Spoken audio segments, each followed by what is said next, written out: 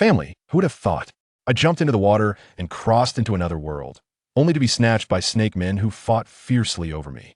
Just when it seemed hopeless, the snake KingAngus appeared and swallowed 3 snake men on the spot. I followed him to save my life, but later he was shedding skin and in distress, and I encountered a blackberry saved me, but then pushed me away. The plot was explosive. I tell you, the scene was unbelievable. Dozens of slick snake men fought over me, and it was a bloody mess. Several snake heads were bitten off. Just when I thought I was done for, the whole place suddenly went silent. A man appeared, looking as handsome as a model, cold and composed. As soon as he spoke, all the snake men transformed back and knelt down, calling him Snake King. My only thought was, who are you, big brother? Such a grand entrance? Then this guy took it up a notch. He glanced at the battlefield and coldly said, fighting over a female, how interesting. Then he transformed into a giant python and, right in front of me, swallowed 3 of them whole. Alive. I tell you, I felt like my CPU was overheating. Wait a minute, where was I? Family, you have to understand, I need to start from the beginning. How did I fall into such a ridiculous world? Let me tell you, just a second ago, I was competing in a diving contest with my best friend. At 18, beautiful as a flower, my life's runway had just begun. But then I twisted my ankle, closed my eyes, and when I opened them again, bam, I was directly in a primitive forest. This diving was not into water, it was jumping into the gateway of another world. When I opened my eyes, all around me were huge pythons, hissing and slithering, making my scalp tingle. I thought run, but where to? There was water behind me. Without thinking, I jumped in. And what happened? The water was even more thrilling, filled with crocodiles. On the shore were snakes. In the water were crocodiles. This was pure electronic heaven. They were forcing me into a dead end. With no other choice, I crawled back to the shore, soaked and looking like a drowned rat. At that moment, I was fed up, hands on my hips, pointing at the snakes and shouting, "What are you staring at? Never seen a beauty before?" Guess what? They actually spoke. Yes, we really have never seen such a beautiful female. I was completely petrified. The next second, with a loud bang, the snakes transformed into slick men. A whole bunch of them. I tell you, I didn't even know where to look. And family, you have to understand, these guys' anatomy was a bit ahead of its time. Really, it was a bit too advanced, to the point that it needed to be pixelated. I just closed my eyes out of sight. Out of mind, I was afraid of getting a needle eye. The shock to my worldview was too great. Before I could even gather my thoughts, a fairly good-looking snake man directly hoisted me onto his shoulder, like carrying a sack, leaving me completely dazed. I thought, at least ask me something. Is this how you do strong-arm tactics? Then I was thrown into a smelly cave, and that guy left me with a "you'll know tomorrow."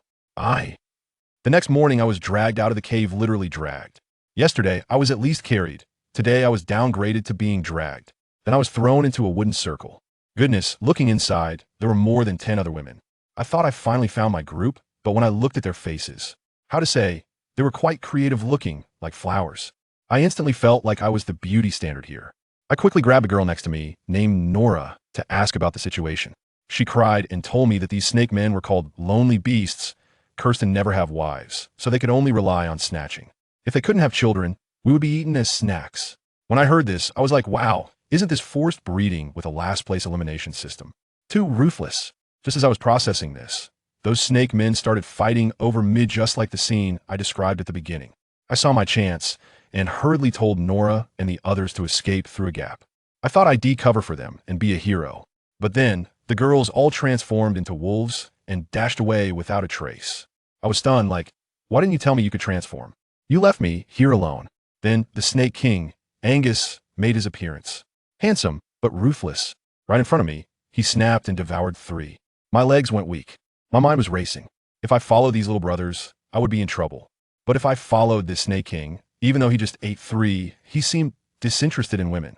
So at least I could save my life. Without a second thought, I followed him like a little tail, happily trailing behind him. Of course, he was also naked, and I was already numb to it. This aesthetic fit my imagination of a beastman world. He took me to a very secluded cave, went inside, and completely ignored me. I was starving, so I went down the mountain to find some wild fruits. I tell you, those fruits were so sour, they made my face contort. But I left half of them at the cave entrance as a kind of protection fee. I said, handsome, you need to supplement with vitamins after eating too much meat, so I left some at the entrance. Thanks for not swallowing me. Then I started my half-hour-long monologue. I was so bored.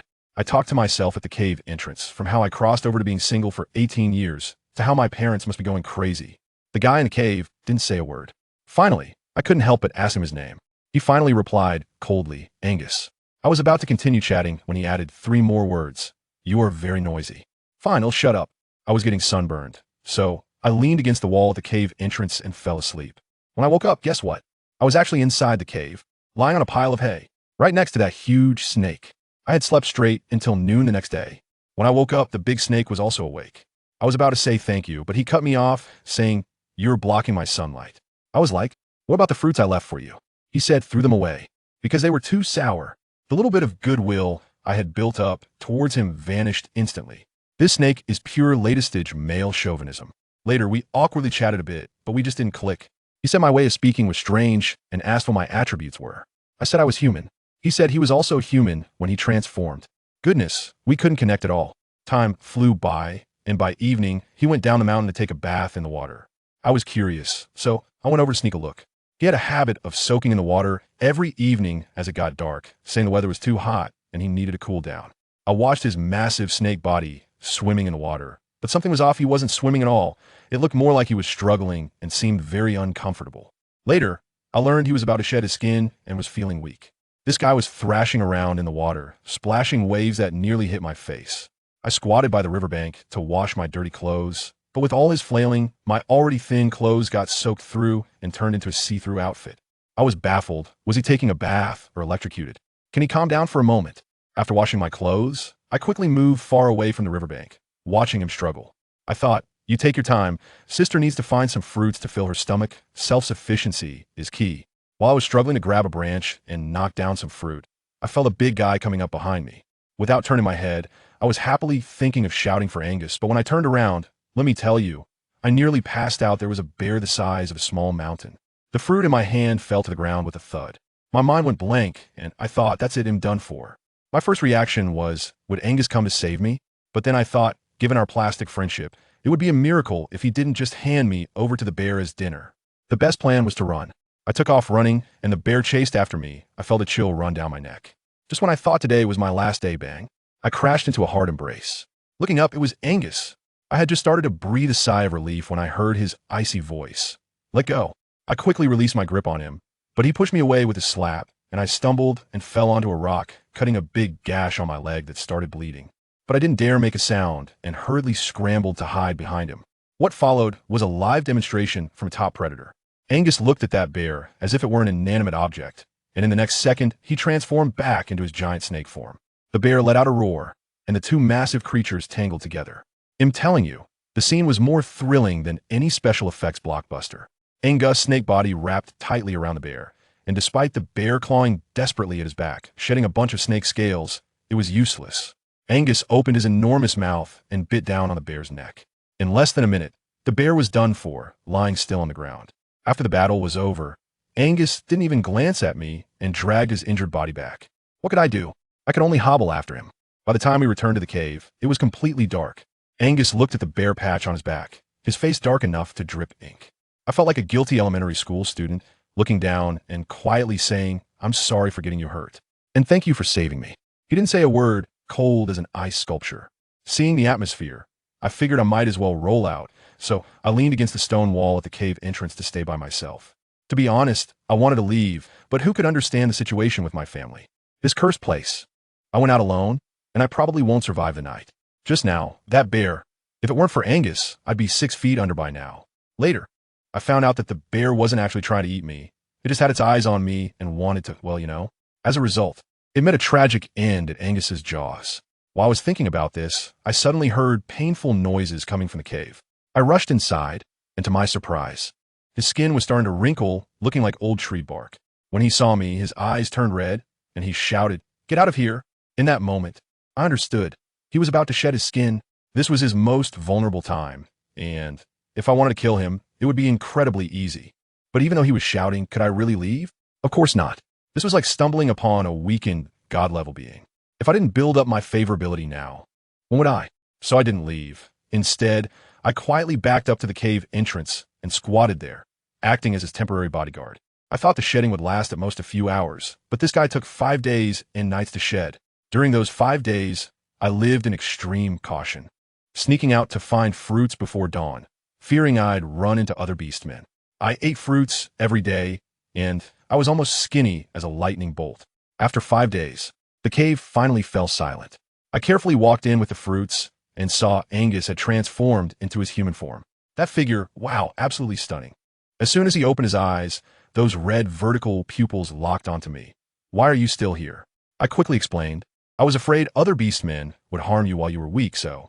He fell silent, but still stubbornly said, even so, I won't let you be my female. I shook my head madly. You misunderstood. I didn't mean that. I just have nowhere to go, can you? Let me stay? By the end, my voice was so small it sounded like a mosquito buzzing. He let out a cold laugh, tossed out a do as you wish, and slithered away like a snake.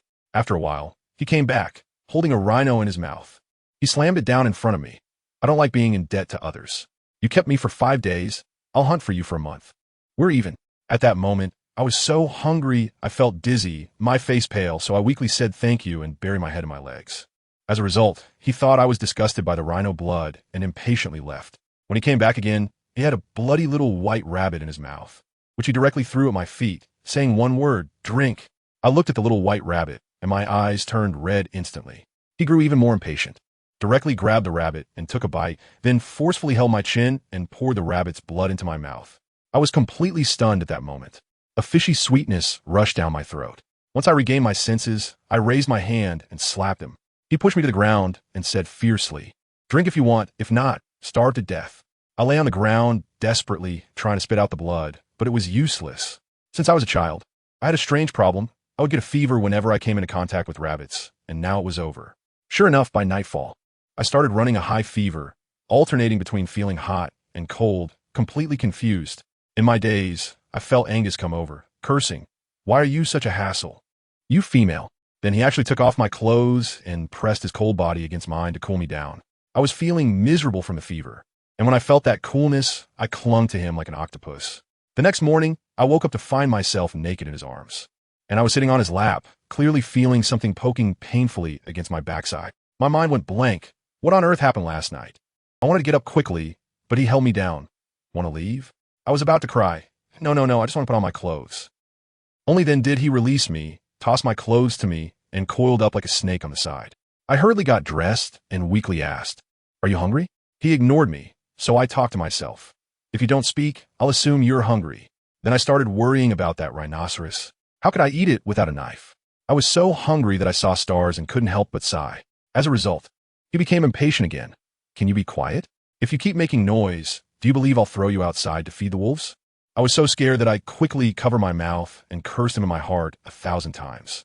This damn snake, no wonder he's single. Serve him right. As soon as I fell silent, he seemed uncomfortable again and moved his body. I thought he was really going to throw me out, and I was so scared that I sprinted out of the cave at 100-meter dash speed. Goodness, I had just reached the foot of the mountain when he caught up with me. His speed was incredible. He directly coiled his tail around me. I instantly gave in and immediately switched to begging mode. Big brother, I was wrong. I won't talk anymore. I smell bad. I'm not tasty. Please spare me. He even played word games with me. Didn't you say you wouldn't talk anymore? Then who was speaking just now? I was so furious at that moment. And since he couldn't understand me anyway, I just let loose with a barrage of traditional insults, cursing him inside and out.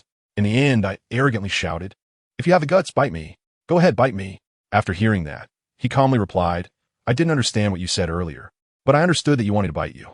I'm the king of snakes, and with one bite, I can kill you on the spot. Do you want to die? You.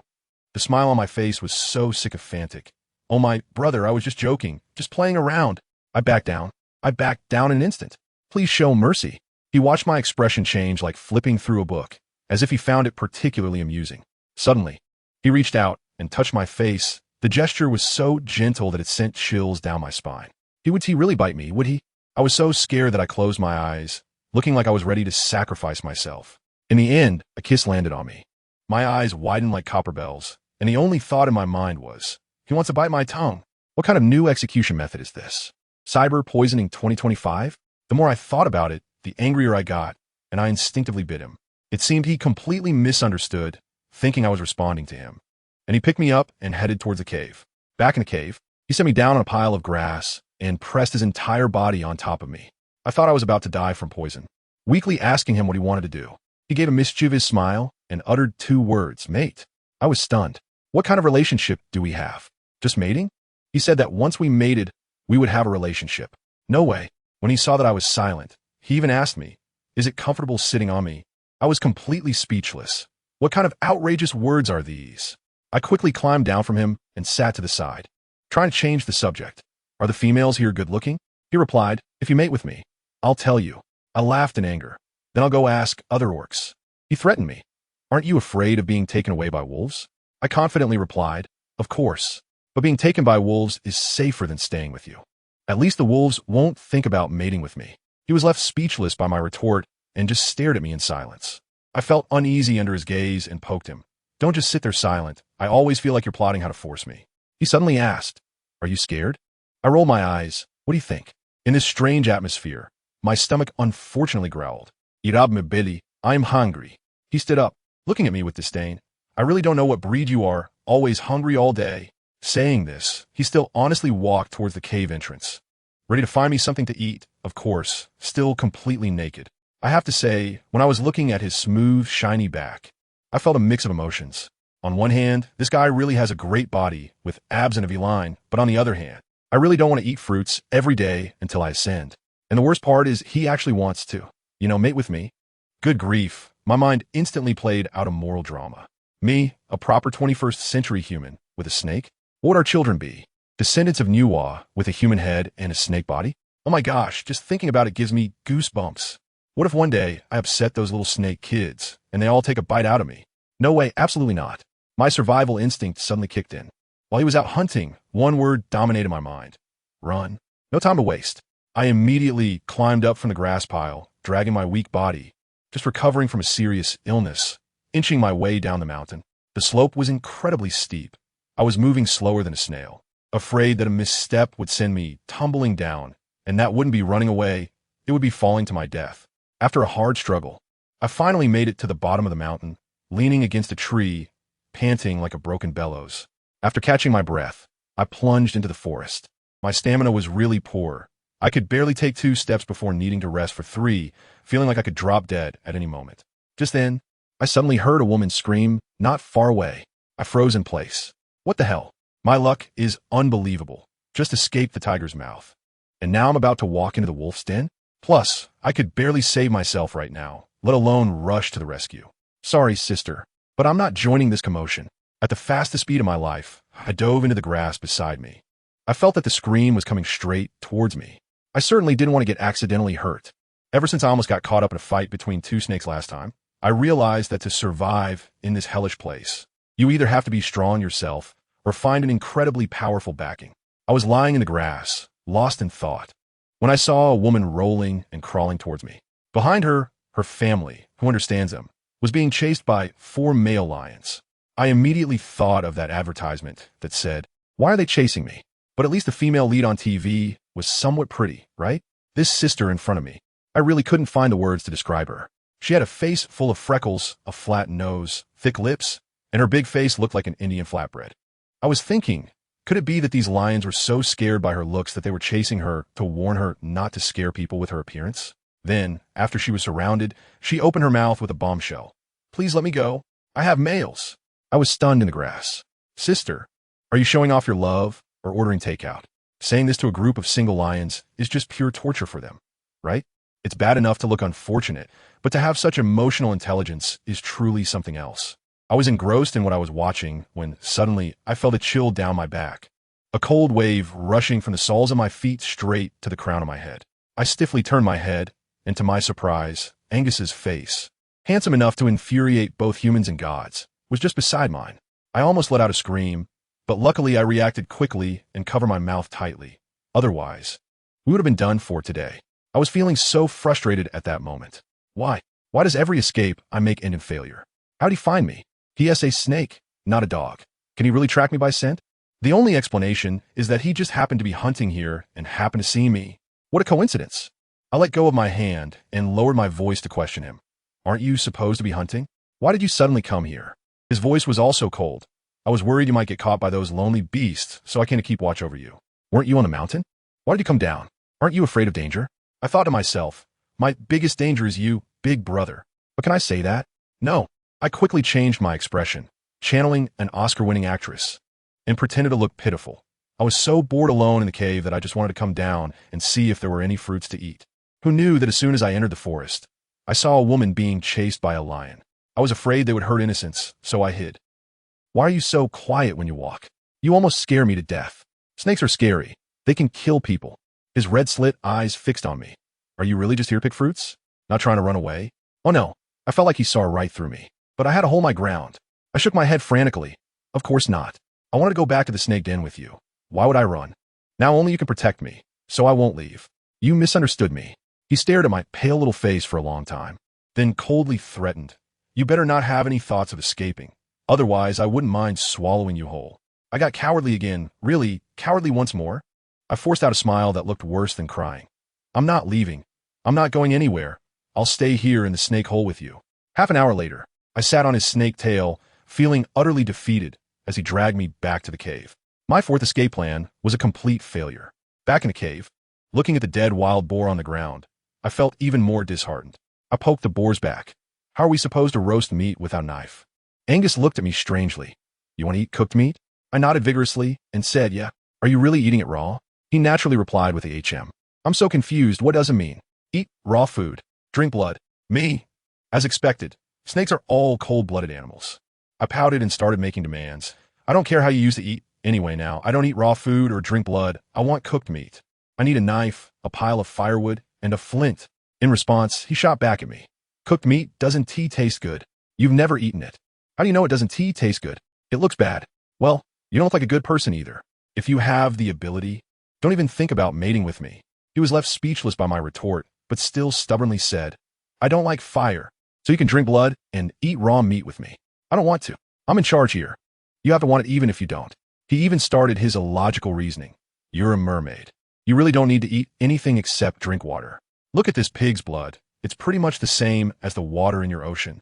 Come on, drink it, and you won't be hungry anymore. I really want to thank you. The sea is blue, and pig's blood is red. Does this guy have any common sense? And I'm a human, not a mermaid. If this continues, I might really become the first human in history to die of starvation in a beast world. I tried to reason with him. Angus, you have to understand. I am a human and you are a snake. We eat different things. I am an orc and you are an orc too. How can it be different? I'm going crazy. Who do you think you are, an orc? I'm a human. Human. Aren't humans and orcs the same thing? Oh my gosh. Talking to an illiterate person is really exhausting. I've given up. I just want to quietly enjoy a piece of barbecue. I'm so hungry that I'm starting to see stars. I secretly glanced at him and he immediately noticed. What are you looking at me for? Who's looking at you? You looked. How would you know I'm looking at you if you weren't looking at me? He was choked by my words again, becoming the conversation ender. I held on for a minute, but I couldn't help it anymore. My chatty nature came out. Angus. What? I'm hungry. I want to eat meat. I thought he would soften, but his next move completely shattered my fantasy. He grabbed one of the wild boar's legs and twisted hard. With a crack, a bloody pig leg was broken off. He handed it directly to me. Aren't you hungry and want to eat meat? Here you go. This leg tastes good. Give it a try. I looked at the still dripping piece of meat and almost vomited. Angus, I'll say it one last time. I want to eat roasted meat, not raw meat. He also turned cold. Then I'll tell you one last time. I don't like fire. I only like to eat raw meat. Whatever I eat, you have to eat too. No negotiation. Goodness, this big bad snake won't even let me die properly, will he? I was so angry that my face scrunched up like a bun. If you won't let me eat roasted meat, then just let me starve to death. He nodded. All right. If you don't eat, that's fine. But if you want to die, it won't be that easy. I'm completely at a loss. So I have to lower my stance and discuss with him. How about this? You find me a knife and a flint, and I'll start the fire and roast the meat myself. I won't trouble you. What does that sound? Without a second thought, he refused. Not a chance. I don't have a knife or a flint, only a raw pig leg. Take it or leave it. I clench my fist. Don't go too far. Too far? All I have here are pig legs, nothing else. I'm really going to be driven crazy by him. I try to break through from another angle. Angus, as a man, it is your duty to take care of women. You wouldn't let me starve, would you? He looked confused. Women? Men? Were those? Illiterate. Absolutely illiterate. I took a deep breath. What am I called here? Female. And you? Male. ISNT, that right. Female means woman. Male means man. Do you understand? I started to crazily bombard him with 21st century slang, like baby husband 666, leaving him completely stunned. He frowned and asked me, what kind of beast man are you? Why can't I understand a single word you say? I gave him a disdainful glance and said, "That's because you're stupid. Your brain isn't fully developed yet." He actually asked me, "What do you mean my brain isn't fully developed? Are you insulting me or complimenting me?" For the sake of my life, I could only seriously spout nonsense. "Of course I'm complimenting you on being smart. Think about it. We all have brains. And if your brain isn't fully developed, it means there's still a lot of room for growth and unlimited potential." He seemed to believe me, his red vertical pupils staring intensely at me, and then suddenly changed the subject. "When is your mating season?" "Me? What the heck? Mating season? I don't have that. I only have puberty." "Okay." We started a new round of talking past each other again. He insisted that every female has a heat period, while I insisted that I don't. In the end, he seized on the term puberty and asked me when it happened for me. I said 16 years old, and he still didn't understand. I was about to break down. Does this beastly world not even know numbers? I was so frustrated that I raised my hand and hit my forehead. He asked in confusion, "Why are you hitting yourself? Doesn't it hurt?" "Not at all," I replied. Then he made a suggestion that I would regret for life. "Then hit me. Let's see if it hurts." What a lunatic. But since he offered to let me hit him for free, how could I refuse? I clenched my fist, gathered my strength, and aimed a punch at his forehead. There was a sharp crack, and time seemed to freeze for 3 seconds. Then, an unbearable pain shot through my fist. I opened my mouth and let out a scream like a slaughtered pig. Oh my God. My hand. It hurts so much. It's broken. It feels like it's broken. Angus looked at my tearful face and innocently asked, "Didn't you say it didn't hurt? But you look like it really hurts." "Of course. I meant hitting myself doesn't hurt." "Hitting you does." Is his head made of iron? He felt nothing, while my hand felt like it was shattered. "It's really broken." I was jumping around in pain, flailing my hand and shouting, "Help. I need a doctor. My hand is broken." Angus was so annoyed by my noise that he grabbed me and said, "Stop yelling. It's too noisy." I looked at my hands, which had instantly swollen and turned red, with tears in my eyes, gazing at him pitifully. In response, he simply said, "So ugly." I almost spat out a mouthful of blood.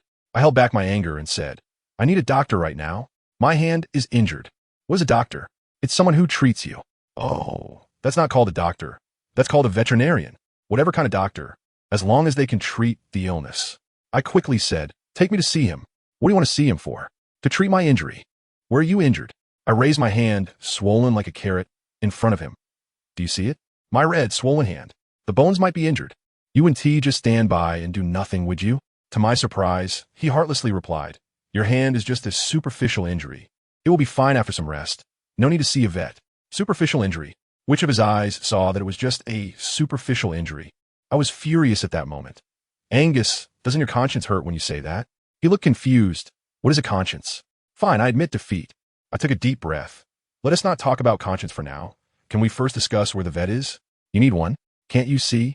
Where are you injured?" I'm really about to explode with anger. "Is he blind?" My hand is swollen like a pig's trotter, and he still asks me where I'm hurt? I haven't had the chance to scold him yet, and what he said next almost burned out my CPU. I told him I wanted to see a doctor. And guess what? He said, "Where can you find a veterinarian during the day?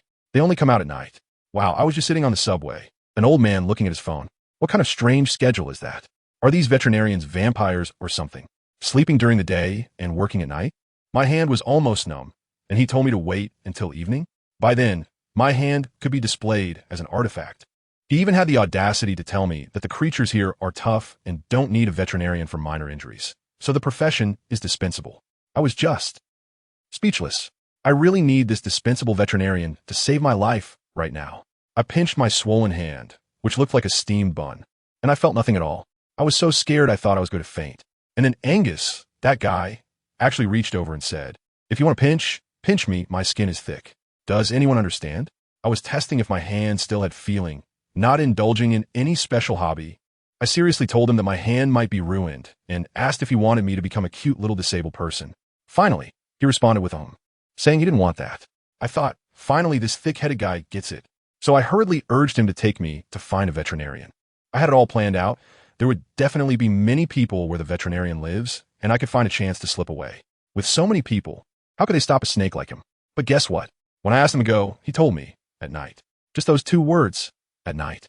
I wanted to punch him. "Come on, can you stop being so terse?" I earnestly advised him, "It's dark at night, and I won't be able to escape. I mean, it's not convenient for me to see a doctor either. What if I trip and fall, and my hand doesn't heal and my leg breaks? That would be adding insult to injury." He was worn down by my persistence and finally agreed. But before leaving, he specifically asked me, "Are you sure you want to go? No regrets?" What regrets could I have about seeing a doctor for my hand? Can a veterinarian eat me? As soon as I got off the mountain, my stomach was growling, so I ran to pick some fruit to snack on. He was kind enough to climb a tree and help me pick a bunch, and although they were so sour they made my face scrunch up, at least they filled my belly. Then, while I was munching on the fruit, he suddenly hugged me without warning. I froze. "Dude, you're a snake. And you're cold." I had goosebumps all over and quickly pushed him away. And then he, as if he just connected to a 2G network, pointed at my swollen hand and asked, "Hey, why is your hand so big?" I really want to thank you. If it weren't for your iron head skills, could my hand do this?" He kept picking on the words I said, and in the end, he insisted on asking me if I liked him. What could I do? I could only tell the truth. I said, "Bro, we're from different species. I'm naturally afraid of snakes, and I'm just using you to feel safe. There's no possibility for us." After saying that, I felt the air drop to freezing point. He didn't say a word and turned to leave. Then we walked in silence all the way to the vet's place. Goodness, that was no home. It was a complete snake pit. At the entrance, there were several large pythons hissing and flicking their tongues at me, their eyes looking at me like I was a buffet.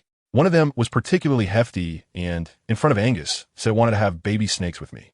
My legs went weak at that moment. As a result, Angus went even crazier. Without saying a word, he opened his mouth and swallowed that snake whole. Really? He swallowed a whole. I was so scared that I lost my mind, slipped, and fell directly into the river from halfway up the hill. The cold river water shocked me, and I completely broke down. When he pulled me out, I couldn't hold back anymore and started yelling at him, crying and cursing him for being so fierce to me. Maybe it was because I was crying so miserably. He didn't retort, silently treating the wound on my foot, and then told me that when I was better, he would let me go. I was stunned at the moment. He was going to let me go? I felt a mix of emotions and suddenly thought he wasn't so bad after all, so I suggested we be friends. But then this guy started spacing out again. That's when I noticed he was still completely naked. I couldn't take it anymore, so I quickly made him a grass skirt. As a result, when he turned around to face me, oh my gosh, his thing almost hit me in the face. My face instantly turned red, and I hurriedly handed him the grass skirt to put on. He was reluctant and said it was a hassle and that it wouldn't cover anything anyway. I offered to fix it if he took it off, but he found it annoying and refused to take it off. Then he pointed at himself and asked me in a tone as if discussing the weather, "Are you talking about my genitals?" I was stunned on the spot. "Dude, do you understand what social anxiety is?" Then it got even crazier. He explained to me that the males don't wear clothes, and while he was talking, that thing, it stood up. Oh my God, I was completely dumbfounded, staring at him in shock, thinking that orcs are way too dangerous. I just asked him why he didn't wear clothes. Why did he have to show that thing off? I was really anxious at that moment and directly asked him, "No, I'm asking why you aren't wearing clothes. What's with that thing of yours?" And guess what? He actually pretended to be clueless. "What thing? That thing under you. What thing do I have under me?" Goodness, I was so angry I almost laughed. Is this forcing me to say it? Fine, I'll go for it. Covering my face and stammering for a long time. It's your genitals." He was just fine with it, looking all self-evident. "I'm showing my genitals. Isn't that just answering your question?" I was completely dumbfounded. What does this have to do with not wearing clothes? I asked him to quickly explain it to me and to take that thing back because it scared me. And then, who understands family members? In the blink of an eye, that thing suddenly just went down. I was stunned and couldn't help but exclaim, "What kind of divine skill is this?" It was so effortless. He saw me in shock and asked if I was done looking. I quickly looked away and stammered, Look at what?" He directly said, "Aren't you looking at my reproductive organ? Here, the female's mate selection standard is based on this." I was petrified at that moment. Stunned, dumbfounded, shocked. The female mate selection in this world is based on equipment? That's quite a heavy taste. No wonder these males are all running around naked. Turns out they're in an arms race. If I keep watching more, I'm afraid my eyes will start to develop styes. I really couldn't take it anymore. So I closed my eyes and grabbed a handful of grass to stuff onto his grass skirt, hoping to cover him a bit. As soon as my hand touched it, wow, that thing sprang up again. Hard hot. I quickly retracted my hand, holding my forehead, feeling numb. "Big brother, put those two genitals of yours away. Don't poke a hole in the grass skirt I made for you." He obediently put them away, but suddenly became emo, frowning and saying, "Sure enough, you females all look down on our two genitals as snake beasts." Wait, did I just hear something incredible? Two, dude, with that configuration, you were way ahead of the game. I was stunned. Having one was already unbelievable, and he actually had two. This is something else entirely. I hurried to comfort him. Oh, every situation has its advantages, and two has its own benefits too. He continued to ask me what those benefits were. And how would I know? I'm just a pure-hearted girl. Why do I have to discuss such inappropriate topics every day in this beastly world? As a result, he became even sadder and smiled self-deprecatingly. I knew you were just comforting me. You're just like them. You think I'm a lonely beast, right? No, bro. Is your main vibe a sense of brokenness? I don't even know what a lonely beast is. What do I have to dislike about you? I thought carefully and remembered that a female once educated me, saying that a lonely beast is a cursed beast man, cruel and bloody, who will never find a mate in their lifetime. I was curious and directly asked him, Angus, since the lonely beast is destined to live in solitude, why do you still want me to mate with you? He frowned and said, as long as you can accept that I'm different from other beast men, I can have a female. So how are you different? I asked. He pointed to himself below and said, looking very aggrieved, I have 2 reproductive organs, while others only have 1. So tell me, how am I the same? I finally understood that the so-called lonely beast is marked by having 2 reproductive organs. He said that the female runs away as soon as she sees this feature. He also warned me that if I encounter other lonely beasts in the future, regardless of whether they are good or bad, I should run away quickly. Otherwise, I would be taken to a dark cave for forced mating until I become pregnant or die. I broke into a cold sweat listening to him, thinking to myself how lucky I was that the Angus I encountered was a good person. Although he wanted me to be his female, at least he didn't force me. I asked him what this curse was all about, and he didn't know either. He just said he was like this since birth and inherited the position of the Snake King, yet no one told him why. He seriously told me that he couldn't bear to hurt me, so he wouldn't let anyone else hurt me either. Hearing these words made my heart ache. I asked him, what will you do after I leave? He smiled bitterly and said, no female is willing to mate with me, so I'm destined to be lonely for life. When you leave, I'll just go back to the cave and cultivate by myself. Family, I really broke down. I looked at his face, which was so handsome it could make gods weep with his long black hair, and thought, how could such a handsome guy end up like this? Do the females in this beast world have a problem with their aesthetics, choosing equipment over looks? If it were me, I would definitely look at character first before looks. But then I thought, it's impossible for me and him. After all, I don't belong to this world. What if one day I go back? Experiencing the pain of separation and death would make me cry to death. When I fall in love, I do it deeply. I don't want to experience heartbreak in this different world. Besides, I still have my male god Fuchinyu in my heart. I had planned to watch his movie before I crossed over, but then I ended up here. No, I need to think of a way. Suddenly, an idea popped into my head. I smiled sweetly at him, and he was stunned. I said, Angus, you treat me so well. I can't let you be lonely for life, so... He got excited all of a sudden. So you decided to be my female? Of course not. I quickly waved my hands and said, I'm not going to be your female, but I can help you find a female who can accept you. That way you won't be lonely. His face instantly fell, saying that the females here run away when they see him. Who else could he find besides me? I patted his shoulder confidently and said, don't worry. The world is so big, we can definitely find someone.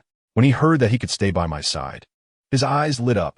As for me, while I was thinking about helping him find a partner, I also started considering finding a reliable male for myself. After all, this place is too dangerous. I need to find a bodyguard. I asked him, hey Angus, what kind of orc do you think would be suitable as my male? Something gentle and cute, like a giant panda or a puppy.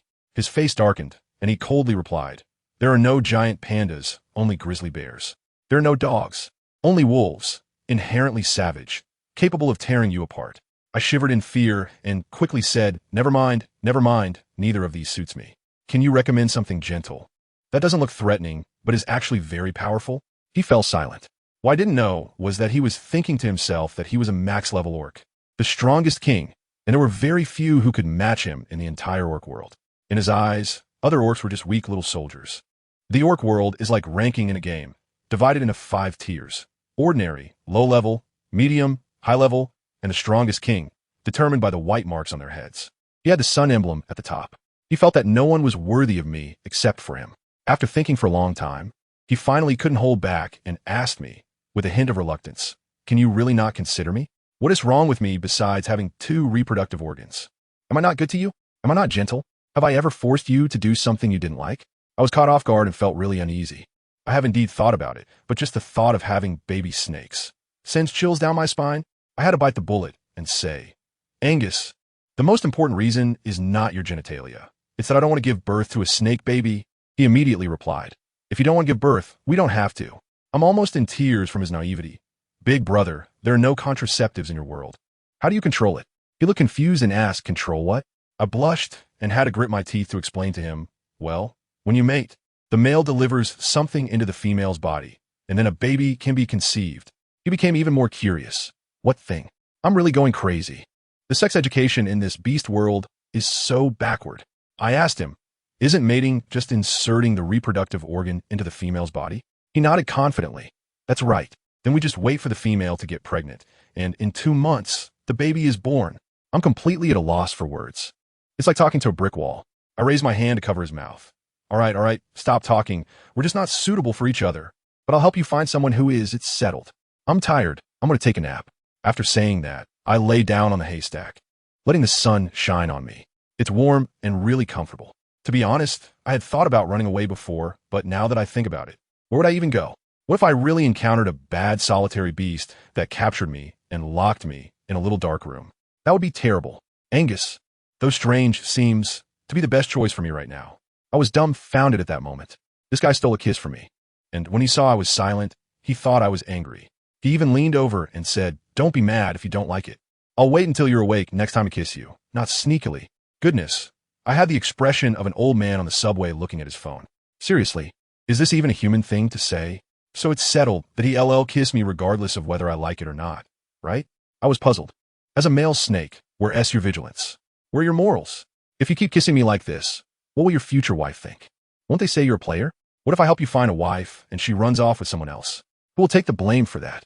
No, I have to teach him a good lesson. I cleared my throat and looked at him seriously. "Angus, listen up.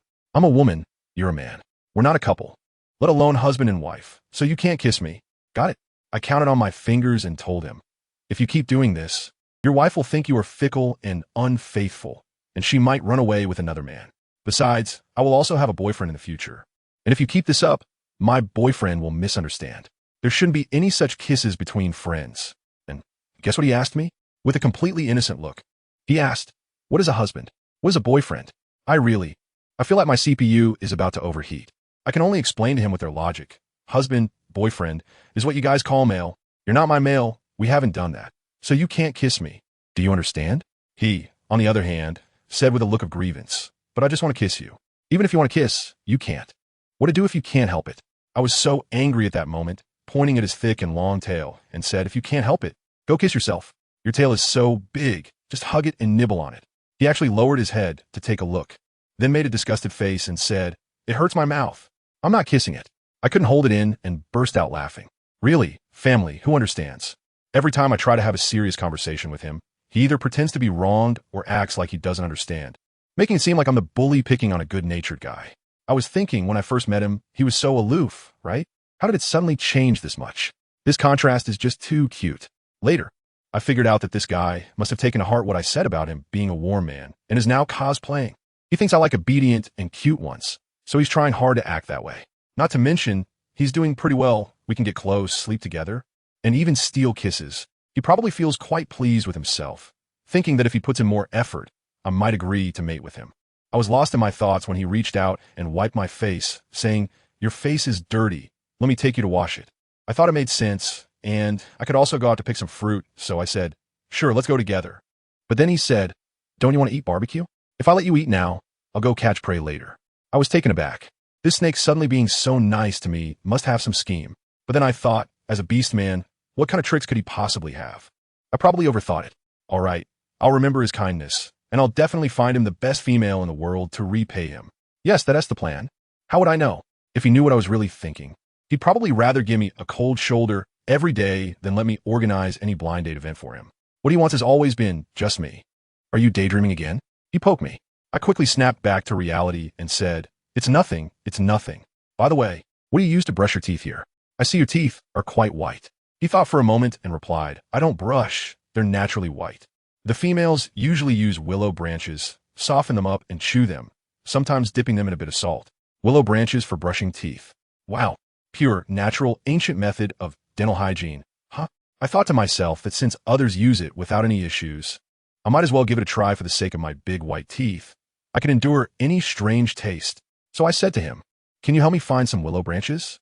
He gently agreed. Sure, wait for me by the riverbank and don't run around, okay? Otherwise, I'll worry. I felt a warmth in my heart and obediently waited by the river for him. As a result, just as Angus left, a large group of females arrived. I had just crouched down to wash my face when I heard a chattering sound. I turned around and wow, that scene hit me with a visual shock. My goodness.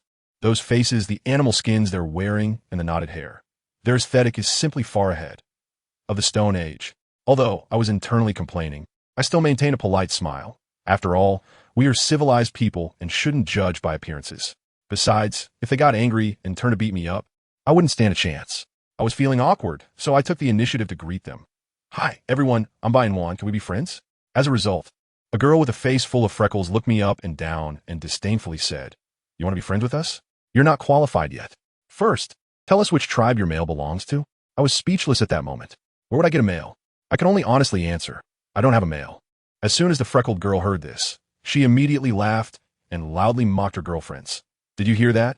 She said she doesn't have a male. She must be so ugly that nobody wants her. What? Am I ugly? Sister, you really know how to speak nonsense with your eyes wide open. I have a million thoughts racing through my mind, but I held it in. After all, a good person doesn't suffer immediate losses, and Angus isn't here. So I can't take on their whole group by myself. I couldn't be bothered with her and squatted down to continue washing my face. As a result, this girl thought I was looking down on her because I ignored her, so she brought her group of friends over and even tried to push me into the water. I could see everything clearly in the reflection on the water surface. The moment her hand reached out, I quickly dodged, and she ended up falling into the river with a splash. What is even funnier is that her friends all stepped back, none of them daring to jump in to save her. Turns out they were all non-swimmers. I watched that freckled girl floundering in the water, drifting further away. And after a moment of hesitation, I finally couldn't hold back, gritted my teeth, and jumped in to pull her out. I pressed her belly and controlled her water intake, and finally managed to wake her up. Guess what happened next? The first thing she did when she woke up wasn't to say thank you, but she raised her hand and slapped me. I was stunned on the spot. I saved you, and not only did you not say thank you, but you also hit me? Is this the real-life version of the farmer and the snake? My temper flared up instantly, and I stood up all wet, slapping her twice in the face with a loud sound, even louder than her hits. One slap was for what you did to me. The other slap was for the thank you that you owe me. But I don't even care for your thank you. You ungrateful wretch. If I had known you would be like this, I should have just let you drown. Saving you was truly a moment of madness on my part. After I finished cursing, I wanted to leave, but when I looked up, I found that the group of women was looking at me as if they wanted to eat me. What the hell? What were they planning to do? In the next second, they all turned into beast forms, like wolves and tigers, surrounding me in a menacing way. My legs went weak. This was no petty argument. This was like entering a wildlife park. I took off running, shouting at the top of my lungs, Angus, help! But then they transformed back into human form and surrounded me again, mocking me, saying, Go ahead and call, even if your male friend comes. He won't dare to touch us. Why is that? Why is it okay for you to hit me, but not for my people to hit you? What kind of double standard is this? Just when I was feeling desperate, a light bulb went off in my head. Aren't they afraid of water? I seized the opportunity, suddenly pushed one of them aside, and sprinted towards the river with all my might. They chased after me, but instead of grabbing my arm, one of them tore off the snake's skin wrapped around me.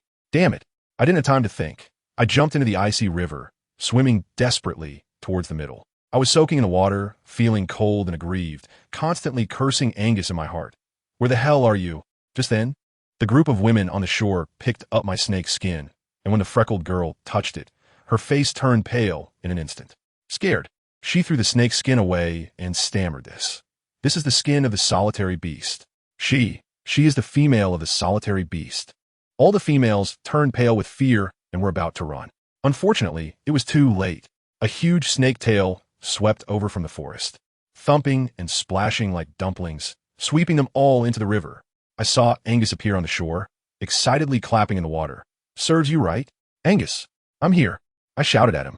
Without saying a word, he swam over directly and wrapped his tail around me, protecting me in the middle, holding onto his icy and solid tail.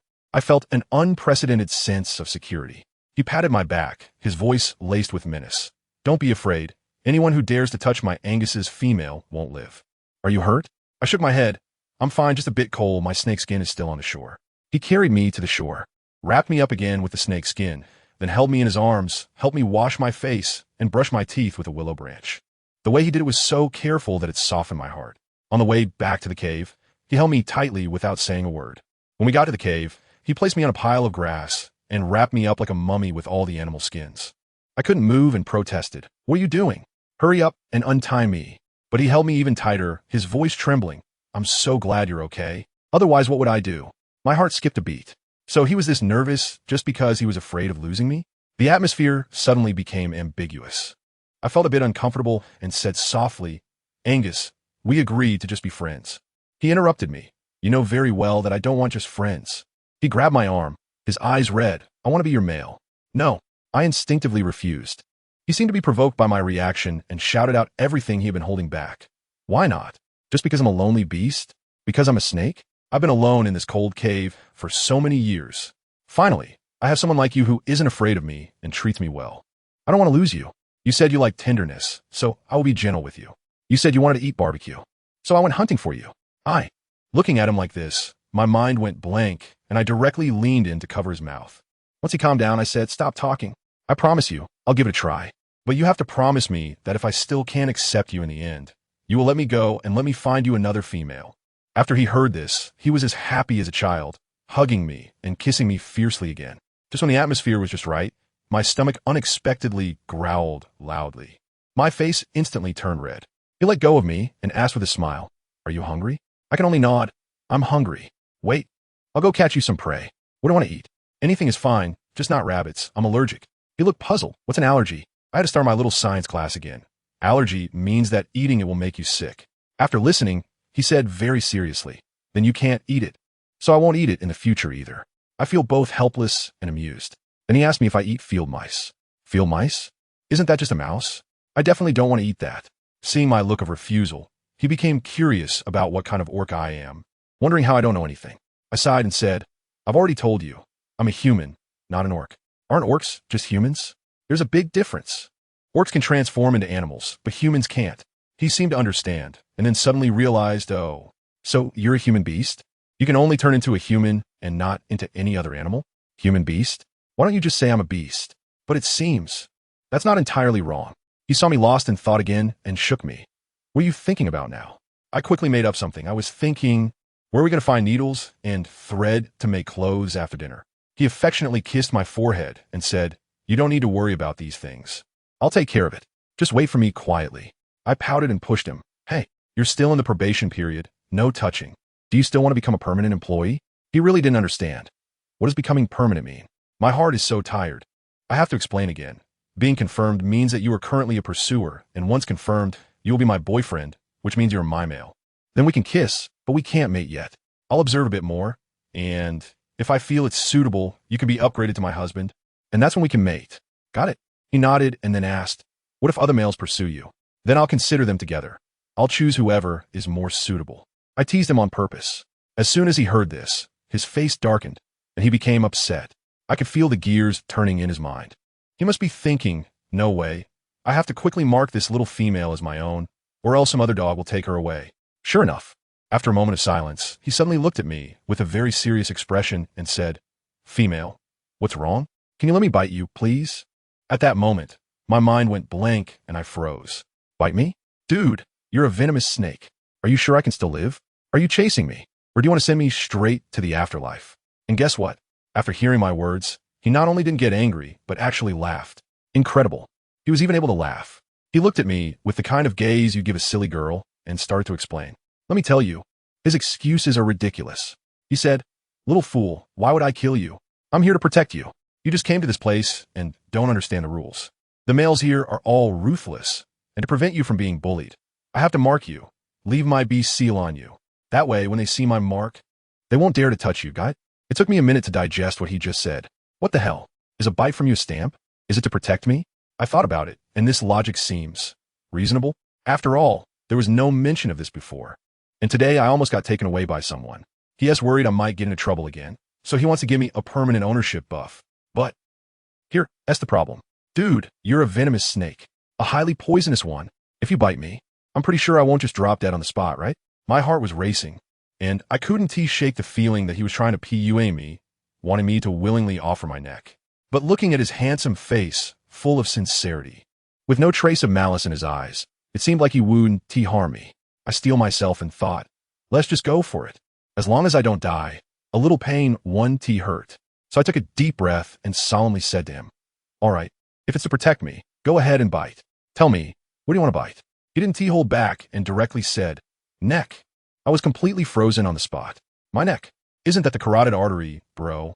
If you bite down on that, wouldn't I bleed out and turn into a fountain right there? I nervously asked, if you bite my neck, will I bleed a lot? He shook his head and calmly said, no, just 2 holes. 2 holes? Wow. Isn't that the standard setup for a zombie movie? But then I thought, he's a snake beast, not a zombie. If I get bitten, and most I'll be poisoned, I shouldn't mutate. All right, since he guarantees it, let's do it. I steel myself, stretched my neck out, closed my eyes, and said, come on, I'm ready. I tell you, that scene was thrilling. He first pushed my hair aside, then he stuck out his tongue and licked me. I immediately got goosebumps all over. Right after, I felt his teeth pierce my skin, and a slight sting followed. I was so scared that my mind went blank, and I quickly shouted, wait, wait, wait. He stopped and looked at me with a puzzled expression. What's wrong? Does it hurt? I shook my head and said, not really painful, just nervous. Please untie this snake skin for me, so I can hold you when I get scared later. He nodded and actually untied it for me. I quickly pulled the snake skin over my chest and then wrapped my arms around his waist, saying with a brave heart, come. Come on. This time, he didn't hesitate. He hugged me back and bit down. I instantly felt a surge of venom injected into my body. At that moment, my heart sank, thinking I was done for, that I was really going to die. But the next second, he actually bit his own tongue, blocked my mouth, and fed me his blood. Ugh, what is this? A rusty taste. I wanted to vomit right then.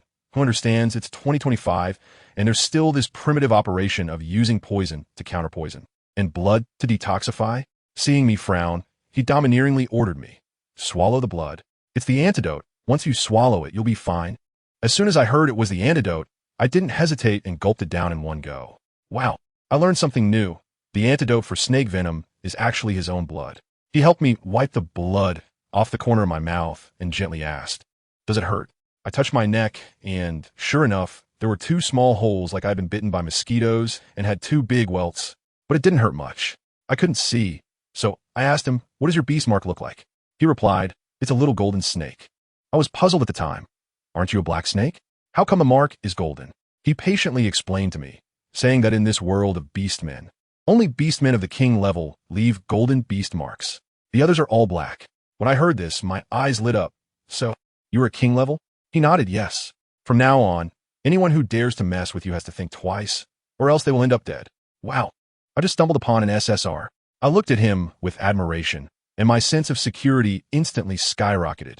He touched the little golden snake on my neck and affectionately said, yes, you don't have to be afraid anymore. From now on, you can bully whoever you want. With me around, if you do anything wrong, I'll take the blame for you. Wow. As soon as those words came out, I felt like he was glowing. Isn't he just my dream lover? No, dream dad? So domineering yet protective. It's simply amazing. Maybe I felt so secure that I became bolder. I looked at him with his shirt off, and my hand instinctively went to his abs. Wow, 8-pack. The feel is really great. I was touching and complimenting him. Your body is impressive. But then he countered directly with a question. What about your body? I haven't really looked closely. As soon as I heard that, I thought, hey, what big winds and waves haven't I seen? I waved my hand boldly. It's not the first time I've seen it. So showing you again is fine.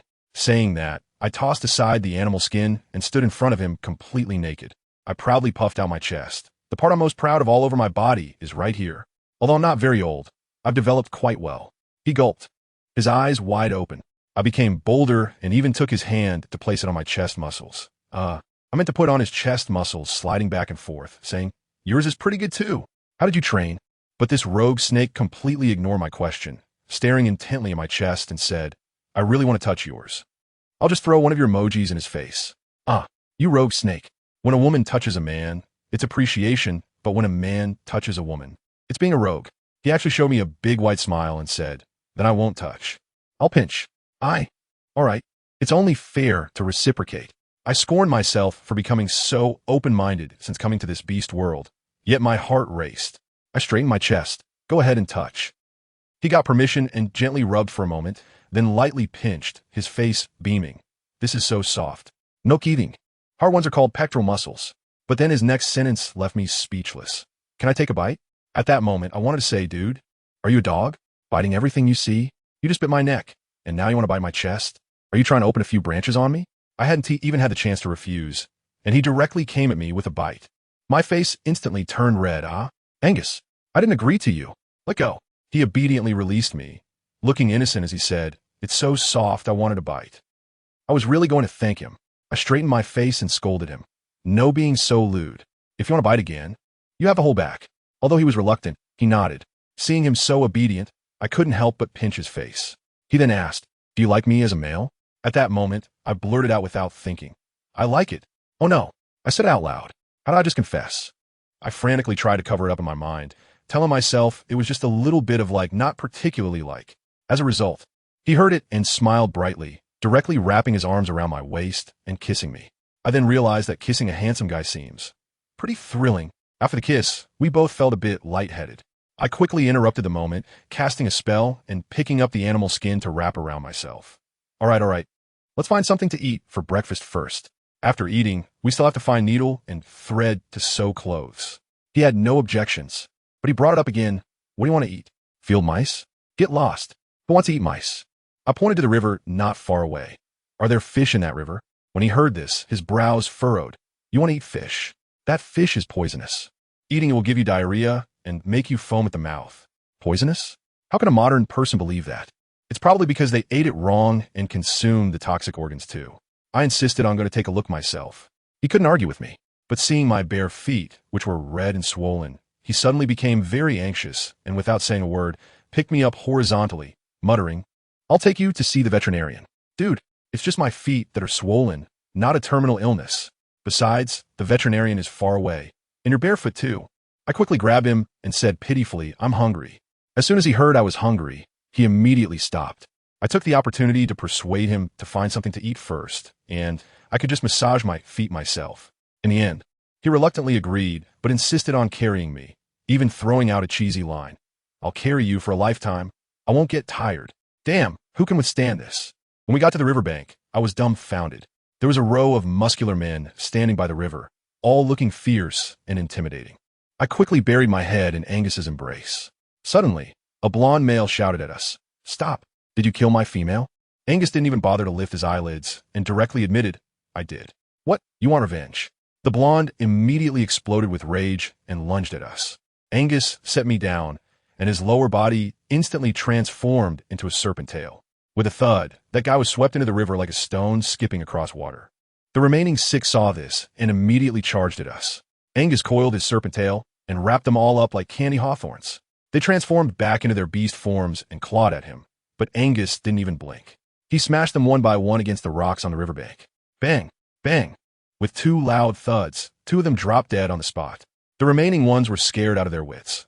One leopard rolled and crawled away, while the last 3 were directly treated by Angus as a buffet breakfast, each swallowed whole. I stood aside, my mouth agape enough to fit an egg. This appetite is terrifying. Once he finished his breakfast and wiped his mouth, he walked over to me, and I finally snapped back to reality. Aren't we here to catch fish? He nodded, right, catch fish. You wait here, I'll go down and catch some for you. I instinctively glanced at the river, where several corpses of women, soaked and pale, were floating on the surface. Family members, he left me standing here alone, staying with a river full of corpses? My mind instantly started playing a horror movie. What if they turned into spirits and came over to me, asking me to join them? What should I do? I grabbed his arm and my voice trembled. How long will it take you to catch fish? He thought for a moment. Not long, very soon. I pressed further. How soon is very soon? He repeated, it's just very soon. I really appreciate it. Is this guy's unit of time in Angus? The more he says that, the more uneasy I feel. I took a deep breath and said seriously, how about I go down to the river with you? Without a second thought, he rejected me. The water is cold. Just wait here, I'll be back really soon. Then, can you catch some right here in front of me? He nodded confidently. Of course. There are plenty of fish in this river. No one usually catches them. As soon as I get in the water, I'll catch you a big pile in no time. Let me tell you, his cow is no joke. With a splash, it dove into the river, and in less than 5 minutes, it came out with its head full of water, holding 4 or 5 lively big fish as if performing a magic trick. As soon as it got ashore, it transformed back into human form and threw the fish on the ground. Then the next moment, it actually had a disgusted look on its face and said to me, Look at this, can we eat this? This thing is toxic, it's fishy and stinky, and it tastes bitter in the mouth. Only cat beasts eat this around here. My family, who understands? I almost rolled my eyes right to the back of my head. I pointed at those few flower carp and said, "Bro, this is called fish. How can it not be fishy? Besides, when you gnaw on those bloody chunks of meat, are they strawberry flavored? Don't you eat it quite happily?" In the end, he was still arguing. That's different. What I eat is not toxic. This one is toxic. Female, be obedient. Can we not eat this? I was speechless. I told him that this flower carp is not poisonous and tastes good. After hearing that, he looked at me in shock and blurted out, "Female, you can't be a cat beast, right? I really want to thank you." I've emphasized to him 800 times that I am a human, not a mermaid or a beast. If he keeps guessing, should I say I'm a peacock? I squatted down, picked up a sharp piece of stone, and started scraping the fish scales, saying irritably, "I'm not a beast. I'm a human. If you keep guessing randomly, I won't pay attention to you anymore." He watched me scrape the scales and, like a curious child, asked what I was doing. I thought to myself, what kind of question is that? Am I supposed to just bite into the fish with the scales still on? I suddenly realized that orcs here must eat fish without processing them, swallowing them raw. How could that not cause poisoning or foaming at the mouth? No wonder they thought the fish was toxic. I patiently explained to him, this fish needs to have its scales scraped off, gills removed, and entrails cleaned out. The most important thing is it needs to be cooked over a fire. Do you understand? He looked at me with a face that said, "Are you speaking a foreign language? Roasted fish. I've only seen roasted pig legs. Cats just eat it raw." I sighed, feeling like a volunteer teacher. "Sister, I come from the 21st century, and I've seen more of the world than you've eaten meat. We have everything back home, unlike you here, where everything you do feels like it's from a stone age. It's really hard for me." After listening, he suddenly asked me very seriously, "Is that world a good place?" I paused while handling the fish and said yes. He then asked, "So will you go back in the future?" This question caught me off guard, and I replied, "I'll just go with the flow. If I can go back, I will, and if I can't, I'll just have to stay here." And guess what he said? He actually replied, "So if one day you find out how to go back, would you choose not to go back?" I asked him why, and he said, "Because I can't bear to part with you."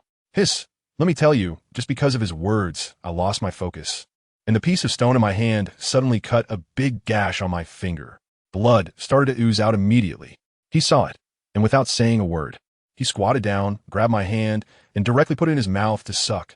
I was completely stunned at that moment, pulling my hand away and shouting, "My hands are very dirty. I just finished handling fish. They're smelly and toxic. Let go of me." But he just wouldn't listen, saying nothing was more important than me. Oh my, family, who can withstand this? The pure love warrior just collapsed. This idiot, usually looking so dull, can spout sweet nothings like a pro. He only let go when he saw my hands weren't bleeding.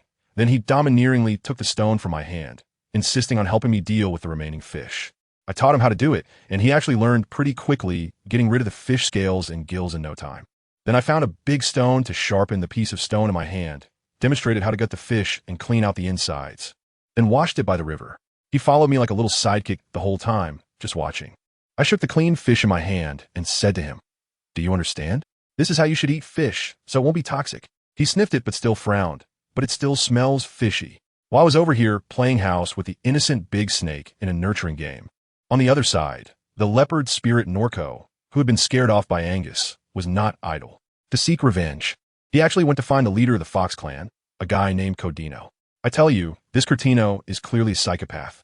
When Noel mentioned that Angus is a king-level solitary beast, this vixen not only wasn't afraid, but instead became excited with shining eyes, saying that she had waited so long for the kingly orc to finally appear. Her life's pleasure is actually to challenge strong opponents she can't defeat and to steal the strong one's females. When Noel wanted him to help kill Angus, Cretino smiled wickedly and said, "Sure, but the price is that you have to stay and serve as free labor for our entire clan, responsible for all our needs." Goodness, isn't that just signing a contract of servitude?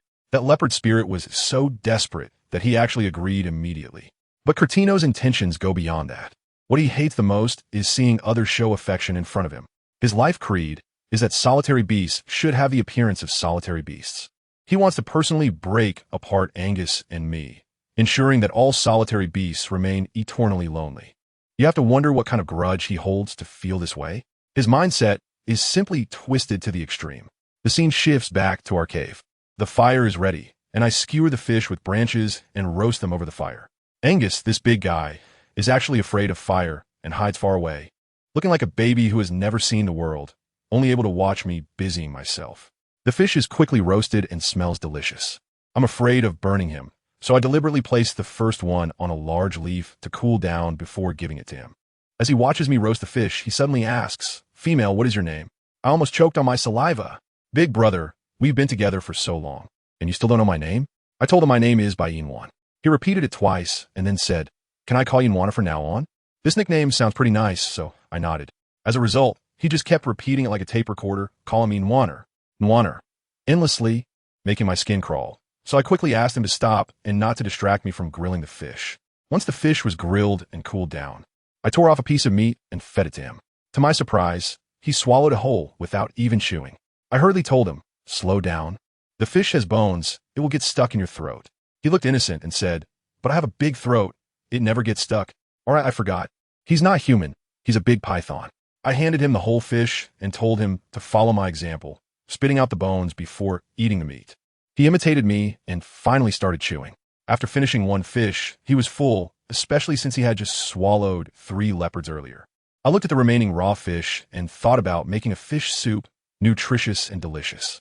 I told him that we should find a big stone and, like our ancestors, grind it into a stone pot. He replied that he could do all that, but he hadn't bothered to do it before because there were no females around.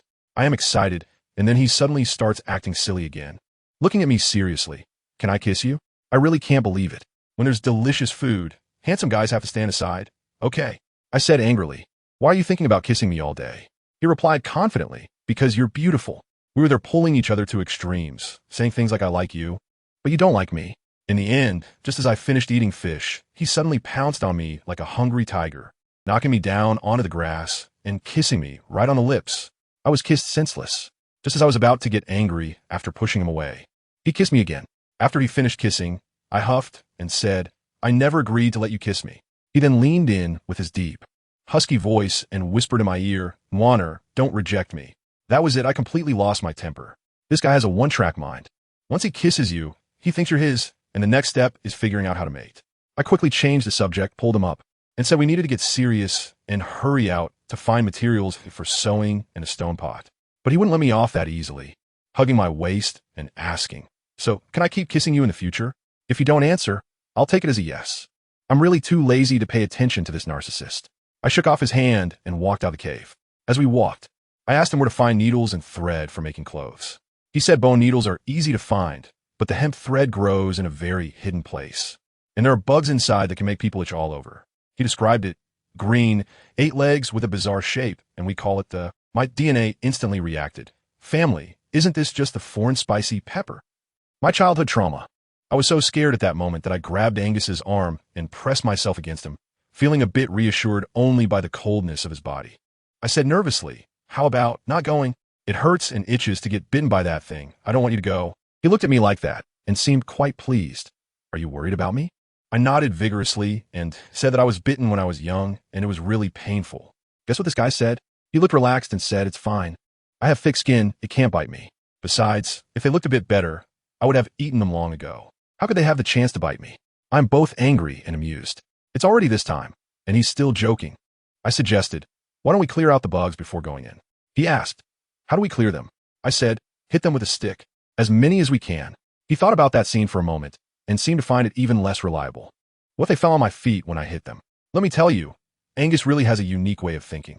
As soon as he heard that something would fall on his foot, he immediately thought of a terrible idea. He hugged my waist and said, "Don't be afraid. I'll just transform back into my beast form and sit down. I'll make sure to flatten those pesky bugs into 2-dimensional creatures." Wow, I could immediately picture it in my mind. A giant python slapping the bugs like whack-a-mole with its tail.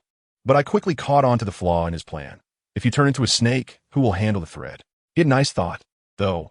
"I'll crush them first, then transform back to deal with it. You just stand back." I was half pushed and half led by him to that so-called thorny forest. Who understands why my family fell? I was petrified on the spot.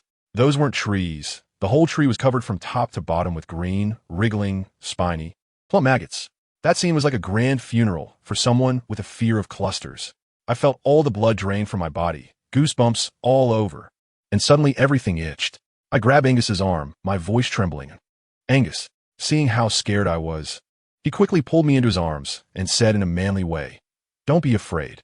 Wait here for me. I'll be right back." Right back? Where are you going, buddy? Are you going to take a bath in the worm nest? By the time you get back with the thorny vines, will you still be human? You'll be chewed up into a lump of coal. No way, absolutely not. I hugged his waist tightly, refusing to let go. Angus, can we not do this? I don't want this outfit anymore. Don't go. It must hurt so much to get bitten. He patted my hair, trying to reassure me that it would be fine, but I shook my head vigorously. How could it be fine? I'd rather catch a cold than let you get bitten to bits. Seeing my determination and glancing at the scene around us that was comparable to a biohazard zone, he probably realized he had scared me and finally relented, then let us go back. He was probably planning to sneak back at night when I was asleep to be a lone hero. This matter was temporarily brushed aside. On the way back, we also went to the mountain top to find stones, preparing to make a stone pot. Let me tell you, this work is really not meant for humans. Angus pounded 2 stones together for the whole afternoon, sweating profusely. I was just a little assistant beside him, handing him water, wiping his sweat, and fanning him with a big tree leaf. Just as the sun was about to set, Angus finally stopped and said the stone pot was almost ready, just needed the final polishing. I looked at the sky and urged him to hurry home. He said, "Did you forget what kind of orc I am?" I was taken aback. A snake orc? He smiled proudly. Exactly. I'm a nocturnal creature. During the day, I'm practically blind, seeing everything with a pixelated view, relying entirely on smell. At night, my eyes switch to 4K night vision mode, and I can see much clearer than during the day. Wow, a man with built-in infrared thermal imaging. Incredible. He wanted to carry me down the mountain, but I refused. Are you kidding?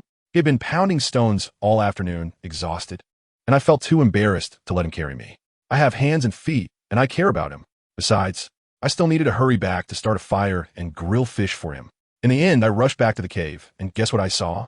A bouquet of particularly beautiful wild daisies at the entrance. I thought to myself, wow, has this big straight guy finally woken up? He even knows to give flowers? I happily picked them up and smelled them. They were really fragrant, just right for brewing chrysanthemum tea to cool him down. I went into the cave, humming a little tune, and started a fire with a jingling sound. Just as I was roasting fish, Angus came back holding the heavy stone pot. As soon as he walked in, he heard me singing Twinkle, Twinkle, Little Star, but I stopped when he got closer. He looked so frustrated and came over wanting to hear more. I told him the song was called Twinkle, Twinkle, Little Star, and he looked completely confused. Songs have names? I was speechless at that moment. How impoverished is the cultural life in this beastly world? I was grilling fish while singing to him again. After I finished singing, the atmosphere was just right. He suddenly leaned over and kissed me on the cheek, saying seriously in Wanner, "I like you." Let me tell you, my heart raced so hard it almost jumped out of my throat. My face was so hot it could fry an egg. Although he had said it before, this time felt completely different. My mind was in turmoil. My mom always said girls should be reserved, but this is a beast world. If I stayed too reserved, what if he lost interest and left? The Man I by Inwan liked couldn't be snatched away by someone else. No way. I gritted my teeth, looked at him, and shyly said in a low voice, "Angus, from today on, you are my boyfriend. You mustn't bully me, and you have to treat me well, okay?" Angus was stunned, probably thinking he was hearing things. The next moment, he didn't care that the fire was still burning beside us, and pulled me over, kissing me hard on the lips. I pushed him away while shouting, "What are you doing? Fire! Fire! You're gonna get burned." He grinned and said, "Are you worried about me?" I stubbornly replied, "I'm not. I'm just afraid you'll kiss me and burn my fish." Then he said, "I'm not hungry." Wow, my favorability dropped instantly. "You're not hungry, but I'm starving." I shot him an annoyed glance and said, "If you're not hungry, I am. Stay away from me. I want to grill fish." He kept laughing. "You're just worried I'll get burned by the fire, right?" I couldn't be bothered to respond to him. When the fish was done, I handed him a piece, and he still said he wasn't hungry. I got angry. How could he not be hungry after working all day? Then he started explaining. Let me tell you, my jaw almost dropped. He said that snake beasts generally eat once every 3 to 5 days and can finish off 3 leopards in one meal. And they rest every 3 days. This guy is the ultimate glutton king. He also said that since I came, he had been sleeping every day just to keep me company, but he couldn't sleep well. Worried something might happen to me. This guy is all about companionship. I felt a bit moved after listening, so I explained to him the difference between boyfriends and females. I said that it's just a trial period now, and if he wants to become a male, it depends on his performance. After hearing that, he got anxious and directly asked me when he could mate. I was both amused and annoyed, so I told him that pursuing a girl should be gradual. After we finished eating fish, neither of us felt sleepy, so I asked him to teach me some knowledge about the animal world. As a result, this guy wanted to sneak out at night to find me some thread, close his eyes, and just lay down in the grass. I'm tired, I want to sleep. I was so angry that I pushed him. You're being lazy. You just said you weren't tired. He, however, said nothing and directly pulled me into his arms, covered my mouth with his. I told you that atmosphere, that feeling. When I first tried to respond to him, he immediately got excited, flipping over and pinning me down. His eyes seemed to have flames in them as he hoarsely asked, "Really, is it not possible?" I can feel the changes in his body. To be honest, I'm a bit panicked, mainly because I'm not mentally prepared to accept that he has too.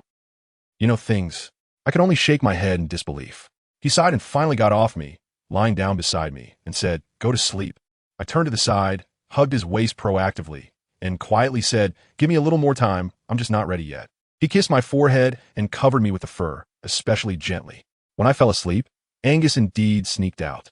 When he returned, it was already bright outside, and he was covered in swollen welts, looking terrifying. But as soon as he entered the cave and saw that I was gone, his expression froze instantly, and the hemp thread and bone needle in his hand fell to the ground with a thud. He rushed out madly to find me. What he didn't know was that I was also looking for him. I woke up early and saw he wasn't there, so I guess he must have gone to that bug's den. I was scared, but I still steeled myself to go. When I arrived, I indeed saw the broken hemp thread. I guess he must have gone to look for bones to make needles again. I was anxious and scared at that moment. The forest was eerie. What if he couldn't find me?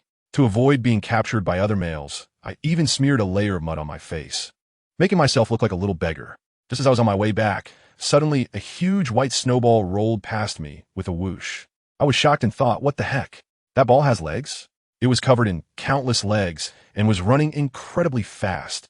Later I found out that it was an orc named Kadi Nual, and I had called him a ball, which made him so angry that he was jumping in the grass. I returned to the cave and immediately saw the bone needle, the hemp thread, and another bunch of fresh chrysanthemums on the ground. I thought it was all Angus's doing, and my heart felt so sweet. Just as I was figuring out whether the hemp thread could be used to make a pair of grass sandals, Angus came back. The moment he saw me, he rushed over and hugged me tightly, as if he had lost his soul. His body was covered in red spots, which broke my heart, and tears immediately welled up. "Angus, you silly. Who told you to go? Does it hurt?" He hugged me even tighter. "Then where did you go?" "I couldn't find you. I was so scared." We act like we're in a romantic drama, complaining to each other while also caring for one another. Once our emotions settled down, I picked up the bouquet and smiled, saying, "I really like it.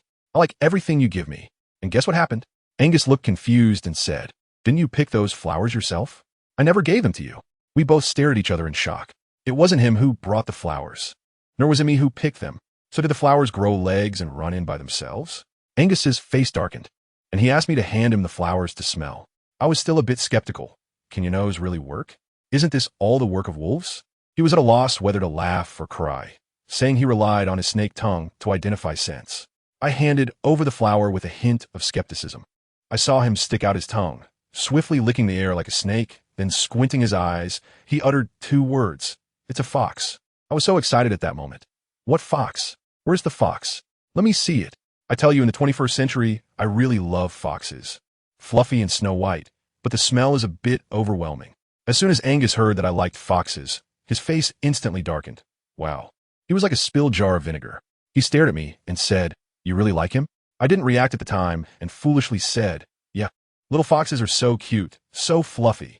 He directly caught me off guard and said, "I forbid you from liking them." I was like, "Why not?" "Because I hate them." Family, who understands this bossy logic? I was completely confused. I tried to reason with him. I like their fur. Stinky. I like their eyes. Creepy. At that moment, I saw an old man on the subway looking at his phone with a creepy expression. "Dude, are you serious? That is called being lively." I still wouldn't give up. That little body jumping around is so cute. He shot back, "That's a kangaroo." "Fine, you win." I completely gave up on communication and just shrug it off. Anyway, besides that smell, I like everything else. Guess what he said? He actually summarized with a displeased look. "Just remember they smell bad. You're not allowed to like them. You can only like me and be with me. Don't even think about other guys." Well, after all that, it turns out he was just waiting for me to say this. Such possessiveness, really, seeing him looking unhappy. I quickly went up to him, linked my arm with his, and coaxed him. All right, I won't raise foxes anymore. How about I raise you?" He glanced at me. "What will you use to raise me?" "Fish. I'll catch you lots and lots of fish." His mouth twitched. "I'm a snake, not a cat. Don't keep using fish to trick me." Then, fruits? I eat meat. A scene of lions, tigers, and leopards hunting flashed through my mind. And I quickly changed my mind. All right, you take care of me. I definitely can't compete with those big guys. This made him happy, and he pulled me in with a swagger, saying, I'll take care of you, whatever you want, I'll get it for you. Oh, that sounded quite sweet to my ears. I quickly went along with it and planned our upcoming itinerary with him. First, we would go down the mountain to wash up, then come back to pick chrysanthemums to dry. Then he would make a stone pot while I grilled fish, and finally, we would sew clothes. Perfect. However, on the way down the mountain, a thought suddenly struck me. Hey Angus, can we make some straw sandals to wear? Just using the leftover straw from the rice would be fine. He frowned slightly. Straw? I thought he didn't know, and was still explaining, but then he said, yes, but only the goat tribe has it. Then he gave me a lesson on the harsh realities of this world. I tell you, I was stunned listening to him. It turns out that in this world, the goat tribe is vegetarian with a combat power of about 0, so their role is to be the laborers who provide rice for all the higher beast tribes. The higher beast tribes don't eat them, not because they're not tasty, but because they want to keep them as free labor. Goodness, I was just shocked. ISNT, this just a real-life farm simulator, where the players are lions and tigers, and the NPCs are little goats? How tragic. I originally wanted to ask for some rice seeds to plant myself, but after hearing this, I instantly gave up that thought. I really don't want to be the reason he goes and catches a goat to make it my agricultural slave. That would be too much of a sin. Forget it. Let us put the rice matter aside for now. When we reached the riverbank, I took a look at the spot where the female corpse was yesterday. It was already empty, probably taken away by someone. I breathed a sigh of relief, squatted down, and started washing my face. The mud on my face had long dried, and washing it off left muddy streaks. Angus stood beside me like a bodyguard. Just as I finished washing my face, I was thinking about brushing my teeth and considering finding some willow branches. Then Angus said, wait here, I'll go find some, and turned to leave. I grabbed him and said, no, we agreed that wherever you go, I go too. It's only been such a short time, and you already want to leave me here alone? Aren't you afraid someone will take me away? He raised an eyebrow confidently and said, afraid? But I believe no one would dare to touch you. I rolled my eyes and said, come on, big brother.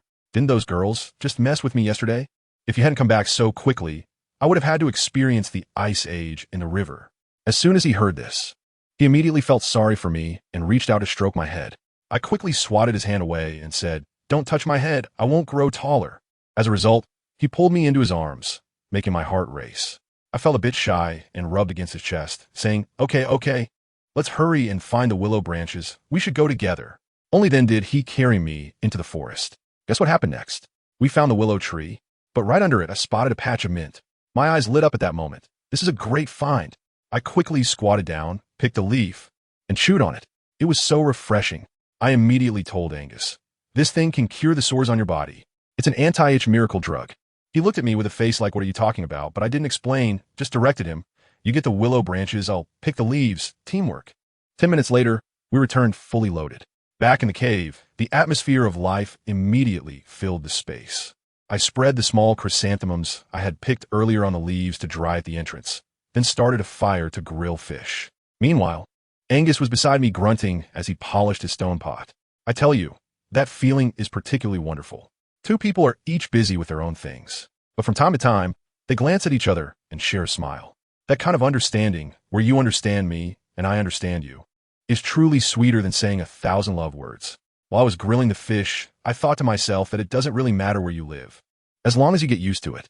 I used to think this beastly world was incredibly boring, but now that I have him by my side, every day feels so fulfilling. When the fish was ready, I didn't eat it myself first. Instead, I leaned over to watch him. He smiled and asked me, the fish is ready, why aren't you eating? I leaned on his shoulder and said, I want to wait for you to eat together. He paused his actions, put down the stone in his hand, and said gently, okay, I'll keep you company. Then we sat together eating fish, and the atmosphere was really nice. I couldn't help but say, Angus, you're really great. As soon as I finished speaking, he directly replied, since I'm so great, when do you plan to mate with me? Puffed. I almost spat out the fish in my mouth. Guys, this is what you call a direct hit. I compliment him once, and he takes it to the next level. My face instantly turned red, and I sat up straight in anger. Why are you so ungrateful for compliments? You just bully me all day. I'm not talking to you anymore. Seeing that I was really angry, the fish in his hand suddenly didn't taste good anymore. He quickly leaned in to kiss my cheek. I was just asking, I didn't say I wanted it now. If anything, I won't bring it up again. I'll wait for you to take the initiative. I'm even more frustrated. Wait for me to take the initiative? How awkward would that be? No way. I don't want to. He actually looks aggrieved. If you don't say anything, I won't either. Does that mean I can only kiss you and can't truly make you my female? Wow. He laid out that logic chain clearly for me. He told me that in this world, only mating counts as a true partnership. Fine. When in Rome, do as the Romans do. I looked at his handsome face, gritted my teeth, and stomped my foot, feeling like I was going all in. Then, let's give it a try. His eyes instantly lit up, like he had 2 light bulbs installed. I quickly added, but just a try. If I can't handle it, you must stop immediately, okay? He nodded vigorously. Okay. I'll be gentle for sure. I fell for his trick, just as I finished eating the fish, and hadn't even put down the stick. He pounced on me like a hungry wolf and knocked me down onto the pile of grass. I panicked at that moment. This was my first time. I'm really scared of his structure, and without giving me any chance to prepare psychologically, he just started eagerly. Let me tell you, that feeling. It was like being torn apart, so painful that tears instantly streamed down my face, and I instinctively bit down on his shoulder. He didn't even furrow his brow and just kept going. I couldn't take it anymore. I released my mouth and cried out. No. Stop. It hurts so much. Woo-woo. It hurts. In that instant, he immediately stopped, quickly stepped back, and tightly held me in his arms, constantly soothing me. It's okay, it's okay. We won't do it anymore, it doesn't hurt. At that moment, even though I was in excruciating pain, my heart felt incredibly warm. He didn't force me. When I called for a stop, he really did stop. Just this point was worth more than anything else. I hugged his waist, my voice trembling with tears as I said, I'm sorry. I couldn't hold on. Can you give me a little more time? He gently stroked my hair and replied in a very soft voice, It's okay. Let's take it slow. Later, he insisted on checking to see if I was hurt, saying he was worried about me. I felt too embarrassed and firmly kept my legs together. In the end, he said, So shall we continue mating? I give up. All right, let's just watch. It won't cost me anything anyway. He carefully checked me over and only sighed in relief after confirming I was okay. We held each other like this, and I suddenly thought, even though there's no marriage certificate here, we still need some sense of ceremony. So I said to him, when we succeed in the future, we should pay our respects to heaven and earth. He looked at me with a puzzled expression, but I didn't explain. We can talk about that later. The atmosphere was just right, and he leaned down to kiss me again, and while kissing, he ended up pinning me down. We kissed for a full 3 minutes, and I was so breathless I could hardly catch my breath. When he finally let me go, he ran off to polish the stone pot again. Looking at the red spots on his body from insect bites, I suddenly remembered my secret weapon, mint leaves. I immediately got up, took the mint leaves in my hand, and crushed them, then rubbed them all over him. Before long, he was completely covered in green, looking like a giant green monster. But the effect was outstanding. He even said it felt cool and not itchy at all. I wiped his whole body, leaving just one last place. I really couldn't bring myself to do it. I stuffed a handful of mint leaves into his hand. You do it yourself. He actually asked. Will it be very cool? Yes, but just bear with it. After he finished wiping himself, he looked down and his whole expression changed. He looked at me with a very aggrieved face. It's green. I couldn't hold it in at that moment, and I burst out laughing, rolling on the ground with laughter. His face turned dark. No answer. I finally managed to stop laughing and went over to touch his face to comfort him. It's okay, it will wash off. But it turned green. I suddenly had an idea and blurted out, Green proves it's healthy. He still wasn't happy, but I don't like green. I quickly found a piece of snake skin to wrap around him. Once wrapped, it would be out of sight. Hurry up and get to work, distract yourself a bit. Only then did he go back to chiseling his pot, looking back 3 times. I took out some hemp thread and a bone needle and started sewing clothes for him. First, I used the snake skin to measure his size, and then I got to work. I had to make him a pair of pants, otherwise, he would always be exposed and only I could see his body. The whole afternoon passed like this, and by evening, the clothes in my hands were finally finished. I excitedly handed them to him. Angus, hurry. Try it on. He took the ancient-style top and looked at it back and forth confused. I knew he wouldn't wear it, so I took it back, grabbed his hand, and guided it into the sleeve. He still looked curious. Is this how you wear clothes? Here, we just wrap ourselves directly. That's how we wear them. I helped him put on the top and fasten the belt, then took out the carefully sewn underwear and long pants. After he put on the underwear, he felt uncomfortable all over. Warm. Can I not wear this? It's not comfortable. I helped him put on his pants without looking up. You'll get used to it after wearing it a few times. After I dressed him up completely and took a few steps back to look, I thought to myself, wow, the saying clothes make the man is absolutely true. He already had a good figure, and in this outfit, he looked incredibly handsome like a classical beauty straight out of a painting. I sincerely praised him. "You look great."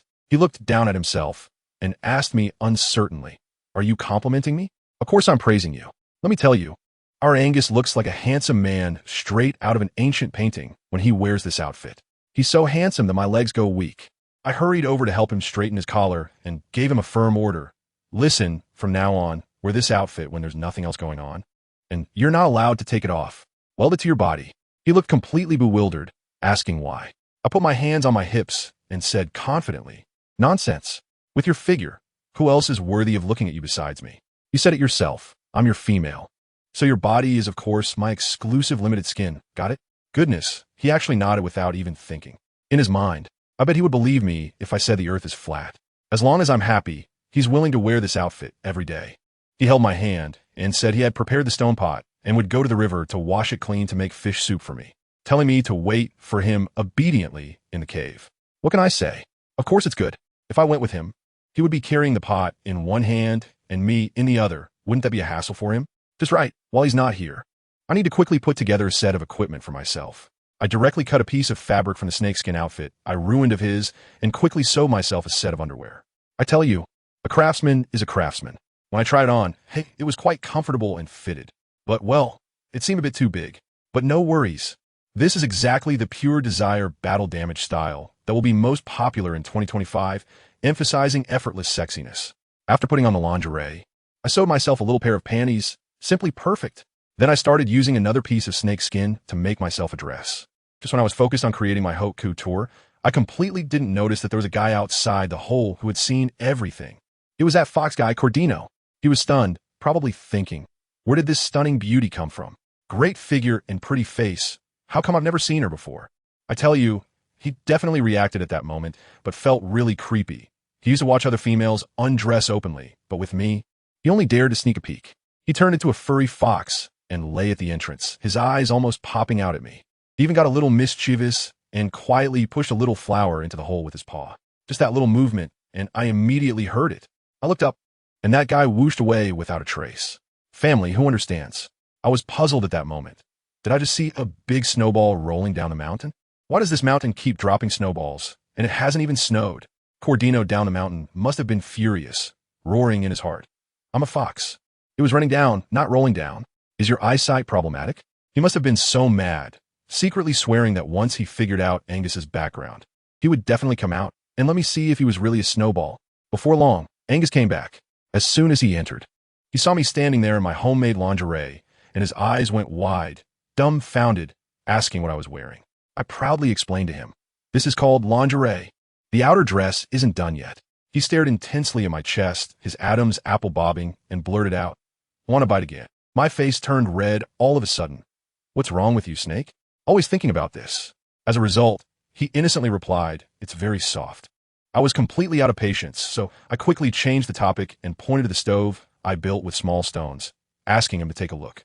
He went over, took a glance, and said the stones were too small and that the pot might collapse. He then said he would go up the mountain to get me 2 bigger stones. I told him to be careful, but he was quite confident, saying that moving 2 stones was a piece of cake. Sure enough, in just a few minutes, he returned carrying 2 large stones. He quickly built a sturdy stove, placed the stone pot filled with water on it, and started a fire to prepare the soup. As soon as I saw it, I thought this won't do, so I quickly went over to help. I told him, "I can handle this. If you're afraid of fire, just stay back." But he stubbornly said, "You are my female. I should take care of you." I directly grabbed the fire stick and started reasoning with him. "We're living together. It's not just me enjoying your service. You're afraid of fire, so I'll start the fire. Isn't that normal? If you spoil me like this, be careful not to spoil me too much. If I bully you later, you can't complain." He was taken aback by my words and finally said seriously, "Then I'll do the hard work in the future, and you can start the fire, okay?" I couldn't help but laugh at his silly expression and reached out to touch his face. Silly. Living together means sharing burdens. If you treat me well, I will definitely treat you well too. That's what mutual effort is about, understand? He seemed moved by my words, his gaze filled with deep affection. Then he suddenly leaned in and whispered, "Nwaner, after we finish the fish soup, can we try again, okay? I promise this time I'll only use one, and it will be very light." Looking at his eager yet nervous expression, my heart softened, and I agreed. Since I've already decided to be with him, I might as well face this sooner or later. After finishing the fish soup, since we didn't have a bowl, we drank it wrapped in leaves, which was quite romantic. I started thinking about food. I asked Angus if there was salt powder in this beast world and if we could get some because the fish soup was really tasteless. He looked a bit troubled and said he didn't have any here, but he could trade for some tomorrow. I asked him if it was hard to find, and he immediately shook his head, saying it could be traded with an energy source. What is an energy source? I asked curiously. He dodged my gaze and casually said, it's just a kind of ordinary bead. I told you. His expression clearly showed something was up, but I could see he didn't want to say much, so I didn't press him further. I just half-jokingly warned him that if he dared to lie to me, I'd ignore him for the rest of his life. Of course, he swore up and down that he absolutely wasn't lying. But he didn't realize that when he was lost in thought, his little worries were written all over his face. This so-called energy source was not just an ordinary bead, but something he had condensed from his own flesh. Every time he used one, his beast level would drop a rank, falling from the king beast level. That fool, to exchange a bit of salt for me, was actually planning to sacrifice his own cultivation. I woke him up from his daze, and he stubbornly said he was thinking about how to avoid hurting me tonight. What else could I say? The atmosphere was already like this, so I stood up and walked over to the haystack, taking off my clothes by myself. Angus hurriedly started to undress as well, but his ancient outfit was too complicated, and he couldn't get it off for a long time, sweating profusely. I couldn't help but laugh at his clumsy appearance and waved at him. Come here, I'll help you. Once I finished helping him undress, he immediately pulled me into his arms, and kisses began to rain down on me. Just as we were lost in our passionate kiss, outside the cave, Cordino's eyes turned red with jealousy. He was furious inside. This should clearly be my prey. Hearing me cry out in pain made him feel even worse. When he heard I needed salt, he immediately got an idea. He thought, isn't a piece of cake for my fox clan to get salt? Why do I need to exchange it for an energy source? He couldn't let Angus lose rank, or else would he challenge in the future? What was he even doing acting like a domineering CEO, thinking he was here to rescue the damsel? He decided to go back immediately to get me some salt, and by the way, win my heart over. Inside the cave, Angus was trying carefully, but I was still in a lot of pain. He immediately wanted to pull out, saying it was okay if it didn't work today. Looking at his pained expression filled with concern and his effort to endure, I suddenly thought, if he could endure for me, why couldn't I endure for him just once? I wrapped my arms around his neck and said to him, it's okay, the first time is always painful, just go straight in, short pain is better than long pain. He was half convinced, but still listened to me. He held me tightly, and in an instant, I felt like I was being torn apart. The pain left me speechless. But fortunately, it was just that one moment, and once it passed, it was fine. I looked at his extremely nervous expression and comforted him. I'm fine now. It doesn't hurt anymore. Only then did he let out a sigh of relief and cautiously asked, so, can I continue? The next morning it was bright outside, and my whole body ached as if a truck had run over me. I told Angus I wanted to take a shower, but he complained that the river water was too cold, so he took the initiative to carry a stone pot to the river to fetch water, planning to heat it up for me to wash. Just as he left, that guy Codino sneaked in with a big bag of salt. He saw that I was asleep and muttered to himself, feeling sorry for the marks on my body, saying that Angus didn't understand how to cherish a delicate flower and that he would soon let me leave him. He even took off his fox fur coat and covered me with it, saying it was warmer than snake skin, and finally, he secretly kissed my cheek before sneaking away. When Angus returned and caught a whiff of that fox smell in the cave, his expression changed instantly, filled with murderous intent. As soon as he saw the fox fur coat covering me, without saying a word, he grabbed it and threw it into the fire. I was awakened by the heat and groggily asked him, Angus, what are you burning? He lied without changing his expression. Nothing, the fire is almost out. Just threw in some useless animal skins to burn. I was so exhausted at the time that I didn't think much and just believed him. When the water was heated, he used a concave stone as a basin and started to wipe my body with a snake skin dipped in hot water.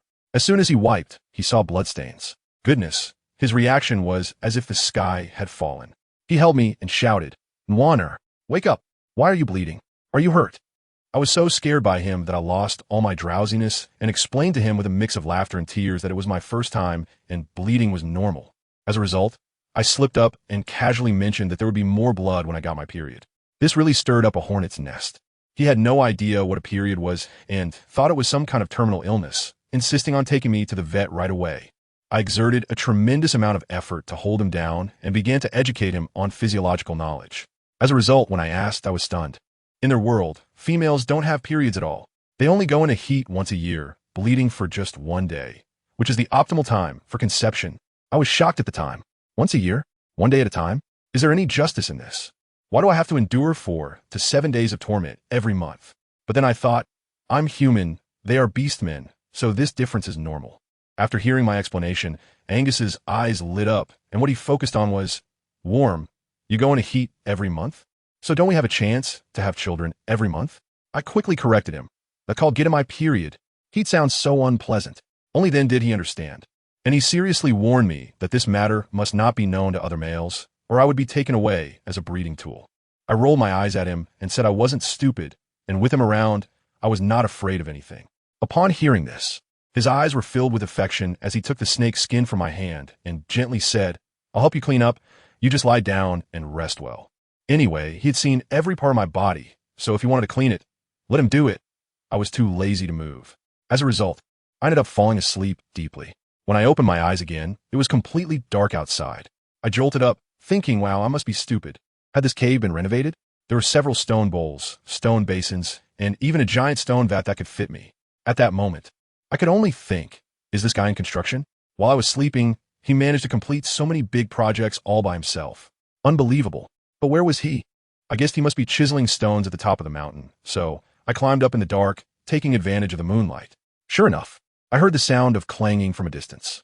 I tiptoed and sneaked up behind him, giving him a bear hug. I rubbed my back against him and asked, why didn't he wait for me to wake up before starting to work? He didn't even turn his head and simply said, why wait for you? You can't do any of this. I wasn't happy at that moment, so I tightened my arms around his waist. I might not be able to do it, but I can be with you. 2 people are better than 1, right?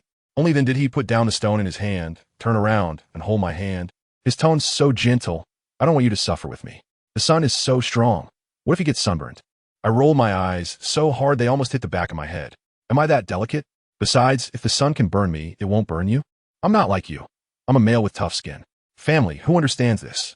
This ironclad, straightforward concern is something I truly appreciate. I said I'm a bit dark. So what? As long as you don't mind. Besides, how boring is it to be alone in a cave?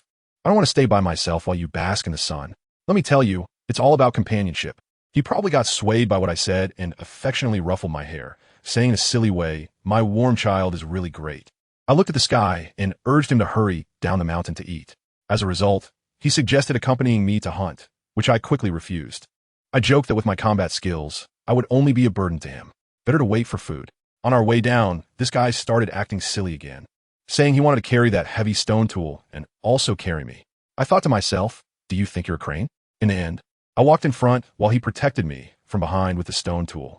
Before I left, I even kissed him on the cheek. Hey, I totally had the upper hand in the situation.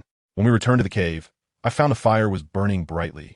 I thought he had come back early to start a fire for me, which warmed my heart, and I smiled and asked if he was afraid I would be cold. He didn't respond, but I saw him frown, realizing something wasn't quite right. His expression was like that of Conan, the detective. Later, I found out he had already started piecing things together in his mind. It was that damned fox again, this guy, sending flowers, giving skins, and now starting to provide warmth. What exactly did he want? Angus was lost in thought while holding a big stone. I pulled him a bit to bring him back to reality. He said he wanted to go hunting and find something to eat for himself. I told him not to worry about me, as we still had fish at home, and he should eat something good. If he was going to hunt, he definitely needed to transform. So I took the initiative to help him take off his bee skin clothes so as not to ruin my hard work. This guy started saying sweet nothings again, claiming that he wasn't hungry when he saw me. I teased him. Are you trying to compliment me on being a feast for the eyes? He actually lowered his head and pondered the phrase for a moment, then nodded with a silly grin. I was amused by him, so I stood on my tiptoes and rewarded him with a kiss. He, on the other hand, immediately took it a step further, wrapping his arms around my waist and asking if there would be a reward every time he guessed correctly in the future. TSK, man. I helped him take off his pants, and to be honest, I was a bit immune to those 2 things of his. They really didn't look good at all.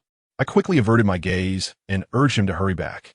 Only then did he transform back into a snake and disappear in a flash.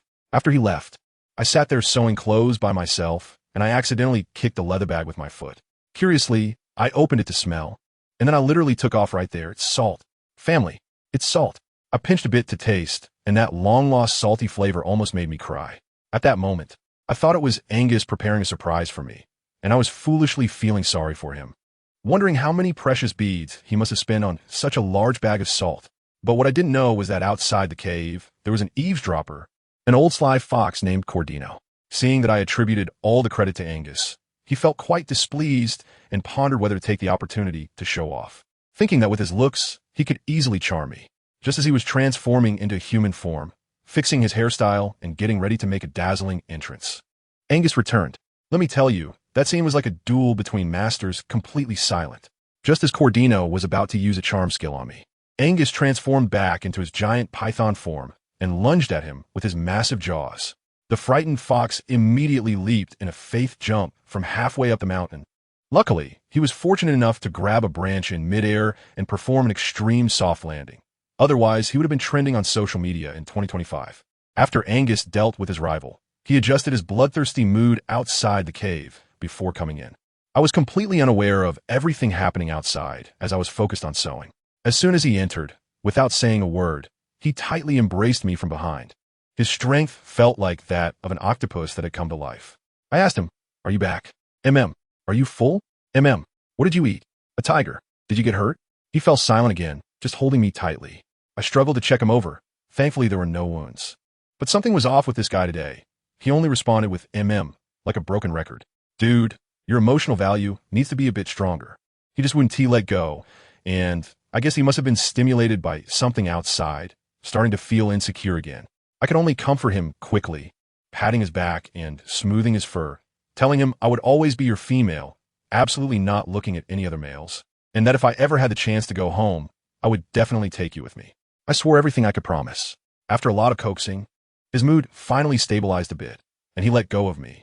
Only then did I have the time to grill fish, and I casually mentioned, "By the way, I saw the salt you brought back.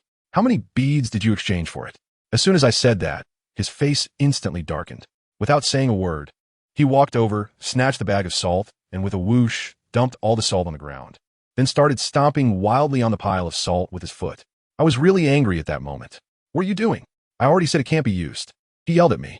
I was so angry that I was shaking. The salt isn't poisonous, so why can't it be used? Besides, it was a gift from someone else. It's such a waste to throw it away. Didn't you say salt is precious? No matter how precious it is. I don't care. Goodness, this damn possessiveness. I was so mad that I didn't want to talk to him. So I sat down and grilled my fish by myself, giving him the cold shoulder. It wasn't that I cared about the salt. I was angry about his inexplicable jealousy and this wasteful behavior with food. When he saw that I was really angry, he panicked and came over to grab my arm. I shook him off and said I didn't want to talk to him right now. He even acted aggrieved. "Are you really going to ignore me over a bag of salt? Is the salt more important, or am I?" I put the fish down on the ground and turned to glare at him. "I'm not angry because of the salt. I'm angry because you wasted it. It's because you got jealous for no reason. And now you're asking me who's important? Of course you're important, but I feel bad about that bag of salt. You annoying brat." As soon as he heard me say this, his anger dissipated instantly, and he hurried to appease me. "It's just a bag of salt, right? I'll go get you a new one tomorrow. So please don't be mad at me, okay? How many beads do you need to exchange for such a big bag?" "Just one." I don't believe it. He explained to me that he has a high level, so his beads are impressive, and one bead can be exchanged for a big bag. Hearing this made me feel something was off. What he was exchanging wasn't just beads, but probably his experience points, right? I felt a jolt in my heart and decided that I must go with him tomorrow. I need to see it with my own eyes to be at ease. He was also thinking the same, fearing that if he left, that pesky fox would come and take advantage of the situation. I said the road to the sea to get salt is so far. Why don't we wait until I finish weaving my straw sandals before going? Otherwise my feet will be worn out. He insisted on carrying me all the way. I asked him if he was tired, and I felt sorry for him. In the end, I took the initiative to kiss him, and only then did he obediently agree to wait a few days. At night, when we went to sleep, we cuddled together again. I leaned in his arms and jokingly said that his words today were as sweet as honey. As a result, this silly guy took it seriously. His eyes lit up, and he asked me, "Nwaner, do you want to eat honey? If you want some, I'll go find it for you tomorrow." I quickly restrained him. "Oh my, the swelling from the last time I was stung by a bug hasn't completely gone down yet, so don't go again. Honey is not as important as him. I just want him to be okay." But then he turned around and started to push himself harder. I just followed his words and gently stroked his face, saying that as long as I'm with him, I can eat anything as long as I don't get hungry. Guess what he asked me? He asked me, "Do you drink blood?" I was speechless at the moment. I said I eat everything except blood. And he asked, what about rabbits? Goodness. I realized he was just trying to argue with me on purpose. I shot him a glare and asked if he was trying to undermine me. This guy got stuck again and, looking confused, asked me what undermine meant. I was just about to explain when he immediately covered my mouth and said with bright eyes, "Don't say it, let me guess. You promised me that if I guess right, you would give me a kiss. All right, then guess." I watched his CPU working at lightning speed. It was incredible. Before long, he really did guess it pretty close and cautiously asked, Is it just the meaning of deliberately destroying something? I saw him looking all nervous, deliberately not speaking, just blinking his eyes.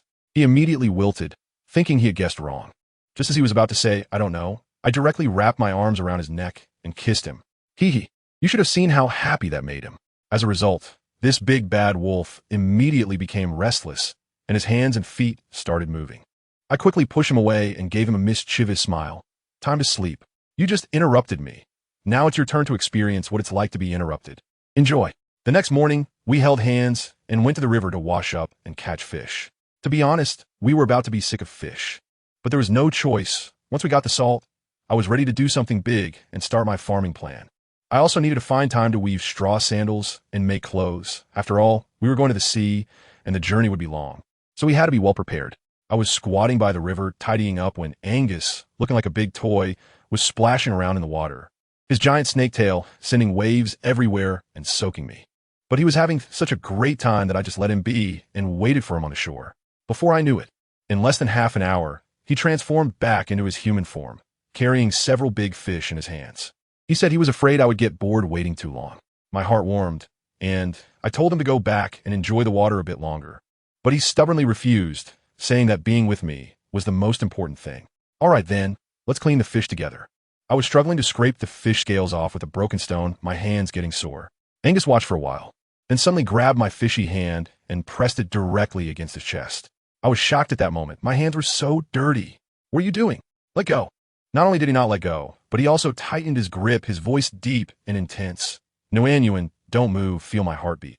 I was dumbfounded. What kind of vicious words are these? I said I wanted to touch, but not in this place. As a result, the area where his hand was pressed suddenly revealed a patch of black snake scales. Then he looked at me and said one word, "Pull." I thought I misheard him and uncertainly asked, "Are you asking me to pull off your scales?" To my surprise, he nodded. I suddenly pulled my hand back, my anger rising. "Are you crazy? This thing is a part of you. If you pull it off, won't you die from the pain? You pull off. It doesn't hurt." He kept insisting that my scales were sharp and could be used as a knife. Who understands, right? At that moment, I was both angry and heartbroken. Who wants to use his scales as a knife? I shouted at him, "I don't want that. I'm fine using stones. Don't ever say that again, or I'll really get angry." As soon as I turned my head to continue arguing with that fish, I heard a muffled grunt behind me. I turned around, and to my shock, he had actually pulled off the scale from his chest. Blood gushed out, instantly staining his chest red. He acted as if nothing had happened and handed me the bloody scale. My mind went blank as I looked at his bleeding chest, trembling with anger. But what could I do? I was still heartbroken. I quickly rushed to the riverbank to wash my hands, then came back and pressed down hard on his wound, trying to stop the bleeding. But the blood wouldn't stop, continuously oozing out between my fingers. Tears streamed down my face in desperation. Didn't I say not to do that? Why can't you just listen? Look at how much blood you've lost. It must hurt a lot, right? You big silly snake. This awful place doesn't even have a band-aid. A bunch of hemostatic herb names flashed through my mind. Bai Ji, Sanchi. But where would I find them here? Watching him comfort me, saying it was nothing, that this little injury didn't matter. I felt both angry and heartbroken. In a moment of panic, I didn't care anymore. I bent down and kissed his wound, gently sucking on it like I'd seen on TV. I didn't know if it would help, but I thought it was worth a try. After a while, I finally dared to look up. The bleeding had slowed down, and it wasn't as frightening as before. I breathed a sigh of relief. Thank goodness he was okay. I was really scared just now. But once the shock passed, my anger flared up again. Without saying a word, I stood up, turned around, and walked away without even looking at him. He immediately picked up the scales and clothes from the ground and followed me, softly calling out, "Nwaner." I ignored him. He got anxious and quickly admitted his mistake. "I know I was wrong.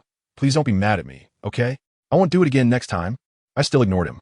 He actually started threatening me. "Nwaner, I'm hurt now. Are you really going to ignore me? Then I'll just pull off a few more scales anyway. You don't care anymore." His words directly set me off. I turned around abruptly and shouted at him. Do you even understand how to take care of yourself? Do you know how scared I was just now seeing you bleed so much? What am I supposed to do if something happens to you? You're the only one I know in this world. You make me feel completely unsafe." He was taken aback by my shouting. Then he tightly hugged me. His voice choked with tears. "I won't do it again, I really won't. I've been hurt before, and no one ever cared for me. I got used to it. I didn't expect you to worry about me so much. Don't be angry, I will listen to you from now on. Really, whatever you say goes, as long as you don't leave me." He hugged me so tightly that I felt like I was suffocating. I asked him to let go, but he refused, so I had to remind him, "Didn't you just say you would listen to me? Does that not count now?" Only then did he quickly release me. I took a couple of deep breaths. His strength was really overwhelming. Looking at his almost crying face, afraid that I would run away, my anger had mostly dissipated. I sighed and checked his wound. It had already coagulated, which made me feel relieved. I've never seen such a silly snake. I'm not silly. If you weren't silly, would you pull off your own scales? How about I pull off someone else's for you in the future? I was really amused by him. I touched his face, which looked even paler due to blood loss. "All right, I'll make you fish soup in a bit to help you recover. You need to replenish the blood you've lost." "Got it." He nodded obediently. We just held hands and returned to the place where we were handling the fish. As a result, good grief, were my fish. They disappeared into thin air. It had only been a matter of 10 minutes or so. Can the fish grow legs and run away on their own? I asked Angus what was going on. He calmly said, "Apart from the cat beasts, no one here eats fish, so it must be them who stole it. But the cat beast clan eats too much fish. It's impossible to get back our few fish from them." Well, that is a waste of effort. Seeing that I looked a bit gloomy, he wanted to go back into the river to catch me a few more. I quickly stopped him. "Hold on. You have an injury on your chest. You can't go into the water. What if it gets infected? Come on." I told him, "You behave." He couldn't resist me and could only agree. In a flash, I took off my skirt and jumped into the water in just my underwear. Angus on the shore was so nervous. His eyes never left me for a second. I was doing fine in the water and quickly caught a big fat fish. Excited, I waved at him and said, "Angus, look." Just as I finished speaking, a huge black snake head suddenly emerged from the water, staring straight at me. I was so scared that my soul almost flew away, clutching the big fish tightly. In the blink of an eye, Angus transformed into his beast form.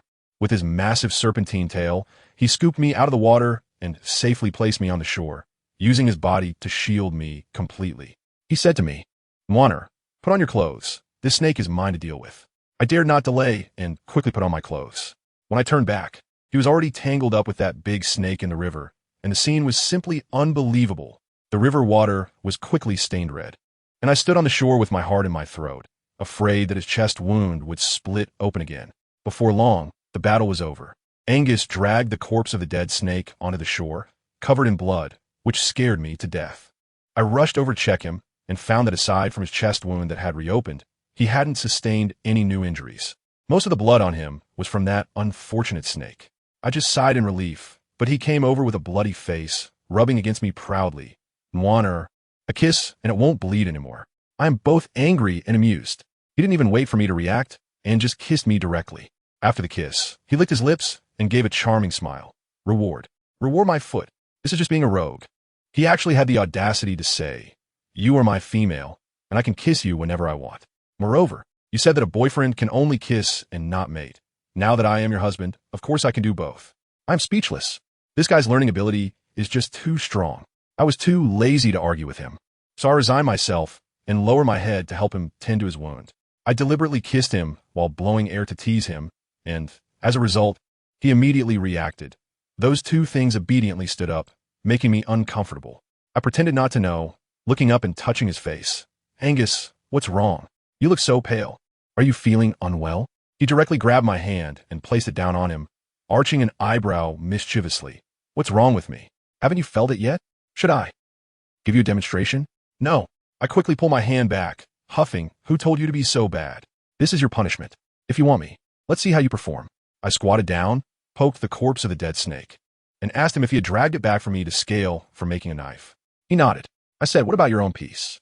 He smiled and said that he would keep his for me, and in the future, he would just use someone else's. That sounded about right. We pulled down more than a dozen scales from the snake, and then Angus just swallowed the snake on the spot. I didn't dare to watch that process. It was too bloody. After he finished digesting, we returned to the cave.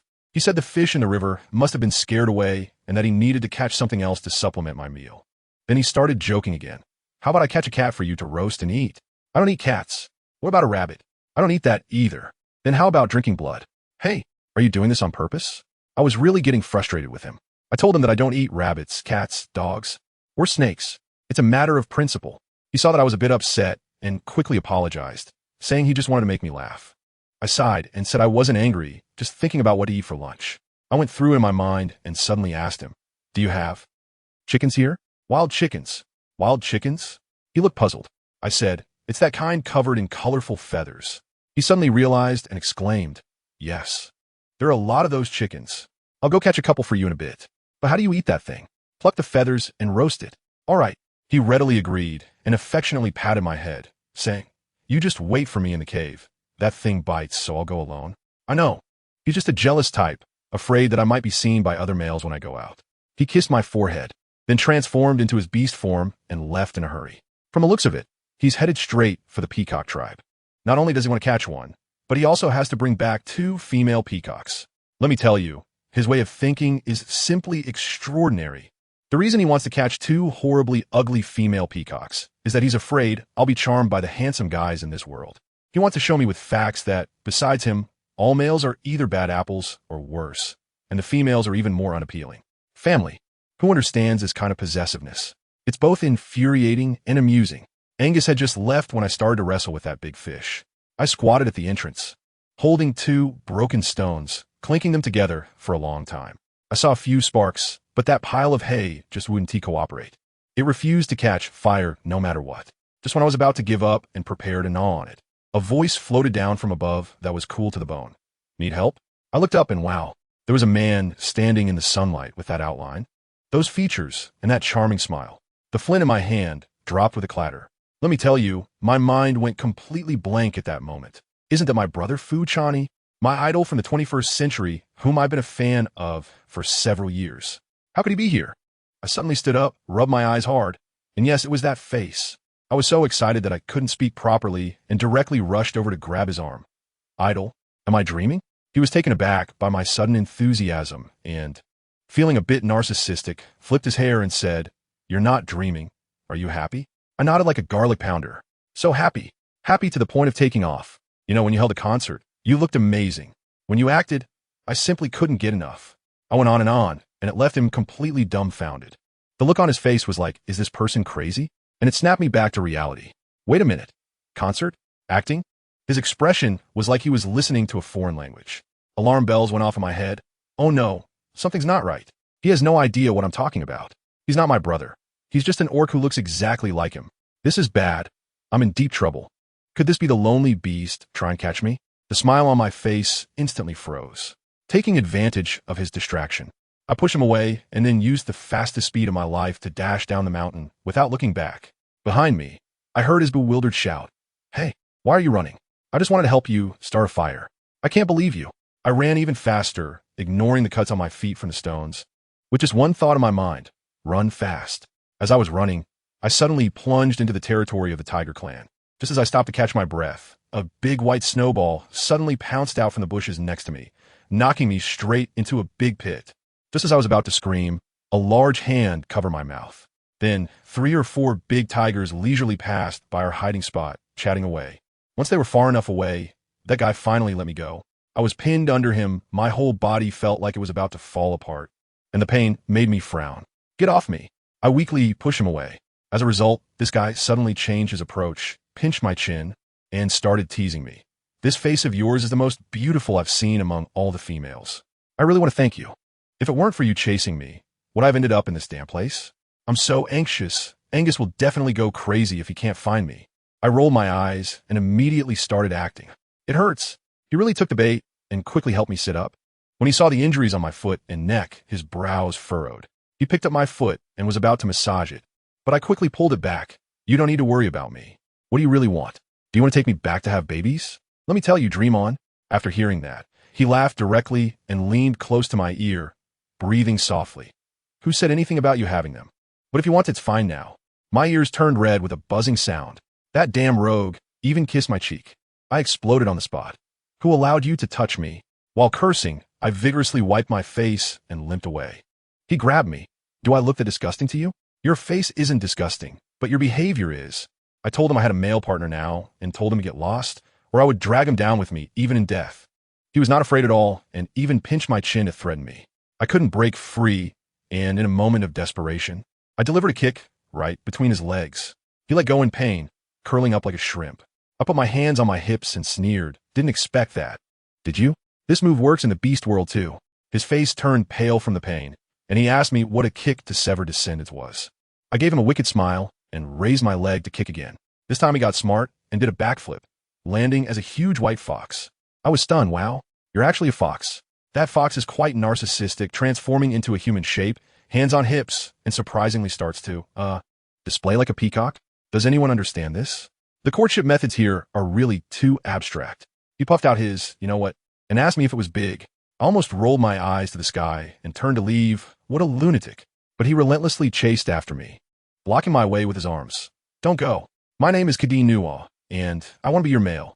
I push him away, but he saw that my foot was still bleeding and suddenly turned into a domineering CO, picking me up in a princess carry. Stinky fox. Put me down. I struggled like a fish that had just been pulled out of the water. If you call me Stinky Fox again, do you believe I will deal with you right here? He threatened me fiercely. My temper flared up. Try touching me. Sure enough, he actually threw me to the ground and pressed his whole body on top of me, blocking my mouth, just when I thought I was done for.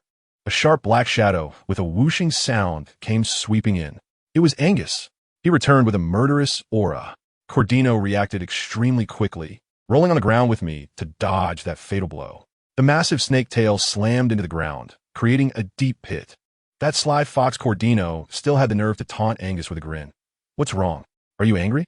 You were the one who begged me to touch you. How could I refuse? Angus was furious, and the snake tail swept toward us again. Cordino transformed into his beast form, skillfully dodging and quickly disappearing into the bushes. Angus hurried over and, seeing my injuries, his eyes turned red with concern as he hugged me tightly, repeatedly apologizing. I'm sorry, Nwanner. I was late. I hurried to comfort him, saying that the fox actually saved me and wasn't that bad. I mean, I don't really think he's good. It's mainly because he has my brother's face, and I just can't bear to see Angus swallow him whole. But Angus wouldn't listen, carrying me back to the cave in complete silence, with a pressure so low it could freeze a person. Once we were back in the cave, he helped me check my wounds. When he saw the large bruises on my back, he froze, too scared to touch me. Looking at his guilt-ridden expression, I had no choice but to take his cold hand and place it on my wound, lying to him that it would ease the pain. Only then did he carefully hold me in his arms, using his cold body to cool me down. But he still didn't speak, just held me like that. My stomach growled from hunger, and the atmosphere softened a bit. I said I would go grill some fish, and, without a word, he went to start a fire, but still ignored me. Wow, this was the first time I experienced his cold treatment, and I felt a bit anxious. I leaned over to act cute and reason with him, but he pretended not to hear. With no other options, I had to resort to my ultimate move. I carried him and secretly pinched my waist hard, and tears streamed down my face. I cried while holding on his arm. Angus, it hurts so much. Do you not want me anymore? If you keep ignoring me, I'll really lose hope. This tactic really worked. He immediately pulled me tightly into his arms. His voice hoarse. I'm sorry, it's my fault. He started to apologize wildly, saying he would always want me, and that he was a lonely beast, with no female wanting him except me. Hearing that made my heart ache, and I kissed him fiercely. After we made up, we started arguing again over trivial matters like who would start the fire. I was afraid he would burn himself and refused to let him touch the flint. Just as I was squatting down, struggling with that broken stone, I suddenly felt a cold, damp sensation on my back. When I turned around, Angus was actually licking the wound on my back. I was completely stunned. Angus, what are you doing? It's so dirty. He licked while mumbling, my wound is also dirty. Didn't you lick it too? As long as it's you, it's not dirty. I was warmed by his words and playfully scolded him. How can you be so silly? He looked up, his lips curling into a smile. You smiled. That's good. I looked at his silly appearance and felt both angry and amused. So I directly took action to educate him. I told him directly, hands on my hips. Angus, listen up, this is the last time. My injury has nothing to do with you. It was my own carelessness, okay? Can you stop with the internal conflict all day long? It's the beast world. Who hasn't had a few bumps and bruises? Didn't you get through your broken arms and legs before? I'm not in that bad of a shape. So don't act like it's a life and death situation. Who are we to each other that you need to make it up to me? After saying that, I leaned in and gave him a quick peck on the lips just to seal the deal. Then I pushed him away and said, all right, I've done my part in talking things out. Now I'm going to grill some fish. Stay back.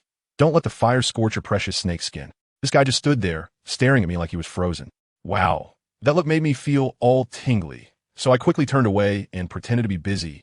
Getting the fire started with a clatter. As the flames flickered, I felt really pleased and hurried to put the big fish on the grill. To be honest, the wound did hurt, but it was manageable. When I was growing up in the village, I worked hard in the fields and endured all sorts of hardships. Even when my family became wealthy later, I never developed any delicate habits. Now that I've crossed over to this broken place, who am I being delicate for? To make Angus feel bad? He has his own injuries, and besides, he is afraid of fire. I can't expect him to face his fears just to take care of me. While I was flipping the grilled fish, my mind started to wander. Sigh. I miss my 21st century. I miss my phone. I miss my calendar. Now I have to rely on the sun to tell the time. And I feel like I've turned into a caveman. Every day, I just stare blankly at Angus. And while it's happy, it's really boring. Just when I was zoning out, suddenly a pair of hands hugged me from behind. My body was covered in goosebumps, and I almost threw the fish in his face. When I turned around and saw it was Angus, I finally relaxed. Let me tell you, I hate being scared when I'm lost in thought. This guy really doesn't get it. Still zoning out? He rested his chin on my shoulder. I sighed, thinking about my past days. Missing home? How could I not? My parents still don't know where I've run off to. They must be worried sick. But thinking about it is useless. I can't go back. He held me tighter, his voice muffled. If there is a chance to go back, you wouldn't leave me behind, would you? I gave him a direct eye roll. No way. Did you even need to ask? After hearing me say this, he looked as if he had taken a tranquilizer. I was worried he was too close to the fire, so I touched his hand, which was cold as ice, but thankfully it was fine. The fish was done, so I used a large leaf to hold it, and the two of us sat on a pile of grass. I looked around and suddenly noticed something was off. Hey, Angus, where are those 2 wild chickens you caught? Only then did he slap his forehead, get up, and run to the stone tank to take a look, and his face instantly darkened. Goodness, his expression was so gloomy it could have dripped water. They've run away. He walked back and said, his tone full of murderous intent. As soon as I saw the expression on his face that looked like he wanted to eat someone, I quickly advised him, if they ran away, then let them be. It's not a big deal. You went out looking for me, so they must have taken the chance to slip away. No need to get angry. I've already pulled all their fur out. Well, maybe they just left quickly. I'll go catch them back. Don't go, don't go. I hurriedly pulled him back, saying, as long as we have fish to eat, that's fine. But then he frowned and started to get stuck on it. What are we going to eat tonight? Field mice? Bullfrogs? I'm fed up. Does anyone understand? Can't we eat something from the living world? Look, I didn't say anything, and he made the decision for me, gritting his teeth and saying, let's eat the tiger. All right, I see what's going on now. This guy doesn't feel guilty anymore. He shifted his anger, right? He's venting all his frustrations on that poor tiger. I hurriedly stuffed a piece of fish into his mouth, not worrying about dinner for now, but focusing on solving lunch first. When he heard I was going down a mountain, he exploded. You're still going? Your foot is swollen like a pig's trotters, and you still want to go down? You don't care anymore, do you? It's fine. Just move around a bit. It will reduce the swelling faster. I didn't even believe what I was saying. He saw right through me. Don't lie to me. Can't you see how much it hurts? Great, I've been found out. I quickly changed my strategy and pretended to be obedient. Well, then I won't go out this afternoon. I'll rest in the cave. Can you go out and pick some fruit for dinner, okay? No way. Huh? Is it that I can't go out, or that I can't have fruit? Neither. I'm completely confused. This isn't allowed. That's not allowed. What does this guy actually want to do? He saw my bewildered expression and explained, I want to go out, and I'll go with you. Besides, you're injured, so you need to eat something good to recover. I think that tiger whip would be great. I almost spat out the fish in my mouth. What the heck? A tiger whip? This operation has me confused. Are you serious, big guy? Seeing me in a daze, he still looked so pleased. What's wrong? Your face is so red. Are you excited after hearing that and eager to try it? I'm so excited, you big head ghost. I quickly waved my hands, feeling all the cells in my body resisting. No, Angus, listen to me, that thing is for you males to eat. It's not good for me. I don't understand. I'm really going crazy. I can only grit my teeth and explain. Tiger Whip is for boosting male vitality, you understand? It's for treating male impotence. He was even more confused. What is male impotence? I'm embarrassed and my toes are digging into the ground. I mean, it means you can't lift that thing. What thing? You, that thing. Which one? The reproductive organ. I'm going all out here. He suddenly realized, oh, isn't the tiger whip the reproductive organ? Exactly. So you know it's the reproductive organ, and you still want me to eat it? The vet said it's good to eat. That's for you males. I'm a female. I don't need to enhance my vitality. With your strong vitality, can't you just replenish everything after, you know what? Why eat the tiger whip at all? Wow. His eyes lit up, grasping the key point. So, Nguyen, you mean if I don't eat the tiger whip, you want to mate with me? I almost spat out a mouthful of blood. This thought process is just unbelievable. I'm injured all over, and you still want more? Aren't you afraid of making my injuries worse? You said it yourself. He's feeling quite wronged. I quickly stopped, or else we might go off on a tangent. Stop. There's a generation gap between us. Let's move on from this, okay? Seriously, what are we having for dinner tonight? Eating tigers. But doesn't it still involve tiger penises? Then, how about eating leopards? No. Eating wolves? No. Eating foxes. I have to admit, this guy really has a lot of resentment.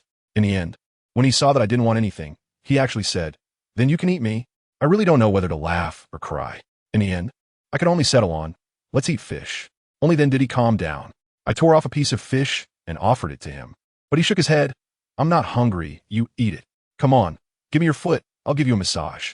Just as I was about to say it was painful, he directly pulled my leg over and gently started to massage it. Ouch at that moment. It hurt so much that my toes curled up. The pain was excruciating. Don't move. He held my foot down. At first it was painful, but it would be fine if I just endured it. I can only grit my teeth and distract myself by eating fish. Surprisingly, it really works. After kneading for more than 10 minutes, the pain and numbness in my feet gradually turned into a warm sensation, which felt much more comfortable. I watched him with his head down, looking serious and cautious, and my heart suddenly skipped a beat. Angus, I called him softly. I said, I find you really handsome when you're serious. He looked up, a smirk forming at the corner of his mouth. Do you like it? I nodded with a bit of infatuation. I like you. No matter what you're like, I like you. To be honest, ever since our first encounter, I've had feelings for you. He laughed. What about before we mated? At that time, we weren't familiar, and I was a bit shy. Besides, you weren't really my type. Oh, then how'd I make the cut later? Because you moved me. Of course, you really are good looking. Speaking of looks, it reminded me of something, and I curiously asked him, Hey, Angus, can I ask you something? Is the aesthetic in your beast world a bit explosive? The females I've seen are, to be honest, a bit abstract, but why do you males treat them like treasures? He laughed when he heard that. Guess. How am I supposed to guess that? He then explained that the females on land here really don't look that great. Not that great. Does that mean they're ugly? If you want to think that way, sure. He even nodded. I was shocked at that moment. So you guys know they're ugly. He looked at my stunned expression and added, but the mermaids in the sea look pretty good. I've seen them. Goodness, as soon as he said that, my internal alarm went off. Mermaids? Pretty good? You've seen them. My jealousy flared up right away. If mermaids are so good looking, why didn't you find one to be your partner back then? My tone was so sour that I could smell it myself. Not interested. Not interested in pretty. They aren't as good looking as you. I love hearing that, but I still had to clarify. Really? Then why don't you feel anything for them? Aren't you all amphibious? You'd be a perfect match. He looked up at me and said, it doesn't feel right. And besides, what would it look like for a snake and a fish to be together? I wouldn't even know if the offspring would be snake eggs or fish eggs. I burst out laughing. This reason is simply amazing. I laughed while explaining to him what in vitro fertilization is and how male fish release sperm during spawning, talking about it in a very professional manner. After I finished, he looked completely bewildered and asked me, Nwaner, what exactly is that? Television. Well, that was a waste of effort. I had to start from the beginning to explain what a television is, what biology is, what a teacher is, and eventually got to books, saying there are things for recognizing characters. I casually asked, you should know how to read, right? He shook his head. I was stunned at that moment. I said, no way, sir, you can't read? The beast world has evolved to the point of being able to take on human forms, yet the culture hasn't caught up. Seeing my shocked expression, he looked a bit aggrieved, as if I'd looked down on him. I quickly tried to ease the atmosphere and leaned in to say, it's okay, it's okay. Not being able to read is fine. I'll teach you. Our Angus is so smart. He'll definitely learn quickly. Only then did he become serious and promised me, I will study hard and not let you down. Looking at his earnest expression, I felt warm inside. Leaning on his shoulder, I knew our Angus was the most motivated. Motivated? What does that mean? It means I'm complimenting you. As soon as he heard this, he immediately picked it up. My Nwaner is also the most motivated. I couldn't stop laughing at him. After getting my feet massaged, I felt much better. I stood up and moved around a bit, saying, let's go down the mountain to find something to eat. Without saying a word, he squatted down in front of me, signaling for me to get on. No need. I can walk by myself. He didn't look back, his tone leaving no room for discussion. If you don't get on, you won't be going out today. Fine, you're tough. I obediently lay down on his broad back, letting him carry me down the mountain. Lying on his shoulder, I couldn't help but ask a rather clitch question. Angus, Am I heavy? Not heavy. You're very light. Then, does your foot hurt? The road is full of stones. It doesn't hurt. You're lying. It hurts for me to walk. How could it not hurt for you? He replied gruffly, I'm different from you. How are you different? I have thick skin. All right, you win. Whatever you say goes. Let me tell you, Angus really pampers me. Whatever I say goes. He carried me on his back while I comfortably lay there. And before I knew it, I had fallen asleep. When I opened my eyes again, wow, we were already by the river. This guy was so afraid of waking me up that he wandered back and forth by the river for over half an hour, just so I could sleep a little longer. After I woke up, I let him rest for a while, but he stubbornly said he wasn't tired. I told him to lean on my shoulder and take a nap, but then he got all fired up again, saying he was male and not as weak as I thought. Fine, fine. You're amazing. You're the strongest. So we just sat there staring at each other. And suddenly he leaned in and kissed me. Let me tell you, this guy's been getting bolder lately. Is he addicted to surprise attacks? But I didn't refuse. And he stupidly asked me why I was laughing. I said it was because he was getting more and more like a rogue. You should have seen his face. His ears turned red, and he immediately stood up, saying he was going to catch fish, and ran off. It was only when he jumped into the river that I realized, oh my gosh, he hadn't been wearing clothes this whole time. I just let him walk around bare-chested. Does anyone understand? My heart dropped. I was worried if any other females had been watching just now. I was looking around when I spotted a fluffy white bottom with a little short tail wriggling in the grass not far away. I immediately thought, oh, a little rabbit. I tiptoed over and pounced like a hungry tiger, directly pinning that fluffy ball down. I was even trying to coax it. Don't be afraid, little rabbit. I won't eat you. Just let me pet you for a bit and I'll let you go. But guess what happened? As soon as that rabbit opened its mouth, I almost died on the spot. I thought, what kind of eyes does this female have? Upon hearing that voice, I realized it was that stinky fox, Codino. Disgusted, I tossed him aside. He felt wronged and said, why you always target me? Is it wrong for me to pursue you? I'm too lazy to bother with his romantic affairs. My mind is filled with an academic question. I pointed at the little tuft behind him and seriously asked, hey, you stinky fox, I have a question for you. Aren't fox tails usually long, big, and fluffy? Why is yours so short, like a rabbit's? Well, my words hit him right in the gut. But in order to chat with me a bit longer, he actually endured the humiliation and explained, my dad is a fox, and my mom is a rabbit. I was completely stunned for 3 seconds. A fox and a rabbit? This interspecies couple. I'll just accept it for now. I looked at him in disbelief. So you are a fox rabbit? He stubbornly replied, I'm not a fox rabbit. I'm the child of a fox and a rabbit. I said, isn't that the same thing? I even kindly explained to him that where I come from, where Chihuahua and a husky have a mixed breed, it's called a Waha. Let me tell you, the expression on that fox's face was like its CPU was about to overheat. Giving their love story an award for being extraordinary would be no exaggeration. Just as we were arguing, I turned around and, oh no, Angus had just come out of the river with a bunch of fish. At that moment, my survival instinct kicked in. Without thinking, I kicked the still-dazed Codino, sending him flying. With a thud, he landed face first on the ground, probably dazed and confused. Angus walked over with a pile of fish, completely oblivious. But that Codino was quite a character. He hid in the bushes but left his white but sticking out. Angus, not noticing much, pointed and asked me, Noanuan, do you like that rabbit? If you do, I can catch it for you to play with. Upon hearing this, Codino was so scared he lost his wits and dashed away faster than a real rabbit.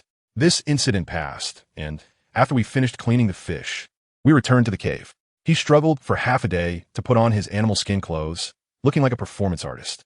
Once I helped him get it sorted and handed him the grilled fish, he finally told me that he didn't really like eating fish, as a serpent beast. His favorite was eggs. I said, then just eat what you like from now on. We need to think of a way to get some rice seeds because my Chinese stomach can't eat fish every day. Carbs are the source of happiness. As soon as Angus heard I wanted rice, he immediately said he would go to the goat tribe to trade for it the next day. I asked him what he would trade, and he mentioned that precious bead of his again. I said, no way. That bead is so important to you. We need to be self-sufficient and grow our own seeds. We began to figure out our route. He said that to get to the goat tribe on foot would take a day and a night. But if he transformed back into his original form and swam while I rode on his back, we could get there in half a day. No need to choose. It had to be the VIP water route. The problem was that I had injuries and couldn't stay in the water for too long. Angus decisively said, no problem. I'll transform into my original form. You can ride on my back, and I'll make sure you won't get a drop of water on you. Early the next morning, we set off. Upon reaching the goat tribe's territory, let me tell you, the grass was lush and green, as if it had been filtered with the best quality. I also discovered a pile of straw that they had discarded, which was great for weaving grass shoes. while I was contemplating how to pack it all up. As soon as we entered the tribe, we were surrounded by a large group of goats. The leader of the goats looked at Angus as if he had seen the murderer of his father, pointing at him and shouting that they had had enough of being bullied by us lonely beasts, and today they wouldn't let us pass no matter what. I quickly explained, saying, "Big brother, calm down, we're just here to ask for some rice seeds and a straw you don't want, nothing else." That old goat didn't listen at all, looking at me as if I were one of his enemies, filled with suspicion. Angus got angry too and sneered. "If you won't give it to us, then we'll just have to take it." Well, that stirred up a hornet's nest. The goat leader became furious and shouted, "Throw fire!" Instantly, countless torches flew out from their cave. Angus, fearing I would get hurt, transformed his lower body into a snake tail and without thinking, swung his tail to sweep the torches away. As a result, all the torches fell right into a nearby cave, where the hell they stored all their rice and seeds. The entire goat tribe went crazy, shouting to put out the fire. Angus saw this, and for my sake, he didn't even think twice before charging into the sea of flames. When the goats saw this, they thought, "Great, let him burn, then we can rob her." My heart sank as I watched the raging fire. I was frantic. I ran to a large stone vat nearby, jumped in without thinking, soaked myself to cool down, and then dashed toward the fire. Inside the cave, it was as hot as a furnace, and I immediately spotted Angus, his face red from the smoke, desperately digging for seeds on the ground. Tears streamed down my face as I ran over, grabbed his arm, and shouted, "Stop it! I don't want the seeds anymore. I don't want any seeds, I just want you." He halted his motion of grabbing seeds, looking at me with his red eyes. The next second, he wrapped his arms around my waist and charged out of the sea of flames. Once outside, the look in Angus's eyes was as if he had crawled out of hell. With a loud bang, he transformed into a massive black snake, opened his enormous mouth, and swallowed the goat leader whole. The remaining goats were so scared they ran away in panic. Of course, who would stay around to be eaten like spicy strips? I was standing there, watching Angus digest that goat chieftain in the scene. Wow, it was like watching a live version of the animal world. A huge bulge slid down his neck all the way to his snake tail, and then it was gone. The speed of digestion was like it was on double speed. The rice and seeds we had worked so hard to get in the cave were now burned to a crisp, not even a trace of ash left. But did I feel sorry? Not at all. As long as Angus was okay, rice and seeds were just clouds. Besides, this was all the goats' own doing. They wanted to set us on fire, and in the end, Angus with a single tail swipe managed to give their home a directed explosion. Isn't that just a pure boomerang hitting them right in the forehead? When Angus transformed back into human form, I rushed over. Oh my, his legs were covered in blisters. His whole face was as red as Guan Yu, and he was hot enough to fry an egg. I felt heartbroken and hugged him tightly. "Angus, how are you? You're burning me up. Were you crazy?" Knowing it was on fire and still rushing in? But he just pushed me away, checking if I was okay, and stubbornly said, "I'm fine, I'm good." I was almost in tears, and you still lied. Your feet are covered in blisters. Are you risking your life for a few worthless seeds? He looked at me with tenderness in his eyes, his hands so hot that he insisted on touching my face, saying, "Because I want to get the seeds for you. If it costs your life, I don't want any of them." I was both angry and heartbroken, pulling him towards the river, saying, "Let's hurry to soak in the river to cool you down."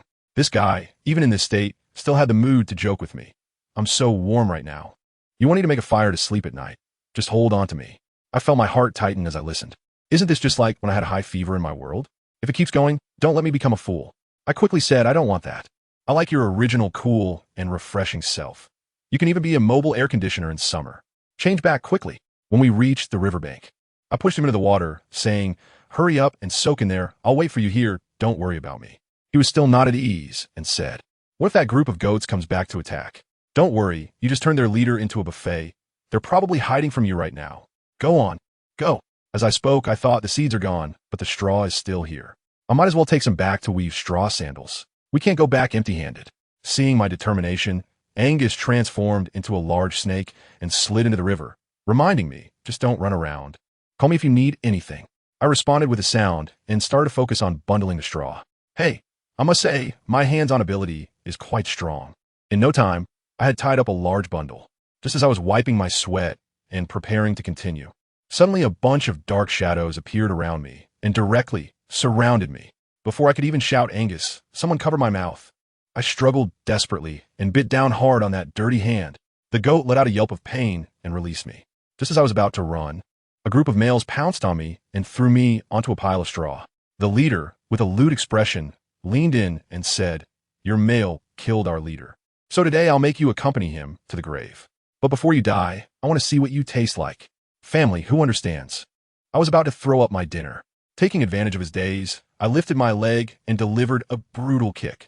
He hopped around in pain, and I grabbed a handful of straw and threw it at their faces.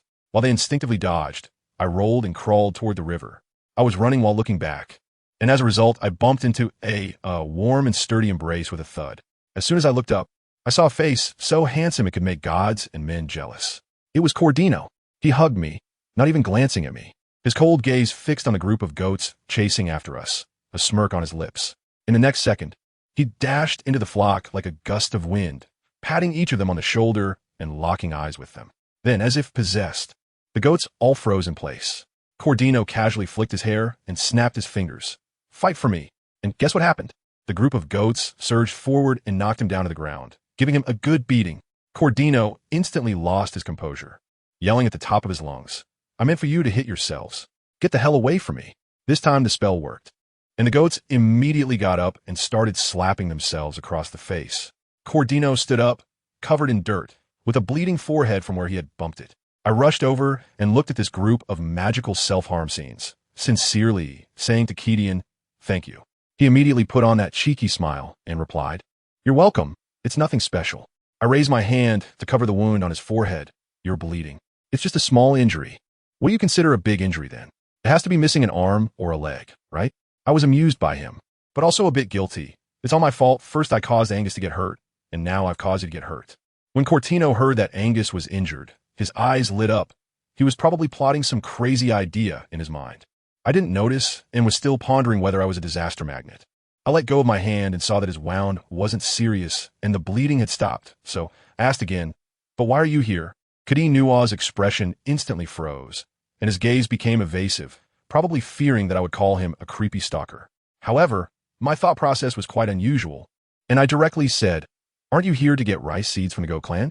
He obviously breathed a sigh of relief and quickly followed my lead, saying, Yes. I just wanted their warehouse to check, but it caught fire, so they probably don't have any seeds left." I found it strange and asked him, "Why do they put all the rice together? Shouldn't each family collect their own?" He rolled his eyes and said, "Want to know? Sure, but you have to tell me your name first. I can't keep calling you female, can I?" I think that's true. They just saved me, so it's not a big deal to share a name. I stretched out my hand and said, "My name is Bai Yina." As a result, after hearing that, they directly gave me a nickname, Big White. Me. From now on, I'll call you Big White. Can I refuse? No. Why not? Because you're white. Then you should call me Little White. No way, Little White is me, so you can only be Big White. Fine. I can't argue with that reason. Big White it is, I'll endure it. Then this guy pulled me down to sit on the grass and started explaining the big pot rice system of the Goat clan, saying that their harvest was poor. So the chief thought of this method to put all the food together to ensure that every family has something to eat. After hearing that, I felt a bit emotional. So it seems that the Goat clan chief isn't that bad. But it's also true that he burned Angus. Curtino pouted. That is still because the lonely beast did too many bad things. As soon as I heard that, it exploded. Let me tell you, I immediately switched to protective mode and unleashed a torrent of words at him. My Angus is good. He has never done anything bad. He came this time for a good trade, and they were the ones who made the first move. If we're talking about dirty thoughts, no one can compare to that group of goats. Angus is the most perfect in my heart, and even if you look exactly like my male god, you can't compare to even a single finger of his. Cortino was left speechless by my retort, and then he suddenly leaned over, nudged my shoulder, and asked me a question that left me frozen in place. Mating with a lonely beast must be very painful, right? My face turned red in an instant, and my heart was pounding like a drum. How can this fox ask anything? After watching me for a long time without saying anything, he started to speculate again. I've seen many females who cry out in pain. Bai, you don't seem to be afraid of him? Could it be that the two genitals excite you? I really appreciate it. To shut his mouth, I can only grit my teeth and explain, Angus is different from other lonely beasts. He is very gentle. When I shout in pain, he will stop. Besides, even though there are two, he can just use one. Anyway, after the pain, it's actually quite good. After I finished speaking, I felt like I could just find a crack in the ground and hide in it. After hearing this, Curtino's jaw nearly dropped in disbelief. Are you saying it feels pretty good? You're not disgusted? Why would I be disgusted? I've decided to spend my life with him, so I won't feel repulsed by him. Seeing that I was unyielding, Curtino decided to lay it all out. He grabbed my arm, his expression suddenly becoming very serious. To buy, with a lonely beast. You can also have me. Rice, seeds, salt, I can give you anything. As long as you agree to be my female and mate with me. Everything I have is yours. Does that make your heart race? Bro, this pie you're drawing is too big. I shook my head, not moved. What you can give me? Angus can also give me. I won't betray him. What can he give you? The seeds are gone now. What about the salt? Do you know what price he has to pay to exchange for salt with the mermaids? He has to trade the pearls produced from his beast-level transformation. By the time he finishes trading for salt and comes back, his level will have dropped, and whether he can protect you will be a question. These words exploded in my mind like a thunderclap. What does that mean? The pearls Angus uses to exchange for salt are tied to his own level. If his level drops, he will become weaker. He can't even defeat. Even this half-fox, half-rabbit guy in front of me? I have always known that the bead is precious, but I never thought it would come at such a great cost. If that's really the case, then I would rather never eat salt for the rest of my life. I absolutely cannot let Angus become weaker because of me and then be bullied by other males. I suddenly stood up from the ground and looked at him. You can go now. I'm going to find Angus. Curtino was also taken aback, probably not expecting my reaction to be this strong and resolute. I looked at him and said word by word, the things you mentioned, I've consumed in my world for over a decade. I don't care about them. But Angus, he is my only family here. He is my everything. I will not let him take even the slightest risk for anything. You should leave quickly, or else when Angus comes out and sees you, he'll tear your skin off. After hearing my words, Curtino was stunned for a long time. He seemed really touched. He stood up, no longer mentioning those ridiculous demands, but instead asked me, Dubai, what flowers do you like? Roses. He thought for a moment and said, I've never heard of them, but I know a kind of wildflower that is covered in thorns. It's very fragrant. If I have the chance, I'll pick some and give them to you. I quickly shook my head. No, please don't. I'm afraid Angus will get angry. Curtino was completely out of patience, with a look on his face that said, I'm so jealous. Stop. Just stop. Don't provoke me anymore. I made a shushing gesture and then turned to run towards the riverbank. Angus. Angus immediately poked his head out of the water, and I gave him a sweet smile. It's getting dark. Let's go home. He responded with a grunt and swam to the shore. I patted his head. It was no longer hot, and I finally sighed in relief. But just as I was about to go grab the hay, Angus's icy gaze suddenly locked onto a group of goats not far away that were still fighting among themselves. His expression changed instantly. Why are there so many goats? Did they just bully you? I quickly shook my head. No. Angus didn't believe me at all. He transformed back into human form right from the river and pulled me to check carefully. Although I had no injuries, he still felt something was off. Impossible. I just swallowed their clan leader, and they saw you alone. There's no way they wouldn't act. Unless someone helped you.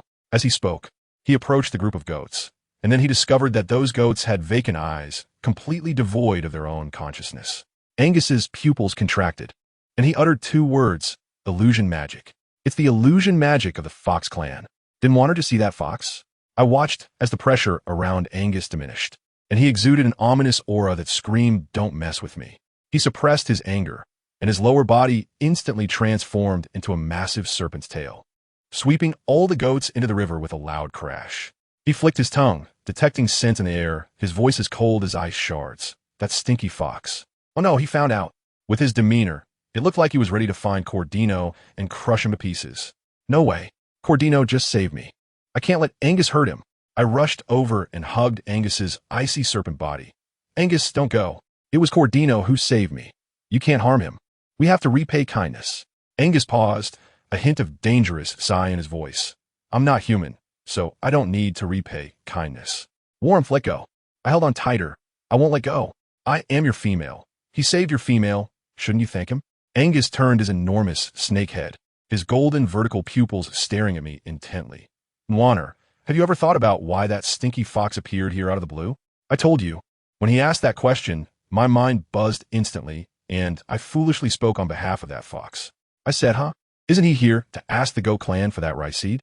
As soon as Angus heard this, his golden eyes narrowed like blades, and he asked, did he say that to you? I hummed in agreement, feeling quite justified. I know that foxes are cunning, but Kadeen Newall is different. Goodness. As soon as I finished saying that, Angus jumped in with intensity, saying, how do you know he's different? Warm, let me tell you, in this beast world, you can't trust a single punctuation mark of what a fox says. And have you noticed, every time he appears, something goes wrong?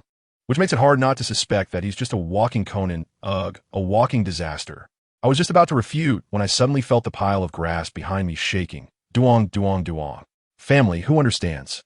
That guy KingAngus is hiding in there. Angus saw it too, and his expression instantly turned cold. I was so scared that I hugged Angus's snake body tightly and quickly pleaded for that fox. Angus, he did save me after all. Can we let it go this time? Just give him a break. He really means no harm. Angus was completely helpless. Sighed and said, Nuanyuan, I've told you, a fox's words are never true.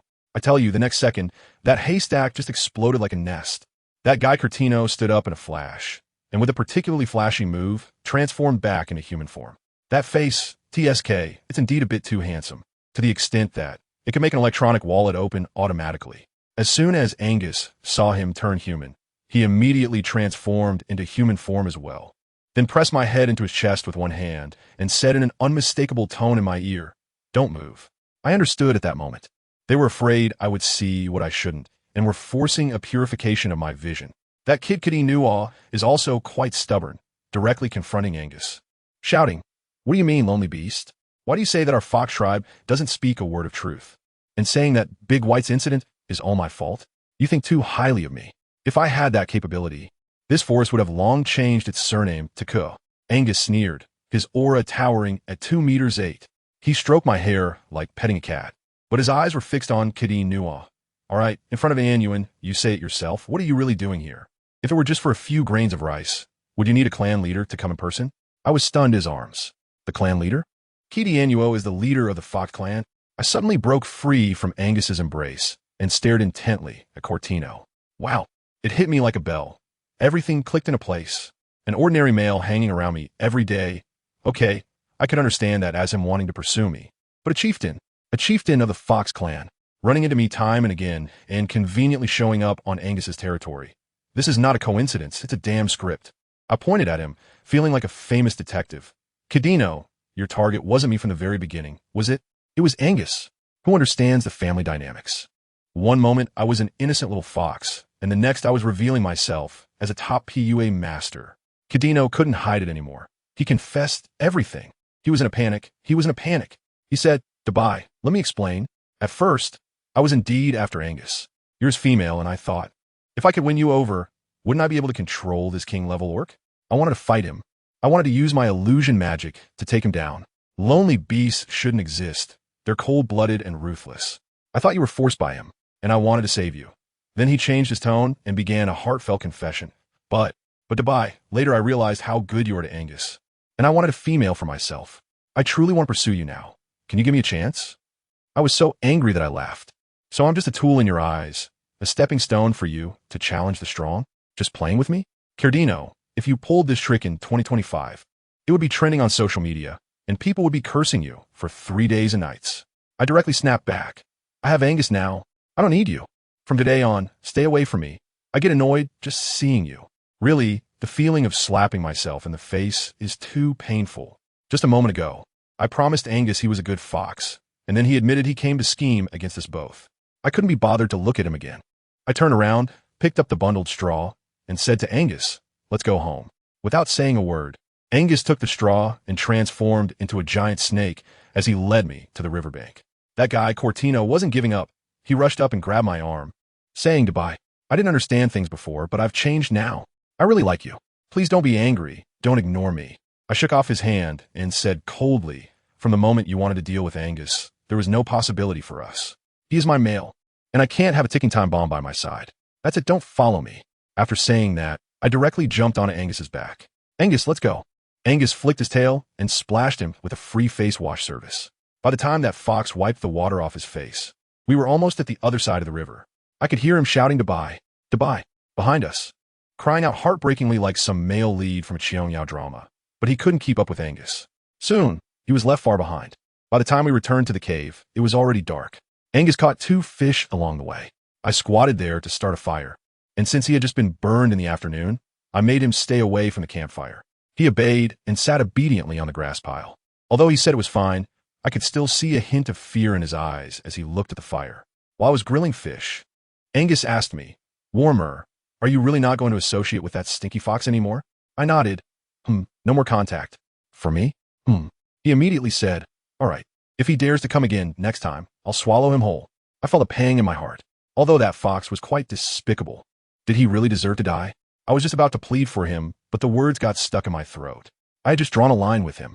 Wouldn't pleading for him be slapping my own face? I quickly changed the topic. "Hey, Angus, how do you know that Cardino is the leader of the Fox clan?" "Just look at his tail." Angus began to explain to me. He said that everyone in the beast world knows that Cardino, the leader of the Fox clan, is a hybrid of a fox and a rabbit. Because of this, he was ridiculed and ostracized since childhood, and his clan considered him a disgrace. That's why he fought hard to become stronger and eventually became the leader through sheer strength, becoming a character that everyone in the forest feared with top-notch illusion skills. Angus analyzed. He wants to compete with me, probably aiming to rise by stepping on me, this king-level beast man. As long as he can confuse me, he can truly dominate this forest.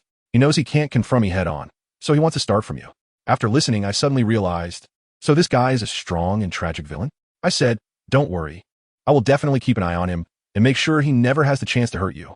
I have no idea, at this moment, that guy Cardino is like a gecko, eavesdropping outside our cave.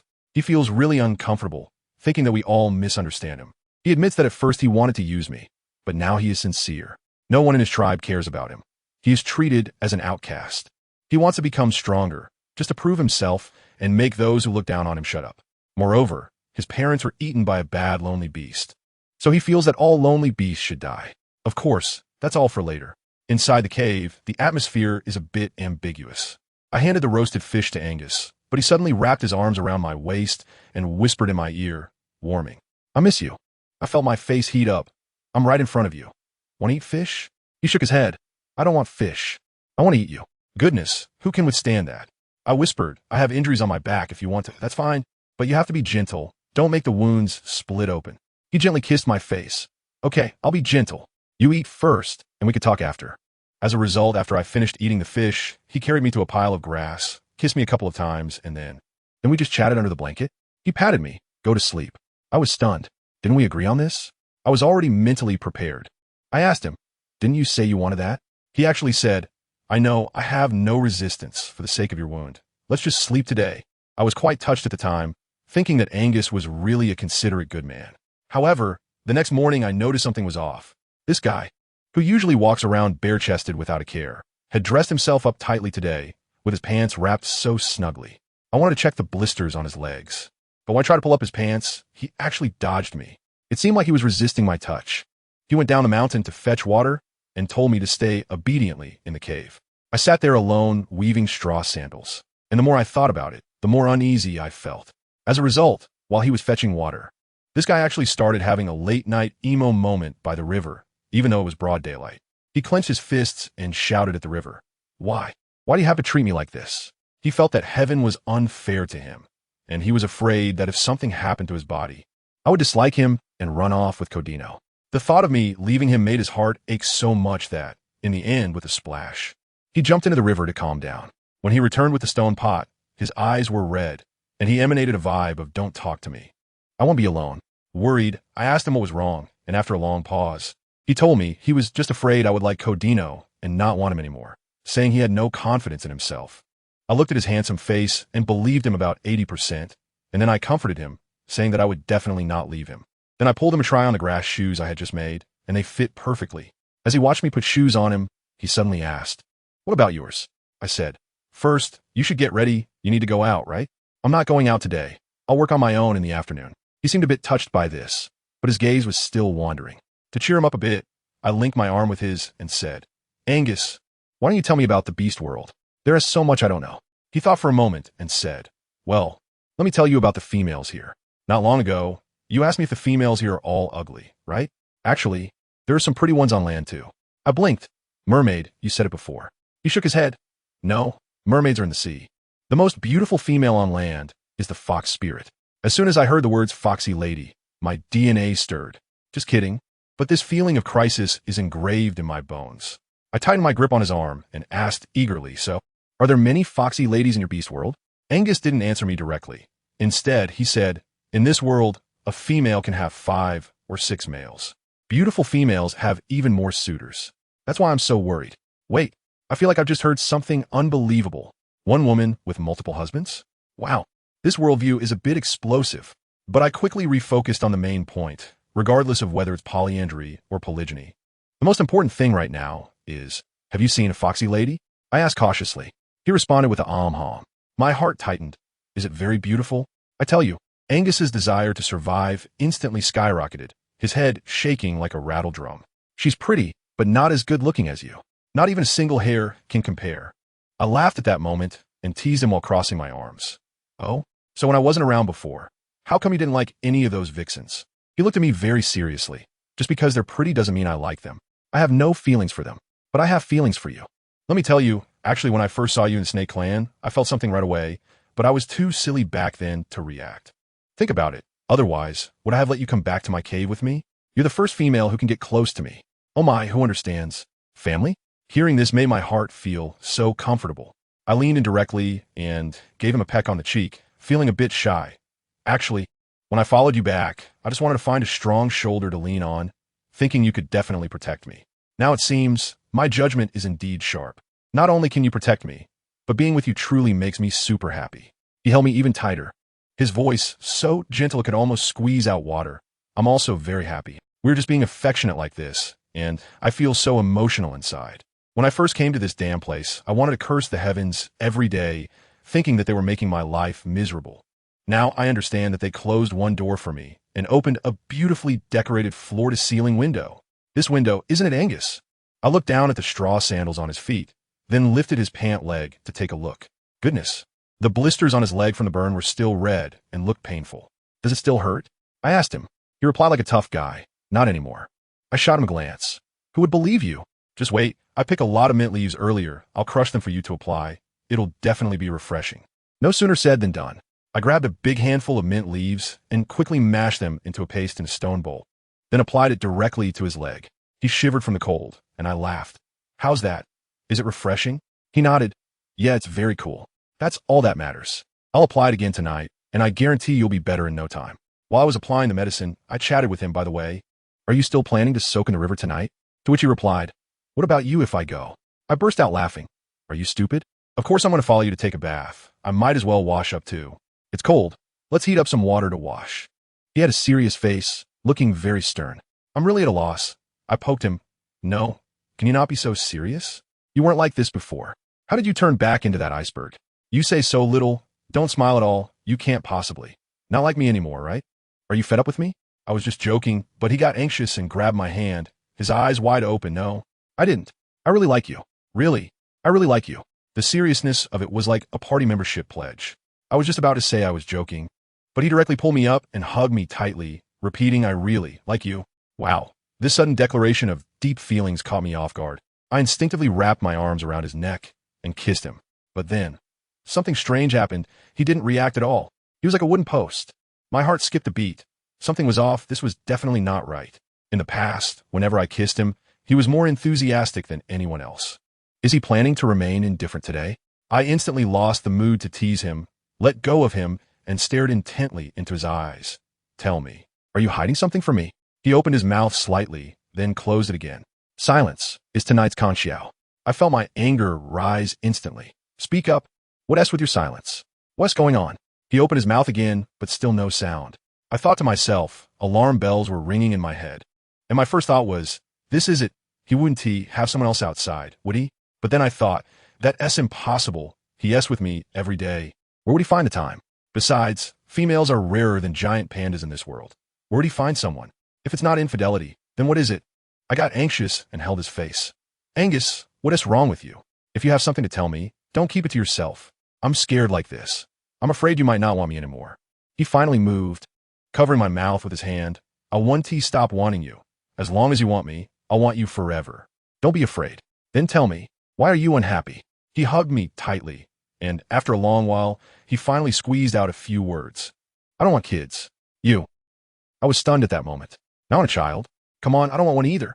I'm not even prepared to be a mom. Okay? Does this guy think I want to have a baby? Is that the whole reason for this? I remember he really wanted a child before.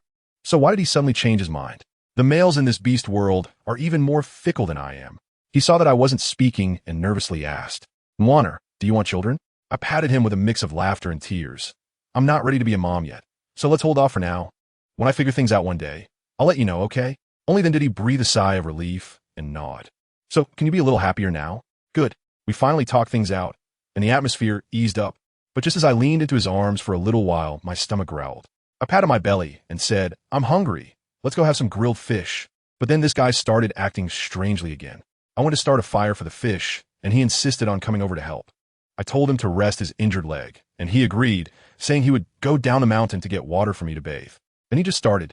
I tell you, he was holding a stone pot, running back and forth, pouring out water, then turning to leave without saying a word to me, acting like he was avoiding me. Once or twice, I could let it go, but you keep going back and forth like a perpetual motion machine. What does that mean?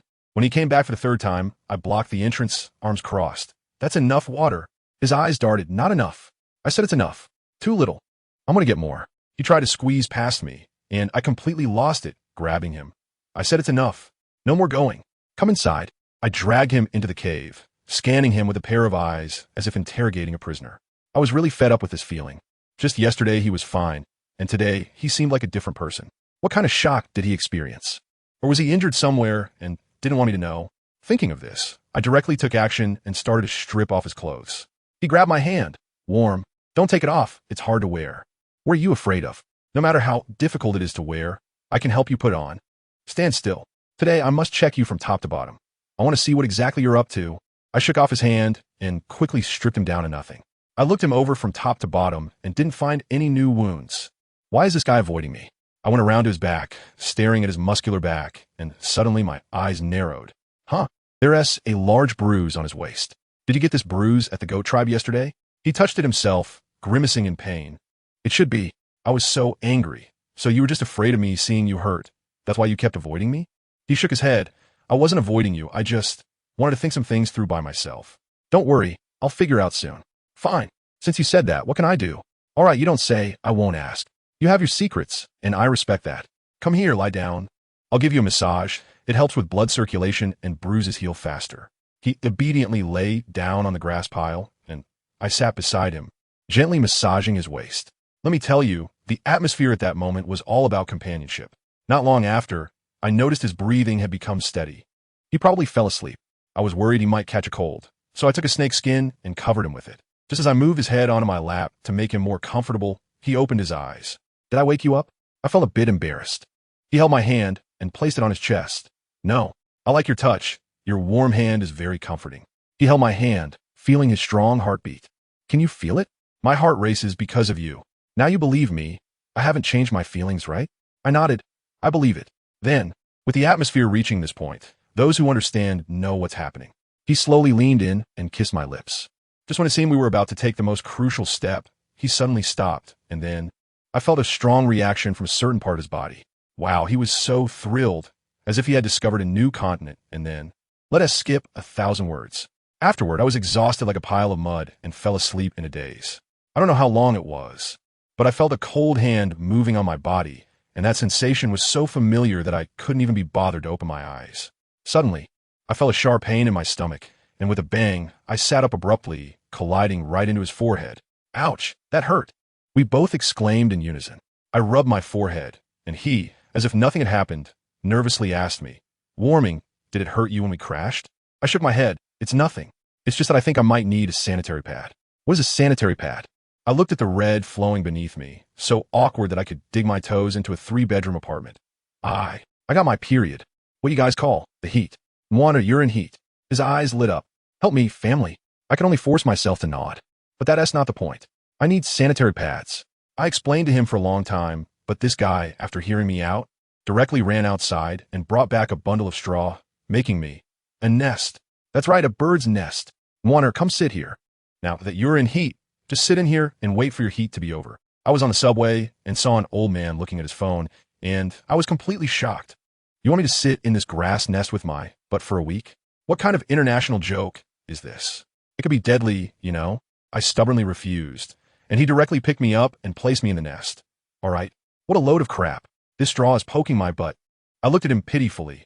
Angus, I'm going to go crazy. I need to go outside. No, if you go out, the smell will attract a lot of males. But I have to use the bathroom. I have to move around, right? But you're bleeding. I know I'm bleeding, but I can't just sit and wait for death. Who is my sister? I have to fend for myself. In ancient times, Women used menstrual cloths. I have snake skin here. I had a sudden idea and instructed Angus to turn the straw into fluff for me. Then, I took a bone needle and sewed a few makeshift sanitary pads using the snake skin, stuffing them with the fluff. Hey, wouldn't you know it, it actually worked. The next day, I didn't have to sit on that broken nest anymore. To find better filling material, I asked Angus if there was any cotton around. I described it to him for a long time, and he finally understood, saying there was something called fluff flower that sounded very similar to what I described. We set off immediately and arrived at an open area filled with white fluffy flowers.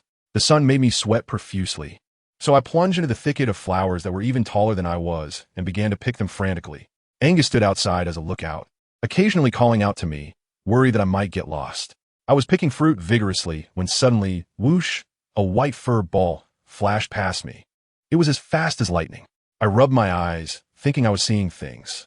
But then whoosh, another sound, and that white fluffy creature ran back. Finally, with 3 whooshes, a little white thing wrapped in cotton stopped at my feet. The cotton was so thick that I could only see its pair of large eyes, black and shiny like obsidian. I had only one thought at that moment. Wow, this cotton has come alive.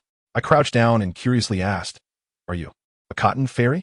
The little creature looked at me with its big, black, grape-like eyes, wearing an expression of utter disinterest, as if saying goodbye, that there was no love left. I thought it was scared and reached out to pat its head to comfort it, but instead, I ended up pulling a big handful of cotton off my hand. I was dumbfounded at that moment. I said, "Are you going through a shedding period? Why is it bald as soon as I touch it?" Then guess what? This little thing actually started to talk. It said it wasn't a cotton fairy. Its name was Little White. I directly saw an old man on the subway looking at his phone, and there's Bai. Didn't you just say a couple of days ago that your name is Kadi Nual? This vixen, changing outfits every day, huh? He was spinning around in front of me, saying, "Look how fair I am. Calling me Bai is so fitting." Fitting for you, huh? Then this guy started being unreasonable, rubbing against my legs, leaving a pile of fluff, and saying it was a gift for me. "Who wants your secondhand fluff?" I told him to leave quickly, but he just activated his tantrum mode, saying, I won't go, and claimed that I definitely couldn't bear to call Angus. Goodness, this average-looking fox. Who gave you the confidence? He said he wasn't shameless, he called it good looks. I really can't believe it. The thickness of his skin is enough to kill any conversation. Just as he was about to pounce on me, I quickly dodged and said, "Don't come over. I promised Angus I wouldn't pay attention to you, just leave." Instead, he clung tightly to my ankles with both hands, looking at me with those big, watery eyes, looking as pitiful as a 200-pound child. Family, who understands? Clearly, he is the clingy bad fox, making me look like the heartless woman abandoning her partner. I felt so uncomfortable and quickly pulled my legs back. Then, something even more outrageous happened. He actually said he could feel that I liked him. Huh, I like you? Do I like your clinginess or your shamelessness? He said if I didn't like him, why did I always stop Angus from hitting him? Dude, it's because you look like my male idol, and you've helped me before. It's purely returning a favor, okay? With this imagination, you should really be writing novels. I made it very clear to him that I like my idol, not you, this cosplay vixen. Hurry up and leave, or Angus will come and swallow you whole. And I won't take responsibility. So guess what he said? He said, even if you don't admit it, I still like you. As long as I like you, that's enough. Fine, you can like whoever you want. It's your freedom, and I won't interfere, but can you not bother me? I turned to leave, but he suddenly transformed into human form and grabbed my arm. No more cute acts, going straight for the hard approach. Huh? His expression changed instantly, going from a wrong puppy to a domineering CEO, coldly saying that once he set his sights on me, he wouldn't give up and wanted me to see his determination. The next second, I was completely frozen. He held my head and kissed me forcefully. Damn, I was forcibly kissed by a fox. What kind of Xinjiang literature is this turning into reality? One moment, it was acting cute and playful, and the next, it was like a domineering CEO took over. This fox knows how to roleplay. The only thing in my mind at that moment was 3 words. Shameless. Shameless. Shameless. I was so furious, I was shaking all over. And with all my strength, I pushed him away and yelled at him. Do you want to die? He actually licked his lips and looked at me with that particularly seductive gaze. Although he has the face of my idol, this behavior is just too disgusting. I felt so guilty towards Angus. Even though it wasn't my choice, it felt like I had betrayed him. I've told him countless times not to bother me, but he just wouldn't listen, and now he's getting touchy-feely. This pursuit method is just too wild. I warned him one last time, Cordino, stay away from me. After saying that, I quickly ran away, shouting Angus's name in hopes of scaring him off. But as soon as I ran out, I bumped right into a strong embrace. It was Angus. He saw me panting and gently asked what was wrong. I stammered, afraid he would get mad and go deal with the fox den. But I didn't want to lie to him. I hesitated and said, I just ran into Cordino. Guess what Angus's first reaction was? Instead of asking what we talked about, he nervously checked me over, asking if I was hurt. Family, what an extraordinary man. I couldn't help myself and stood on my tiptoes to give him a kiss. He said, "You're too good to me." I'm fine. Only then did he feel relieved, pointed to the cotton he brought back, and asked if it was enough. Looking at him picking cotton for me under the blazing sun, I felt incredibly warm inside and quickly said it was enough and we should go home. On the way, I suddenly remembered that he hadn't eaten for several days, so I urged him to go hunting while I waited by the river. He was initially worried, but after I reassured him several times, he finally agreed. Angus took me to the riverbank, repeatedly reminding me not to run around, and then left. I sat alone by the river, lost in thought, when suddenly I heard a sound behind me. I turned around, and, to my surprise, a fluffy little tiger cub was lying behind me, with a white mark on its forehead that looked like a king character. It was simply adorable. I was afraid to scare it, so I quietly asked, "Little cutie, can I hug you?" This little creature was quite understanding and actually jumped into my arms. Holding this fluffy little ball, my heart nearly melted. The feeling was just too soothing. Before long, this little guy fell asleep in my embrace. I was blocking the sun for it when suddenly a very pleasant male voice came from behind. "Da Huang." I turned around and saw a handsome guy with an amazing physique. Are the handsome guys in this beast world wholesale? Each one is better than the last. He smiled and said that the little tiger cub in my arms was his Da Huang and asked me to give it back to him. Da Huang? I almost laughed out loud. Isn't the name for a dog? How could I just believe whatever he said? I asked him to prove it. Without saying a word, he suddenly transformed into a huge tiger. Oh my gosh, my legs went weak, and I quickly told him not to move. It seemed that this little thing really belonged to him. I carefully woke the little tiger cub, and as soon as it opened its eyes and saw the guy, it excitedly ran over while roaring. Then I witnessed a scene that completely blew my mind. The little tiger ran under the guy who was Barrett and, surprisingly, went to look for milk. A male. Where'd the milk come from?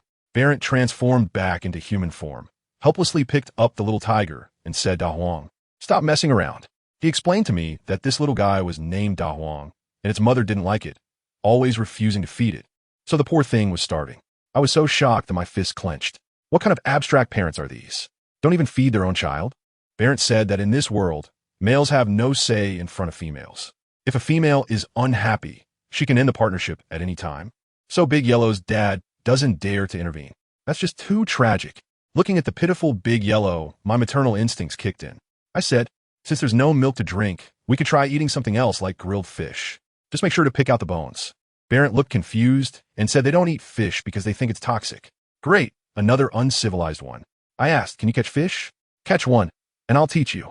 Barrett nodded, put down Big Yellow, and jumped into the river. Then let me tell you something really funny. I was so focused on waiting for him that I had no idea there were 3 conspicuous black cats in the bushes having a desperate shareholders meeting. The big cat was all emo. Our fish is going to be caught by this woman. The third cat chimed in. When I was catching fish yesterday, one fish told me its name was Jing Jing. The big cat became even sadder. Don't talk, I want to be quiet. The third cat, being particularly naive, said, are you going to miss her? Well, your Jing Jing is already being roasted black by that female on a branch. I really could die laughing. This cat understands humor, making it a cyber funeral theme. Before long, Barrett caught several fish. I took them, quickly cleaned them up, then started a fire to grill. Big Yellow, smelling the aroma, was circling around me, shouting. Soon, the fish was ready, fragrant and delicious. I walked over to Barrett with the grilled fish and smiled at him. Smell this. He took a sniff and his eyes lit up. It smells great, right? When the fish is grilled to a crisp, the meat inside is especially tender. If only we had some salt. But I don't have any at home. You should have salt at your place, right? Yes, of course. Let me tell you, next time you grill fish for Big Yellow, just sneak a layer of salt on the back of the fish. The flavor will be amazing.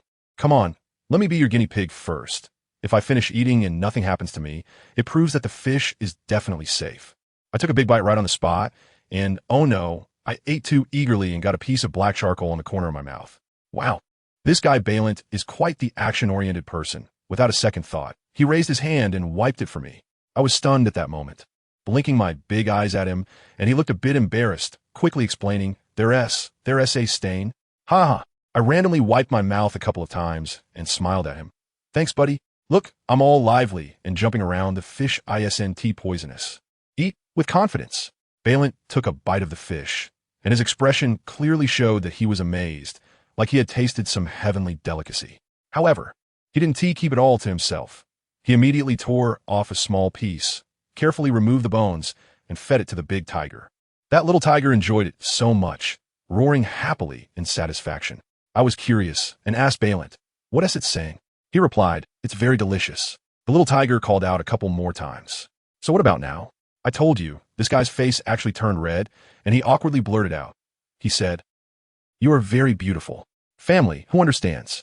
This little milk tiger is here as a wingman." It was clearly over there howling.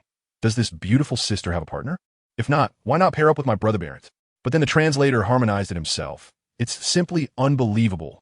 Barrett shot a glare at the big yellow one, telling it to hurry up and eat the fish and stop talking, while the little tiger regretfully swallowed the second half of the sentence. Just as we were chatting, my partner Angus came back. His gaze shot straight at Barrett, and the atmosphere instantly dropped to freezing point. I quickly dashed into his arms like a little cannonball. "Angus, you're back." He responded with a hum, lifted his chin towards Barrett, and asked me, "What were you just doing with that male?" I teased him. "Oh, this smell. Are you jealous?" He responded confidently, directly admitting, "Then I am indeed jealous." I quickly explained that the little tiger cub had no milk to drink, and I was teaching his dad how to grill fish. Am I smart? Angus rubbed my head and said I was the smartest, but then added, "You're not allowed to hang out with other guys. I'll get jealous." All right, I'll listen to you." While we were being sweet with each other, I casually asked, "Have you eaten?" "What did you have?" "Tiger." I was immediately stunned. Oh my God. I secretly glanced at Barrett, who was still feeding the fish. His family was eaten. The atmosphere was so awkward it could have carved out a 3-bedroom apartment right there. Angus, however, didn't care at all and went into boss mode. "Baby, what are you thinking? This world is like this. The weak are prey to the strong." If he had any ability, he wouldn't be sitting there feeding the little tiger. He would stand up and fight me. Without ability, he can only listen. His words were rough, but made sense, and I was at a loss for words. Seeing my conflicted expression, Angus jumped into the river to catch fish, leaving me staring blankly at Barrett on the shore. After a while, Barrett came over holding the big yellow fish, looking surprisingly calm. "Your man is right. The weak are prey to the strong. I can't beat him, so this isn't your fault." Oh my, this guy has really broadened his horizons. All I could say was, "I'm sorry." "It's okay." He shook his head. "I'm Barlet. Nice to meet you today. But we probably won't have a chance to see each other again. I have to take De Huang back." After saying that, he turned around, holding De Huang, and walked away, his back looking a bit desolate. As it turned out, an even more explosive situation was yet to come. As soon as Barlet entered the forest with De Huang, he ran into their clan members. Those tigers were furious, saying a stray beast was too arrogant.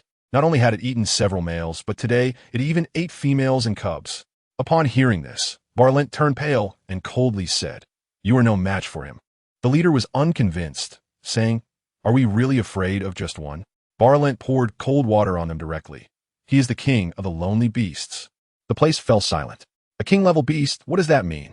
The leader still didn't believe it, and Barlet said, "I just saw him." Now everyone was dumbfounded. The leader suddenly noticed De Huang in Barlet's arms, and his expression darkened. "Is this the cub of the Siyu family?" After getting a positive answer, he sighed. "Then you take it back and raise it. The stray beast has eaten the entire Siyu family." It was a bolt from the blue for everyone. De Huang instantly became an orphan. The little guy seemed to understand and started crying heart-wrenchingly in Barlet's arms.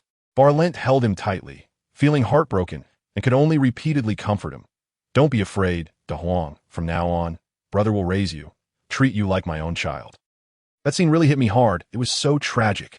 As for me, I was completely unaware of all this and was by the river happily sorting fish with Angus. He pinched my face and started getting jealous again. "You said there was nothing going on, and now you know their names?" I quickly gave him a kiss to appease him. He warned me to stay away from the Tiger clan in the future, saying they weren't as good as I thought. We were tidying up when suddenly a bunch of black things appeared at my feet with a swoosh. Wow, a pile. No, it was a group of black cats. They were all over the place, giving me a serious case of trypophobia. The big fat cat in the lead came up and hugged my thigh, shamelessly starting to wail. "Beautiful, lovely, pretty female, I beg you on behalf of my whole family, please leave us some food to eat." I laughed so hard. Are they a group coming to beg for food? They're afraid I'll eat all the fish in the river. What's even more ridiculous is that there's one in their clan named Timol. I was shocked at the time. I said, let me take a look. It's 2025. Has Tmall materialized into the orc world? As a result, a sickly little kitten walked out from the pile of cats, not even as big as my hand. That big fat cat even tried to trick me, saying this little one eats the most, wanting to cheat me out of my fish. I roll my eyes and grab its paw, smiling and saying, all right, I can give you fish. You all look pretty fat. How about I send 2 of you for steaming and stir-frying? Before I finished speaking, whoosh, that group of black cats ran off faster than I could blink, disappearing in an instant. Only that big fat cat was left, stunned for 2 seconds, then rolling and crawling to catch up. Brothers, wait for me. Angus happened to be coming back with firewood, sniffed the air, and looked disgusted. Which group of black cats came by? What a strong smell.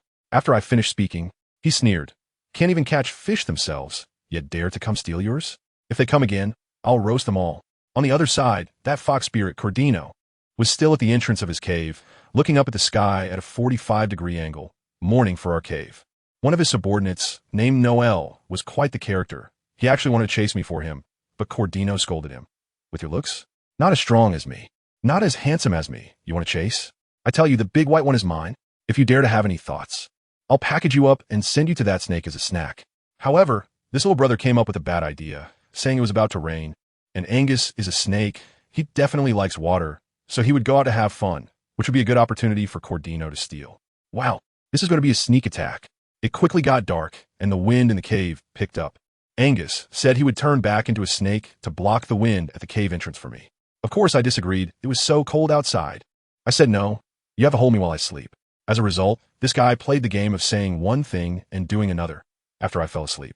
He secretly slipped out, turned into a giant python, and blocked the entrance tightly. I woke up in the morning, and the cave was pitch dark. I could hear the sound of rain outside. I called him, and he turned back into his human form and came in, covered in shiny droplets of water. I felt a pang of heartache and quickly crawled out of my snakeskin blanket to wipe the water off his face. Is it raining outside? Are you cold? He laughed and said he wasn't cold and that he liked water. Right, I forgot. He's not human. Seeing that I was awake, he wanted to go outside to bring in the stone pot to boil water for me to wash up. I was afraid he would slip, so I quickly jumped out of bed and snatched the flint from his hands. I can handle it. Don't touch it. I'm Fine. But let me tell you, Angus is just a worrywart. After a lot of persuasion, I finally pushed him out of the cave, urging him to go enjoy his favorite rainy day. He kept turning back, as if he was afraid I would be taken away by the air if I was alone in the cave. And what happened next? Who understands the family dynamics? Just as I sent my real boyfriend away, that sly fox appeared in front of me with a flash, like he had radar. Goodness. I was focused on weaving straw sandals, and when I looked up, a handsome face was right in front of me, almost scaring my soul out of my body. I was so angry at that moment. I said, Cordino, are you sick? Can't you walk without making a sound? But he, instead of feeling ashamed, proudly flashed a big white smile at me and said, oh, I didn't know you were so timid. Besides, I'm just worried about you. It's so windy and rainy outside. That cold, icy snake definitely won't take care of you. Look what I brought for you. As he spoke, he magically pulled out a pile of fluffy blankets and proudly said, these are all made from the fur I shed. Warm, right? I almost rolled my eyes to the back of my head and said, are you here pretending to be a dandelion? How bald do you have to be to come up with so many blankets? Don't you even draft your lies? He wasn't embarrassed at all after I called him out. And with a chuckle, he said, oh, even if it's not my fur, it still works as a cover. That snake is cold and definitely uncomfortable hugging it. Look how good I am to you, aren't you touched? I'm really laughing with anger. Not moved? Thank you. I just like sleeping with my Angus. Warm in winter and cool in summer. You know nothing. I told him to get lost, but this fox has a skin thick enough to be bulletproof. Not only did he not leave, but he also snuggled closer, sniffing around on my body. Suddenly, he blurted out, are you in heat? I was stunned and said, what kind of dog nose is that? He confidently replied, it's a fox nose. Fine, I'll give it to you. I admitted it. And then this guy immediately gave himself a value, saying, now you're someone protected by my Kusiao Bai. From today until your heat period ends. I have to protect you. Wait a minute. Kiskiviko Xiao Dai. I thought this guy was called Kudinua. Then he said, don't you think that Bai and Xiao Bai make a perfect match? At that moment, I just wanted to punch him. Who wants a match with you? Go away. Go away. I decided to ignore him and directly enter cold violence mode, treating him like a transparent fox. I just lowered my head and continued weaving my grass shoes. But this guy got curious, transformed back into his little fox form, and directly jumped onto my lap to act cute. Bai, what are you weaving? Can I play with it, please? He looked at me with those pitiful eyes, saying that as long as I mated with him, he would wash my clothes, cook for me, pick chrysanthemums, and even give me salt and rice. I really can't take it anymore. I said, then go mate with someone else. He said, but I only like you. I said, but I don't like you. Can you guess what he said? He said, that's okay, I'll like you first. And wait until you like me. What kind of twisted logic is this? I completely gave up on communication and let him perform his solo act. As a result, this guy was still restless on my lap, his fluffy big tail sweeping back and forth by the fire. Suddenly, I smelled something burning, and then I heard a scream. Hot, hot, hot. By help. I looked up, and good grief, I saw a flaming tail wildly darting in front of me. The speed was incredible. It was like a wheel of fire come to life. As I shouted for it to stop, it suddenly plopped right into the boiling stone pot of hot water next to me. Another piercing scream echoed. Dude, didn't you see the steam rising from the water? Were you trying to show off by cooking yourself in a pot? When it jumped out of the pot and transformed back into human form, I was taken aback. Its whole body was covered in blisters, densely packed, enough to send anyone with a fear of clusters into a panic. It was in so much pain that tears filled its eyes. Bai, it hurts so much. Sigh, it did get hurt while being here. What could I do? I could only accept it. I had it lie down and took out a bone needle to prepare to pop the blisters. It trembled and asked, does it hurt? Obviously. I snapped at it to shut up and then started the procedure. After popping the blisters, I applied mint leaves on it, and before long, a white fox had turned into a green matcha fox. The color was even more authentic than Angus's last time. It looked emo now, probably screaming inside. Mom, I'm green. In the end, despite the pain, it didn't keep its mouth shut. As I applied the medicine, it kept bringing up mating. I threatened to throw it out, and only then did it behave and close its mouth. But when I got to a certain indescribable area, it looked pitiful. Bai, this is the proudest part of my body besides my face. I couldn't help but complain at that moment. What is there to be proud of as a golden needle mushroom? My Angus big head mushroom hasn't said anything. Family, who understands? I was hinting madly here, but this guy short-circuited my brain. He innocently asked me, were golden needle mushrooms and big head mushrooms? Do I have golden needle mushrooms on me? I was so embarrassed that I refused to answer such an outrageous question. In the end, he pondered for a long time and suddenly realized, oh, you mean my face looks like a golden needle mushroom and ISNT as big as Angus's face? I really gave up. I said, yes, you're right. But he still wouldn't let it go, insisting on getting to the bottom of it. In the end, he finally realized and said angrily, are you calling me small? Let me tell you, other females like golden needle mushrooms like me. I really didn't want to argue with him. I said, you better control yourself. If you annoy me again, I'll take care of you. He shivered in fear, then started to act spoiled again. You're bad. I'm a naughty little white. You're the naughty big white. We make a good pair. We were there spitting at each other, and this fox was really both annoying and impossible to hate. The rain was still falling, and this guy was becoming more and more unruly in my cave. His hands and feet were getting restless, starting to touch my waist. I pushed his paws away and warned him that if he touched me again, I'd chop him up for soup. But then he suddenly changed his tone, his eyes dreamy, saying he was feeling hot and wanted to hug me. I interrupted him directly. You're hot because you've been burned. Don't give me that useless stuff. Who knew this guy suddenly changed like a different person? The cute act didn't work anymore, and he directly switched to a domineering mode. In a flash, he pushed me down, held my chin, and said in a charming and wild tone, don't you like the cute me? Then how about I become the way you like? I had only one thought at that moment. Is this guy having a split personality? Before I could react, he lowered his head and kissed me. I was completely stunned, and this damn fox kissed me forcefully again, just when he was feeling proud and even showing off by wagging his tail. History repeated itself once more. Damn it, my tail. With another scream, this action left me speechless. I tell you, this is what happens when you show off and get burned. You deserve it. He dashed out of the cave with a whoosh, extinguishing the fire on his tail with the heavy rain outside. Then with another whoosh, he ran back, all wet, and directly pounced in my arms. I was both angry and amused. Why are you back again? Do you want to get burned for the third time? He muttered. Others have their butts burned. Why is it that I have my tail burned? I said coolly, that's because others don't have tails. Don't worry, after one more burn, it'll be your butt next. In the end, before he left, he didn't forget to take away the grilled fish he had been thinking about for a long time. I really couldn't believe it. Once he was gone, I was exhausted. My period had already made me feel weak all over. So I wrapped myself in the pile of fox fur blankets he had brought and fell asleep. I have to say, it was really warm. When I woke up again, it was dark outside, and Angus had returned. But he looked terrible, sitting alone by the fire, exuding a low-pressure vibe that said, "Don't mess with me." I quickly rushed over and hugged him from behind, but he coldly pulled my hand away. "You lied to me," he said. My heart sank. It was over. The secret was out. He must have known that the fox had come. I quickly explained that I didn't seek him out. He came on his own. Seeing his hurt and angry eyes, I felt a deep pain in my heart and kept apologizing and admitting my mistake while holding onto his waist. "I told you." Angus fell for my tricks. After a while, his anger subsided, and instead, he started to blame himself, saying it was all his fault for not being by my side all the time, which gave that damn fox an opportunity. To comfort him, I said, "Actually, that fox person isn't bad, just a bit silly." Angus looked confused and asked, "Silly? What does that mean?" I held back my laughter and explained, "To mean stupid." After hearing this, he surprisingly nodded in agreement and said, "You just realized?" I've thought he was hopelessly stupid for a long time.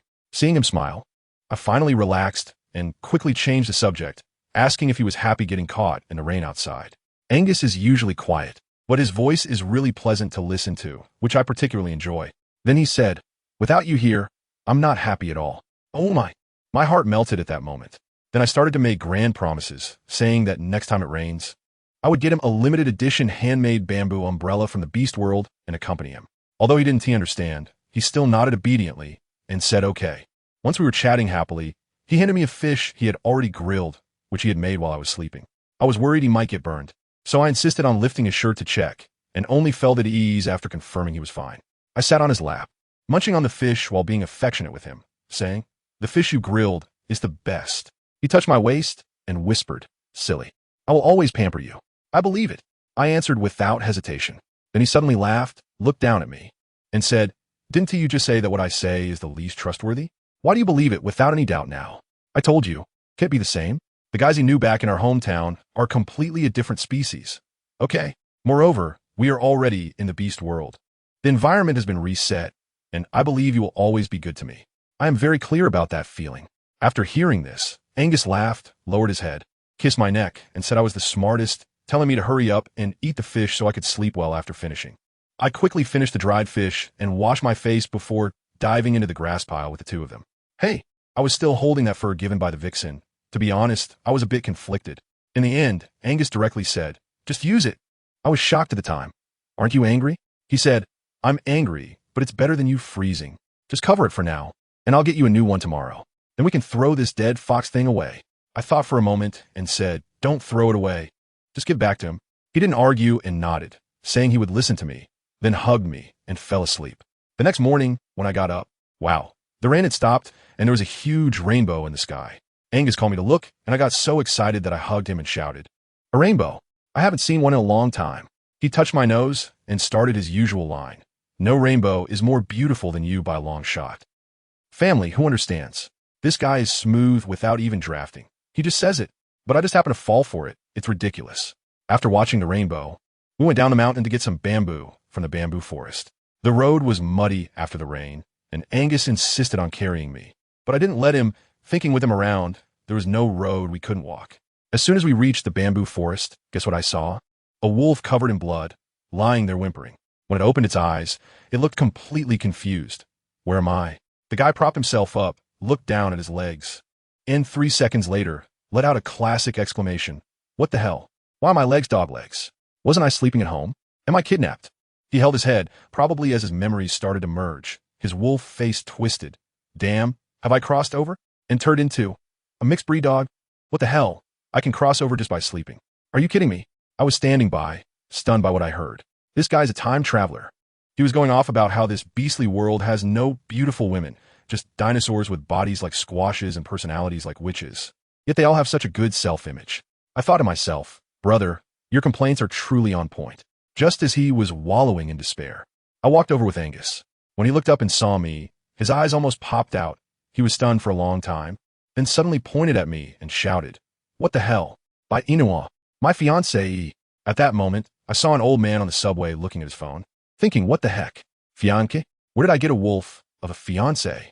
He directly climbed up from the ground and walked in front of me. "Bai Yina, what are you doing here? Did you chase me all the way here?" I looked at him with a head full of questions. "You know me?" "Of course. You're my fiancé, E. How could I not know you?" As soon as the word fiancé, E, came out, my mind buzzed. Combining that with his arrogant demeanor, I suddenly remembered him, The infamous man I had only heard of but never seen, my scumbag fiancé, Bai Yina, the young master of the Mo family.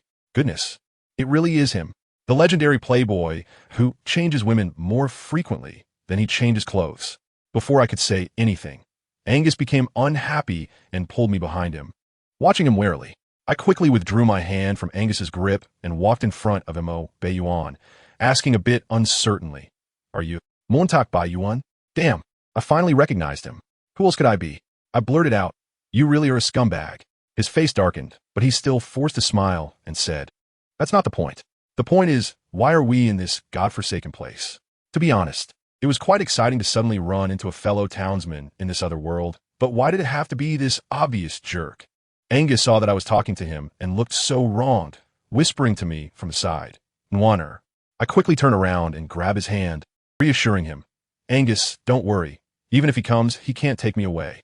We promised. Either we go back together, or I stay here to keep you company." "Well, have I ever lied to you?" He nodded and said I had never lied to him. I stood on my tiptoes and kissed him lightly, telling him to go get some bamboo, while I had a few words to say to this scumbag. Angus turned back 3 times, warning me, "Don't get too close to him. Wolves are not good." Bai Yina, who was nearby, overheard and exploded. "What kind of talk is that? What do you mean wolves are not good? I was a human. It's already enough of a humiliation to turn into a hybrid dog, and you're making personal attacks?" Angus innocently asked me, "Hybrid dog?" Bai Yina was so angry he almost jumped. "Can't you see it? You're blind." Just as it seemed they were about to fight, I quickly sent Angus away. Once Angus left, Bai Yina regained his arrogant demeanor. "Who is that guy?" I directly wrapped my arms around Angus's. "My husband." "What?" He was shocked. "He your husband? Then what am I?" "You are my Bai Yina's woman." I was really amused by him. "Big brother, this is the beast world now. Not the 21st century. Our childhood engagement is long gone. I warn you, don't provoke Angus, or he could swallow you whole." He looked Angus up and down with a disdainful expression. "Angus? Does he even qualify? He looks good, but compared to me, he's nothing." I really couldn't be bothered with him, so I directly told Angus to ignore this madman and get back to work. After Angus left, I turned back and shouted at Bai Yina, "Who told you to insult my Angus? Oh, are you defending him now? Let me tell you, Bai Yina, no matter whether you've slept with that animal or not, you are still my fiancé. If you don't want your parents to scold you for being unfilial, stay away from him." I'm really speechless. Just tell him that I am in charge of my love life. He, a scumbag who has slept with so many women, is not worthy of being my fiancé, yet he still stubbornly insists that it was work. I couldn't help but laugh. "Haha, are you working even in bed? What exactly do you do? Selling something?" He was at a loss for words after my remarks, and finally managed to squeeze out, "I haven't touched those women. They're so dirty, I'm afraid of getting sick." I don't believe him at all. I couldn't be bothered to argue with him, so I directly asked how he got here. He said he fell asleep and then woke up in this body, inheriting its memories. I told him I came here through a diving accident, and I've been here for over a month without finding a way back. I told him that I now have Angus, and it doesn't matter whether I go back or not. I advised him that if he wants to go back, he could try sleeping continuously. Maybe he would die in his sleep and go back. Who would have thought that after hearing this? He turned his eyes and actually said, "I only know you here, and you're my fiancée. Before you find a way to go back, I will stay at your home." I let out a laugh and then immediately changed my expression. "I think you're daydreaming. Aren't Angus and I still enjoying our own little world? Why would I bring a big third wheel back? The wolf tribe is so big. Just go back to your own home." He started to play the victim, saying that his current body isn't welcomed in the wolf tribe, and going back would be like sending him to his death. He insisted on sticking to me, asking for a buffer period to lounge around at my place for a few days. I told him that I couldn't make the decision and that he had to ask Angus. He didn't believe me and said that as long as I spoke up, Angus would definitely agree. I insisted that I must respect my husband's opinion and that he should go ask Angus himself. Family members, who understands? This guy is also quite a character. When he needs something done, he has to put on a kingly demeanor. He walked up to Angus, tilted his head back, and said, "So you're Angus? I want to stay at your place for a few days to recover. Do you have any objections?" Angus immediately laughed, his gaze sharp as a knife. "What do you think? Don't think that just because you and Wanner come from the same world, I'll go easy on you. Any male who has a mind to make a move on her, I'll swallow whole." Bai Yina, undeterred, looked up and provoked. "I see your mouth isn't bigger than mine. You think you can swallow me whole?" The next second, bang, Angus transformed back into his giant python form, his massive mouth wide open, looking like he could swallow him whole like a spicy strip. Bai Yina was scared out of his wits and shouted at the top of his lungs, "Fiancé, this python is going to bite me." I hurried over to hug Angus's snake body, telling him not to stoop to the level of this idiot. Angus transformed back into his human form and held me in his arms, while Bai Yina's mouth started running again. "Damn, fiancé, you really have a heavy taste. Being with a giant python? That thing. Wow, 2 of them. You have quite high standards." I was so angry that my face turned dark. And I shouted at him, "What nonsense are you talking about? What does my taste have to do with you? Angus treats me very well, and I really like him. If you dare to say anything bad about him again, I will really get angry." Angus also didn't want to see him anymore and directly said to me, "Nwaner, can we not let him live at our house? I don't like him." Bai Yina was still being stubborn. "You make it sound like I really like you. If it weren't for me being injured, I wouldn't even go to your shabby cave." I was utterly annoyed and stared at him. "Since you're so picky, you can find a place to stay by yourself. My Angus doesn't like you. Coincidentally, I don't like you either, so that's that. Angus, let's go home." And guess what? This algae was like a sticky plaster, suddenly darting over to block me, even bringing up our marriage contract from 800 years ago. I tell you, his reasoning was ridiculous, saying things like, "If you treat me this way, when we go back, see if I marry you." Goodness, I almost laughed out loud. I tightened my grip on Angus's hand and shook it in front of him, saying, "Even if we can go back, I'm taking my Angus with me. At that time, who will want to marry you? I want to marry Angus." He got anxious and blurted out, "He doesn't have a household registration. He is an undocumented citizen." Family, who understands this thought process? I've crossed over to an orc world, and you're talking to me about household registration? I shot back that I didn't care and dragged Angus to carry the bamboo, too lazy to deal with him. My sweet Angus originally wanted to turn into a big snake for me to sit on his tail, but when I saw the muddy ground after the rain, I quickly stopped him. I said, "Darling, let us not. The ground is dirty. We can just hold each other and walk." In the end, Angus carried all the bamboo by himself, not letting me lift a finger. We walked back, chatting and laughing, leaving that algae alone in the wind, looking disheveled. I tell you, the look in his eyes was like seeing a rare cabbage being trampled by a pig. I thought to myself, "You're the pig. Your whole family is pigs." But it got even better. This guy actually sneaked and followed us. He trailed us all the way to the riverside. Angus wanted to wash the mud off his legs, and with a look that was like radar, he scanned algae and asked me, "What does this wolf want?" I told you not to mind him. If he wants to follow, let him. Anyway, he can only sleep outside the cave when he gets home. Angus wasn't happy about it either, saying he didn't like him and was afraid he might end up swallowing him whole. Just then, Algie, who was hiding in the bushes, overheard this and got furious, jumping out to confront Angus. "Have I eaten your rice? Always thinking about swallowing me." Angus is also a straightforward boy, replying seriously, "We don't have rice at home. The water is over there. Drink it yourself.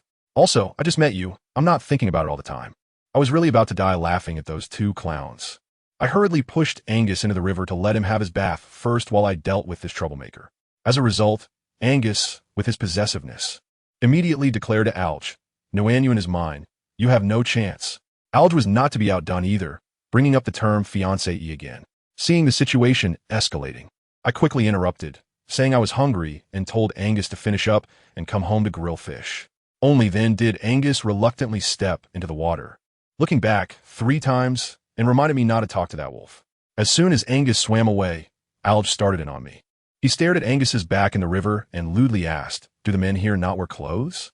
Then he started mumbling about how it would be great if the females didn't wear clothes either. I was so disgusted that I directly threw 2 words at him, "Pervert." He had the audacity to argue back, claiming he was a normal man. I shot back, "Normal?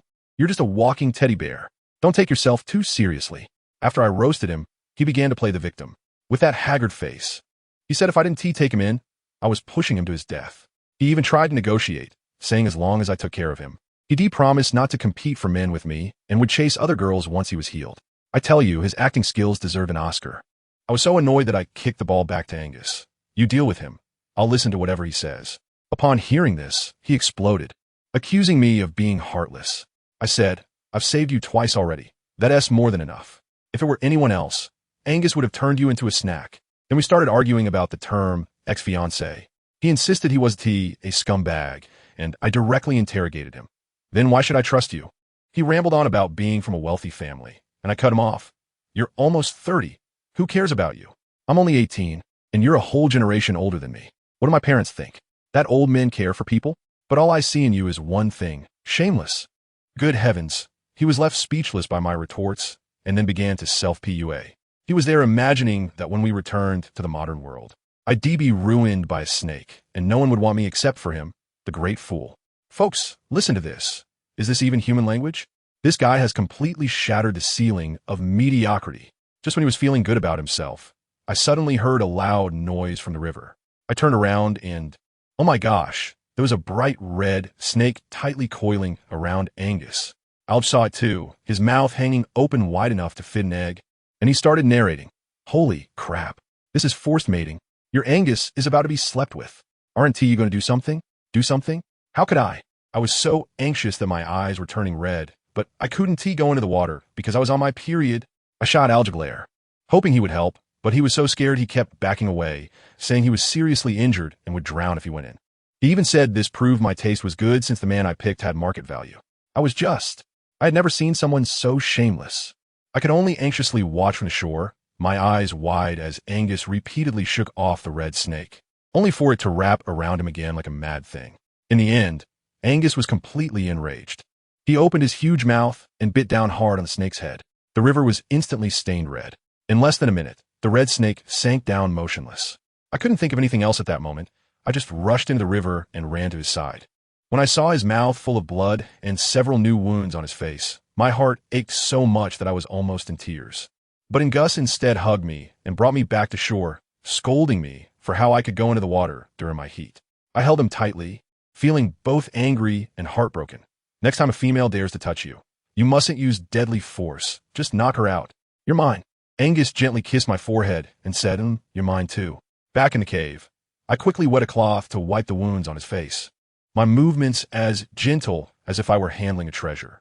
When Angus saw my worried expression, he actually started to feel insecure, anxiously telling me that his facial wounds wouldn't leave scars and begging me not to end our partnership. At that moment, my heart felt both sour and soft. I leaned in to kiss his wound and told him, I promise you, I will never end our partnership for life. Don't be afraid. We were having a warm moment when that emotional assassin, Alj, walked in again, looking around our cave with disdain, saying it was both shabby and cold, and even offered to be my essential warm bed tool. I rolled my eyes and said, get lost. Angus is enough for me. But he, with a skin as thick as a city wall, found a spot and lay down to sleep. Later that night, he woke up hungry and started playing the pity card, whining and coming over to me, saying he was hungry. Looking at his pitiful state, I softened and took a roasted fish to heat up for him. But then he wanted me to feed him. Fine, I'll feed him for the sake of being fellow townsfolk. After he took a bite, he complained it had no flavor. So I had to explain how precious salt was around here. Then he hit me with a line that snapped me awake. The seawater is salty. Can't you make your own salt? You fool. Hey, I have to admit, this jerk can occasionally be useful. I got excited. This was a big business opportunity. Just as I was starting to feel a bit fond of him, he started being annoying again, asking if Angus was out there cheating on me. I was so mad that I stuffed the fish into his mouth and told him to eat it himself, not wanting to deal with him anymore. I had been waiting at the cave entrance for a long time, and as the sky grew dark, I finally saw those familiar red eyes down the mountain. Angus is back. Not only did he bring back several cleaned animal hides, but he also brought a skinned lion.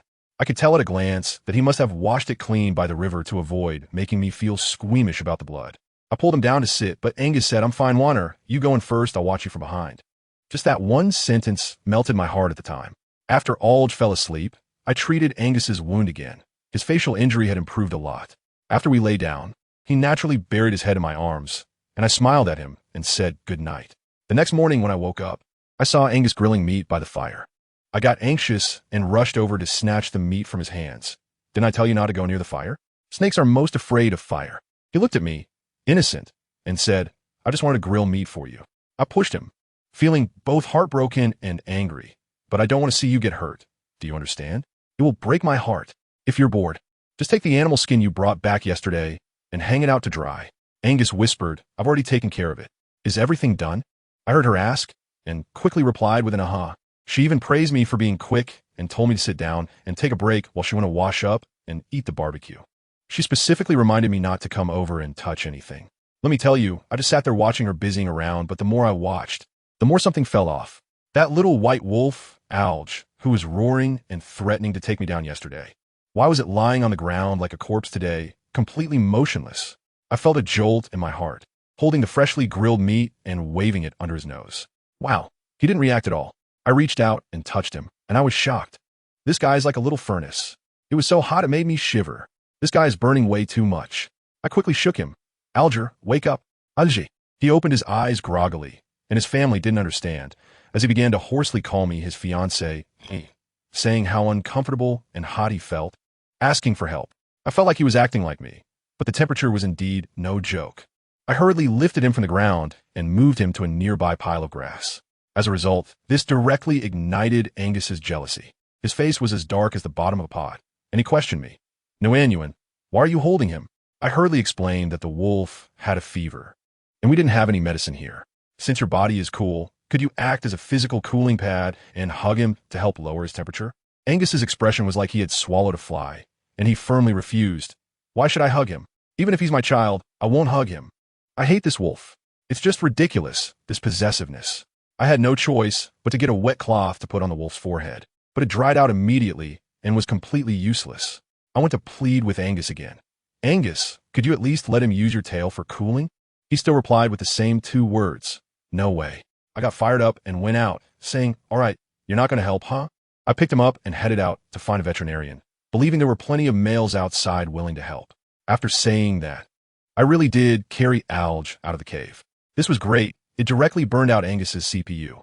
He rushed out in a flash, snatched Alge from my arms, and angrily ran down the mountain, shouting, back to the wolf tribe. I was stunned at that moment. In his half-dead state now, sending him back to the wolf tribe was just sending him to his death, right? I desperately chased after him, running and shouting. Angus, you can't take him back. Angus, don't leave me all alone. But he ran so fast that in the blink of an eye, he left me all alone in the forest. I tell you, it suddenly became eerily quiet in the forest. Just as I was feeling scared, a wolf howl echoed, and suddenly a pack of wolves sprang out from the woods.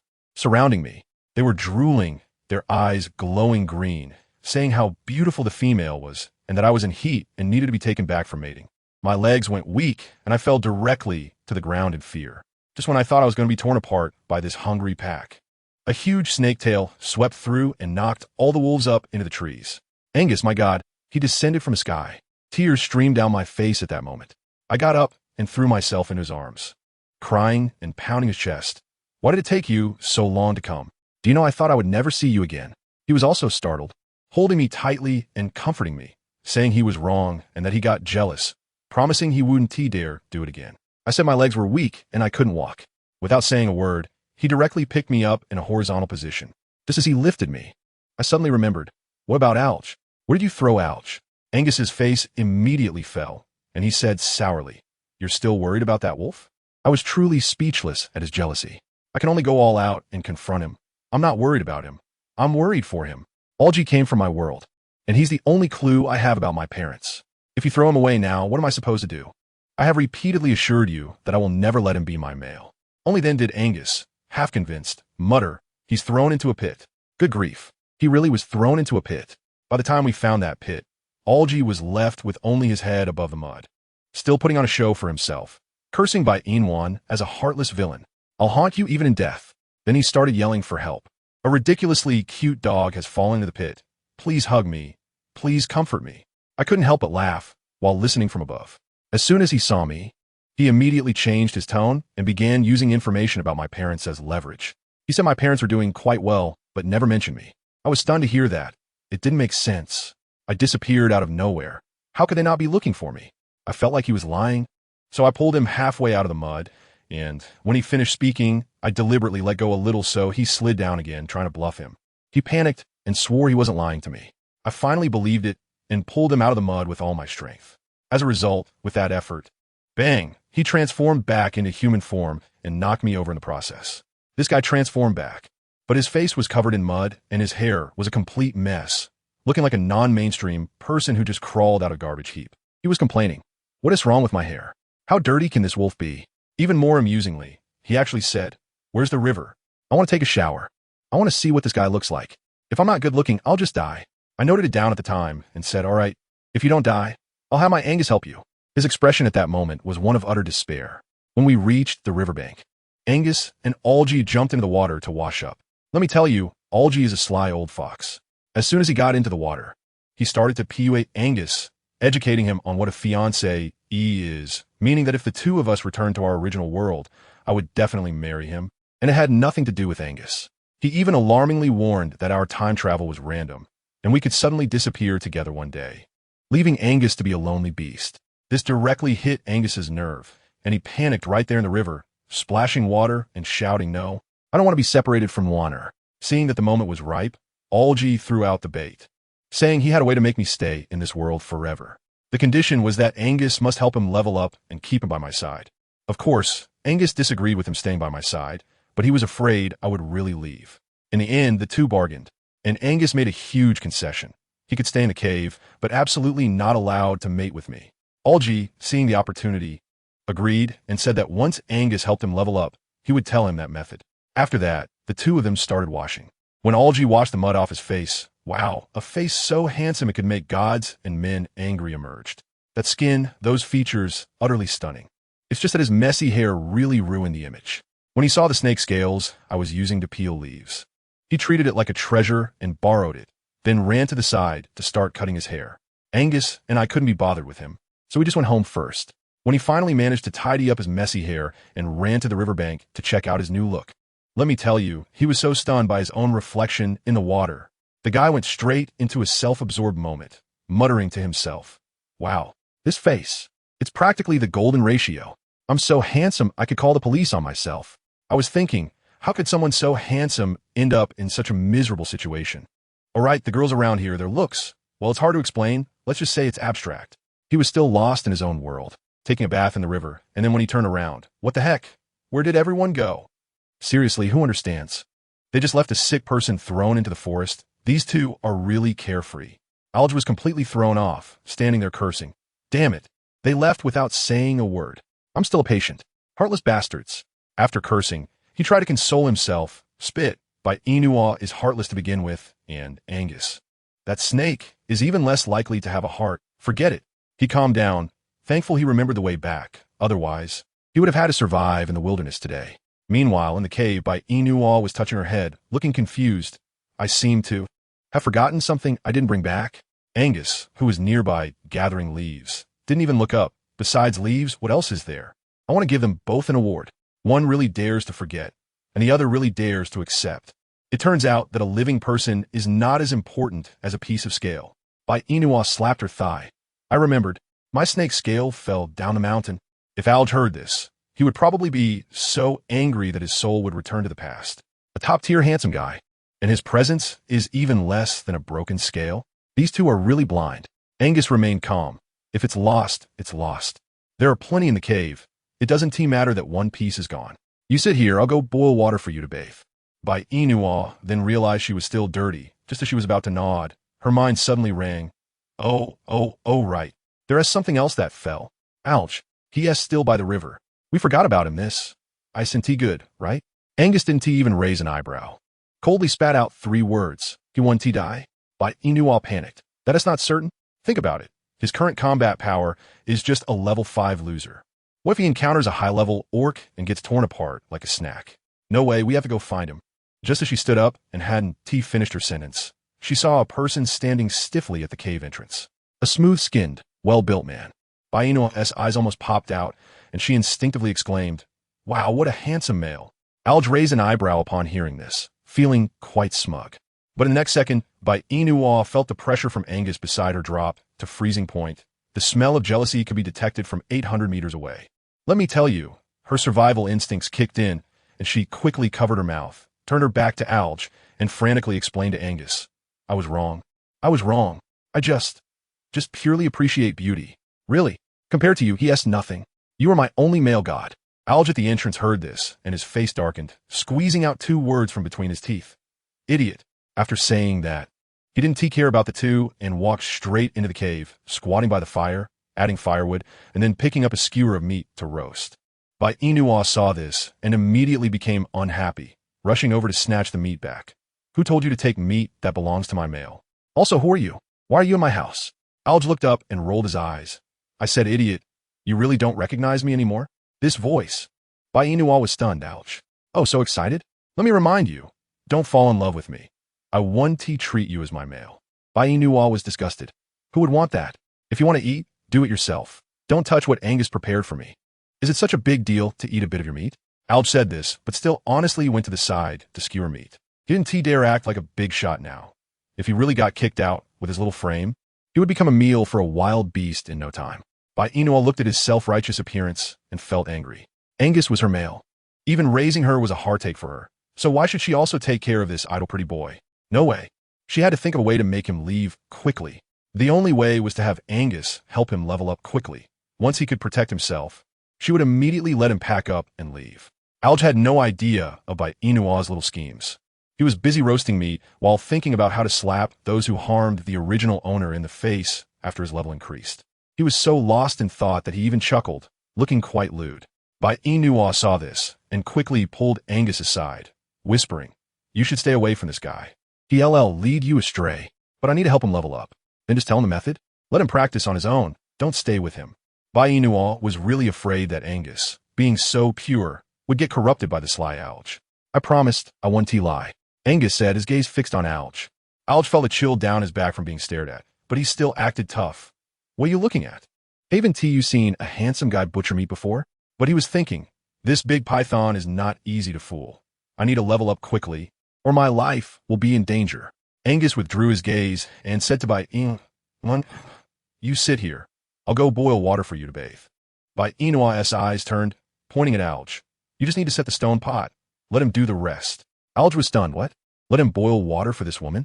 When has he, a young master, ever done this? Why should he? I'm not your male. If you want to bathe, do it yourself. Bai Yina crossed her arms and sneered. "You're living here for free and not doing any work. Just get out." "What the hell? Are you bullying someone? Am I bullying a person? I'm clearly bullying a wolf." Goodness. With that said, Alge was left speechless. He was so angry his face turned green, but there was nothing he could do. Under someone else's roof, he had to boil water for the boss. Gritting his teeth, he nodded, "Fine, I'll boil it." Thus, our young master Alge began his first ever water boiling career. He was furious, snapping branches as if he had a grudge against them, making loud cracking sounds. In the end, after 20 minutes of hard work, just when the water was heated and he was about to take credit, Angus picked him up like a small chick and directly threw him out of the cave. Alge was freezing outside, shivering, completely dumbfounded.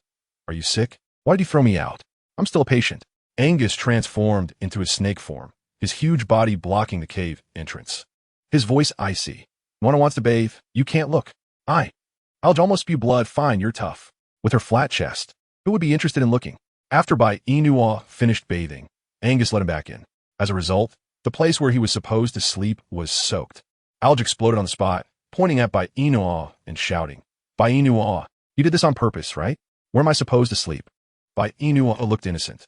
"The cave is so big, you can find any place to sleep. I'll make you a nest out of grass later. You really think you're raising a dog? Why don't you make your nest outside? And I can let you guard the door. If you want to sleep outside, that is fine too. Damn it, have you gotten too arrogant? Do you think I'm a husky to walk around?" Alge was so angry he lost his words.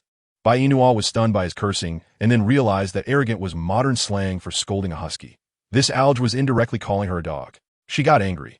"If you don't want a nest, then keep sleeping on the ground." After saying that, she turned around and ignored him. Angus saw Bai Yina was angry and immediately hissed at Alge, flicking his snake tongue, making a dangerous hissing sound. "If you dare to make one angry again, I'll swallow you whole." Alge instantly shrank back. Fine, a wise man doesn't eat the loss in front of him. He quietly sat down beside Bai Yina and continued roasting his meat. Angus saw this and was even more displeased. That spot originally belonged to him. Bai Yina sensed the atmosphere was off and looked up at Angus with a smile. "What is wrong? Do you want to eat?" Angus replied with a sound.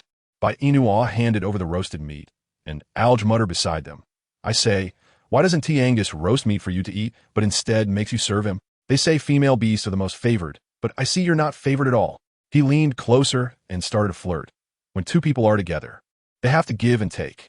But this is the beast world, and females are queens. I see you as a typical housewife. Besides, you're with a snake. What if you end up with a nest of snake eggs, all crowded together? Wouldn't that creep you out? What if they grow up and eat you? Bai Yina looked at Angus with determination in her eyes. "No regrets. As long as it's a child with the person I love, I will like it." Alge was speechless at her romantic mindset, rolled his eyes, and focused on eating his meat. I tell you, Alge's words completely broke Angus's defenses.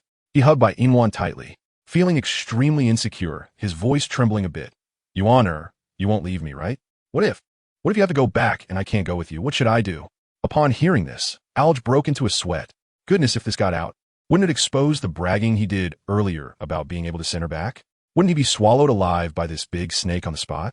No, he had to interrupt the spell casting. He suddenly stood up, grabbing Angus's arm. Hey, I think we should start training quickly. Once I level up my beast rank, I'll go back to my wolf tribe and won't torture our single wolves here anymore. When Angus heard he was leaving, his eyes lit up. As long as you level up your beast rank, you'll go back to the wolf tribe? Yes. Hurry up, stop dawdling. Angus immediately let go of Bai Yina, standing up. Leveling up the beast rank is simple. Just swallow a high-level beastman's beast orb. I'll go find one for you right now. Before leaving, Angus kissed Bai Yina again, giving her various reminders. Wait for me in the cave, don't run around. Your situation is special now. Bai Yina smiled and nodded. Don't worry, I'll wait for you to come back. Once they left, Bai Yina was alone in the cave.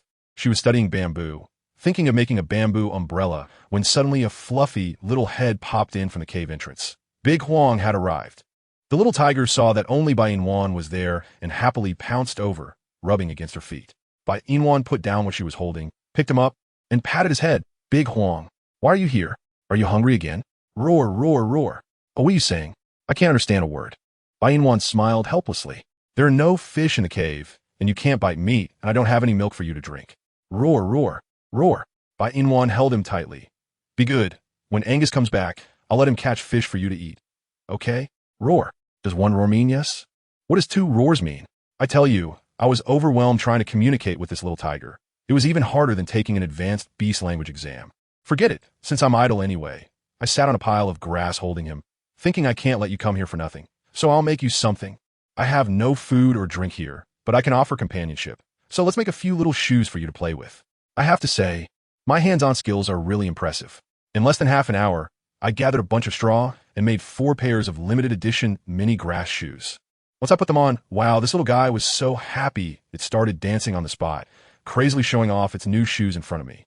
It looked absolutely adorable. My aunt is laughing, and suddenly a white shadow darts into the cave entrance. I take a closer look and realize it's that seductive fox, Caditno. As soon as he comes in and sees the little tiger in my arms, his face turns green, and he immediately transforms back into his human form, pointing at my nose and starts yelling, I haven't been here for just a few days, and you've already gotten yourself a tiger? I directly asked my family, who understands this? Such imagination, it would be a waste of talent not to write a novel. I immediately retorted, what are you talking nonsense about? I've only had Angus from beginning to end. And guess what he said? With great confidence, he flipped his hair and said, soon, you will have me. I rolled my eyes and said, Pa, enoki mushrooms. I can't stand them. He wasn't convinced and looked down, confidently asserting, that's obviously a big radish. I exclaimed, wow, in shock. My goodness, Kadinua, did you use your face as cave wall material? After just a few days? How did you evolve from a golden needle mushroom into a big radish? He didn't think it was shameful at all, but rather took pride in it. What is a face? Having good looks is enough for me. It's unbelievable. This guy has skin thick enough to be bulletproof. As he spoke, he picked up poor De Huang from beside me and casually threw him into the corner, then sat down with a thud. Da Huang was agrivet, protesting loudly in the corner. I hurriedly asked him, you are an orc, quickly translate for me. What is De Huang saying? The opportunity has come. Kadinu cleared his throat and began his performance. Let me tell you, he was seriously talking nonsense. Ahem, he said I took his spot, and he was quite unhappy about it. But considering how handsome I am, he decided to let it go. I can't believe you. Just look at that aggrieved little expression on Big Yellow's face. Does it really say that? Big Yellow doesn't understand human language, but something feels off. So I keep shouting at him. As a result, Kadeen Nua's translations are getting more and more ridiculous. He points at Big Yellow and, with a look of ecstasy, tells me, first sentence, handsome fox, please give me a hug. Second sentence, handsome fox, you are really handsome. Third sentence, handsome fox, I love you. I almost laughed out my overnight meal at that moment. Family. This guy is all about self-strategy, doesn't care about his face at all. Seeing Big Yellow in the corner almost crying, I felt so heartbroken that I quickly hugged him and gave him a kiss. Big Yellow rubbed against me in my arms and shyly called out a couple of times. This guy, Kitienuo, got even more excited and rushed to translate. He said, female, you are so ugly. I just popped up, Nua, roll. Besides rolling, I could do anything. Then you can leave. While I'm here in chaos with the vixen, Let me tell you, my husband has gone completely berserk. Angus and Alge launched a surprise attack on the leopard tribe, just like a rampage, slicing through them effortlessly. Angus was like a merciless beast jewel machine, pulling one head after another from those leopards, then tossing them to Alge like feeding little chicks, one handful after another. On Alge's side, it was like eating jelly beans, crunching down on a dozen or so, and just as he was about to say he couldn't eat anymore, Angus threw over another big handful. Once the area was cleared, Angus coldly asked him, "How many did you eat?" "About 20. "All right, starting tomorrow, you'll go kill 10 lions and 10 tigers by yourself." Alge was stunned at the time, pointing at his own nose. "Me? Alone? Bro, are you kidding? This is a death sentence." Angus was incredibly cold. "If you don't die, how will you unleash the power of the beast jewel? I'll be watching you. If you dare to run, your training will be doubled." I went. Alge's face instantly turned as bitter as a bitter melon.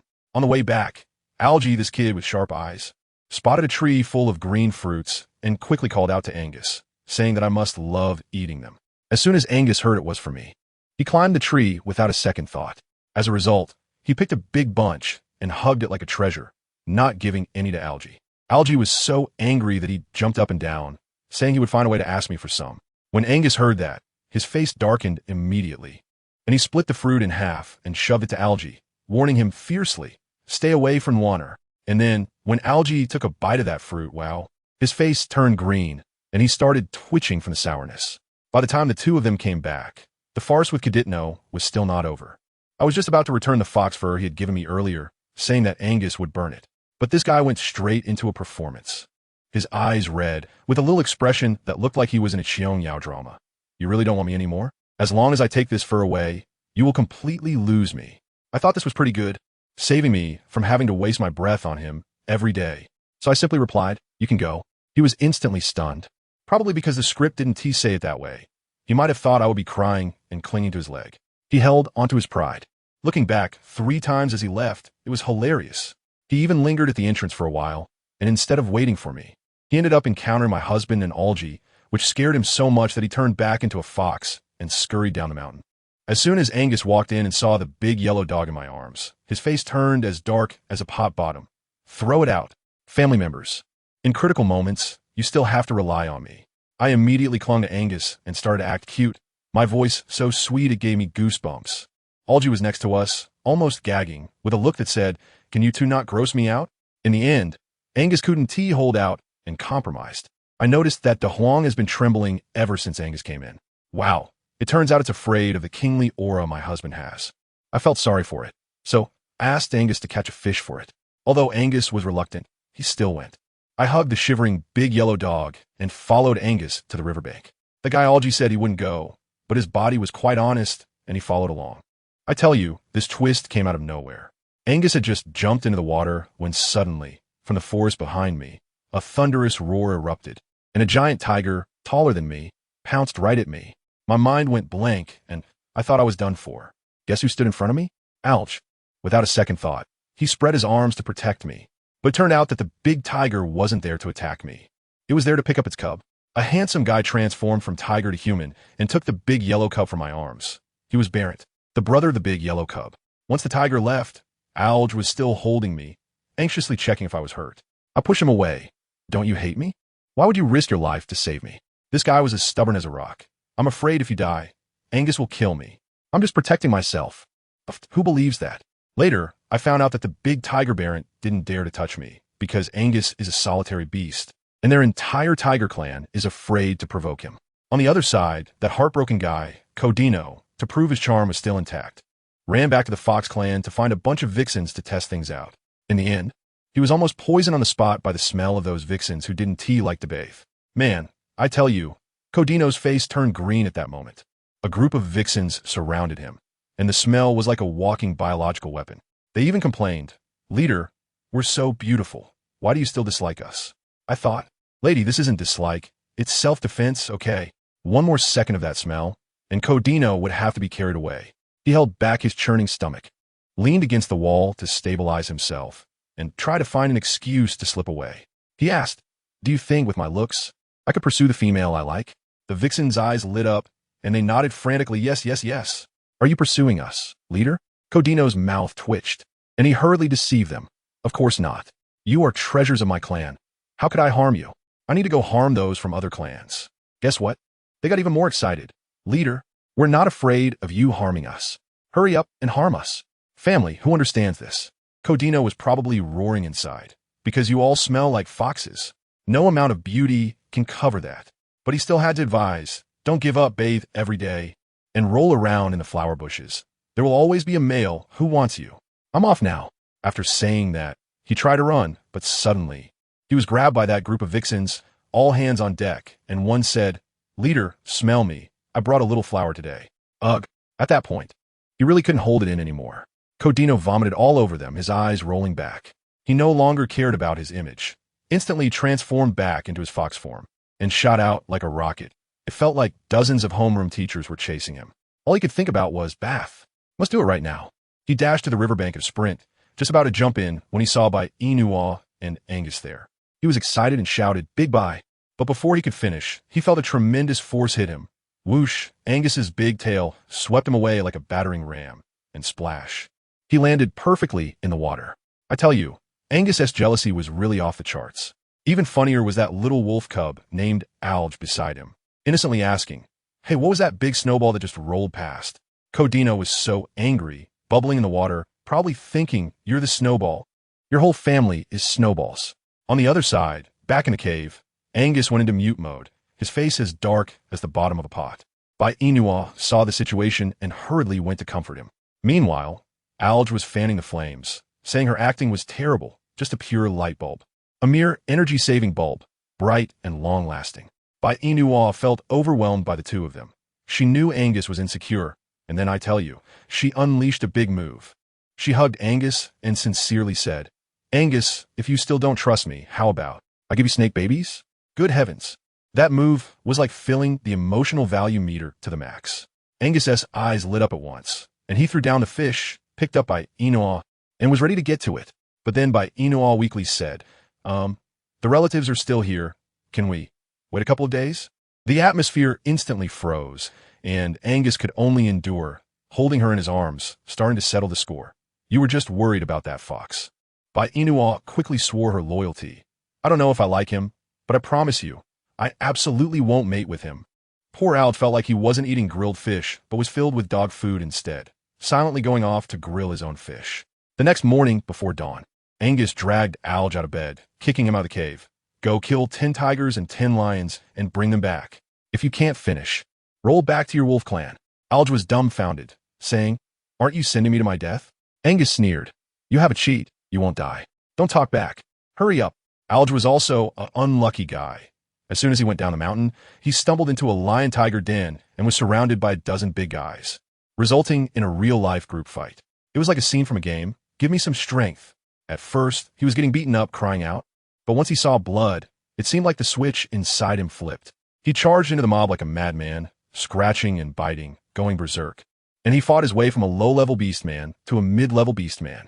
After he finished, having knocked out a bunch of lions and tigers, he also collapsed from exhaustion. At this moment, Angus floated over like a ghost, expressionless, and dug out all the spoils of war, those beast pearls, and then, like picking up a little chick, he dragged Alge back to the cave by the scruff of his neck. When Bai Yina woke up, she smelled a strong blood odor and saw Alge lying on the ground covered in blood, scaring her so much that her soul almost flew away, thinking he was dead. But Angus calmly explained, Oh, he is not dead. Just let him level up. He was a bit weak, and that's all. After saying that, he proudly presented a bunch of colorful beast pearls to Bai Yina, saying this was a fire pearl. Eat it, and you won't be afraid of the cold. This is a blue pearl. Eat it, and strengthen your body. Bai Yina asked, How do you eat such a big pearl? Guess what? Angus directly bit open the pearl and fed it to her mouth to mouth. My goodness, who can handle that? Poor Alge, when he woke up, was still running a high fever, feeling someone was gently taking care of him. When he fully woke up, he found all his wounds had been bandaged. Angus was glaring at him like a jealous husband, telling him that Bai Yina had gone to pick a type of herb called dance grass for him. And in the middle of the night, she went into a thorny forest and ended up getting herself all hurt. Alge was stunned at that moment. When he asked Bai Yina, that girl still had her pride. Who cares about you? Don't get too attached. Alge directly exposed her. Stop pretending. Angus already told me. He saw that Bai Yina knew so much about herbs and thought she must have studied medicine, But Bai Yina said her hometown was a rural area, and when she was a child, she was so poor that she didn't have a phone to play with. So she just flipped through Compendium of Materia Medica every day and also read a few books on fortune-telling. Alge was intrigued and insisted that she give him a fortune. Bai Yina stared at his wolf face for a long time and sincerely said, "Your fate. What else can it be? You've crossed over. Apure un lucky fate." This line almost burned my CPU. Family, who understands? Do I need you to say that I have a pure, unlucky fate? Alger exploded at that moment, shouting that I had taken advantage of him by pinching his face, and that once he healed, I would be the first one he would bite to death. "Hey, you little wolf cub, you're pretty bold." Without saying a word, I slid into Angus's arms to seek protection. I said, "If you have the ability, come at me now." My Angus could easily pin you to the ground with just one finger. Algie huffed in anger and said if he had the ability, he wouldn't let the python protect me. I hugged Angus's cold arm and said, "How could that be possible? Even if I didn't let him protect me, he would still protect me, right, Angus?" Let me tell you, Angus had that look in his eyes, chin held high, and said in a commanding tone, "I will always protect Nwanner. Not even a dog can do it." Goodness, Algie was completely stunned. Just a second ago, Angus said he was a wolf, and in the blink of an eye, he downgraded to a dog? This favoritism was simply off the charts. Algie was so angry he lay on the ground pretending to be dead, but his eyes were like two searchlights, staring fixedly at the roasted fish in Angus's hand. You could practically hear his stomach growling like an orchestra. As for me, I deliberately ate the roasted fish in front of him, savoring every bite, which almost made him pass out from rage. Just when I thought I had finished teasing the wolf, I turned around, and Angus leaned in, his tongue lightly flicking my cheek. The sound made my bones feel numb, and he asked me, "Nwanner, has your heat period passed?" I was stunned at that moment. Wasn't the topic jumping a bit too fast? My face turned red, and I nodded. As a result, his next sentence was even more shocking. "Then after we finish eating fish, let's mate and have snake babies, okay?" I'm directly experiencing a pupil earthquake. No. Bro, can you look at the situation? There's an injured person lying right next to us. Isn't it a bit too cruel to do this in front of a single wolf? I quickly put down the grilled fish and suggested to him, "Not today. How about another day?" Guess what happened? Angus instantly looked wronged. That tall guy looked like a child who had his candy taken away, staring at me pitifully and asking if I didn't want to give him snake babies because of that dog. Family, who can withstand that? Once his little eyes came out, I lost all my principles. I quickly changed my mind. "Sure, I'll give you some. Don't feel wronged. We'll mate tonight, okay?" But he was even more demanding. Why wait until tonight? I want to do it right now. I was completely at a loss and could only say, "Wait for me to finish eating the fish." Just as I agreed, I turned around and picked up a raw fish to grill, planning to prepare one for Algie as well. Let me tell you, in that moment, I felt Angus's gaze towards me change. That possessiveness, TSK, it was chilling. He must have been thinking about how to pack all the males and throw them away from me. Once I finished grilling the fish, I carefully picked up Algie, who was wrapped up like a mummy, and fed him. While eating, this guy was still advising me, "Fiancé, are you really going to mate with him? Can you not mate?" I found it funny at the time, and I said it was my choice because I really love Angus. But this guy wasn't giving up, and he whispered softly, "I understand now, but is it too late?" After feeding the fish, I made him a comfortable nest of grass and covered it with animal skins for him to sleep. As soon as I turned around, Angus directly tackled me into the pile of grass without giving me any reaction time. I was just about to say be gentle, but he interrupted me with, "You can't refuse, Nwanner," which silenced all my words. Well, since I didn't intend to refuse anyway, let's go for it. Poor Alge. He probably has never heard such an exciting live broadcast in his life. Afterward, I was exhausted, and Angus held me, asking with guilt if I was in pain. I said I wasn't, and he wanted to go boil water to clean me up. I pulled him back and said to stay with me for a while. He really held me still, and only got up after I fell asleep, his gaze directed towards Alge, and I tell you, the killing intent was almost palpable. When I woke up again, it was already deep into the night, and Angus was nowhere to be found. He probably went out. I put on my clothes again and went to check on Alge. As soon as he opened his eyes and saw me, he said he was hungry. I told him there was nothing to eat. The look on his face almost directly accused me of being heartless. I had to say that there would be food once I finished cooking. It was a bit cold in the cave, so I picked him up and brought him to the fire. This guy was quite good at dismantling the atmosphere. He said I was just bored and wanted to chat with him. I replied that I was worried he, being such a tsundere, wouldn't be happy about it. In the end, to keep me company, he forcefully transformed from wolf form to human form. The wound instantly tore open, and he gasped in pain. I hurriedly scrambled to get the dance grass, to reapply the medicine and bandage him. The atmosphere in the cave suddenly became a bit ambiguous.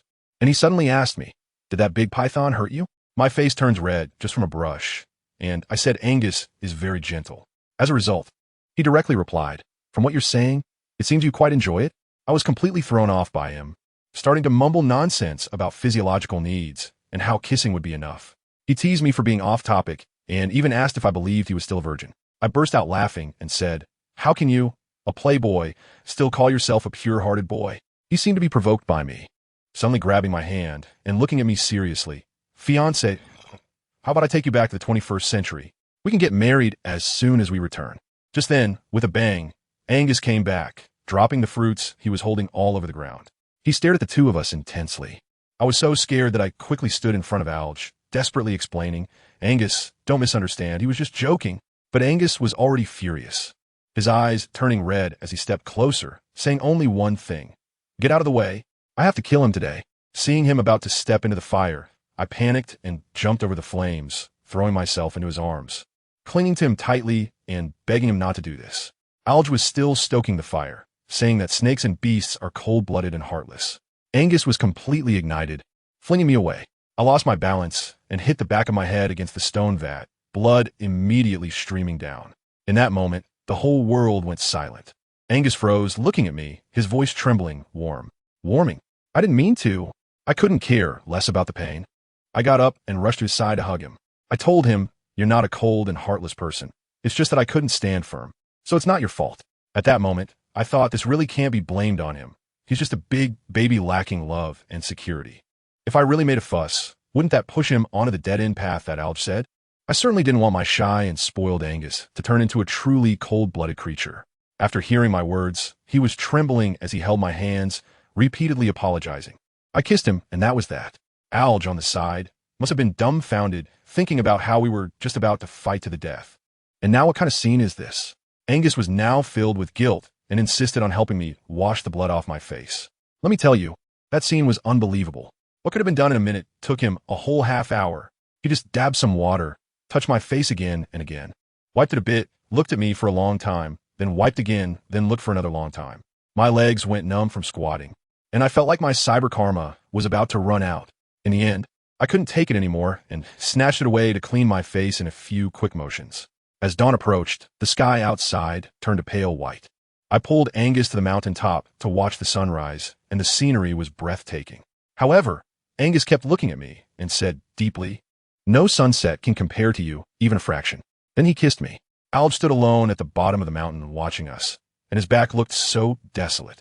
Probably stimulated by us, when we returned after watching the sunrise, Alge announced in a particularly tragic tone, "Bai Yina, once I recover, I will return to the Wolf Clan. You don't need to try to keep me." His tone was so profound and decisive. Hearing this, I calmly responded, "I never intended to keep you. Going back to the Wolf Clan sounds good. Find a female you like soon. But with your high standards, you probably won't find anyone here." Angus mentioned that mermaids are nice. You can check the seaside when you have time. Maybe you'll come across one. Let me tell you, fox spirits are not bad either. It's just that the vibe can be a bit overwhelming, but if you endure it, it'll pass. They're pretty easy to pursue, primarily because they lack men. Goodness. Alge's face turned as black as the bottom of a pot. He completely crashed. He's probably thinking to himself, "I just said I wanted to leave, and she made it so clear for me. How much does she want me to get lost? Does anyone understand? This guy suddenly doesn't want to leave anymore. Isn't that ridiculous?" I watched his defeated expression and kindly added, "I haven't been to the wolf tribe, but I heard the wolves there are quite fierce. So be careful not to get killed again. Of course, if you do die and can go back directly, that would be a kind of extreme one-for-one trade. Not a loss." Alge was completely silent, probably thinking that if he said another word, I would make him die on the spot from anger. So he just lay there pretending to be dead. Let me tell you, Angus is really scheming. When he heard that Alge was going back to the Wolf Clan, he was overjoyed. He asked me with a concerned look if that dance grass could help the wolf cub recover faster. I thought he wanted to use it too, so I told him to save some, as this stuff is hard to find. Guess what? His next line was, "Warm. I'm going out right now to find dance grass for you. I believe with my help, he will recover quickly." Listen to that hidden meaning. It translates to, "Hurry up and get lost." Alge's little eyes were so aggrieved that they were almost tearing up, and he must have been cursing in his heart. This snake is more scheming than a hornet's nest. With Bai Yina's intelligence, wouldn't he be completely at his mercy? Of course I understood, but what could I say? Angus just lacks a sense of security. Can I blame him for that? So I said, all right, I'll go with you. Now it was Algy's turn to panic. As soon as he saw I was going to leave with Angus, he immediately started to play the victim. Hey, Bai Yina, I'm a patient here. What am I supposed to do if you both leave? What if a monster comes to get me? Who's responsible if I starve? Angus immediately exploded, pulling me even tighter, implying, you're only in danger if she stays. She's a female. Algy was still arguing, saying he was in such bad shape that he couldn't do anything, just wanted something to eat. Angus is just like that. He glanced at me and cautiously asked if I wanted to stay. Sigh. Seeing him like that made my heart soften. After all, not long ago, he almost got into trouble because of me, and now he is afraid of making me unhappy with anything he does. I sighed and decided to stay and take care of this useless wolf. I told Angus to go find it by himself, and that it was okay if he couldn't find it, to come back early because I would wait for him. Then I kissed him and sent him out of the cave. As soon as Angus left, the atmosphere in the cave dropped to freezing point. I busied myself with starting a fire to cook fish, completely ignoring Algy. He finally couldn't hold it in anymore and said softly, "Are you particularly happy that I left?" I didn't even raise my eyelids. "Why are you asking this?"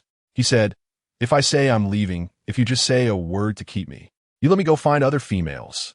I laid it all out directly, saying, Bai Yina, get it clear, your current identity is that of a wolf. If you stay any longer, Angus, that jealous guy, will turn on you, and you'll be his next meal. I'm doing this for your own good. Do you understand? Although the wolf clan is brutal, at least they are your kin. If Angus wants you to disappear, it can happen in a heartbeat, and I won't be able to stop it.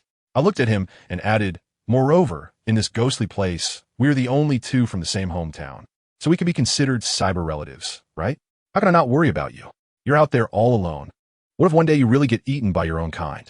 After hearing this, he finally understood and mumbled an MM. He secretly resolved to work hard and improve his career, saying he would come back to find me later. All right, that's ambitious. And then, let me tell you the most ridiculous part. He suddenly leaned over and said, "Bai Yina, hug me." Then he just burrowed into my arms. Goodness, a big man. Now in wolf form, just lay on my lap like that. At that moment, I had only one thought in my mind. Isn't this just the little dirt dog, Lulu, I raised when I was a child? So yellow and scruffy. He must be thinking, I'm a wolf, not a dog, and certainly not named after a female dog. Is that polite? While I was secretly complaining in my heart, I still fed him grilled fish, and he ate it quite happily. After he was full and satisfied, he fell asleep in my arms. Just when everything was peaceful and calm, suddenly, a lewd little yellow fur ball sprang in. It was that little tiger from last time to Huang. As soon as it came in, it jumped on Algy's back and started dancing. I quickly picked it up. "De Huang, why are you here again?" As a result, Algy sleepily raised his head and asked, "Who is this dog?" The little tiger immediately got riled up, barking in my arms, meaning, "You're the dog. Your whole family is dogs. I'm a tiger. I can only hold it and comfort it," saying, "Don't argue with the injured. He can't see well. As long as you know you're a tiger, that's enough for me." Algy next to me was so envious and jealous, feeling that his status at home was even less than that of a little tiger. I was playing with De Huang when suddenly a tiger's roar came from outside the cave. De Huang's owner, Barrett, arrived. I held De Huang and went outside. And to my surprise, this guy's hand was still bleeding. He was really handsome, but had a look that said, "Don't approach me." He snatched De Huang from my arms and coldly threw out a line. "If it comes again, just throw it out. Don't talk to it." I was caught off guard at that moment. Family, who understands this attitude that keeps people at arm's length? But I'm soft-hearted. Seeing him bleed so much, I ran back to get some herbs for him. And guess what he said? "What's your motive?" I was dumbfounded and said, "Do you believe I have no motive?" He replied, "I don't believe it. No female would be nice to a male for no reason." He turned and walked away, so I chased after him and grabbed him, insisting on bandaging his wound. In response, he shoved me to the ground. I was furious at that moment. I got up, grabbed the herbs, chewed them up, and slapped them onto his wound. I tell you, although it was a bit gross, my mouth was cleaner than a stone. He was stunned, and that look in his eyes clearly showed he was moved. But the next second, he reacted like he was electrocuted, tore off the snakeskin bandage I just put on, and fiercely warned me, "I'm telling you, don't come near me and Huang again. Otherwise, I'll kill you." After saying that, he picked up the little tiger and ran away, leaving me alone in a daze. I returned to the cave, furious and ready to explode. I vented to Algy, "What's wrong with this tiger?" I kindly offered him medicine, and not only did he not appreciate it, but he also threatened me. The most infuriating part is that he wasted the dance grass I worked so hard to find. As a result, Alge, after hearing this, started laughing uncontrollably on the ground. He said, "Haha, so you're not angry that he wanted to kill you, but that he wasted your medicine?" I turned pale at that moment, and I said, "If you laugh again, I'll throw you out to feed the tiger." He immediately stopped laughing. I was so upset that I squatted there and started hitting the bamboo with stones. Bang, bang, bang. At that moment, the sly fox, KingAngus, came in. As soon as he entered, he saw Alge, who was half dead, and probably thought I was the one who did it. Then he instantly transformed into a little fox form, hugged my thigh, and in a high-pitched voice said, "Big White, your little white is here." I tell you, I was covered in goosebumps at that moment. Alge was next to me with a look that said, "What are you?" It was unbelievable. Then this fox rabbit called Kadino, let me tell you, he had no sense at all. He saw Bai Yina ignoring him and directly went up to her, scratching her calf with his paw, and his voice was so sweet. "Big White baby, why are you not happy? Did that wolf cub next to you bother you? Just say a word, and I'll go tear him apart right now." Goodness, Alge closed his eyes at that moment, looking like please don't get me killed. But Kadino was really getting into it, and he actually stepped closer to Alge, mumbling, "Big White, just wait, I'm going to bite him to death for you, and eat a whole wolf." At that moment, I thought to myself, you're a rabbit, and you're eating a wolf? Isn't your species a bit too advanced? Algier got directly furious and squeezed out 2 words from between his teeth. "Idiot." And guess what happened next? Kaditno, with a face full of innocence, turned to Bai Yina and asked, "Big Bai, what does it mean when he says he's stupid?"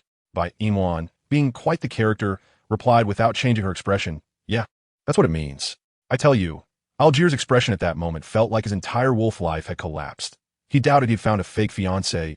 Seeing the opportunity, Kaditno immediately pounced on Algier and opened his mouth to bite his ear. Bai Yina quickly rushed over, picked him up, and asked what he was doing. He confidently said, "Eating him. My goodness, this guy is really hungry." Bai Yina quickly educated him. "He is my friend. You can't eat him." As a result, this Kaditno's ears drooped, and he started his performance. "He is your friend. So what am I to you? My mom said, as long as a female hugs me, then she's my female. So big." Before he could finish his words, Bai Yina swiftly threw him down in a parabolic arc, making him land on his back. Algie beside them burst out laughing, clearly enjoying the scene. This Kaditno has really thick skin. He was embarrassed, but quickly dashed out of the cave, only to dash back in less than 3 seconds, hugging Bai Yina's thigh and saying, "Big Bai, I'm done with the cave. I forgot what happened just now. Let us start over." Who understands, folks? This thickness of skin is practically wall level. He hugged Bai Yina's leg and started rubbing against it, mumbling a spell. "Big Bai, my mom also said as long as a female lets a male rub her leg, it means she wants a mate." Before he finished speaking, Bai Yina kicked him away. This guy is tough, though. After being kicked away, he could still resurrect on the spot and got up to give Bai Yina a heartfelt confession, with the central idea being, "To pursue you, I can give up my face, after all, I have looks." Algie beside them couldn't take it anymore, wearing a face that looked like an old man on the subway, looking at his phone. Immediately after, this Kaditno pulled out his big move. Seeing Bai Yina in a daze, he hugged her thigh and said, "Look, you let me hug you, which means you agree to mate. I'm going to turn into a human now." With a flash of light, a living person appeared in front of Bai Yina. Before I could even react, this guy pounced like a hungry tiger and blocked Bai Yina's mouth. It was a direct and deep kiss. My heart skipped a beat. That was too bold. As a result, whatever was said came true. At that critical moment, a huge shadow appeared at the entrance. Angus was back. It was over. Barbecue time. A scene of infidelity, family. Angus's eyes instantly turned red, and without a word, he transformed back into his giant python form and charged forward with his massive mouth wide open. The scene was unbelievable. Kaditno reacted quickly, pushing Bai Yina away and confronting Angus himself. Unfortunately, Bai Yina was pushed right into Arj's arms, and I could almost hear the sound of bones breaking. Arj let out a cry and fainted. Over here, Kaditno was no match for Angus, who treated him like a punching bag, smashing him against the stone wall repeatedly. Finally, Angus bit down on his neck, and it looked like it was the end. Just then, Bai Yina rushed over, spread her arms to block in front of Kaditno, and shouted no. Angus looked at her protecting another man, his expression a mix of anger and sadness. In the end, he didn't even glance at her and turned to leave. My heart is all twisted. Kaditno lay in Bai Yina's arms, gasping for breath as he confessed, "Because I love you. I'm not afraid of dying." Oh my, this is such an 8 o'clock drama. After hearing this, Bai Yina steeled her heart and actually leaned down to suck the snake venom from Kudinu's neck. Is she risking her life? The poison was drawn out, and Kudinu recovered, but Bai Yina fainted from the poison herself. When Kudinu woke up and saw Bai Yina unconscious in his arms, his eyes were red with regret and heartache. He held her and apologized several times, then gently kissed her lips, laid her on a pile of grass, covered her with animal skin, and left, looking back 3 times. He said, for her sake, he would never appear again. Just as he left, Angus came in from outside the cave. It turned out he hadn't gone far. He had predicted that Bai Yina would save him. He walked over, picked up Bai Yina, bit his tongue, and used his own blood to detoxify her. When Bai Yina woke up, the first thing she saw was Angus's guilty face. She burst into tears, hugged Angus, and apologized profusely, saying she shouldn't have disregarded his feelings and that she would never associate with Kudinu again. Angus hugged her back, saying it was all his fault for being too petty and jealous. Goodness, these two started their top-tier tug-of-war again. Poor Alge, squished into a wolfskin pancake in the corner, had to listen to their heartfelt confessions. While Bai Yina was crying, she suddenly told Angus, I've made up my mind. I'm not going back to my world. I'm going to stay here and accompany you. Angus was stunned at that moment. Bai Yina continued, I'm being selfish. There are too many beautiful women in our world, and too many seductresses. I'm afraid you'll be taken away if you go. You are mine. Let me tell you. Angus's expression at that time was utterly moved, saying that in this life, he didn't want anyone but her. The two of them were being all lovey-dovey for a while before they started talking about mating. Bai Yina whispered, Can you not going together? I'm afraid it will hurt. Upon hearing this, Angus felt heartbroken and immediately said, If Nua is afraid of pain, then we won't mate. This made Bai Yina incredibly touched, and she hugged Angus and gave him a flurry of kisses. In the corner, Alge, let me tell you, he really couldn't take it anymore. He struggled to get up and leave the cave, but as soon as he stood up for 3 seconds, his legs went soft and he collapsed again. Well, better to just lie down obediently. Meanwhile, outside the Fox clan's cave, Kudinu was sitting alone, feeling gloomy and lost in thought. After a while, he transformed back into his beast form, twisting his little short tail in front of the cave, looking quite desolate. I'll tell you, he was there emo-ng for a long time, and then suddenly a strong smell of body odor wafted over. Goodness, it almost sent my friend away. The look of disgust on his face was as if he wanted to carve, Can you foxes be a bit more hygienic? Right on his forehead.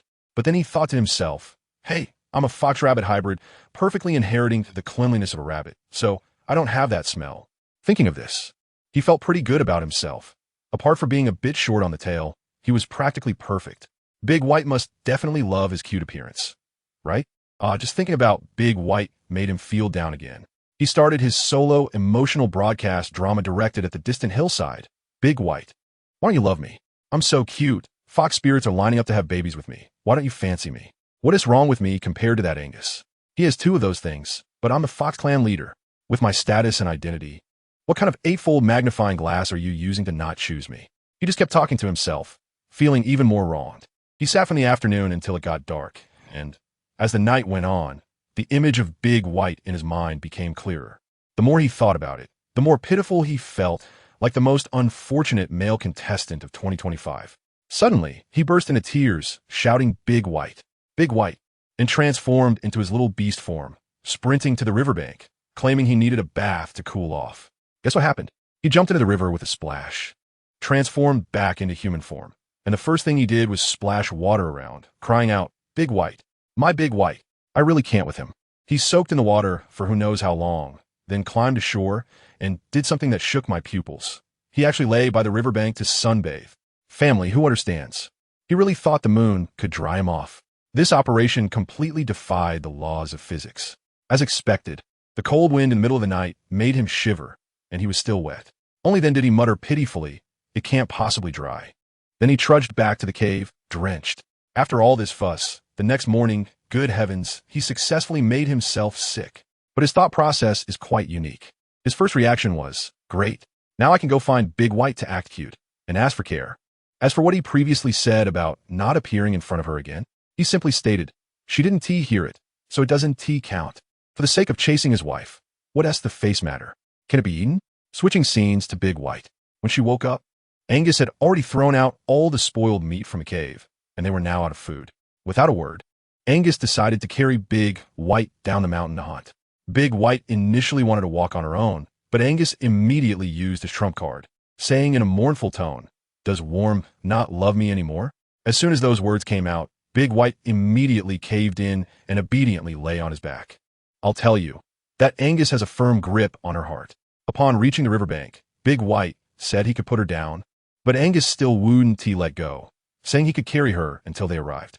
Big White, truly out of options, had to say she was hungry, and only then did Angus nervously set her down and ask what she wanted to eat.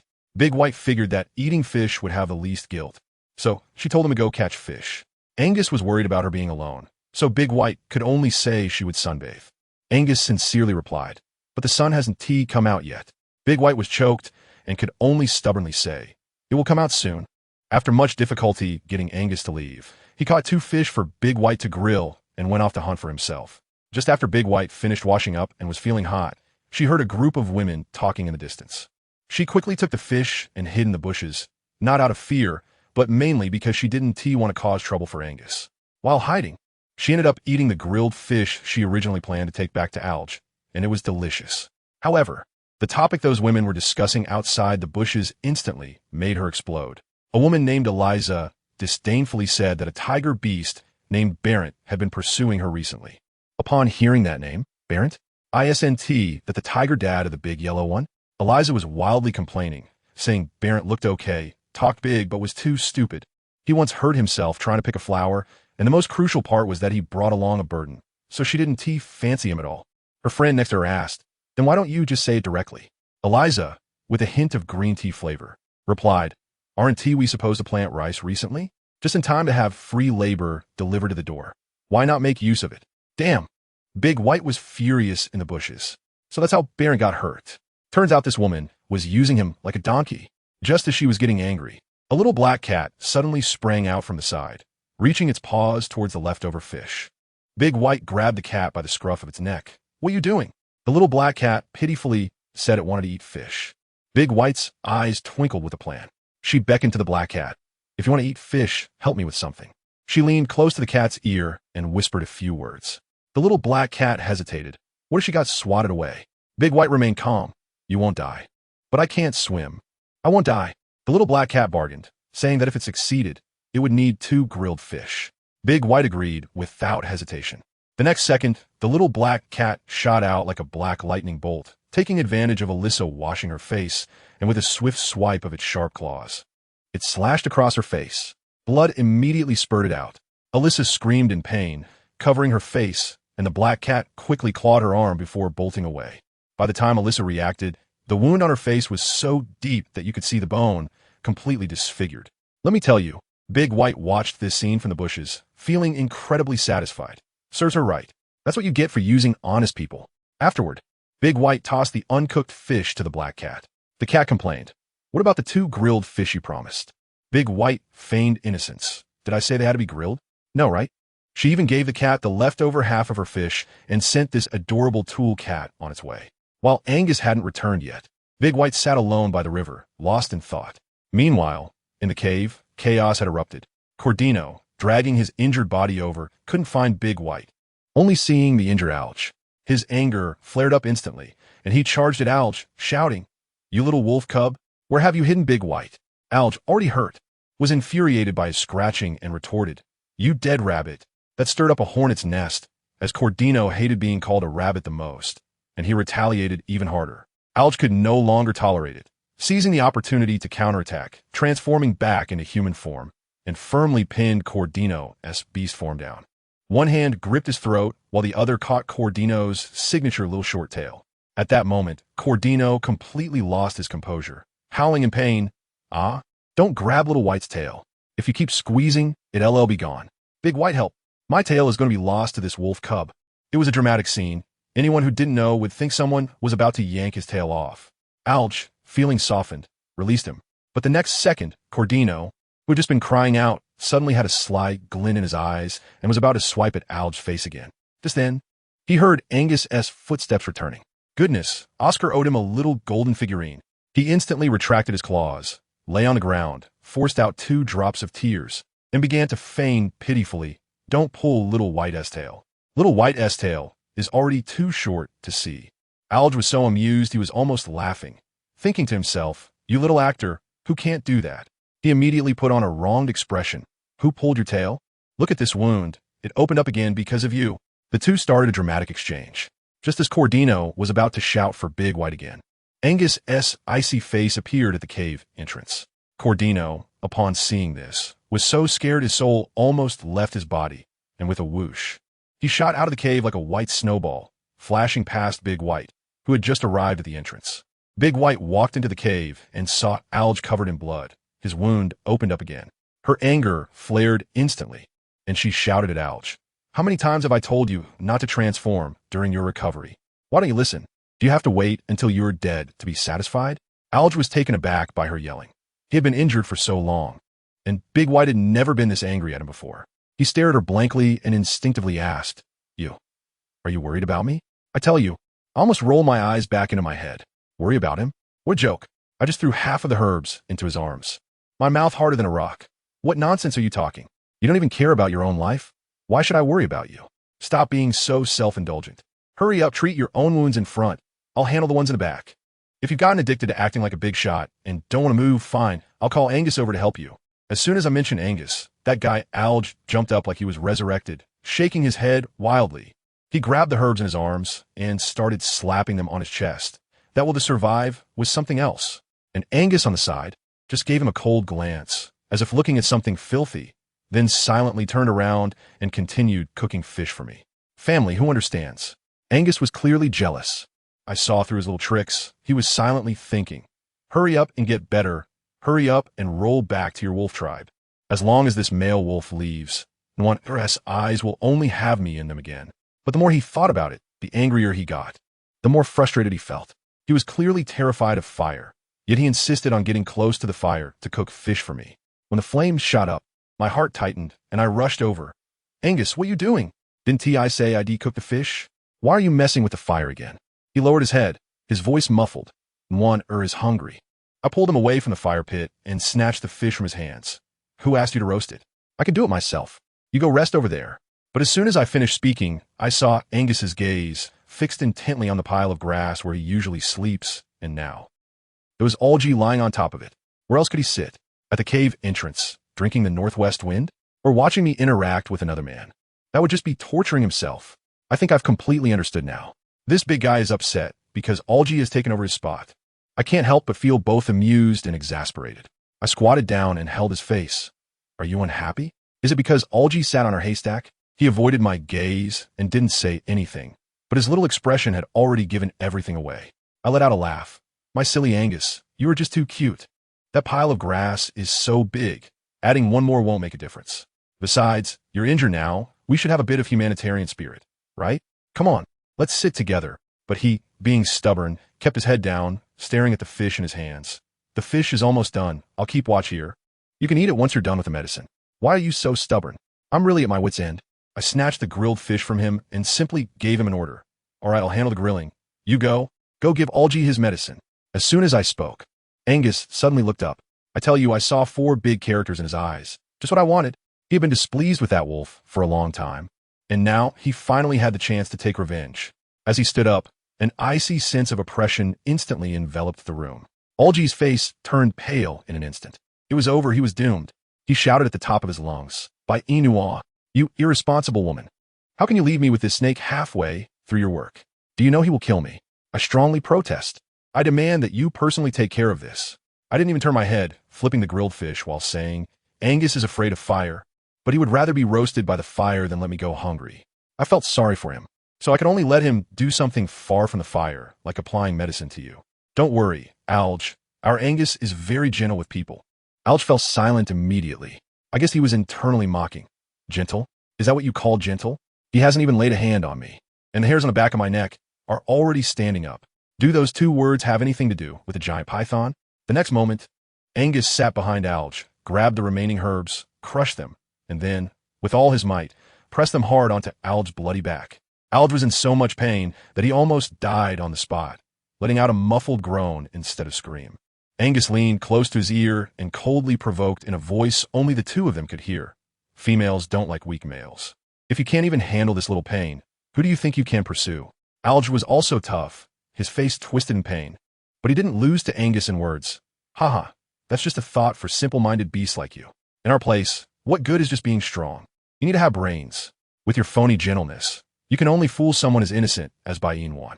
Once she sees your true colors, she'll ditch you faster than anyone else. Angus tightened his grip, gritting his teeth. I've never pretended. The real me is what Nguyen likes. Admit it. You are jealous of me. Jealous of you? Alge laughed. What a joke. Would a normal woman like a cold snake? Once she realizes you aren't even human, she'll run away for sure. I tell you, she will definitely abandon you in the end and marry me. This hit Angus right in the lungs. His killing intent instantly exploded. He was on the verge of losing control and tearing Alge apart. Just then, Alge threw out his trump card, sneering, What? Do you want to kill me? Let me tell you, if you kill me, it will only make Bai Yina return to our original world with me faster. So, you better let me live well. That way, you can have her a little longer. Wow, I was directly impressed. Alge understood psychological warfare and had pinpointed Angus's greatest weakness, his fear of losing me. Angus was instantly doused with cold water, his whole body stiffened, and his CPU was burning out. He stared at his bloodied hands, and in the end, he believed the fox's words. The process of applying medicine was quite gentle. Alge, hidden from Angus's view, wore a smug smile. He had bet right, using the deepest fear of the other party to secure a death exemption for himself. The feeling of conquering a snake was exhilarating. While these two were having their cyber duel in the cave, let's shift our focus to the neighboring lion clan. The lion named Barrett has recently been pursuing a female named Alicia. Today, he brought flowers to find her, only to discover that the goddess was disfigured, with deep wounds visible on her face and arms, and her few male companions were all disdainful. Barrett didn't care about her looks and expressed concern instead. Just that one sentence broke Alicia down, and she threw herself into his arms, crying uncontrollably, immediately asking him to be her new male partner. Although Barrett agreed, he felt no joy as my face flashed through his mind. Seeing that he had agreed, Alicia immediately clung to him, asking him to stay and take care of her. Barrett refused, saying, No, my friend's son is still living with me. He's a little tiger cub who still drinks milk. I have to go back and take care of him. Alicia exploded upon hearing this. Am I not worth more than a little cub? You want it? I can give you a baby.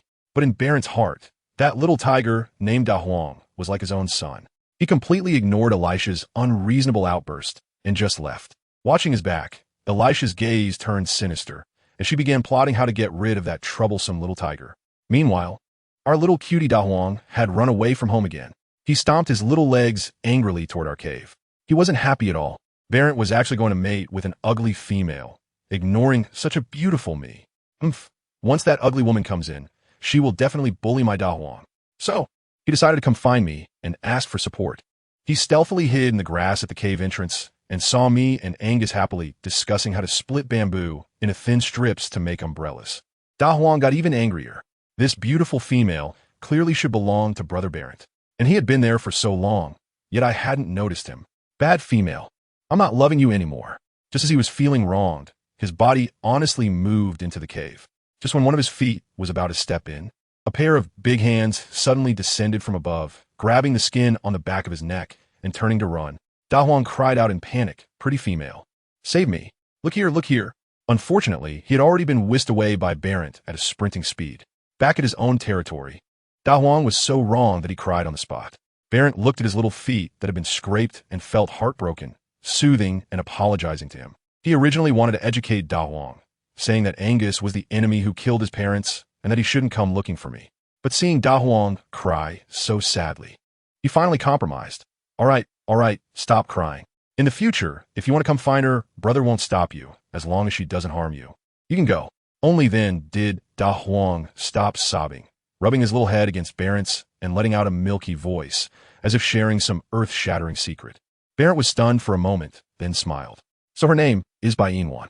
At this moment, in the cave, I was completely unaware of everything happening outside, still busy splitting bamboo with Angus. Alge woke up, saw our actions, and curiously asked, What are you two doing? I didn't even look up, cutting bamboo strips to make a bamboo umbrella. He laughed out loud and said, Bai Yina, are you stupid? Making an umbrella requires waterproof fabric. Can a few broken leaves be of any use? I just got here with a burst of energy. Who says we have to use a waterproof cloth? As long as it can cover the rain, that's enough. Stop talking nonsense. What if it hails? Can those few leaves of yours withstand it? This broken place can still hail? Don't be a jinx. Ha ha. You're not the heavens. How do you know it won't hail? Alge looked at me with a face that expressed concern for my intelligence, saying, little fool, this kind of thing needs to be scientific. Understand? Who are you calling a little fool? I am smart. I was so angry that I wanted to hit him with a bamboo stick.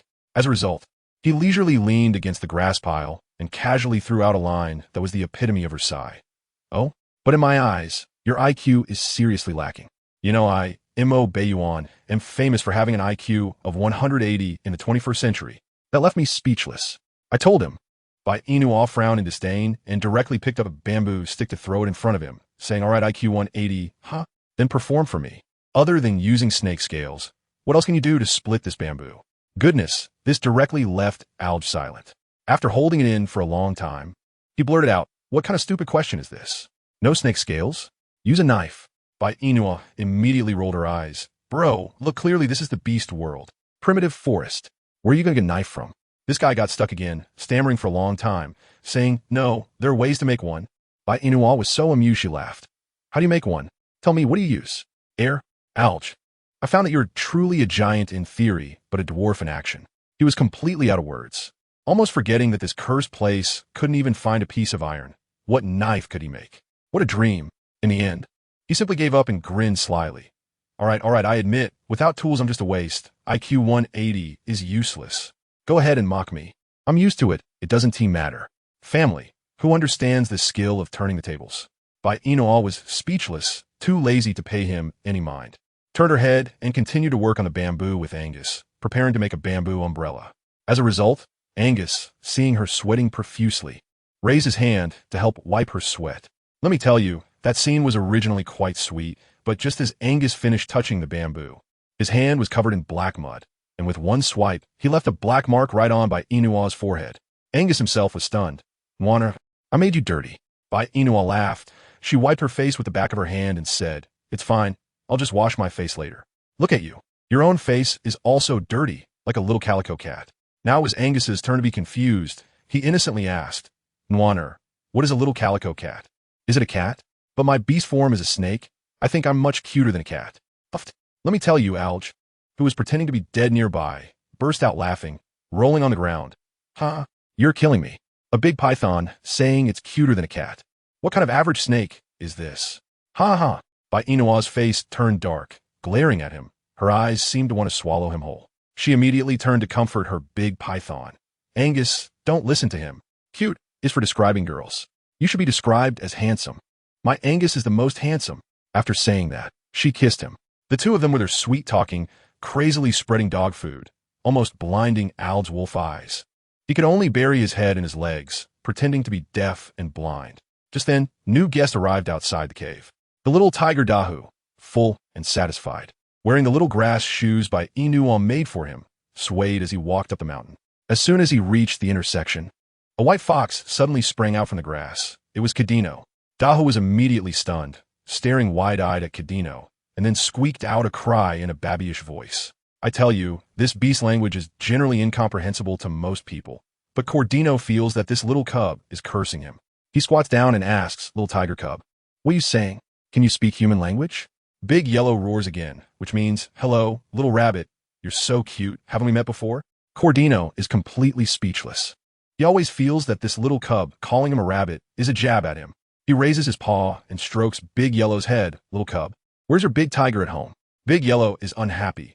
Roar, please call me cutie. Don't call me little cub. Cordino, speak human language. Big Yellow turns to leave. Roar, if you don't understand, forget it. I'm going to find a beautiful female. Goodbye, little rabbit. Cordino feels like he's been CPU'd. He grabs Big Yellow, licks his paw, and then starts smearing it all over Big Yellow's head, leaving him with a mouthful of saliva. Big Yellow is extremely disgusted, struggling desperately. Roar, you're so dirty, little rabbit. Cordino ignores it and directly transforms into human form, pinning Big Yellow down. Big Yellow's straw sandals get kicked off in the struggle, and the little guy, feeling wronged, opens his mouth to howl. Roar, roar, Brother Barent, save me. There's a bad rabbit on top of me. Cordino finds him noisy and pinches his little mouth shut, picking him up and heading towards the cave, coaxing him. Don't make a fuss. Brother will take you to find Big White. As soon as they reach the cave entrance, Angus notices them, and his snake tail whips out. Cordino, quick on his feet. lifts Big Yellow up as a shield. Bai Yina is scared out of her wits and quickly shouts, "Angus, no." He's holding Big Yellow. Angus forcibly pulls back his strength, wrapping his arms around Bai Yina and asserting his claim to Cordino. "You dead fox, I'm telling you, is mine. Give up on this thought." Cordino sees that it's safe and puts Big Yellow down, pretending to comfort him. "Don't be afraid, little cub, brother won't hurt you." Big Yellow is almost in tears, looking at Bai Yina with watery eyes. "Roar, give me back my little sandals. I want a beautiful female to hold." Wah! It's a sight to behold, and Bai Yina's heart aches, rushing over to say, "Cordino, give me Big Yellow. You scared him. How can you use him as a shield?" Cordino stubbornly retorts, "I didn't. I thought he was cute and want to hug him. And I was just taking him up the mountain. I'm doing a good deed." Big Yellow cries even harder, tears streaming down like rain. Bai Yina is furious. He's crying like this, "Hurry and give him to me." Cordino sees the situation and realizes he might lose his wife if he doesn't hand over Big Yellow. So he risks being bitten and passes Big Yellow over.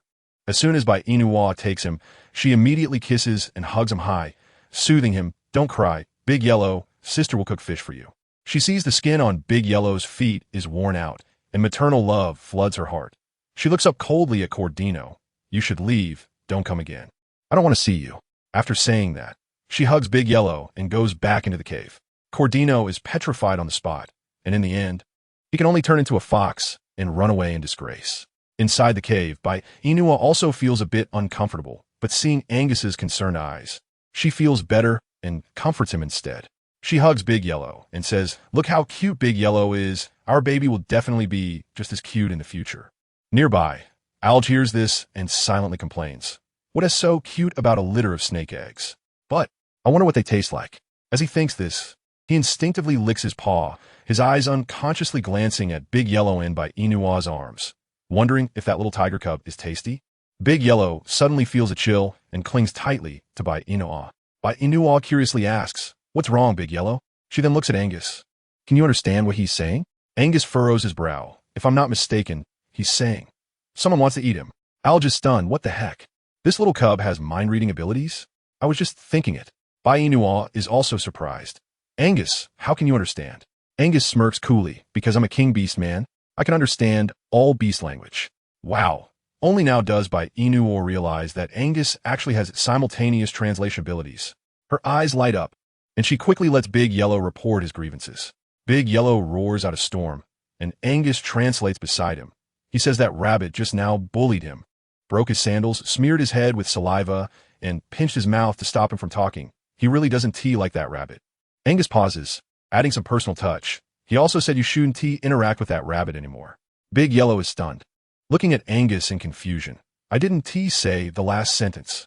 Angus shoots him a glare, flicking his snake tongue, and Big Yellow immediately shrinks back, feeling wronged and lying in Bai Yina's arms, too scared to move. "I tell you, this snake guy is more scheming than a honeycomb." Bai Yina doesn't doubt it, and tenderly strokes Big Yellow's head, explaining, "Big Yellow, the one hugging you isn't a rabbit, it's a fox. He probably didn't mean it." While she's explaining to Big Yellow, Angus starts to stir trouble again.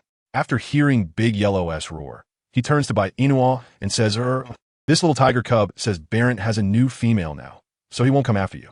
So, you won't take the initiative to get close to Barent anymore, right?" Bai Yina nods, but her heart starts to ache for Big Yellow. Barent's female will definitely be that ugly and nasty Elisa. How will Big Yellow not get bullied in the future? What a poor little guy. Next, Bai Yina makes a new pair of sandals for Big Yellow, and the little tiger happily runs around the cave. Angus watches this scene, feeling jealous again, and pulls Bai Yina in for some affection. "No, I want a snake baby." His hands start to move restlessly. Bai Yina's face turns red, and she pushes him away. "Stop it. Big Yellow is still here. We can't lead the little one astray. Let us talk about it tonight." Just then, Big Yellow runs over and nudges her, starting to roar, meaning he is hungry and wants to eat fish. Angus sees this and immediately says, "It's getting late. I'll take you back." Big Yellow immediately protests. "Roar, I don't want to go back. Brother Barent doesn't want me anymore. I want to be with a beautiful female." Bai Yina, his heart softens, saying, "Angus, I'm hungry too. Let us go down and catch fish together." Angus has no choice but to agree. But just as he's about to leave, Big Yellow starts roaring again, meaning his feet hurt, he can't walk, and he wants to sleep on the mountain, needing a beautiful female to accompany him. Angus has no choice but to say, wait for me in the cave. I'll be back quickly. As soon as Angus leaves, Big Yellow immediately starts acting, holding his belly and rolling on the ground. Bai Yina instantly understands. Big Yellow, do you want to go to the bathroom? Big Yellow nods vigorously. Alge reminds her from the side. It's getting dark. Taking him down the mountain is dangerous. Bai Yina thinks it makes sense and says, then we'll go to the mountain top. However, as soon as they exit the cave, Big Yellow jumps out of her arms and dashes down the mountain, roaring as if calling someone. Bai Yina is terrified and quickly chases after him, panting, Big Yellow, why are you running so fast? Big Yellow suddenly squats down and starts pooping. Bai Yina, I really can't believe this. So you were in a hurry. You scared me. She laughs. You wait here. I'll go pick some leaves to wipe. Big Yellow roars in agreement. Bai Yina turns around to pick leaves from the nearby bushes. Just as she finished picking the leaves and was about to head back, her foot suddenly slipped, and she fell into a deep pit dug by a hunter with a cry. The pit was deep and slippery, making it impossible to climb out. Bai Yina was utterly desperate at that moment. It was just 3 leaves she picked. How could she end up buried in the ground? It was getting dark. This was the end. Meanwhile, De Huang had just finished his business when his brother, Belani, showed up. De Huang quickly complained. Roar, Brother Belani? The beautiful female went to find me some leaves to wipe my butt and hasn't come back yet. Did something happen to her? Belani frowned. First picking some leaves to clean De Huang's bottom, then setting him down and saying in a deep voice, wait here for me. Don't run around. I'll go look for Bai Yina. De Huang obediently nodded. Hoar Balenchi responded. I tell you, I was just about to climb out of the pit. My hands were already at the edge, and as I looked up, I saw Balint's ice-cold face. I thought, a savior has come. But what happened? That guy, instead of pulling me up, just reached out and slapped me back into the pit. I was completely stunned at that moment, and my backside took a second hit. Family, who understands that feeling? It was so painful. I was still cursing at the bottom of the pit when I heard some noise from above. It turned out that 2 other tiger beasts had arrived, exuding a strong aura that clearly indicated they were not good news. It was then that I realized that this kid Barant wasn't trying to harm me, but was hiding me. I heard the 2 tiger beasts asking, hey, we smell a female scent. What are you doing down here? I tell you, Barant really talks nonsense without blushing or skipping a beat. Oh, my big yellow dog is here using the bathroom, and I'm just keeping watch. You say female? I just saw one running into the woods, shouting as she ran. Is there a male that wants to mate with her? I was stunned at the bottom of the pit, thinking, dude, your imagination is something else. You're talking about females in heat searching for males. Who are you implying? The 2 tiger beasts perked up, believing him, and they dashed off. Once they left, Barent squatted down to look at me and asked if I was okay. How could I be okay? My butt felt like it was about to split into 8 pieces. But considering he saved my life, I held it in. It was so dark that I couldn't see my hand in front of my face. And with my night blindness acting up, I could only say to him, brother, it's too dark, pull me up. To my surprise, he threw down a branch for me to grab. Fine, I grabbed it. As he pulled, I shot up, and just as I was about to make it, suddenly there was a snap. I tell you, my heart dropped. This was like a classic scene from a terrible drama. Was that a hero saving the damsel branch? The quality is questionable. My friend, just when I thought I was going to fall again, he grabbed my arm and yanked me up, and I uncontrollably fell into his arms.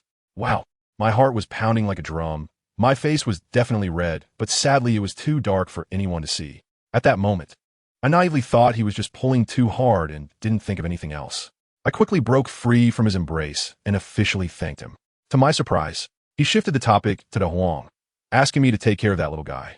As we chatted, I couldn't help but ask him about that so-called female. He stammered, saying that whether he liked her or not wasn't important. He just wanted a companion. I got angry upon hearing this and directly told him, De Huang doesn't like your female. He didn't believe me, and my temper flared up. I delivered a righteous backstab, exposing the true nature of his white, moonlight green tea. I've seen that female named Eliza. That day by the river, she insulted you, calling you both stupid and foolish, and said De Huang was a burden, keeping you around just to make you work in her family-ass rice fields as free labor. I couldn't stand it, so I had someone scratch her face. I thought that after saying this, he would finally wake up, right? But instead, he was completely unyielding, insisting that it was only natural for males to breed with females, and even said he had promised Eliza that he would mate with her once she was healed. I was truly exasperated. Isn't this just pure late-stage love brain? I was so angry that I couldn't even speak and turned to leave, saying, fine, do whatever you want. Just don't let De Huang suffer. To my surprise, he actually followed me, saying he would take me home. I thought it would be safer with someone else at this late hour, so I didn't refuse.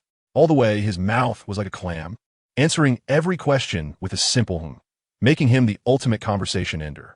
Since I couldn't see the road and kept stepping into potholes, he reached out and held my hand, preventing me from falling flat on my face. When we found Huang, that little guy was already curled up and fast asleep. Barrett picked him up and asked him who he wanted to go with. The little guy, still groggy, ultimately chose to go back with his brother, saying that Barrett was the only one for him. Sigh, it made my heart feel a little sour. After I said goodbye to him, I went up the mountain by myself. It wasn't until I'd walked far away that Barrett finally left with Big Yellow. I later found out that Big Yellow was still asking him if he liked me. To clear his name, this guy actually nodded and admitted that he liked that Eliza. As a result, Big Yellow shot back. Barrett Brothers' eyes really had a problem. He was feeling bitter himself, thinking he couldn't compete with Angus and could only watch me from a distance. When I returned to the cave, good grief, there was nobody there. Angus was missing, and even Algie was gone. The fire was still burning, and the fish was left nearby, proving that Angus had been back. But where were they? I panicked at that moment, thinking that the two of them might have gone out to look for me. At that time, I didn't know that Angus had gone crazy looking for me. He followed the scent to the edge of the pit, smelled my scent mixed with the tiger beast's smell, and directly assumed I had been kidnapped. Goodness, he soloed the entire Tiger Clan dungeon.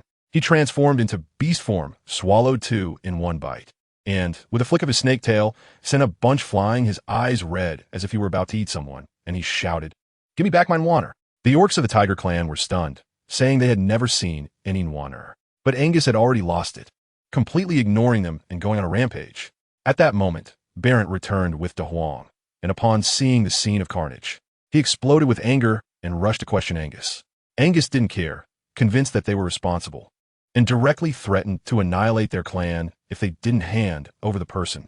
Barrett was almost driven mad, shouting, "Your female is in the cave." I saw her go back with my own eyes, but Angus didn't believe it and insisted on seeing her. With no other choice, Barrett had to make a military order with him, telling him to wait while he went to find me, or else he would take me and disappear forever. Angus, with his violent temper, threatened back on the spot. "If you dare take her away, I'll make your entire clan pay the price." So Barrett, holding back a belly full of anger, charged up the mountain in less than 10 minutes. When I saw a figure, I thought it was Angus returning, but when he stood up, I met Barrett's murderous eyes. Without a word, he rushed over, grabbed my neck, and growled, "It's all because of you. Half of my Tiger Clan is dead or injured. You witch." I was nearly suffocated, desperately trying to push him away with my hands and feet. Fortunately, he finally loosened his grip. After coughing for a while, my mind cleared up, and I instantly pieced together the sequence of events. That fool Angus must have misunderstood. I felt incredibly guilty and looked at him, saying, "I'm sorry. Can you take me to find Angus?" He didn't say anything and directly transformed into his beast form, crouching down to signal me to get on. It was my first time riding on a tiger's back, and it felt like flying. The speed was incredible. By the time we arrived, Angus was preparing for a second round of slaughter. I quickly jumped off Balin's back and shouted, "Angus, I'm here." As soon as he heard my voice, all his murderous intent vanished, and he transformed back into his human form, rushing towards me. We hugged tightly. I quickly explained that I was fine and told him to stop causing a scene. But those injured tiger beasts were not satisfied, feeling deeply humiliated, and they actually took the opportunity to pounce on me, trying to take me as a hostage. This was bad. It was like poking a hornet's nest. Angus went into a rage on the spot, swinging his serpent tail and knocking that group of tiger beasts into a daze, causing them to faint. He held me tightly in his arms, and with that look in his eyes, anyone who dared to come closer would be dead. I was terrified and pulled him away. When we were leaving, I heard De Huang calling me from behind, chasing after us with its little short legs. But Balin held it tightly, covering its mouth to prevent it from having any connection with us. Listening to De Huang's cries broke my heart, but I didn't dare to look back. I knew that for its own good, we had to sever our relationship. On the way home, I suddenly remembered that Alge was still missing. I quickly asked Angus to help me look for him. This guy didn't have as much hostility towards Alge now. He just held my hand and sniffed around. At that moment, Alge was waking up slowly in a pile of grass. He moved his arms and legs, wincing in pain. He remembered that he had run down a mountain to find me, but ended up fainting while running. He couldn't help but complain in his heart. What a useless body this is, fainting after just a few steps. It's like a fragile college student. Ugh, what kind of wolf is this? So useless. Just as he finished cursing himself in his mind, he tried to push himself up using a tree trunk, but his leg felt like it had been electrocuted, excruciatingly painful. He suddenly felt a pang of fear. Oh no, could this leg be broken? The old injury wasn't even healed yet, and now there's a new one. This is simply the champion of annual bad luck. While he was slowly moving with the support of a branch, he looked up and saw me and Angus standing silently in front of him like two ghosts. Alge jumped in fright, and after realizing it was us, he started to speak. What are you two doing? Playing teleportation? You walk so quietly, trying to scare someone to death at this late hour. Angus heard this and said, "Oh, he can still curse, and with some energy too." Then turned to me and said, "Warm, it seems he's fine. Let's go home." This made Alge panic. He used all his strength to pounce on Angus's thigh like a hungry tiger. What happened? Angus lightly stepped back, and he fell flat on his face. But he reacted quickly, sliding and grabbing onto Angus's ankle, starting his performance. "Don't go, big guy. I'm not okay at all. I feel like my leg is broken. It hurts so much. Big guy, please take me away." That shout of "big guy" made Angus's CPU overheat, staring at him in confusion. Seeing that Angus didn't respond, Alge immediately changed his approach, weeping. "Angus, bro, please, you can carry me, hug me, or give me a ride. Anything works. As long as you take me away. You are my brother from another mother. Look how pitiful I am.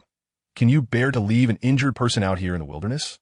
I was dumbfounded standing next to them. Who understands family? Is this really the proud little wolf cub I know? To avoid walking, he didn't even care about his face. It seems like he's really in a lot of pain. I hurried over to help him up, poked his forehead, and said, "Seriously, don't you know you have an injury? How can you still run around? If you encounter another wild beast, are you just asking to deliver yourself as takeout?" He had the nerve to defend himself. "I was just afraid you'd get taken away by someone else." I rolled my eyes. "Aren't I fine? Angus is here. Try without him." All right, enough talk. I'm in so much pain. Hurry and take me back to the cave." Angus glanced at his leg and disdainfully said 2 words, "Not broken." Alge jumped in and exclaimed, "What?" Angus looked confused. "What? Who is what? Do you know him?" Alge's mouth twitched, thinking to himself, "Wow, there's someone named What in this beast world. I'm really learning something new." But he quickly shifted his focus back. "You're not a veterinarian. How do you know my leg isn't broken?" Angus countered him logically. "If your leg were broken, could you stand up?" "No." "Then how can you both stand and pounce, looking like your leg is broken?" Alge thought for a moment. Hey, that makes sense. But he couldn't lose the argument. "Well, it's not broken, but it's sprained. It still hurts. It's uncomfortable. I can't walk." Angus was so annoyed by him that he directly ordered, "Change back to beast form." Alge obediently transformed into a half-grown white wolf. Then, I watched as Angus walked over, reached out his hand, and lifted him up with one hand as if he were picking up a package. Then he extended his other hand to me and said gently, "Warmer, hold my hand tightly. I'll take you home." I didn't just hold his hand.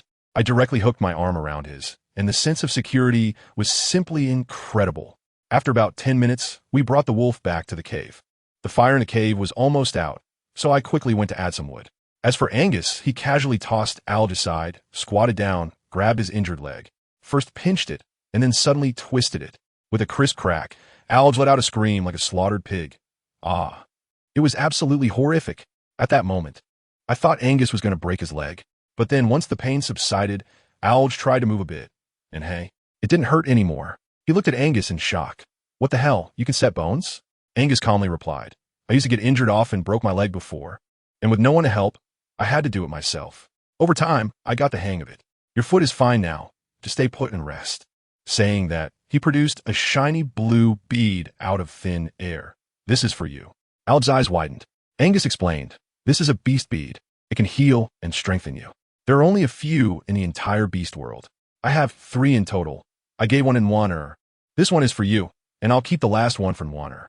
I have to say, I was a bit moved at the time, but then this guy suddenly changed his tone, and his disdain was impossible to hide.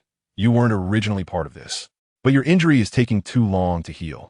You know, you're this massive 300-watt light bulb, and you're seriously affecting my and Juan's world together. So hurry up and eat, get better, and then hurry back to your wolf pack." The look of emotion on Alge's face instantly froze. Wow, it turns out he just thinks he's a nuisance. He probably thought to himself that the needs of this snake beast were too demanding, but how could he refuse?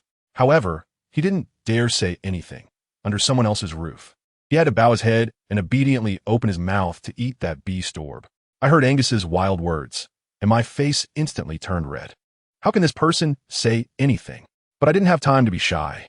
My mind was already calculating how to get some rice seeds to prepare for the spring plowing. What to do without seeds? Oh right, I can weave straw sandals. This thing is a rare treasure in the beast world, and I can definitely trade them with those females for seeds. Thinking of this, I felt delighted and went to grill some fish. After dinner, I cuddled up with Angus and slept on a pile of grass, while Algie was all alone, curled up on the other side of the cave. He looked so pitiful. The next morning, I was still half asleep when I felt a hand exploring me, touching everywhere. I squinted to see it was Angus, so I relaxed. But this guy is too funny. Why doesn't he do anything when I'm awake? And wait until I'm asleep to be sneaky? He probably doesn't even know what he wants to do. He just seems particularly interested in my two little white rabbits. Touching them over and over, becoming more addicted. I was itching all over, feeling both numb and tingly. It was simply torture. After a while, he stopped, seemingly observing whether I was awake. Seeing that I hadn't moved, he felt relieved and got bolder, actually using his tongue. Oh no, I really couldn't take it anymore. It was too itchy. I suddenly opened my eyes, and Angus looked as scared as a rabbit caught in the act. His face filled with panic. I smirked and asked, "What are you doing?" "Nuanea. I really like your chest, don't I?" He honestly nodded. "I like it. It's soft, white, and smells nice. Other females don't have it. Only Moiner does." Well, that left me speechless. What do you mean other females don't have it? But seeing his handsome face paired with that silly expression, I couldn't really be mad. Instead, I found it a bit funny. "Then why don't you just tell me you like it? Why sneak around?" He hung his head like a child who had done something wrong. I was afraid Moiner would get angry and not let me touch. "Then if you knew I would be angry, why did you still touch?"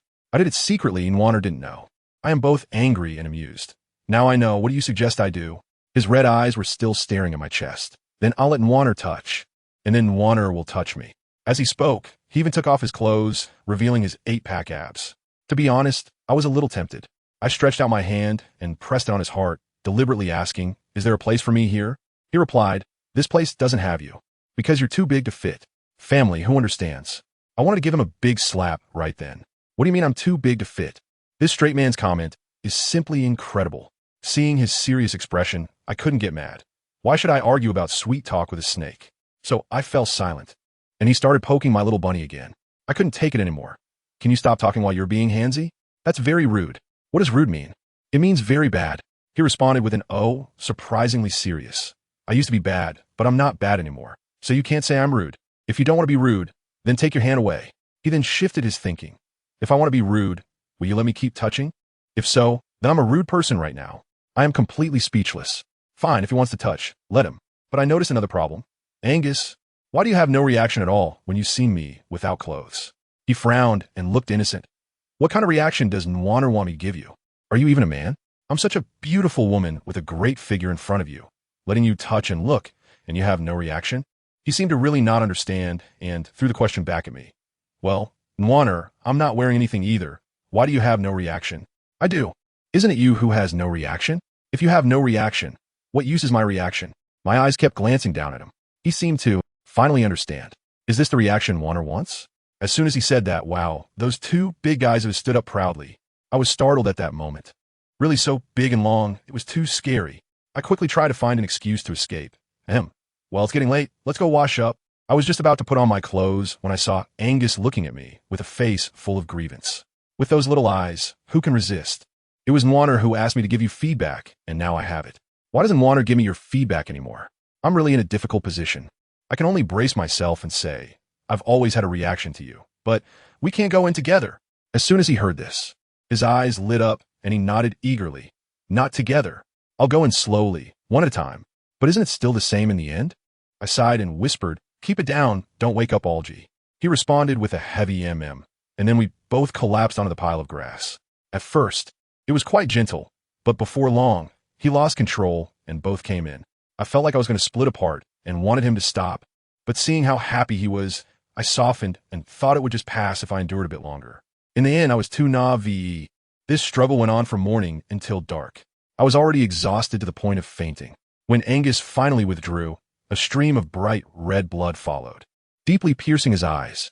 He panicked instantly, holding me tightly in his arms, his voice trembling. "Naanuan, I was wrong. I hurt you again, and I even injured you." I felt groggy and achy all over, unable to even open my eyes, so I let him hold me and fell asleep. Poor ouch. on the other side of the cave, could only think that Angus's stamina was terrifying after a whole day of activity. He probably had no dinner again and had to sleep with an empty stomach. Angus held me for quite a while before carefully putting me down to boil water and clean my body. By the time he finished everything, it was already late at night. He sat alone at the cave entrance, feeling the cold wind. Alj had eaten the beast pearl, mostly healed, and transformed back into human form to sit with him. Not sleeping at this late hour, pondering life? Angus ignored him and suddenly asked, "Are the males in your world good-looking?" Alj was taken aback. "Why are you asking this? Are you interested in men?" Then why ask? Afraid that if you come back with us, you won't measure up to the men there?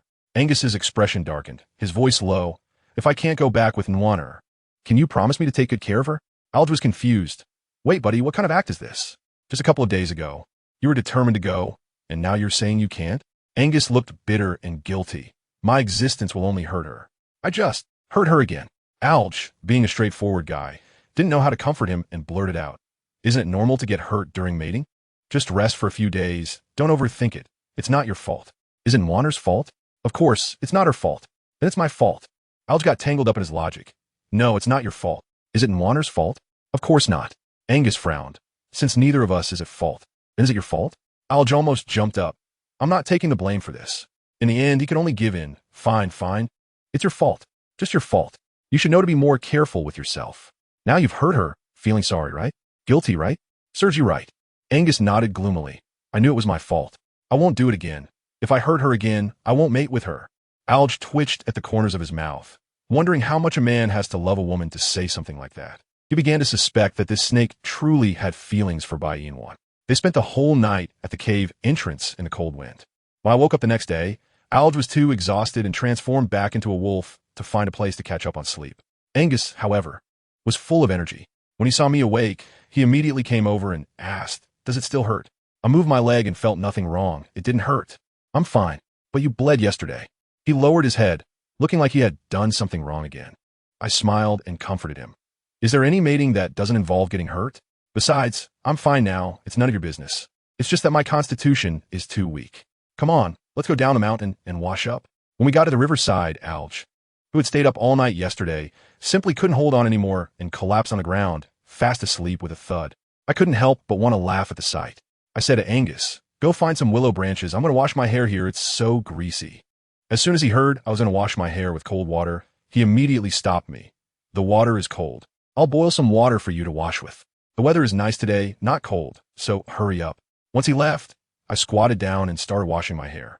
The water temperature was a bit cool, but after taking the beast orb, my constitution improved a lot, so I wasn't afraid of catching a cold.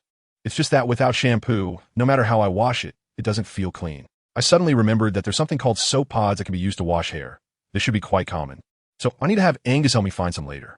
I casually rubbed my hair a couple of times and finished, with my long, damp hair draped over my shoulders. Alj opened his eyes in a daze and happened to see me. The sunlight fell on me, and he was instantly captivated. His Adam's apple moving slightly, the impulse in his gaze almost overflowing with a desire to pounce. Unfortunately, he had the heart of a thief, but lacked the courage. So he could only silently avert his gaze and continue to lie there sleeping. I was staring blankly at the river, feeling bored, when suddenly I heard a familiar voice not far away. As I got closer, I realized, wow, isn't that Eliza and Barrett? What a coincidence. I didn't want to deal with them. After all, I hadn't done anything wrong, so why should I hide? But even though I wasn't looking for trouble, trouble came looking for me. Elisa's face was now incredibly ugly, and the moment she saw my perfectly fine face, jealousy flared up in her. She had Barrett let her down and came charging at me like a mad woman. Her movements were so fast that I didn't even have time to react before she knocked me to the ground. "What are you doing?" I shouted. She instantly revealed her sharp claws and snarled, "I'm going to ruin your face. Why should I look like this while you still look so good? I want you to look like me. Are you crazy?" I yelled and lifted my leg to kick her hard in the stomach. Elisa got even angrier from my kick and, gritting her teeth through the pain, swung her claws at my face. I'm not a pushover either. I quickly grabbed a handful of sand from the ground and threw it directly into her eyes. She screamed in agony, instantly unable to see anything, covering her eyes and shouting wildly. I seized the opportunity and kicked her off me again. While she was yelling about her eyes hurting, she reached out, trying to find Barrett for comfort. But Barrett grabbed her shoulders and said coldly, "Elisa, Your face looks like this because of you, not her. Why do you want to scratch her face? Do you know her male is a king's solitary beast? If her face is ruined, that solitary beast will not let you off. When Elisa heard this, she caught on to the key point, squinting her red eyes and questioning him.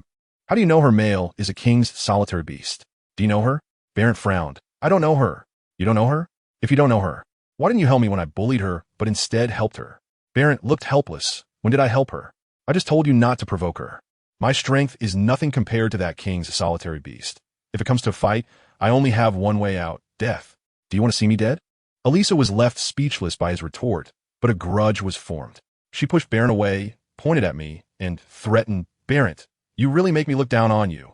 I'll let her go today, but you wait for me. I rolled my eyes dismissively, but Barrett's earlier words left me a bit confused. He clearly knew that it was me who had injured Elisa's face, yet he not only said nothing, but also stopped Elisa. Was he genuinely afraid of Angus? Or did he have other motives? Regardless of what he was plotting, it had nothing to do with me anymore. At that moment, I thought to myself, these two should hurry up and leave, so they don't delay my contemplation of life. I washed my hair again, and when I looked up, hey, they were really gone. The guy next to me, Algie, was sleeping like a pig, snoring loudly. Let me tell you, with his level of alertness, he wouldn't even know if someone dragged him away to sell him. I was resting my chin in a daze when suddenly a pair of hands wrapped around me from behind, and then my left cheek felt warm. My whole body was on edge. I turned around to see Kadeen Nuaw's fox-like face. He immediately said something sickeningly sweet. I miss you so much. I was taken aback. Who are you calling Big White? I retorted, I miss your grandpa. I shouted at him to take his hands off me. And guess what? He hugged me even tighter. With a pitiful look on his face, he said he could only hug me and not mate with me, and that I was being too biased. Does anyone understand this? What kind of outrageous words are these? I was almost laughing out of anger at this guy's shamelessness.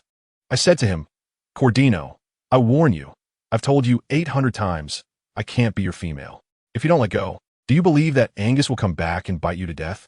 As a result, this guy started his heartfelt monologue, saying he couldn't live without me. That for me, he even found the lonely beast tolerable, and that he didn't want to ruin my relationship with Angus. He just wanted to join us.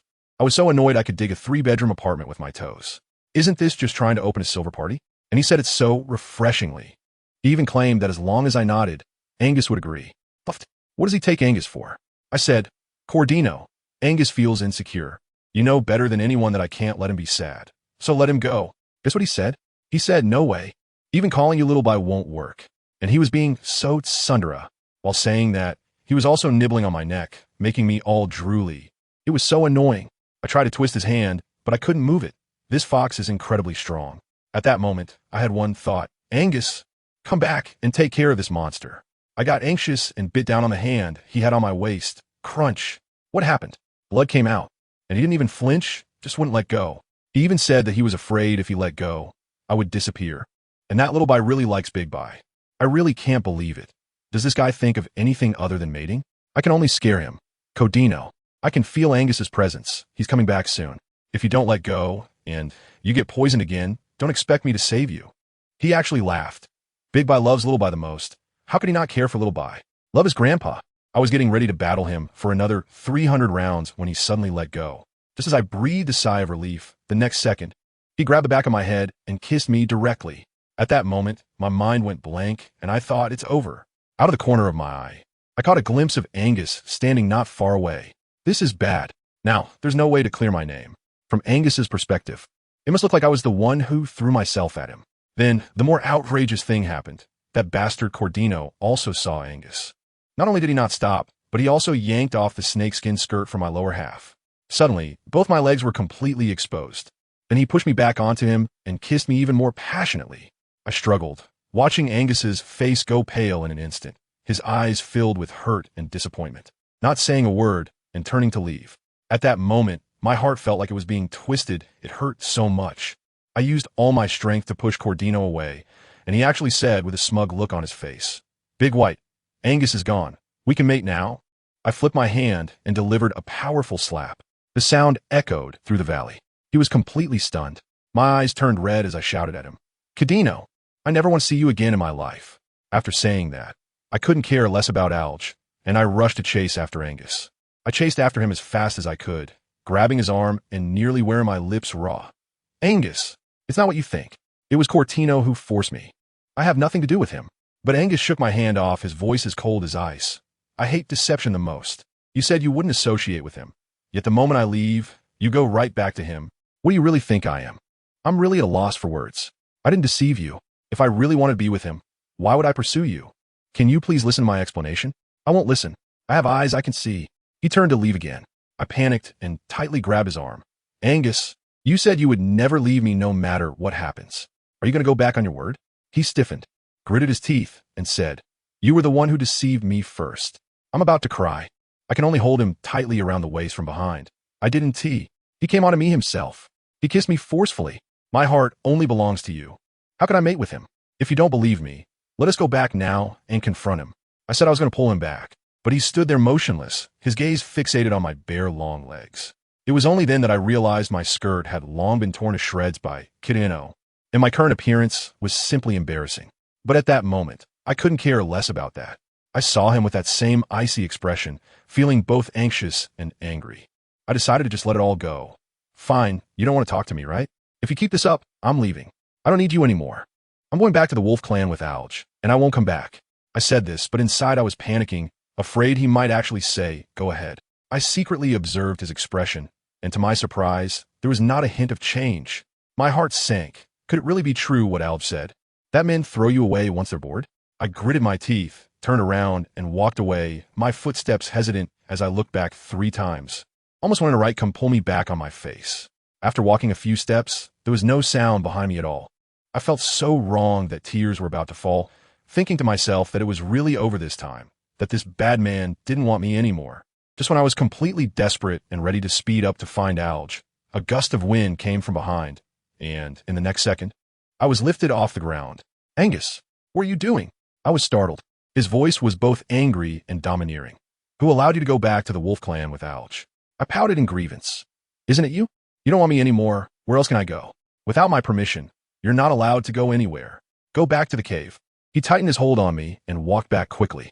I hurriedly wrapped my arms around his neck and whispered, Aren't you still angry? Not angry now. He lowered his head and shot me a cold glare. I'll deal with you slowly once we're back in the cave. I felt a jolt in my heart. Where did the gentle Angus from before go? I started to struggle in his arms, and he almost couldn't hold me. He quickly changed his position, letting my legs wrap around his waist, warning me, if you move again, I won't be responsible if you fall. I leaned on his shoulder, feeling even more wronged. Angus, you've changed. You used to care for me. You lied to me and still want me to pamper you? I didn't lie to you. I locked eyes with him. Still not admitting it? He raised his hand and surprisingly pinched my bottom. My face instantly flushed. You pervert. He smirked. I have even more perverted things in mind. Want to try? Once we reached the cave, I knew I wouldn't have a say. He pushed me onto the hay and climbed on top of me, his gaze making it seem like he wanted to devour me. I panicked. Angus, yesterday and now again, my body can't take it. He didn't listen at all, his hands starting to misbehave. Dare to ignore me? This pervert. He used to be shy, but now he's openly lewd. I pushed him, put me down. I want to go back to the riverbank. His expression darkened instantly. Why go back? To find that dead fox for a kiss? To mate? I already said no. I haven't even washed up yet. And there's Algie, he's still sleeping by the river. What if another orc drags him away and roasts him? Angus completely ignored me, carrying me deeper into the cave while I shouted, Angus, we need to find Algie first. He shot back, keep talking and I'll kill you. I instantly shut my mouth. Sigh, Alge, I'm sorry, brother. I'm in a tough spot right now. I tell you, the riverside at this time is truly spectacular. Alge was sleeping soundly, while Cordino squatted beside him, poking his belly, his face, and even his little brother. But there was no reaction. Cordino looked at him with disdain. Are you a mountain pig? Sleeping so deeply? Well, it doesn't matter who catches you, come with me. He originally wanted to carry him, but found him too heavy, so he simply dragged Alge by his legs. Can you believe it? It was like dragging a sandbag, scraping along the ground. Poor Alge felt a fiery pain in his back, and his head was banging against the stones, which finally woke him up. As soon as he opened his eyes, he was dumbfounded to see that a naked man was holding his legs, and his head had just bumped into a big rock. His first reaction was, I've been kidnapped. Help! Alge transformed into human form and began to struggle desperately. When Cordino saw he was awake, he was quite excited. You're awake. Alge looked at the face in front of him, which became more familiar the more he looked, and suddenly had a ghostly expression. Fu. Fuchin you. Goodness, he directly recognized Cordino as the national heartthrob of the 21st century.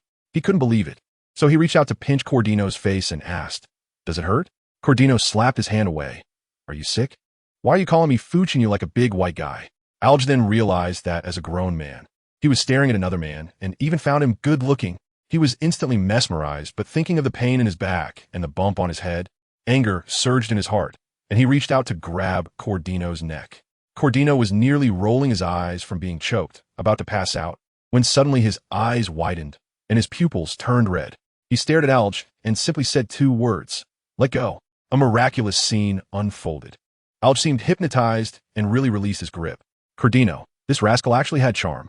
He pinched Alj's chin and directly CPU'd him, ordering him to return to our cave and praise him every day, while also finding a way to make me admit that I liked him. Once Alj dazedly ran off, Cordino clapped his hands with a triumphant smirk. Done. Meanwhile, in the cave, I was being pressed down by Angus, engaged in indescribable activities. I half-heartedly said, "I don't want to mate." He stared at me with red eyes. "I think you need a child." I'm so confused. I didn't get pregnant the last few times, but this time it worked. The last few times, I didn't stay inside your body. His voice was hoarse. But this time is different. The reproductive ability of the serpent beast is very strong. It only takes one time. I shrank back in fear. "Angus, I'm a bit scared of you like this." But he didn't listen at all. He believed that as long as I was pregnant, Cordino wouldn't stand a chance. He pressed me down and ordered, "Hold me tight. Kiss me." I can't help it. I can only take the initiative to kiss him. But I really feel wronged inside. He is clearly angry, and if this continues, I'm definitely going to get hurt, and then he'll blame himself. I try to reason with him. "I'm hungry. I haven't washed my face or brushed my teeth. At least let me finish eating before." Before that, he hesitated for a moment, but when he thought that Alj might come back at any time, he continued to kiss me. I just exploded. I chased after him, leaving my friends behind to explain, but he didn't believe me and still forced me. "What is this?" I push him away, tears unable to be held back any longer. "Don't touch me.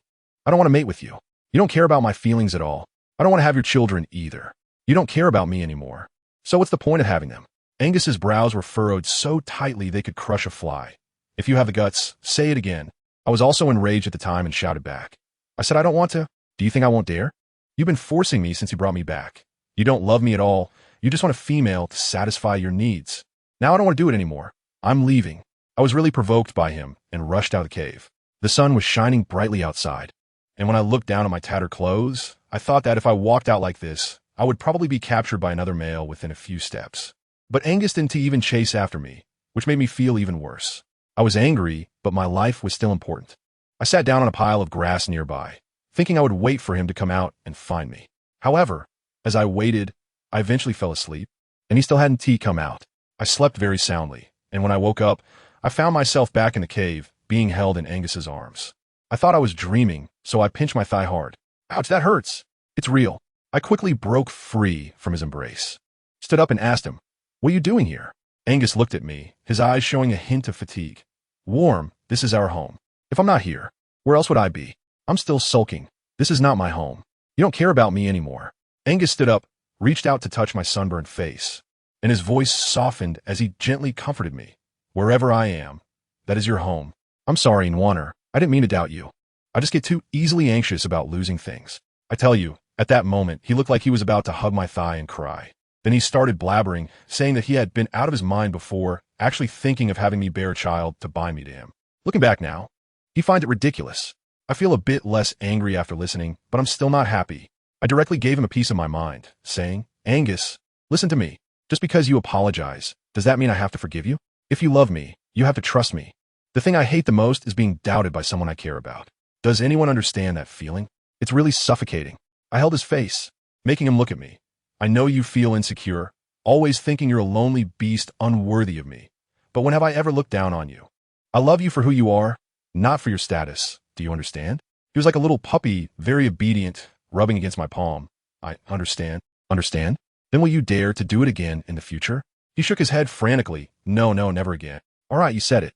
If there's a next time, I really won't want you anymore. Only then do we finally turn the page on this matter." He held me tightly and asked why I didn't really leave at that moment. What else can I say? I rolled my eyes and buried my face in his chest, saying, "I'm afraid if I leave, some wild man will grab me right after, and you'll have to risk your life to save me. Won't you? I know you can't bear to lose me." He On the other hand, dare to hypothesize. What if I just don't love you anymore and don't want you? I'll tell you, the good thing about me is that I never cling to anyone. If you really don't love me anymore, I'll just turn around and leave. Find a place you'll never find in your life, and live my own little life, never to entangle you again. After hearing this, he tightened his grip on me even more, his voice tinged with a bit of tenderness. My heart is given to you, and it can't hold anyone else. You are my only one. I feel so warm inside. I just knew that this man only has me in his heart. That's why I dare to act a little spoiled with him, because I know he will definitely come looking for me. To be honest, aside from one aspect where he has more than others, he is stronger than any other male in every way, being gentle and caring. He is simply the ideal type. Okay, just as we made up, I turned my head and saw Algie lying there like a dead pig. I casually asked, when did this guy come back? Sleeping right away. Is he a pig? Angus was still pretending, saying he had just returned not long ago. Let me tell you, this is not that simple. Let's rewind 3 hours. The scene was unbelievable. At that time, Angus had just found me and was about to carry me back to the cave when Algie came charging up from the mountain like a cannonball. Angus looked at him with a displeased expression but didn't explode. Just as Angus reached out, Algie grabbed him. This kid Algie, right off the bat, said something shocking. I want to talk to you about Cordino. Angus immediately brushed him off. You better not say anything, or you'll die a horrible death. So guess what happened? Algie, like he was under a spell, was completely unafraid of death. I'm telling you, he was definitely PUA'd by that fox Cordino. He grabbed Angus and kept repeating like a parrot. Angus, don't you think Cordino is great? Handsome and gentle, and he likes Wan so much. Why don't you let Wan have little foxes with him? Look how cute those little fox babies are. Angus's face turned as black as the bottom of a pot, his fists cracking. You've been brainwashed? Little fox babies are cute? Are you blind? Snake babies are the cutest. Algie was still shaking his head. Snake babies are dark and scary. How can they compare to the cute little white fox babies?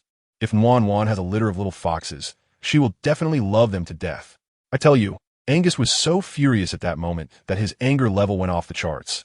Even the CPU was overheating. He grabbed Algie by the neck, and the look in his eyes was really murderous. Algie, I've tolerated you for long enough. Angus, will never like a fox. If you like them so much, go find a vixen yourself. Don't even think about mine Wanner. As a result, Algie was almost rolling his eyes from the choke, still mumbling, Fox baby. Really? Very cute. Let Wan give birth. Good heavens, this was simply a suicidal attempt at persuasion. Angus's grip was getting tighter, and it looked like it was about to turn fatal. Just then, I think they woke me up, and I groggily let out a sound. That single sound became Algie's get-out-of-jail-free card. Angus instantly let go, tossing Algie to the ground like trash. The kid coughed for a while, and his first words after catching his breath were still, Angus, Cordino, Fox baby. Angus was completely out of patience, walked over, and punched him in the back of the neck. And finally, the world was quiet again. The memory ended, and I finally understood why Algie was sleeping so soundly. Once this matter was settled, the two of us headed down the mountain. I needed to wash up. Angus casually caught 4 or 5 fish for me. I thought to myself that I didn't want to go back to the cave. So I simply made a fire by the river and decided to have a riverside barbecue. I was eating grilled fish when I suddenly realized a serious problem. I've been here for over a month, eating grilled meat and fish every day, and I haven't even eaten salt. If this continues, I might end up with iodine deficiency and get goiter. Also, I want to eat rice. I quickly asked Angus next to me, Hey, where do you grow rice here? In the fields. Do you have any land? Angus frowned a bit, feeling awkward. We snake beasts don't eat rice, so we don't have any land. As soon as I heard that, I was taken aback. The snake beast actually belonged to the beast world without land. And all the resources had been divided up by other tribes, like wolves, foxes, and tigers. They all had land. It turns out my family Angus is a complete pauper. How can this be acceptable? I sighed, but could this really stump me? I directly brought forth my 21st century wisdom and announced my entrepreneurial plan to Angus. No worries. You figure out the land, and I'll take care of the seeds. I've observed that people here don't wear shoes. So I've decided to weave more straw sandals to trade with those delicate females for rice seeds and salt.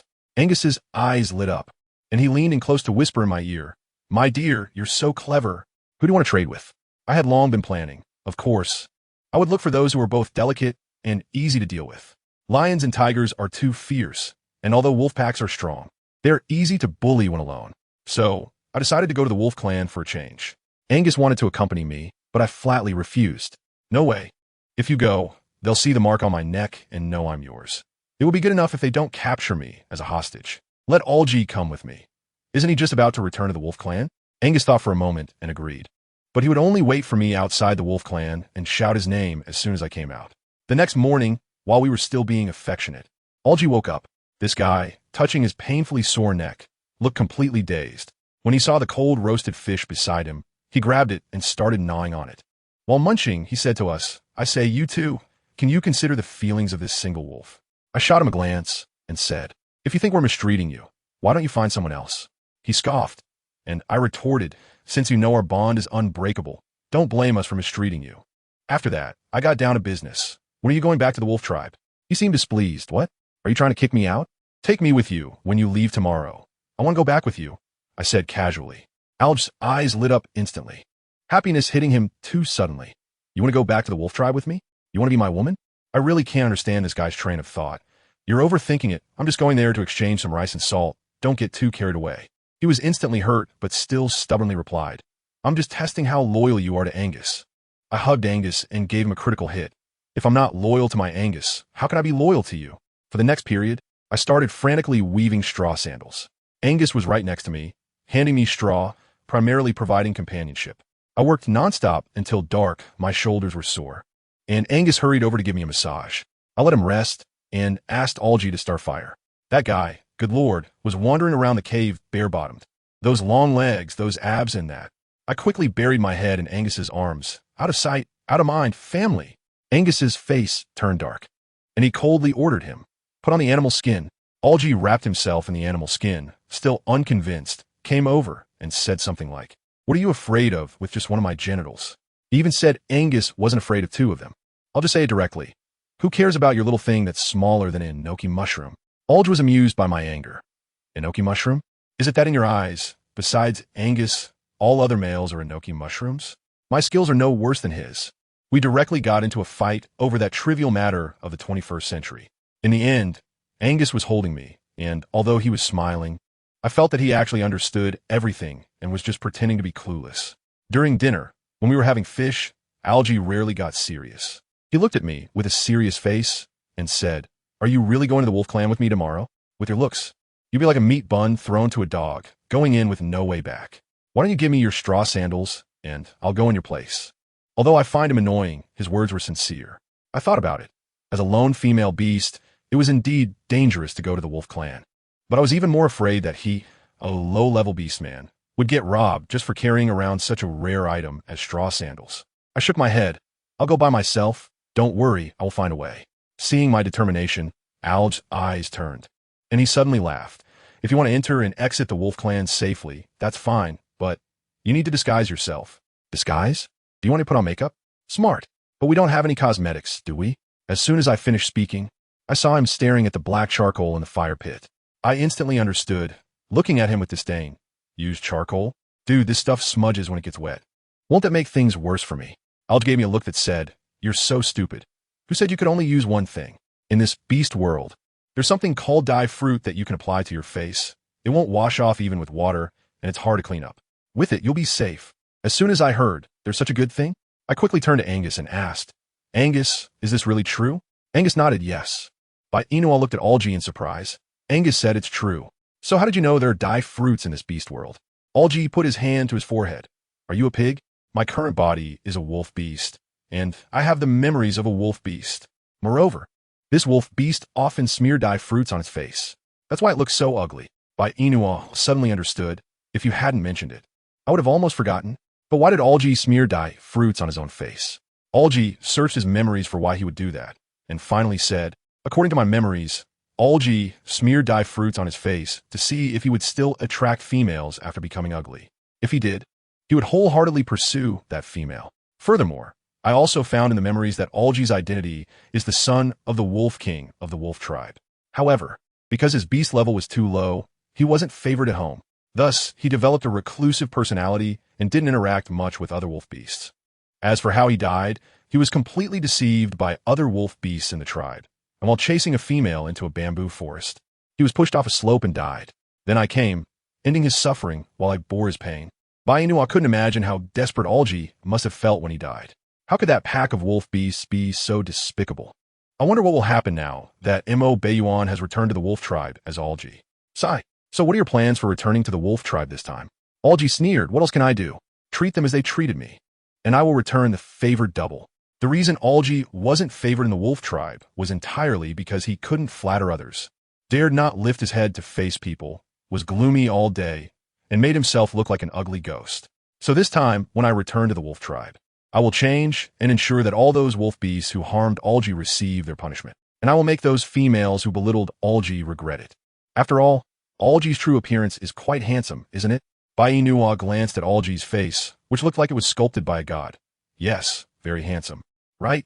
I also think this face is very handsome, but it can't be compared to my appearance from the 21st century. Bai Yina. When will this guy stop being so narcissistic? So annoying, isn't it? Everyone, yes, yes. Chapter 353. Disguising as ugly, alright. Can you stop saying such shameless things? Let's talk about where the dye fruit is. We should find it today, so we can use it when we set off tomorrow. Algi glanced at the sky outside the cave and said, Bai Yina, are your eyes blind? It's already dark, and you want me to go out and find dye fruits for you? No way. Bai Yina. Look at how timid you are. So annoying. I'm not timid. It's just that at this late hour, where do you expect me to go to find dye fruits? The dye fruits are very small, and you can't see them at all at night. So let's look for them tomorrow. After hearing Algi's words, Bai Yina didn't say anything more. She continued to sit beside and eat the fish in her hand. After finishing, Bai Yina threw down the stick she was holding and directly pounced into Angus's arms. Angus. Are you hungry? Not yet. Bai Yina reached out to touch Angus's flat stomach. Really not hungry? Angus smiled. Really not hungry. All right then. If you get hungry, just go down the mountain to hunt by yourself. Don't worry about me. Angus hummed, lowering his eyes to look at Bai Yina in his arms. Nwaner, do you want to mate? Angus nodded somewhat awkwardly. Bai Yina glanced at Algi, who wisely exited the cave, out of sight, out of mind. As soon as Algi left, Bai Yina was pinned down by Angus and kissed fiercely. Bai Yina wrapped her arms around Angus's waist, responding to his tenderness. This round of lovemaking ended quite early. Angus knew Bai Yina would be going to the wolf tribe tomorrow, so he didn't tease her much. Facing Angus's thoughtfulness, Bai Yina felt sweet inside. She nestled in Angus's embrace, closed her eyes, and rested. The next day, Bai Yina packed everything and went down the mountain with Angus and Algi. On the way down, Algi kept staring at the marks on Angus's neck, almost going crazy with jealousy. Angus's neck was covered in red marks, and it was obvious they were made by Bai Yina, while Bai Yina had no marks on her neck because Angus wouldn't leave hickeys. Every time Algi looked, he felt angrier. His fiancée, he was sleeping with another man every day, and he felt like a whole prairie was growing on his head. Damn. Algi found the location of the dye fruit based on the memories in his mind. The dye fruit, as its name suggests, is a small purple fruit, and when squeezed, purple juice flows out, achieving the dyeing effect. When Bai Yina went out, Algi had used charcoal to dot many small black spots on her face, so she looked a bit ugly now. However, her features were delicate, and no matter how ugly she looked, it wouldn't be too bad. But if her face were to be covered in purple juice, it would be not just a little ugly, but extremely ugly. To avoid other wolf beasts noticing anything unusual, Algi didn't cover Bai Yina's entire face with purple juice, as that would give it away. Instead, Algi only applied it to the left side of Bai Yina's face, her forehead on both sides, and her chin. After finishing, Bai Yina's face looked frighteningly ugly. Algi nodded in satisfaction, but when he saw the snake pattern on Bai Yina's neck, he frowned. This thing. Chapter 354. Is this your attitude when asking for help? This thing needs to be covered too. Algi took another handful of dye fruit and smeared it all over Bai Yina's neck. Feeling itchy, Bai Yina pounced into Angus's arms. Itchy. Her voice clearly had a hint of a spoiled tone. Angus raised his hand to wipe off the dye juice from Bai Yina's neck. Nwaner, it's fine. It won't be itchy once it dries. Let's not touch it for now. Okay. Bai Yina nodded, continuing to bury her head in Angus's embrace. Angus held Bai Yina tightly and said to Algi, when Nwaner enters the wolf tribe later, I won't go in. I'll wait for her outside. Also, although she doesn't look as good as before, she is still a female, and there will still be males pursuing her. Take good care of her for me. I want to see her come out of the wolf tribe safely, without a single injury, understood? Algi shot Angus a glance. Is this your attitude when asking for help? If you want to take care of Bai Yina, at least be a little nicer. Angus remained cold. I treat everyone with this attitude, except for Nwaner. I'll say it one last time. I want to see my Nwaner come out of the wolf tribe safely, if she gets even a scratch or is bullied by other males. I will make sure that the wolf beasts of your wolf tribe die in my mouth. Do you understand? Alger was dismissive. I won't do anything to Bai Yina, but I don't know what other males might do to her. I can only say that I will try my best to protect her and not let her get hurt. That's it, we have to go now. Alger pulled Bai Yina, who was still in Angus's arms. Let's go. Bai Yina responded with an O, breaking free from Angus's embrace. She smiled at Angus and said, I'm leaving, don't worry about me, I'll be back soon. I'll wait for you. Bai Yina cupped Angus's face, stood on her tiptoes, and kissed his lips before letting go. Be careful. Don't get into conflict with the wolf tribe, understand? Okay. Bai Yina took the grass shoes from Angus's hand and walked side by side with Alger into the forest. The wolf tribe was located at the outer edge of the forest, still a bit away from Angus's cave, but not too far. After about half an hour of walking, Bai Yina and Alger arrived at their destination. The entrance to the wolf tribe's cave was concealed by layers of leaves, and the surroundings were quiet and somewhat eerie. Bai Yina took a deep breath, pushed aside the leaves in front of her, and entered the cave, with Alger closely following behind. As they crossed the dark cave, the blinding sunlight made Bai Yina a bit uncomfortable. Once she adjusted, she could see the scene inside the wolf tribe. On a wide expanse of grass, wolves were running back and forth, while the females were gathered together, soaking up the sun. Bai Yina whispered, Your wolf tribe is quite large. What do you mean our wolf tribe? Don't forget, I'm a human just like you. It's just that my body is that of a wolf. And this wolf tribe is considered small. The largest is the tiger tribe's territory, and then there's the lion's territory.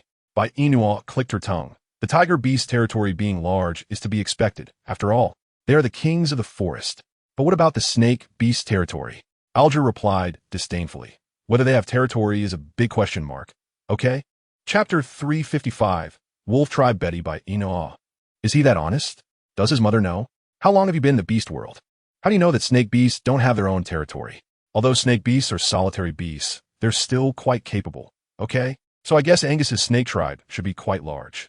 Alger chuckled lightly. Dream on. Solitary beasts have always been looked down upon by other beastmen in the beast world, so there is no territory for solitary beasts in this forest. How is that possible? My Angus is a snake king after all. How could he not have his own territory? Alger raised an eyebrow. You can't say he doesn't have one. If Angus didn't have his own territory, you probably wouldn't even have a place to stay right now. So Angus has territory, which is that cave you stay in every night. Bai Yina. Why is this person so annoying? Forget it. It's rare for her to spar with him. So she should focus on the main task. Let's go in. There's a bunch of females chatting over there. I want to ask them if they want to trade rice seeds and salt.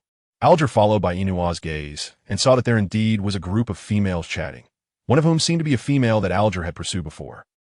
What was her name again? Oh, Betty. She looked average, with a face resembling a gourd type, small on top, big on the bottom, and her features were completely uncoordinated. But at least her face was relatively clean, just a bit waxy. This woman was called the most beautiful female of the wolf tribe. The reason Alger pursued her back then was entirely due to the deception of the wolf beasts, who said Betty liked him. So Alger desperately chased after her.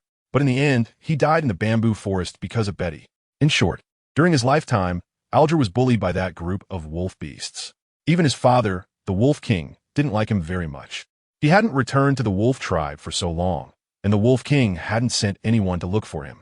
It seemed the Wolf King had long since given up on this useless son. If Alger found out, how sad would he be? But it didn't matter.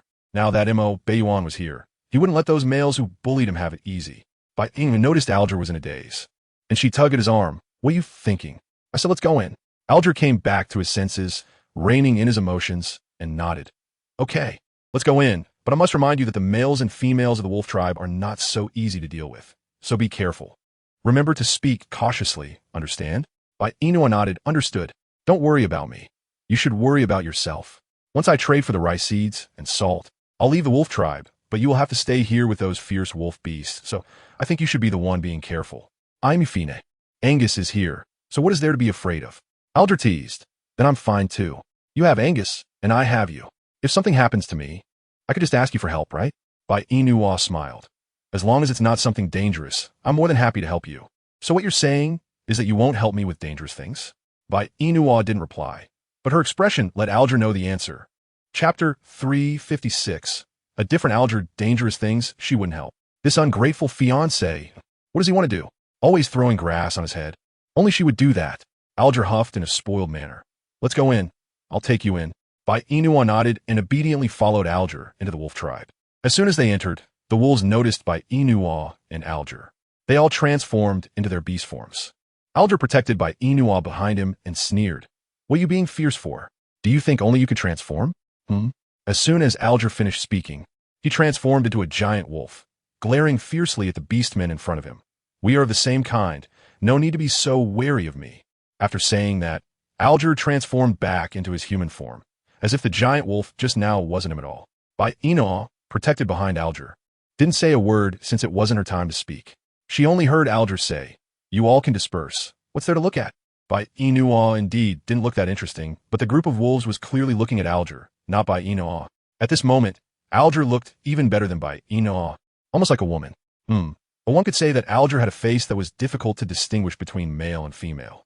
Being looked at like a monkey, Alger was naturally displeased. He glanced at Bai Yina. While everyone is here, ask them if they want to trade rice seeds and salt with you. Bai Yina had the same intention, so she raised the grass shoes in her hand, stepped out from behind Alger, and raised her voice. "Hello, I'm Alger's friend. The reason I came to the wolf tribe today is to trade rice seeds and salt with you." Upon hearing this, the males exchanged glances and whispered among themselves, seemingly unable to believe that the Alger in front of them was really Alger. After all, in the eyes of these males, Alger had always been very ugly and insecure. But now this Alger was not only not ugly, but also very handsome and charming, especially with his aura that could intimidate others. Therefore, they couldn't associate the Alger before them with the cowardly Alger from before. Alger was quite displeased with being stared at by the other males and females. He tugged at Bai Yina. "Hurry up, raise your voice a bit more. I felt very uncomfortable being watched by them. After you finish changing your things and send you out, I will return to my cave." Bai Yina nodded and gave Alge a reassuring look, saying, "Did everyone hear me just now? I said I am Alge's friend, and I came to your wolf tribe mainly to exchange some rice seeds and salt. If anyone wants to trade with me, come over." As soon as Bai Yina finished speaking, a female dressed in animal skins walked over to her. Bai Yina smiled kindly at her. "This beautiful female, do you want to trade rice seeds and salt with me?" Betty glanced at Bai Yina with disgust, as if she were something dirty, really ugly to the point of making one feel sick. However, as Betty looked at Alge in front of her, her heart unconsciously raced. Is this still the sloppy and insecure Alge? Surely not. How could that insecure and messy Alge be compared to the handsome Alge in front of her? So handsome. Really so handsome. Chapter 357. Alge speaking with a guilty conscience. Facing Betty's infatuation, Alge felt quite disdainful. But in order to help Bai Yina exchange for rice and salt, he still gently said to Betty, "Betty, did you come over to trade rice seeds and salt with my friend?" Hearing Alge's voice, Betty became even more infatuated with him, foolishly nodding, "Yes." "But what does your friend want to trade for rice seeds and salt?" Alge glanced at Bai Yina, who quickly handed over the grass shoes she had woven to Betty, saying, "These are grass shoes. I wove them myself. They're very comfortable to wear and won't get wet. If you go out of the wolf tribe and are afraid of hurting your feet, you can wear these. If you don't believe it, you can ask Alge. He has worn them before, and you can ask him how it feels." Betty glanced at the grass shoes in Bai Yina's hands and then unconsciously fixed her gaze on Alge's handsome face. "Alge, is what your friend said true? Can you tell me how it feels to wear those grass shoes?" Alge looked at his bare feet and then at Bai Yina. "Good job. You've learned to lie. When did he ever wear those grass shoes?" He had been walking barefoot in the Angus cave for so long, there was no grass shoes for him to wear. Suddenly being asked how it feels to wear grass shoes, who knows? Is Bai Yina trying to make him fabricate something in front of Betty? However, it seems that now, he really could only say it this way. Alge coughed twice. The grass shoes are very comfortable to wear, and they're also cool, especially when walking. They don't hurt your feet. They are much better than the beast hide shoes. If you don't believe it, you could try one yourself. Look at your feet. Alge lowered his eyes to stare at Betty's dirty feet, feeling a bit nauseous, but still speaking with a guilty conscience. "You see, your feet are so beautiful. They shouldn't be covered by those bee shoes, so wearing the grass shoes my friend wove will expose your—" He almost couldn't continue. Alge swallowed and continued. "Let your pretty little feet show. Out." Bai Yina. Betty, flattered by Alge's compliment, she pretended to be shy and looked at him. "Okay, for you, I am willing to show my pretty little feet." Bai Yina. Alge. Bai Yina, hurry up and let Betty try on the grass shoes you wove. Bai Yina frowned. "Trying them on is fine, but you have to trade me rice seeds and salt first." Betty was a bit displeased. "Are you afraid I will run away with your grass shoes? Am I that kind of female?" But you want to exchange 2 items for just 1 pair of grass shoes. That won't do. Besides, salt is so precious. Trading it for your grass shoes feels like a loss. Bai Yina didn't say she would only use 1 pair of grass shoes to exchange for salt and rice seeds. She had already planned to exchange 5 pairs of grass shoes, 2 pairs for salt, and 3 pairs for rice seeds. After all, rice seeds do not need bees pearls to trade, but salt does. So it's okay to trade less for salt, as long as she can get some to eat. The most important thing is to exchange for rice seeds. It's already the season to start planting, so she is eager to get rice seeds. Chapter 358. Can it work? You could take 1 pair of grass shoes and choose either salt or rice seeds to trade with me. 1 for 1. That's fair. Betty thought for a moment. All right, I will trade rice seeds for your grass shoes. Wait here for a moment. I'll have my mail go get them. Bai Yina responded, waiting in place for Betty's return, but she didn't remain idle. She continued shouting, "Who wants to trade salt for my grass shoes?" No one responded. Bai Yina didn't give up. The grass shoes are very comfortable to wear. Are you really not considering trading with me? Really not thinking about it? They are really comfortable. What Bai Yina didn't know was that in the eyes of that group of males, even the most comfortable grass shoes weren't worth trading for precious salt. Salt is much more valuable than grass shoes, and rice seeds are also very precious. Even if they don't know how to plant, at least it's rice. So they wouldn't trade such precious items for grass shoes with the female in front of them. They weren't crazy. Bai Yina shouted for quite a while, but no males or females were willing to come out and trade grass shoes with her. She felt a bit disappointed, but being able to exchange for rice seeds was still good. As for salt, she would think of other ways. After Bai Yina figured it out, she felt fine, but Alge was a bit unhappy. How could salt not be better than these grass shoes? This group of males and females really didn't know the value. Alge snatched the grass shoes from Bai Yina's hand. Later, you just take the rice seeds and leave. These grass shoes will stay with me to trade for salt. Can it work? How do you know if you don't try? And I am the son of the Wolf King, right? I should be able to get some rice seeds and salt. Are you sure? Alge smiled awkwardly. How could I be sure about such things? If there are, I will send them to you at the Angus cave. If not, I will think of other ways, okay? Bai Yina and Alge stared at each other. Don't push yourself too hard. I can live without salt. But not eating salt for too long can lead to hyperthyroidism. My body is so good, I definitely want to get hyperthyroidism. Besides, if I can't exchange for salt in the wolf tribe, I can go to other tribes to trade. Alge responded, "Oh, do you have any males you know in other tribes?" "No." "Then what will you trade for?" "We'll take you in. You don't need to worry about that. I will figure it out myself." "Oh, here comes Betty." Alge turned to look at Betty, who was holding a small bag of rice seeds, and his expression turned a bit displeased. "Is this all? Is it enough?" Bai Yina smiled. "It's enough. Rice seeds are small. If scattered on the ground, they can grow many seedlings." Alge retracted his gaze. "That's good then. Take it." Bai Yina. "Others haven't even come over yet. Does he have to be so anxious?" Bai Yina looked at Betty approaching her and smiled as she took the rice seed from her hand. "Thank you." Betty huffed. "Now that I have the rice seeds, can you give me my grass shoes?"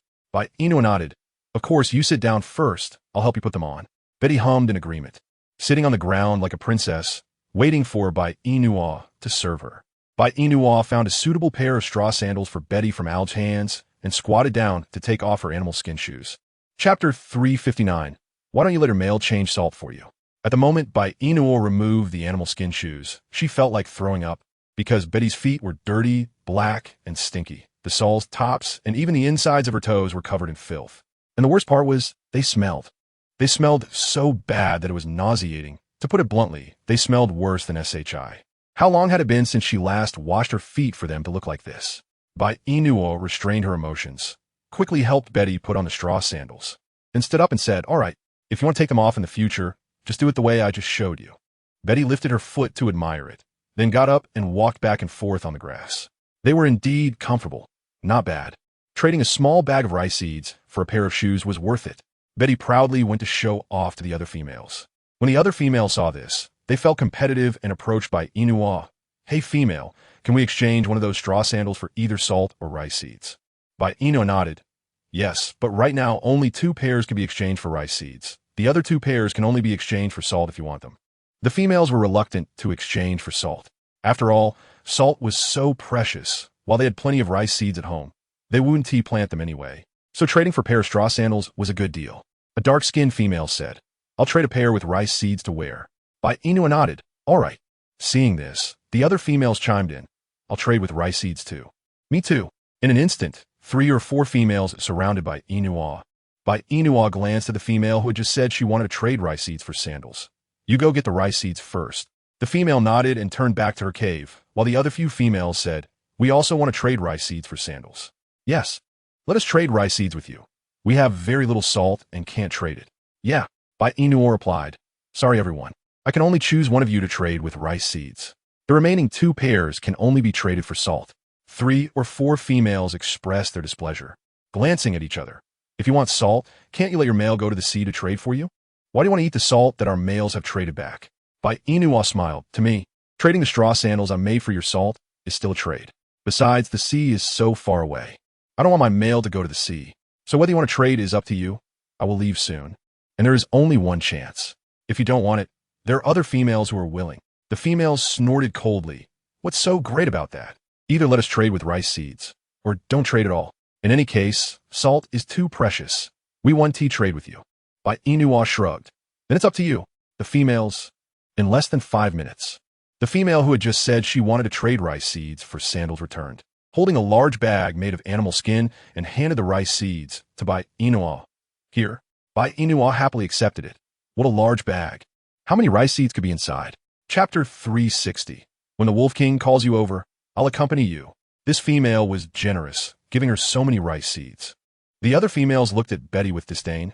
Betty was truly stingy, embarrassing them as females. Betty felt a bit unhappy at their looks. Why are you looking at me like that? Betty, it's not that we look down on you. Just look at how many rice seeds Era gave, and then look at how few you gave. In comparison, you really do seem stingy. Hearing this, Betty raised her hand and pointed at the female who just criticized her, shouting, I can give as much as I want. Do I need your approval? Besides, Bai Yina didn't say anything about it. Why are you shamelessly saying this here? Aren't you afraid your tongue will rot? You, Betty said arrogantly, what you? It's true, Bai Yina didn't specify how much to give. Era likes to give so much, which proves she has plenty of rice seeds in her cave. Unlike mine, where the rice seeds are pitifully few, so what if I gave less? I still managed to trade for a pair of shoes.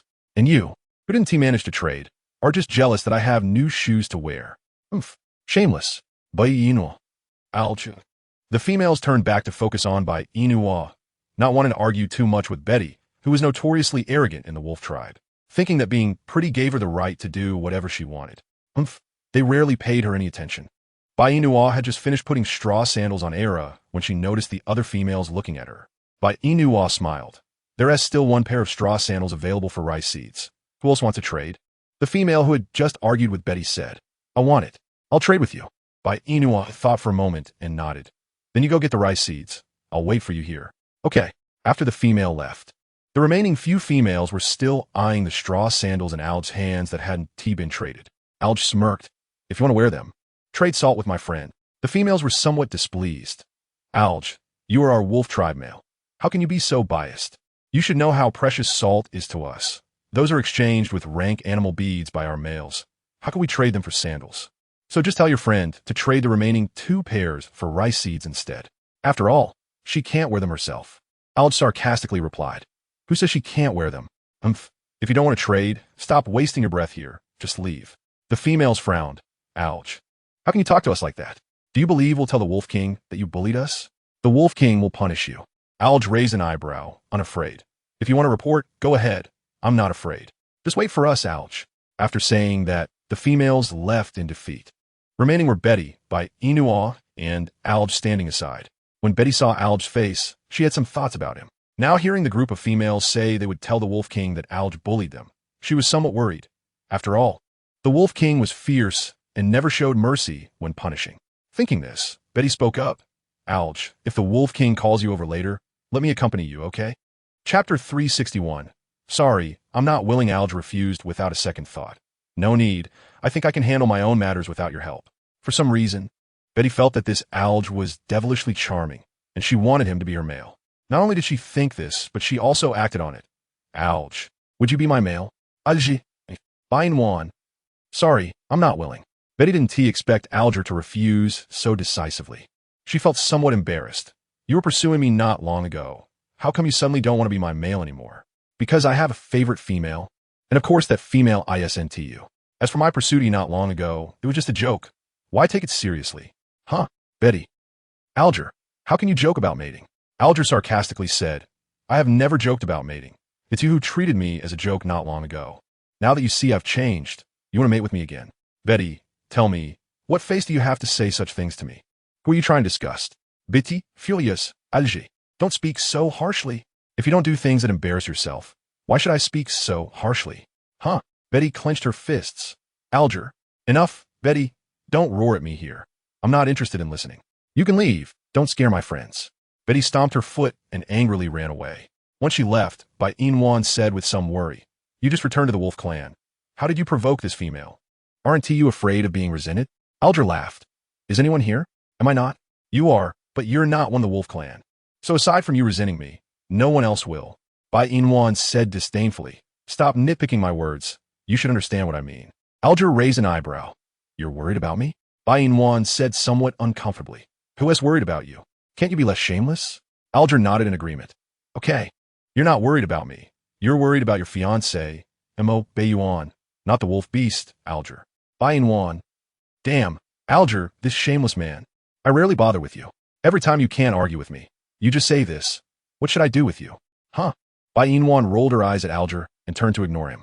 Alger thought Bai Yina looked extremely cute like this, so he reached out and hugged her from behind. Bai Yina's body stiffened. Alger, what are you doing? I'm not doing anything. I just want to tell you. I am your fiancé. Even if you're with Angus, I'm still your fiancé. So Bai Yina, I've returned to the wolf clan, away from Angus. Can I pursue you now? Bai Yina frowned. Alger, are you bored and looking for something to do? Why are you pursuing me for no reason? There are so many females in your wolf clan. If you want to pursue someone, it should be them, not me. We're not suitable, okay? Alger straightened his lower body. How do you know we're not suitable if you haven't tried? Huh? Chapter 362. Speaking contradictions, feeling the heat on her back. Bai Yina's face unconsciously turned red. She pushed Alger's hand away. You pervert? How am I a pervert? Why didn't you call Angus a pervert when he lifted you? This is a normal man's reaction. Why are you so shy? Huh? Could it be that you have feelings for me? Bai Yina's face flushed. You're talking nonsense. I don't. Speaking contradictions. No, I don't have contradictions. Oldait, no contradictions. Bai Yina. Alger really knows how to flirt. No wonder he is so popular in the 21st century. It's obvious he has many women.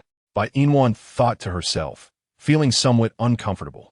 With so many women, he still comes to bother her. She doesn't want to be with Alger. She has Angus, and that's enough, Alger quickly noticed something was off with Bai Yina. The woman who had just been blushing suddenly wasn't anymore and looked gloomy. What was she thinking? Alger walked in front of Bai Yina and raised his hand to rub her dyed face. What is wrong? Huh? None of your business.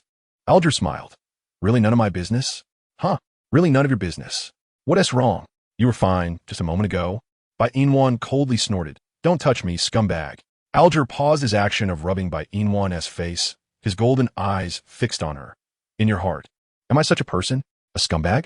Bai Yina, how many times do I have to tell you for you to believe me? I haven't touched any other woman. I know better than anyone how to keep myself pure. Bai Yina felt uncomfortable under Alger's gaze and took a few steps back. What you said has nothing to do with me. Bai Yina, that female is back. I'm going to make her grass shoes. Once I'm done, I'll leave.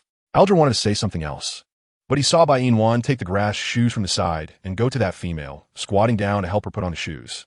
Once finished, Bai Yina took the rice seeds from her hand and went to Alger's side, saying, I'm leaving. Bai Yina. Alger reluctantly grabbed Bai Yina's arm. Do you really not want to believe me? I really haven't touched those women. I'm not interested in those women. I'm only interested in you. Can you trust me this once? Bai Yina pulled her arm back, squatted down to pick up the rice seeds and the remaining 2 pairs of grass shoes, and turned to leave. Alger hurried to keep up with Bai Yina's pace. Why don't you believe me? Bai Yina, answer me. Why don't you believe me? Am I such a man in your heart? Do I look like a scumbag? Bai Yina. Stopping in her tracks, she looked up to meet Alger's gaze. Stop following me. I promised Angus I would safely deliver you to him. Bai Yina frowned. Do as you wish. After saying that, Bai Yina entered the cave and walked forward step by step. Suddenly, a warm hand held Bai Yina's hand. She knew who it was and said, Alger, what do you really want to do? I like you. So, I want to be your male. What if I don't agree? You will agree. Bai Yina. Chapter 363. You're really confident. You're really confident. Bai Yina broke free from Alger's hand. Alger's golden eyes trembled slightly, He could see Bai Yina's face clearly in the dark cave. Alger smiled and pushed her against the wall, kissing her fiercely. Bai Yina's eyes widened, looking at Alger in disbelief. Although she couldn't see his expression or outline clearly, she could feel Alger's urgency and unstable breath. Bai Yina threw down her rice seeds and hit Alger's chest hard. But it seemed to not hurt him at all. The more he kissed, the more intense it became.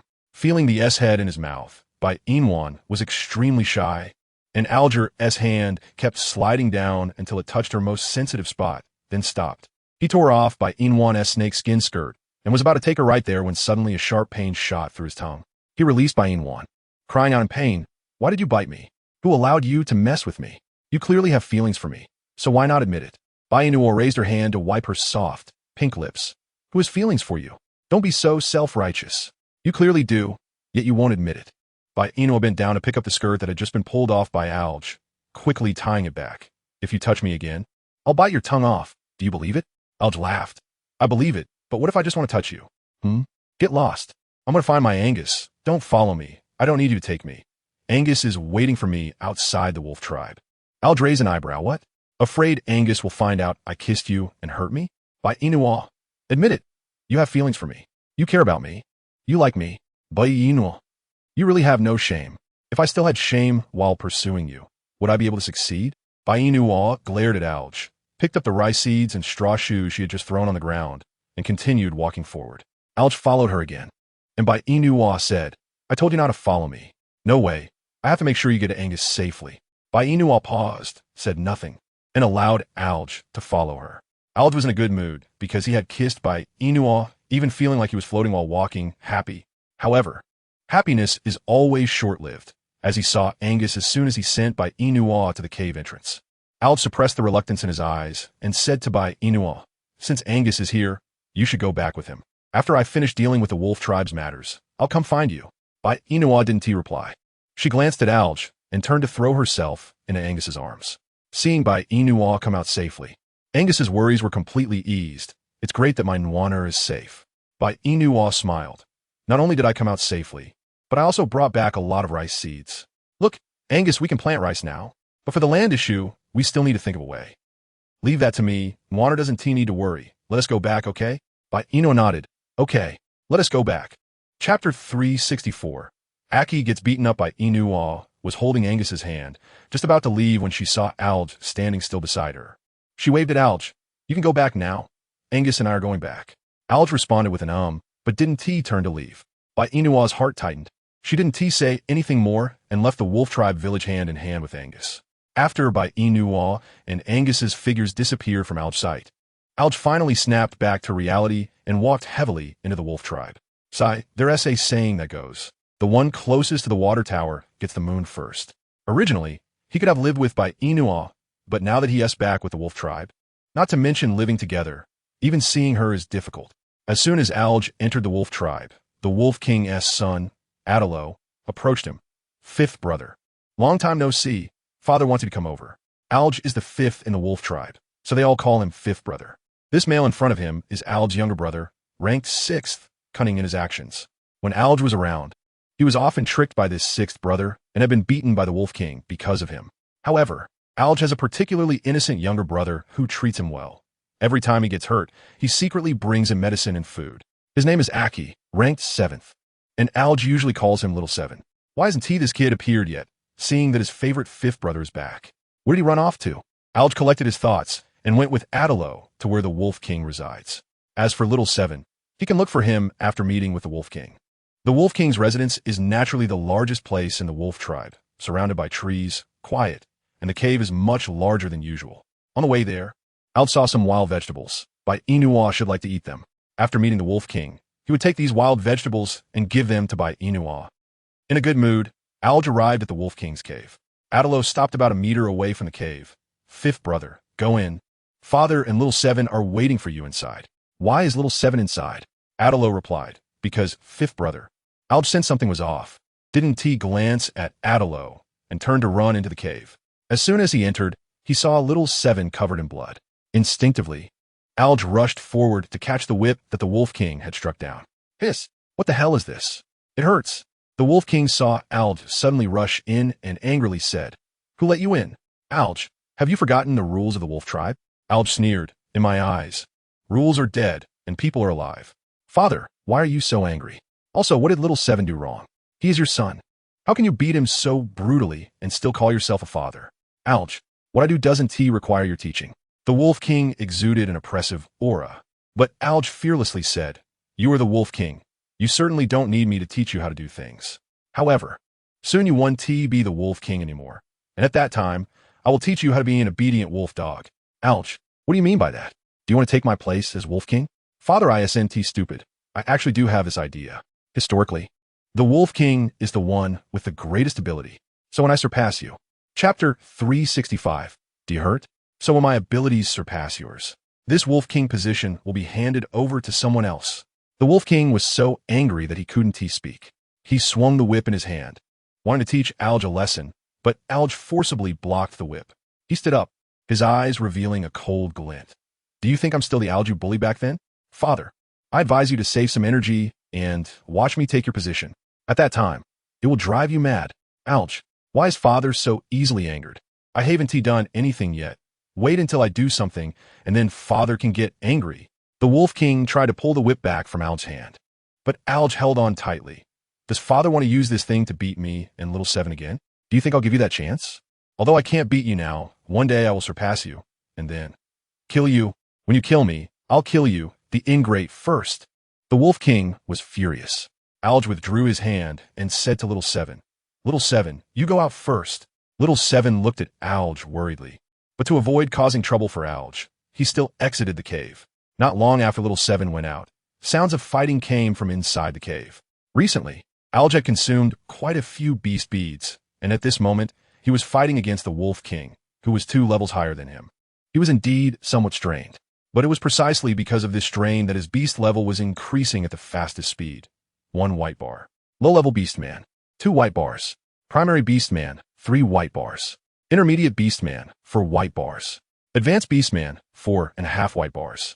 High-level half-orc means that Arj is just a little short of becoming a king-level orc. This is the first time in the beast world that an orc has upgraded so quickly. Even the Wolf King is intimidated by Arj's speed of advancement.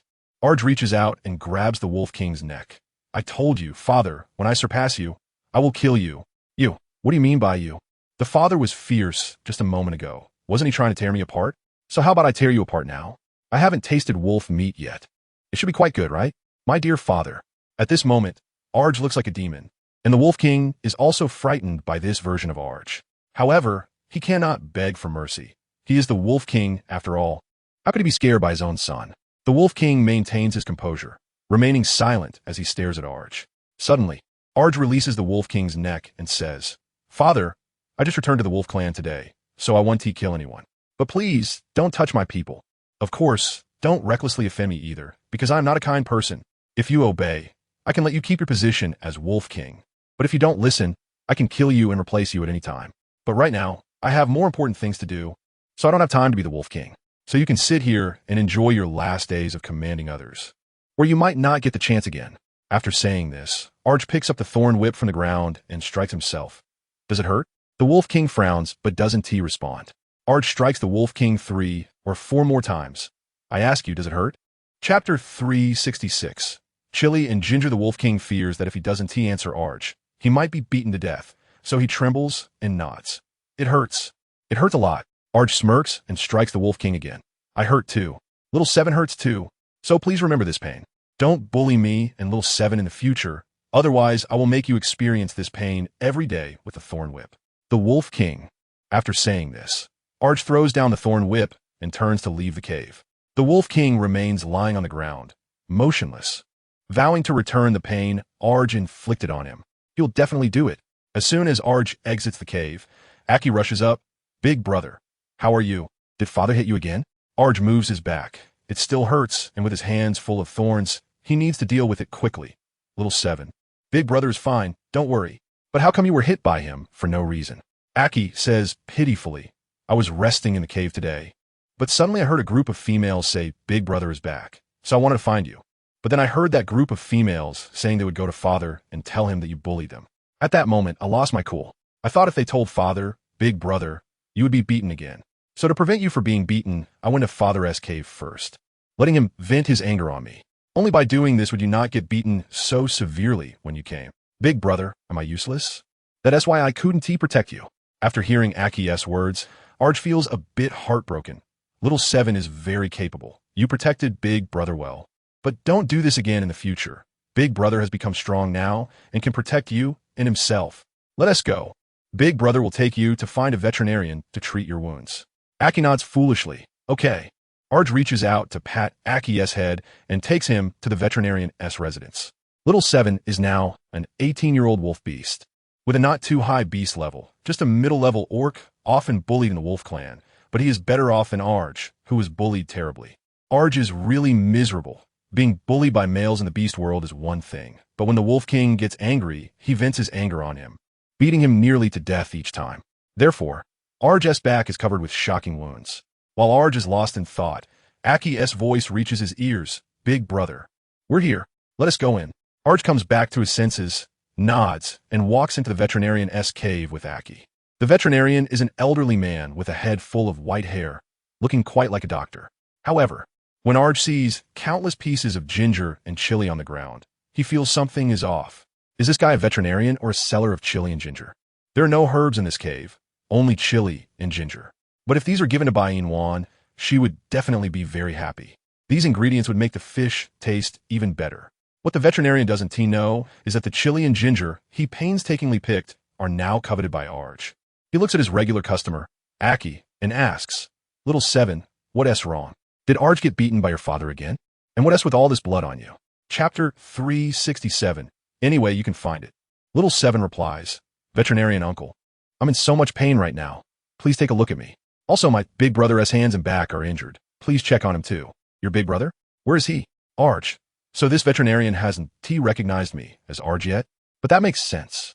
I used to walk with my head down and had so much purple paste on my face, so it's normal for this veterinarian not to recognize me. Arj smiles at the veterinarian. Hello, veterinarian uncle. I'm Arj.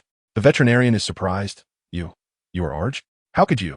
The veterinarian wants to say, how did you become so handsome? So good looking, right? The veterinarian nods. Yes. Oh, I cut my hair and cleaned my face. That is why I became so good looking, so handsome. The veterinarian raises his hand and pats Arj's shoulder. Good. I knew Arj couldn't be ugly. But can you stop provoking your father all the time? Being beaten every day, you must feel very comfortable, right? Arj laughs. Uncle, who will be happy about being beaten? All right, uncle, please quickly take a look at little Seven's wounds. He has hurt pretty badly. The veterinarian nods, asks Aki to lie on the grass, and then takes off his bee skin clothes to examine Aki's wounds. Arj thought his tolerance for acceptance was strong, but when he sees Aki's wounds, he feels terrible because Aki's back is crisscrossed with wounds, old injuries not healed and new injuries added, looking terrifying. With injuries like this, why didn't this brat tell him? He says he is fine and can endure it. In this era, there are no anesthetics or painkillers. How can one endure? It's better to just die from the pain. Arj looks at the veterinarian and sighs. Uncle, how do you plan to treat little Seven's wounds? The veterinarian replies, let us first use chili to apply a poultice. Arj's mouth twitches. Chili poultice. Is there something wrong? Little Seven is hurt this badly. And this old man actually says to use chili poultice. Damn, will his back rot after applying it? Arj thinks Bai Yina is more reliable.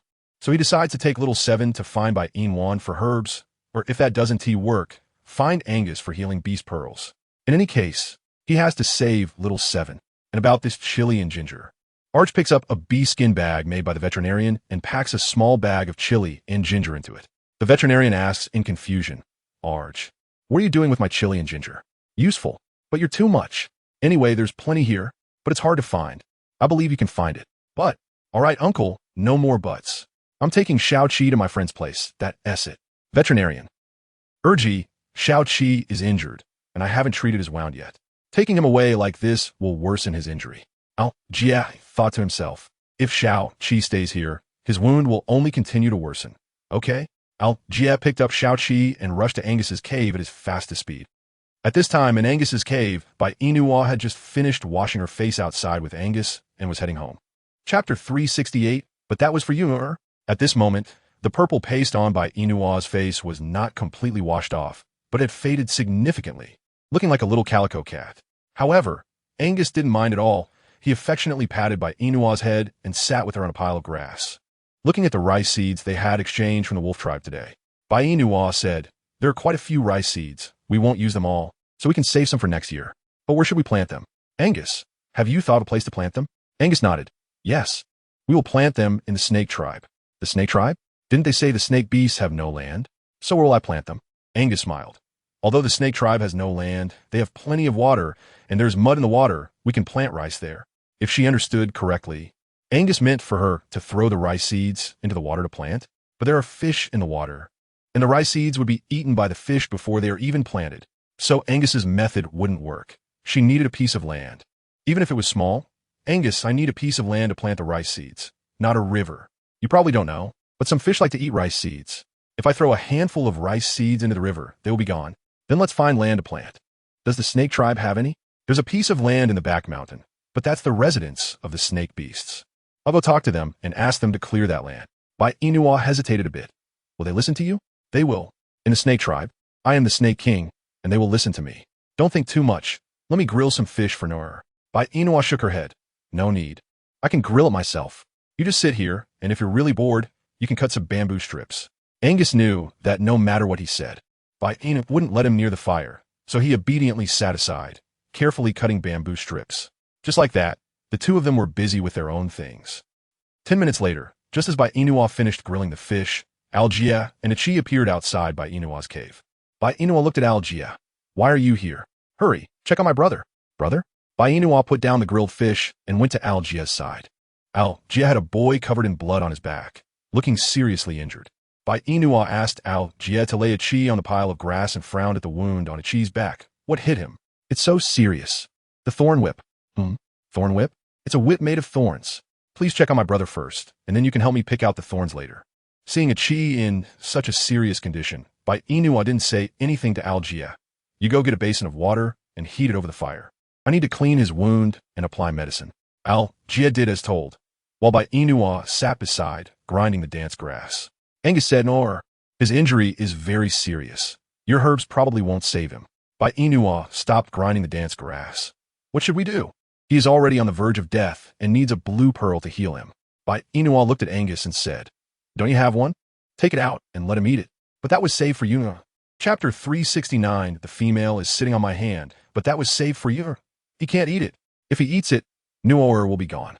Bai Yinua knew Angus was worried about her, afraid that she wouldn't survive without the blue pearl if she got injured. But it was clear that the boy in front of her needed it more. "So, Angus, I'm fine and not injured. You don't need to worry about me. Just give the blue pearl to him, and after he eats it, we can go find another one, okay?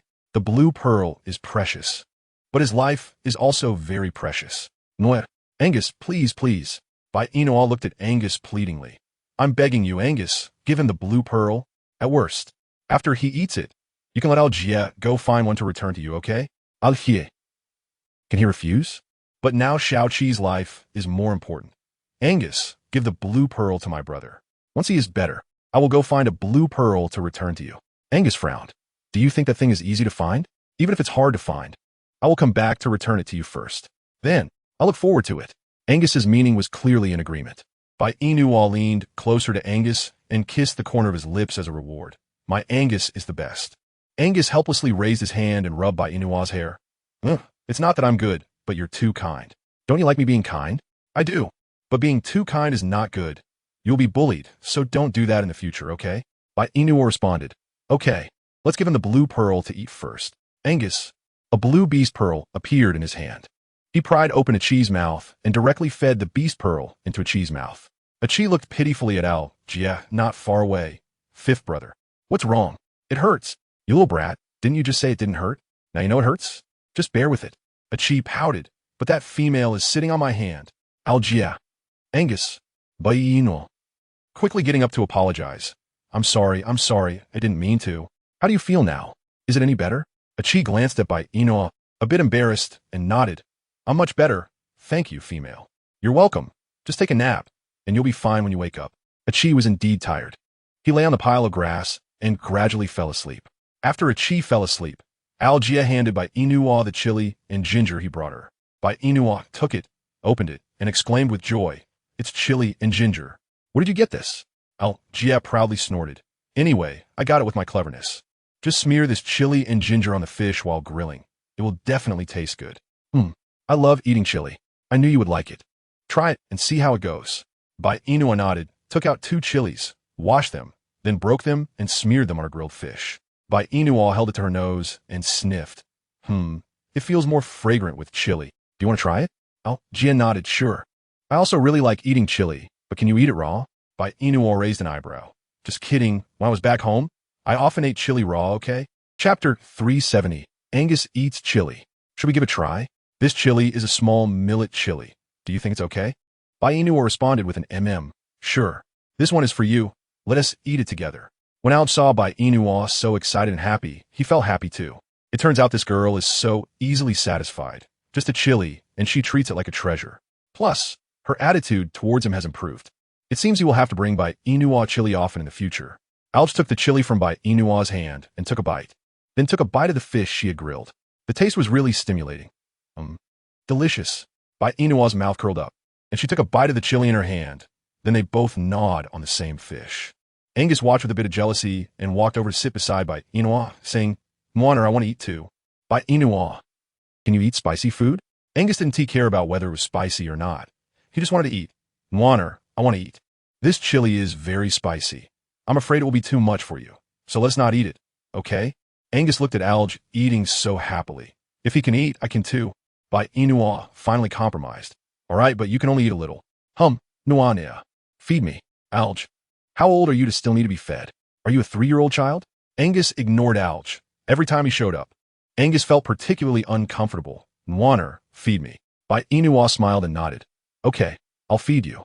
To avoid making Angus too spicy, Bai Yina only put a little chili on the fish and fed it to Angus. After chewing, Angus didn't feel much at first. But as he was about to swallow, his face and eyes turned red. It seemed it was really spicy. Bai Yina threw the fish in her hand to Alj, looking worriedly at Angus. Angus, how are you? Is it too spicy? I told you not to eat spicy food. Why didn't you listen? Cough, cough, cough. Angus started to cough. Bai Yina got up and went to a nearby stone jar to fill a bamboo tube with water and handed it to Angus. Drink this. It won't be spicy anymore. Angus shook his head. I don't want to drink water. But if you don't drink, it will be spicy. Angus, please listen to me and drink the water quickly. Angus still shook his head. I want to drink water. You are really getting better and better at making me angry. Bai Yina drank all the water from the bamboo tube, then stood on tiptoe and directly kissed Angus, feeding the water into his mouth. Feeling the coolness, Angus gradually calmed down. It was really spicy just now, but if Alj can eat and handle it, then he can too. But the more he held on, the spicier it became. However, he didn't want to embarrass himself in front of Nwaner, so he said he wouldn't drink water. Now that Nwaner was feeding him water mouth to mouth, he definitely had to drink it. And besides, the water Nwaner fed him was especially delicious. Angus continued to kiss Bai Yina, feeling reluctant to part. Bai Yina at Angus's tongue playfully, and he quickly pulled back, looking pitifully at Bai Yina. Why did you bite me? Because you don't listen at all. I do listen. Then why didn't you drink the water? I wanted you to feed me. Bai Yina felt a little shy and awkward. She pulled Angus back down to the ground. If you can't eat spicy food, don't eat it. Chapter 371. My skin is thick, I want to get sunburned. But if Alj can eat, and Nwaner can eat, why can't I eat? Bai Yina looked at Angus, who was speaking so confidently, and she rubbed her forehead. Alj and I come from the same place, and you are not from our place. So you definitely can't eat spicy food. Plus, you're a snake beast, who likes cold places because you are afraid of heat. And chili just happens to make you hot. So do you think you can eat it? Angus, I can. For Nuana, I can eat. Angus said, reaching out to grab the chili Bai Yina had placed aside. Bai Yina angrily snatched it away. What are you doing? Eating chili. I've already said you can't eat it. Why won't you listen? Angus frowned. But I want to integrate into Nwaner's world. I don't want to be clueless every time you and Alj talk about your place. I don't even know what can be eaten and what can't. I only know Nwaner can eat meat, and I don't know anything else. Bai Yina's heart ached. This silly boy. All right, Angus. I'll slowly tell you what I can eat in the future, okay? Don't overexert yourself. I don't want to see you suffer after eating chili. If Nwaner can eat it, I can eat it too. Then I like eating grass. Do you want to eat it with me? Angus said hesitantly. Nwaner is not a sheep. Why would she eat grass? Because I like it. So do you. A carnivore want to eat grass with me? Angus nodded. Yes. But what if I can't get full eating grass? Bai Yina patted Angus's belly. I know you have a good appetite. You definitely can't get full eating grass, so don't eat any grass. Just continue eating your meat. No, I want to eat grass with water. I'm going to eat it now. Angus said and did it. He stood up and directly walked towards the cave exit. From the look on his face, he genuinely wanted to eat grass, but the grass Bai Yina was talking about was vegetables, not the kind of grass sheep eat, okay? What was Angus trying to do? Bai Yina hurriedly chased after him, grabbing Angus's hand. When did you, a snake, become so stubborn? You're not allowed to eat grass. I want to eat with water. The grass I'm talking about is vegetables, not ordinary grass. So don't go eating any weeds. Can you just eat whatever you want? What if something goes wrong? Angus asked in confusion. What are vegetables? Bai Yina took a deep breath. Vegetables are vegetables. In short, you don't need to care about what vegetables are. Just don't go eating grass, okay? Come back with me. Angus stood still, letting Bai Yina hold his hand outside the cave. How could Bai Yina's strength compare to Angus's? So even when Bai Yina used all her strength, she couldn't pull Angus. Bai Yina suddenly felt that a jealous man was really scary. Angus was definitely jealous and deliberately trying to make her angry.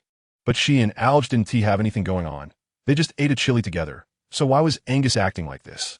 It left her unsure of what to do. Bai Yina softly said, Angus, can we go back to the cave? It's noon now, and the sun is very strong. What if you get sunburned? I have thick skin. I want to get sunburned. Bai Yina. Thick skin. Oh my.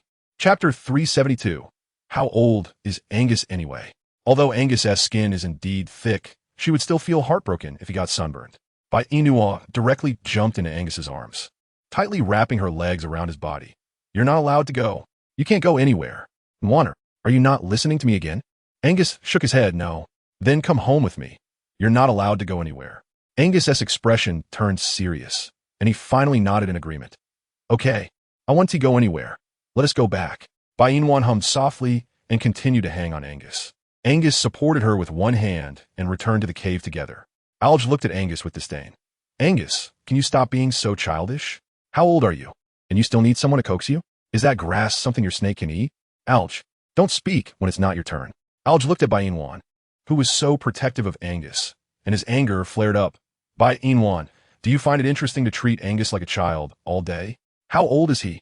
Doesn't he have any self-awareness? Seeing him looking so clueless makes me want to laugh. Angus, Bai Yina, if you don't speak, no one will think you're mute. Besides, my Angus looks like he's only in his 20s, not that old. Anyway, he's definitely younger than you. Alge was displeased by Yina. Are your eyes blind? Angus clearly looks like a man in his 30s. Do you think it's reasonable to say he's in his 20s? So in your eyes, he's the youngest and most handsome, and I'm the oldest and the worst. No matter how you say it, I'm still your fiancé. Don't you have any conscience treating me this way? Conscience is something I generally don't have, so why would I feel pain? Alge glared at Bai Yina with disdain. Can't you be a bit more protective? I dare bet Angus is definitely 30. Oh, Alge. Oh, that's all you have to say? If Angus is older than him, then Angus is the real old cow eating tender grass, all right? Angus, tell the truth. How old are you? Are you 30? Or can we say you haven't lived for 30 years? Angus didn't answer Alge's question, but turned his gaze directly to Bai Yina. Waner, would you dislike me for being older? Not at all. What if I'm older than you imagine? I wouldn't dislike you either. Bai Yina smiled and said, no matter how old you are, you can't be too much older. Besides, I'm already with you, so I have to learn to accept it, right? Angus hummed. I don't know how old I am, but I think I should be much older than you, Waner. But believe me, I can live a long time, and my appearance won't age. I shed my skin 3 to 4 times a year, and each time I shed, I return to my youngest state. It's been a while since the last shedding, and soon I should shed again, so I will always look like this. Bai Yina. Alge. This skill is impressive. So amazing. Shedding skin to restore appearance. This is more powerful than taking medicine, right? No, wait, this is even more powerful than getting hyaluronic acid, right? Chapter 373. Jealous snake, he couldn't accept it. Why does Angus have so many impressive skills, and he doesn't have any? He couldn't accept it. Not accepting. Not accepting. Both are male leads. Why does he not feel the halo of a male lead? Kadino. What a coincidence. I also don't feel the halo of my male lead, always forgotten in a corner. Barrett. As if I have one. Alge. His heart seemed to be balanced in an instant. Everyone beat him. Alge. Oh wow, so amazing, so great. Bai Yina could hear the sarcasm in Alge's words. She patted Angus's shoulder to signal him to put her down, but Angus refused and tightened his grip, showing no intention of letting Bai Yina go. This guy, is he addicted to hugging? Angus, put me down. No, Angus, Water is mine. Bai Yina gave up and quietly allowed Angus to hold her. Her gaze fell on Alge, who was sitting aside. When your younger brother wakes up, you can take him away. Alge, do you think I want to stay here? Alge stood up and walked over to the grass pile, directly waking up Aki. Shao-Chi, let's go home with fifth brother. Aki looked at Alge with sleepy eyes. His body no longer hurt, and he had regained some strength. Fifth brother, do you have any thorns to deal with? So many thorns. After Aki reminded him, Alge noticed that his hand was covered in thorns. It didn't hurt when he didn't touch them, but when he did, the pain was quite intense. Alge glanced at Bai Yina. Seeing that she was still being held by Angus, he simply ignored the thorns in his hand. Shao-Chi, fifth brother's fine. Let's go back to the wolf tribe. You can help me with the thorns. Aki nodded. Okay. Shao-Chi will help fifth brother with the thorns. Alge hummed and supported Aki to stand up. The two walked side by side out of Bai Yina's cave. Once Alge left, the cave returned to silence, and she fell from Angus's embrace and said, now that Alge is gone, can you put me down? Water is already down? You did it on purpose. Jealous snake. Angus looked at Bai Yina, confused. What is Water talking about? I don't understand. I'll just assume you don't understand. What do you mean assume? I really don't understand. What is a jealous snake? Bai Yina laughed at Angus's bewildered expression. A jealous snake is a snake that gets jealous. What is jealousy? Acid. But I don't like eating sour things. Bai Yina, is it really okay for Angus to say such things so seriously? Who cares if he likes it or not? He is just a jealous snake. You are a snake, of course. You don't like eating sour things. Don't you like eating meat? Angus nodded. Yeah, Water, I like eating meat. I'm hungry. Angus patted his flat stomach, looking so cute. Not long ago, someone claimed to not be hungry, but now suddenly said he was hungry. Angus really is both frustrating and adorable. So this is what her Angus's silly and cute appearance looks like. Bai Yina tugged at Angus's hand. Since you're hungry, let's go down the mountain to hunt. Don't stay here. Chapter 374. Dobby, guess what I came to find you for today? I'm leaving. What will Water do?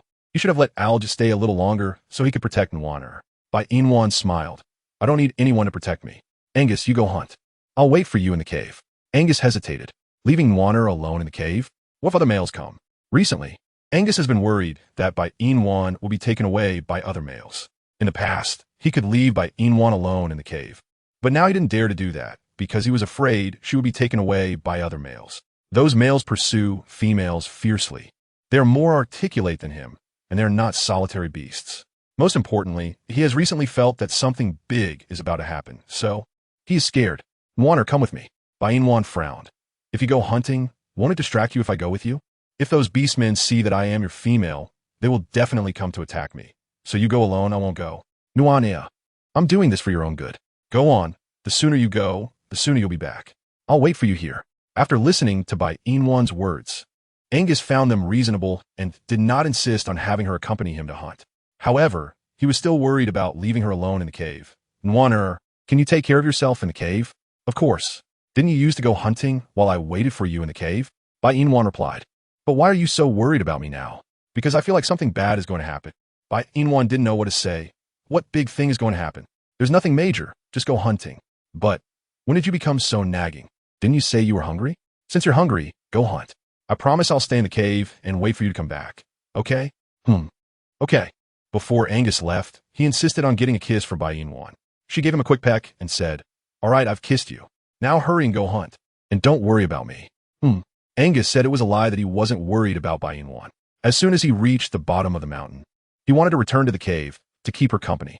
However, since he was already down, he had to finish eating before going back. Otherwise, he would have to leave his Water again soon. After deciding, Angus transformed into his beast form and searched for food in the forest. Not long after Angus left, KingAngus arrived at the cave, wagging his almost non-existent tail, and said, Big Bai, ding ding ding. Your favorite little Bai is here. Are you excited? Are you happy? Bai Yina rolled her eyes at KingAngus. No.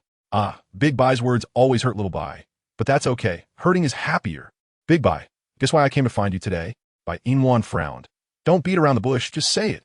KingAngus found it uninteresting, transformed into human form, took a bag of salt from his waist, and handed it to Bai Yina, saying, Big Bai, I came today to trade you for straw sandals. Trading straw sandals with salt. Bai Yina looked at Kadinua in confusion. How did you know I was trading straw sandals for salt? Kadinua coughed twice, touched his neck and head, and said, well, Big Bai. Chapter 375. Why don't you trade with me? Don't be so vague. Say it. Are you following me? Or have you been secretly watching me? Kadinua pouted. Big Bai, how can you say that? I'm not watching you. Then you are following me. Kadinua continued to pout. Big Bai, I did not follow you. It just so happened that when I came to find you this morning, I saw you, Angus, and that dog going out, and I saw you carrying straw sandals. I was curious about where you were taking so many sandals, so I followed you all the way. Then I heard what you and Angus and that dog were saying, and then I thought they definitely wouldn't trade salt with you, because in our world, salt is very precious. But for us foxes, we have so much salt that we can't finish it. After all, we have the ability to confuse others. As long as we move our eyes slightly, we can get the mermaids to give us salt. Bai Yina. So what do you want to express? Big Bai, I don't want to express anything. I just want to tell you that our fox clan has a lot of salt. If you want to trade with me, I can give it to you. Although Bai Yina really wanted the salt in Kadinua's hand, she was afraid that if she asked for it, Angus would be angry. So she said, I won't trade with you. Upon hearing this, Kadinua immediately deflated like a punctured ball. Why? Big Bai, why won't you trade with me? Not trading is not trading. Why are there so many whys? Besides, even if I did trade, I might not get to eat it. After all, the last time Kadinua gave salt, I had just taken a bite when Angus knocked it all to the ground. So if she wanted to trade for salt, she could only trade with other beastmen, absolutely not with Kadinua, because her Angus would be angry and jealous. And when he got angry and jealous, the salt would be lost.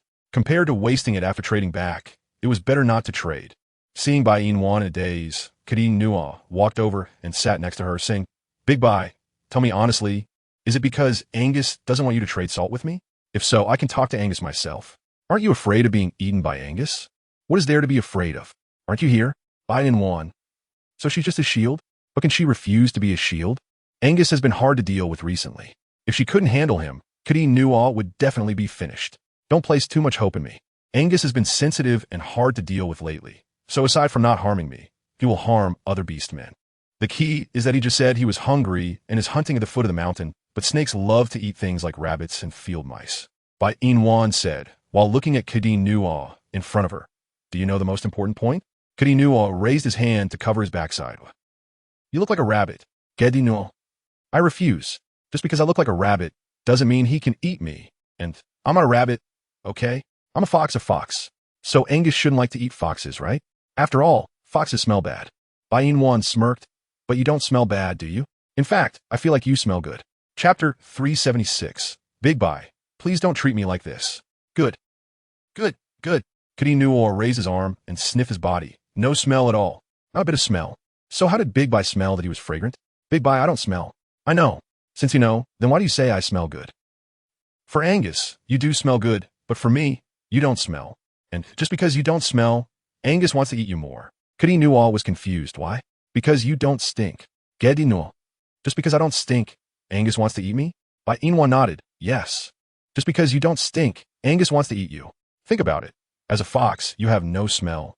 And your beast form looks so much like a little rabbit. That's why Angus has a strong desire for you. Desire? Kadinua was full of question marks. How could a male Angus have desires for him? That makes no sense. So Big Bai was just joking with him, right? Big Bai, your joke isn't funny at all. Bai Yina clicked her tongue. It's only been a short while since we last met, and you're already joking? Kadinua. Big Bai, I've always been changing for you. Can't you see that? Bai Yina shook her head. To be honest, I really don't see it. Kadinua expressed that he was hurt. Big Bai, please don't treat me like this.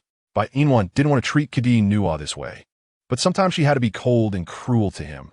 Only then would he stop continuing to entangle her. In fact, Kadinua was really quite good, so he deserved a female better than her. To put it bluntly, with Kadinua around, Angus wouldn't be happy and would even more reject him. While Angus hasn't returned yet, you should leave. Kadina refused. Big White, I'm not going anywhere. I want to stay here with you. It's so boring for you to be alone. The key is, I came here today to exchange salt for straw sandals. Will you trade, Big White? Bai Yina looked at Kadino beside her. If I trade, will you leave? Kadino thought for a moment. Probably. Then let's trade. Happiness came too suddenly. Kadino thought he was dreaming. He happily looked at Bai Yina and handed her the salt in his hand. Bai Yina accepted it and then handed the straw sandals beside her to Kadino. Here you go. Big White, aren't you going to teach me how to wear them? Bai Yina took back the sandals and lifted Kadino's foot to put on the sandals for him. All done. Kadino. Big White, I didn't understand. Can you put them on me again? Bai Yina hummed and took off Kadino's sandals, putting them back on him again. After tying them 3 times, she finally put his foot down from her lap. Do you understand now? Can you wear them? Kadino nodded. I can. Actually, I knew how to wear them the first time, but I wanted you to put them on me a few more times. A gentle Big White like you is rare. Kadino showed a foolish smile, embarrassed to lower his eyes, then shyly raised his head to look at Bai Yina. Chapter 377. When did this fox become so articulate? Bai Yina was bewildered by Kadino's expression. Who could tell her what was going on with his silly smile? Did he take the wrong medicine? Bai Yina took a look at the bag of salt Kadino had placed aside. It was full. Kadino really was generous. Even though she knew he was trying to please her by giving her so much salt, she also had her own straw sandals to exchange with him. So they could consider it even. 2 pairs of sandals for a bag of salt, which she thought was fair. When Angus comes back, she needs to calm his emotions before telling him she exchanged the sandals for salt with Kadino. After all, the last time Kadino gave salt, Angus used it all up. This time, she absolutely wouldn't let him throw away the salt she exchanged for. After planning her response in her heart, she turned her attention back to the still grinning Kadino. You've successfully exchanged for the sandals, so you can leave now. Wait for what? For Angus to come back and eat you? Kadino, don't forget what you said to me not long ago. You said you would leave after exchanging the sandals. Kadino smirked, but what I said was should. Should means that after I exchange salt with you, I should be able to leave, but if I don't want to leave, then I won't. Bai Yina frowned. You're nitpicking. Kadino asked in confusion. Big White, what does nitpicking mean? Why don't I understand? You. Bai Yina rarely explained to Kadino. Never mind if you don't understand. But you were definitely nitpicking just now. You clearly agreed to leave after exchanging for the salt, yet now you're not leaving. I see you just want to wait for Angus to come back and swallow you whole, right? Kadino shook his head. No, Big White. I never thought about waiting for Angus to swallow me whole. I just want to spend more time with you. You know I can't come find you when Angus is around, so every time I come, it's when Angus isn't here. Today, Angus is finally gone, so I definitely want to stay with you a little longer. Bai Yina. Seeing Bai Yina not responding, Kadino continued. Big White, don't worry. I will definitely leave before Angus comes back. I won't put you in a difficult position, so can you let me stay with you for a little while? Just a little while. It won't be too long, really just a little while. I'm not greedy. Bai Yina's heart wavered fiercely as she coldly said, Suit yourself. Anyway, if Angus wants to swallow you whole, I won't stop him because I've already warned you. It's your own fault for not leaving. I know. Kadino tilted his head and secretly looked at Bai Yina's profile, happily reaching out to touch her face. Big White, your face is so dirty. Don't you know to wash it? Bai Yina raised her hand to wipe. Who said I didn't wash? I did wash, just not thoroughly. Oh, Kadino smiled. Even if it's not washed thoroughly, Big White is still as beautiful as ever, and I can't take my eyes off you. Bai Yina. When did this fox become so articulate? Don't give me sweet words. I won't believe you. Chapter 378. Can you let go? Big White. I don't have sweet words. I'm just speaking the truth. My Big White is beautiful no matter what. Bai Yina. Shallow. Kadino, tell me honestly, are you clinging to me because you like my face? Kadino shook his head. No, Big White, I'm clinging to you because I like you. You like my face, right? Not at all. I like you as a person. The fox's credibility in my eyes is almost zero, even close to negative. Kadino felt wronged. What do you mean almost negative? Am I really that untrustworthy to you, Big White? But what I'm saying is the truth. The absolute truth. Kadino pouted, getting closer to Bai Yina and wrapping his arms around her. Big White, you can't treat Little White this way. Little White has never lied to you. So why don't you believe what I say? Bai Yina pulled her arm back forcefully. Just talk without pulling and tugging. Isn't it because you don't believe me that I'm holding your hand? Do you think that if you hold me, I will believe you? Kadino hesitated. Well, maybe not. Then why are you still holding on? Kadino said pitifully. Because I want to hold your hand. No, I want to hold your hand, Big White. Bai Yina's mouth twitched. Today, Kadino is going for pitiful style? Not long ago, he was all about the domineering, cute style, and suddenly today, he has turned into a pitiful style. Does this guy have multiple personalities? Bai Yina looked at Kadino, who was still tightly holding her arm. You can let go now. No. Little White wants to hold Big White and never let go. Bai Yina raised her hand, trying hard to pry Kadino's claws off. She didn't know if Kadino was doing it on purpose, but no matter how she pulled, it was useless. She felt exhausted. She couldn't break free. Big White, don't waste your effort. If I don't want to let go, you'll definitely never get away. So you're feeling proud about this? Kadino raised an eyebrow. Sort of. Bai Yina disdainfully said. Sort of? That's clearly what it is. Kadino, I'll tell you one last time. Take your claws away. Did you hear me? No, Big White. Kadino pretended to be wronged, starting to sniffle, his eyes filled with tears, his nose red, and his mouth pouting. Bai Yina thought it was a pity that Kadino didn't become an actor. Originally, she thought Kadino just looked like her male god, but now, she discovered a new skill of his. He was quite good at acting, with the way he could cry at any moment. Not becoming a movie star would really be a shame. Okay? Bai Yina gave up struggling, with a face full of despair as KingAngus tightly grabbed her arm. Unable to move, KingAngus sighed. Bai Yina, can you let go? KingAngus, let go? What do you think? Bai Yina, I don't know. Bai Yina, Angus is coming back soon. You can leave. KingAngus glanced at the sky outside the cave. He won't be back that quickly. Orcs usually go hunting at night. So if Angus wants to hunt, he has to wait until evening. But look, it's not dark outside yet, so Angus can't possibly be back so soon. Chapter 379. But I still want to be jealous, you know this? KingAngus sat up straight with pride. Of course. But I think you guessed wrong. Before he could finish his sentence, Angus's figure walked in from outside the cave.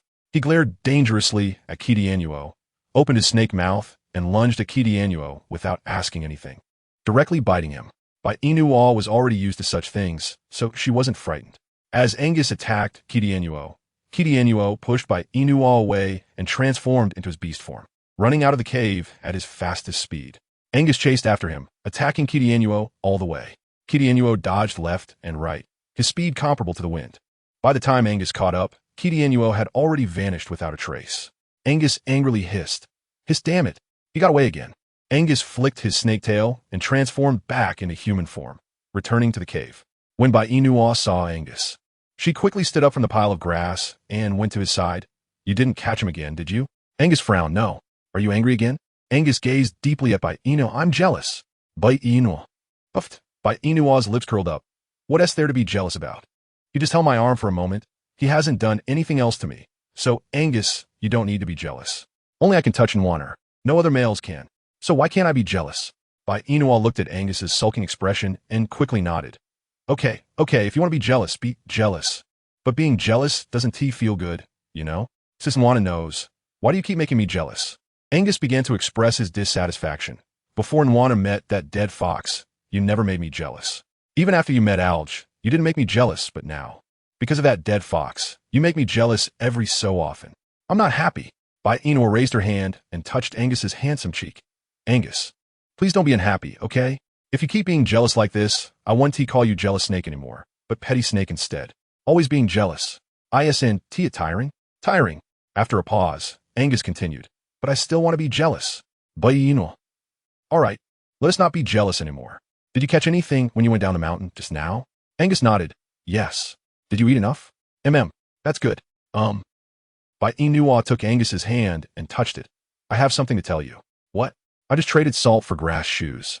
Angus frowned, staring at the salt placed on the pile of grass. Did you trade for the dead fox? Bai Yina didn't expect Angus to guess it directly. Yes. I traded it with KingAngus. You wouldn't spill it, would you? Angus looked at Bai Yina in front of him, took a deep breath. If Nwana wants it, then keep it. Besides, you traded it for the grass shoes, not that he gave it to you. So, I have no reason to refuse. But, Nwana, you must promise me, don't trade anything with that dead fox in the future. Chapter 380. Noah is dead, being able to keep the salt made by Yina happy. So she agreed to everything Angus said. Okay, I won't trade anything with KingAngus in the future. At this moment, on KingAngus' side, he ran back to the fox tribe as fast as he could, gasping for breath. This is killing me. Does Angus have a grudge against me? He bites me as soon as we disagree. Although I'm indeed cute and handsome, it's not good to bite me every time you see me. As KingAngus spoke, he walked toward his cave. Just a few steps in, a strong smell of fox stench invaded KingAngus' nostrils. Damn, it stinks. KingAngus pinched his nose and approached. What you all doing gathered outside my cave? A group of fox spirits heard KingAngus' voice and quickly turned to look at him. A somewhat average-looking fox spirit said, Chief, you finally returned. What happened? The fox spirit replied, Noah is dead. KingAngus frowned. Noah is dead? He was fine this morning. How could he die in just one afternoon? 4 or 5 fox spirits exchanged shy smiles and said, Chief, here's the thing. After you left the fox tribe today, We came looking for you, but we saw Noer standing outside your cave, wearing nothing. We couldn't help ourselves and try to mate with him, but he refused. So we surrounded him and wouldn't he let him go. After all, we're so beautiful, and he wouldn't even mate with us. That is an insult to us fox spirits. Then a few of us sisters forced him to mate with us, and right after that, Noer died. Since he died outside your cave, we waited for you to handle this matter. We've been waiting all day. Chief, where did you run off to? You came back just as it was getting dark. As the fox spirits spoke, they moved closer to KingAngus. KingAngus extended his hand to hold them back. Stop. Don't come near me. Stay away from me. Let me see how Noer died. The fox spirits responded and stepped back behind KingAngus, waiting for him to check Noer's body. However, when KingAngus saw Noer frothing at the mouth and rolling his eyes, his mouth involuntarily twitched. This appearance of Noer likely meant he had been stinkily killed. After all, this group of fox spirits had not been the first to stink a male to death. It was just unfortunate for Noer. He should have left instead of staying outside his cave. The key point is that he was not wearing clothes. Wasn't he that clearly inviting this group of thirsty fox spirits to mate with him? Death. KingAngus instructed. You all go find 2 males to come and take Noer out to bury him. The fox spirits nodded. Yes, Chief, we'll go right away. But before we go, can you tell us where you have been all this time? Could it be that you really have another female outside? Chief, do you not want us anymore? KingAngus really wanted to say, dare you want me?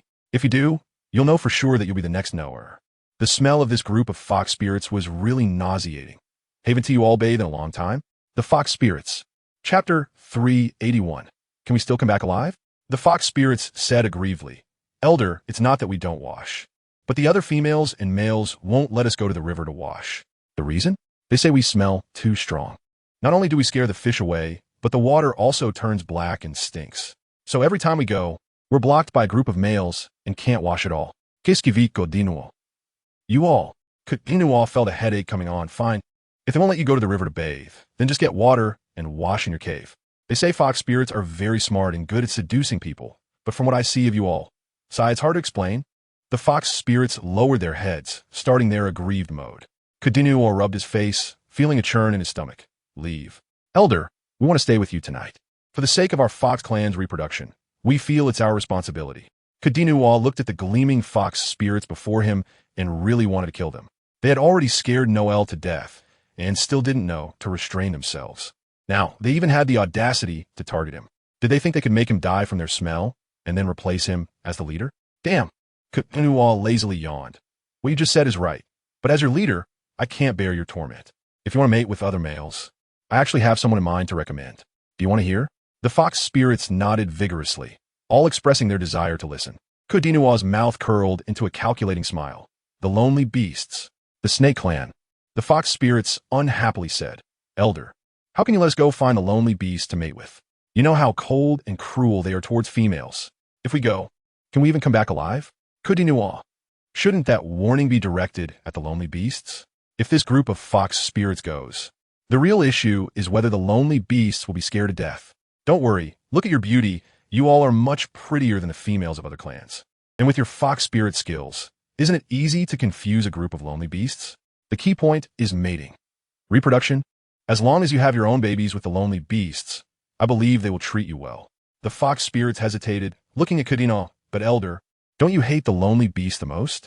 What will you do if we all go mate with them? I will find females to mate with me. You don't need to worry about me. Just worry about yourselves.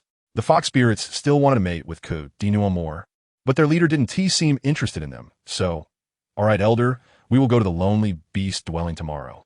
If we find suitable ones, then we will mate with them. KingAngus nodded in satisfaction after hearing this. Good. You all work hard to capture that group of lonely beasts. I'm waiting for your good news. If you don't succeed, don't come back. The fox spirits promised enthusiastically.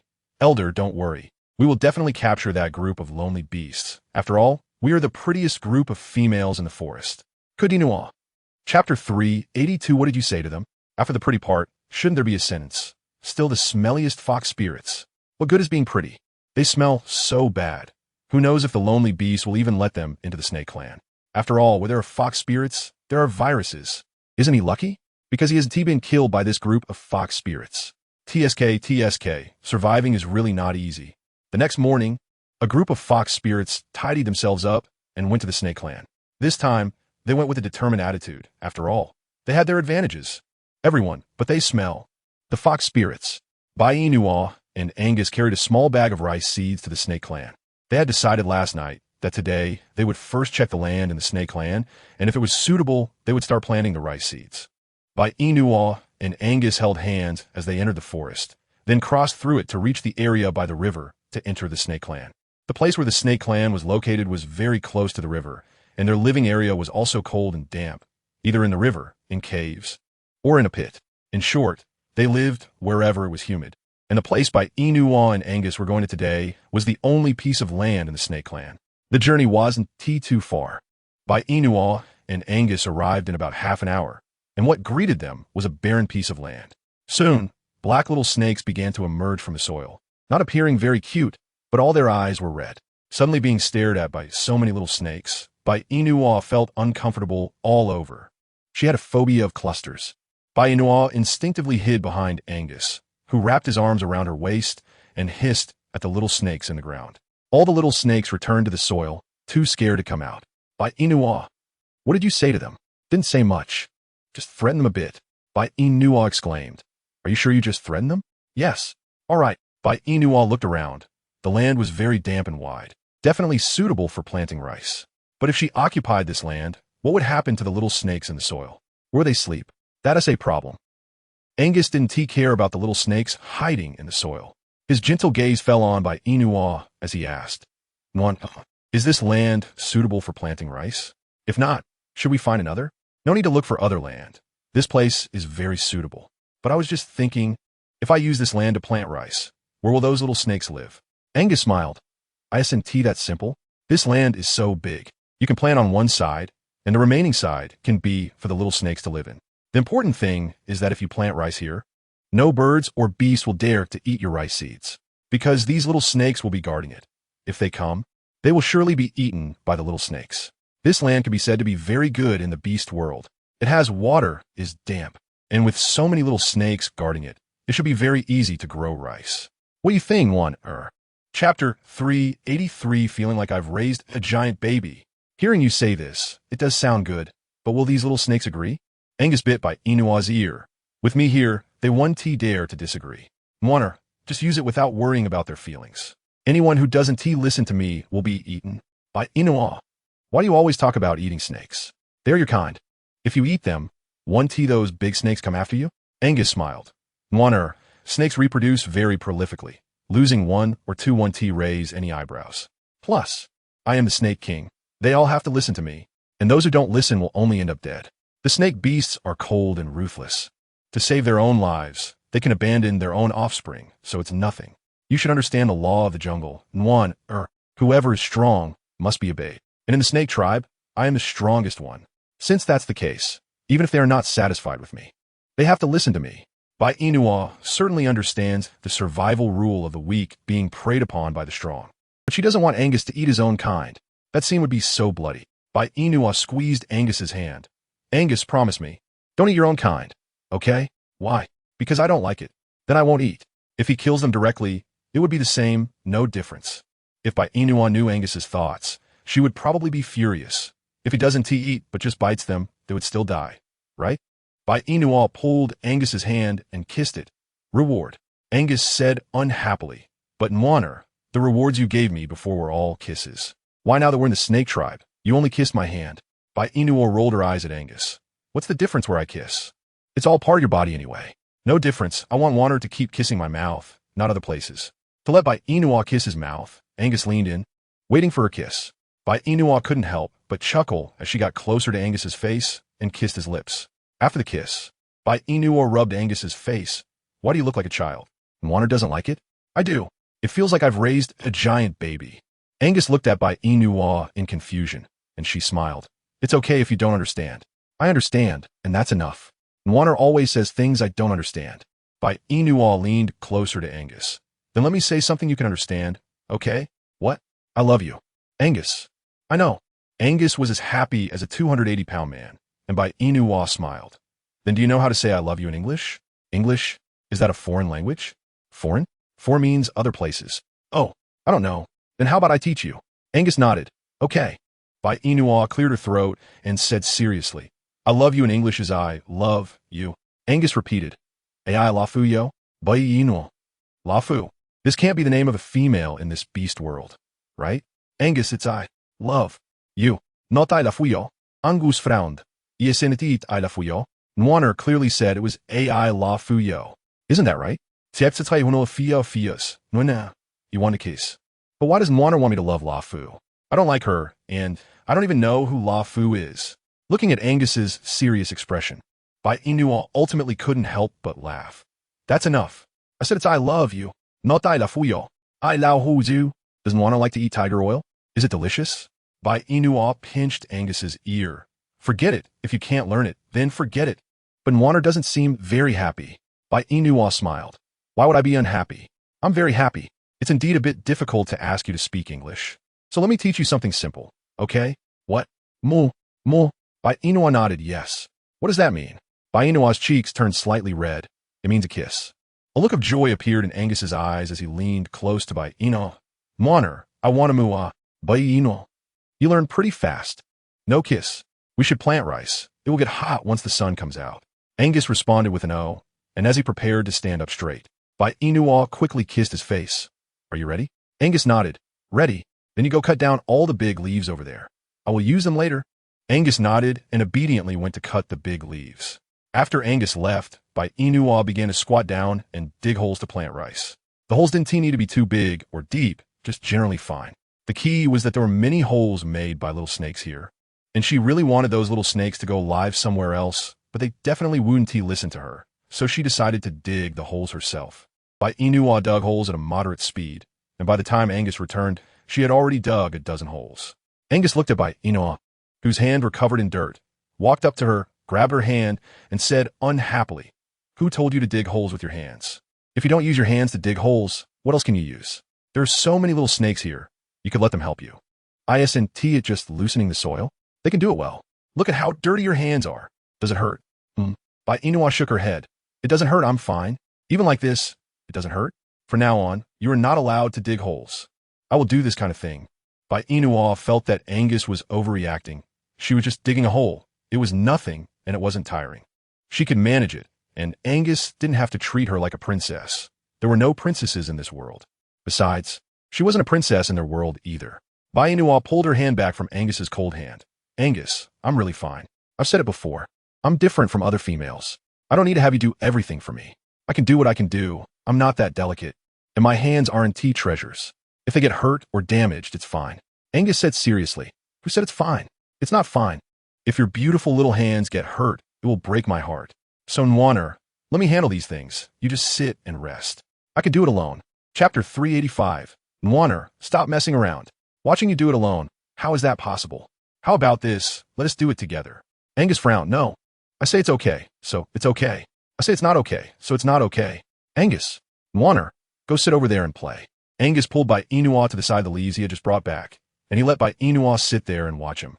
Bai Yina didn't want to watch. She held Angus's hand and wouldn't let him leave. If you make me sit here and watch you plant rice alone, then we want to plant it. Nwaner, stop messing around. I'm not messing around. The one who is messing around is clearly you. I was digging holes just fine until you brought me here and said, what, let me sit here and watch you plant rice seeds. Angus, why do you always compare me to those females? I've said it before, I'm different from them. They like to let their males toil and plant rice. But I don't like that. I think it's better for both of us to plant together. I don't know if you've heard this saying, when men and women work together, it's not tiring. With me around, you definitely want to be so tired. Angus, what kind of reasoning is this? Females are meant to be pampered, not to work. In summary, I don't care. Nwaner can just sit here and rest, and I'll do the rest. Angus withdrew his hand from Bai Yina's and turned to continue digging the pits in the land. While Angus was digging, Bai Yina went behind him, picked up rice seeds, and scattered them. Not only did she scatter them, but she also buried the rice seeds, waiting for them to sprout. After finishing scattering the rice seeds, Bai Yina went to the side to get some leaves to cover the seeds. This was to prevent birds from eating the seeds, although there were many small snakes here. Those birds could fly. They could also peck at people. Of course, they would peck at snakes even more. So it was better to cover them up for peace of mind. As long as the rice seeds sprouted, that would be good.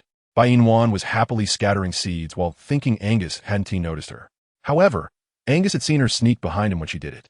He just didn't say anything because he was afraid she would get angry, and scattering rice seeds wasn't tiring. So he let her be. Ultimately, Angus was still afraid that Bai Yina would get angry and ignore him. Sometimes he didn't understand why. With him pampering her, Nwaner still wanted to do things herself. He could do anything for her. So what was Nwaner doing? Did she not want him to spoil her? Or did she not trust that he could plant rice well? No matter the reason, it hurt him. By the end of the morning, Bai Yina and Angus had planted rice in 3 long trenches. If all the rice grew, Bai Yina should be able to harvest a bag of rice. Thinking about this made her happy, but when she saw Angus turning around, she felt a bit nervous. Angus looked like he was angry, probably because she hadn't listened and insisted on planting rice. Bai Yina took a deep breath and walked towards Angus, just as she was about to comfort him. She heard Angus say, "Does your hand hurt?" Bai Yina. Chapter 386. You are no longer pure. Angus shouldn't be angry, but why was he concerned about her hand? Did he realize she was scattering seeds behind him early on? But she thought she had hidden it well. Everyone, Lil Nwan thinks too much. Indeed, she thought a lot, seeing that Angus was not showing any signs of anger. Bai Yina gradually felt relieved. My hand is fine. How about your hand? You've dug so many pits. It must hurt, right? Angus shook his head. I'm not hurt. I don't believe that. But Nwaner, I really am not hurt. Bai Yina took Angus's hand and examined it carefully. Seeing that his fingernail was already bleeding, she felt heartbroken. She blew on it and said, "It's bleeding, and you still say it doesn't hurt? Do you think that as long as your hand can still be used, it doesn't hurt? It's nothing?" Angus really wanted to say yes, but looking into Bai Yina's tearful eyes, he directly changed it to no. I said it doesn't hurt just to not worry you. Actually, it hurts a lot. Look, it's bleeding. Nwaner, blow on it. Bai Yina held Angus's hand and blew on it. The warm touch made Angus feel a tickle in his heart. He stared at the little beads of sweat on Bai Yina's nose, swallowing hard, and at that moment, his lower part also reacted. Bai Yina felt the heat on both sides of her legs. Her ears began to flush, and her face turned red. Angus, you. It's so embarrassing. She was blowing on his hand and didn't mean for that part to react. Bai Yina let go of Angus's hand and turned her head. Can you put that part down? Angus instinctively looked at the place that had just risen. Even if I put it down, I still feel uncomfortable. Bai Yina, think of something pure in your head, and you won't feel uncomfortable. Pure things? Angus unconsciously thought of Bai Yina's fair and soft body, and thinking of this made his lower part rise again. When Bai Yina turned back, she happened to see this scene, and she looked at Angus with embarrassment. I told you to think of something pure. What are you thinking to make that part rise again? Angus answered honestly, thinking of Nwaner. Thinking of what? Mating. Bai Yina. You're no longer pure. Angus asked in confusion. Nwaner. What does pure mean? What does not pure mean? I don't understand. Even if you know what pure means now, it doesn't matter. Let us go back. Angus replied. Reached out to take Bai Yina's hand, holding it tightly in his. Nwaner, can we mate when we go back? Bai Yina's face turned red like an apple. This Angus. Can you think of something other than mating? Angus nodded. Yes. Then think of something else. Don't think about mating. Angus replied with a troubled expression. But I don't want to mate. How will Nwaner give me snake babies? Bai Yina. So Angus is either thinking about snake babies or mating. To have snake babies, they must mate. So Angus must be thinking about mating all the time, with no thoughts of snake babies. Chapter 387. Have as many as you want. You. Bai Yina sighed, looking at Angus's expectant face, not able to say a harsh word. Do you really like snake babies that much? If Nwaner likes me, then I like them. If I say I don't like them, will you not let me have them? Angus frowned. If Nwaner doesn't want to have them, then don't have them. You don't want snake babies anymore? Angus nodded. I want them, but if Nwaner wants to give birth, then even if I want them, Nwaner wants to give them to me. Bai Yina was truly defeated by Angus's pitiful look. She said, fine, let us have them. Have as many as you want. Then Nwaner, let me think about how many snake babies our cave can accommodate. Bai Yina, does Angus want his cave filled with little snakes? Wouldn't she be living in a pile of snakes then? How scary. Just thinking about that feeling gave her goosebumps all over. Bai Yina unconsciously rubbed her arms. Angus, can I take back what I just said? What? The have as many as you want part. I suddenly feel that maybe we don't need too many snake babies. 5 or 6 would be enough. Because I'm afraid too many will scare me to death. She had said before that she didn't dislike snakes, but she also didn't like them. Except for her Angus, of course. As for her own children, she was somewhat looking forward to it. After all, she was human, and the child born with Angus might also be human. But what if it was a snake? That would be a pile of snakes. So, the comparison between babies and snakes is huge. She didn't know how to raise snake babies, but she knew how to take care of a baby. Just feed it milk, right? When Bai Yina said this, she kept observing Angus's expression, seeing him expressionless. She was a bit afraid Angus would worry, but in the end, Angus still didn't get angry. Okay, Bai Yina. Does okay mean Angus agreed? Agreed to only have a few and not too many? Happiness came too suddenly. Bai Yina hadn't reacted yet when Angus continued.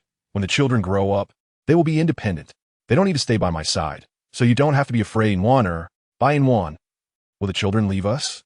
Well, as long as they can live on their own, we won't have to worry about them anymore. Most snake beasts grow up like this. Bai Yina frowned, ultimately saying nothing more.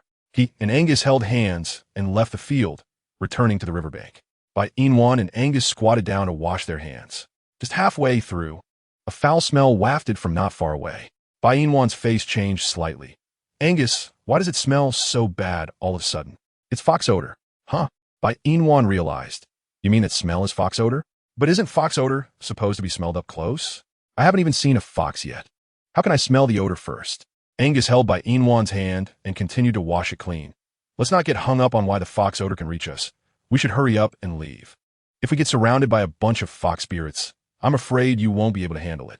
If I can't handle it, you can? Angus replied. I can hold my breath. Chapter 388. Fox snake, is it that powerful? Angus replied. Nwaner, I've always been capable. You just haven't noticed it. Now that your hands are clean, let's go back. Bai Yina nodded. Okay, but before we go back, can we pick some fruit in the forest? I want to eat. All right, let's go. Bai Yina and Angus's hands never separated, but this time, after just a couple of steps, they heard a female scream from behind. Ah, that solitary beast is so handsome, and he is so gentle with his female. I want him. I want him. After the fox spirit screamed, she rushed to Angus's side at her fastest speed, first throwing a flirtatious glance at him. This solitary beast male, what's your name? I'm Shayla. Bai Yina. What the heck is Shala? This female smells so bad. Compared to Shala, she's so inferior. At least Shala can be eaten and smelled. But this female in front of me can't be eaten or smelled. Her smell is truly nauseating. Bai Yina suppressed the urge to vomit and said to Shala, You're blocking our way. Shala looked at Bai Yina with disdain, then continued to fawn over Angus. Solitary beast male, would you mate with me?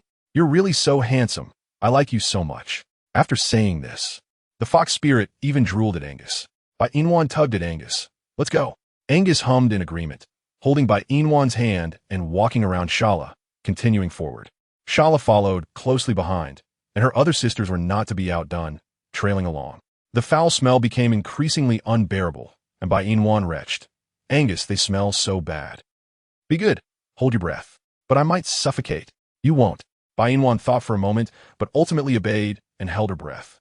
However, she couldn't last even a minute before she was gasping for air.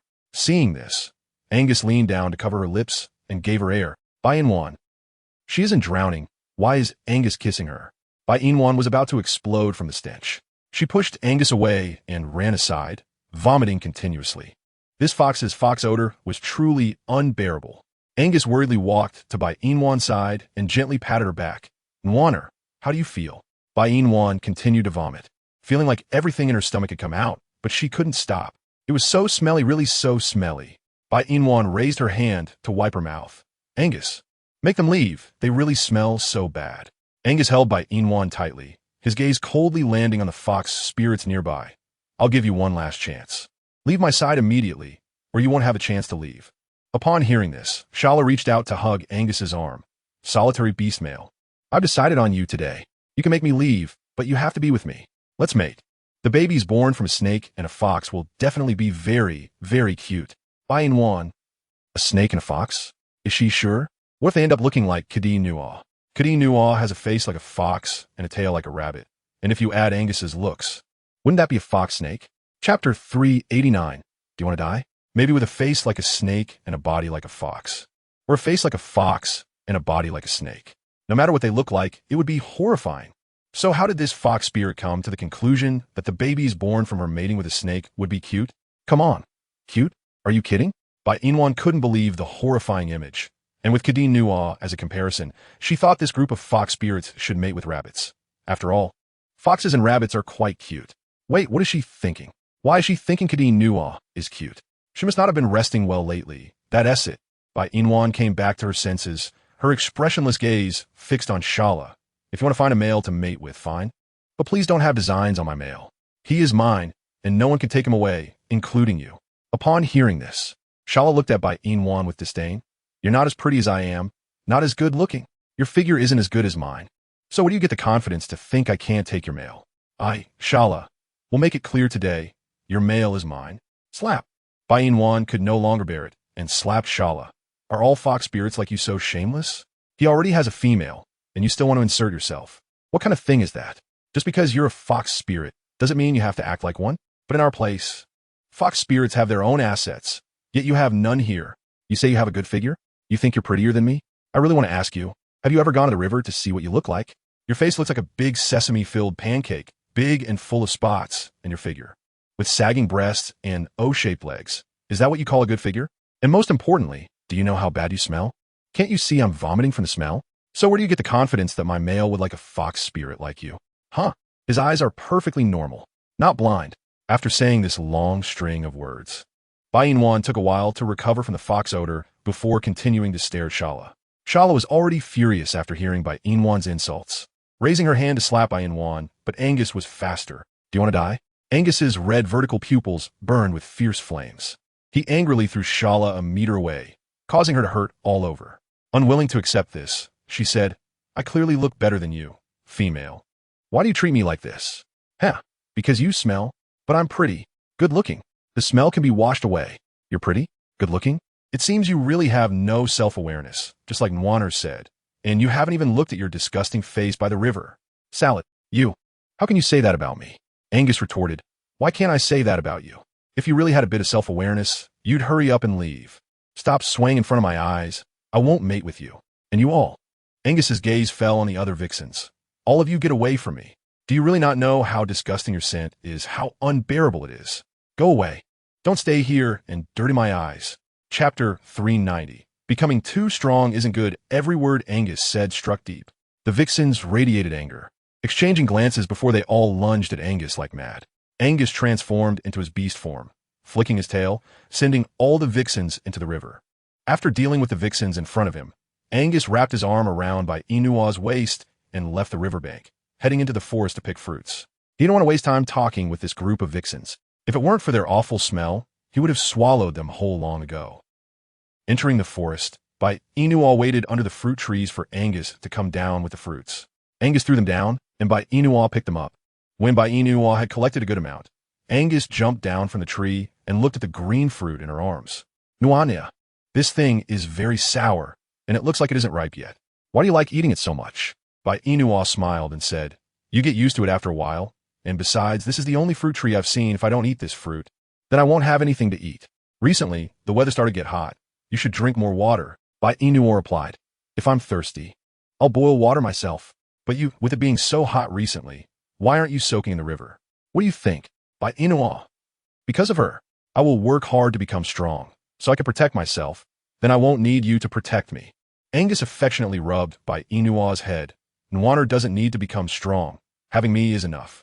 Becoming too strong isn't good. Why isn't it good? Because if Nwaner becomes strong, then I won't be able to protect her. I want to protect Nwaner, so Nwaner doesn't need to become strong. Just stay by my side obediently. After hearing Angus's words, Bai Yina felt warm inside. Okay, I won't become strong. I'll let you protect me. But she could actually protect herself. Varent, stop right there. If you don't clarify things with me today, I won't be polite.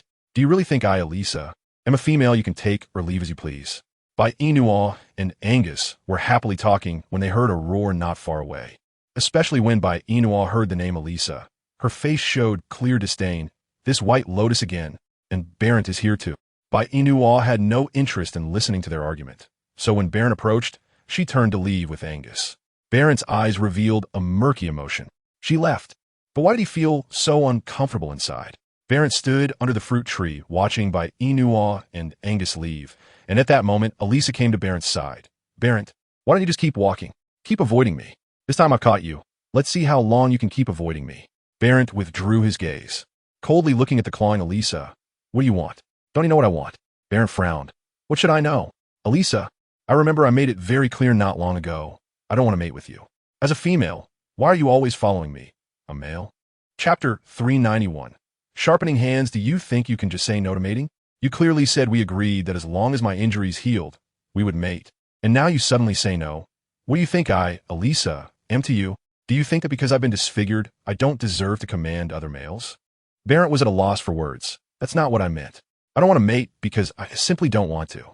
Are you really going to force me to mate with you just because I don't want to? Elisa, I'm not stupid. You keep clinging to me just because you want me to keep pampering you, right? Because none of your other males are pampering you anymore. So you want me to mate with you so I can keep pampering you, but I don't want to pamper you anymore, and I don't want to mate with you. So go away. Don't come bother me again. No matter how much you cling to me, I won't mate with you. Elisa raised her hand and slapped Barrett hard. Barrett, I won't let you off. You'll pay for what you said and did today. After saying that, Elisa turned and ran away. Once Elisa left, Barrett squatted down to pick up the fruit that Bai Yina had dropped from her pocket.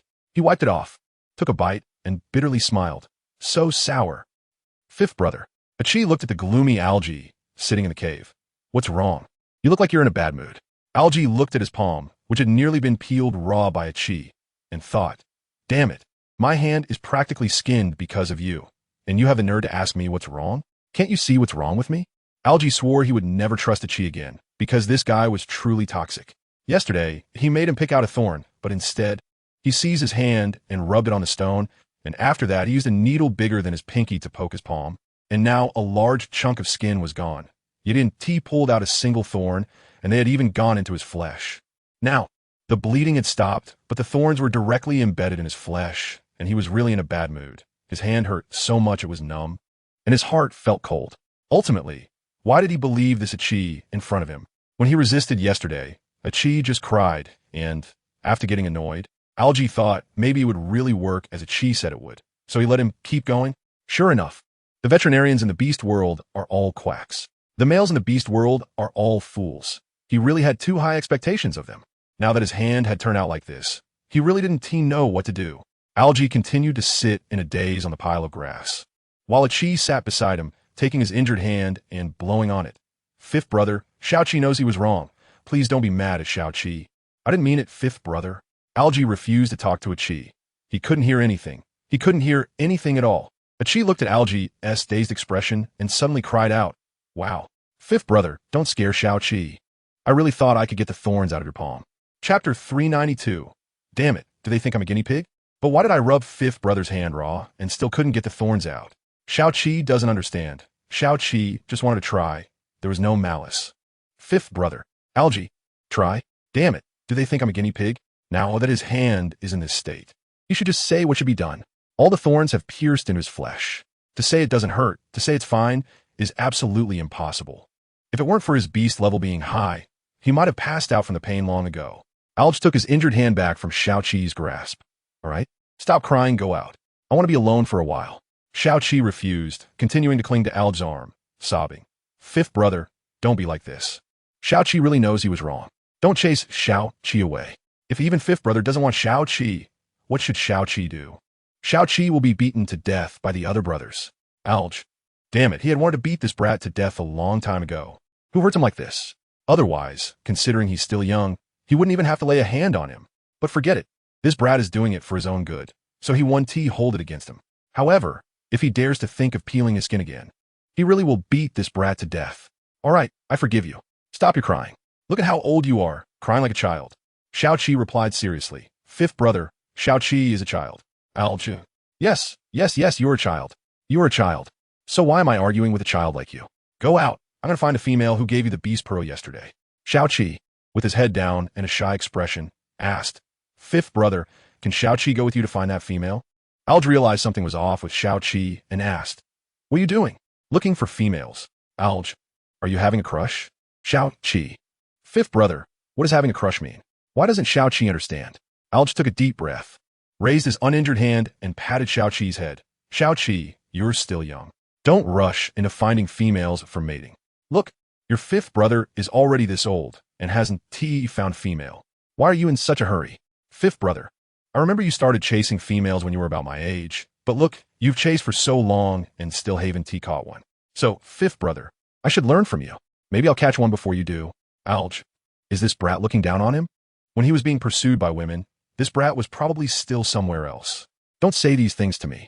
However, if you want to pursue females, you can, but don't pursue the ones I like, or I'll make you doubt your life. Shao-Chi mumbled. Okay, fifth brother. I want to pursue the ones you like, but if the ones you like come to pursue me, I'll agree. Alge's expression was worse than eating a fly. What does it mean that the females he likes come to pursue him? Is he joking? With Bai Yina's cold demeanor, would she actively pursue a male? No way. Even if Bai Yina wanted to pursue, would that big python let her? Definitely not. So what is this brat thinking? Chapter 393, Wild Vegetables. This brat, he had to admit, was thinking too much. You go, I want to be alone for a while.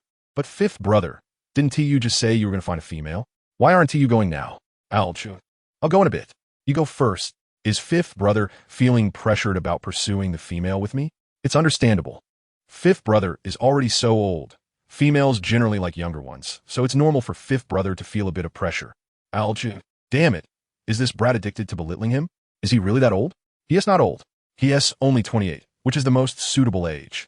Not long ago, he thought this brat was quite cute and pitiful, but now he seems neither cute nor pitiful at all.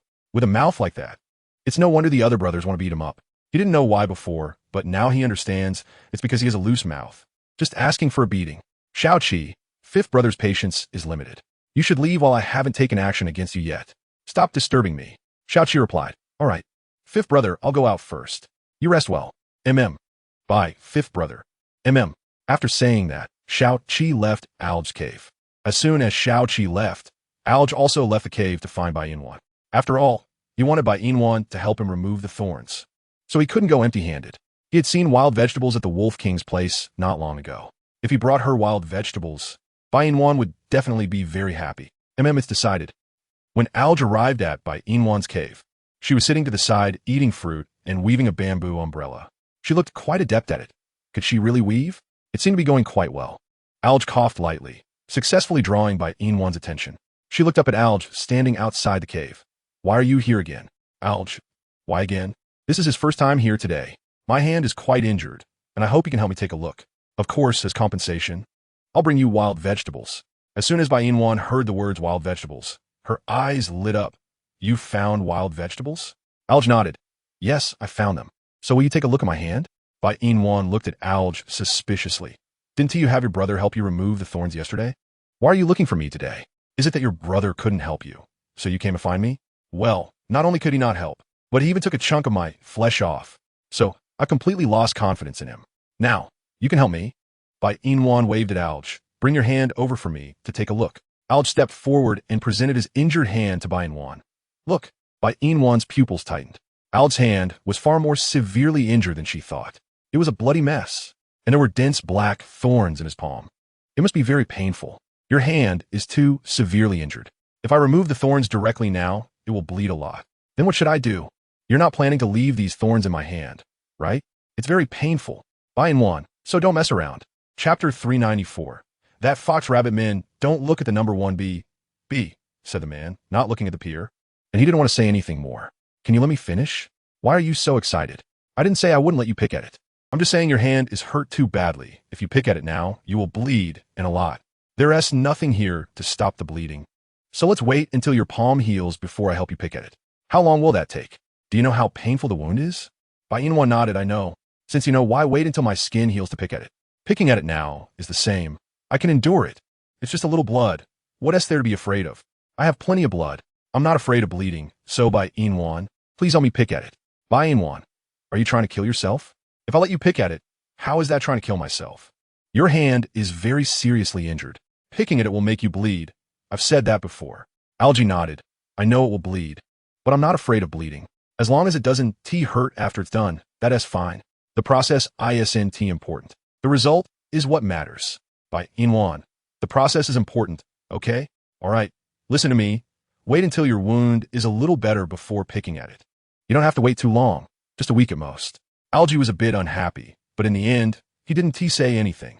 After all, if Bai Yina didn't help him pick at it, he wouldn't be able to find anyone else to help. So he would just wait a week to pick at it. But what if it gets stuck in the flesh and can't be picked out? It seems like it's stuck in the flesh now. So he waited. By the way, where did Angus go? He usually inseparable from you? Why haven't I seen him today? Bai Yina handed a green fruit to Algae, who sat beside her. You still haven't told me where Angus went. He went hunting.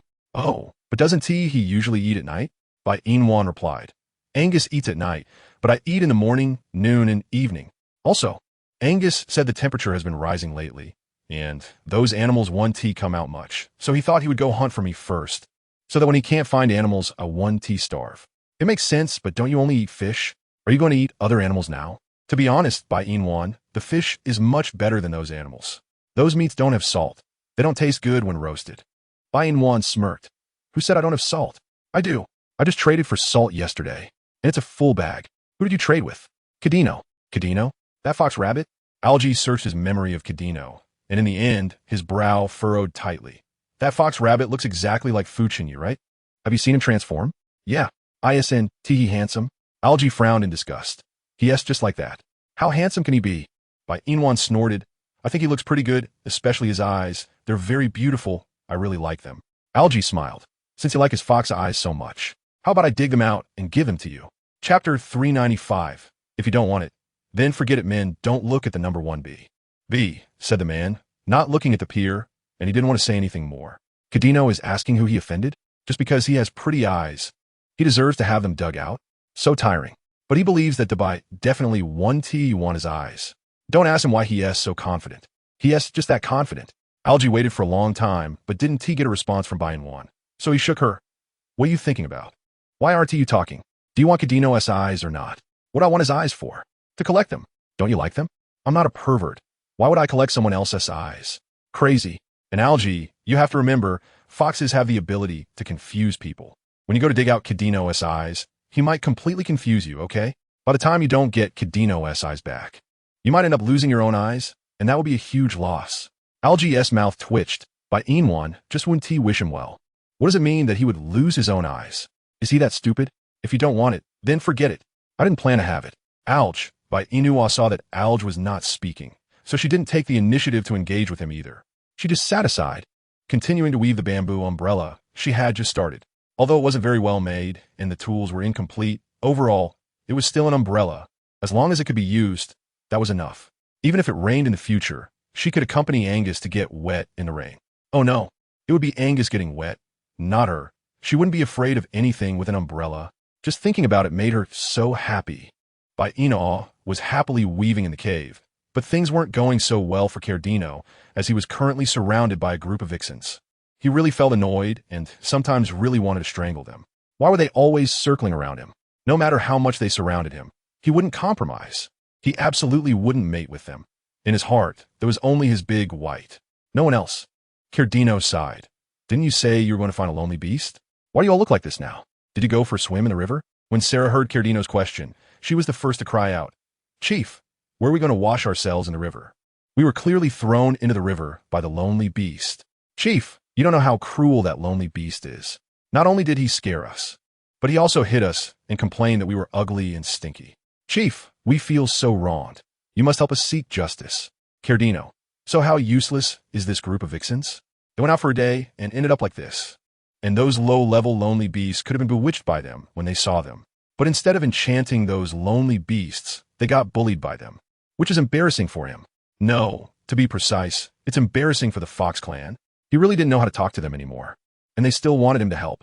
He didn't have that kind of free time. I say, Sarah, have you all forgotten that we foxes have the ability to enchant people? Since you have that ability, enchanting those lonely beasts should be easy, right? After Cadino's reminder, the vixens all frowned. Chapter 396, Looking for Big White. A vixen suddenly said, Right? How do we forget our skills? When we went to the Snake Clan to find the lonely beast, we should have enchanted them directly. Chief, we would have forgotten if you hadn't mentioned it. But the lonely beast from the Snake Clan disliked our smell and ran away when it saw us. Our enchanting ability should be useless against them, right? You fool. If they run away, we can chase after them. If the high-level lonely beast cannot be enchanted, then those low-level lonely beasts can definitely be enchanted. Sarah nodded. Exactly. I think the lonely beast I encountered today should be a low-level one. Another vixen continued Sarah's words. That is not necessarily true. Today we only saw it show one tail. We didn't see its beast level, so who knows if its level is high or low? Right, we can't be careless. So should we go find those lonely beasts again now? I think that's a good idea. The lonely beast that threw us into the river made us take a bath. Now that we don't smell as bad, we should hurry and find those lonely beasts. Yes, we don't want to become useless females. We can't even be worse than those infertile females, right? Exactly. Then let's go. Good. After the vixens finished discussing, they completely ignored Cardino and turned to leave the Fox clan again. Cardino watched the backs of the vixens leaving and had a look of disdain on his face. What is this? They surround him when they need him, but when they don't, they leave him here alone. Does he seem like the kind of person who can be called and dismissed at will? To be honest, he felt quite pathetic as a chief. But forget it. As long as those vixens don't bother him for now, that's good. While those vixens are focusing on the lonely beasts, he should go find his Big White. Yes, that's right, find Big White. What he had to do every day now was to find Big White. Even if he couldn't enter the cave, he still had to find Big White. And when Angus went out to hunt, he could enter the cave. He had carefully observed Angus's eating schedule, which was usually once every 3 to 4 days, either in the evening or in the morning. In short, his eating schedule wasn't very regular, but he would definitely come down after 3 or 4 days. As long as he came down, then the opportunity to get close to Big White would come. Although he could only enter the cave once every 3 or 4 days, he was still very happy, as some males couldn't even enter. Barrett, why does he feel like this fox is talking about him? Suddenly, he felt that his role was really small. He wanted to appear more. Bai Yina's bamboo umbrella was still not finished when Angus returned, carrying a wild boar. Bai Yina put down the bamboo strips in her hand and went to Angus's side to wipe his sweat. Angus, you're back? Are you tired? Sit down and rest for a while. The wild boar on Angus's shoulder glanced coldly at Alge, who was sitting aside. Mwaner, why is he here? Bai Yina, his hand is injured, and he came to find me to take a look? Angus frowned. Injured again? Chapter 397. You still belong to me. Men don't look at 91BB. VIP, even at the station where they see the end. Men don't look at 91BB. VIP, even at the station where they see the end. Men don't look at 91BB. VIP, even at the station where they see the end. Alger, what do you mean by again? Why does Angus speak like Bai Yina? The first thing she saw him say was, why are you here again? And the first thing Angus saw him say was, injured again? It sounds like he is very fragile. He doesn't get injured often. He thinks he's quite strong. But all of this is just what he thinks. Bai Yina doesn't think so. And that Angus, with a tone full of contempt and disdain. What do you mean injured again? I got this injury yesterday. I was going to let my brother help me with it, but he can't, so I had to come find Bai Yina. Angus, your brother can't help? Don't you know to ask a veterinarian for help? Such a simple thing. And you actually need someone to teach you? Are you a pig? Alger frowned. I like to find Bai Yina. What's wrong with that? What do you think? Angus's eyes were full of threats, and Alger defiantly looked back. Bai Yina is indeed your female, but I'm still her fiancé. Is there anything wrong with a fiancé looking for his fiancé? Angus, don't be so petty. Bai Yina has never belonged to you alone. But I'm not human. I'm a snake, so Nwaner only belongs to me. Alger, oh, you say Bai Yina only belongs to you, right? Yes. Did you ask for her own will? She has her own parents and friends. Saying she only belongs to you is unrealistic, isn't it? Angus looked at Bai Yina, and Bai Yina smiled. Why are you looking at me like that? Does Nwaner really not belong to me alone? Of course she does. When Alger heard this, he said in a tone of disappointment, Bai Yina, is it interesting to deceive Angus like this? What does belonging mean? You don't only belong to Angus. Have you forgotten your parents? Your friends? And me, your fiancé? You don't just belong to Angus. You also belong to us. Bai Yina impatiently replied. When I was in the 21st century, I did belong to my parents and friends. But there are no parents or friends here, so I definitely only belong to Angus. I don't think there's anything wrong with what I said. Alger, of course there's something wrong. Even if this world has no friends and no parents for you, I, your fiancé, am still here. So you don't just belong to Angus. You also belong to me. Angus stared dangerously at Alger, and Alger straightened his back fearlessly. No matter how you threaten me with your eyes, you cannot deny that what I just said is the truth. Bai Yina does not only belong to you. She also belongs to me. I am her fiancé, and this marriage was arranged by her parents. What are you? Angus. His teeth clattered, and his hands clenched into fists. Seeing this, Bai Yina said to Alger with irritation, what are you doing? Are you deliberately trying to provoke Angus? I'm not provoking him. I'm just stating the facts. Don't you think what I said is correct? Bai Yina rolled her eyes at Alger. If you said this in the 21st century, I would agree with you. But here? No way. Chapter 398. I don't want to see him. Men don't look at 91BB. VIP, even at the station where they see the end. Men don't look at 91BB. VIP, even at the station where they see the end. Men don't look at 91BB. VIP, even at the station where they see the end. Bai Yina, what do you mean? Is it not so? You said these things just to provoke Angus. Now you have successfully provoked him, so you can leave.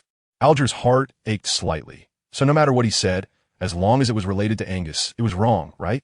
But he didn't think he was wrong. You promised to help me with my injury. I won't leave until you help me. I'm staying here today. Bai Yina, are you being unreasonable? This is not being unreasonable. You promised me. Since you promised, you have to do it, right?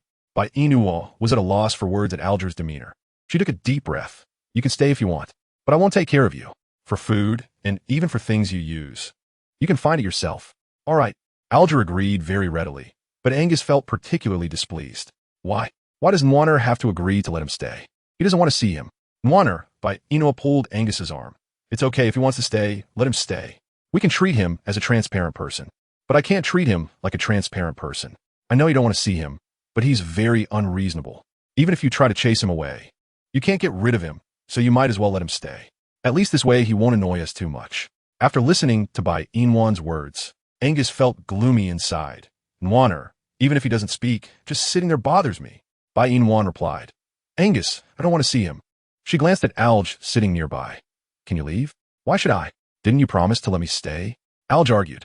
But why do you want to leave now? Bai Yina felt caught between Alge and Angus and was really in a difficult position. Alge, just go. Angus doesn't want to see you. He doesn't want to see me. So he can treat me like a transparent person. He can't treat you like a transparent person. But I can. Alge insisted. So I'm not leaving. Since you already promised to let me stay, just let me stay. Bai Yina, you can't go back on your word, understand? Bai Yina wanted to try talking to Angus, but he directly turned away and went to the haystack, clearly angry. Bai Yina felt really troubled. Who can come and save her? Who can help her? She felt like she was becoming a sandwich cookie, caught between Alge and Angus, and no matter who she helped, it would anger the other side. So she decided not to help either. Angus, if you really don't want Alge to stay, then use your own methods to make him leave. After a pause, Bai Yina shifted her gaze to Alge. Alge, if you want to continue staying in the cave, then use your own way to stay. Anyway, I won't interfere with whatever you two do. Alge, Angus. The two exchanged glances, and Angus was the first to stand up from the haystack, opening his mouth to attack Alge. Alge quickly dodged, and even while avoiding, he shouted at Bai Yina. Bai Yina, you heartless woman. Chapter 399. What do you want me to say? How can you treat me like this? You clearly know I'm not a match for Angus. Why do you want him to fight me? Do you want to see me die? Bai Yina, if you still have a conscience, stop Angus quickly. Otherwise, why get bitten to death by him? You'll regret it. Bai Yina's expression was calm as she watched Alge dodging Angus's pursuit. If you don't want to die, just leave. Go back to the wolf tribe. Come back in a week. Bai Yina, you heartless woman. Why are you only thinking about driving me away? What have I done wrong? You didn't do anything wrong. You just said the wrong thing. Alge, he still doesn't think he said anything wrong. It seems Bai Yina's affection for Angus is endless. But shouldn't it be Angus pampering Bai Yina? How did it turn into Bai Yina pampering Angus? He felt really unconvinced. Especially unconvinced. Bai Yina should be pampering him. No, he's a grown man. How can he be pampered by a woman? Isn't that ridiculous? Bai Yina, are you really not going to take care of Angus? You know I'm not his match, so why aren't you helping me? If you leave, Angus won't bite you. Bai Yina's attitude was very clear. She was helping Angus, not Alge. Alge felt really hurt. He dodged Angus's attack and ran out of the cave, heading down the mountain. He shouldn't have come here today, because it was just too hurtful. Bai Yina, that heartless woman, he shouldn't have had such high hopes for her. After Alge left, Angus transformed back into human form and stood beside Bai Yina. She didn't say anything and directly walked over to sit on the haystack. Angus sat down next to Bai Yina. Nwanner, are you angry? Bai Yina shook her head. No. Then why aren't you talking? What do you want me to say? Nwanner can say whatever she wants. I will listen quietly. Bai Yina leaned on Angus's shoulder. I don't have anything to say. You just sit and rest. Angus, okay. In the tiger tribe, Balani was searching for Dahu everywhere, but he had already looked through all the places Dahu could go in the cave and tribe. Yet he hadn't seen Dahu. Where could he have gone? Could he have gone to find Bai Yina again? But Dahu shouldn't be going there recently. However, for Dahu's safety, he decided to check Bai Yina's cave. When Balani arrived at Bai Yina's cave, it was already half an hour later. He saw Bai Yina sitting in the cave eating barbecue. He walked in and felt Angus's coldness. Balani asked, Has Da been here? Bai Yina put down the barbecue in her hand and looked up at Balani. Dahu hasn't been here for several days. What's wrong? Is Daha missing? Balani looked around Bai Yina's cave in disbelief and even sniffed around. When he really didn't smell Dahu's scent, he turned to leave, not answering Bai Yina's question at all. Bai Yina, is this tiger a bit too disrespectful? He comes and goes as he pleases? She asked him question, but he didn't answer. Chapter 400. Dahuang is not afraid of death. Men don't look at the 91 BB. The IP looks around and is confused. The attitude is too poor. However, Barrett came here to find Dahuang, definitely because Dahuang is missing. But Dahuang didn't come today, so where did Dahuang go? Dahuang secretly ran out of the Tiger Clan with Barrett today. He originally wanted to go to Bai Yina's place. But as soon as he left the Tiger Clan, he was caught by Eliza. Since Dahuang had no beast-level connections, he could only be taken away by Eliza. Eliza didn't take Dahuang back to her tribe because she was afraid that if she brought Dahuang back, Barrett would come looking for him. At that time, her males wouldn't help her, and she would be left with no way out. Everyone knows that Barrett cares most about Dahuang, so Eliza didn't take the risk of bringing Dahuang back. Instead, she took Dahuang to a place in the forest where there were no males or females living. She looked at Dahuang, who was lying on the ground motionless, and squatted down to pinch his neck. Aren't you usually very talkative? Why aren't you saying anything today? Huh? Dahuang struggled painfully in Eliza's hand, his golden eyes filled with tears. Roar, bad female. Let go of Dahuang. You must be in a lot of pain now. I'm in a lot of pain too. Do you see the wounds on my face? Scary, right? My males don't want me anymore. Even though Baron wanted me, I think it's because of you that he doesn't want me. Suas long as ioti. No one will say I'm ugly in front of Baron anymore. Don't be afraid, it won't hurt soon.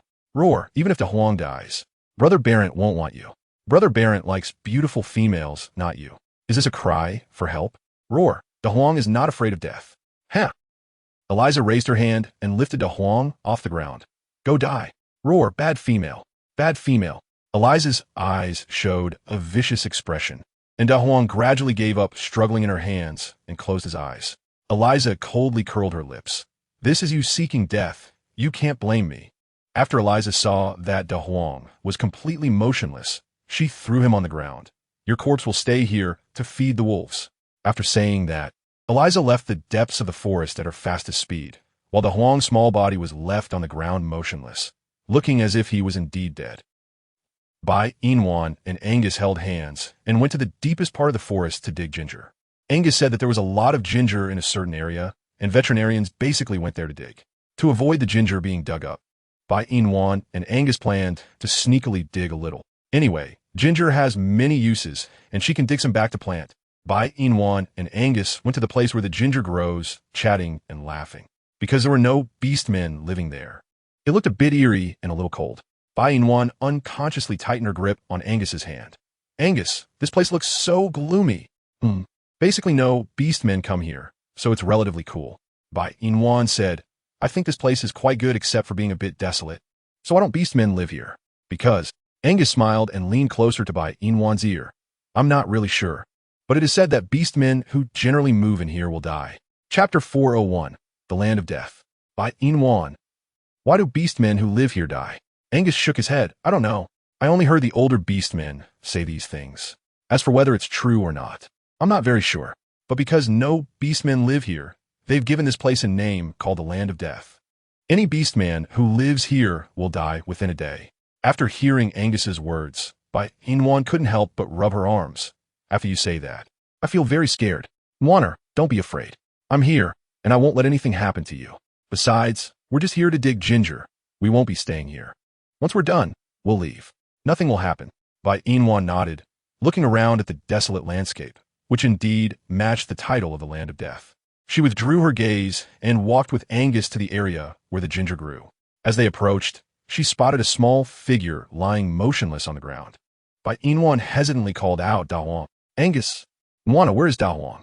Is that him lying over there? Angus followed Bai Yina's gaze and could only see a small body without a face. He frowned. Why is he sleeping here? Bai Yina, doesn't Dahuang look like he's sleeping? He looks like he's dead, okay? Bai Yina released Angus's hand and crouched down beside Dahuang, touching his cold body. Dahuang, wake up! Dahuang! Dahuang, no response. Bai Yina anxiously picked up Dahuang and held him in her arms. Dahuang, what's wrong? Don't scare your sister. Dahuang. Bai Yina pinched Dahuang's philtrum, feeling pain. Dahuang stirred slightly in her arms, and seeing him move, Bai Yina finally smiled. Dahuang, you're awake? How do you feel? Da Huang felt pain all over his body. His throat hurt, his head ached, and he couldn't open his eyes. He felt uncomfortable everywhere, and he couldn't make a sound. Bai Yina looked around and realized there was no water. Angus, I think Da Huang wants to drink water. Let's go find some by the river, okay? But Nwaner, the ginger, we'll save Da Huang first. We can dig the ginger later. Let's go to the river. Angus turned back to look at the ginger field, quickly pulling a few ginger roots and holding them in his hands before heading to the river with Bai Yina. When they reached the river, Da Huang was still moving slightly in Bai Yina's arms, but his eyelids felt too heavy to open. Bai Yina set Da Huang down and crouched by the river, scooping water with her hands to feed him. Da Huang stuck out his tongue to lick, but his throat still hurt and felt uncomfortable. Bai Yina looked at him, her heart aching. Da Huang, what happened to you? Did you not listen to your brother Barent and ran around again? Look at what you've done to yourself. It must hurt a lot, right? Da Huang wanted to cry. The pretty female was nice to him, while that bad female wanted to kill him. Da Huang opened his mouth, but didn't say anything. It hurt, and he couldn't speak. So uncomfortable. Chapter 402. Say you will always love me alone. Da Huang. It's okay. You just rest for a while. I'll stay here with you. Da Huang moved his feet slightly as a response. Bai Yina sat by the river, looking at the yellow sun in the sky, realizing the sun was about to set. She had originally planned to dig the ginger and go back, but now it seemed they couldn't go back just yet. Da Huang was unwell, and if she brought him back to her cave, Barent would definitely misunderstand that she had hurt Da Huang like this. Though she wasn't afraid of misunderstandings, she didn't want to be wrong. So Bai Yina decided to wait for Barent here, hoping he could track Da Huang's scent to find them. If Barent hadn't arrived by nightfall, she would have to carry Da Huang back to the cave. Angus placed the ginger he was holding in front of Bai Yina. Nwaner, ginger, did you just dig this? Yes. Thank you, Angus. Angus smiled. What are you thanking me for? I didn't do anything. Bai Yina raised her hand to touch Angus's face. You did. You always quietly support me from behind, and I'm really touched. Nwaner, I'm your male. This is what I'm supposed to do. You don't have to say thank you, and besides, I didn't get much ginger. Bai Yina leaned closer to Angus, blocking his cold lips with hers. Angus was taken aback by Bai Yina's kiss. He raised his hand to hold her neck and deepen the kiss. Bai Yina's cheeks turned slightly red as she stayed focused and pulled away from Angus. Okay, if we keep kissing, you won't be able to hold back. Angus instinctively glanced at his lower body, which was responding well, and a blush crept onto his pale face as he realized he was losing control. Angus raised his hand to cover himself, not wanting Bai Yina to see. Bai Yina laughed at his reaction. I just saw it. No matter how you cover it, it won't help. I'm Fina. Normal men will react. You don't have to cover it, and besides, I've seen it before. No matter how you cover it, it won't help. Angus, cough. It's a bit hot. Bai Yina didn't intend to tease Angus anymore. She held the still motionless Da Huang in her arms and stroked him. Angus, Da Huang is really hurt badly right now. If Barent doesn't come soon, let's take him back to the cave. Okay, sure. Thank you, Angus. Angus looked a bit displeased. Why does Nwaner always say thank you to me? I'm your male. You don't have to be so polite with me. And besides, this little tiger cub is still young, so he poses no threat to me. So it's fine for you to take him back. Bai Yina. Angus meant that if Da Huang became a threat to him, he wouldn't agree to let her take him home, right? Bai Yina was at a loss for words, finding Angus too adorable. Angus, you're always so jealous. What should I say to you? Angus thought for a moment. Nwaner, just say whatever you want. I'm listening. Bai Yina. If I say it, you won't get jealous, right? Of course not. Since that's the case, what do you want me to say? Say, you will always love me alone. Chapter 403. This male is really aloof. The man doesn't look at the situation either. Bai Yina smiled and said, all right, I will always love you alone. Angus knew that perhaps his Nwaner didn't love only him, but for now, she loved him, and that was enough for him. I also will always love Nwaner alone. You always confess to me like this, and I will get shy. Angus looked at the sky, which had turned dark. Nwaner, we should go back. It's dark. Then let's go. Okay. Angus wrapped his arms around Bai Yina's waist and returned to the cave with her. Just as they left, Barent chased them to the riverbank. He sniffed around and caught the scent of Da Huang. Da Huang has been here? Barent continued to follow the scent of Da Huang. When he reached the outside of Angus's cave, his expression changed drastically. He walked in and fixed his gaze on the Da Huang in Bai Yina's arms. Is this what you meant when you said Da Huang didn't come? Bai Yina. Da Huang really didn't come. I brought him back from Jiangdi. Barent sneered. Do you think I would still believe your words? What did you do to Da Huang? Why does he look so weak? Bai Yina. I didn't do anything to him. Da Huang was like this when I went there. Barent walked over to Bai Yina and directly took the Dahuang from her arms, saying, I told you, keep away from Dahuang. Every time Dahuang is with you, he gets hurt. Bai Yina. So in Barent's mind, she's a plague god? Anyone with her will get hurt. But Angus didn't tea either. The key point is Dahuang didn't tea either. This male is really inexplicable. Others saved his brother, and he doesn't even say thank you, but instead indirectly calls her a plague god? How unlovable. Bai Yina glanced at Dahuang in Barent's arms. He probably has a throat injury and can't speak. You should feed him more water when you go back. You should take care of yourself. Bai Yina. She felt a strong sense of threat. Is Barent threatening her? Does he threaten her for anything she does? Does he think she was wrong for saving Dahuang? Bai Yina rarely paid attention to Barent. She rushed into Angus's arms. Not even looking at Barent, of course. Barent didn't look at her either. He left the cave holding Dahuang. He left decisively, not saying a word of thanks. TSK. This male really is aloof. After Barent left, Bai Yina and Angus prepared to rest. Bai Yina had eaten before going out, so she didn't need to eat tonight. She lay down with Angus, resting her head on his chest. Angus. Tomorrow, let us go to the snake tribe to see the rice seeds we planted. Good. And, what? You hold me to sleep.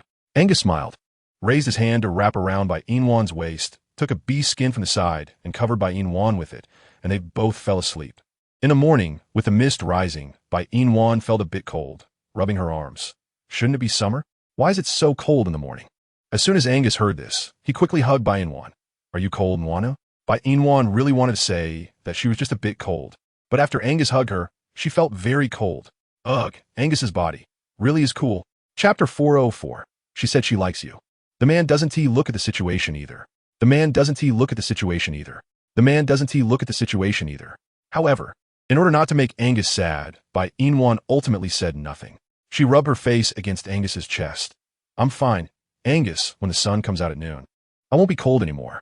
Then I will accompany Nwana to bask in the sun, and when Nwana is warm, she won't be cold anymore. Bai Yina looked at Angus's serious expression, feeling heartbroken as she touched Angus's face. He is so afraid of heat. It would be uncomfortable for him to accompany her to bask in the sun. Bai Yina detached herself from Angus's embrace. No need, Angus. You don't have to accompany me to bask in the sun. I will sit by the river and bask in the sun, and you can soak in the river. Okay. Angus listened to everything Bai Yina said, so at this moment, okay, my Angus is really obedient. Let us head to the snake tribe. At this time, in the Wolf Clan tribe, Alge was bored and decided to deal with a few males who had once caused his death, commonly known as abusing trash. The best way to abuse trash is to use their own methods against them. So, he planned to let that group of males experience what it feels like to fall off a mountain. If they survive, it means they are lucky. If they don't, then they can only consider themselves unfortunate. Alge went alone to Adalo's cave, where Adalo was sleeping. Upon Alge's sudden visit, Adalo expressed his displeasure but remembered his father's advice, so he had to suppress his annoyance and asked, What are you doing here so early? If it weren't for a beautiful female asking me to bring you a message, would I have come? Adalo's eyes showed a look of confusion. Beautiful female? Betty? Alge clicked his tongue. What Betty? With Betty's looks, she can hardly be called a beautiful female. I think you've never seen a beautiful female, but the one I came to find you today is quite beautiful, much more so than Betty. She specifically wanted to see you. If it weren't for her request, I would have pursued her long ago, but it seems she doesn't fancy me. Adalo chuckled lightly. Are you trying to play tricks on me? I don't know any beautiful females. Alge feigned surprise as he looked at Adalo. Really? You really don't know any beautiful females? In that case, you wouldn't mind if I pursue her, right? Adalo, looking at Alge like this, it seems there really is a beautiful female waiting for him. But it wouldn't hurt to take a look since he has nothing to do. Alge, you're as foolish as ever. Of course, that is fake. How could I let you have the beautiful female who is looking for me? Do you think you're worthy? Alge inwardly despised Adalo fiercely. Who knows who is foolish? All right, but if you don't like that beautiful female, could you let me know? I want to pursue her. I really like her. Adalo laughed. Even if I were to give her to someone else, I wouldn't give her to you. Now tell me, where is that beautiful female? It's not good to keep a beautiful female waiting outside, is it? A glint flashed in Alge's eyes, right? She said she was waiting for you over by the bamboo forest. Adalo asked suspiciously. Why is she waiting for me over by the bamboo forest? Alge began to fabricate. Oh, she said she saw you not long ago and thought you looked very handsome. She likes you. She wants to ask if you would like to mate with her. The bamboo forest? She saw him? Could it be that day? Chapter 405. Scheming Alge. Adalo's face beamed with pride. Hiss. I estimate that the female who likes me wouldn't be interested in you. After all, you are too ugly. Alge. He-s ugly? The original owner's face was incredibly handsome, but as long as he-s happy. Just like when he pushes them down the mountain later, he will also be very happy. Alge displayed a look of sorrow. I know I'm not as good looking as you, but I am your brother after all. Are you really not going to let that female mate with me? Alge felt that his acting was quite good. As long as Adalo believed it, he would let him experience what pain truly means. After all, when he first came to this world, the physical pain had made him question life. So now, he wanted Adalo to doubt. Adalo snorted coldly.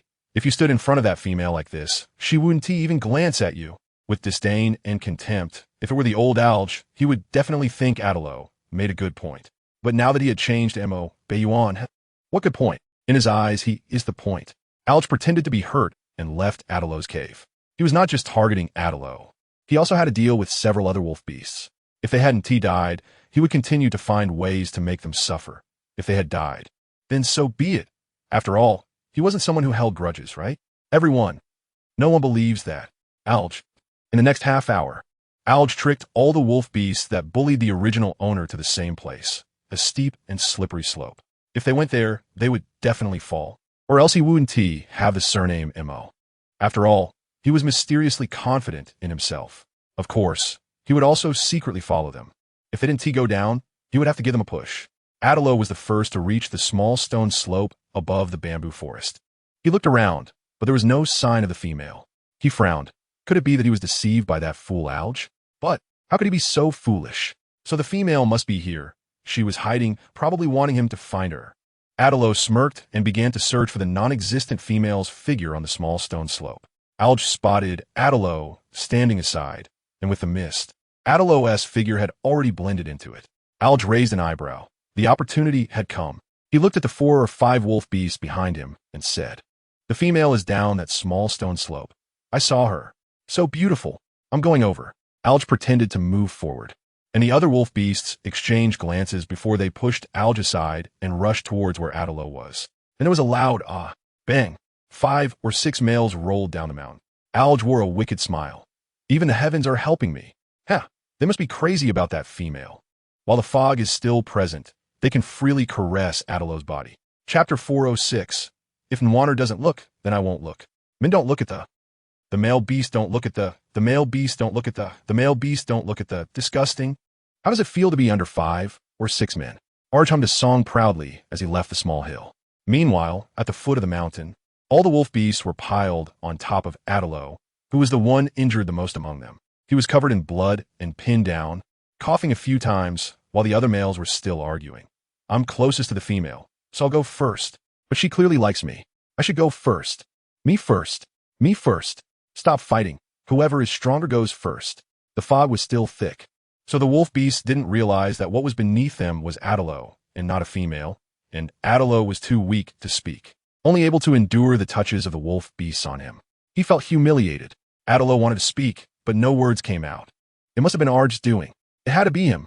Otherwise, why would this group of wolf beasts come running towards him and knock him down without a word, rolling down the mountain together? Damn it. He should have realized that this was Arj's revenge on him. Yet he had foolishly believed it. He actually believed it. Arj, I will not let you go. I definitely won't. The voices of the wolf beasts continued. All right, I'm the strongest here. Let me go first. I found a spot. The other wolf beasts fell silent, obediently waiting on the side. The strongest wolf beast's hand groped on Adalo's thigh, then patted it. And then he tore off the beast skin on Adalo, directly entering Adalo's body from behind, causing Adalo to scream in pain. As Arj descended the mountain, he heard a miserable scream echoing out. His body shivered a couple of times, and he continued walking forward. When Bai Yina and KingAngus arrived at the Snake Clan tribe, they saw a group of fox spirits and a group of snake beasts mating, a sight that could be described as eye-watering. Their white bodies intertwined, especially as the snake beasts, clearly frothing at the mouth, showed no intention of letting go of the fox spirits. Bai Yina's lips twitched. Were these snake beasts so desperate for mating that they would risk their lives? Seeing KingAngus staring at the fox spirits' bodies, she quickly raised her hand to cover his eyes. You can't look? KingAngus obediently nodded. Okay, I won't look. Then you close your eyes too. All right. KingAngus tightly shut his eyes. and Bai Yina withdrew her hand, staring at him for a while before saying, "Is your snake clan really lacking in females?" But even if they are lacking, they shouldn't risk their lives just for mating, right? Look at those snake beasts. They're frothing at the mouth. They haven't stopped moving. After this mating, I think half of your snake beasts will die. Angus opened his eyes and raised his hand to cover Bai Yina's eyes. Nwaner told me not to look. So how can you look? Bai Yina pouted. I didn't see anything except for those snake beast bodies. But you are different. You can see the fox spirits' bodies. So I won't allow you to look. Quickly close your eyes. Angus replied. I've already closed them. As long as Nwaner doesn't look. I want look. Chapter 407. What are you thinking about? Men don't look at the male beast don't look at the male beast don't look at the male beast don't look at the I didn't look. You covered them. If I hadn't covered them, wouldn't Nwaner still want to look? Bai Yina laughed. I'm not interested in that. I just think your snake clan is going to lose a large portion of its population because of those fox spirits. So as a clan leader, aren't you worried? They can give birth in one go. What is there to be worried about? Bai Yina gasped. Are you saying those fox spirits can get pregnant? Is it that amazing? Yeah, so amazing. Bai Yina skeptically touched her belly. But they can get pregnant after just one time. Why Haven T? I felt pregnant after so many times with you. Could it be that you can't? Angus. Nwaner. What do you mean by I can't? I'm the Snake King. I'm naturally more powerful than them. But aren't you afraid of giving birth to snake babies? Every time we mate, I never leave anything inside you. So you naturally can't get pregnant. If you didn't leave anything inside me, then where did you put what was inside you? Angus's lips curled in a charming way. On your legs. Bai Yina. Time seemed to stand still at that moment. Bai Yina's cheeks flushed. She had never seen someone act so recklessly. This Angus. She just wondered why her legs felt sticky every time. It turned out it was all the things left by Angus. Bai Yina was so embarrassed she could die. If she had known, she wouldn't have asked. Don't you want a snake baby? Since you want it, why don't you let me get pregnant? Angus said indulgently. If Nwaner isn't ready, then don't get pregnant, and if I have a snake baby, Nwaner might not love me anymore. The baby would compete for my affection, so it's better not to. Bai Yina threw herself into Angus's cold embrace. She raised her hand and drew a circle over Angus's heart. Even if we have a baby, I will still love you. I will always love you. I know. So when we have a baby? Whenever you are ready, as long as Nwaner is prepared. Bai Yina thought for a moment. Let's wait until that group of vixens has given birth to the snake beast children before we consider whether to have one. After all, I'm afraid that the child born from just you and me would be a human-snake hybrid. Human snake? What kind of baby is that? It's like having a human upper body and a snake tail for the lower half. Just like your half-transformed state. Angus suddenly understood. So that's how it is. Then a human snake could be quite cute. At least it's not a snake head on top and feet on the bottom. You will be scared. A snake head on top, feet on the bottom. Oh my God, to be honest, she would really be scared. At that time, a snake head drinking milk from her chest. How could she accept that? The shock is a bit much. She needs to take a moment. Since you're afraid I will be scared, let's wait until that group of vixens gives birth before we see what the baby is like, right? The gestation period for the snake beast is quite short, right? 2 months. Bai Yina nodded. That's not long. You can wait, right? Angus lowered his head and bit Bai Yina's earlobe, saying, as long as I can mate with Nwaner, I can wait as long as it takes. Bai Yina. Angus, what are you thinking about? Chapter 408. No one taught me. I don't believe it. Men don't look at one BB. If they see a certain corner, they will definitely. I have only Nwaner in my mind. Bai Yina. So this guy just spouts sweet talk whenever he feels like it, doesn't he? I see that what you have in your head is not me, but mating. Yeah, mating with Nwaner. So I still have Nwaner in my mind. Bai Yina. She wanted to be quiet. We're to be quiet. She didn't want to talk to Angus, feeling her earlobe. Bai Yina's cheeks turned red again. What are you doing? Don't bite my ear. If you like. Even if you like, you still can't bite. Angus said pitifully. If Nwaner doesn't like it, then I won't bite. Bai Yina. Shouldn't it be her feeling wronged? Why does Angus look wrong now? She didn't do anything, and Angus looked wronged. Her heart felt so tired, so frustrated. If you like, then go ahead and bite. But I like Nwaner's chest more. Bai Yina. Is her face already as red as a chicken's, but so hot? If you keep saying such frivolous things, I won't talk to you. Angus frowned. What does frivolous mean? He didn't understand. Bai Yina looked at Angus's confused expression. For a moment, she wanted to be angry but couldn't. This man was definitely doing it on purpose. Saying such frivolous things while he didn't even know what frivolous meant. Forget it. Not going to argue with him. Let's go check on the rice seeds. Angus responded slowly and took Bai Yina's hand as they bypassed a group of vixens to the field. The germination time for rice seeds is usually 45 days and must occur at a temperature of 20 degrees Celsius. But clearly, the temperature in this field hasn't reached that high, so the rice seeds haven't sprouted. However, it's still early. She's not in a hurry. Plus, as long as the rice seeds are still there, she feels a lot more secure. Sure enough, using leaves for cover was the right choice. In case those little snakes don't work, she still has the leaves for protection. So even if those birds want to eat her rice seeds, they can't. After Bai Yina uncovered the leaves to check on the rice seeds, she covered them up again and went down the mountain with Angus. On the way down, the vixens were still mating with the snake beasts. Bai Yina clicked her tongue. How can these stinky vixens manage to mate with those snake beasts? They are confused, so they can't smell the odor, only know how to mate. Bai Yina was shocked. Then why don't you help them a bit? Those vixens want to mate with humans. They can come up with all sorts of tricks. Angus raised an eyebrow. Does Nwana really think these simple-minded vixens can come up with clever tricks to confuse those snake beasts into mating with them? Isn't it them who came up with it? I always thought in the Fox clan. Only their leader was a bit smarter. The others are quite foolish. After Angus's reminder, Bai Yina uncertainly asked, "Are you saying all of this was taught by KingAngus? The vixens used to never come to my snake clan, but now they suddenly appear. I don't believe it was taught by anyone." Bai Yina fell into deep thought. Perhaps they suddenly wanted to find someone to mate with? Angus smiled bitterly and then said, "So Nwana is making excuses for others. Is that so?" Chapter 409. Foxes are all cunning. Was she making excuses for KingAngus? She wasn't. She just felt that KingAngus wouldn't do such a thing. But upon reflecting on what she just said, it seemed to be true. She really was making excuses for him. Bai Yina bit her lip. "Angus, I'm not trying to make excuses for KingAngus. I just can't understand why he would let these fox spirits come to the snake tribe to find males. He should know that snake beasts are solitary beasts. So why would he let his people look for a mate among the solitary ones if he knows that? Because if these fox spirits can't find a male, they will mate with KingAngus. So, to avoid being overwhelmed by the fox spirit stench, KingAngus lets them come to look for solitary mates. Anyway, solitary beasts are still males. These fox spirits are rejected by the males in the forest, and when the males smell their stench, they run away. They may have beautiful faces and bodies, but they can't attract other males to mate with them. After all, everyone wants to live, right? The stench of foxes is very strong. If they aren't king-level beasts, they can't stand the smell of the fox spirits at all. So, Nwania, do you understand now why these fox spirits came to our snake tribe to look for mates? Bai Yina nodded. I understand.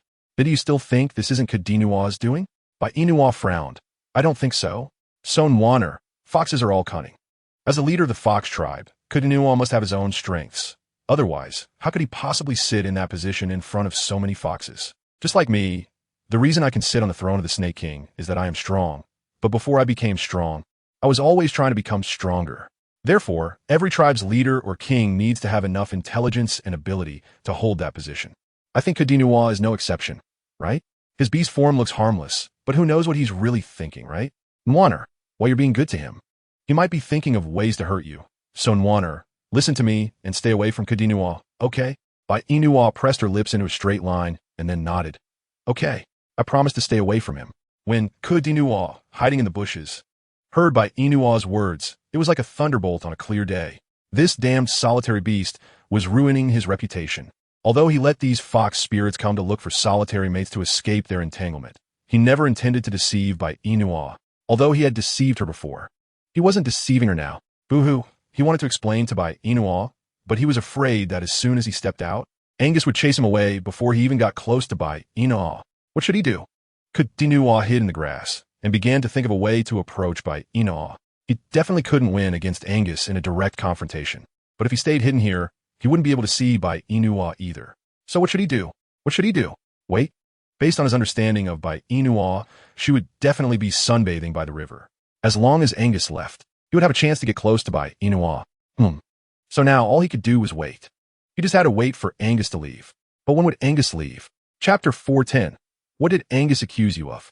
KingAngus sat down in a pile of grass, motionless. Just wait. Wait. Wait.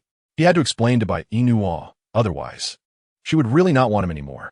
Although Bai Yina had never really wanted him, at least she hadn't pushed him away. It was all Angus's fault. Why was this snake so annoying? Bai Yina left the snake tribe with Angus and went to the riverside. She sat down beside the river. Angus, you go into the river. I'll just sit here and sunbathe. Angus looked around to confirm that there were no other males present before he felt safe enough to go into the river. He transformed into a snake form and curled up in the water to soak. Bai Yina watched Angus in the river, her lips curling up. She never thought she would one day be with a snake, but the world is vast and full of wonders. Suddenly, a white paw appeared on Bai Yina's thigh. She looked down at Kadino beside her. "What are you doing here?"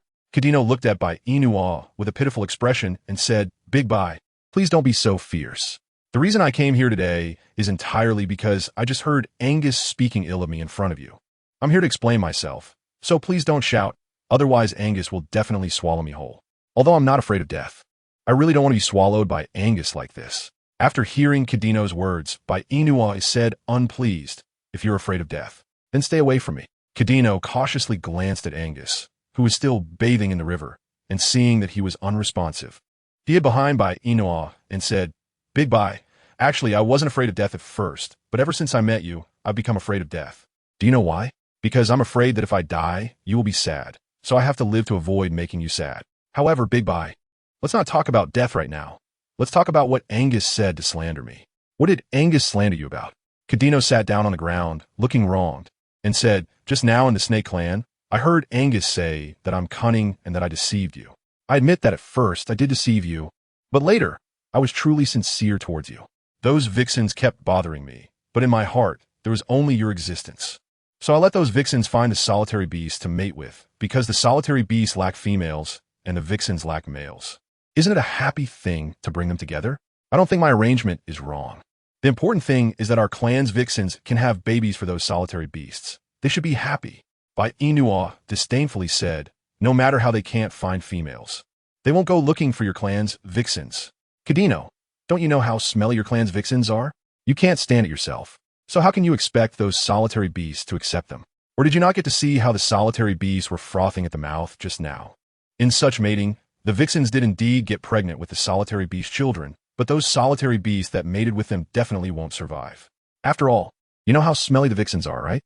Kadino's eyes flickered. "Big Bai, I that." Chapter 411.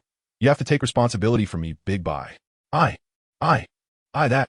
Bai Yina turned around and raised her hand to pinch Kadino's mouth. "Enough, stop stuttering here. Just leave. I think Angus is right. Foxes are inherently cunning and only care about their own feelings, not others.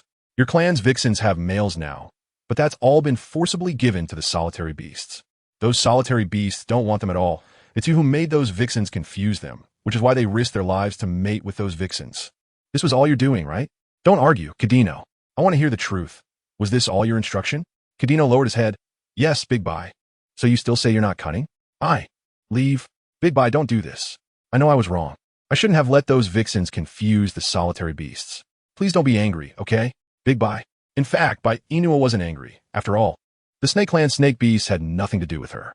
However, Angus, as the Snake King, had to manage the affairs of the Snake Clan, even if he didn't want to.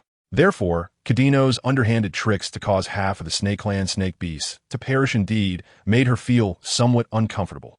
But it wasn't enough to make her angry. If you want not to be angry, then hurry up and leave. What are you still doing here? Are you waiting for Angus to discover you and swallow you whole?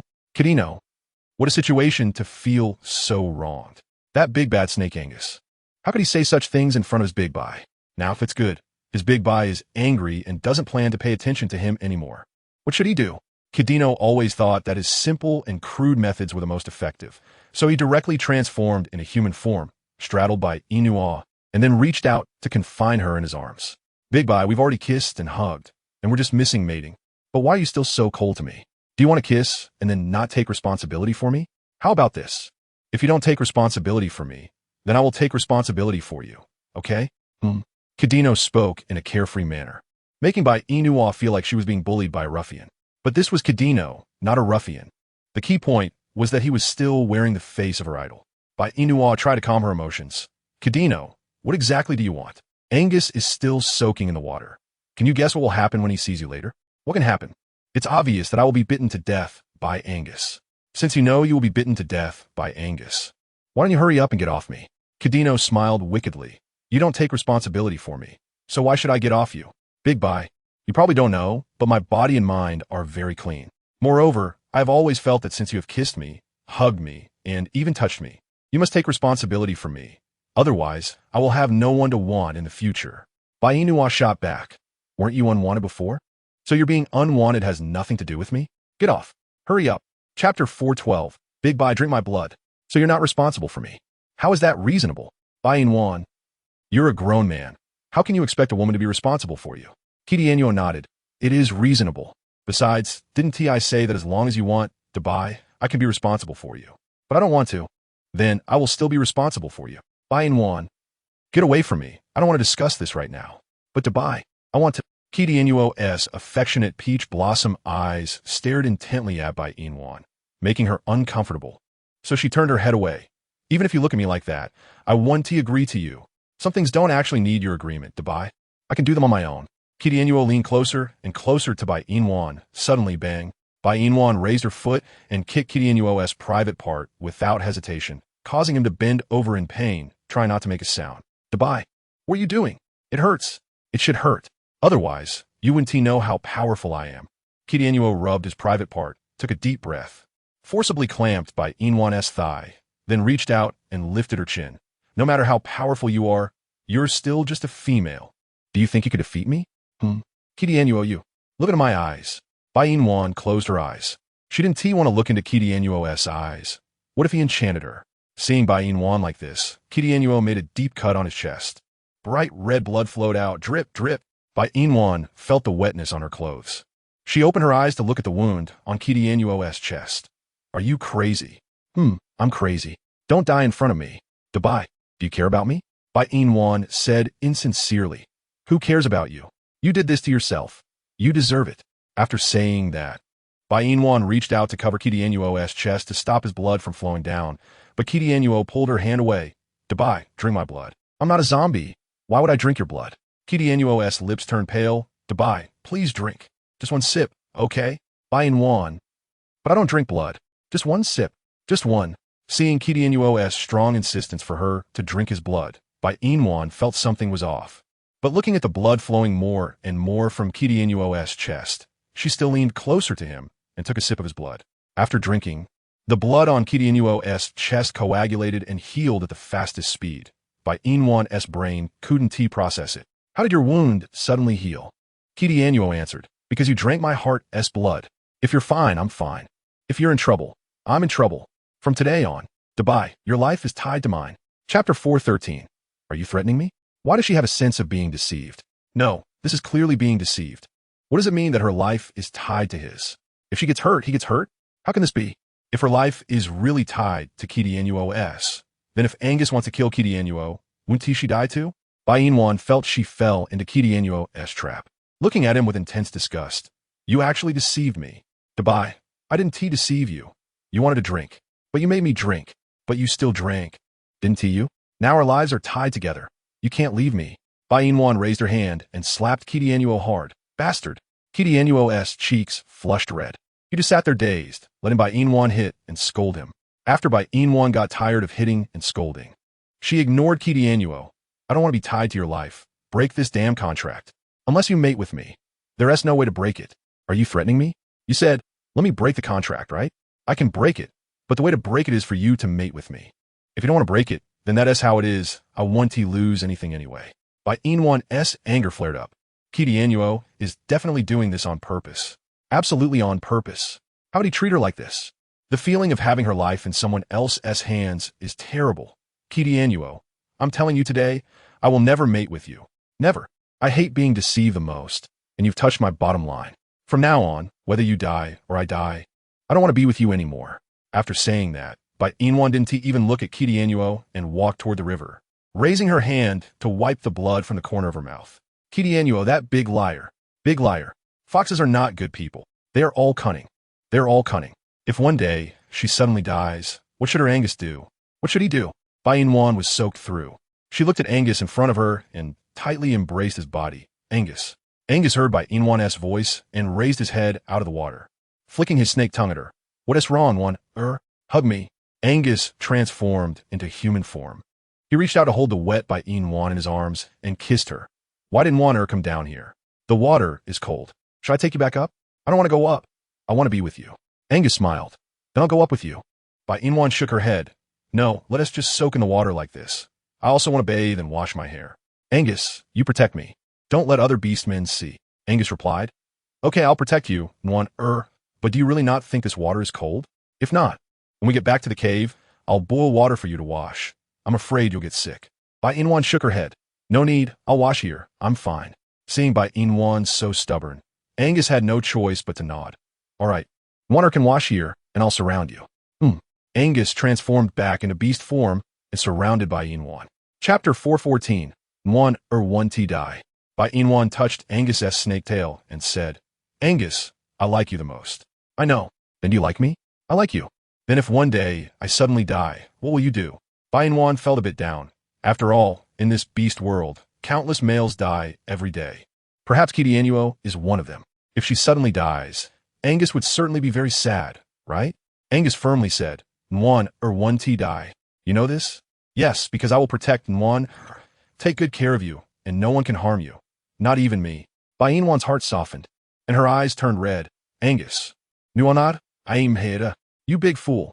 Well, Nguyen likes it when I'm a bit silly, right? Now that I'm this silly, Nguyen must like me even more. Bai Yina stared at Angus's snake tail, unsure of what to think. She took off her clothes and placed them on Angus's tail. Take good care of my clothes. Don't let them fall again, or I won't have anything to wear later. Okay, I'll take good care of them. Angus's gaze was fixed on the clothes on his tail, not even blinking. Bai Yina couldn't help but laugh at Angus's appearance. Why are you staring at the clothes like that? Afraid they'll fall. I told you to take care of them, not to stare at them so intently. Staring is better. Bai Yina smiled and continued bathing in the water, enjoying the cool sensation. On a hot summer day, a cold bath felt so refreshing. Of course, taking a bath also lifted her spirits. KingAngus stood by, watching Bai Yina bathe in the river, a hint of disappointment crossing his eyes. It shouldn't be like this. He had already told Bai that their fates were completely intertwined, and only by mating could they be untangled. Yet, Bai not only refused to untangle, but was also so fierce. Did she discover that he was deceiving her? It was too easy to find out, okay? They hadn't made it successfully. She had only drunk his heart's blood. Drinking heart's blood wouldn't bind their fates together, and even if it did, Bai would also gain half of his beast power. What was wrong with that? Bai had always said she wanted to become stronger, right? Now, there was such a strong opportunity, but Bai didn't cherish it. Without this opportunity, how could Bai become strong? Did he have to rely on Angus to make Bai strong? Just him? Although he was indeed powerful as a king-level beast man, that was just his own strength, not Bai's. Bai needed to be with him to be strong, okay? Unfortunately, Bai didn't want to be with him. Just thinking about this made his heart feel heavy. KingAngus took one last look at Bai Yina bathing in the river and turned to leave. The only thing he could do now was return to the cave and find a way to make Bai not angry, and then get Bai to mate with him. Yes, that's it. I believe Bai will mate with me. It's just a matter of time. After KingAngus left, Angus picked Bai Yina up from the river. Bai Yina nestled in Angus's arms. I'm not done bathing. Not anymore. Chapter 415. All right, let's go home. Why not? I haven't finished bathing. Angus looked at the wet Bai Yina and said, the water is too cold. Nguyen can't bathe for too long, or you'll get sick. If I get sick, won't you take care of me? Even so, I don't want you to get sick. Bai Yina snuggled in Angus's arms. I know you're worried about me, but I know my body. I won't get sick easily. These things are unpredictable. What if Nguyen suddenly gets sick? Getting sick is uncomfortable, and I don't want you to feel uncomfortable. So, can we go home? Bai Yina didn't want to continue bathing either. She looked at Angus and nodded. Okay, let's go home. When we get back, we'll drink ginger soup. After drinking it, I won't get sick. Ginger soup? It's soup made with ginger. It warms the body. Do you want to try it later? Angus shook his head. I don't want to warm up my body, so you drink it, I won't. Bai Yina laughed. I forgot, you don't like warmth. Angus tightened his grip. All right, let's go home. By the time they reached the cave, Bai Yina was already dozing off in Angus's arms. She drowsily leaned against Angus's chest and said, Angus, I'm a little cold. Your clothes are wet. How could you not be cold? Nguyen, change into dry clothes first. I'll start a fire. Bai Yina nodded, yawned, took off her wet clothes, and quickly put on the dry ones nearby. By the time Bai Yina was dressed, Angus had also gotten the fire going. Recently, Angus had become adept at starting a fire without burning himself. So Bai Yina felt reassured and didn't worry about him getting burned. Feeling the warmth of the fire, she waved to Angus. Come here. Nguyen should eat something. I'll roast some meat for you. Bai Yina stood up from the grass and sat next to Angus. She raised her hand to grab the dry branches in Angus's hands and threw them into the fire. I'm not hungry yet, but I still need to eat. What did I say I wouldn't eat? Then I'll go cut some meat to roast. Bai Yina replied with an watching Angus busily preparing for her Her heart warmed. She no longer believed that snake beasts were cold and unfeeling. Perhaps they were at first, but after spending time together, snake beasts could also be warm. Like Angus, so warm. As Bai Yina added firewood to the fire, she picked up a nearby green fruit to eat. The sour taste was very appetizing. Due to the hot weather recently, Bai Yina had little appetite, so whenever she had time, she would eat green fruits. Because after eating this, she would feel hungry again. Sour foods could promote intestinal movement, thus achieving an appetizing effect. If we talk about sour foods, hawthorn is the best, but there was none here, and she didn't expect to eat hawthorn. Angus cut the meat from the wild boar, washed it in the water, and then skewered it before taking some salt and chili, ginger to rub on the wild boar meat. Watching Angus so skilled in his actions, Bai Yina's heart warmed. Did you learn while I was roasting meat? Otherwise, how could you be so skilled? Chapter 416. Alger, are you looking for death? And maybe Angus didn't just watch. He might have secretly practiced behind her back. Otherwise, how could Angus be so skilled? Just watching wasn't enough. He had to practice. Bai Yina watched Angus working with the chili and said, I'll handle the chili. If this stuff gets on your hands, it'll be hot and painful, even very spicy. So don't touch it. It doesn't matter if I'm in pain, as long as Nwaner isn't. Bai Yina took the chili and meat from Angus. You like cool things. If this chili gets on your hands, you definitely won't be able to handle it. But I'm different. I've used this chili often in our world, so I'll handle it. Angus looked worriedly at Bai Yina. Nuonar. It's just chili. It's fine, don't worry. How could Angus not worry? He had experienced how spicy this chili was. What if it made his Nwaner feel spicy? Moreover, he could already feel his hands tingling. A bit uncomfortable, but he could endure it. Nwaner, I'll do it. Angus wanted to take the chili from Bai Yina's hand, but Bai Yina crushed it and smeared it on the meat. Angus couldn't intervene at all. Nwaner, does your hand hurt? Bai Yina shook her head. Not at all. Is it spicy? Bai Yina shook her head again. Not spicy. Nwaner, you aren't lying to me, are you? Bai Yina know that. No, it's really not spicy. I didn't get any chili on my hand, so Angus, you don't need to worry about me. Just sit there quietly. Angus reached out and held Bai Yina's hand, which had just touched the chili. Bai Yina understood that Angus wanted to use his warmth to alleviate the heat from the chili on her hand, but it really wasn't spicy. However, Angus's actions touched her deeply. Bai Yina let Angus hold her hand while she used her other hand to grill the meat. In the wolf tribe, Alge was blocked by Adelo, who glared at him fiercely. Tell me, where's the beautiful female you mentioned? Are you lying to me? Is this your way of getting revenge for that day when I pushed you down the mountain? Alge lazily nodded in acknowledgement. Since you've already guessed it, why ask me where that beautiful female who doesn't exist in this world is? Even if I told you where she is, you wouldn't be able to find her. Whenever Adelo thought of the humiliation he suffered at the foot of the mountain, his teeth ground together, and he clenched his fists. Alge, you're looking for death. Today, I will kill you, making you disappear forever from the wolf tribe. Alge contemptuously looked at Adelo, who was struggling to walk normally. He felt that this guy must have been humiliated.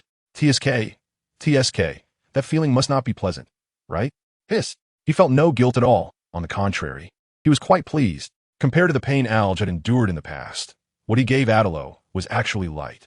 And this guy wants him dead? In his dreams? Just because of him wanting to fight back? Heh. He thought of a way to ruin Adelo. Alge's sharp gaze fell on Adelo's face. You have a decent face, huh? Do you remember how much gossip I endured in the wolf tribe because of my face? They all said I was ugly. But whether I'm ugly or not, don't you know? Chapter 417. You are outrageous. Novel site. Org.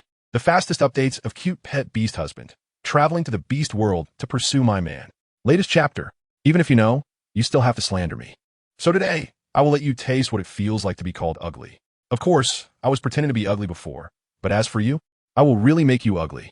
Adelo saw Alge approaching him step by step, and his anger turned into fear. What do you want to do? What do I want to do? Didn't I just make it clear?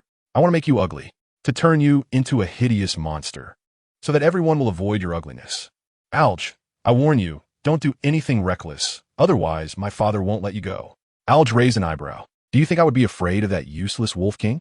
Besides, he doesn't count as my father in my heart.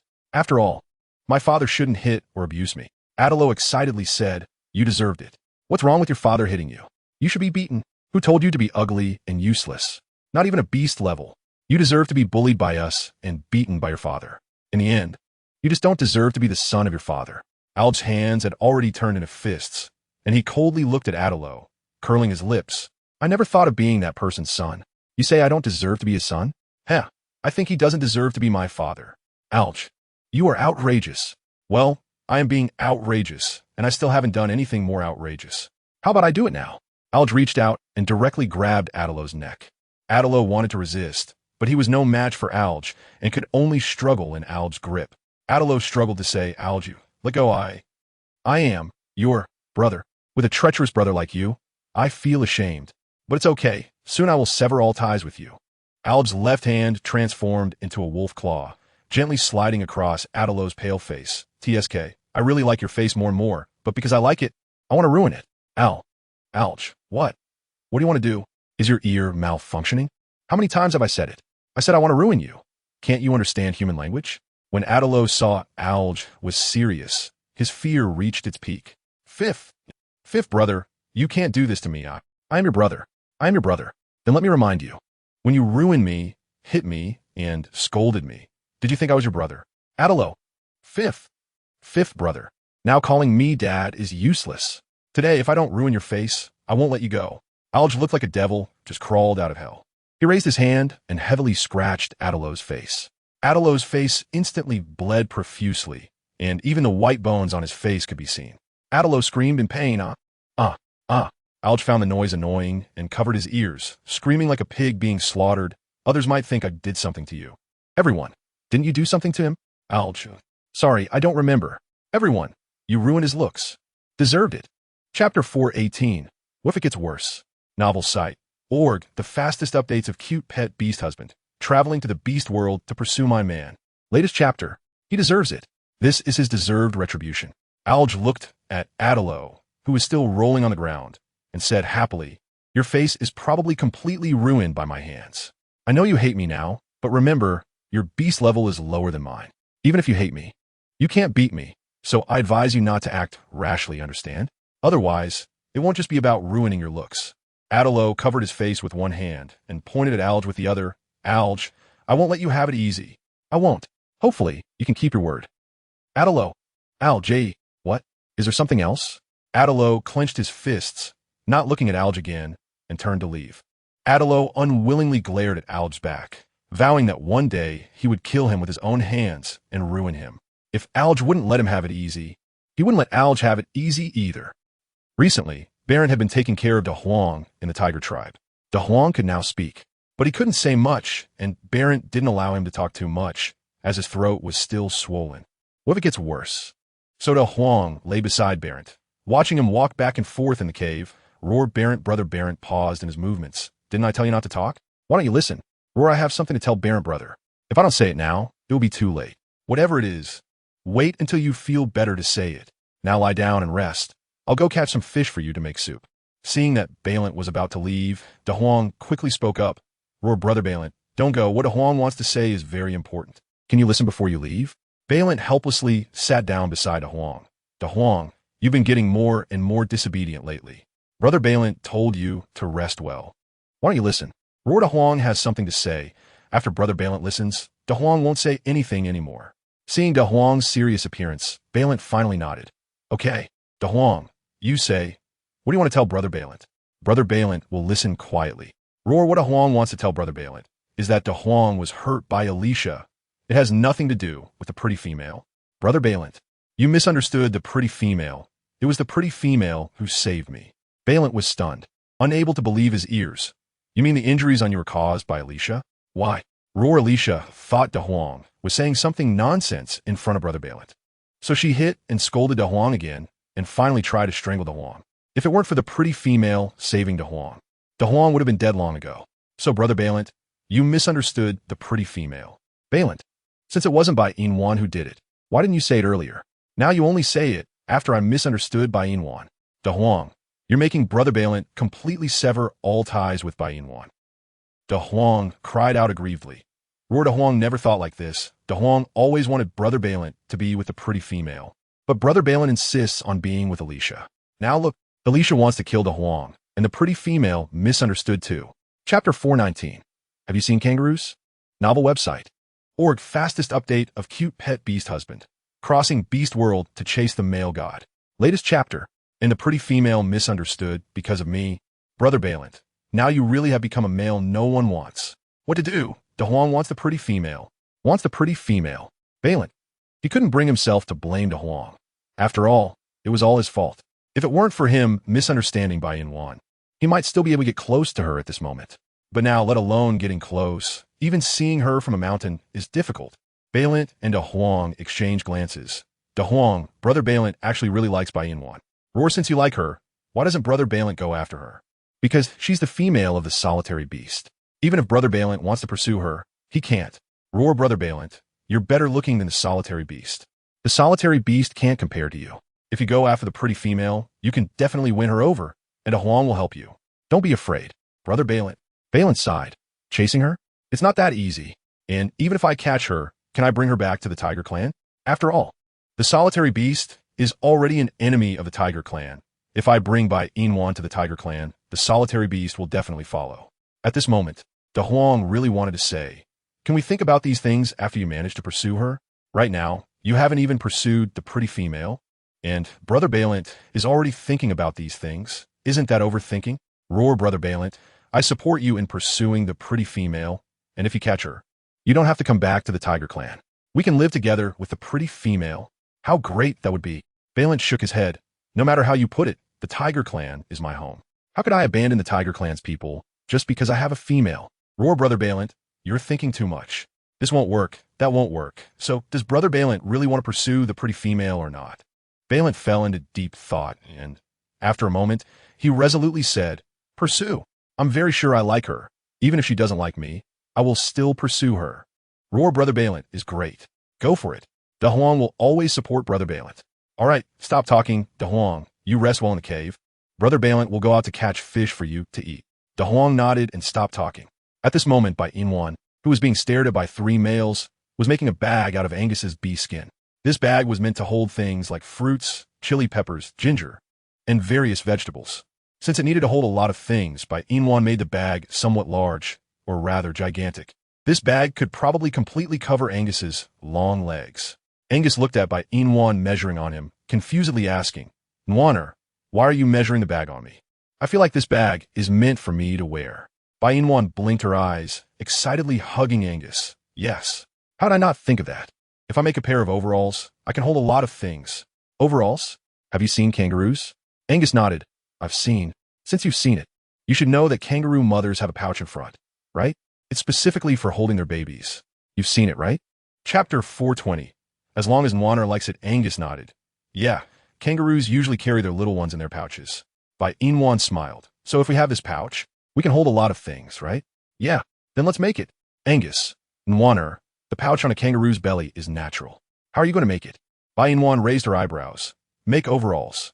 Although the overalls we make now definitely won't be as good as those in our world, but still, it can hold a lot of things. Just sit still and don't move. I'll measure how big it can be. Angus. So the pouch of the kangaroo is supposed to be sewn onto his belly, but he doesn't really like the kangaroo's belly. However, as long as Nwaner likes it, that's fine. In the following time, Bai Yina used the bee skin Angus found to sew a pair of overalls for Angus. Fluffy and soft. When Angus put it on, it completely changed his aloof impression. If Angus looked cool and stern in clothes made of snake skin, then wearing clothes made of bee skin looked cute and silly. If he could have 2 cute little ears on his head, it would be even cuter. Bai Yina's hands were stroking Angus's arms back and forth, and he moved uncomfortably, staring at the fursuit on him. Nwaner, this bee's skin doesn't feel like the pouch of a kangaroo. We don't have to look the same.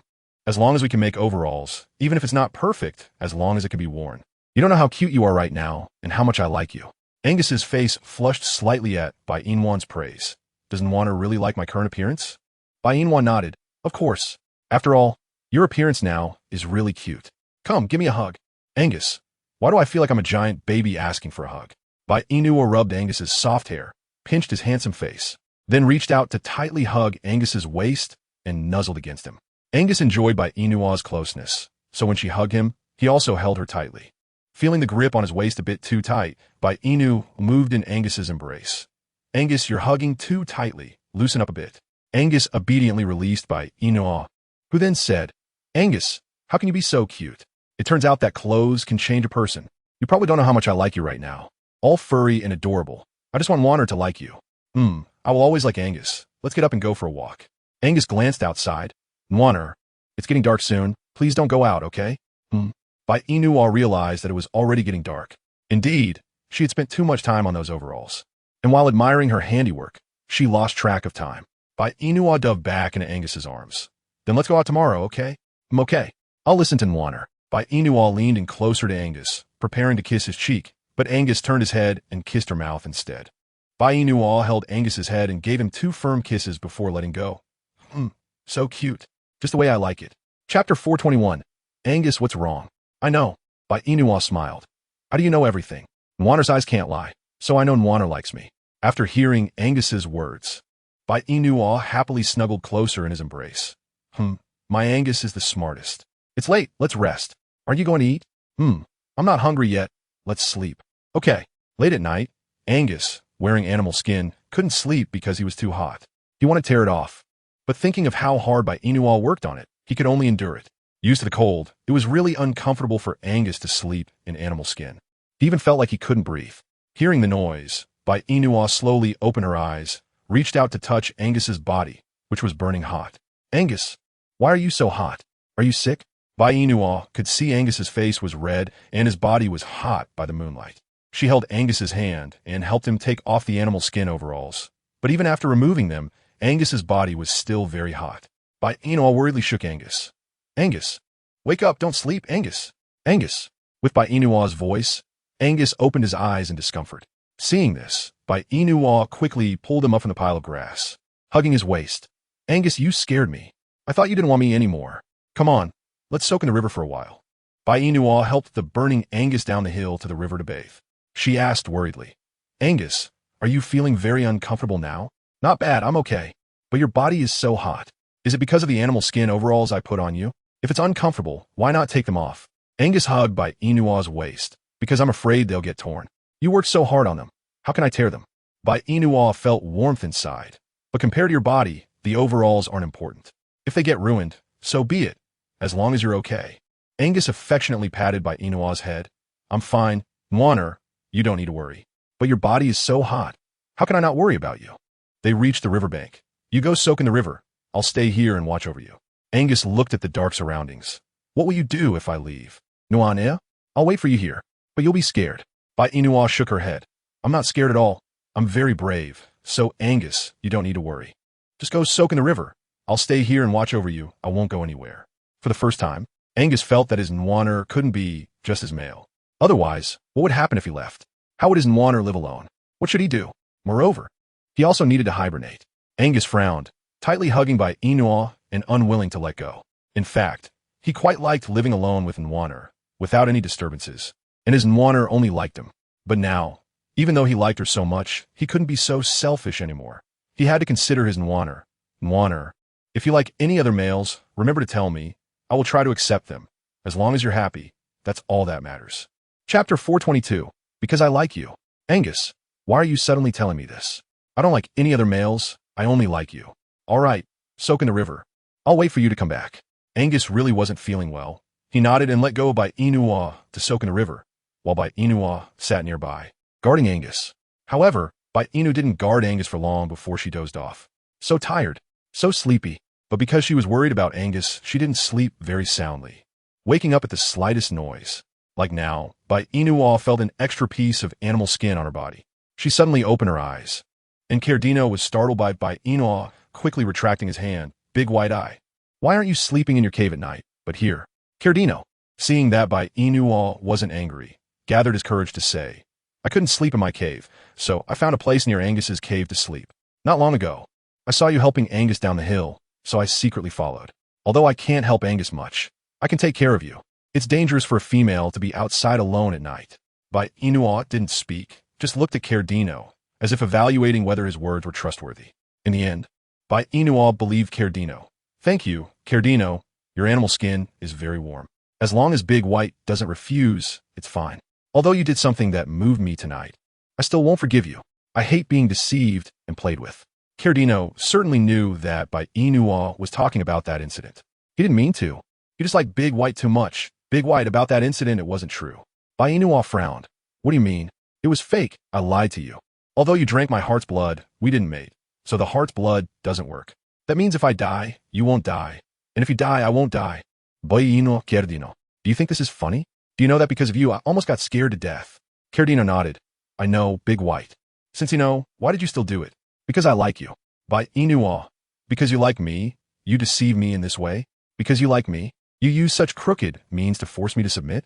Cardino wanted to admit it, but had trouble understanding what Big White meant. Big White, I don't understand. If you don't understand, just let it go. Bai Yina lay aside, not planning to pay attention to Cardino. Cardino pouted in grievance. Big Bai, why are you still mad at me after I told you the truth? Shouldn't you not be angry anymore? Bai Yina. If she's not angry, that would be suspicious. Being deceived by Cardino like this, she's really scared to death. Okay?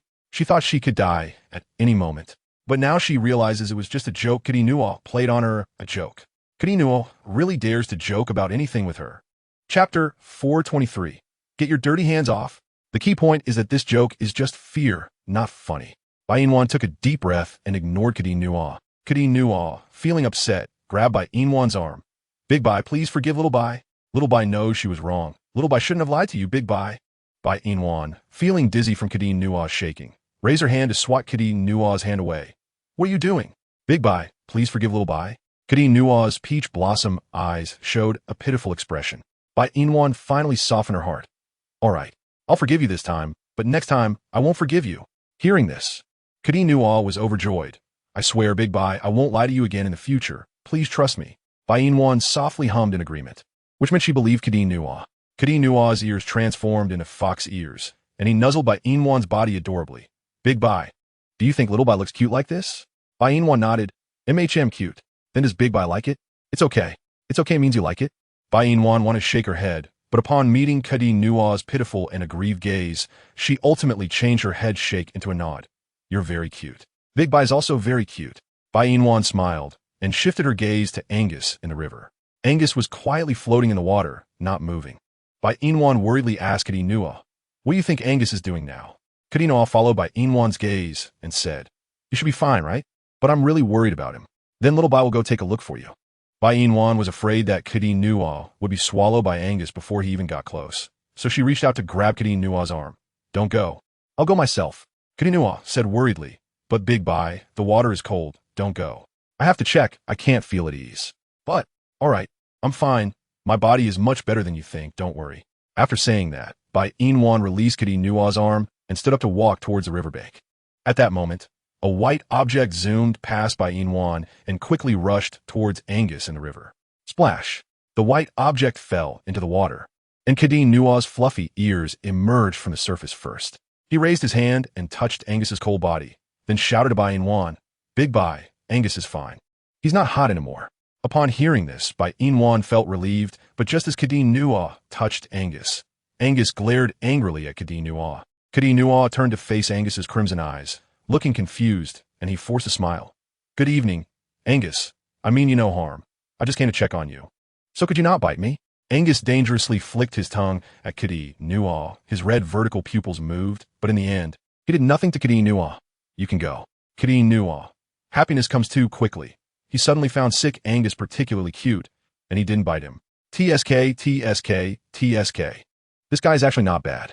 Cardino raised his hand to touch Angus's snake head. Big Bai is very worried about you. Tell Big Bai you're okay. Angus, get your dirty hands off. Chapter 424. Nwaner, do you like Cardino?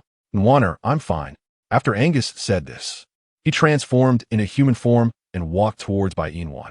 Bai Yina also stood up and rushed towards Angus. Angus, you're not hot anymore. Not hot. Then shall we go back? Angus glanced at Cardino, who was walking out of the river. Nwaner, do you like Cardino? Bai Yina, why are you asking this out of the blue? I thought about it. You can't have only me as a male. I will hibernate, I will get hurt. So I can't always be by your side. So what you mean is, Angus tenderly hugged Bai Yina. What I mean is if you like Cardino, I will agree to let you mate with him. I've seen Cardino's pursuit of you all this time, so I believe he is sincere about you. Cardino, upon hearing Angus's words, stood frozen behind him, speechless. He suddenly realized that sick Angus was not only cute, but also considerate of others. How did he not notice that Angus was so understanding before? TSK. Indeed, Angus is only cute when he is sick. Cardino nervously looked at Bai Yina, hoping his Big Bai wouldn't refuse. This was a great opportunity. As long as Big Bai accepted him, then he could be with Big Bai. Cardino looked at Bai Yina with full expectation. Big Bai, please agree. Agree quickly. Bai Yina had not looked at Kadeen Nua even once. She tightly hugged Angus and refused to let go. Angus, I don't like Kadeen Nua. I don't want to mate with him. I only want you. Kadeen Nua. Heart shattered into pieces, Big Bai. I like you. I like you very much. How can you not want me? Angus agreed. Why don't you want me? Big Bai. Bai Yina frowned. I'm sorry, Kadeen Nua. Angus is sick now. I have to go back. You should go back too. Thank you for today. After saying that, Bai Yina took Angus and left the riverbank. Along the way, Angus said nothing, just looked at Bai Yina, making her feel a bit uncomfortable. Why are you looking at me like that? Nwaner, do you really not like Kadeen Nua? Angus, don't say that. I will not mate with Kadeen Nua. Didn't I promise you? Just you? I won't go back on my word. Angus tightened his grip on Bai Yina's hand, but Nwaner didn't go back on her word. I agreed, so it doesn't count as going back on my word. All right, Angus. I've said I don't want to. Kadeen Nua. His little heart shattered again, Big Bai. Kadeen Nua aggrievedly ran to Bai Yina's side and grabbed her hand. Big Bai, won't you consider me a little? I'm really good. I will listen to you. I will treat you well, and I won't force you to do what you don't like. Like mating, Bai Yina. I'm sorry, Kadeen Nua. I really can't mate with you. I know you're good, but I just want Angus. Kadeen Nua. Wow. Tears streamed down Kadeen Nua's eyes, looking pitiful, crying loudly. Wow. Big Bai, you can't abandon me. Chapter 425. Stop bothering me. Wow. Bai can't abandon me. Can't abandon me. You've been so affectionate with me, hugging and pinching me. How can you possibly not want me? How am I supposed to find a female in the future? Bai Yina. The way she speaks makes it sound like she has done something terribly wrong to him. But the problem is, she hasn't done anything at all. Moreover, all that hugging and pinching seems to have been done by Kadeen Nua to her all along. She hasn't done anything at all. Kadeen Nua's talent for framing people is getting stronger. Bai Yina feels so wronged. She looks at Kadeen Nua. Kadeen Nua, as a male, can you please not cry so easily? Their essay saying, men don't shed tears easily. But you, on the other hand, cry like a female. Are you trying to tell me that you, a male, are weaker than a female? Upon hearing this, Kadeen Nua immediately stops crying. He raises his hand to wipe away his tears. Bai, I'm not weaker than a female, I'm just wronged. Wrong that you don't want me. I don't understand what's wrong with me. Clearly, you have feelings for me, so why don't you want me? Why don't you want me? As Kadeen Nua speaks, he is about to cry again. Bai Yina raises her hand and directly covers his mouth. Can you please stop crying? But I'm wronged. You being wrong doesn't mean you have to cry, right? Kadeen Nua nods through his sobs, but okay. If Xiao Bai doesn't cry, does that mean Bai wants Xiao Bai? Bai Yina frowns. If I say I don't want you, will you cry again? Bai Yina. Then go ahead and cry. Angus, let us go back. Ignore him. Just let him cry here by himself. Kadeen Nua stands frozen in place, his eyes completely dry, but he is truly feeling wronged. He asks like this, and Bai still doesn't want him, damn. This soft and cute image needs to change. It should be changed to domineering. But standing in front of Angus, he can't be domineering at all. If we're talking about being domineering, he is not as domineering as Angus. Anyway, it doesn't matter. To win over Bai, he is going all out. Kadeen Nua suppresses the weakness in his eyes, reaching out to grab Bai Yina's arm. You can't leave. Bai Yina. What are you doing? I have something to say to you, but I don't want to listen. Kadeen Nua glances at Angus, and seeing that Angus isn't planning to intervene with Bai Yina, he becomes even more brazen. Tightening his grip on Bai Yina's wrist, Bai Yina, Kadeen Nua, and making it clear to you today I will definitely be your male, no matter what method it takes. I will get you. Bai Yina. What are you going crazy about? Kadeen Nua was just crying. But now he is being exceptionally domineering. How many personalities does he have? Bai Yina takes a deep breath and pulls her hand away from Kadeen Nua. Can you stop playing around? Stop causing trouble. Angus is still sick. Can you not be so domineering in front of him? He has already promised to let me be your male. So what is wrong with being domineering? Doesn't he often act domineering towards you, Bai? And I don't think this is considered domineering, okay? Bai Yina. What do you consider domineering in your eyes? I'm going back now. Can you leave? Stop clinging to me, okay? Chapter 426. Can I stay here with you? Bai, I've been pursuing you for so long. You can't expect me to just stop pursuing you, right? So what do you want? I want to be your male. I've said I don't want it. Then I will still be your male. Bai Yina. You really have had enough. I want to be your male. I've said I don't want it. Want. Don't want. Want. Don't want. I've said I want. I've said I don't want. Kadeen Nua. Listen, the sound of a heart breaking. Kadeen Nua stubbornly asks. Bai, why don't you want me? Because I have Angus. Having him doesn't mean you can't have me. And it's just the two of us, not too many. Besides, I only want to be your male. I don't have to mate with you. As long as you can acknowledge my identity, I don't have to mate with you. Bai Yina turns to look at Angus. Angus, can I not have him? Kadinoa's gaze falls on Angus, looking as if to say, Angus, can you let Bai have me? Angus. Actually, if possible, he wouldn't want his Nguyen to have a male other than him. But it seems that Nguyen can't just have him as her only male. After all, he is going into hibernation. And if something happens to Nguyen while he is away, there will be no one to take care of her. So how can he continue being this selfish? Moreover, Kadinoa said he doesn't need to mate with Nguyen as long as Nguyen acknowledges his identity. Then wouldn't that prove that Nguyen only has him as her male? After thinking this through, Angus nods at Bai Yina, indicating that it's okay to have him. Bai Yina shows a bitter smile, realizing that in Angus's heart, is she someone who could be casually given away?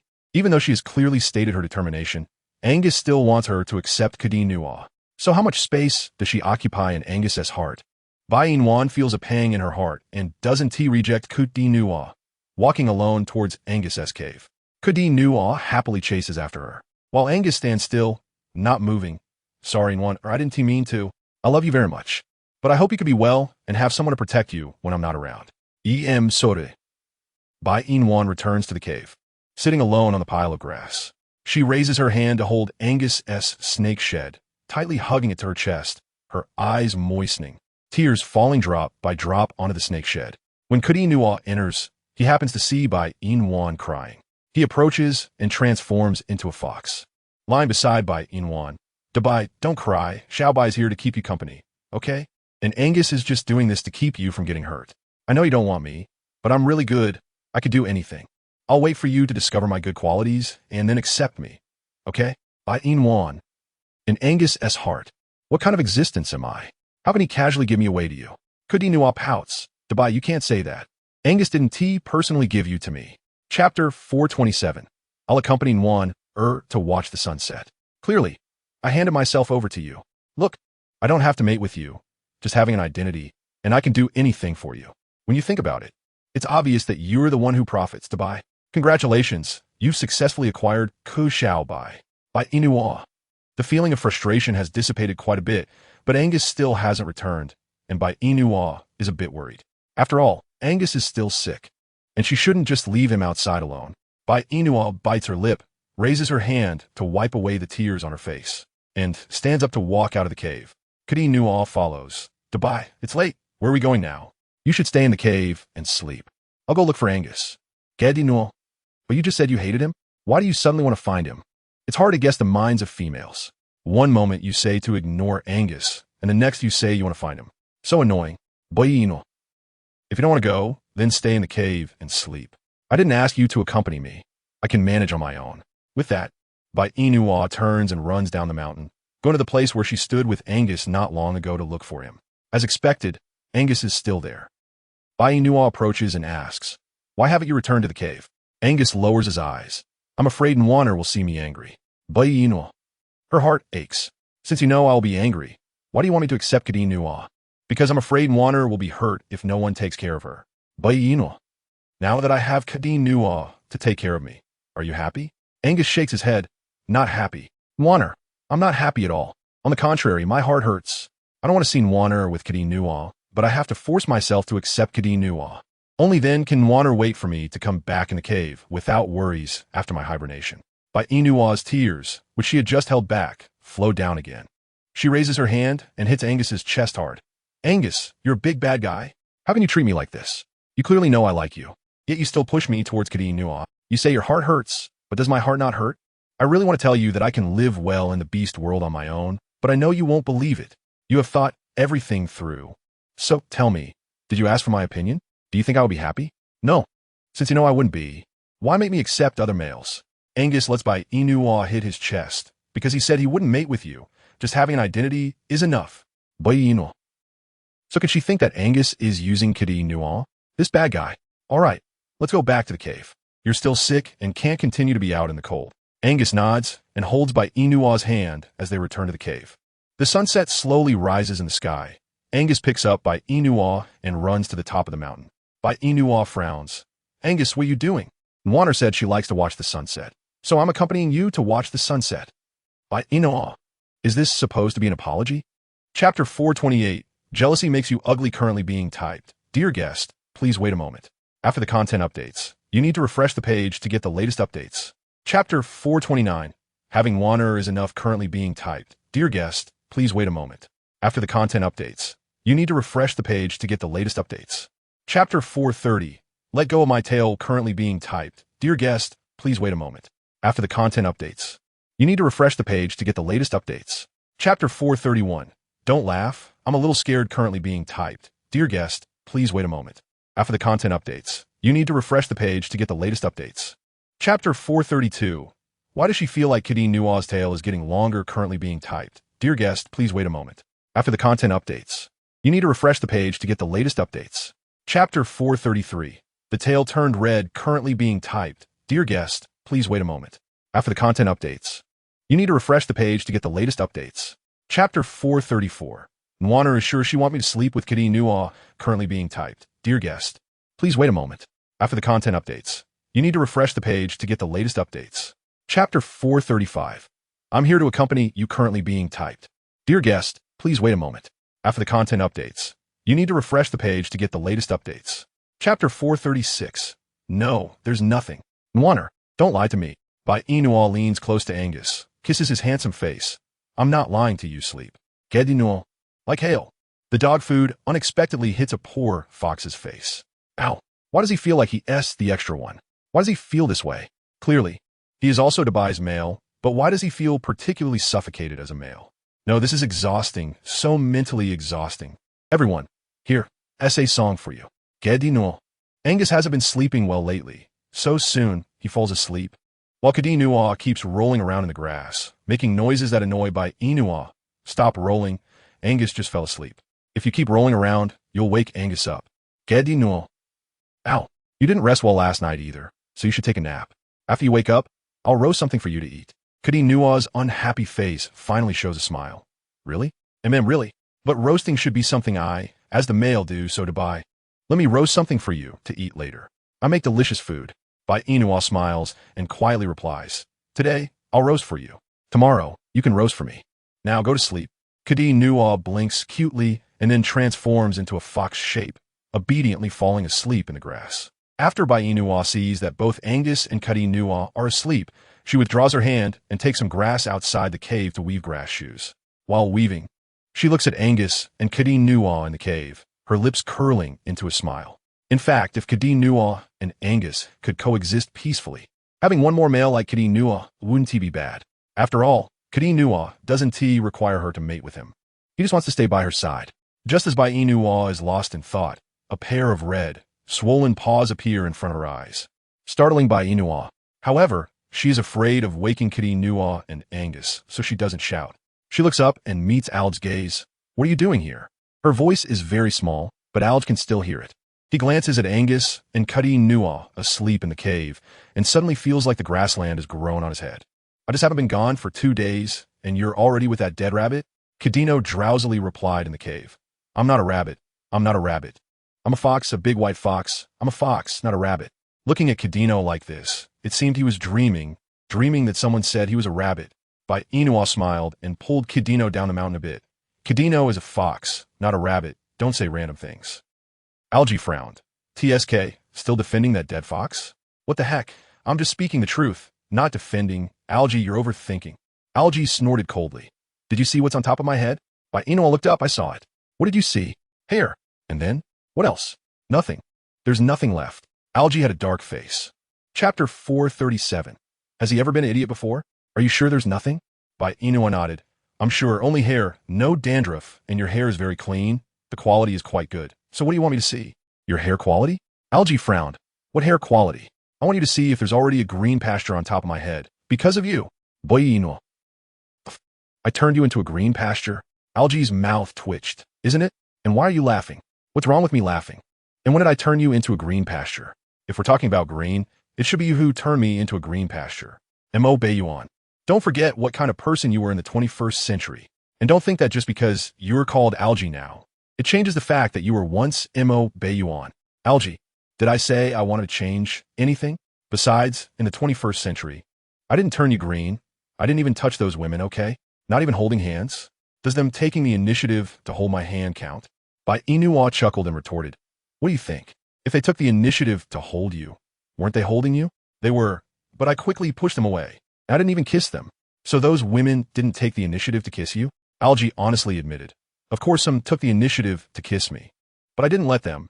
After all, I'm quite a clean freak. So not just any woman can kiss me. I don't believe it. Algie, if you don't believe it, then forget it. Anyway, I only took the initiative with you. I only liked you. Since you could mate with that dead rabbit, ugh. Dead fox, you can definitely mate with me. So Bai Yina, let's mate. The sudden change of topic caught Bai Yina off guard. She turned around, not looking directly at Algie. Are you sick? Why are you talking nonsense? Algie said seriously. I'm being serious with you. Why won't you believe me? I admit I was a jerk in the 21st century. I didn't take you, my fiancé, seriously, but things are different now. I think about you all the time. Bai Yina, I like you, and I want to sleep with you. Will you sleep with me? Will you agree? Bai Yina turned her head with a look of disbelief. You really are direct. Of course, if I'm not direct, how can it work? And if I obey you on, like someone, I will definitely say it directly. I wouldn't beat around the bush, saying something like I just want her to be happy. Only an idiot would say that, okay? Cadino, has he ever been an idiot before? Barant, if he remembers correctly, he seems to have said that before. Angus, luckily, he's not an idiot. Bai Yina, all right, I don't care whether what you said is true or not. I will not accept you, and Cadino is accepted by Angus voluntarily, not by me. Algie frowned. Are you saying that Dead Fox is being made to mate with you by Angus? Bai Yina bit her lip and tangled. Angus just agreed to let him be my male, nothing else.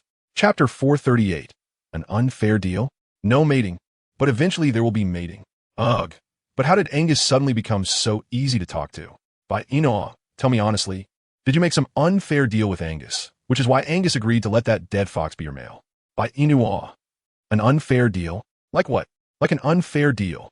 There are many types of unfair deals, like what? Algie thought carefully. For example, you promise to sleep with him every night, or you promise to give birth to snake babies for him, or you promise to do some sneaky things with him. Bai Yina raised her hand and smashed all the straw in her hand on Algie's face. What nonsense are you talking about? Angus has never asked me to do any of those things, okay? And Angus hasn't asked me to sleep with him every night. Cadino looked at the straw on his shoulder and pulled it off. So how did Angus let you be with that dead fox? His head is already turned into a pasture by you. How can he still sleep as if nothing happened? Didn't you just say I turned you green? How did it suddenly become Angus? Algie said seriously. Well, you turned me green. You also turned Angus green, you know? I am your fiancé. And now Angus is your husband in the beast world. You are cheating on your husband and mating with that dead fox. Who else could you be turning green if not Angus? Oh, and me. You turned me green too. Bai Yina. I didn't turn Angus green. Then you turned me green. Bai Yina found Algie's words very funny. I turned you green? We have no relationship. So how could I turn you green? I am your fiancé. How could we have no relationship?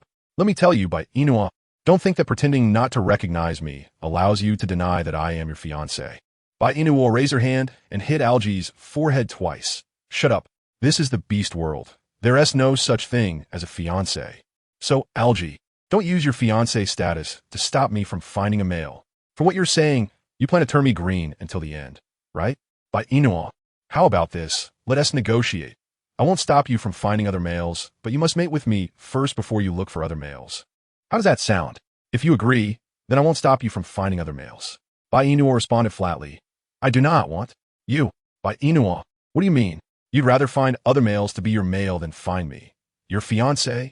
In your heart, am I really inferior to other males? What are you thinking? Bai Yina sighed. I actually never thought about wanting so many males, and I've always said, having Angus is enough. Algie clung tightly to the matter of Cadino. If that's the case, why did you still accept that dead fox? Why? How many times do you want me to tell you? I took Cordino because Angus agreed, and he doesn't mate with me. Chapter 439. Such a lack of insight. Since he doesn't mate with me and still wants to be my male, then I accepted him. Isn't it just an extra male? Moreover, Angus agreed to let Cordino be my male to protect me. Protect Bai Yina? So this is why Angus agreed to let Cordino be Bai Yina's male? But if you want to find someone to protect Bai Yina, shouldn't you look for him? Angus clearly knows that Bai Yina is his fiancée. Since she is his fiancée, it is only natural for him to protect her. Yet Angus doesn't choose him to be Bai Yina's male, but instead finds that dead fox. What is he trying to do? Angus is really annoying. But the most important thing right now is to be Bai Yina's male. Other matters can wait until he successfully becomes Bai Yina's male. Then he can slowly settle the score with Angus. Angus found a useless fox to protect you. I think it would be better to find me. After all, I've always thought I was pretty capable, so Angus should choose me to protect you. Bai Yina, are you trying to promote yourself? If you want to think that way, fine, I am promoting myself. Bai Yina, it's a matter of one sentence. Do you want to accept me as your male or not? I'll tell you one last time. Okay, I do not want. Alj covered his heart, feeling like he was about to spit blood from Bai Yina's stimulation. This woman was too cruel to him. Why could she accept others, but not him? He felt he was not inferior to that dead fox. So blind, such a lack of insight. Alj also knew that such matters couldn't be rushed, so he didn't push Bai Yina too hard to accept him. Slowly, he believed that one day Bai Yina would accept him. All right, since you don't accept me, let's not discuss this issue for now. Let's talk about my hand, okay? Bai Yina's gaze instinctively fell on Alj's red and swollen hand. How did it get so serious? What did you do to your hand? I didn't do anything. It just festered. You still want me to wait for it to scab over before you remove the splinter for me? Look, not only has it not scabbed, but it has also festered. If this splinter is not removed, I estimate my hand will be completely useless. Bai Yina took Alj's hand, examining it closely. In the end, Bai Yina shook her head. I don't dare to touch your hand. Have you seen a veterinarian? What do you think? The vet wanted to apply chili to my hand. If I do that, this hand might never recover. Bai Yina exclaimed in shock. Applying chili to your hand? Is this the treatment method of veterinarians in the beast world? Not just chili, but also ginger. If I put these things on my hand, it will really be ruined. So Bai Yina, please think of a way to remove the splinters from my hand. You don't know how painful they are embedded in my palm. Bai Yina really wanted to tell Alj that she was powerless. Now that his hand was so severely injured, she didn't dare to use that bone needle to remove the splinter, where she made his hand completely numb. Bai Yina was a bit troubled. She stroked her chin and looked at Alj's hand. Chapter 440. Do you understand survival of the fittest? Do you really want me to remove the splinters for you? Alj nodded. Of course. In this beast world, besides trusting you, I can't trust anyone else. After all, you come from the 21st century and know what medical skills are, and you know that an injured hand shouldn't be treated with chili and ginger. Otherwise, it could be fatal. Bai Yina's mouth twitched. I appreciate your trust. Come with me. I'll first heat some water for you to soak your hand. When your hand is soaked enough that you can't feel much, I will remove the splinters for you. That way it won't hurt too much. Soak my hand until it's numb. Shouldn't I use ice instead? Bai Yina frowned. Have you seen ice in this beast world? No, right? So first soak it in warm water, and then when your hand starts to peel, we can start removing the splinters. Alj nodded. Okay, I trust you, but you can't joke with my hand, you know? I really don't want my hand to be disabled. I will do my best to ensure your hand doesn't get disabled. Bai Yina suddenly thought of something. Wait. Alj stood there, confused. I haven't moved. What is up? I suddenly remembered that Angus has an ice bead. It's said that eating it can make your body as cold as ice. If Angus eats the ice bead, then you can hug him, and your hand can get the anesthetic effect. Alj, the idea is indeed good, but with Angus's stingy nature, would he waste the ice bead on me? Don't forget, I still haven't found the bead that Shao Chi ate to return to Angus. Now suddenly asking him for the ice bead, he definitely won't give it to me, unless you deceive Angus and say you're hot and need the ice bead. Otherwise, Angus will never give it to me. Bai Yina frowned. Deceiving Angus? Sorry, I won't deceive Angus. It's either the truth or nothing. But I already said, if it's the truth, Angus won't give it to me. Then just go beg him. My Angus is very soft-hearted. As soon as Alj heard Bai Yina telling him to beg Angus, he felt uncomfortable. Why should I beg Angus? I'm Bai Yina. In the 21st century, people begged me. So why has it turned into me repeatedly begging others here? This is unfair. What is unfair about it? Bai Yina shot Alj a glare. Alj, please remember here, it's not the 21st century. This is the beast world. Whoever is strong, you have to beg them. Do you understand survival of the fittest? Alj, he understood this principle, but asking him to beg Angus, he really couldn't do it. After all, Angus was his rival. Alj, do you want to beg Angus for the ice bead or not? If you want to go, then go. If you don't want to go, then use my method. Alj thought deeply, and in the end, he decided to use Bai Yina's method to soak his hand. After all, he was going to show weakness to Angus again. Last time was unavoidable. This time, he was just injured. It wasn't a big deal. For the sake of face, a little pain is better than begging Angus, right? Let us use your method to soak the hand. Bai Yina raised her eyebrows. Are you sure you want to do this? Chapter 441. Don't be shy. Yes, I'm sure. Bai Yina nodded. All right. If it hurts too much later, don't blame me for not reminding you. This is your choice. I know. I won't blame you. Let us go. Let us heat water to soak your hand. Alj now felt that his hand was already numb. But as soon as he touched the wound, it hurt particularly bad. This was simply a form of torment, okay? If this hand is not treated well, it might really become useless, and the most important thing is that even if the splinters are cleaned out, he would likely have a fever. After all, there is no alcohol for disinfection here. He doesn't believe he doesn't have a fever. Sigh, just a few pricks, yet he's tortured his own hand like this. Who should he blame? Everyone. Blame your brother, Shao Qi. Onlookers, upvote 1. Alj. Bai Yina picked up the straw on the ground and returned to the cave with Alj. Alj looked at the still sleeping Angus and asked, why is Angus still sleeping? It's almost noon. He should eat something.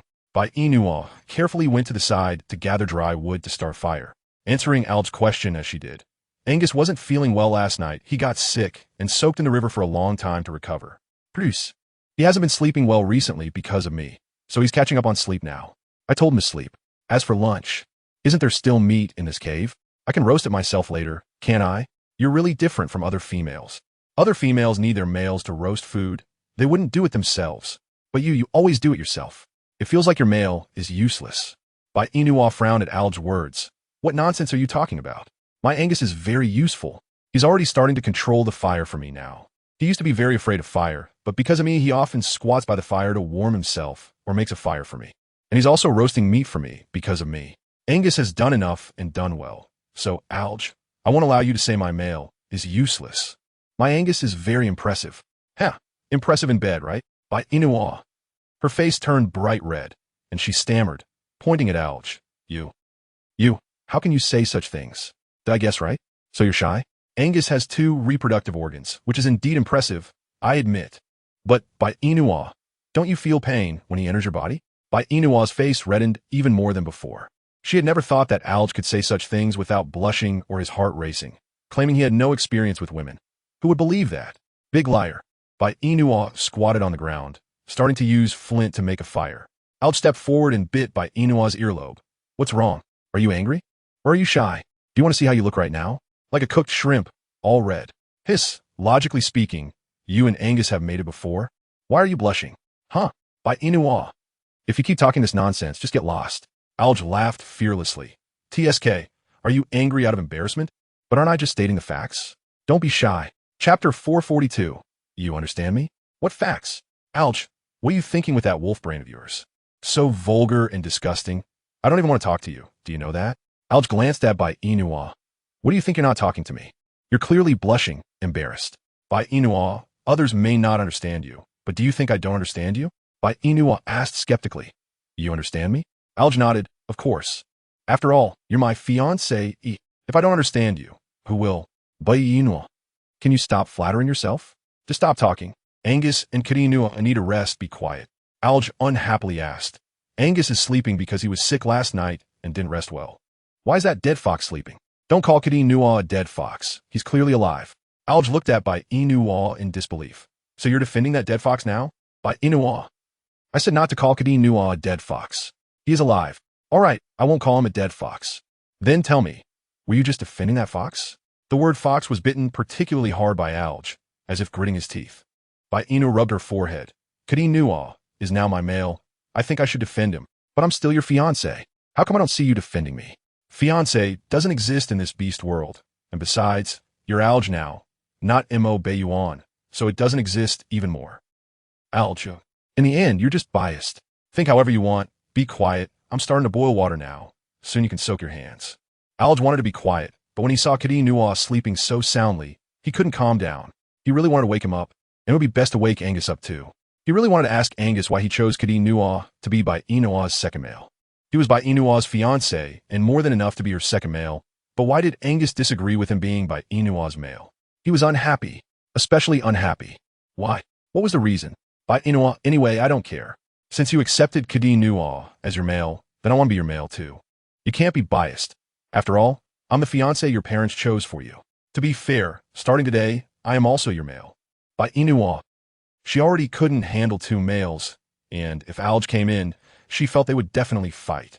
So, to avoid them fighting, she decided not to accept Alj anymore. Ouch, I think 2 males are enough, so I can't let you be my male. You should find someone else to be your female. Alj felt unhappy when he heard the words, not suitable. You and I are not suitable, but you're suitable with that dead fox. Krinua hasn't mated with me. Then I can also choose not to mate with you.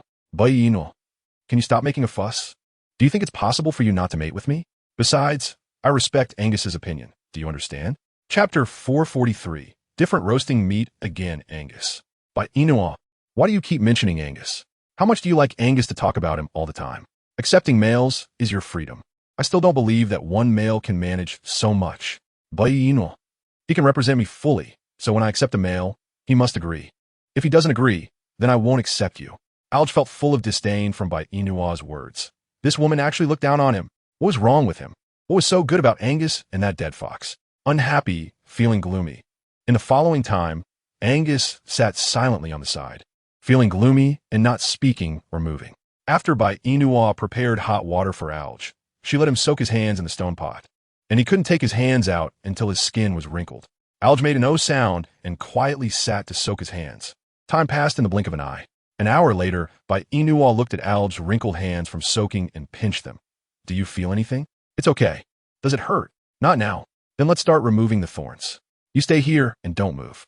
I'll go get some snake skin to tie your hands, so you won't bleed too much.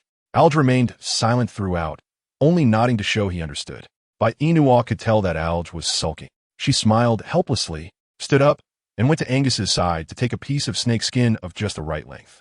Then she went back to Alj, took the bone needle that had been prepared nearby, and sat down next to him to tie his hands first. After that, she dipped the bone needle in boiling water before starting to remove the thorns from Alj's hand. Because Alj's hand had been soaked and wrinkled, the thorns were much easier to remove than Bai Yinua had imagined. So, half an hour later, she had removed all the thorns from Alj's hand. She took some herbs nearby to apply to his wounds, then untied the snake's skin from Alj's hands and wrapped them up. After treating Alj's wounds, Bai Yinua said, I just roasted some meat. Why don't you eat a little? Alj nodded. Mem, Bai Yinua. She picked up some roasted meat and handed it to Alj. Since he could only use one hand now, he could only pick up the meat to gnaw on. Bai Yinua didn't pay attention to Alj. She took some more roasted meat and went to sit by Cordino. She waved the roasted meat under Cordino's nose a couple of times, and he drooled, smacking his lips. He opened his eyes and looked at Bai Yinua Big White. It smells so good. Is it roasted meat? Bai Yinua nodded. Yes, it's roasted meat. Are you hungry? Get up and eat a little. Cordino swallowed hard, transformed into his human form, reached out to take the roasted meat from Bai Yinua's hand, and began to eat it ravenously. While eating, he commented, Big White, this roasted meat tastes different from what I used to eat. How did you roast it? It's so delicious. Bai Yinua smiled. I just added a little chili, salt, and ginger while roasting it. I'm glad you like it. If it's not enough, there's a whole wild boar left. We can roast it again after we finish this. Cordino nodded adorably. Okay, after I finish eating, can I roast some for you? Big White. Chapter 444. 8,000 swords piercing the heart. You eat first. I have my own roasted meat, but if you really want to roast for me, we can talk about it tomorrow. Cordino nodded. Okay. Tomorrow I'll roast meat for you, Big White. Good. Bai Yinua patted Cordino's head, and his ears transformed into fluffy fox ears. His tail also appeared, wagging back and forth. If one didn't look at his tail, he was quite cute after all. His tail was non-existent. After feeding Cordino, Bai Yinua went to Angus's side. She raised her hand and gently stroked his handsome face. Angus, are you hungry? Do you want to eat something? Angus. He was sleeping soundly. Bai Yinua didn't wake him up, but even so, she leaned down and kissed Angus's lips. Just as Bai Yinua was about to leave, Angus suddenly raised his hand, held on to Bai Yinua's head, and deepened the kiss. Cordino. The cold dog food hit the face of a foolish fox. The hard dog food hit him like iron and knocked him out. Algae. Unprepared dog food was sprinkled on a jealous wolf beast. Both the foolish fox and the wolf beast clutched their chests, expressing, My heart hurts. Please stop throwing dog food. Why didn't they get a kiss? He felt that they must not be biological siblings. They must be step-siblings, otherwise, why were they always being bullied? Sobi. Sa unyapi, argi. Feeling wronged, Cordino and Alj synchronously took a piece of meat, bit down, and couldn't swallow it because they couldn't swallow it. After all, they were already full from eating dog food. Okay? Bai Yinua, with flushed cheeks, pushed Angus away. Are you pretending to be asleep? Wanner kissed me. That's why I woke up. Do you think I believe what you're saying? Angus kissed Bai Yinua's lips again. Why doesn't Wanner believe me? I really woke up when you kissed me, because I felt you kiss me. Bai Yina. The next time I won't kiss you. Then let me kiss Nwana instead. Cordino. A sword pierced the heart, ouch. 1,000 swords pierced the heart, Barrett. Puffed. Already dead from the stabbing, Cordino. It seems he wasn't the most miserable one. Alja. It seems I wasn't either. Barrett.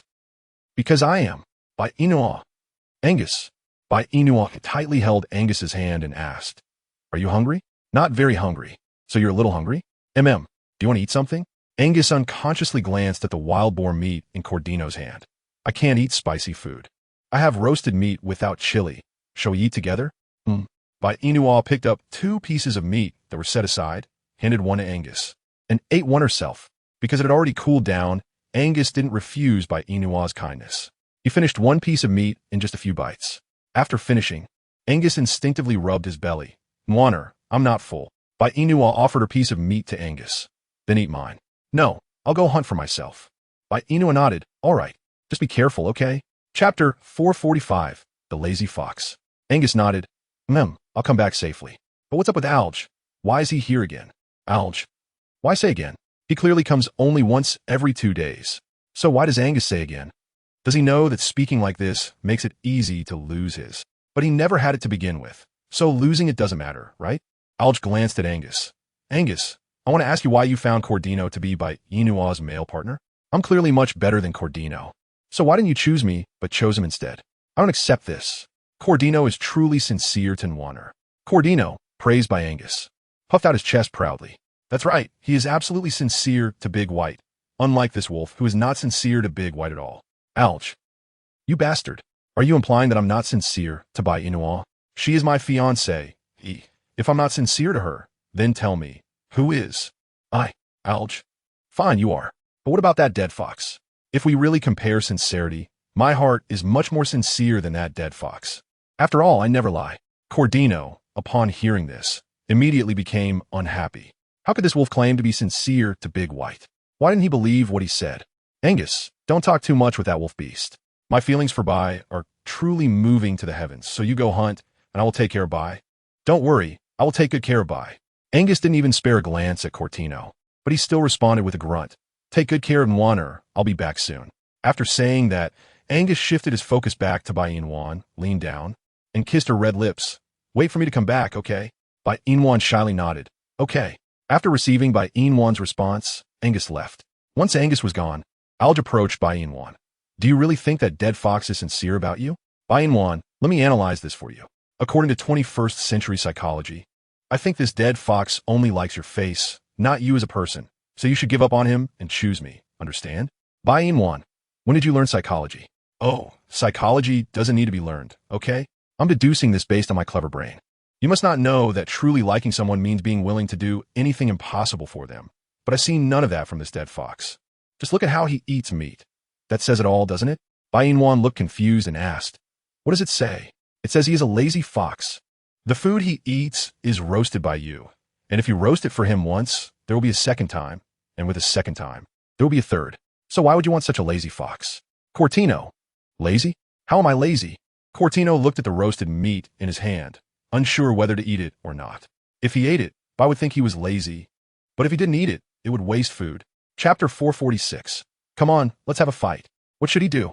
He seemed to have a choice phobia.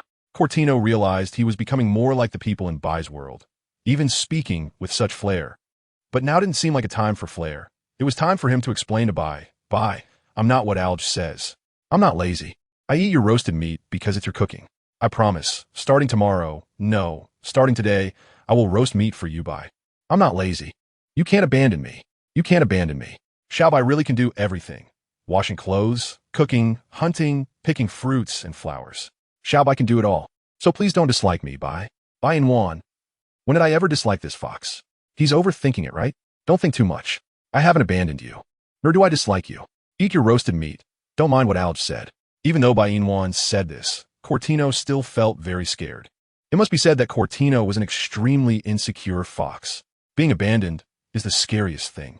So, Cordino didn't listen to Bai Yina and eat the roasted meat in his hand. What he originally wanted to spit out suddenly became bland and tasteless. Bai Yina frowned. Why aren't you eating? Bai suddenly feels like he's not hungry anymore. Alj disdainfully said, Suddenly not hungry? I see you're scared to eat because of what I said. I told you, Cortino, not only are you lazy, but you also lack courage. With someone like you, how can you be Bai Yina's male? Cortino, I will work hard to become better. I have courage and guts, and I'm not lazy anymore. I'm just afraid of losing. Alj, you don't know my past. You don't understand me. So please don't speak those hurtful words to me, okay? Because they really hurt. Alj choked. What hurtful words have I said to you? You just did. I was just stating what I can't stand about you. So you attack me with words? Alj, I already said I wasn't attacking you, and what I said was a fact. So how is that attacking you? You're just arguing for the sake of arguing, okay? Cortino sneered. I'm arguing? How am I arguing? I just want to ask you, which of your eyes saw me arguing? And which of your eyes saw me being lazy? I tell you, Alj, you need evidence when you speak. Do you even know that? Accusing me like this without basis. Doesn't your conscience hurt? Alj snorted coldly. Do you not know in your heart whether I have wronged you? You better clean up your mouth. I didn't scold you. So how's my mouth not clean? I said you dead fox. Stop being shameless. Cortino angrily said. You call me a dead fox? What do you want? Come on, let us fight. Bai Yina. The story shouldn't develop like this. Just now they were just bantering, but now it has directly escalated into a fight. Can you feel it, young men? Please calm down a bit, okay? Fighting is the most LOL. Chapter 447. What arrogance. Come on, fight. Come over. If you have the guts, come over. Facing Cortino's provocation, Alj directly pounced at Cortino. Cortino was knocked down onto the grass. Cortino raised his paw to grab Alj's hand, but Alj firmly held Cortino's paw. If you have the guts, let go of your hand. Why are you holding my hand so tightly? Aren't you bullying Xiao Bai? Alj, Xiao Bai? What do you mean? Besides, my hand is tightly holding your hand, and I haven't done anything to you. What are you afraid of? Cortino frowned. Who is afraid? I tell you, Alj, I, Cortino, fear nothing. So why would I be afraid of you? You think too highly of yourself. Let go of me. Let's have a good fight. Alj disdainfully frowned. Are you sure you can beat me? How do you know if you don't try? Huh, then let's try. Alj let go of Cortino, but before Cortino could pounce at Alj, Alj controlled Cortino's hand again. Cortino stared at Alj with wide eyes. But Alj was completely unaffected by his charm. Cortino was shocked. Why couldn't he charm him this time? What's going on? Could it be that his level is higher than his? But not long ago, his level was still very low. How did he suddenly level up so much? Cortino felt that his beast level hadn't increased for so long. It turns out he wasn't a biological one. How unfair. Weren't we going to fight? Why are you just standing there? Fight. Now you can't even break free of my hand. And you want to fight me? Are you kidding me? Huh? Cortino felt he was being looked down upon. He clenched his fists and glared at Alj. Don't be so proud. Once I level up, I will make you suffer. Still being arrogant? What arrogance? Alj let go of Cortino and stood aside. If you don't understand, then forget it. Today I injure my hand, so I want to fight you. But even with one hand, I can still beat you. Cortino felt disdained. He clenched his fists, silently remembering the humiliation Alj had given him. One day, I will definitely surpass you. Alj, don't get cocky. The day you mentioned 1T come so easily. It's probably never going to come in my lifetime. Cortino frowned. Are you looking down on me? Or do you not believe in me? Why should I believe you? You're so useless. Sorry, I find you disgusting. Cortino looked at Bai Yina pitifully. Big Bai, look, Alj is always bullying me. Just look. Alj. What? You say I bully you? Are you kidding? Bai Yina, did you hear what he just said? He clearly asked me to go and fight him first, but now that he can't beat me, he says I'm bullying him. And by the way, did you see me bullying him? The whole time, he was the one provoking me, okay? And I'm injured, and he still can't beat me. Who can he blame? Bai Yina, what are you standing there for? I'm asking you. Who can he blame? Bai Yina. All right, can you two stop arguing and stop fighting? Can you be a little quieter? Cortino pouted. Big Bai, but he... Chapter 448. She was speechless. Big Bai. But he bully Xiao Bai. If he didn't bully Xiao Bai wouldn't fight and argue with him. Bai Yina looked at Cortino, her face showing displeasure. Seeing this, Cortino hurriedly said, Sorry, Big Bai, please don't be angry. I won't fight with him or argue with him anymore.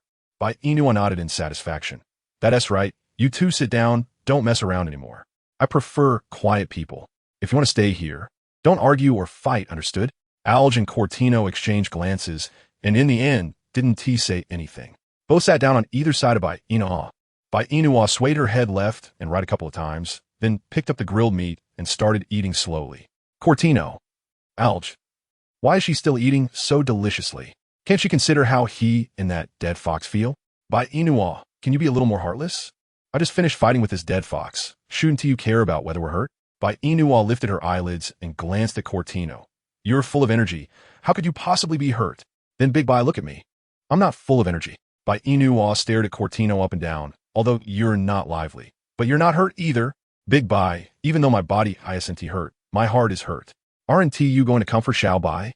This wolf just called Xiao by a dead fox. Bai Yina. So, what do you want to say?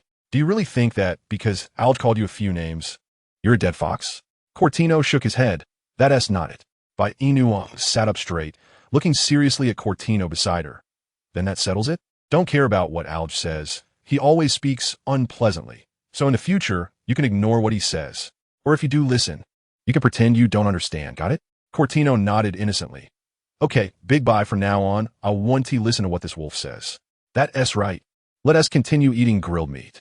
Cortino's gaze fell on the grilled meat that had just been dirted by Alj. He looked at Bai Yina pitifully. Seeing this, Bai Yina divided some grilled meat and handed it to Cortino. This meat doesn't have chili, but it still tastes pretty good. Let us eat together. Cortino took it without hesitation and started eating heartily. Alj, dissatisfied, tugged at Bai Yina's arm. Bai Yina, I want to eat too. You can't just give it to Cortino. You can't be so biased. Bai Yina, your grilled meat doesn't seem to be dirty. So you don't need me to give you some. Just eat the grilled meat you didn't finish earlier. Alj felt very unhappy upon hearing this. I said, Bai Yina, can you not be so biased? Cortino isn't even your official male, but I am your official fiancé. So even if you're biased, you should be biased towards me. Bai Yina. She was speechless. Can you stop using your fiancé status to gain benefits? Besides, a fiancé isn't a husband. Why should I treat you too well? Furthermore, in my heart, Cortino. Chapter 449. How should she refuse? Furthermore, in my heart, Cortino already counts as my male. So it's only right for me to treat him well. Cortino proudly puffed out his chest. Big Bai, Xiao Bai loves you the most. Cortino leaned closer to Bai Yina, shyly stealing a kiss on her cheek. Bai Yina turned to look at Cortino. You, Big Bai, although we can't mate, can I kiss you? Bai Yina shook her head. No, you can kiss as long as you're happy. Cortino, having received Bai Yina's permission, put down the grilled meat in his hands and directly tackled Bai Yina onto the grass, passionately kissing her. Bai Yina stared blankly at Cortino. She indeed agreed that Cortino could kiss her, but not now. And Alj is still here. Doesn't he feel awkward? Bai Yina wanted to struggle, but facing Cortino's affectionate peach blossom eyes, she ultimately couldn't bear to push him away. But Bai Yina not pushing him away didn't mean Alj wouldn't push him away. He angrily grabbed Cortino, who was kissing Bai Yina. You dare to kiss my fiancé in front of me. You dead fox. I see you want to be dealt with. Today, I'll kill you. Cortino pouted. Big Bai, this wolf wants to hit me again. Should I fight back? Although he might not be able to beat him.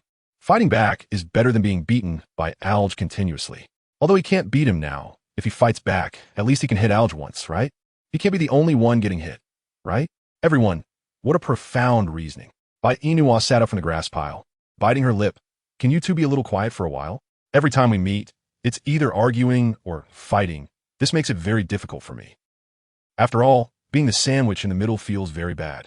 Alj glared at Cortino fiercely.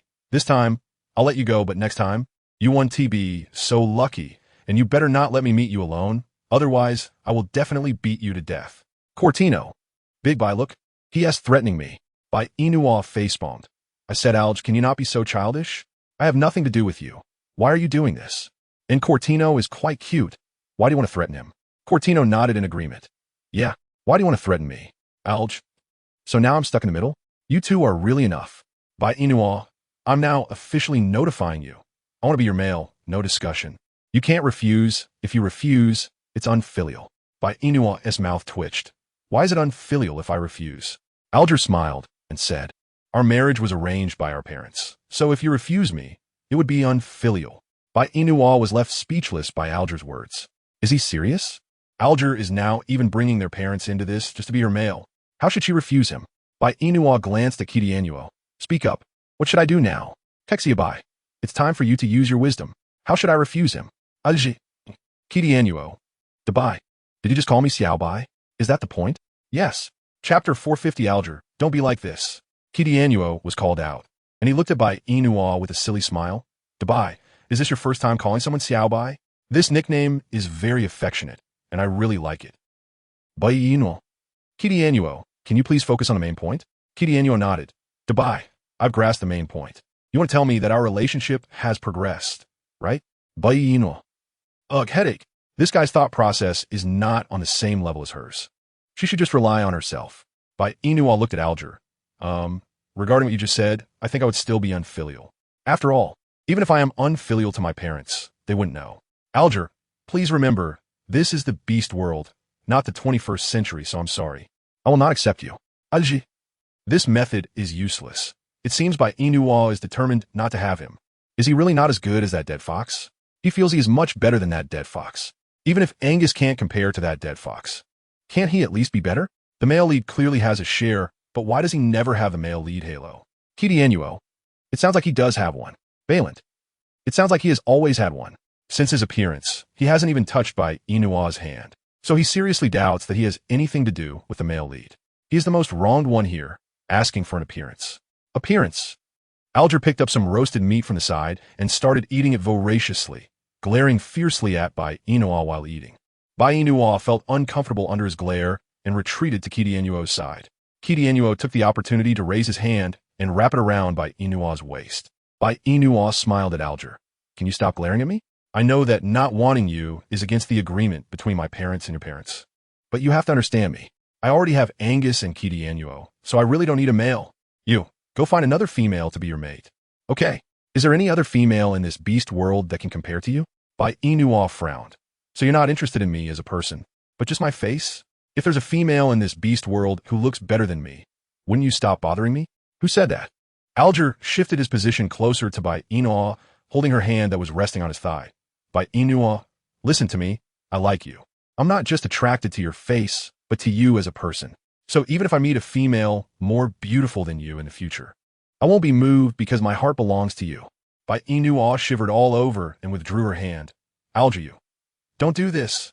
Then what do you want me to do? Is it wrong for me to like you? Or can I say that it's wrong to like someone? You can't stop me from liking you just because you don't like me, right? Bai Yina's mouth twitched.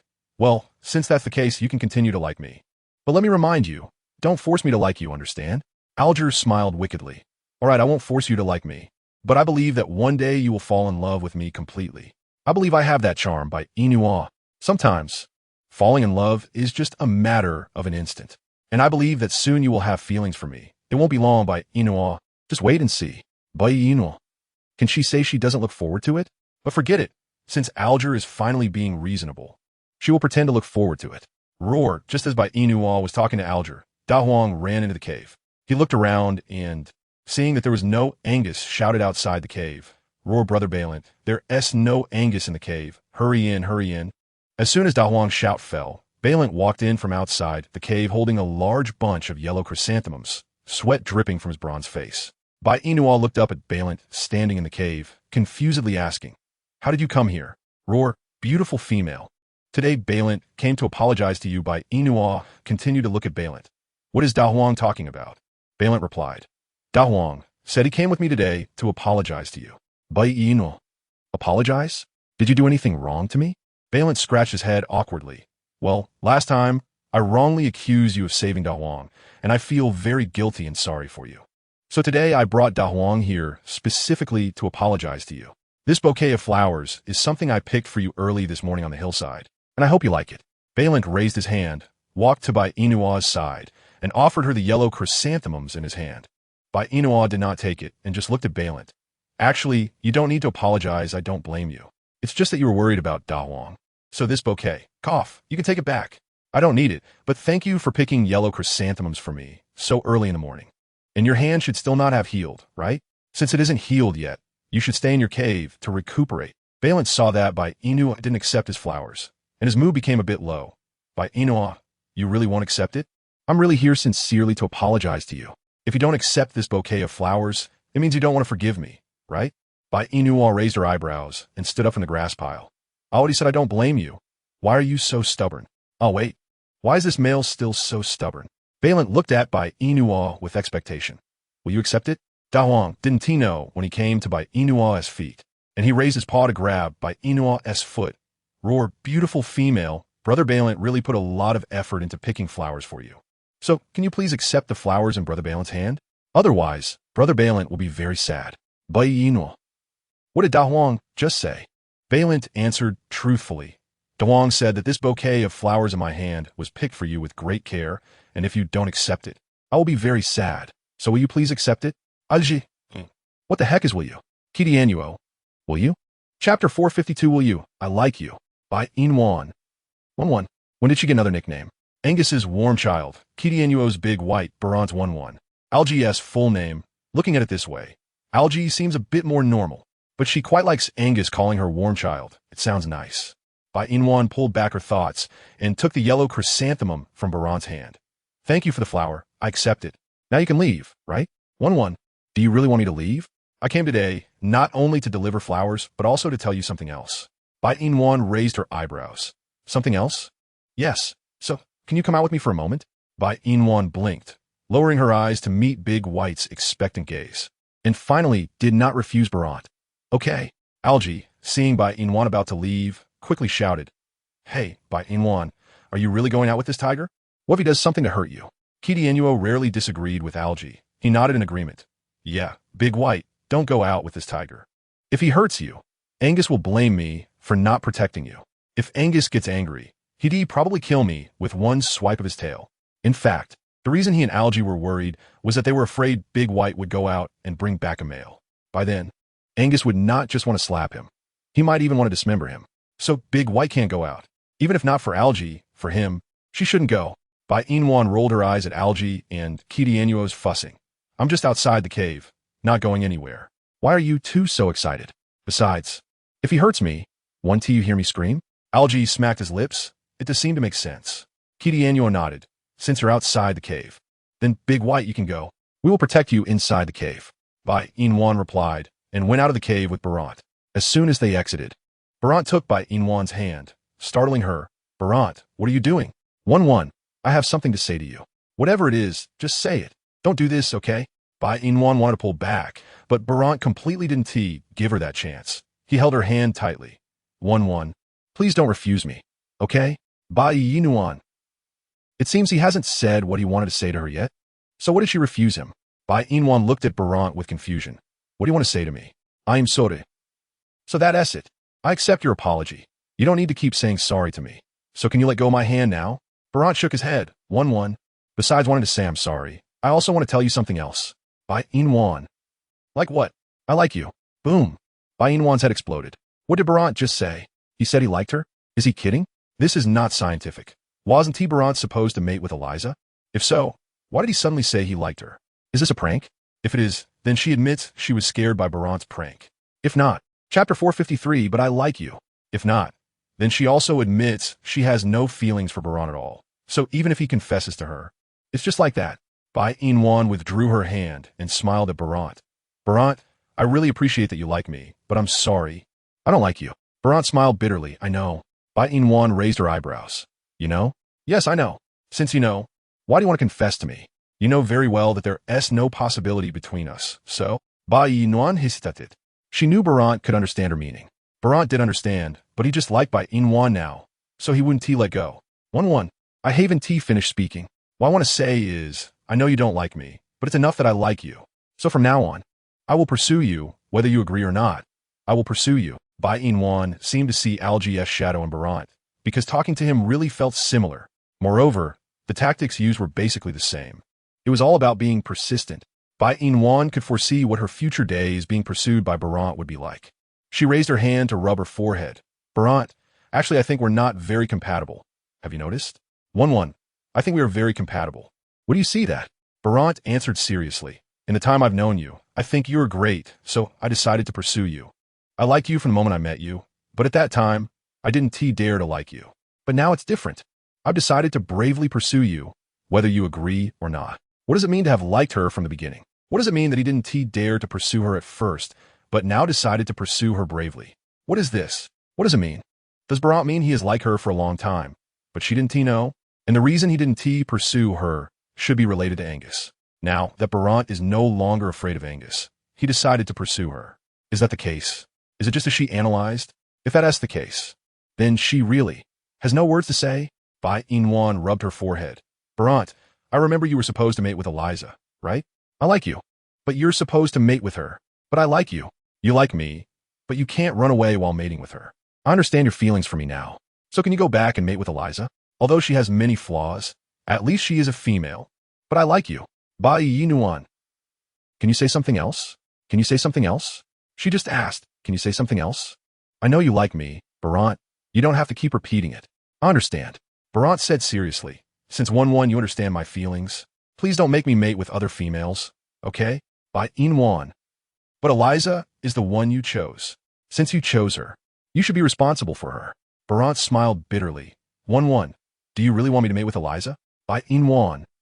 Chapter 454. Can I accompany you to bask in the sun? No, that is not what I mean. I don't particularly hope you mate with Eliza. After all, she is not a good female. Once you mate with her, she will definitely not treat Big Yellow well. So how about this? Don't mate with Eliza and look for another female to mate with. I believe in this beast world. There must be a female who is more suitable for you than I am. Barant refused without thinking.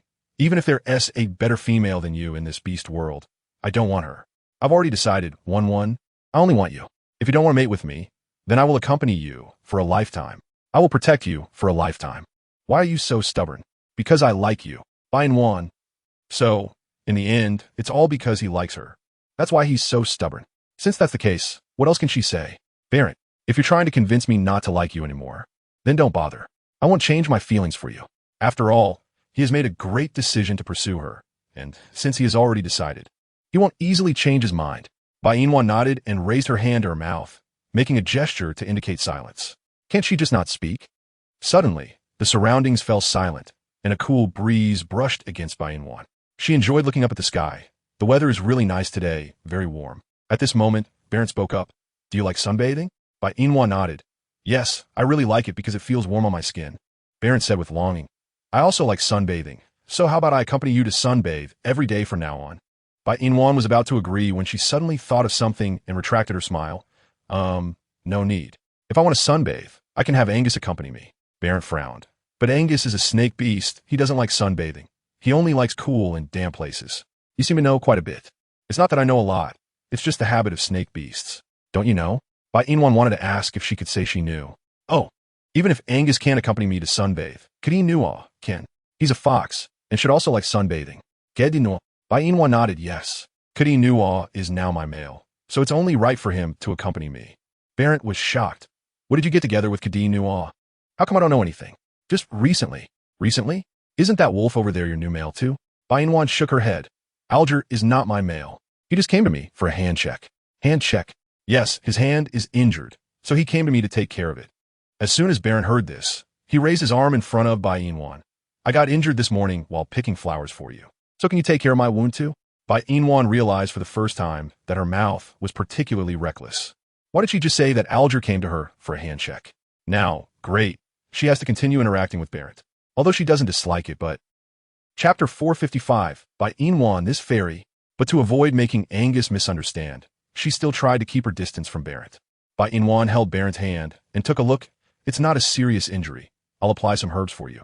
Then let's go into the cave to apply it. Bai Yina. Let's just do it outside. I think we should avoid going into the cave. Barant frowned. Are you avoiding me? No, I'm not avoiding you. It's just that my Angus gets a bit jealous. So Barant, let's apply the medicine outside, okay? Barant said unhappily. Why can Alger stay in your cave? KingAngus can stay, and Huang can stay, but I can't? You're biased. The two words biased left Bai Yina speechless. When Barant used her full name before, she felt nothing, but when he suddenly called her you, she felt something indescribable in her heart. Bai Yina hesitated and looked at Barant. All right, let's go. I'll take you back to the cave to bandage your wound. But next time, don't pick flowers for me anymore. I actually don't like flowers. Understand? Barant silently noted that Bai Yina didn't like flowers and asked, what do you like instead? I like, cough, I don't even know. Bai Yina truly didn't know what she liked. In the 21st century, the things she liked were not available here, so she really didn't have anything she liked at the moment. However, she did have someone she liked, Angus. She liked Angus very much, and what she needed to do now was to stay by Angus's side. Whenever Bai Yina thought of Angus, her mouth involuntarily curled up. When Barant saw Bai Yina smile, he also smiled along. What are you laughing at? Did you suddenly think of something you like? Bai Yina nodded. Yes, I thought of it. Barant looked at Bai Yina expectantly. Then can you tell me what you like? What I like is not a thing. I like a snake. I like Angus. I found that as long as I'm with him, even without things I like, I'm very happy.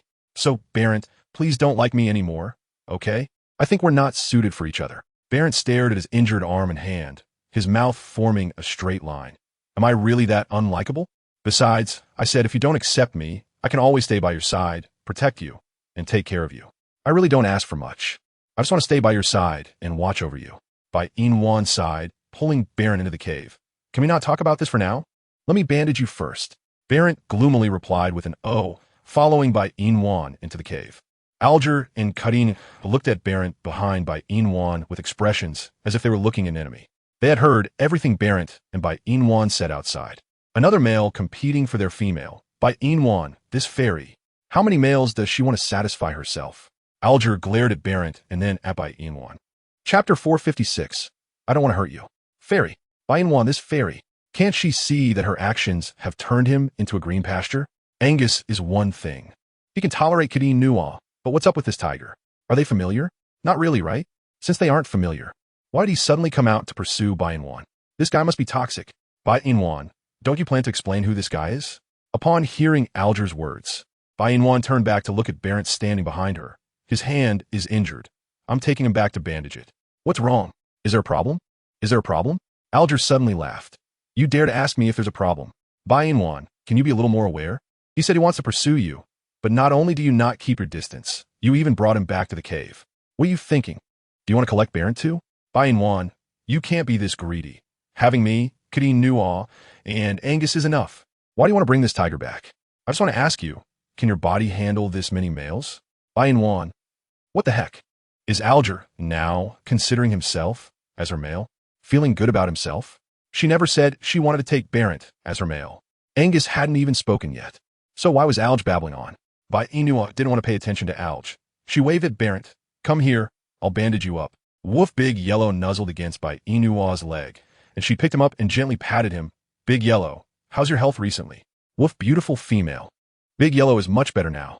Barrett knew Bai Yina couldn't understand, so he quickly explained. Big Yellow said he's feeling much better. That's good. But who left you all alone in the ginger field? Wolf Elisa. That ugly female. She wanted to strangle Big Yellow, but he didn't die. The beautiful female saved him. So Big Yellow likes the beautiful female more and more. Baron explained again. Big Yellow said Elisa wanted to strangle him, but you saved him, and he has finding he likes you more and more. So, for Big Yellow, can I be your male? Alge, can this tiger be any more shameless? Cordino. Does he even consider his feelings when he says that? Bai Yina. How should she respond? Reject him again? But Barrett was clearly not going to take no for an answer. Refusing would be like saying it in vain, so it was better to stay silent. Barrett, can I bandage your wound? You're changing the topic again. Bai Yina said awkwardly, I just don't want to hurt you, Barrett. I made myself clear outside just now, so don't say you love me or anything like that again. We're not compatible. Wolf beautiful female. Why don't you accept Brother Barrett? Brother Barrett is great. He really likes you. Alge squinted slightly. He seemed to understand what the little tiger was saying. Chapter 457. It's best if you listen. If he wasn't mistaken. The little tiger was saying that Barrett really likes Bai Yina and asking her why she didn't want to be with Barrett. If Barrett translated this for Bai Yina, would she really agree to let Barrett be her male considering the little tiger? If that could work. He thought it was necessary to steal a few hundred little tigers to ask Bai Yina why she wouldn't accept him. Oh no, steal is not right. It should be catch. Yes, catch, but only if Bai Yina would fall for that trick. If not, forget it. After all, little tigers are not that easy to catch. Right? Alge stared dangerously at Big Yellow. That little tiger. Adults are talking. Can you please not interrupt? Wolf, none of your business. Alge. Bai Yina. Look at this disrespectful little tiger. He just said not to mind him. Who cares about him? He is not my son. And even if I had a son in the future, it wouldn't be a tiger. My son would definitely be as handsome as me. Everyone. Looking forward to Alge's son being a bunch of wolf cubs. Onlookers 1. Alge. Can we have a normal, pleasant conversation? You guys are too mean. Bai Yina raised an eyebrow. You can understand what Big Yellow is saying? Alge nodded. Yes, I can understand. But Angus told me that to understand beast language, you must be at the king level or higher, right? Have you already reached the king level? Alge? You shouldn't be that impressive, right? Angus took years to level up, but you did it in less than 2 weeks. Your talent is extraordinary. Hearing Bai Yina's praise, Alge couldn't help but smile. But he didn't think he had become a king beast. However, he could indeed understand what the little tiger was saying. So he must not be far from being a king beast, right? Alj, I've finally discovered that you're impressive this time. Alj humbly said, I'm not really a wolf beast, so leveling up quickly isn't that special, right? Maybe that is part of it. But Alj's original body didn't have a beast level, so now that you can level up, it's not just because of Angus's help, but also your own efforts. Alj, just praise his talent and leave it at that. Why bring Angus into this? Although Angus gave him beast pearls, it's still his own effort that counts, okay? It feels like Angus took half of his hard work. Not happy. Bai Yina saw Alj was silent, so she didn't initiate conversation either.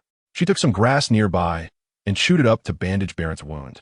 After finishing, she used a piece of snake skin to tie up Barent's hand and, once done, instructed, although your wound isn't too severe, don't do any strenuous activities for a while. Take care of your injury at home, and don't touch water for now. Barent nodded. I'll listen to you. Whatever you say goes. Bai Yina replied, it's best if you listen. That way, your wound will heal faster. Chapter 458. Where are you going, Big White? Once my wound is healed, I'll find something else to give to you. Bai Yina frowned upon hearing this. I don't have anything particularly special that I like, so you don't need to go out of your way to find something for me. Just take care of yourself. I have my males to take care of me, so don't worry. Barent. Ouch. Since the bandaging is done, you can take Big Yellow and leave now. Wolf, beautiful female. Don't you like Big Yellow anymore? Please don't chase Big Yellow away. Alj disdainfully pushed Big Yellow away. Bai Yina, I just realized that this tiger can't do anything other than act cute. So please let him go. I don't want to see him. He is useless. Bai Yina looked at Alj. Big Yellow is still a child. If he doesn't act cute, what can you have him do? Alj. A child? Are you sure? This is clearly a tiger. Bai Yina, is something wrong with your eyes? Bai Yina rolled her eyes at Alj unconsciously. My eyes are definitely fine. And Big White is indeed still young, just a child. But he doesn't look like a child. So what? Alj choked, fine.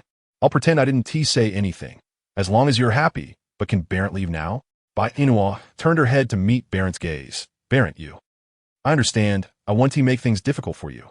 Oh, just leave. Big Yellow, let us go. Big Yellow's yellow vertical pupils were filled with tears, and Bai Yina felt heartbroken as she hugged Big Yellow and gently patted him. Big Yellow, listen to me. Can you go home with Barent first? Wolf, the beautiful female, really doesn't like Big Yellow anymore. Bai Yina expressed that she didn't understand. But she believed that Da Huang must have said something like she didn't want him. However, she wasn't his mother, and even if she wanted him, she couldn't keep him. Not to mention whether Balani would agree to it. Even if he did, Angus wouldn't let her raise Da Huang. So, even though she was reluctant to part with Da Huang, she had to let him go back with Balani. Otherwise, Angus would be angry when he returned. However, Bai Yina was worried. Da Huang, be good and go back with Brother Balani first. I still have things to do.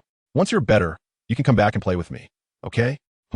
Da Huang, feeling wronged, growled, roared, beautiful female. Da Huang understands. I will go back with Brother Balani now.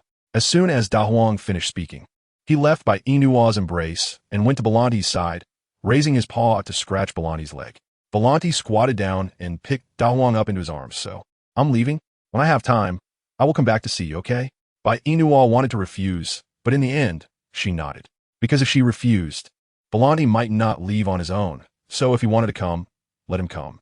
After all, he might not be able to see her anyway. Especially with Angus around, Balani wouldn't dare to act recklessly. Balani and Da Huang took one last look at Bai Yina before turning to leave the cave. Once Balani and Da Huang left, Bai Yina stood up and walked outside the cave. Gideon followed her, confused, and asked, Where are you going, Bai?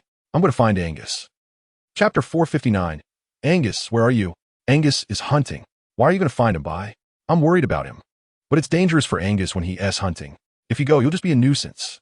Bai Yina bit her lip, but he's been gone for so long and hasn't returned. I'm afraid something happened to him. And I just want to go down and take a look. I want to be a nuisance. Gideon grabbed Bai Yina's hand. Bai, if you go, you're just going to be a nuisance to Angus. So please stay in the cave and wait for him to come back, okay? Bai Yina. But I'm worried about Angus. Gideon felt a bit jealous. Bai, is it that in your heart there is only Angus? Is there no place for me? Gideon, I just met you not long ago. If you think you can compare to Angus at this point, you wouldn't believe it. So I don't want to lie to you. Angus is very important to me. If he is even a little late coming back, I will be very worried about him. Gideon raised his hand to cover Bai Yina's lips. Bai, I understand. Don't say any more. I know I can't replace Angus right now, but I will try. But I also ask you not to deny me the opportunity, okay? Bai Yina nodded. I will give you a chance. Gideon happily asked. Bai, really? Yes, really. Gideon wrapped his arm around Bai Yinua's. You must keep your word and not lie to me. Bai, Bai likes you the most. Bai Yina raised her hand and patted Gideon's head. Can I go find Angus now? Gideon pouted. Bai, I already said that Angus can't be disturbed while hunting. Otherwise, he might get hurt. So Bai, let us not go, okay? Let us stay in the cave and wait for him to come back, okay? Bai Yina hesitated for a moment, ultimately giving up the thought of going to find Angus. She returned to sit by the haystack, waiting for Angus to come back. Bai Yina thought Angus would return soon after hunting, but as a result, she waited until evening, and Angus still hadn't come back. Bai Yina could no longer sit still. Despite Gideon's objections, she ran down the mountain. Gideon and Algie followed closely behind Bai Yina. Bai Yina, where are you going? Come back. Bai Yina. Now is the time for the beast men to hunt. If you go out, it's like sending yourself to death, do you understand? Bai Yina. You stop right there, come back, Bai Yina. Gideon pushed Algie aside. Bai is just worried about Angus. And I believe I can protect Bai well enough without you pretending to care. Algie, I don't want to argue with you right now. Protecting Bai Yina is more important. I'll settle the score with you later after we find Angus. Gideon sneered and followed Bai Yina down the mountain. Bai Yina first went to the riverbank, where Angus liked to go to look for him, but she didn't find his figure. Bai Yina anxiously called out, Angus! Angus! Where are you? Angus, do you know I'm very worried about you? Can you hear my voice? Angus, if you hear me calling your name, please come out and see me, okay? I'm very worried about you, Angus. Bai Yina's eyes turned red, feeling wronged, and called out Angus's name again. Angus. Chapter 460, Because I Like You. Bai, why are you crying? Bai Yina looked around at the dark surroundings. I can't find Angus. Gideon. Angus might be playing over there. That's why you can't find him. Why don't we go back first? Or maybe Angus has already returned. Bai Yina shook her head. No, I want to find Angus. What if he isn't returned and something happened? Gideon comforted her by Angus isn't going hunting for the first time. He is so capable. Who could possibly be his opponent? So don't worry about him. Let us go back, okay? Bai Yina looked at Gideon with tearful eyes. I want Angus. Gideon is Bai showing her affection for him. For this reason, he must find Angus for Bai. After making a decision, Gideon pulled Bai Yina up from the ground and comforted her. Bai, don't cry. I'll accompany you to find Angus, okay? Bai Yina nodded. Okay. Good, it's dark now. I'll carry you, okay? Bai Yina shook her head. No need. I can walk by myself. I can see the path. I don't need you to carry me. Gideon felt a bit disappointed, but still let Bai Yina walk alone. Bai, if I can't carry you, can I hold your hand? Bai Yina extended her hand and took Gideon's. Gideon smiled. Bai likes you the most. I know. Even if Bai knows, I still want to say. Algie looked at Bai Yina and Gideon being affectionate, his heart aching. Can you two be a little more normal? Just walk properly, why hold hands? Are you afraid others don't know you're a couple? Gideon asked in confusion. What a couple? Talking to you, idiot, you wouldn't understand. So why should I even tell you? Gideon looked at Bai Yina with displeasure. Bai, what is a couple? Bai Yina. It's a female and a male. Gideon understood immediately. So that is how it is. Then you and I are a couple. And this way of saying it seems better than just female and male. Bai Yina blinked. If you like it, that is good. Like Bai likes it a lot. Bai is Bai's boyfriend, and Bai is Bai's girlfriend. Wow, Bai has a girlfriend now. Bai Yina shook her head helplessly. How is Gideon? This fox rabbit, so easily satisfied? Algie, damn, another wolf is being tortured. That's enough. Algie walked over to Bai Yina and took her other hand. Bai Yina, since you want to find Angus, please do so earnestly. And don't stop along the way to flirt with a fox. If you're not disgusted, I am. Bai Yina withdrew her hand. If you dislike it so much, why do you want to hold my hand? Because I like you. Bai Yina. This part doesn't seem to be in the script. Shouldn't he say something like, I want to hold your hand. So what? Do you have a problem with that? That would be the kind of dialogue a domineering CEO should have. But that line, because I like you, is what is going on? Bai Yina didn't reply. And Algie continued. Because I like you, that's why I'm holding your hand. Chapter 461. Fireflies so Bai Yina. Do you understand what you just said? Bai Yina nodded, indicating that she understood. She wasn't a fool. Algie had made it clear enough. And if she said she didn't understand, that would be truly foolish. Since she understood, let us go. Bai Yina. Can you let go of me and walk? I already said I like you. So you have to hold my hand and walk. Bai Yina. All right. Finding Angus is the most important thing now. So I want to get tangled up with Algie over this hand-holding issue. Thus, Bai Yina held onto Kidianua with her left hand and was held by Algae with her right hand as the three of them went into the forest looking for Angus. While searching, Bai Yina called out Angus's name. Angus, are you there? Angus. Angus. Nwaner. Angus was catching glowing bugs when he heard Bai Yina calling his name. He looked at the bugs he had caught wrapped in snake skin and happily ran towards where Bai Yina was, thinking that his Nwaner would definitely like these glowing bugs. Angus ran to Bai Yina as fast as he could, and just as he was getting close, Bai Yina finally saw his face. Angus. Bai Yina's voice was choked with tears. Angus handed the snake skin in his hand to Kidianua. Here, hold this. Kidianua took it and stared at the light coming from the snake skin. Is this a glowing bug? Angus didn't answer Kidianua's question. Instead, he raised his hand to wipe away the tears on Bai Yina's face. Why is Nwaner crying? I thought something happened to you. I waited for you in the cave all day and didn't see you. I thought you didn't want me anymore. Ugh. Angus awkwardly comforted Bai Yina. Nonar, I'm sorry. I thought you would be fine with Kidianua with you. So, I didn't come back until later, but I didn't expect you to come out looking for me. Did you think that just because I had Kidianua with me, I wouldn't want you anymore? Angus shook his head. How can my Nwaner not want me just because she has Kidianua? I just thought that since you had Kidianua with you, you wouldn't be scared, so I didn't come back right away. Bai Yina, you ran around all day outside. What were you doing? When Angus heard Bai Yina ask this, he quickly snatched the glowing bug he had spent a long time catching from Kidianua and handed it to Bai Yina. Bai Yina frowned. This is a firefly? A firefly? Is this not it?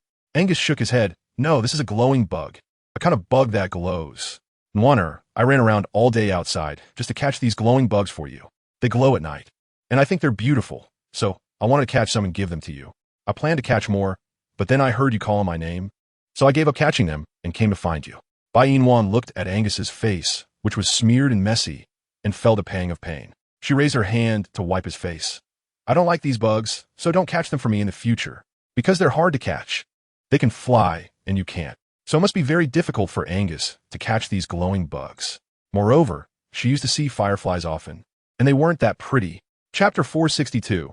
There are no secrets between us. But what Angus caught for her, she liked very much. She used to think that fireflies had no use apart from glowing, but now seeing the fireflies in Angus's hand, Bai Yina realized that the reason she thought fireflies were useless was that she hadn't met someone to appreciate them with her. But now that she had met someone, those fireflies had a purpose. Bai Yina took the fireflies from Angus's hand. You worked hard to catch these, didn't you? Angus smiled. Not hard at all. They're very easy to catch. Bai Yina cursed Angus in her heart for being a big fool. If they're easy to catch, why did you catch them until late at night? Angus, you said you wouldn't lie to me. Angus frowned. Nuonar, sorry. All right, let us go home. Angus nodded. Okay. Did you eat well while I wasn't here? Did Kidianua cook meat for you? Kidianua, being called out by Angus, coughed twice. I cooked, but Dabai didn't eat because she was worried about you. She insisted she wasn't hungry. I heard Dabai's stomach growling, rumbling. Bai Yina. Kidianua, Dabai, what Bai said is true. You clearly didn't eat anything just now. You waited for Angus. Bai Yina really didn't know if Kidianua was doing this on purpose or not. She didn't want Angus to know that she hadn't eaten because she was waiting for him. Otherwise, Angus would blame himself again. Bai Yina linked her arm with Angus's. Angus, the reason I didn't eat just now isn't because I was waiting for you like Kidianua said. I just didn't want to eat at that moment. I'll eat when we go back, okay? Angus knew that Bai Yina didn't want him to feel guilty, so he didn't say much about it. But why was Algae still following them? Shouldn't he returned to his wolf tribe? Algae, the wolf tribe and my cave are in opposite directions. If you keep going forward, you'll only get farther away from your wolf tribe. So you should go back now. Upon hearing this, Algae finally realized that he had been following Bai Yina all along. Indeed, Bai Yina's cave and the wolf tribe were in opposite directions, so he should go back. But what if he didn't want to leave Bai Yina? Algae reached out and grabbed Bai Yina's arm. Angus glared at Algae unhappily. Algae, let go of your hand. I'm holding Bai Yina, not you. You think I'll let go just because you told me to?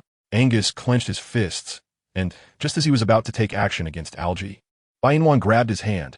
Angus, it's fine. Algae just wants to say something to me. Don't be angry.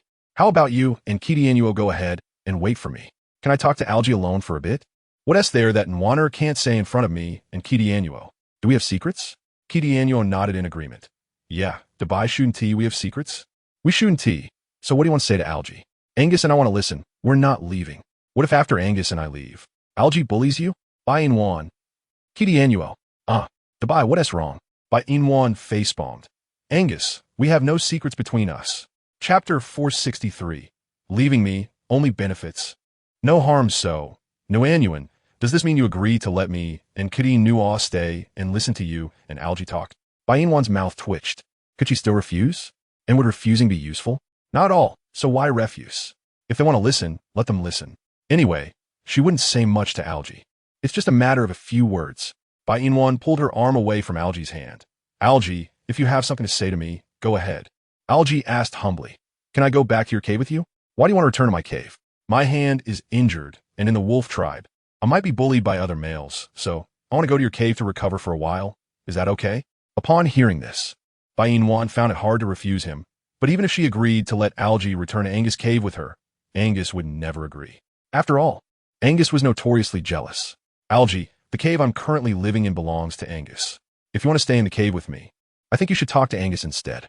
If he agrees, then I have nothing more to say. Algae internally complained about Bai Yina's incompetence.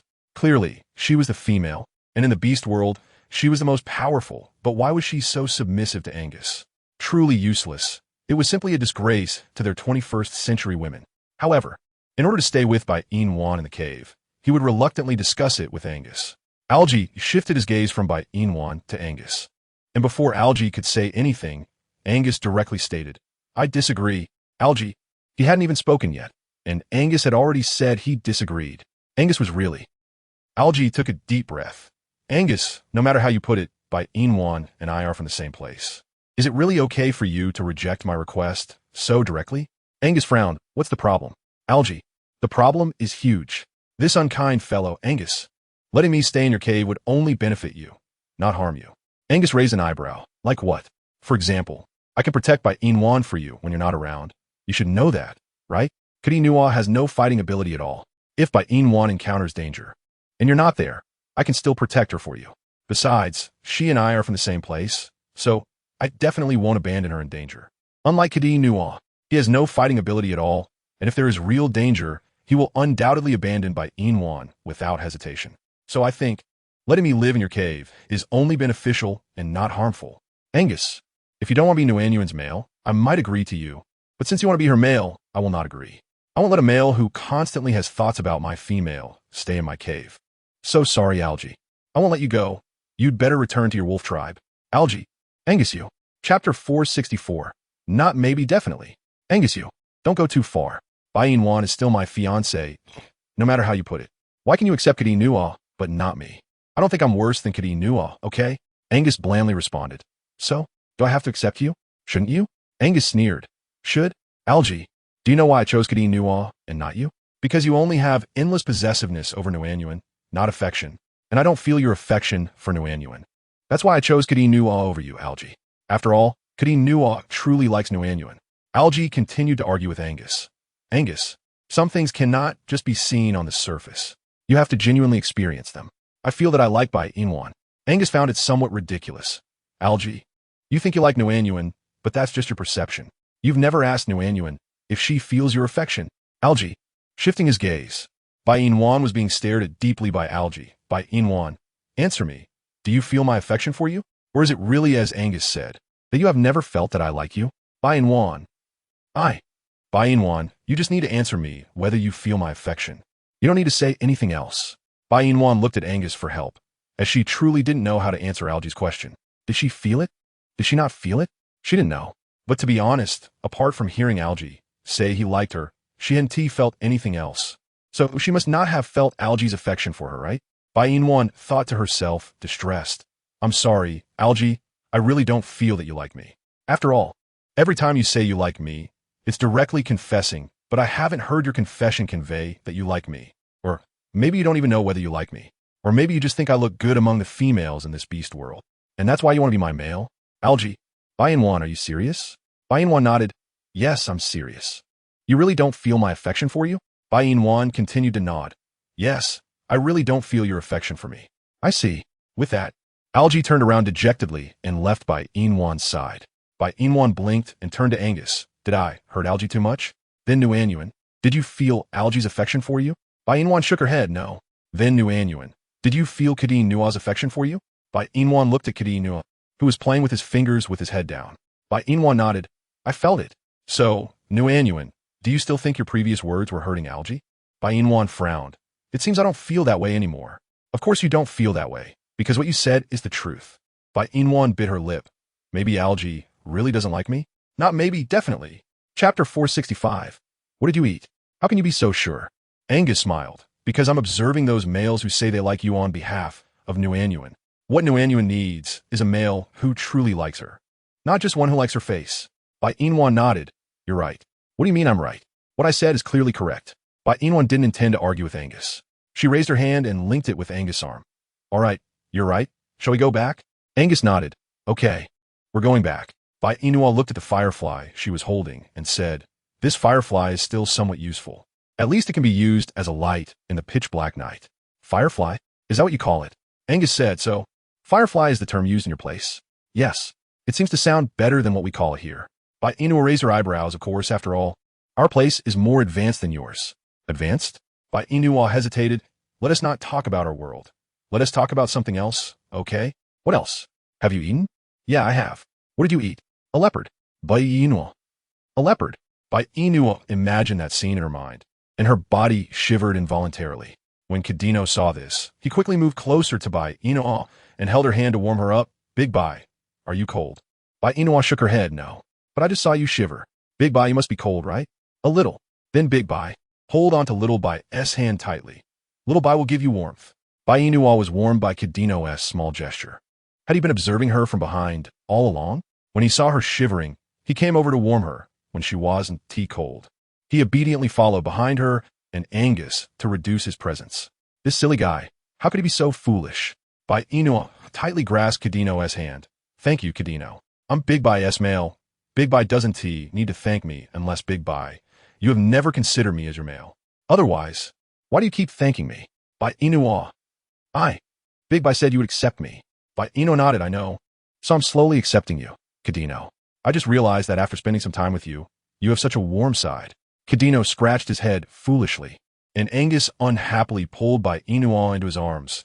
Nuana, I have no objection to you accepting Kadino, but you can't ignore me. You said before that your favorite person is me. Bai Yina. Yes, my favorite person is you. Look, I'm liking you right now, aren't I? When Kadino heard Bai Yina say this, he also reached out and pulled Bai Yina out of Angus's embrace. Big Bai, you also promised me that you would give me a chance to live in your heart. So Big Bai can't just like Angus. You also have to like Little Bai. Bai Yina. I remember. I haven't forgotten. I will work hard to like you, Kadino. Don't worry. Chapter 466. Big Bai is mine. Bai Yina had just finished answering Kadino when she was pulled back by Angus. Nuana will work hard to love Kadino? What if you fall in love with Kadino? You won't love me anymore? No. Kadino pulled Bai Yina to his side. What does Big Bai's previous statement mean? Does no mean that Big Bai loves Angus, but doesn't he love me? Bai Yina. No. Before Bai Yina could finish her sentence, she was pulled back by Angus again. Nuana, you can only like me. You can't like Kadino. If you like him, where would I fit in? Bai Yina. No. Kadino once again pulled Bai Yina back to his side. Big Bai, I find I understand you less and less. What does this mean? I don't understand. Do you want to like Little Bai or not? Bai Yina. Can you let her say a complete sentence? You too. Bai Yina was pulled away by Angus, and before Angus had a chance to speak, Kadino pulled Bai Yina away again. Just like that, Bai Yina was being tugged back and forth by Angus and Kadino, looking helplessly as she swayed between them. Can someone tell her what they want to do? Did she offend them? She didn't right? So why are they treating her like this? What did she do wrong? It's so frustrating. Please stop pulling. Can you let go? The two of them are going to lose her like this. She is serious. Not joking at all. Her arms are already numb. Are they addicted to playing this way? Bai Yina frowned. You two, can you stop? Just for a moment? Kadino. Angus. They continued to tug on Bai Yina's arms, looking as if they wouldn't let go until she gave them an explanation. Bai Yina felt bitter inside, but she wanted to say something and didn't know how to express it. They both want an explanation. Can they let her go first and then ask for it? Otherwise, she might get pulled to death. She feels dizzy. Angus, let go. Angus didn't let go, and Bai Yina turned her gaze to Kadino. Kadino, you let go. Big Bai, why should I? Angus isn't letting go, so why should I? Bai Yina. He makes a good point, and she has no words to respond. Can you both let go together? I feel dizzy. Don't pull anymore. Are you two playing tug-of-war? Pulling back and forth like this. You two might find it fun, but have you considered my feelings as the person involved? Kadino. Angus. Kadino, I'll give you a chance. Let go of one, and I'll spare you. Angus, don't bully me just because you're stronger. I'm telling you, Big Bai said she would like me. That is just liking. It doesn't mean she really likes you. So what are you proud of? Hurry up and let go of one Ur's hand. Kadino said unhappily. Why don't you let go? Nuanurish Mina. Big Bai is also mine.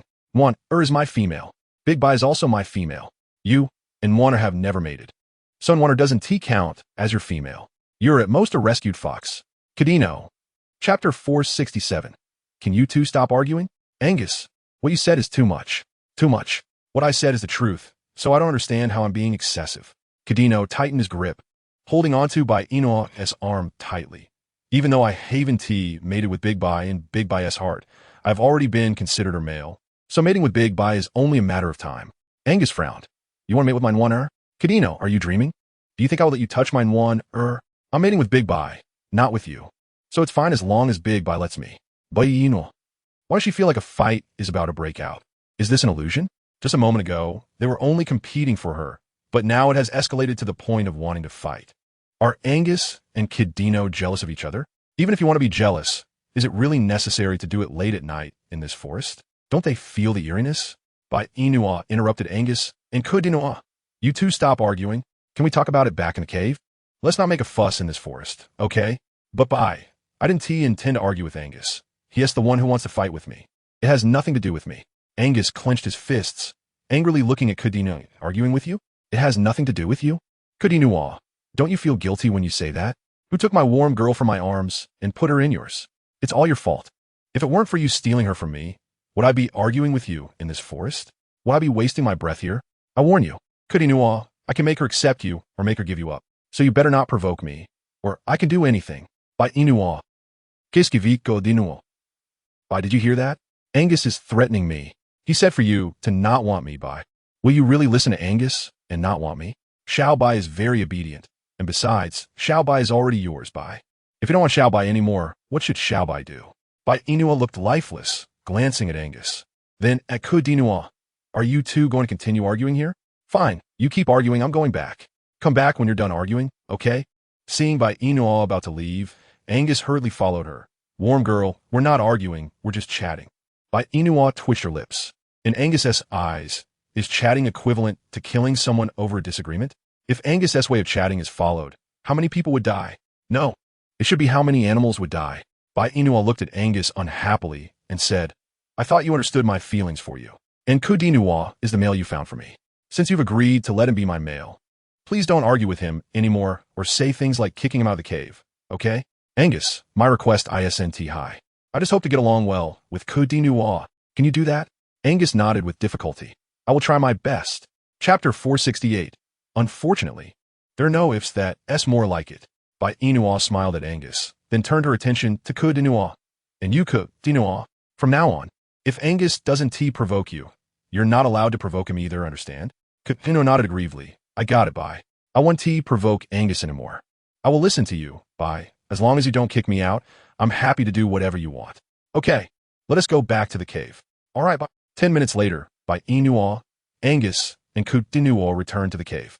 They were quiet along the way, and no one spoke.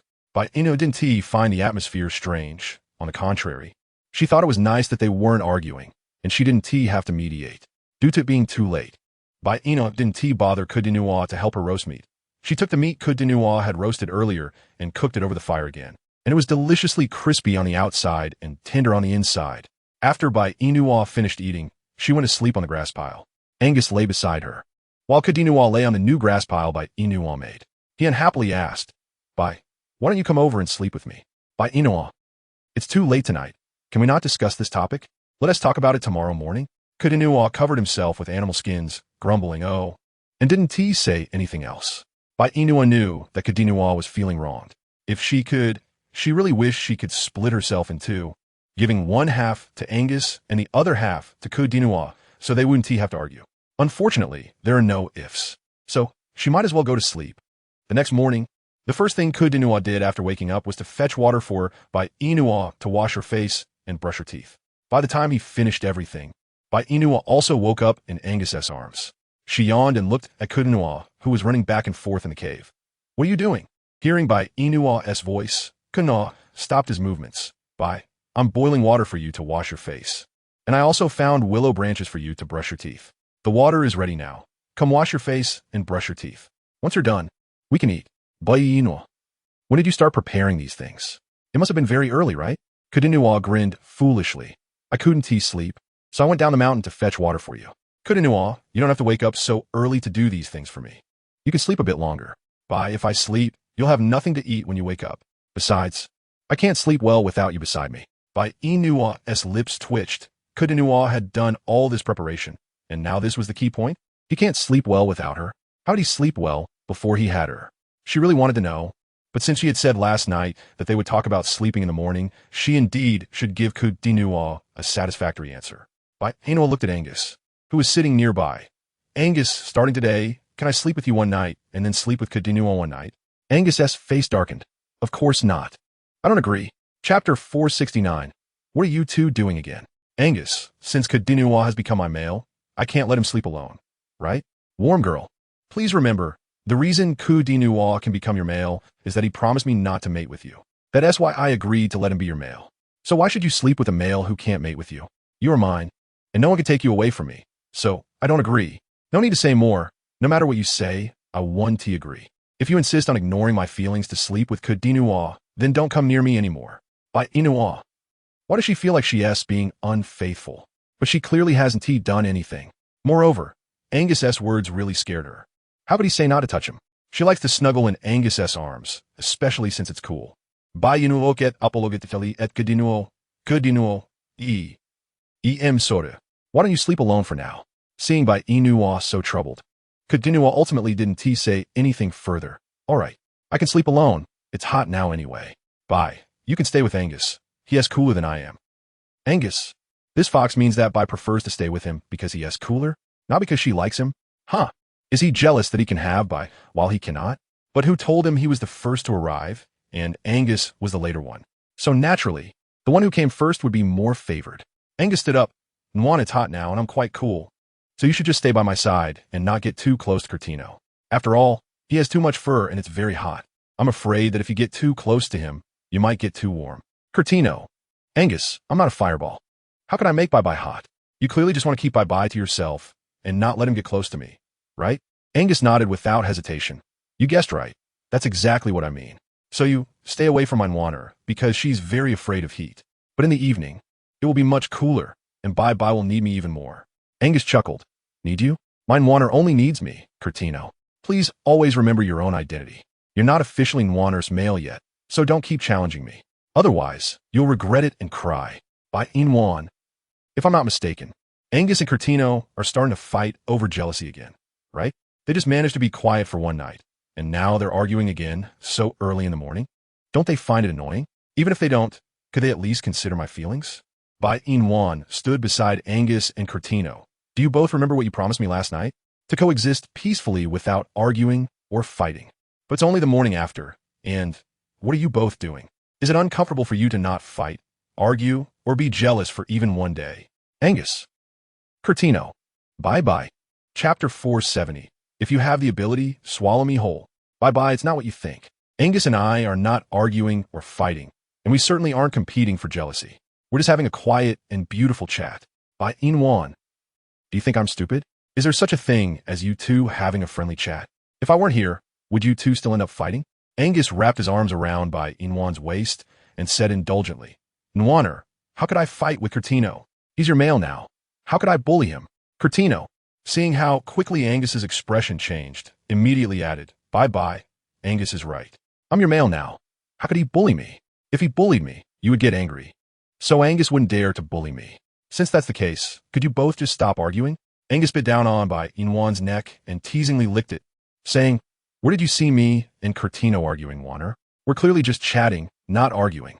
Curtino, feeling uncomfortable with how close Angus was to Bai Yina, still echoed Angus's words. Yeah, bye. Angus and I used to have a bad relationship, so it felt like arguing when we spoke. But I believe that over time, the way Angus and I talk will change. Bye, you have to give us some time, right? Bai Yina thought Curtino had a point. But she didn't really believe that Angus and Curtino could become a loving family. For now, she decided to pretend to believe them, as long as they didn't fight. Anything was negotiable.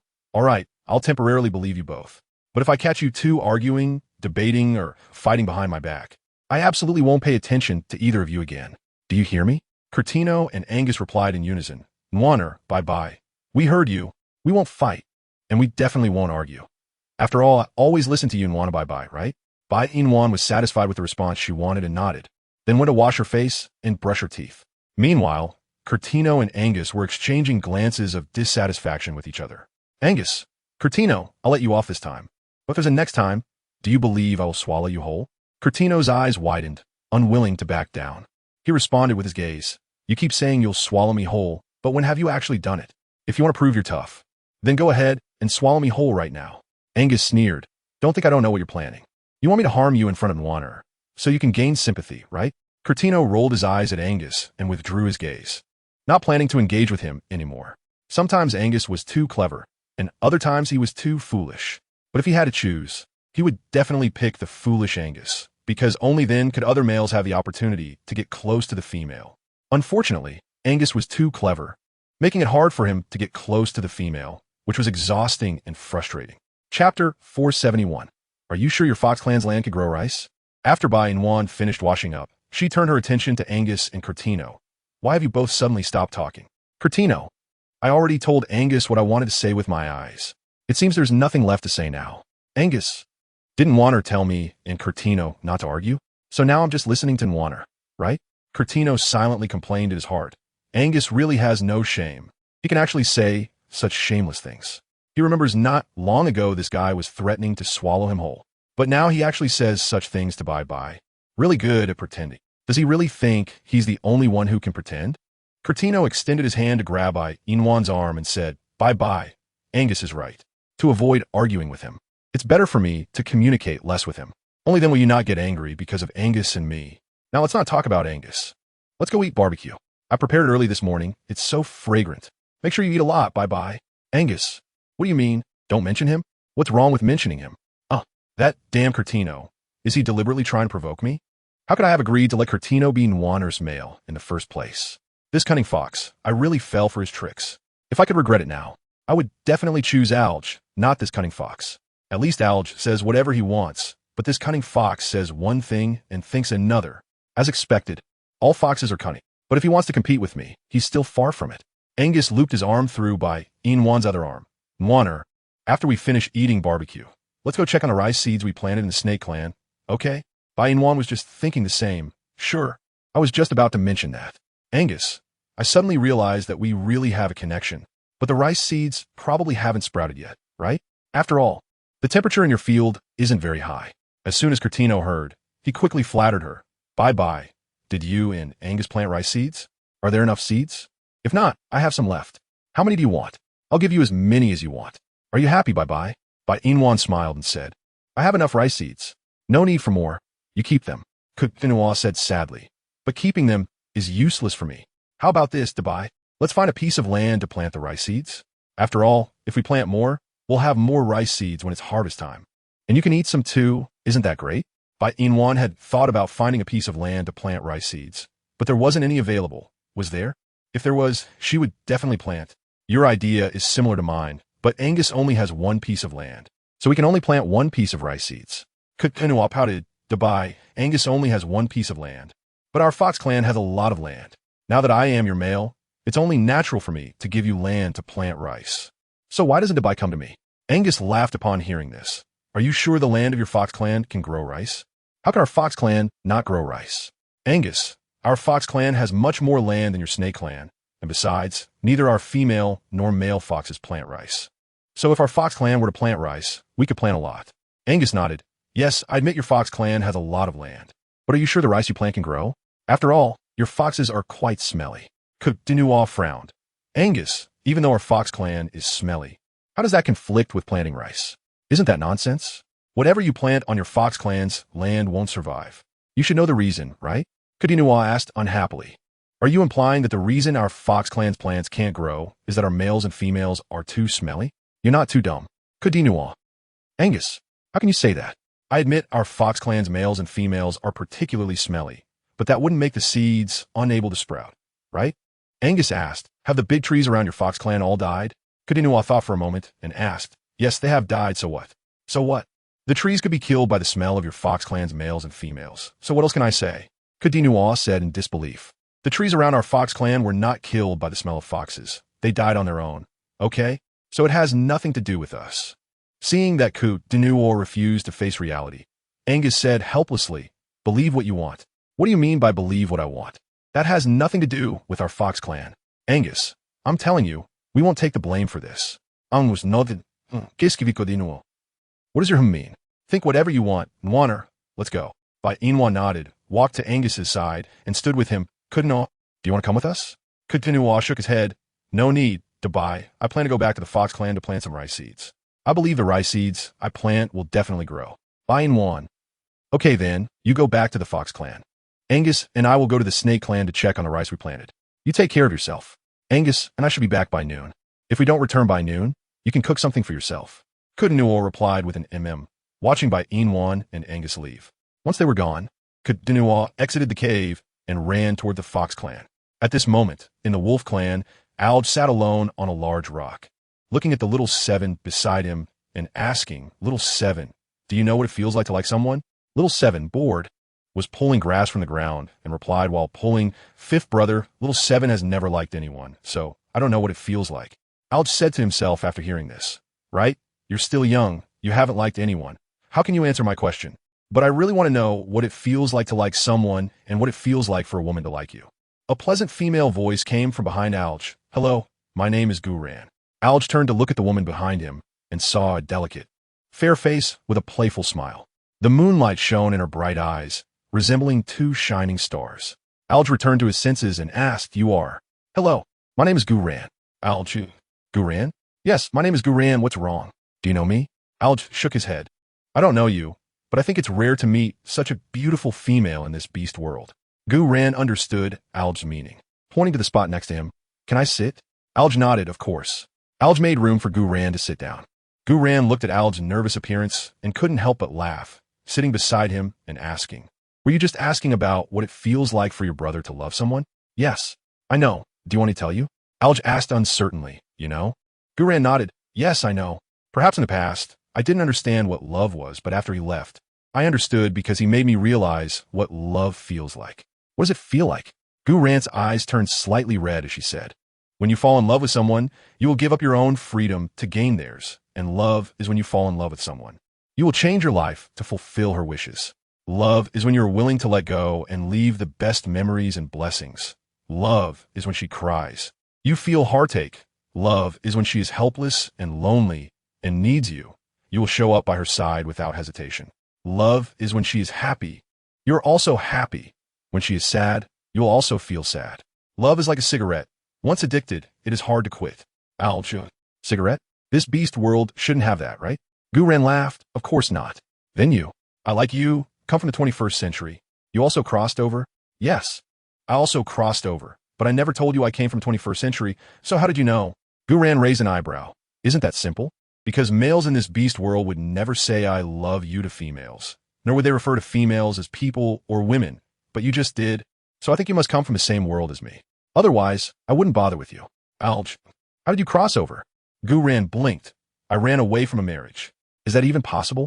Yes, I ran away from a marriage, ended up at the edge of a cliff, and then fell down. When I woke up, I found myself in this world. I also met my male Nightblade, but now he is no longer here. Every time I mention Nightblade, my heart aches, and I feel very sad and hate him. I don't understand why he says he loves me, but left me all alone. Guran wiped the tears from her face. The happiest thing in my life is meeting my 4 males. Chapter 474, They treat me so well. For males. Al-Jia was shocked. Can your body handle it? You actually have 4 males as your partners. Guran. Well, that doesn't seem to be your concern. Whether my body can handle it or not has nothing to do with you, right? I think you should take care of yourself first. Just now, when I saw you asking what it feels like to love someone, you looked very sad. Is it because the female you were pursuing didn't agree to you? Al-Jin nodded gloomily. Yeah, she not only didn't agree to me, but also said she has never felt my love for her. I just don't understand. I've been so good to her. How could she not feel my love? Gu Ran raised an eyebrow. For example? For example, Al Jia fell into thought. It seemed he couldn't articulate what he had done for her. Every time he met her, it was just bickering, and the only gifts he had given were chili and ginger. He had never done anything else. Al Jia's lips pressed into a straight line. It seems I haven't done anything for her. Every time I meet her, I just bicker with her. The only things I've given her chili and ginger, and when we eat, she always cooks for me. I've never cooked anything for her, Gu Ran disdainfully said. So if I were the woman you like, I wouldn't accept you either. Back when your 4 males were pursuing me, they treated me so well. For example, Gu Ran was stunned by the question. Nightblade was quite obedient to her, right? Arno also took good care of her. Whatever she wanted, he would find it for her. As for Hai and Shicheng was pretty good, and Hai was quite cunning. But overall, they were all pretty nice. However, if she had to give an example, how should she evaluate this man? Gu Ran fell into deep thought until Al Jia's voice rang in her ears, bringing her back to reality. What? I still want to ask you what you're doing? Were you just daydreaming? Don't you even know whether your males treat you well or not? Not at all. My males treat me very well. I get whatever I want, and they never let me do anything. Every time I take the initiative to do something, they all rush to do it. And my babies, they take care of them. So I never have to worry. Otherwise, do you think I could run out and chat with you? Run out? Gu Ran realized she had let something slip and coughed twice. Because my males worry about me getting hurt, they generally don't let me go out alone. But today they were all quite busy, so I took the opportunity to sneak out while they were occupied. I think by now, they should have noticed I'm not there. Soon, they'll come and take me back. What if I'm not done playing and don't want to go back? Al Jia. How rude. I just solved your problem, and you treat me like this? Shouldn't you say you want to take me out to play for a while? Al Jia's lips twitched. Why should I take you out to play? Besides, we aren't familiar with each other, right? Well, we're not familiar. But considering we come from the same world, we're already familiar enough, right? Al Jia was shocked by Gu Ran's logic. Coming from the same world doesn't mean we have to be familiar. Plus, if your males can't find you, they'll worry about you, so you should go back. Chapter 475, I have someone to keep me company, but I don't want to go back. It'll be boring. That is why I want to stay here for a while. Al Jia frowned. There's just a river here. There's nothing else. Once my brother and I leave, you'll be bored here alone, so you might as well go home to find your males. Having someone with you is better than being alone, right? Gu Ran looked at the river in front of her and said, I have someone to keep me company. You don't mean you're the one keeping me company, right? I'm telling you, Gu Ran, I want to stay to keep you company. If your males see me with you, they might misunderstand. I mean the one keeping me company ISNTU, but that river. Al Jia looked at Gu Ran in complete confusion. Are you out of your mind? Treating a river as a person. Are you blind? Or are you hallucinating? My eyes are not blind, and of course I'm not sick. I'm just borrowing the river to miss my males. Al Jia was even more confused about Gu Ran. What do you mean? Didn't I just say? I had a male who left me. His name is Nightblade, and his beast form is a snake. He likes water, so seeing water now feels very familiar. The most important thing is that this river, he has been here. Although he has left me now, I believe he will come back to find me, and I will wait for him, waiting for his return in places with rivers. Al Jia. Females really like snakes? For example, Bai Yina, she likes Angus a lot. This Gu Ran in front of him seemed to be the same. Al Jia asked, besides snake beasts, what other beastmen does your male have? Peacock, fox, and wolf. Then are the children you have with them in their beast forms? Or are they half human, half beast? Gu Ran smiled. They are human. Humans? But your males are animals. Animals can also have babies. Can't my children look like me? Al Jia nodded. Sure. But are all the children you give birth to babies? ISNT, they're a single litter, that's an animal? Well, not really. Not long ago, I just had a litter that was wolves. They're still little wolf cubs now. They're still nursing, but I have too many kids, and I don't have milk for them. So my males went to catch a cow for them. They're still in the wolf tribe now. Al Jia caught the key point. You live in the wolf tribe now? Gu Ran replied. I just arrived at the wolf tribe yesterday. I might live in the wolf tribe in the future, but I'm not very sure. As for the cow, we caught it on the way back. And now my males are cleaning the cave, so they don't have time to take care of me, which is why I ran out. Al Jia. You really are honest. You tell me everything. Aren't you afraid I have ulterior motives towards you? Gu Ran shook her head. Not at all. I have the strength of my males. You are not my opponent. Al Jia. How could you have the strength of your males? Gu Ran rolled her eyes at Al Jia. That, I'm not going to tell you. This is a secret between me and my males, and since it's a secret, I certainly can't say it, right? But you were just very honest, right? How come the blink of an eye, you became so dishonest?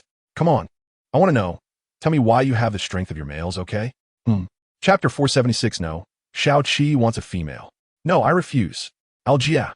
This female is really unlovable. If you don't want to say it, then don't. Does he think I care? Actually, I don't care at all, okay? Oh, Jia stood up.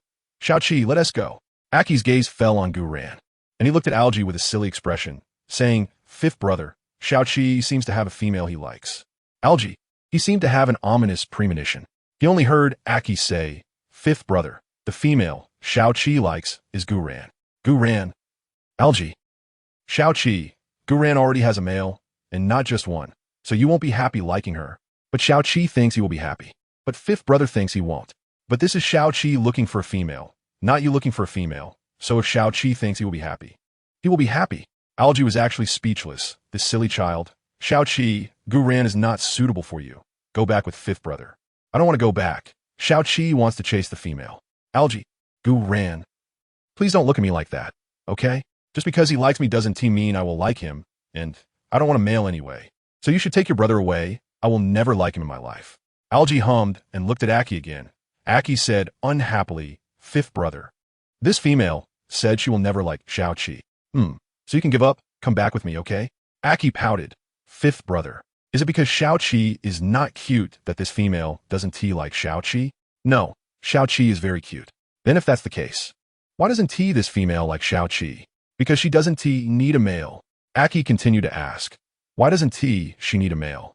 I see other females have many males, but why does this female only have for males and doesn't want more? Basically, it's because Shao-Chi is not cute, right? Algie's mouth twitched. No, Shao-Chi, don't think too much. You're still young. It's not time to look for a female yet. So, be good and listen. Go back with fifth brother, okay? No, Shao-Chi wants a female. You're still young. What do you want a female for? Then fifth brother, you're not that old. What do you want a female for? Algie, I'm already 28. How am I still young? If I don't have a female at this age, I'll become an old bachelor. Aki crossed his hands. Fifth brother, what is an old bachelor? Never mind if you don't understand. Just come back with me now, okay? But Shao-Chi wants a female. Algie took a deep breath. I said you're still young. You don't need a female for now. Come back with me right now if you don't go. I'll carry you back. Do you believe it? Aki looked at Algie with a pitiful expression. Algie rubbed his forehead. Don't look at me with such a pitiful expression. Your fifth brother doesn't even have a female yet, and you want a female? What are you thinking? Hurry back. Fifth brother. His voice was as pitiful as possible. Algie looked at Gu Ran. Why didn't you make yourself look a bit ugly when you went out? Then you would have to attract bees and butterflies everywhere. Gu Ran. Attract bees and butterflies? Chapter 477, I said you this male. Attract bees and butterflies? I said. You used the wrong adjective, right? This should describe you, man, right? Algie frowned. Anyway, it basically means attracting bees and butterflies. It's all because of you. My brother is so young and wants a female. That means your brother is ambitious. Wanting a female means being ambitious. Gu Ran nodded. Yeah, think about it. Many males only consider pursuing females when they are older. But those males are old, so why would those females agree to their pursuit? For example, if they really wanted a female, why didn't they do it earlier? Algie, what the heck? You don't understand? My meaning is very simple. I mean, pursuing females should start from a young age. Only then can they pursue the females they want. For example, I think your brother is the right age. I don't advocate early relationships. Gu Ran raised her eyebrows. So this is how you understand it? But this shouldn't count as an early relationship, right? It looks like you should be 18, an adult, so it doesn't count as early love. Algie rubbed his forehead. I say, do you have to make my brother pursue you for you to be happy? Gu Ran immediately understood Algie's meaning and quickly changed her mind. That's Shao-Chi, right? Actually, I think your brother is right. You're still too young about females. I think you should wait a couple of years to find one. Besides, I don't like males like you. I like males like your brother. Algie, she's definitely doing it on purpose. Otherwise, how could she say in front of his brother that she likes males like him? She likes males like him, but he doesn't like her like that, okay? Algie looked at Aki, who pouted in grievance, and then sadly left the riverside. Once Aki left, Algie also stood up and said goodbye to Gu Ran. My brother must be very sad right now. I'll go comfort him. And you shouldn't stay here attracting bees and butterflies anymore, okay? Gu Ran. Hey, I said don't use attracting bees and butterflies to describe girls. Girls? You don't look like one. I said you this male. Hey. Algie quickly left the riverside without looking at Gu Ran, while Gu Ran was still stamping her feet by the river. This lady is forever 18. Bai Yina. Angus. Bai Yina just arrived at the riverside with Angus and saw a woman stomping her feet and shouting. This lady is forever 18. This phrase, female beasts shouldn't say such things. So this female in front of her, like her, must also come from the 21st century? Is that so? Bai Yina let go of Angus's hand and walked towards where Gu Ran was. Gu Ran felt someone approaching and turned to look at Bai Yina not far away. The two women stared at each other. Gu Ran opened her mouth. You are very beautiful. Bai Yina smiled. You're very beautiful too. Thank you. But in this beast world, it's surprising to have a female as beautiful as you. Bai Yina smiled. Then if I tell you I'm not from this world, would you be even more surprised? Gu Ran. What do you mean? You're not from this world? Chapter 478, he doesn't love me. Yes, I'm not. I come from the 21st century, and I think you do too. Gu Ran clicked her tongue. Has time travel become popular in the 21st century? I actually met two people who traveled from the 21st century today. Two. One is you, and the other is a man. I don't know his name. Bai Yina could guess that the man Gu Ran was talking about was Algae. But how did he meet this woman from the 21st century? How did you meet him? Not long ago. He and his brother were sitting by the river asking what love is, and I happened to hear and replied a bit. Then I got to know him, but I don't know his name. Algae. In the 21st century, the name Mo Bai Yuan. Gu Ran smiled and said, do you two know each other? Or you could say that the person he loves is you. Bai Yuan. He doesn't love me. I think he should love you. You don't know how melancholic he looked just now, sitting by the river. Almost like that melancholic little prince. But I think the little prince should look a bit better than him. Bai Yina smiled and introduced herself. My name is Bai Yina. What's yours? Gu Ran. That's a nice name. Yours is nice too. Why did you come here? Gu Ran noticed that Bai Yina and that Algae both like to ask this question. Is it really that important how they came here? She didn't think so. I fell off a cliff and then crossed over. What about you? Bai Yina shrugged. I was playing diving with friends and crossed over. Both falling from a height and then crossing over. Bai Yina shook her head. That shouldn't be the case. Algae crossed over while sleeping at home. But he is a soul crossover. Soul crossover? That's impressive? Well, it really is impressive. So that means his original body is already dead, right? Otherwise, how could he have soul crossed over? Bai Yina thought for a moment and nodded. That should be it. Or well, maybe he didn't die. He could have become a vegetable. Gu Ran saw that there was still a man standing next to Bai Yina and curiously asked, who is this beside you? Your male? Yes, he is my male, Angus. Also crossed over from the 21st century? Bai Yina paused and shook her head. Not really. He was originally from the beast world. But I just happened to meet him on the day I crossed over. Not long after, he became my male. His beast form is a snake beast. Gu Ran. Upon hearing the word snake beast, her heart involuntarily ached. So to snake beast, I love snake beast the most. Bai Yina, confused, asked, what do you mean you love snake beast the most? I have a male who is also a snake beast, but for some reasons. He left me, and after that, I never saw him again. I miss him a lot. So my other males usually don't let me see snake beasts because they don't want me to think of my male when I see a snake beast. Bai Yina. Your male. He.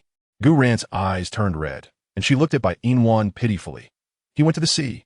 I can't find him, so I can only wait for him to find me. But I've waited for so long, and he hasn't come. Bai Yina. Do you think he doesn't want me anymore? Chapter 479. Nightblade turned into a dragon? No way. Since he is your male, he will not want you.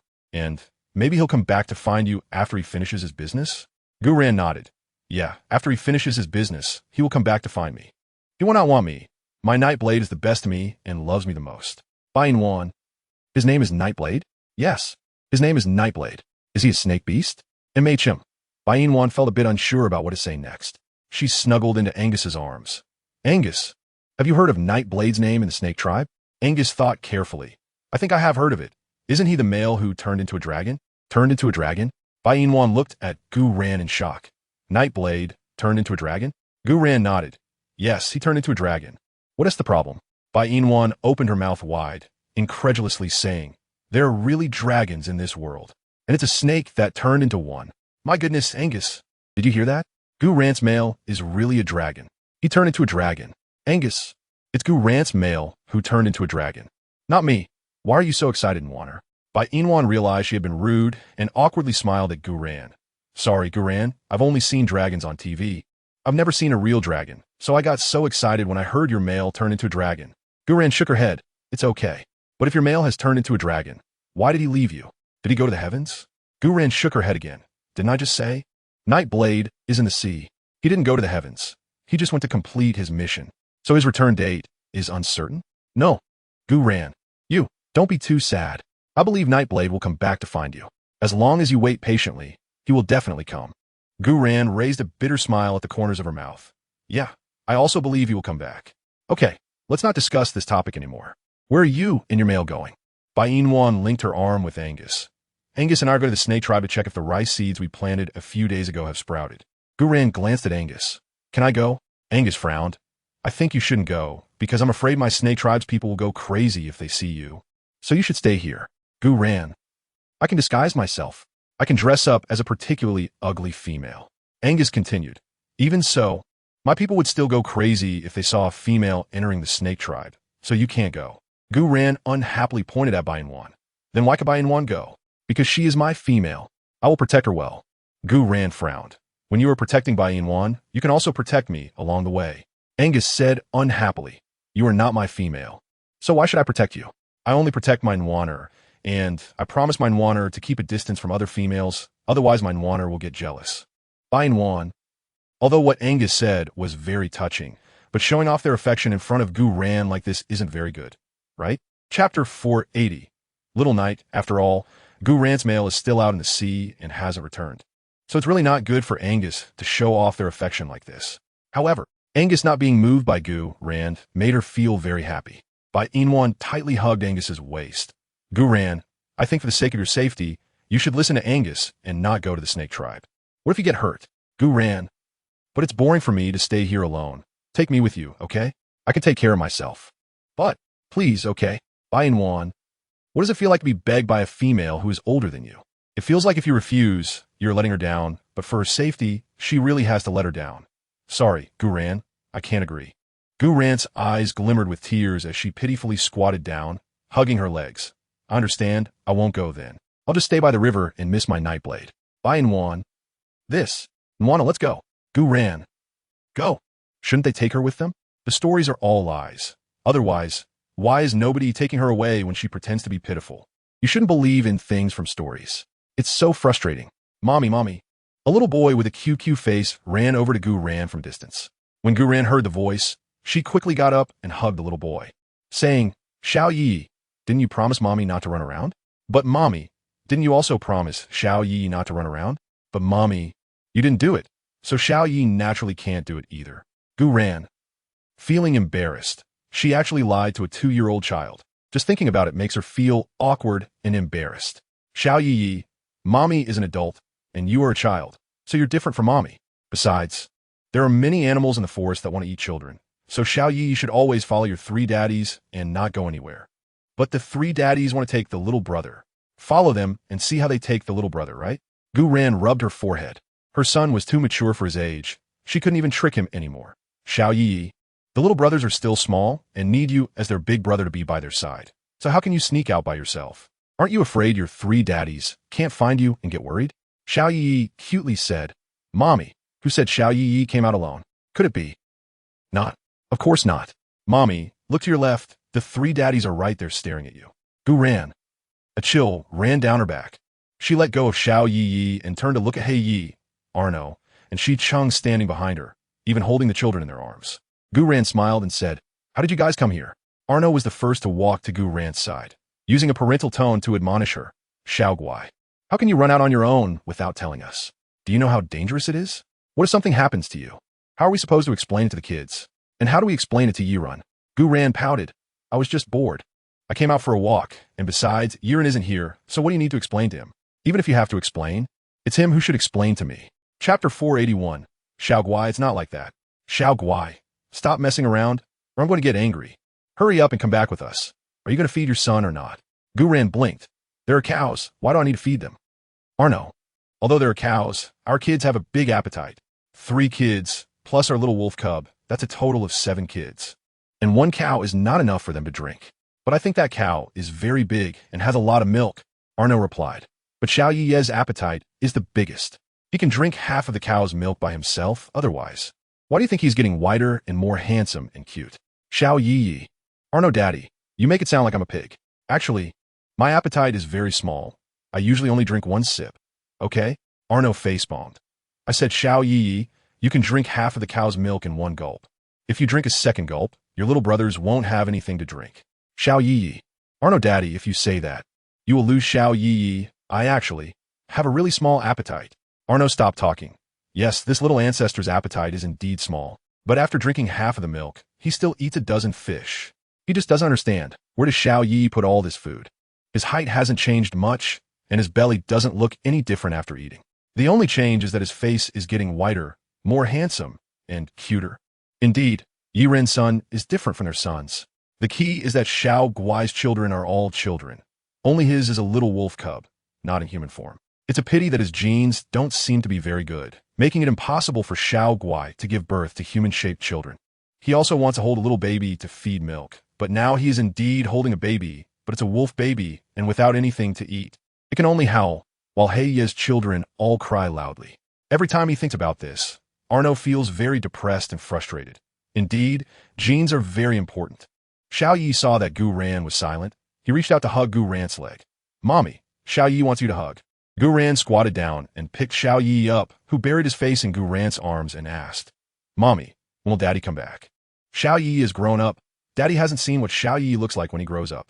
When Gu Ran heard this, her heart ached unbearably.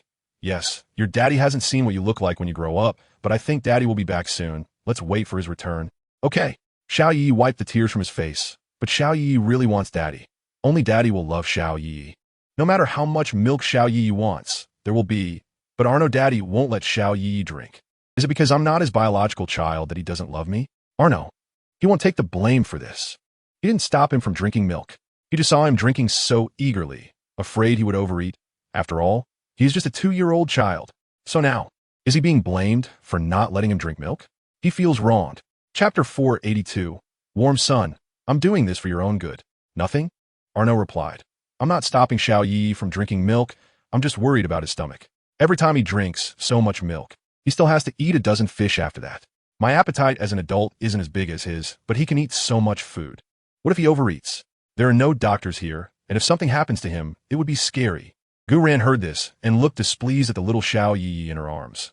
Why are you eating so much? Xiao Yi sobbed. I heard Heiyi Daddy tell the little brother that as long as you eat more things, you can grow a bit. And then Xiao Yi wanted to grow up quickly, so I ate a lot of things. As long as Xiao Yi grows up, I can go find Daddy. Gu Ran felt an unbearable ache. I already said your daddy will come back on his own. You don't need to find him. So you must not eat so much in the future. Do you understand? What if you overeat? But mommy, no, but you must not eat. Do you understand? Xiao Yi responded. Okay, then I'll try to eat a little less in the future. I used to drink half of the milk. So in the future I won't drink milk, saving it for my little brothers. Eating those dozen fish is enough. A dozen a day? Xiao Yi shook his head. No, a dozen per meal. Bai Yina. Angus, Warm Sun, do you see that little kid eats more than you?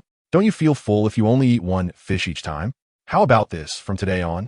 I'll also grill a dozen fish for Warm Sun per meal. Bai Yina. Are you raising a person or raising a pig? My appetite has always been small, so the dozen fish you mentioned, I think it's better not to grill them, right? I can eat a maximum of 4 a day. If I eat more, it will be wasted. Angus looked at the little Xiao Yi in Gu Ran's arms. But that little kid can eat. Why can't you eat? Warm Sun, are you afraid that I will have a hard time catching fish? So you deceive me into thinking you can't eat? Bai Yina shook her head. No, I really can't eat. If Angus really made her eat dozens of fish every meal, her stomach would definitely burst. After all, those dozens of fish are quite a lot. Nwaner, look how thin you are. You need to eat more. So, starting today, you must eat 30 fish every day. Gu Ran. Xiao Yi. Arno. It seems that Xiao Ye's rations are about to be taken away. Angus, what are you doing? I already said I can't eat. How can you force me to eat 30 fish a day? You'll only realize it when I get completely stuffed and die from it. That I really can't eat 30 fish, right? Angus frowned. Nwaner, you have no reason to be outdone by a child. I really can't compete. And, Angus, you're an adult. Why are you competing with a child? And it's not you competing with him, but making me compete with him. Isn't it inappropriate for an adult to compare food intake with a child? Angus, Nwaner, I'm doing this for your own good. Bai Yina really didn't understand how Angus could think this was for her good. It was clearly an attempt to stuff her to death. But this was also Angus's heartfelt concern, so she wouldn't scold him. Chapter 483. My Nwaner is not a bad person. Angus, I know you're doing this for my good. But I really can't eat that much. You can't force me, can you? Then how about Nwana eats 2 fish each meal instead? Seeing Angus's insistence, Bai Yina finally nodded in agreement. Okay, I agree. I will eat 2 fish each meal. At worst, she would eat 1 large fish and 1 small fish, and she would definitely be able to manage that. Angus, seeing Bai Yina agree, raised his hand to ruffle her hair. Nwana is so good. It's me eating, not you. So how am I good? It should be said that you're the one who's good. Nwana, let's go to the snake tribe. After we finish looking at the rice seeds, I'll catch fish for you. Bai Yina nodded. Okay, let's go. Angus and Bai Yina completely ignored Guran and her children and the males. Seeing Bai Yina and Angus about to leave, Guran quickly stepped forward, holding Xiaoyi. Guran, now that my males are here, can I go with you to the snake tribe to see the rice you planted? Bai Yina blinked. That might not be good? Your males seem to not want you to go with me. No, they fully agree with me making friends and going with you. Arno, Shicheng, and Hei exchanged glances. Shouldn't their females ask for their opinions before saying that they fully agree with her making friends? Indeed, they didn't want her to make more friends and not just days around all day. But how could they let their females make friends indiscriminately without knowing the other party first? Arno held Guran's hand. Little one, we do want you to make more friends, but not with this female in front of you. Or you can be friends with this female in front of you. But you must wait until we understand that female before you go make friends with her. Otherwise, what if she harms you? Bai Yina. Do I look like a bad person? Guran, your males seem to have some misunderstanding about me. Do I really look that much like a bad person? Why do they have to understand me before you can be friends with me? I feel like I'm almost like a wicked witch. Angus, mine Water is not a bad person. Angus tightly hugged Bai Yina. How can you all think she's a bad person without understanding her? Mine Water is so good. And your females didn't approach mine Water. It was mine Water who approached them. Guran. That's right. I was the one who approached Bai Yina, and also Arno, Bai Yina, and I come from the same place. We're from the same world. So there shouldn't be any problem being friends with her, right? Hei Yi and Shi Chung behind Arno heard this, and collectively focused their gaze on Bai Yina. Seeing Bai Yina being stared at by 3 males, Angus unhappily pulled Bai Yina behind him. What are you doing? Why are you staring at mine Water? Arno coughed twice. I said, Hei Yi, Shi Chung, it seems you too have scared that female named Bai Yina. Hei Yi and Shi Chung withdrew their gazes. They were holding children in their arms, and Shi Chung smiled. Sorry, we were too shocked. That's why we were staring at your female, sorry. Chapter 484. You are mine now? Bai Yina, seeing how interested Hei Yi and the others were in her, peeked out from behind Angus and asked, Did you all get so excited because you also crossed over from the 21st century? Hei Yi raised an eyebrow and laughed a couple of times. We were originally from the beast world, but later we all crossed over to the 21st century. And then for some reasons, we came back to our own beast world. Perhaps we suddenly realized in that world that the beast world is better. So we all came back. This year is the 2nd year since we returned. And we feel that we are the luckiest people in this beast world because we had the opportunity to go to the 21st century to see those tall buildings, to see that blue sky. If it weren't for certain reasons, we wouldn't have come back to the beast world. So Bai Yina, we really want to ask you, why would you leave the good 21st century and come to the beast world? Bai Yina. Before coming to the beast world, I didn't even know there was a beast world, and I crossed over by accident, not by choice. Angus, so Nwana, are you regretting it? Bai Yina looked up at Angus. At first, when I just crossed over, I really wanted to go back and regretted it, but since being with you, I don't think about it anymore, because if I go back, what would you do? I can't just leave you here alone. Angus felt warmth in his heart. I love Nwana very much, so as long as Nwana doesn't give up on me, I won't give up on her. Hei Yi felt that Angus's words were a bit too mushy, and he trembled a couple of times. I say you too. Can you not say such mushy words in front of so many of us? And there are children too. You should consider us, but also think about the children. Bai Yina smiled. I don't think what Angus and I say is mushy. We usually talk like this. Now Angus and I have things to do, so we won't chat with you here anymore. We'll be leaving first. Guran pouted, stopping them again. Are you two really not considering taking me along? Xiao Yi sighed. Mommy, why do you want to go everywhere? Guran frowned. Mommy doesn't want to go everywhere. I just want to see the snake tribe because your dad used to stay there. Xiao Yi, upon hearing this, quickly gave Bai Yina a charming look. Pretty sister. Do you think I'm cute? Bai Yina. Very cute. Then do you think I'm adorable? Adorable. Do you like me? Bai Yina nodded. I like it. Can you give me a hug? Bai Yina looked at Guran, who handed over the little one in his arms, Xiao Yi, to her. Bai Yina took her, smelling the milky scent on Xiao Yi, feeling that Xiao Yi was so soft and adorable. Xiao Yi cupped Bai Yinua's face and gave her a kiss. Bai Yinua smiled and said, "Do you know that boys shouldn't kiss girls casually?" Xiao Yi nodded. "I know, Mommy and Daddy have said that. They said that if you kiss a girl, you have to take responsibility for her. So, beautiful sister, you are mine now."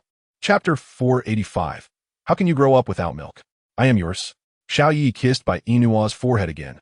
Okay, this is my stamp for the beautiful sister. From today onwards, you are Xiao Yi as person, so wherever you go, you must take Xiao Yi with you. If you don't take me, I will come to find you. Then you will definitely regret not bringing me. Bai Yina. After kissing her twice, she felt that the key point was the last sentence. This little Yi also wanted to go to the Snake Clan with her and Angus. She just didn't understand what was so good about the Snake Clan. That place was full of big pythons. What could a little baby do there? What if he got bitten by a snake? Such a dangerous place. She definitely wouldn't take this little baby there. Bai Yinua handed Xiao Yi back to Guran, but Guran didn't take him. Bai Yinua, Xiao Yi hasn't seen his biological father since he became aware. So please take him to see the Snake Clan. Even if he can't see his biological father, he can at least see where his father lived. I cannot go. You can take Xiao Yi, Bai Yinua replied. Besides, he's a snake body. Snake venom doesn't affect him. He can detoxify himself. So you don't have to worry about him getting into trouble. Upon hearing this, Bai Yina was a bit swayed, but she still wanted to ask Angus' opinion. Angus, what do you think? Can we take him along? As long as Guran wasn't brought, taking his son along wouldn't be a problem. After all, that group of snake beasts had no interest in a child, and besides, he could detoxify himself. So, it wouldn't matter to take him. Angus thought about it and nodded. Take him along. Xiao Yi was delighted and gave Bai Yinua 2 kisses on the face. Beautiful sister, you are the best. All right, stop kissing, let's go. Xiao Yi waved goodbye to Guran, Arno, and Hei Yi, snuggling in Bai Yinua's arms as they left the riverbank. Guran picked up a little wolf cub from Arno's arms into his own. Why do I feel like my cub hasn't grown up? Arno, how can he grow up without milk? So feed the cub today. Arno was more than happy to do that. He held his 3 little wolf cubs. Sons, your mommy is finally willing to feed you milk. Are you happy? Awuwa, the 4 little wolf cubs, cheered happily. Guran looked at the disappearing figures of Bai Yinua, Angus, and Xiao Yi and said, "You guys go back first. I'll stay here and wait for Xiao Yi. How can we let you stay here alone? What if you encounter danger? I will handle it myself." "No, we have to accompany you." Guran looked at Shi Chung, Arno, and Hei Yi in front of him, and finally nodded. "You could do as you wish. But don't talk. I want to be quiet for a while." Arno unhappily said, "Little Guai, were you daydreaming about Nightblade all day long? Do you think that thinking about him every day will make him know you miss him and come back? Let me tell you, little Guai won't do that. So why do you keep thinking about him?" Guran gently stroked the little wolf cub in his arms, "Because I believe Nightblade can feel that I am thinking of him, and I feel he will be back soon." Chapter 486. Don't break my fantasy, little Guai. You've been deceiving yourself for 2 years. It's been 2 years, and Nightblade hasn't returned. So do you still think he will come back now? Arno, don't break my fantasy. But little Guai, I beg you. Arno. Fine, pretend I didn't say anything. We'll wait for Nightblade's return together. Okay. Snake Clan.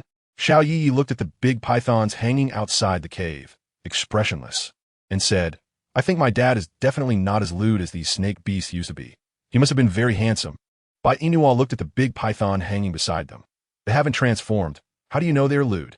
Xiao Yi said proudly, "I can see their lewdness from their eyes. Beautiful sister, don't you feel that those snake beasts are looking at you with greedy and lewd eyes? And I also feel that they seem to want to pounce on you. Beautiful sister, and then do pa pa pa." Angus's eyes turned cold as he glanced around. "If you don't want to die, close your eyes. My female, if you dare to covet her again, try it." The snake beasts were indeed frightened by Angus and collectively closed their eyes, pretending not to see anything. As no one wanted to die, Angus hugged Bai Yinua and pressed her against his chest. Bai Yinua frowned. "Angus, I can't see the road like this. You don't need to see, just stick with me." But Xiao Yi is still behind. I have to keep an eye on him. What if he falls? Xiao Yi, very sensible, replied, "Beautiful sister, you don't have to worry about me. I can walk by myself." Bai Yinua, "Then be careful. Don't fall." Xiao Yi gave an okay gesture, but after doing it, he realized Bai Yinua couldn't see, so he obediently said, "Beautiful sister, I will walk carefully." All right, just like that, Bai Yinua was held in Angus's arms for more than 10 minutes until they reached the rice planting area, and Angus finally let her go. She took a deep breath. "Angus, if you hadn't let go, I would have almost suffocated. I just don't understand." "Angus, Why are you so agitated? Being looked at by those snake beasts won't cost you a piece of meat. You are my female. I won't allow anyone to covet you. Otherwise, I will surely swallow them whole. Xiao Yi raised his hand to pat Angus, looking at him with admiration. Brother Angus, I find you very manly like this. This is how it should be. You have to protect beautiful sister from being bullied. That's what a real man is. And I think my dad should also be a man like you. Otherwise, why would he leave me and mommy to complete his mission? Angus looked at Xiao Yi in front of him and found that he didn't dislike this little kid. He raised his hand and rubbed Xiao Yi's head. Your father is the only male in our snake clan who has turned into a dragon, so you should be proud of him, and I believe he will come back. You just need to wait patiently with your mother. Xiao Yi nodded. I will wait patiently with my mommy for my dad to return, but Brother Angus, can I kind of play with you in the future? Chapter 487. Xiao Yi is human form. You can. Little Yi was so happy that he bounced around. I finally don't have to stay at home all day watching my little brothers. How great. Angus. So he just wants an excuse to come play instead of watching his little brothers? Angus didn't say much, squatting down to check the rice seeds, which were doing well. Only some had sprouted while others had not, and it would probably take some time for them to sprout. Angus looked at Bai Yina beside him. Nwaner, at this rate, the rice seeds will sprout soon. Bai Yina nodded. Yeah, once they sprout, we need to water them regularly, or else they will die from lack of water. Okay, I'll find a way to get water then. Well, let's head back for now. Okay. Bai Yina looked at little Yi, who was squatting by the snake hole playing with the snakes, and walked over to look at the snake heads popping out of the hole. Little Yi, we should go back now. Can I take a little snake back to play? Bai Yina. Play? Are you sure it's play and not torment? And this kid has a really heavy taste.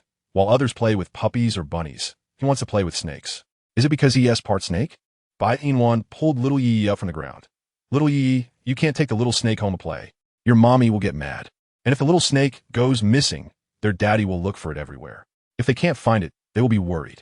Little Yi frowned. Pretty sister. Snake beasts reproduce really well, with dozens of little snakes in one litter. So if one goes missing, no one will know. Besides, I haven't seen those snake beasts care much for their babies.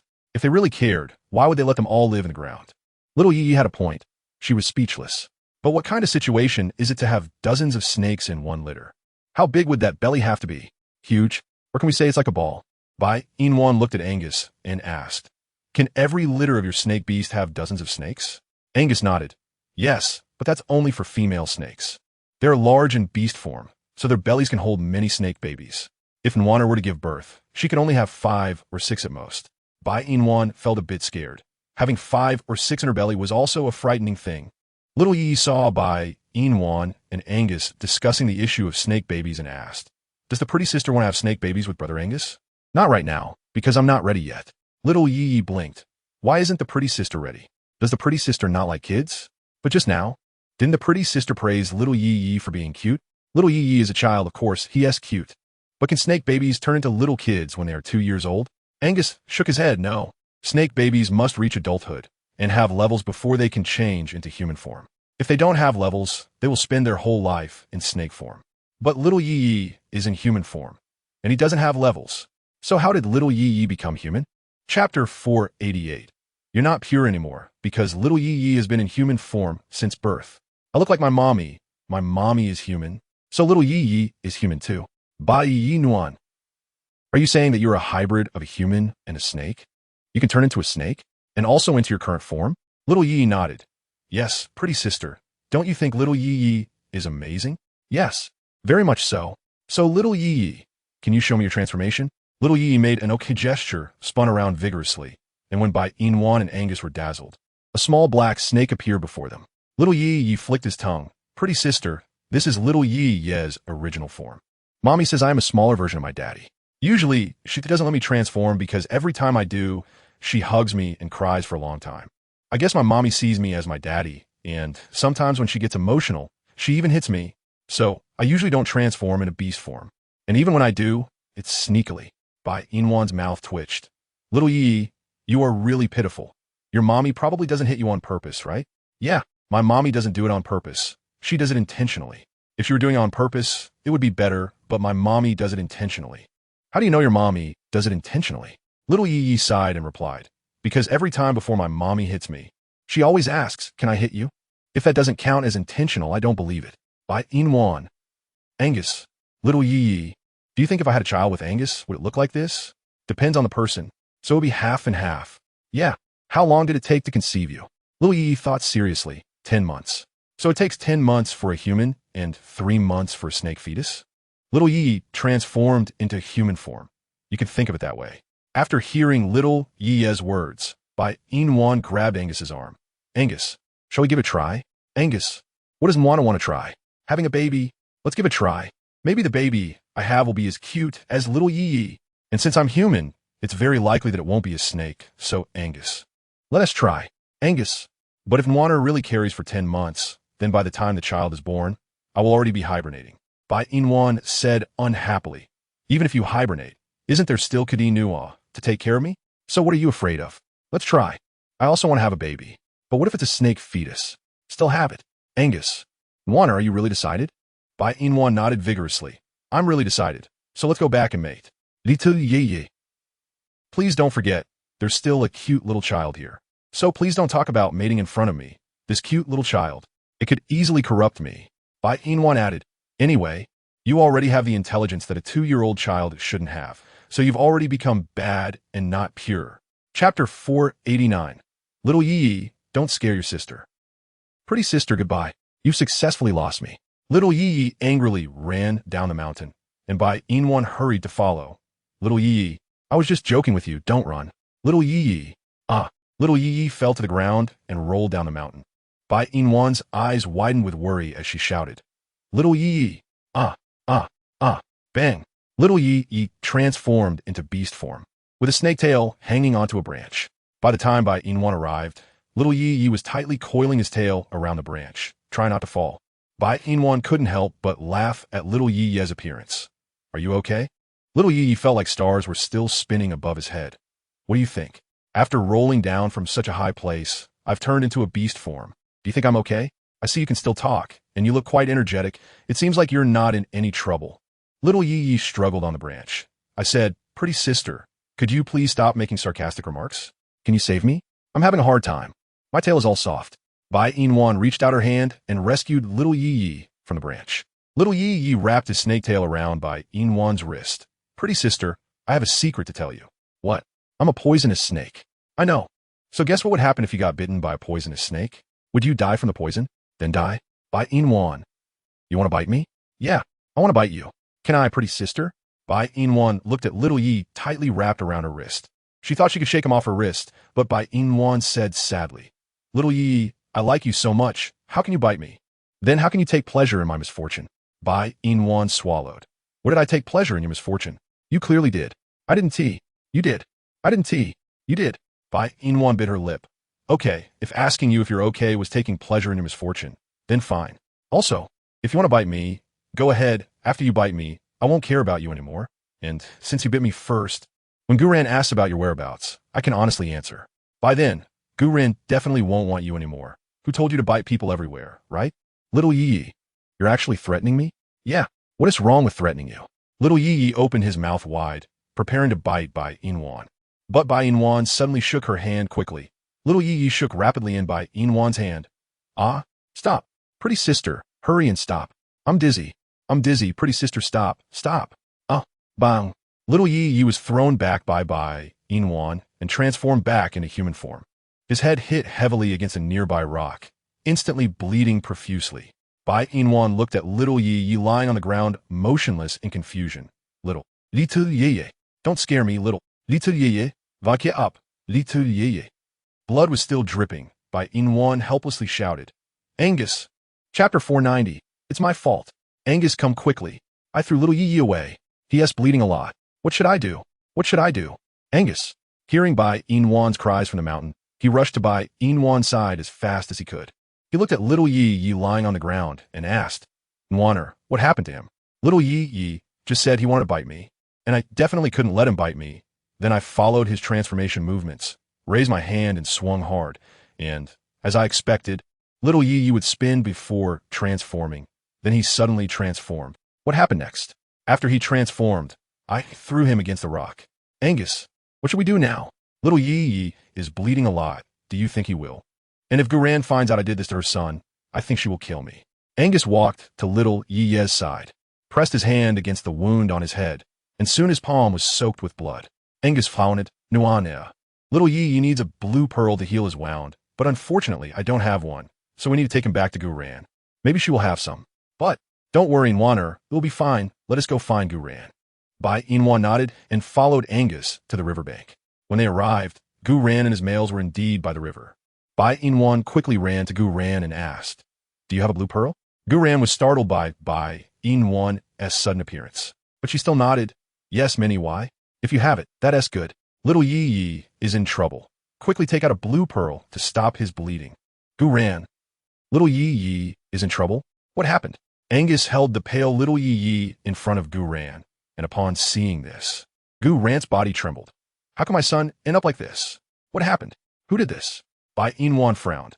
First, give little Yi a blue pearl, and after he eats it, I'll tell you who did it. Guran nodded, took a blue pearl from her pocket, and fed it to little Yi. Soon, little Yi's bleeding stopped, and his wound began to heal. Seeing that little Yi was okay, Bai Yina finally breathed a sigh of relief and looked apologetically at Guran. I'm sorry, Guran. The reason little Yi ended up like this is actually because. Before Bai Yina could finish her words, Angus directly interrupted. It was me. Little Yi got hurt like this because of me. I accidentally threw him away, and then he hit a rock. That's how it happened. Bai Yina. Can't believe it. What is Angus saying? Is he taking the blame for her? But she doesn't need him to. One person does the deed. One person takes the blame. What does it have to do with Angus? Bai Yina grabbed Angus's arm. Guran, it's not as Angus said. Little Yi wasn't he thrown by Angus. It was me who threw him. If you want to blame someone, blame me. Don't blame Angus. This whole thing has nothing to do with him. Guran. Little Yi may not be heavy, but he's not light either. So how did you throw my son away? Bai Yina. Guran frowned. He was in beast form at the time. Chapter 491. Not his real mom. Little Yi was in beast form, very light, not heavy, and when I threw him, he was also in beast form. But he suddenly turned into human form when he landed, and then he hit the rock, bled heavily, and passed out. The reason Angus took the blame for me is that he was afraid you and your males would hurt me. Actually, this whole matter has nothing to do with Angus. So don't blame him. If you're angry, just take it out on me. Angus was afraid Guran would really hurt Bai Yina, and his whole body shielded Bai Yina. Don't hurt my Nwaner. Guran. I never said I would hurt Bai Yina. I know my own son. The reason Bai Yina threw little Yi, you must be that little Yi said he wanted to bite her, right? Bai Yina's eyes widened. How do you know? Because he often says he wants to bite Arno, and every time Arno throws him away. Then he turns into human form and faints. We've gotten used to this kind of thing, so it's fine. He'll be okay after eating a blue pearl. Bai Yina, you don't need to blame yourself. This brat just needs to be taught a lesson. Little Yi. Not his real mom. Fake. Fake. He is her biological son. How can she treat him like this? Me head hurts. It turns out that the consequence of joking around is like this. Is he really unloved by both his father and mother? Bai Yina felt a little less guilty after hearing Guran's words, but suddenly she thought that Xiao Yi was too mischievous. However, during his mischief, he was also a bit adorable. Didn't he know that the consequence of his joking around was being tossed aside by someone? Now that he's hurt like this, does it make him feel better? But must hurt a lot, right? In the summer, she raised her hand and touched the little knight in Arno's arms. I'm sorry. Little knight, I thought you really wanted to bite me, so I tossed you away. I'm sorry. Next time don't play that kind of joke with me. Otherwise you might get hurt, and that would hurt so much, right? Xiao Yi. Anyway, he almost feels pain every once in a while. So what's the big deal? Next time, he will really bite her. He actually threw her away. How can a girl be so timid? Bai Yina, feeling quite disdainful, saw Xiao Yi sleeping soundly in Arno's arms and didn't want to disturb her. Instead, she walked back to Angus's side and hooked her arm through his. Guran. Since Xiao Yi is fine now, shall Angus and I head back to the cave? Guran nodded. All right, you all can go back. My males, and I should also head back. So, goodbye? Okay. Bai Yina said goodbye to Guran and walked towards the cave with Angus. Halfway there, Angus stopped. Bai Yina looked at Angus in confusion and asked, Angus, why aren't you moving? Angus said, Warm, I suddenly remembered that I haven't caught fish for you yet, so I have to go back and catch fish for you. Bai Yina. Angus hasn't forgotten? Angus, can we skip the fish for lunch today? Then what should we eat? The beef from the cave? Kunwaner, that meat has been there for several days. It can't be eaten anymore. Otherwise it will make you sick, so I was just planning to dispose of it. Bai Yina blinked. I didn't say I wanted to eat that meat. Chapter 492. Warm wants to eat me? Then what is Warm preparing to eat instead? Bai Yina shyly said. Eat you. Angus. Time stands still 1 second. 2 seconds. 3 seconds. Does Worm want to eat me? Bai Yina nods. Yes. I want to eat you. Angus glanced at his own body. What part of my body does that warm one want to eat? Bai Yina smiled mischievously. Everything. Angus. Warm child. I've eaten it all, and I will no longer be here. Why don't you eat my arm? I'll roast it for you when I go back. Bai Yina. Wait a minute. Why does she feel like what she said is a bit different from what Angus said? What she means by eating is to sleep with Angus. But what Angus means by eating seems to be actual eating. Is she really that hungry? Hungry to the point of starting to eat her own male? And when she just said she wanted to eat Angus, Angus must have been scared, especially with that line about eating everything. Angus must have felt that she didn't love him anymore. Otherwise, why would she want to eat all the meat off his body for no reason? Bai Yina held Angus's hand and said, Angus, what I just meant by eating is not eating your flesh, but mating with you. Why are you so silly to think I want to eat you? You are my male. How could I eat your meat? Even if you offered it to me, I wouldn't eat it. I like you so much that I would feel heartbroken for a long time if you got hurt. If I ate your flesh, would you want me to feel heartbroken for a lifetime? Still feeling guilty for a lifetime? Angus reacted. So, want to eat my meat? Bai Yina nodded. Of course. I want to eat your meat. What I mean by eating you is not to really eat you. I just want to mate with you. So next time, can you not say things like I want to eat you when we mate? I would think you really want to eat me. I was really sad just now. My Nwaner wants to eat me, and I feel like Nwaner doesn't like me anymore, which is why she plans to swallow me. Bai Yina was amused by Angus's appearance. I would never want to eat you. Let's go home and make a baby. Make a baby? Yes. To mate and have a baby. Are you really sure about this? Of course. Aren't you afraid? As long as it's our child, it shouldn't be too scary. And I'm afraid, but you're here, right? You'll take good care of me, won't you? Angus nodded. I'll protect you well, Nwan. Bai Yina tightened her grip, intertwining her fingers with Angus's, unwilling to let go. In this life, having you is truly wonderful. 10 minutes later, in the cave, Bai Yina looked around but did not see Kadeen Nua's figure. It seemed he really went back to the fox tribe to plant rice. Bai Yina pulled Angus to sit on a pile of grass. Angus, you lie down. Angus. Nwan, why should I lie down? Shouldn't it be you lying down? If you sit on yourself, it will hurt a lot. Bai Yina pouted. Of course I know it will hurt. But sitting on you is more accurate. And, this way, the chance of getting pregnant is greater than the chance of getting a snake baby. Angus frowned. Who told Nwaner this? I only know that it will hurt a lot. So Nwaner, you lie down or else I should do it to you. No. Chapter 493. But I just want it today. Warmer, be good. It will hurt for a while. If it hurts, then it hurts. It's fine. But. There's no but. Angus, hurry up and lie down. Hurry up and lie down. Angus looked at Bai Yina's eager appearance and couldn't help but laugh. He obediently lay on the haystack, watching Bai Yina sitting on him. Nwaner, are you sure you want to do this? Bai Yina nodded. I'm sure. It's not easy for me to suppress you even once. Do you think it's easy for me? Angus, what does that mean? Bai Yina snorted coldly. I'm not going to tell you what it means. Are you ready? Shall I start? Take off your clothes. How can we communicate and connect without taking off our clothes? Do you think I want to do something bad to you? Angus nodded in acknowledgement. I am indeed afraid. Afraid of what? What is there to be afraid of? You can rest assured that I will definitely not do anything excessive to you. Angus completely does not believe this statement made to Bai Yina. If she really wouldn't do anything excessive to him, then could she not show that kind of mischievous smile? It looks quite scary.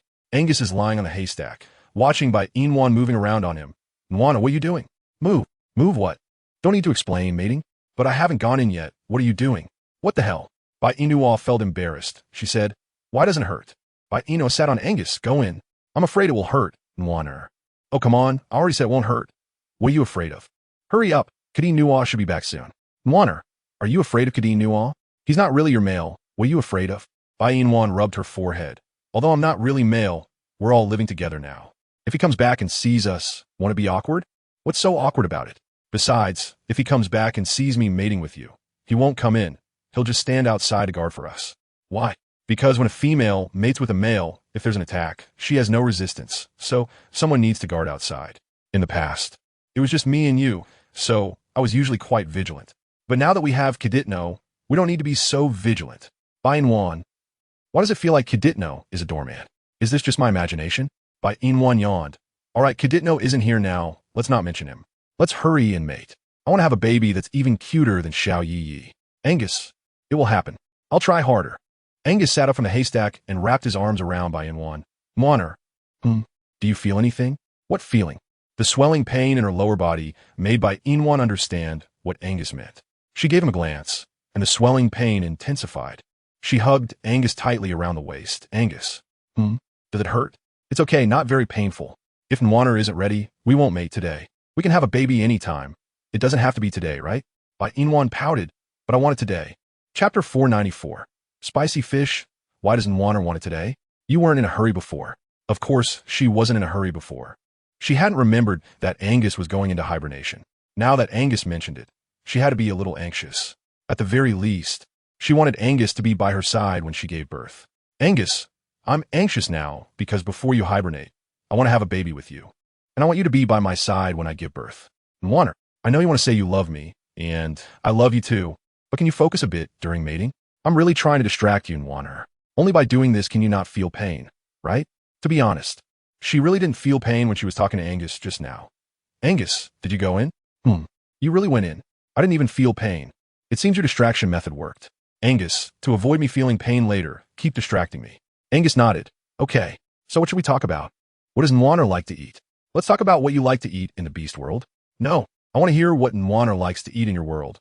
Maybe we have it here. Bai Yina kissed Angus. You're overthinking it. This is in the 21st century. How could there be anything I like to eat? Although there are some things, they can't make a dish that I like. Simple dishes can still be made. For example, I like spicy fish, which is made by frying the fish in oil, then adding chili, seasonings, and green onions. Once the fish is flavored, it's ready to be served. The taste is fragrant and delicious, but since I came to this beast world, I haven't eaten spicy fish. There are chilies here, ginger, and fish, but no green onions, no oil, and no seasonings, as you said. But if Nwana really wants to eat spicy fish, I'll find a way for you. Bai Yina hissed. What method can you come up with? Oil. We can use other oils as substitutes. Is lard okay? There's a lot of fat in a pig's belly. Hearing Angus say this, Bai Yina separated from him. Right. Why didn't I think of that? Angus, you're so smart. It's not that I'm smart. It's just that I accidentally ate pig fat before. It was greasy and not tasty at all, but it counts as oil. Can Nwana use it to make fish? Bai Yina nodded. Of course. Although there's no canola oil, having lard is also pretty good. And a pig should have a lot of fat. So we can make spicy fish many times. We just need to figure out where to find ginger. But where do we find the chili? Wait a moment. I'll go ask the veterinarian. Ask the veterinarian? Right. Veterinarians usually use chili and ginger to treat the females and males in the beast world. So I'll go ask where to find chili. Bai Yina's mouth twitched. I only knew that ginger could make dampness-removing tea. I didn't know chili could also treat illnesses. Oh, I remember. Last time, Alge came to see me for his hand, and he told me that the veterinarian used chili to treat his hand. So the chili in your beast world is used for treating wounds, right? Chapter 495. Besides me, there's you. Yes. After applying it, the wound heals quickly. Quickly heals? I think it quickly festers. In the future, if you get hurt, don't let the veterinarian treat your wounds, because I'm afraid your wounds will get worse under their treatment. Angus played with Bai Yina's hand. With Nwana around, why would I need to go to the veterinarian for treatment? Besides Nwana, generally, males and females who go to the veterinarian for treatment don't have blue pearls, because males and females with blue pearls usually eat blue pearls to heal their wounds. Just like Gu Ran give Xiao Yi blue pearls. So that we can be well in the future, I'll work hard to find blue pearls for you, Nwana. Only then can I ensure you won't get hurt. Bai Yina pulled her hand back from Angus's and raised her hand to touch his handsome face. Besides me, there's you. Angus, promise me, don't think about everything for me. You need to think about yourself too, okay? I know. I have to take care of myself first before I can take care of and protect Nwana. So I'll think about myself. You don't need to worry. That's right. Angus looked at Bai Yina with affection and leaned in to kiss her lips directly. No more distracting Nwana. We need to mate properly, right, Nwana? Angus started to move below, and Bai Yina looked at him with a flushed face. This guy really couldn't distract her for more than half an hour. Bai Yina said, Actually, I don't feel any pain at all now. Really? Yes, really. But how is that possible? I went in with both. Bai Yina said, At first, it hurt a bit, but after going in, I didn't feel much. It seems I've gotten used to your 2 reproductive organs. Nwana, are you really not lying to me? Bai Yina nodded. I'm really not lying to you. It's true, Angus, I've gotten used to your 2 reproductive organs. Nwana. Angus cupped Bai Yina's face and squeezed it, then kissed her lips again. Great. His Nwana wasn't in pain anymore. Every time he mated with Nwana, he was afraid of hurting her, but now that his Nwana said she was used to it and wouldn't feel pain anymore, he no longer had to worry about hurting her. That's great. That's great. Bai Yina felt Angus's excitement. She tried her best to respond to him. Sometimes, even if it hurt, it was a kind of happiness because she could be with the man she liked. No matter how painful it was still a joy. Angus, this fool, she really liked him more and more. Afterward, Bai Yina, exhausted, was released by Angus. She lay on his body, treating him like a giant human pillow. Angus looked at Bai Yina lying on him and said, "Nwaner, won't it be uncomfortable for you to lie like that? I'm not soft. Why don't you lie on a haystack instead? I'll put some animal skins under you so it won't be so hard." Bai Yina shook her head, snuggling against Angus. "No, I want to hold you like this. You can't push me away. Otherwise, I won't talk to you. But Nwaner, I'm afraid you won't be comfortable sleeping like this. And after just mating, you must be very tired and want to sleep." Chapter 496. What do you mean by that? Well, I am indeed very tired and want to sleep, but I want to sleep while holding you. Nwaner was already hugging me, almost hanging all over me. Bai Yina mumbled sleepily, "I like sleeping while hugging my Angus the most." Just as Angus was about to reply, he noticed Bai Yina had fallen asleep on him. He raised his hand to grab an animal skin nearby and covered her with it, then let her hug him and sleep. When Bai Yina woke up yawning deep into the night, she bit Angus's neck and called out, "Angus, tired? Then let's sleep a bit more?" Bai Yina shook her head. "No more sleeping, I'm hungry. I want to eat." Bai Yina looked at the dark cave and asked, "Where's KingAngus? Hasn't he come back yet?" "No, he hasn't returned. This guy, why doesn't he say anything if he isn't coming back?" "Nwaner, don't worry about him. He'll come back when he wants to. I'll go catch fish for you. It's very late. It's fine. Catching fish is quick." Angus stood up from the haystack, took the animal skin and wrapped it around Bai Yina. "Nwaner, stay here in the cave and wait for me to come back. Don't go out, understand?" Bai Yina nodded. "Okay, I won't go out. I'll wait for you here. Be careful when you catch fish. Don't get hurt." With that, Angus left the cave, and Bai Yina sat alone on the haystack, putting on her clothes. After she finished dressing, Bai Yina went to the side to pick up a flint to start a fire. Just as she lit it, KingAngus walked in from outside the cave. Bai Yina looked at the dirty KingAngus and asked, "KingAngus, what happened to you? Why are you so dirty? I want to plant rice for to buy today. But you don't have to make yourself look like this just to plant rice, do you?" KingAngus looked like a beggar. His animal skin was black. His hair was full of dirt. His hands and feet were so dirty that his original appearance was unrecognizable. But if Bai Yina looked closely, she would notice that KingAngus's hands were dripping with blood. She stood up from the ground and grabbed his hand to take a look. His fingernails were all broken, and the back of his hands was still bleeding. Bai Yina frowned. "How did you get yourself like this? Look at your hands, your face, your body. What a mess. The water in the cave isn't enough for you to bathe. Let's go wash by the river." KingAngus obediently nodded, allowing Bai Yina to pull his hand, and they walked down the mountain together. As they walked, Bai Yina said, "You're such a fool. If you wanted to test whether rice could be grown in the Fox clan, you could have planted a small patch. That way, your hands wouldn't end up like this, and neither would your face or hair.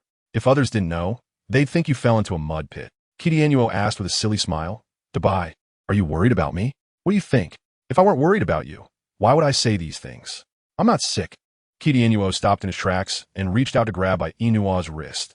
"Bai, I want to be with you forever, no matter what you want. I will give it to you." "Bai Yina, what do you mean by that? Let's mate." Bai Yina frowned. "KingAngus, do you know what you're saying?" Chapter 497. Bai really doesn't like me. What I mean is, I want to mate with Bai. You should understand my feelings for you. I also want to be your male, but I'm afraid that one day you will abandon me, and Angus doesn't like me either. So, Bai, since you said you wouldn't abandon me, will you mate with me? Bai Yina. KingAngus, can we not talk about mating for now? Bai, what are you hesitating about? Is it because of Angus? If he doesn't agree, you won't mate with me? KingAngus, you should understand that Angus is very important to me. I can't mate with you without his permission, and I don't want him to be angry if he finds out that I'm mated with you behind his back. I hope you can understand me. Let's go wash up first, and we can talk about the other things later, okay? KingAngus, Bai really doesn't like me. Bai Yina frowned. KingAngus, don't overthink it. Whether I overthink it or not, you should be clear, Bai. You don't love me, so you won't mate with me. If that's the case, what else is there to say? KingAngus, let's go wash by the river. After saying that, KingAngus walked away from Bai Yina in a daze. Bai Yina stood there watching KingAngus's departing figure, lowering her eyes. "I'm sorry. Chief, she won't mate with you. How do you know that female likes you?" "Yeah, Chief, she won't let you touch her, only asking you to do things for her. How can that be called liking?" "Chief, from our perspective, she doesn't like you. If the chief doesn't believe it, you can try it out. Go back dirty. If she worries about you, it means she likes you. If she doesn't care about you, it means she doesn't like you. No, your method won't work. The chief just got dirty without getting hurt. How could that female care about the chief? So, chief, at the very least, you need to hurt somewhere, otherwise, that female won't care about you. If she sees you hurt and doesn't care, that would be enough proof that she has no interest in you. How about this? If that female cares about the chief can take the opportunity to suggest mating.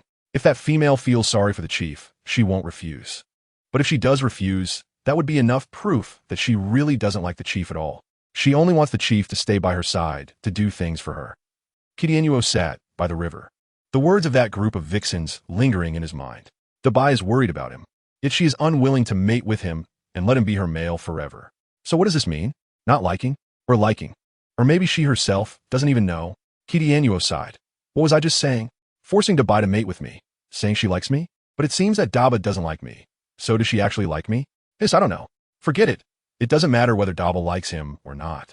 As long as he likes Bai, isn't that enough? It's such a simple thing. Why does he have to be entangled in it all day? Besides, there are many males who are not liked by females. In the beast world, he's not the only one who doesn't attract females. Chapter 498. Bitten by a snake. Yes, that's right. Every female has so many males, and they can't possibly like every male. So it's not a big deal if Bai doesn't like me. After realizing this, KingAngus felt much better. He frowned and suddenly thought of something. But wait. Those males who are generally not liked by females usually have many males to choose from. They can't like them all, which is why they don't like them. But Bai only has Angus as a male, so why doesn't she like me? Isn't that unfair?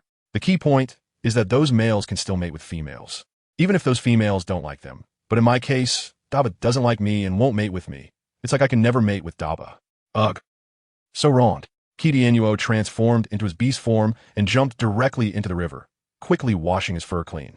When Bai Yina arrived, she just happened to see KingAngus coming out of the river, bare-bodied, with tight six-pack abs, long straight legs, and his massive genitals. Bai Yina's mouth dropped open, almost crying out. She quickly raised her hand to cover her mouth, turned her head away, and stopped looking at KingAngus. At first glance, she thought her male god had traveled through time, and those long legs, that devilish face, and even his abs, oh my. What was she thinking? Bai Yina swallowed hard, silently reminding herself that she saw nothing at all. When Bai Yina turned around, KingAngus had already squatted down to pick up the dirty bee skin on the ground and threw it into the water to wash it. Showing no intention of acknowledging Bai Yina. He still had his temper, okay? He had just been rejected, so he wouldn't take the initiative to soften to Bai Yina. If anyone was going to soften, it should be Bai Yina making him soften.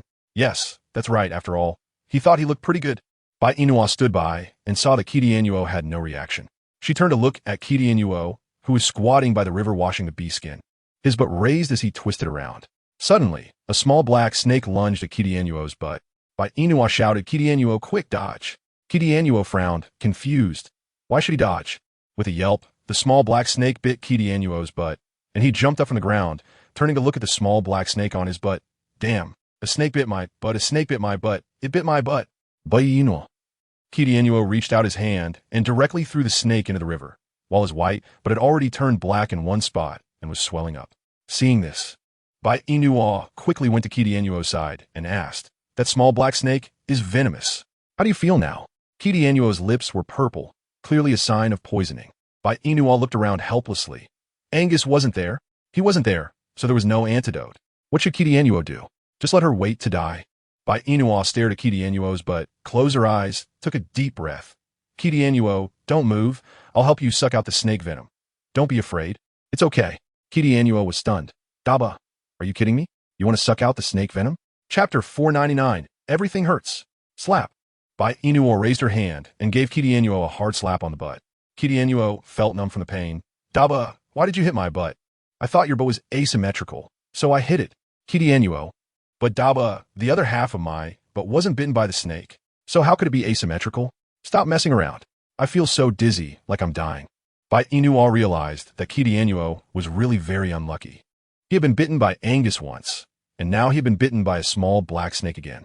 The place Angus bit was his hand, and the place the small black snake bit was his butt. Honestly, this was her first time sucking out snake venom from a butt. She had just given her first time to KingAngus, and she felt so disgusted. Bai Yina raised her hand to wipe KingAngus's butt, then leaned in and kissed. quickly sucking out the snake venom. As she sucked, she spat out the black blood from her mouth. KingAngus, feeling weak, fell to the ground, and Bai Yina knelt beside him, continuing to suck out the snake venom. KingAngus weakly asked, Daba, you don't even like me? So why are you sucking out the snake venom for me? And the place I was bitten is my butt. How could you? Before KingAngus could finish, he fainted, while Bai Yina continued to suck out the snake venom until the blood she spat out was red. Only then did Bai Yina stop sucking out the snake venom, feeling her tongue numb and her body drained of energy. She walked to the riverbank to rinse her mouth, but the numbness remained, and her head was spinning. Bai Yina shook her head and directly fell onto KingAngus, and both of them fell into a coma. When Bai Yina woke up, she found herself in an unfamiliar environment.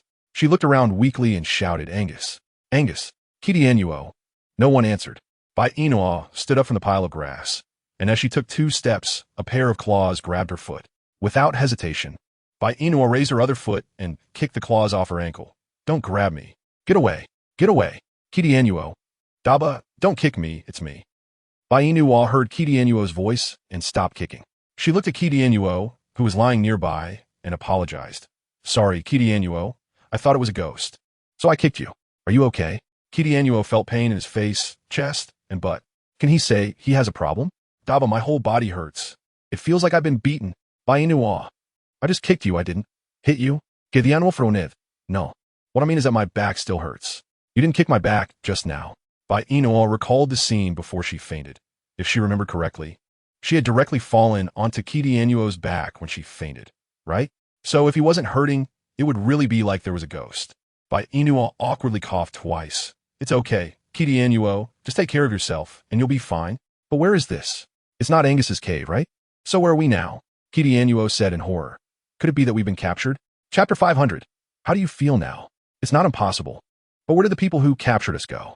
It doesn't make sense for them to capture us and not watch over us, so I think we weren't captured, but rather saved by someone. KingAngus frowned. No way, Daba. Who would save you and me? I think we were captured. They must have captured me to roast and eat me. As for capturing you, it's definitely because you look good, and they want to scar your face to make you ugly. Let me tell you, bye-bye, the females in this beast world are all perverted.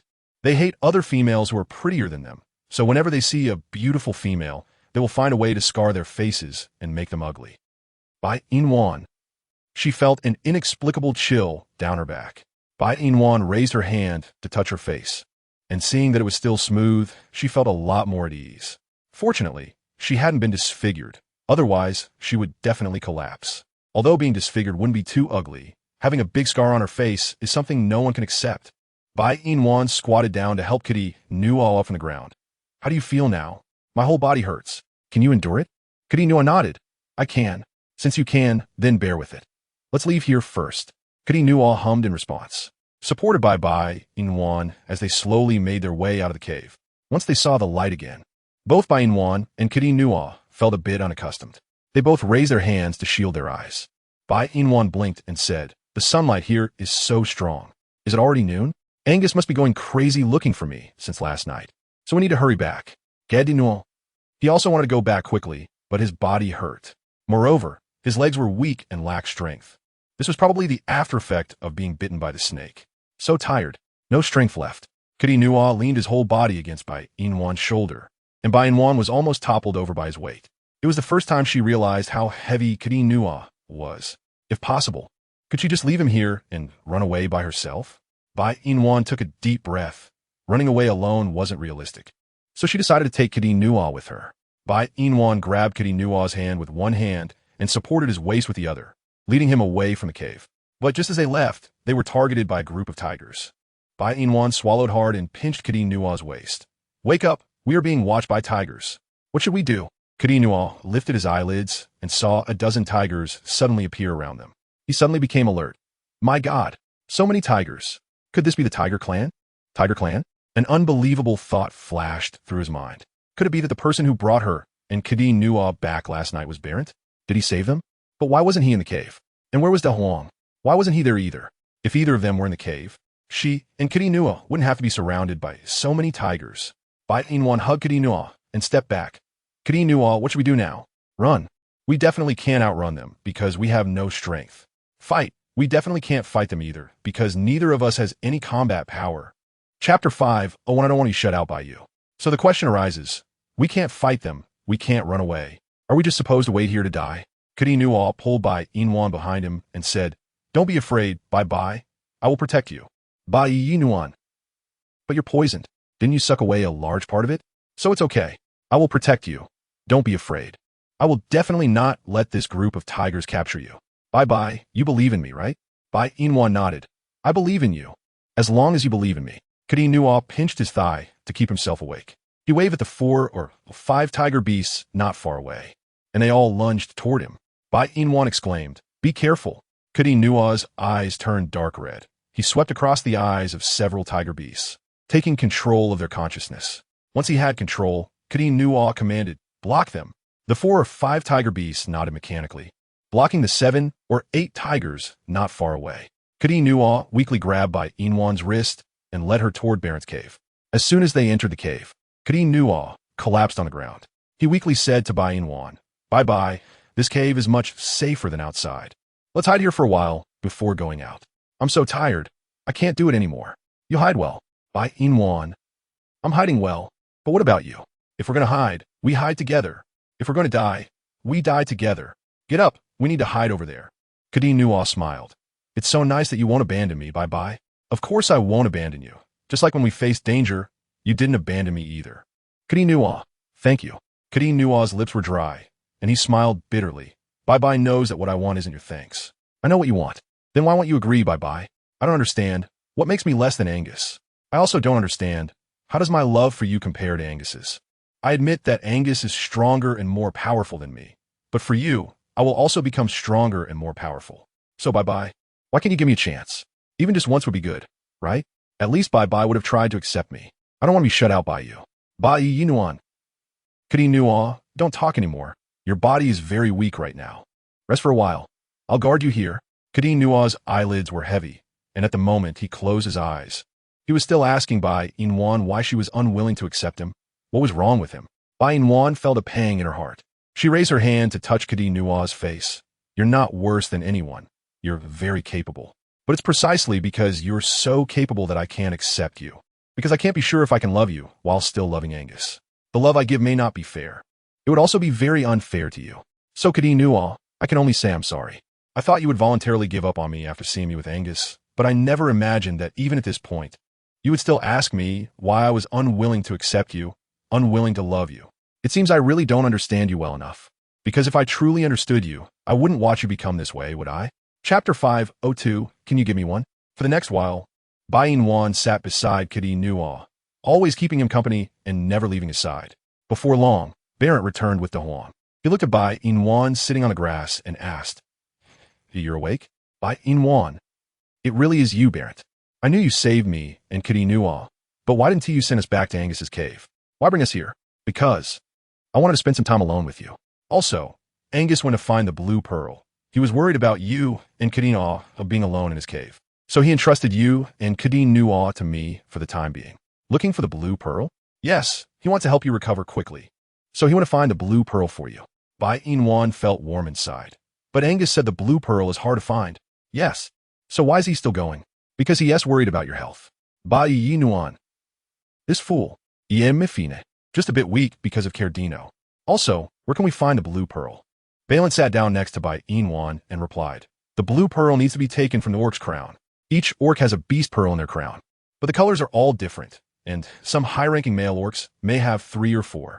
Low-ranking ones might not have any at all. So Angus's target for the blue pearl should be high-ranking orcs. As long as he hunts high-ranking orcs, he has a chance to obtain the blue pearl. But the blue pearl is very hard to get, so I can't estimate whether Angus can find the blue pearl in the crown of high-ranking orcs.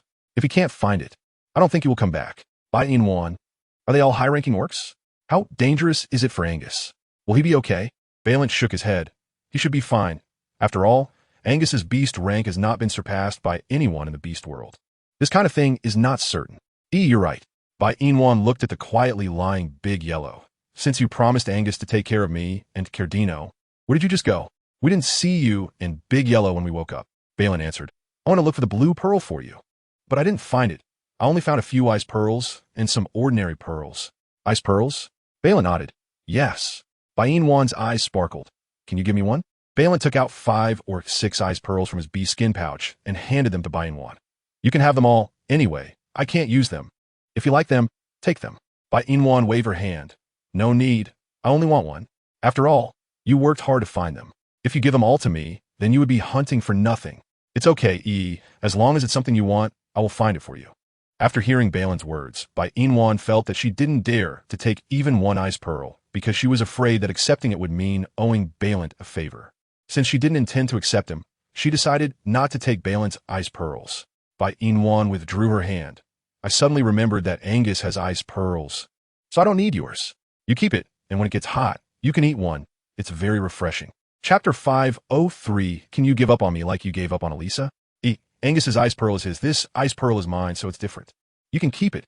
Bai Yina shook her head. No. I don't need it. I think you should keep it. It's really very refreshing in this hot weather. But this will stay cool in your stomach for a long time. I can't eat it. This kind of thing is only suitable for snake beasts to eat. The other males won't eat ice pearls because they will feel uncomfortable after eating them. So ice pearls are no use to us. Bai Yina frowned. Is that so? If you can't eat it, you can hold it in your mouth. It feels very refreshing. But my tongue will go numb. Then you can hold it in your hand. Your hand will also feel cool. Then you can soak in water. When you feel hot, just soak your hand, and it won't be cool anymore. Balin shook his head. That's not possible. Ice pearls need to be in a warm place to be useful. Soaking them in water is useless. Bai Yina, what should we do then? You can't eat it, can't hold it in your mouth, and can't hold it in your hand. What can you do with it? Balin nodded in agreement. Yeah, what can you do with it just watching it? So you take this ice pearl. I can't use it. You can give it to Angus to eat. He will feel very cool after eating it. Bai Yina was a bit swayed, but then she thought that if she accepted Balin's ice pearl, it would lead to interactions with him, and she began to hesitate. Angus usually couldn't find ice pearls when searching for beast pearls. He mostly found other beast pearls. So this ice pearl would indeed be useful for Angus. But even if it was useful, it wasn't found by Angus himself, so she couldn't take it. Otherwise, Angus would be angry, and he would definitely say, if I wanted an ice pearl, I would find it myself. No need for someone else to find it for me.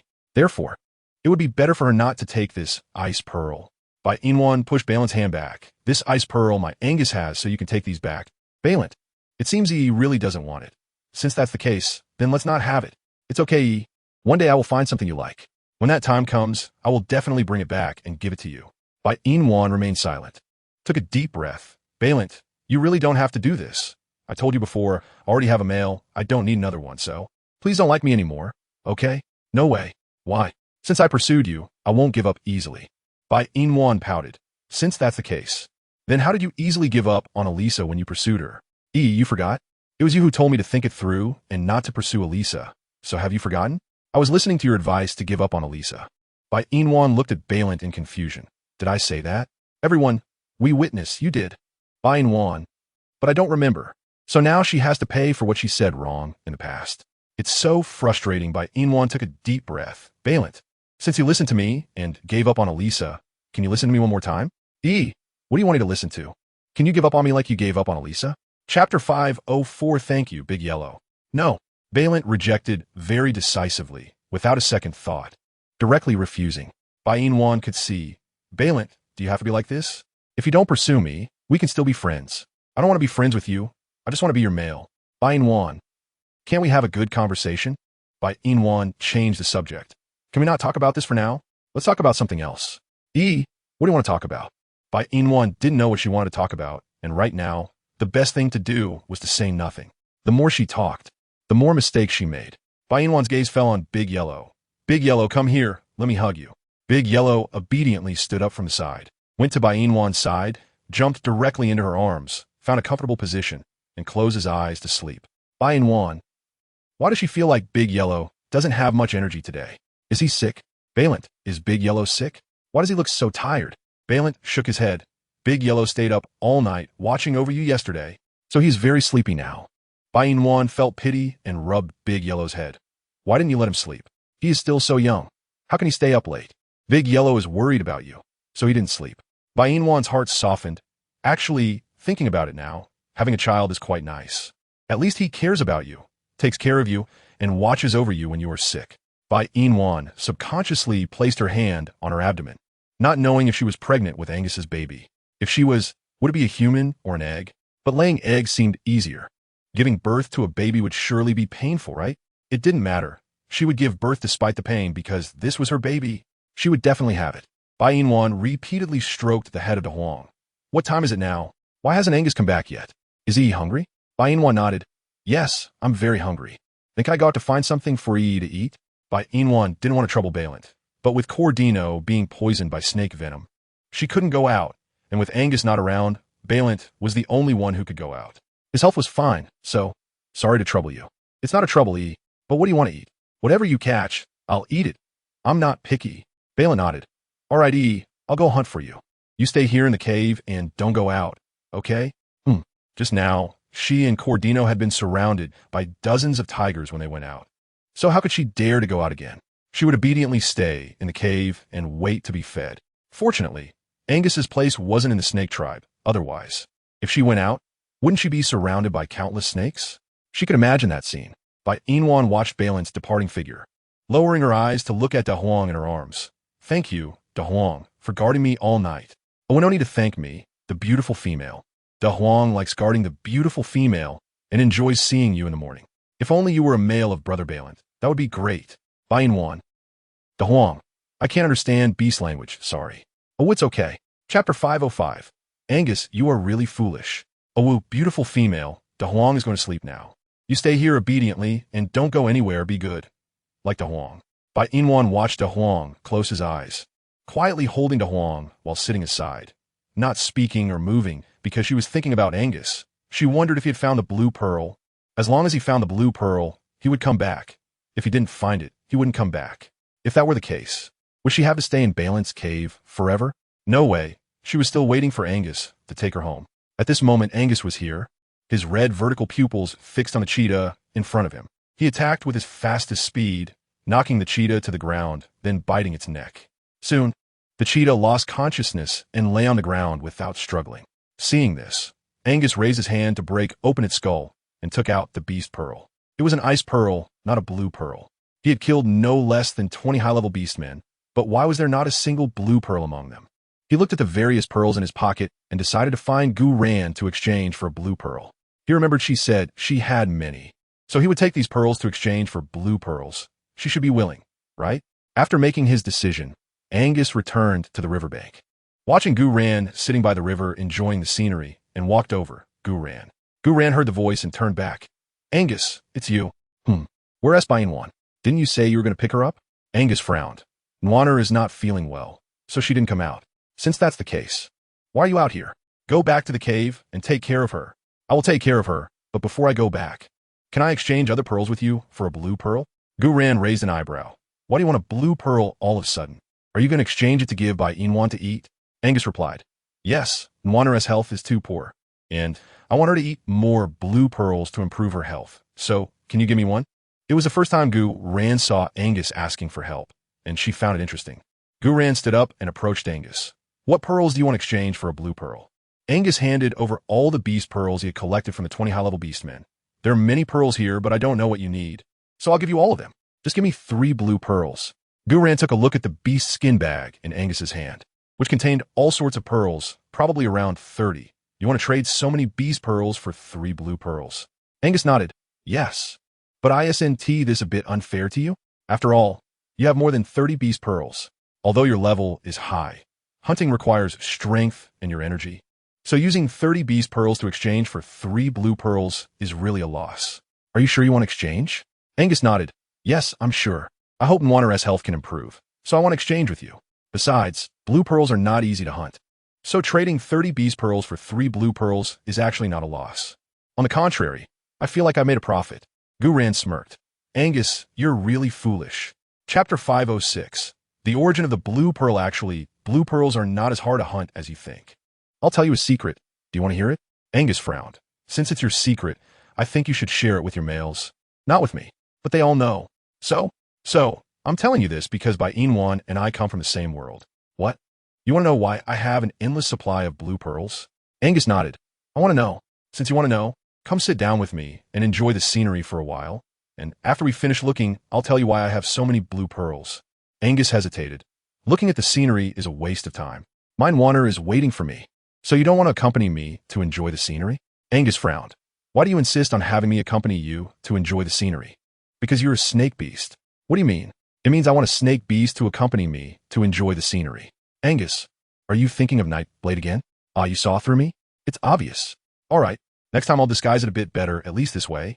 I can hide my longing for him, and you be able to discover my thoughts. Gu Ran. Gu Ran smiled. Actually, I want you to sit down not to enjoy the scenery with me, but because I want to tell you a story about blue pearls. So do you want to hear it or not? As soon as Angus heard this, he quickly sat down and asked seriously, Go ahead. It is said that fish only have a 7-second memory, but some fish have more than just 7 seconds of memory, like the mermaids in the sea. They are born in the ocean, and because of their tails, they cannot go ashore, so they can only mate with mermaids. Year after year, day after day, their reproduction continues. You should know that the reproduction of mermaids is even more powerful than that of your snake tribe.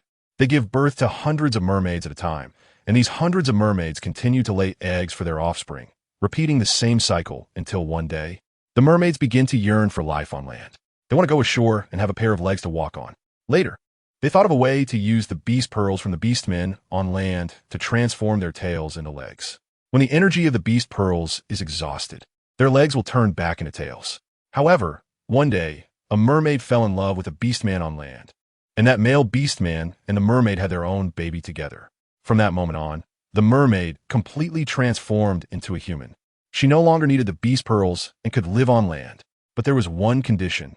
That is, the male she loved could only love her alone. If her male fell in love with other females, she would die. Gu Ran continued after a few seconds of silence. Later, that mermaid fell in love with another male. Changed her heart, and the mermaid with legs turned back into a tail. Then, a miraculous scene occurred. That mermaid sat on the shore, crying for 3 days and 3 nights. And until the last moment of her life, she was still shedding tears. Angus asked in confusion. The miraculous thing is that the mermaid sat on the shore, crying for 3 days and 3 nights. Chapter 507. How to take it when it's cooked. Gu Ran shook his head. Of course not. The miracle is that the blood of that mermaid is blue. When she died, many beast pearls appeared in her body, and those beast pearls, having soaked in the blood of the mermaid, all turned blue. Therefore, I have so many blue pearls, all obtained from the mermaid. If you go to the sea, you can also get a lot of blue pearls. At first, I didn't know what the blue pearls were for. Later, one time when I got sick, I accidentally swallowed a blue pearl, and not long after, I got better. From that moment on, I knew that the blood of mermaids could refine blue pearls, and those blue pearls could cure diseases. This is the story of a mermaid. Angus, now you know why I have so many blue pearls, right? Angus nodded. I understand. So do you still think that it is worth it to trade more than 30 beast pearls for 3 blue pearls? Angus nodded. Worth it. Because the blood of the mermaid is worth 30 beast pearls. They are great. Gu Ran. You are different from the snake beasts, I know. My warm child also said the same. So will you trade beast pearls with me? Gu Ran took off the beast skin bag from his waist and handed it to Angus. There are 30 blue pearls in here. I don't like taking advantage of you. So I will use similar beast pearls to exchange for the beast pearls you give me. Also, Angus, the reason you can take out blue pearls from those beastmen's heads is that those males are the ones who have betrayed mermaids. They have been with mermaids, which is why they have blue pearls. After all, in this beast world, only the blood of mermaids is blue. Angus, thank you for telling me this. Your story is quite good, but I don't really like such stories. At least I am not like those males who abandon mermaids. You are indeed very different. Otherwise, why would Bai Yina like you? Angus put away the blue pearls that Gu Ran gave him. I will take that as a compliment. I'm leaving now. You should go find your males early too. After that, Angus left Gu Ran's side and ran towards the tiger tribe at his fastest speed. In the tiger tribe, Bai Yina was helping Barant start fire. The prey Barant caught was a leopard, not too big but not too small enough for them to eat. But the problem was that Barant only skinned the leopard and did not clean out the internal organs, and he was planning to roast it directly on the fire. Barant, should we clean out the leopard's internal organs before roasting it? It will be cleaner. Otherwise, if we roast it like this, what will happen when we eat the meat and the internal organs fall out? When Barant heard this, he said with a troubled expression, I don't have sharp snake scales, so I can't cut open its belly to get the internal organs. How about this? After it's cooked, I will take out its internal organs. Bai Yina. How will you take it out when it's cooked? When the meat is cooked, it will be soft, and then we can just break open its body to take it out. Besides, by then, its internal organs will be cooked and edible. Bai Yina imagined that scene in her mind, and she unconsciously swallowed. I think. Chapter 508. Barant, please don't make me dislike you. I think we should skip the internal organs. After all, they don't taste good. Perhaps Bai Yina and Barant's food preferences were different. What she considered unappetizing, Barant thought was delicious. The best part of the leopard is its internal organs. They're the cleanest. Cleanest? Are you sure? Does he really think that they're the cleanest? But why does she feel that they're the dirtiest? Especially since the leopard's intestines are full of poop. Eating that stuff, wouldn't it be disgusting? Bai Yina felt that she and Barant's food choices were indeed different. For example, she never ate the internal organs because they were dirty, and when she roasted meat, she never roasted a whole head like that, because it wouldn't cook easily. Bai Yina wanted to advise Barant not to eat the internal organs, but suddenly remembered that what to eat was Barant's freedom, and she shouldn't meddle too much. So if he likes to eat, let him eat. At worst, she would just not look. Bai Yina thought this and squatted beside the fire, adding firewood, while Barant took a stick and started roasting it over the fire, chatting with Bai Yina. What do you like to eat the most about leopards? Bai Yina. I've never eaten leopard meat. This is my first time. Oh. After a pause, Barant continued, if you find it delicious this time, I will often catch leopard meat for you to eat in the future. Often? But I won't stay here for long. Barant suddenly thought of something and looked at Bai Yina with disappointment. Then in the future, I will catch good prey and send it to Angus's cave for you to eat. Barant, you don't have to do that. If I want to eat leopard meat, I will let Angus catch it for me. You don't need to deliver it to me. That is too troublesome. What I catch and what Angus catches is different. Bai Yina frowned. It's all leopard meat. Would it be different? I am me, and he is him, just like I'm a tiger beast. And he is a snake beast. I will never become a snake beast, and he will never become a tiger beast. Do you understand this logic? Bai Yina nodded. I understand. Since you understand, then I will send you leopard meat in the future, okay? Bai Yina held her forehead. I already said it's too troublesome. No need, and besides, I don't really like eating leopard meat. You haven't eaten yet. When I see him, I just don't like him. Is it because I haven't dug out the organs of the leopard that I say I don't like it? Then should I dig out the organs cleanly and deliver it to you later? Bai Yina really didn't know how to persuade Balant not to send her leopard meat. It was very troublesome, and leopards are very fierce beasts. If something happened because he caught a leopard for her, she would feel guilty for a lifetime. So the best way is not to send her any leopard meat. But unfortunately, Balant didn't listen, and she had no way out. She suddenly realized that when a tiger is stubborn, it can also be a terrifying thing. Moreover, the point is that she couldn't be more stubborn than him. Feeling frustrated, Bai Yina glanced at Balant and said, Balant, please don't make me dislike you, okay? I don't understand what you mean by that. Chapter 509. Do I really make you dislike me this much? I don't like you sending me things I don't like every day. For example, leopard. So please don't send me any, okay? Balant pursed his lips into a straight line.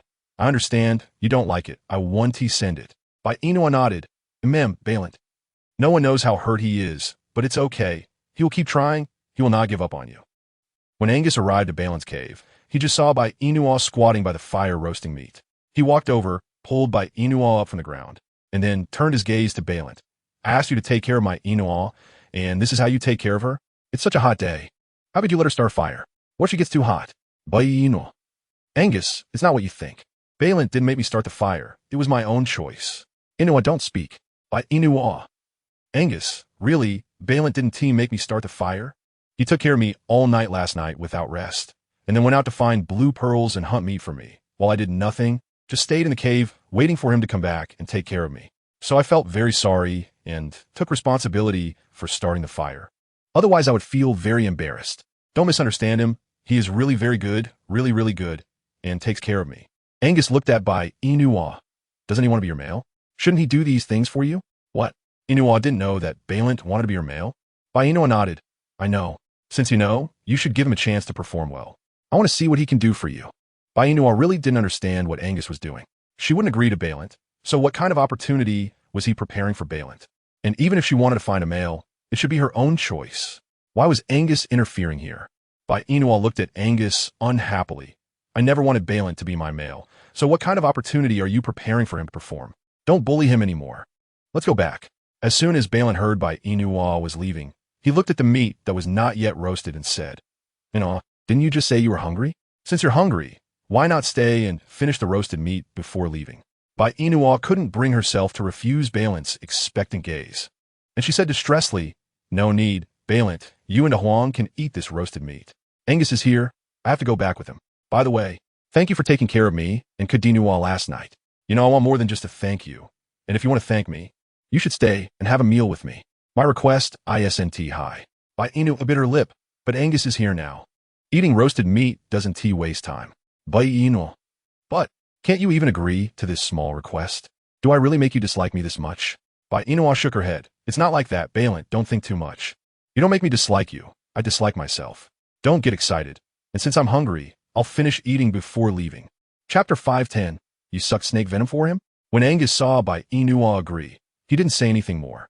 He pulled Bai Yina to sit down aside and then handed her the blue pearls he exchanged with Guran. And I'll look? Blue pearls. So many. Angus nodded. Yeah, these are all the beast pearls I traded with Guran. She gave me 30. Inua, your health isn't good. Eat more blue pearls to replenish yourself. Angus took out a few blue pearls and placed them in Bai Yina's hand. Inua eat. Bai Yina. But I'm not sick. Not sick doesn't mean you can't eat. But blue pearls are very precious. I'll just eat too. You keep the rest for later when we get sick. Angus originally wanted to tell Bai Yina the mermaid story, but seeing Balin here, he didn't say much. He turned his gaze to the still unconscious Dinua. Why did you go to the river with Dinua last night? Do you know how worried I was when I came back and didn't see you? Bai Yina said shyly, you've just left, and Dinua came back, and he was all covered in dirt, really dirty. So I thought you were by the river, and took Dinua to look for you. But in the end, we didn't see you by the river. Dinua jumped into the river to wash himself, and just after he finished washing, a little black snake came out from the dark and bit him. Why did that little black snake bite his butt? And the little black snake was poisonous. Dinua should have died after being bitten, but he didn't die, just fell unconscious, which proves that Inua, you sucked the poison for him. And the place you sucked the poison from was his butt, right? Bai Yina felt a bit embarrassed when Angus mentioned it, but at that time, it was dangerous. If she didn't suck the poison for Dinua, he would have died, so she did it, and then she also fainted and was brought back to the tiger tribe by Balin. Inua not speaking is just an acknowledgement? Did you really kiss Dinua's but with your mouth? Bai Yina awkwardly replied, don't say it like that. It wasn't a kiss. I just didn't want to see him die, so I sucked the snake venom. His butt was so dirty. How did you manage to do that? Bai Yina was stunned again by the question. Didn't I just say that? Dinua washed his butt clean, so it wasn't dirty? You knew that. I cleaned it. Angus. Balin. Sucking snake venom for Dinua is very dangerous. If you're not careful, you could get poisoned too. What would happen if you got into trouble? Don't do that again in the future. Bai Yina certainly knew that she could get into trouble, and even die alongside Dinua, but at that moment Dinua was right in front of her, and she couldn't just watch him die. Could she? If that's the case, then her heart must be black, without a doubt. Moreover, it's not her style to watch someone die without helping. Even if she dies, it would be for saving Ketatino. But if Ketatino dies, then she should feel guilty. And the reason for her guilt would be that she didn't help when she could have. So she doesn't think she's in the wrong. If it happened again, she would still suck out the snake venom for Ketatino, even if it meant her own death. Chapter 511. Vavumtedi. Even if she dies, she won't do something she would regret. Bai Yina said seriously, I know that the survival rules in your beast world are different from those in our world. And perhaps you think it's okay to lose a male, since people die every day in this beast world. But it's not the same in our world. So I won't abandon him when I know I have the chance to save him. Not even when I see him dying right in front of me. If it happened again, I would still suck the snake venom for Ketatino because I want to save him. Of course, it would be best if both of us could live, but if only one of us survives, that's okay too. At least I wouldn't have done something I regret, right? In our world, there's a saying I believe in. Saving a life is better than building a 7-story pagoda. Maybe you can't understand what that means, but as long as I understand, that's enough. Barant. Angus. Nuanuan. Why are you so foolish? Fortunately, that snake was still small, and its venom wasn't very strong, otherwise. Both you and Ketatino would be dead. Please don't do this again, okay? Bai Yina frowned. It seems you still didn't understand my point, but that's fine. After all, we are not from the same world. I don't blame you for not understanding, but Angus, I need you to understand that I won't watch someone die without helping. I know you have a soft heart, but to survive in this beast world, you can't be soft-hearted.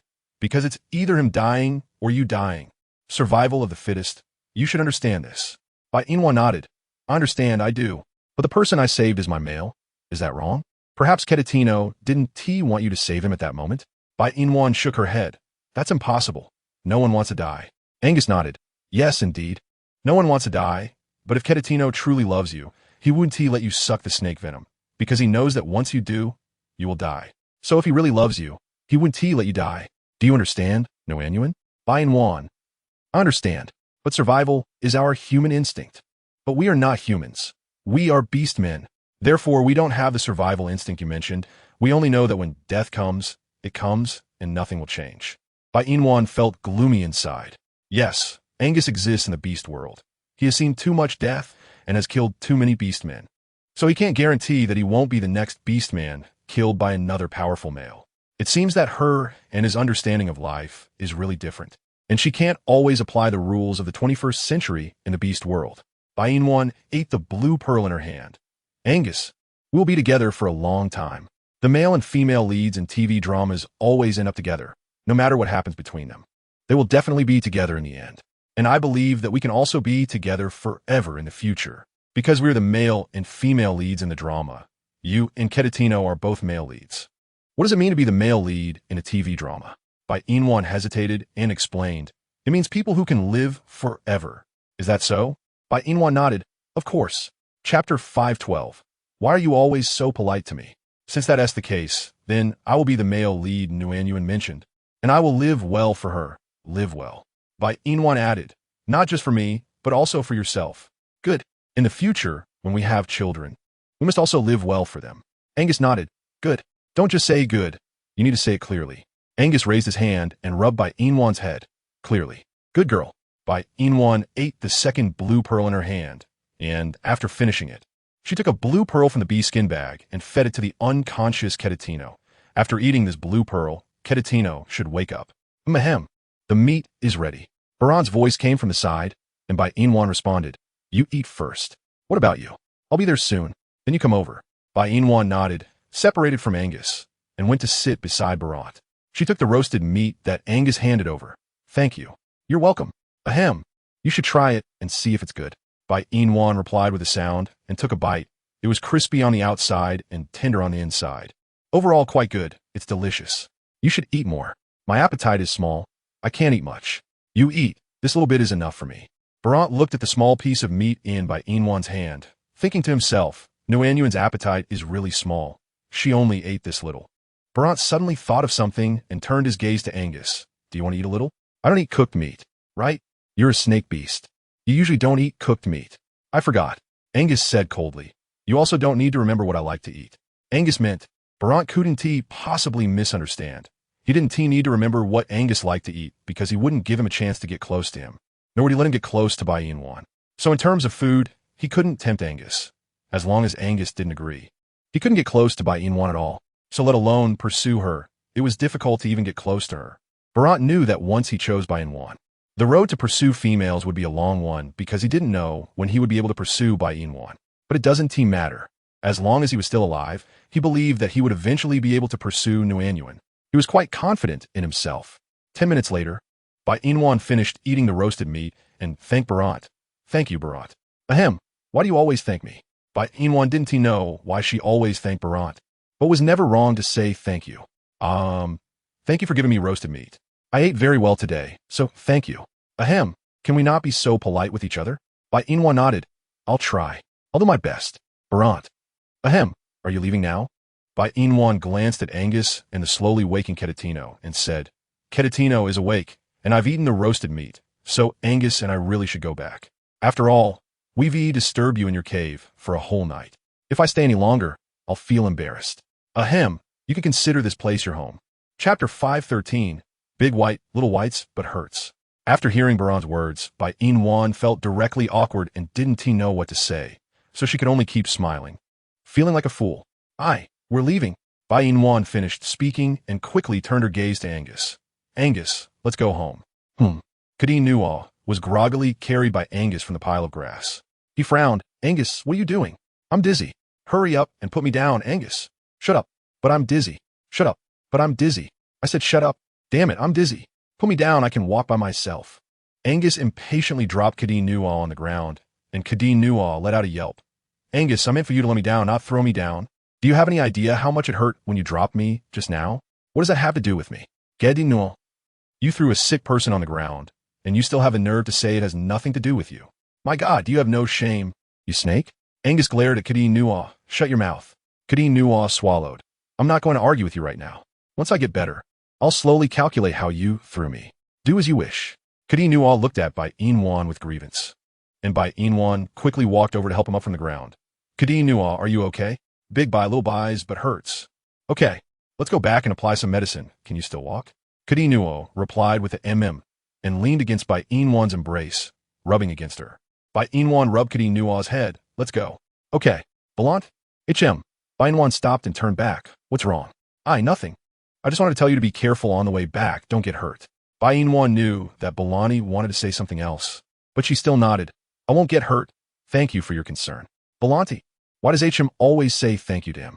He doesn't want to hear those two words. He wants to hear something else, but there's no need to rush things. Balani smiled at Bai Yina and waved.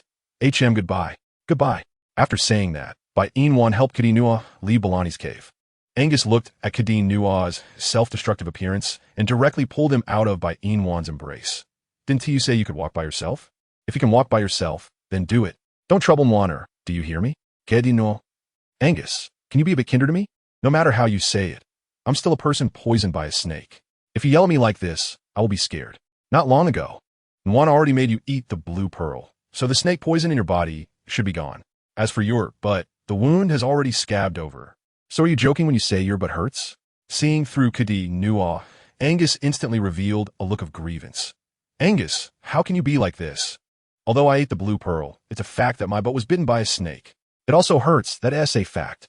Do you expect my butt to stop hurting immediately after eating the blue pearl? I'm a patient right now. Can't you be a bit accommodating? Chapter 5:14. Can you be a bit kinder to me? You're not a child. Why should I accommodate you?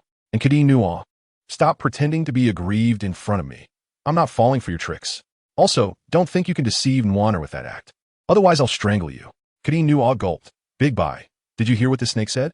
He said he wants to strangle me, but I didn't do anything. He just said he wants to strangle me. Big Bai, little Bai suddenly feels so wronged.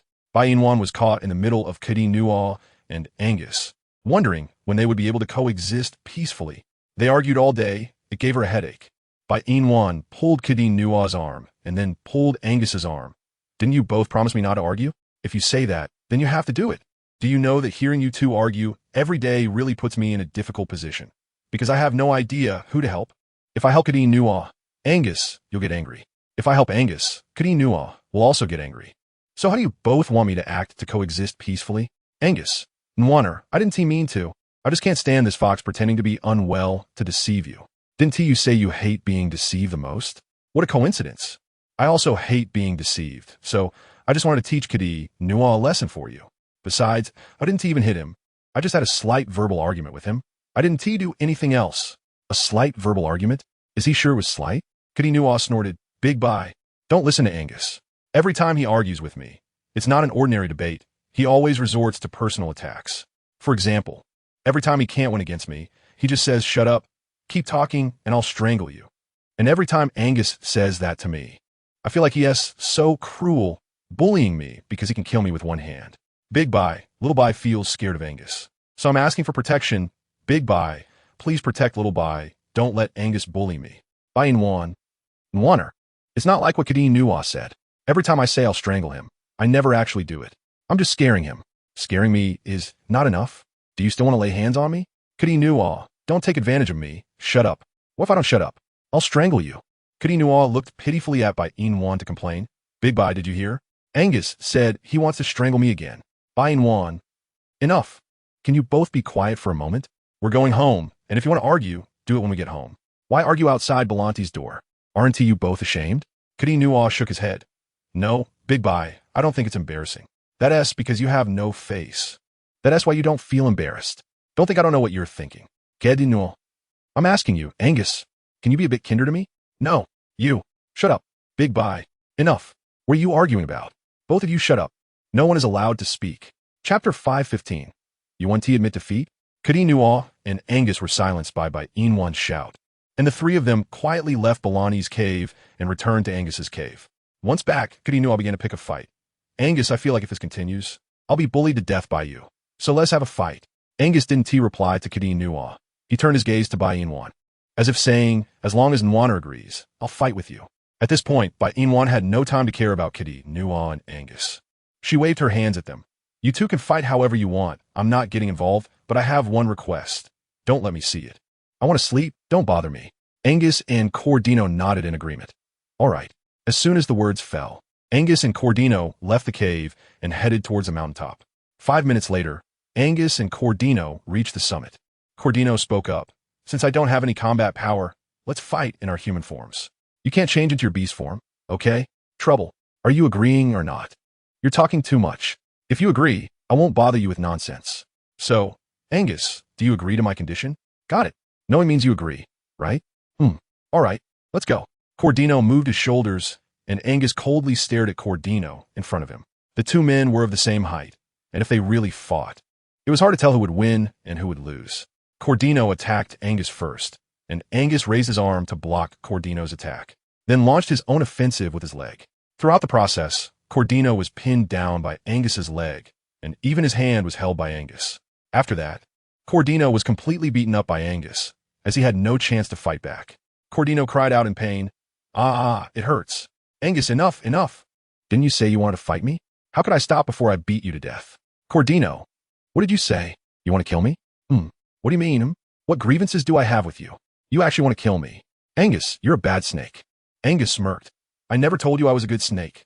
Angus raised his hand again to hit Cordino's face, and Cordino's handsome face was turned into a mess. Angus stopped when he had beaten him enough, and, as he said, he didn't kill Cordino. He just slapped his face a few times. Angus released Cordino and threw him on the ground. Remember today's pain? Don't casually say you want to fight me again, because you won't be my opponent. Cordino, weren't you going to kill me? Angus turned his head and stood straight to the side. If I kill you, then Warmth won't have a male anymore. So I'll spare your life for now. If you don't listen next time, I'll continue to beat you. If I kill you in one hit, then no one will practice with me anymore. Cordino's mouth twitched. Let me tell you, Angus, I haven't lost yet. You won't admit defeat? Chapter 516. Jump down with eyes closed. Right? I won't admit defeat. As soon as Cordino finished speaking, he directly raised his hand and pushed Angus off the mountaintop. Bai Yina had just arrived at the summit and saw Cordino push Angus down. She couldn't believe it and rushed forward, slapping Cordino hard. If anything happens to Angus, I will kill you. After saying that, Bai Yina jumped off the mountain without a second thought, and Cordino was left stunned. Big Bai, I didn't do it on purpose. Let me explain. When Cordino looked up, Bai Yina had already vanished from the summit. Big Bai, don't scare me. Big Bai. Cordino ran forward, bending down to look for Bai Yina, who had long disappeared. Big Bai. After calling out, Cordino jumped down the mountain as well, feeling himself plummeting rapidly. Cordino quickly transformed into his beast form, and with a thud, he landed in the river, struggling in the water, transforming back into human form, and poking his head out. Big Bai. Big Bai. Cordino took a breath and dove back underwater, continuing to search for Bai Yina, while at that moment, Bai Yina and Angus were hanging onto a branch.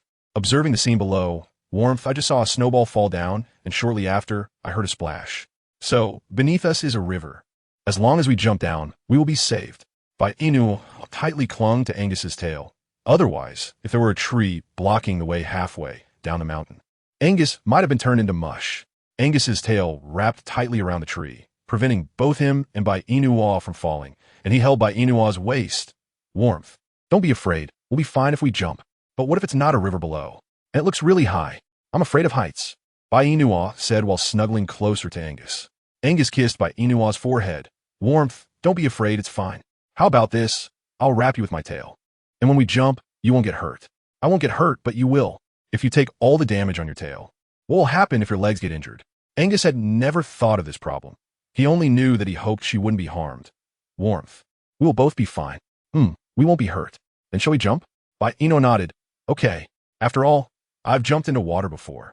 This height is just about 10 times higher than my diving height. Jumping down will definitely be exciting. Angus, although he didn't understand what Warmth was saying, he knew she must be scared. Angus transformed into his full beast form. Warmth, hold on to me. We'll jump together. But you're so slippery. Then hold tight. Don't be afraid. We'll be down in the blink of an eye. Bai Yina nodded, obediently closed her eyes, stretched out her hands to hold Angus's snake waist, and leaped off the mountain with him. Thud! A huge splash surrounded the two of them, and Cordino was successfully pushed underwater by Angus's backside, unable to come up at all. Splash! Bai Yina spat out the water from her mouth and coughed twice. Angus. Chapter 517. I don't want to forgive you warmth. I'm here. Angus transformed back into human form and emerged from the water, wrapping his arms around Bai Yinua's waist and bringing her to shore. Meanwhile, Cordino, who was still in the water, finally regained his senses and swam ashore at a leisurely pace. When he saw Bai Yina and Angus, Cordino could only watch them helplessly, not daring to greet them because Bai Yina had seen him push Angus down the mountain. Now Bai Yina must be very disappointed in him. Otherwise, why wouldn't she even look at him? He didn't do it on purpose. Okay, he did it intentionally, but during the fight, Angus never said he couldn't win by other means. That's why he pushed Angus off the mountain. He realized his mistake and promised never to do that again. So does Bai Yina really not want to forgive him? Cordino, soaking wet, approached where Bai Yina is. Seeing this, Bai Yina directly pulled Angus up. Angus, let's go back. Okay, Cordino. You just came over, and Big Bai is leaving? Cordino hurriedly apologized. Big Bai, I'm sorry, I didn't mean it. I promise I will never do it again. So, could you please forgive me this time? I promise there won't be a next time. Really? Bai Yina. Cordino, I just want to ask you one thing. When you pushed Angus off the cliff, did you consider my feelings? No. Then tell me. What were you thinking at that time? I wanted to win against Angus. I didn't want to be defeated by him. I didn't want to look so useless. And I definitely didn't want to be looked down upon by Angus. So I pushed him off the mountain. Bai Yina. And then? What happened after you pushed him off? Did you ever think, what if there wasn't a river at the bottom of that mountain? Would Angus have died from the fall? If he died, what should I do? Did you ever think about that? Cordino nodded. I thought about it. I thought if Angus died, then you Bai would only like me and not him. So I thought about it. I know this thought would make you angry, Bai, but I want your affection too. That's why I did such a thing. I'm sorry, Bai. I'm sorry, Angus. I know I was wrong. I also know I shouldn't have pushed you off the mountain for my own selfish desires. Can you forgive me this time? Please don't be mad at me anymore, Bai. Angus smirked sarcastically. You just tried to kill me, and you want me to forgive you so soon. Do you think that's possible? Cordino frowned. Then what do I need to do for you to forgive me? I haven't thought it through. Can I go back to the cave with you while you think? Angus asked. Are you letting me go back just to give me another chance to kill you? Cordino. That's not it. I just want to do something to make up for it. I really know I was wrong. Angus, please believe me. When I pushed you down, I really didn't mean to. I was just too jealous of you, too envious of you too. Anyway, I'm sorry. Give me a chance to make it up. Angus shook his head. No need. I don't need your compensation. You can leave. I don't want to forgive you right now. Chapter 518. Could she be pregnant? Angus, don't drive me away. Bai, say something. Please don't drive Xiao Bai away, okay? Look at Xiao Bai's face. It's all hurt. And there are many injuries on his body. Also, Bai, you just slapped Xiao Bai. It hurt a lot. But if you can calm down, you can let Xiao Bai promise you anything. Okay? Bai Yina looked at the injured Cordino with a frown. Go home. Angus. Nwaner. Cordino just tried to kill me. Why are you still letting him come back with us? Didn't he want to make amends? But I don't want him to make amends. But I want to see how he makes amends to you. Let's go back. I'm a bit tired. Angus looked at Cordino with disdain, not even glancing at him, as he picked up Bai Yina and left the riverbank. Cordino hurriedly followed, assuring Bai Yina, Bai, I promise you, I will definitely make it up to Angus. I will definitely change. I will never do anything to hurt Angus again. I will be obedient. As long as you don't let me go, I will listen to whatever you say. Bai Yina closed her eyes, quietly resting in Angus's arms. Angus's embrace was very cool, and Bai Yina liked this feeling very much. But why did her stomach feel so uncomfortable? Could it be that she was pregnant? But would the fall from a high place hurt the fetus? Is that the case? If that's true, could she still keep her child? Bai Yina raised her hand and placed it on her abdomen. Angus, my stomach hurts. Do you think I might be pregnant? Angus nodded. You're not a doctor. How do you know I'm pregnant? I hit the mark once. Bai Yina frowned. If that's the case, we just jumped from such a high place. Could it have harmed our baby? Am I going to have a miscarriage?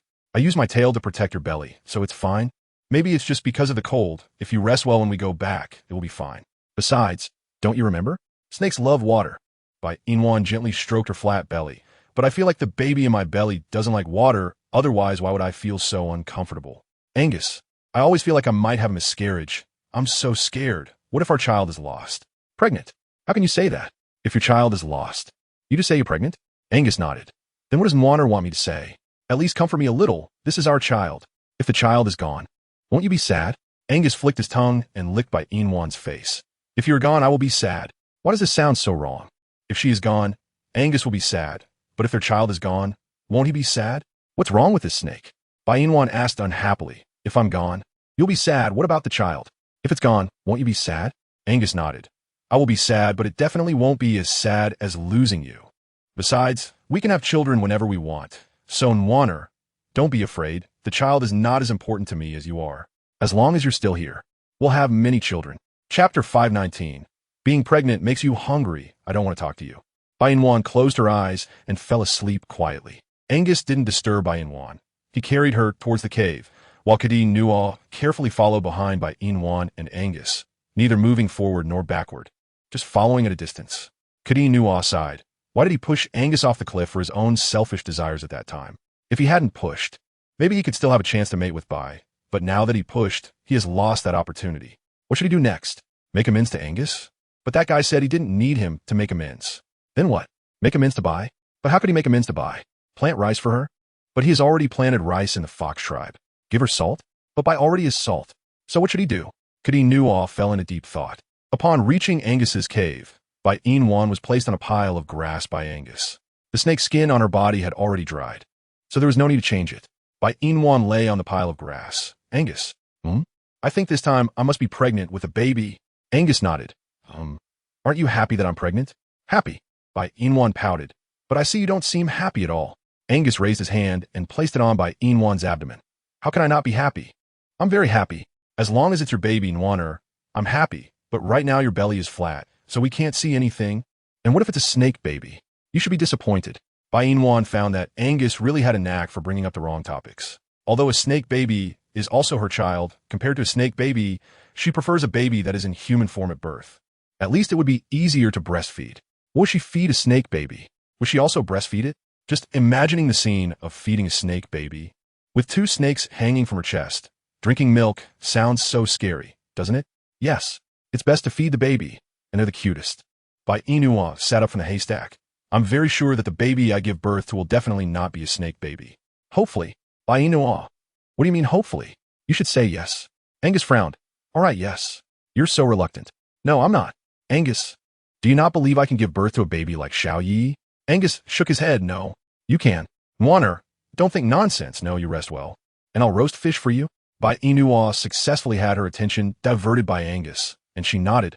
Okay, I feel like I'm getting hungry really quickly lately. I just ate a big piece of meat at Bailent not long ago, but now I'm hungry again. It's easy to get hungry when pregnant. But my baby is only 2 days old. How can I be hungry so fast? Angus really wanted to tell Bai Yina that if it were a snake fetus, it would be easy to get hungry and could eat a lot in a day. But if it were a child, there was only one, so it shouldn't be that hungry so quickly. Therefore, he also wanted to firmly tell his Nwaner that what she was carrying might be a snake fetus, not a baby. However, if he said such things, his Nwaner would definitely argue with him. So he decided not to say it and let her fantasize. Chapter 520. Are you still angry with me?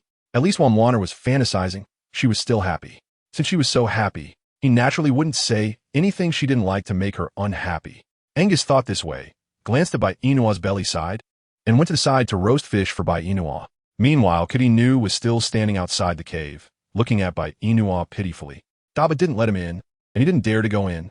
Feeling KingAngus's gaze, Bai Yina's smile disappeared. What are you doing standing outside the cave? Why don't you come in? KingAngus nodded slowly. I'll come in right away. Bai Yina didn't know what KingAngus was nervous about. Although she was angry that KingAngus pushed Angus off the mountain, KingAngus had at least protected her. She really couldn't just chase him away like that, and doing so would make her seem very heartless. So she let KingAngus stay. As long as he could make Angus forgive him, she wouldn't say anything more. Bai Yina withdrew her gaze and continued to look at her belly, her face revealing a happy expression. So this is what it's like to be pregnant.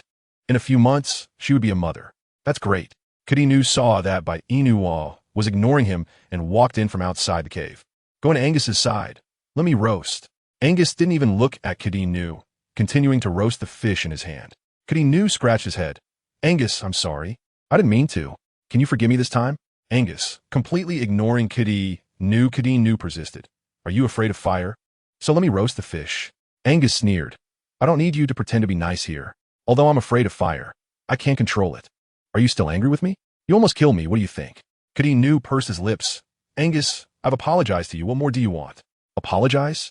Do you think an apology would help? Or should I kill you and then come to apologize? Would you choose to forgive me? KingAngus shook his head. No. Because by then, I would already be dead, and I couldn't accept your apology. So, when you pushed me off the mountain, that was your plan, right? After I die, you tell Nwaner that you didn't mean it, and you kneel in front of my corpse to apologize to me. But by then, I would already be dead. Even if you said 100 apologies, 1,000 apologies, I couldn't come back to life to accept your apology. In the end, after you apologize, you get Nwaner's forgiveness. And I disappear from your sight forever. From then on, you'll have Nwaner all to yourself. There will be no more me, this hindrance, blocking your way. Kadinu, is it your goal? Kadinu shook his head. No, I didn't. I wasn't aiming for that. I just hate that you don't let me get close to Daba and find you too much of an eyesore. So I just wanted to give you a little punishment. I never thought about wanting you dead. Really not. Angus sneered. Who would believe your words? Enough. You don't need to say anything. I won't forgive you. Even if you stay in this cave to make it up to me, I still won't forgive you. On the contrary, I will treat you as if you're invisible. No matter what you say, I won't listen. Chapter 521. Are you really 3 years old? No. Angus. Kadinu wanted to say something else. But Angus completely ignored him, so he had to give up. His actions were too reckless this time, right? Angus wouldn't forgive him, and Daba also ignored him. What should he do? He suddenly felt very miserable. Daba, Bai Yina, didn't even look at Kadinu and continued to stroke her belly.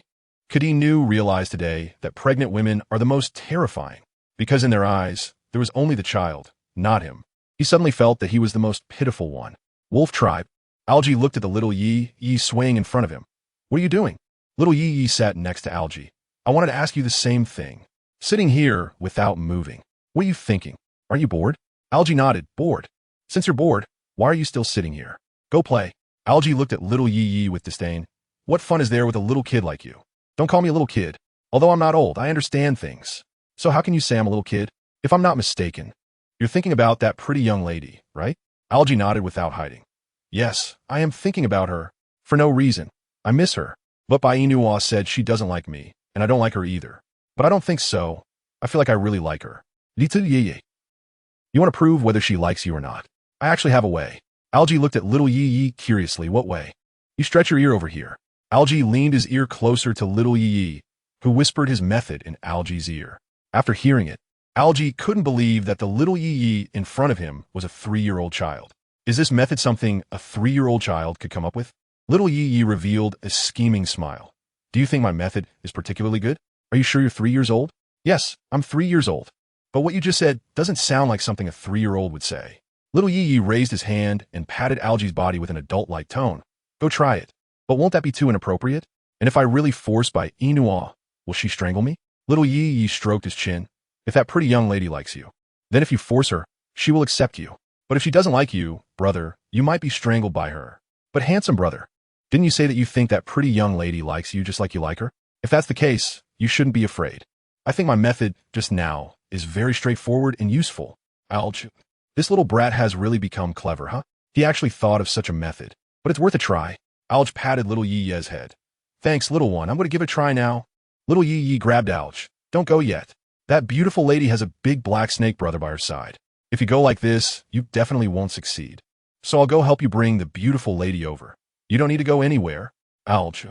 Chapter 522. Beautiful lady, no. This little brat really thinks a lot. Little Yi raised his hand and patted Algae's head. Don't call me a little brat, or I'll get angry. Algae nodded. All right. I won't call you that. So go help me find Bai Yina now. But I think it's a bit unsafe for you to go alone. Why not find that Arno to accompany you? No need. I can go by myself. Just wait here. Algae responded. Okay, hurry up. Little Yi nodded. Waved goodbye to Algae and ran towards Angus's cave, while Algae entered the cave to wait for Bai Yina's arrival.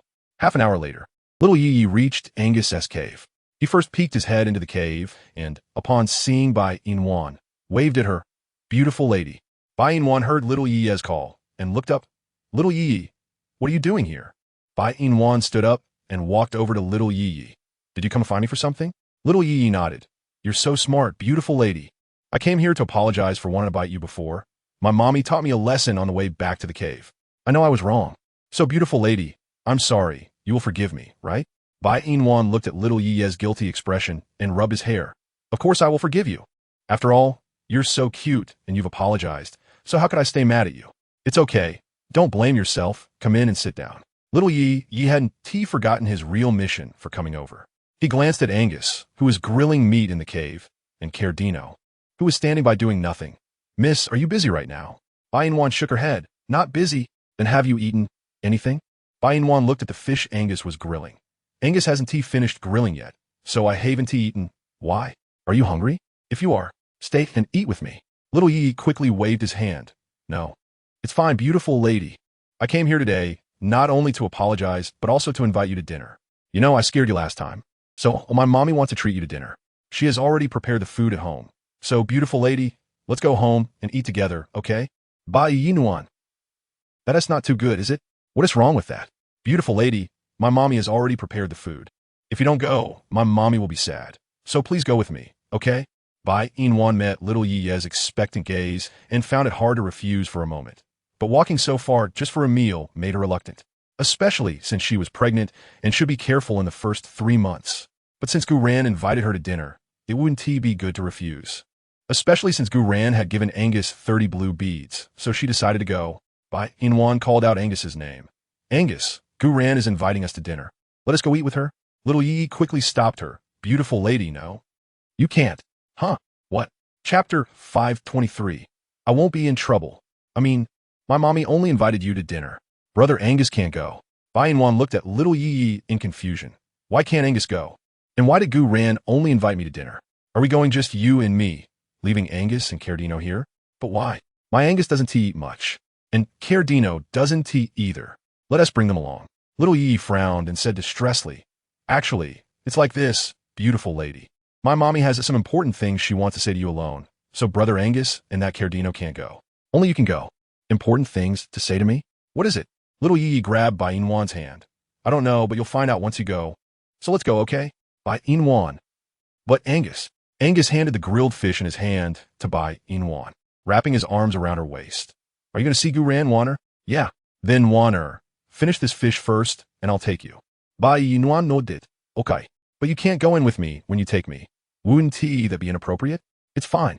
Since Guran has something to say to you alone, you should go, and I'll wait for you outside. Bai Yina kissed Angus on the cheek. I love you the most. Wanner, eat the fish first. Bai Yina hummed and took small bites of the fish. Suddenly she thought of something and offered the fish to little Yi. Little Yi, do you want to eat? Little Yi looked at the bitten grilled fish and shook his head. No. Beautiful lady, how about this? Let us eat while we walk. Otherwise, I'm afraid Alge will get restless in the cave. Bai Yina saw how anxious little Yi looked and didn't say anything more.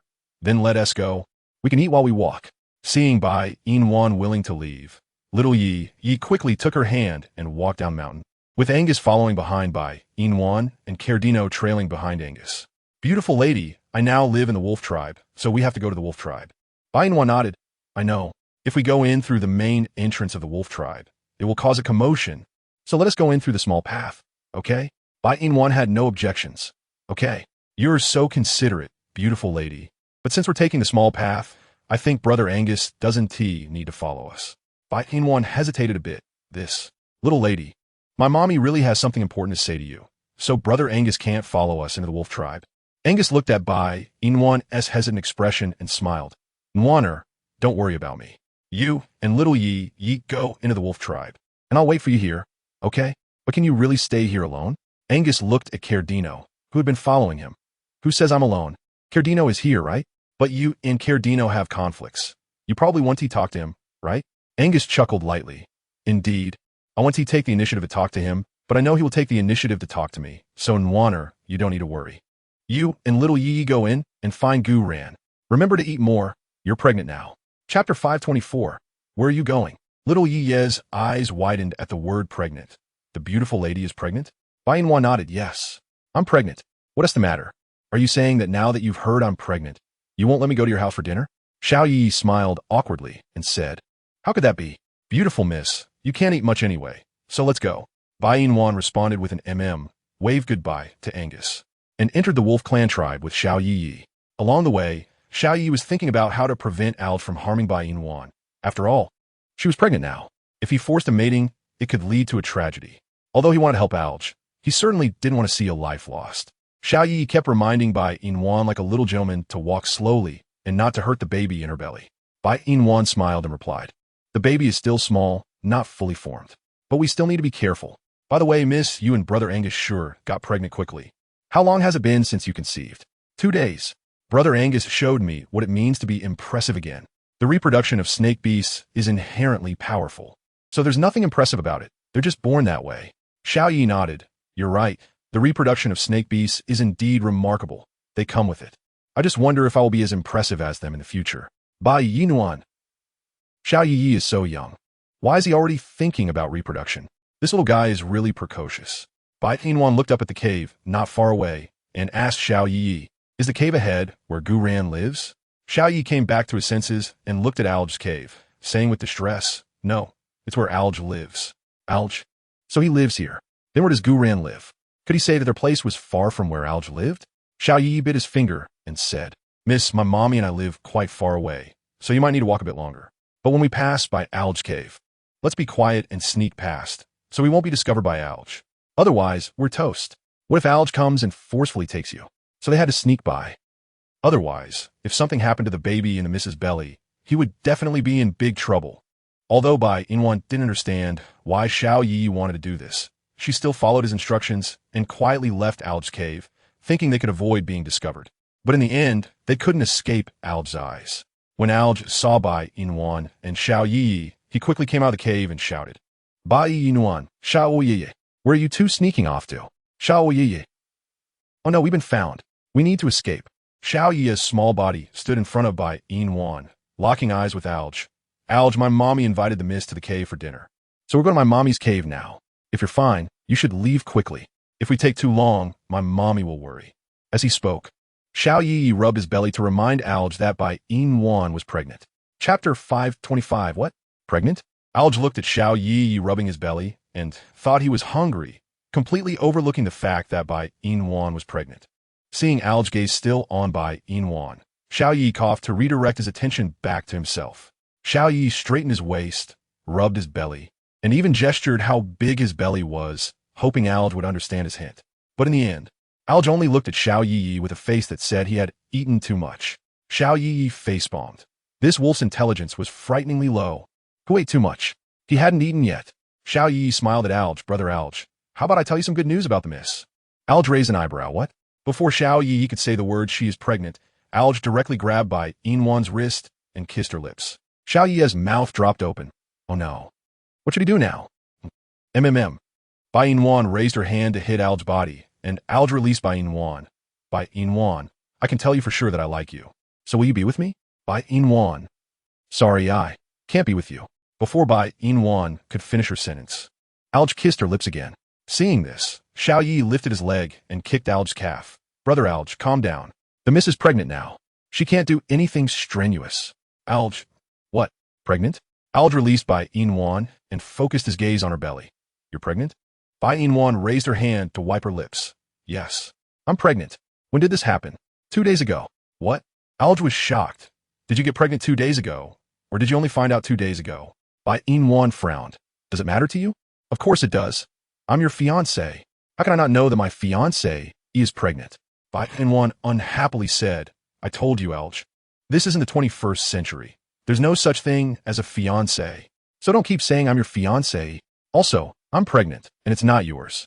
So you don't need to know when I got pregnant. If you have nothing else, I'm leaving. Alge. No. Bai Yina sigh. Xiao Yi shook his head at Alge. Brother Alge, you. Sigh, you really disappoint me. Alge. You little brat. What do you have to be disappointed about? Also, why didn't you tell me Bai Yina is pregnant? Xiao Yi similit. Sorry. Burotur Alge. I just found out not long ago, and just before that, I even acted out the pregnancy for you. But how could you blame me if you didn't understand? But it's a good thing you didn't do anything more excessive to the miss. Otherwise, she wouldn't forgive you. All right, Brother Alge. I'm going to have dinner with the miss now. You can stay here and reflect. After hearing Xiao Yi's words, Alge raised his hand and wanted to hit this little brat. You little brat, how dare you give me such bad advice? Chapter 526. Bad Male. If I could, I really want to slap you. Xiao Yi stuck out his tongue at Alge. You can't get the miss, and you blame me for giving you bad advice. TSK. If you're useless, don't blame others. This is the first time I've seen a male like you. Next time, I definitely won't help you again. You bad male. Alge. I say you. Goodbye. With that, Xiao Yi quickly caught up with Bai Yina, reached out and held her hand, asking Miss, what's wrong? It's nothing, but you seem unhappy. Bai Yina forced a smile. Actually, Alge is my fiancé from the 21st century. Xiao Yi nodded. Unkuno, Miss. Alj just mentioned that. But since Alj is your fiancé and comes from the same world as you, why don't you let him be your male? Because, Bai Yina smiled bitterly. Back in the 21st century, I never dated other male classmates because I had a fiancé. Even if I had a crush on some male classmates, I wouldn't approach them. I kept telling myself that I was a woman with a fiancé, so I absolutely couldn't cheat on him. I always thought that my fiancé, whom I had been protecting, was also protecting himself, and I fantasized about what he looked like. I imagined him as a responsible man, handsome and self-disciplined. But one day, I met him at a bar. He was sitting with several women, chatting and laughing, and from that moment on, my fantasies about him were completely shattered because his actions were not what I had envisioned. The desire to break off the engagement started when he refused to meet me. A few days later, I eagerly followed my parents' advice to arrange a meeting with him, but in the end, I waited alone in the restaurant all day, and he never showed up. At that moment, I thought, since he doesn't care about me as his fiancé, why should I care about him? So from that time on, I had the thought of breaking off the engagement. But just when I was about to do that, I crossed over to this place and met Angus. To be honest, at first, I approached Angus just to have him protect me, so I could continue living in this beastly world. I never thought about being with him. But later, his gentleness and the changes in his temperament because of me completely touched me, and I ended up bonding with him. I thought we would live peacefully together. But things didn't turn out as I expected because Alj also crossed over. Little Yi asked in confusion, "So what if Alj crossed over?" "Sister, didn't you say you didn't like Alj? Since you don't like him, why do you care about what Alj thinks?" "After hearing what you said, I also feel that you shouldn't let Alj be your male partner. A bad male like Alj deserves to be lonely for life, right?" Bai Yina. "Yes, I really don't like him, but I'm not a heartless person. He came to this unfamiliar place and only knows me. So I can't just watch him be eaten by other males, right? Because of my kindness and the connection we have, the number of males around me gradually increased. And my life has a gap from what I once imagined. For example, now I have another male. His name is Codino. I originally didn't plan to take him in, but because of Angus, I accepted him. Little Yi, that's pretty good. But because of my relationship with Codino, he pushed my Angus off a mountain. So having too many males can be troublesome. I can take care of one, but I can't take care of two." Little Yi looked at Bai Yina in disbelief. "Did Codino really push Angus off the mountain?" Bai Yina nodded. "Yes. My goodness, Codino is really bold. Isn't he afraid you'll be angry?" Bai Yina sighed. "He is. But no matter how afraid he is, the fact is that he pushed Angus off the mountain. Just now, when you and I entered the small path, didn't you see Codino following behind Angus? He wanted to apologize to Angus, but Angus wouldn't forgive him. So he kept following him, waiting for Angus's forgiveness." Little Yi asked in a baby voice, "Aren't you afraid to let Codino and Angus be alone together? Afraid they will fight because of you?" "Yes. Then why don't you separate them? As long as they're separated, they can't fight, right?" Bai Yina smiled. "They've already fought once, but Codino is no match for Angus, so Codino probably won't fight Angus again recently. And the most important thing is that since Codino wants to gain Angus's forgiveness, he will listen to him, so there's nothing to worry about. Let's go find Guran. Didn't you say she has something to say to me?" Little Yi bit her lip, hesitated for a moment, and let go of Bai Yina's hand, feeling guilty. "Sister, actually, my mommy didn't look for you. I was lying to you." Bai Yina. "What? My mommy didn't send me to invite you to dinner at my house. Everything was my own idea. The reason I did this was to help my brother Alj. But he's too stupid. No matter how I help, it's useless. The most important thing is that you are pregnant, so I can't help my brother Alj with anything. So even if you go to my mommy's place now, there might not be anything to eat." Bai Yina. "Little Yi, why do you always deceive your sister? It's not right to do this." Little Yi lowered her eyes and played with her fingers as she replied, "I'm sorry, sister. I didn't mean to. I just thought my brother Alj was too pitiful, so I wanted to help him. But after I heard what you said, I felt that a scumbag like my brother Alj isn't worth my help. So I decided to apologize to you, sister. I'm sorry, sister. I didn't mean to deceive you. And I promise you this is the last time. Next time, I will definitely not deceive you again." Bai Yina looked deeply at Little Yi and finally decided to believe her words. "Remember, this is the last time. Don't deceive me again next time." Chapter 528. What should he do? "Okay, then I will take you to find Angus, sister." Bai Yina shook her head. "No need. I can go by myself. It's not far. You should go back. Otherwise, Guran will worry about you." Little Yi thought for a moment and felt that she had indeed been out for a long time. So if she didn't go back, her mommy would definitely be angry again. "Then be careful on your way back, sister." "All right, you should also be careful on your way back." "That's it." Little Yi waved at Bai Yina and then ran back to the cave where Guran was at her fastest speed. "Oh no, Now I have to go back and face my mommy's scolding. So wronged. After Little Yi left, Gu Ran also returned the same way. When passing by Alge's cave, Bai Yina stopped. She looked at the entrance of Alge's cave and shook her head, chuckling. If you really cared about me, why didn't you come to the appointment that day? Just thinking about how my friends laughed at me makes my heart feel heavy. However, what they said was very true. They said, if your so-called fiancé really had any intention of marrying you, he wouldn't leave you without a word. He wouldn't abandon you to sit alone in a restaurant all day. Bai Yina, we can tell you for sure that man doesn't love you. He doesn't want to marry you, which is why he left you alone in the restaurant. He's playing with you. Don't be foolish. Break off the engagement before you fall in love with him. Bai Yina, yes, before she fell in love with him, let's just end it here. Her engagement to him should come to an end. The reason he liked her before was simply because in this beast world, she was the only one he knew who looked decent. If there were other female beasts who were also attractive, he definitely would not have recognized her as his fiancée. As for why Alge did not pursue Gu Ran, perhaps it was because Gu Ran rejected him, or maybe it was because Gu Ran didn't want a male at all. She really wanted Alge to understand that love is not a joke. As long as he could grasp the meaning of this sentence, she believed Alge would find a woman who could accompany him for a lifetime. Bai Yina withdrew her gaze and left outside Alge's cave. Only after Bai Yina left did Alge come out of the cave. He watched Bai Yina's figure recede and raised his hand to touch his lips, feeling a jolt of electricity.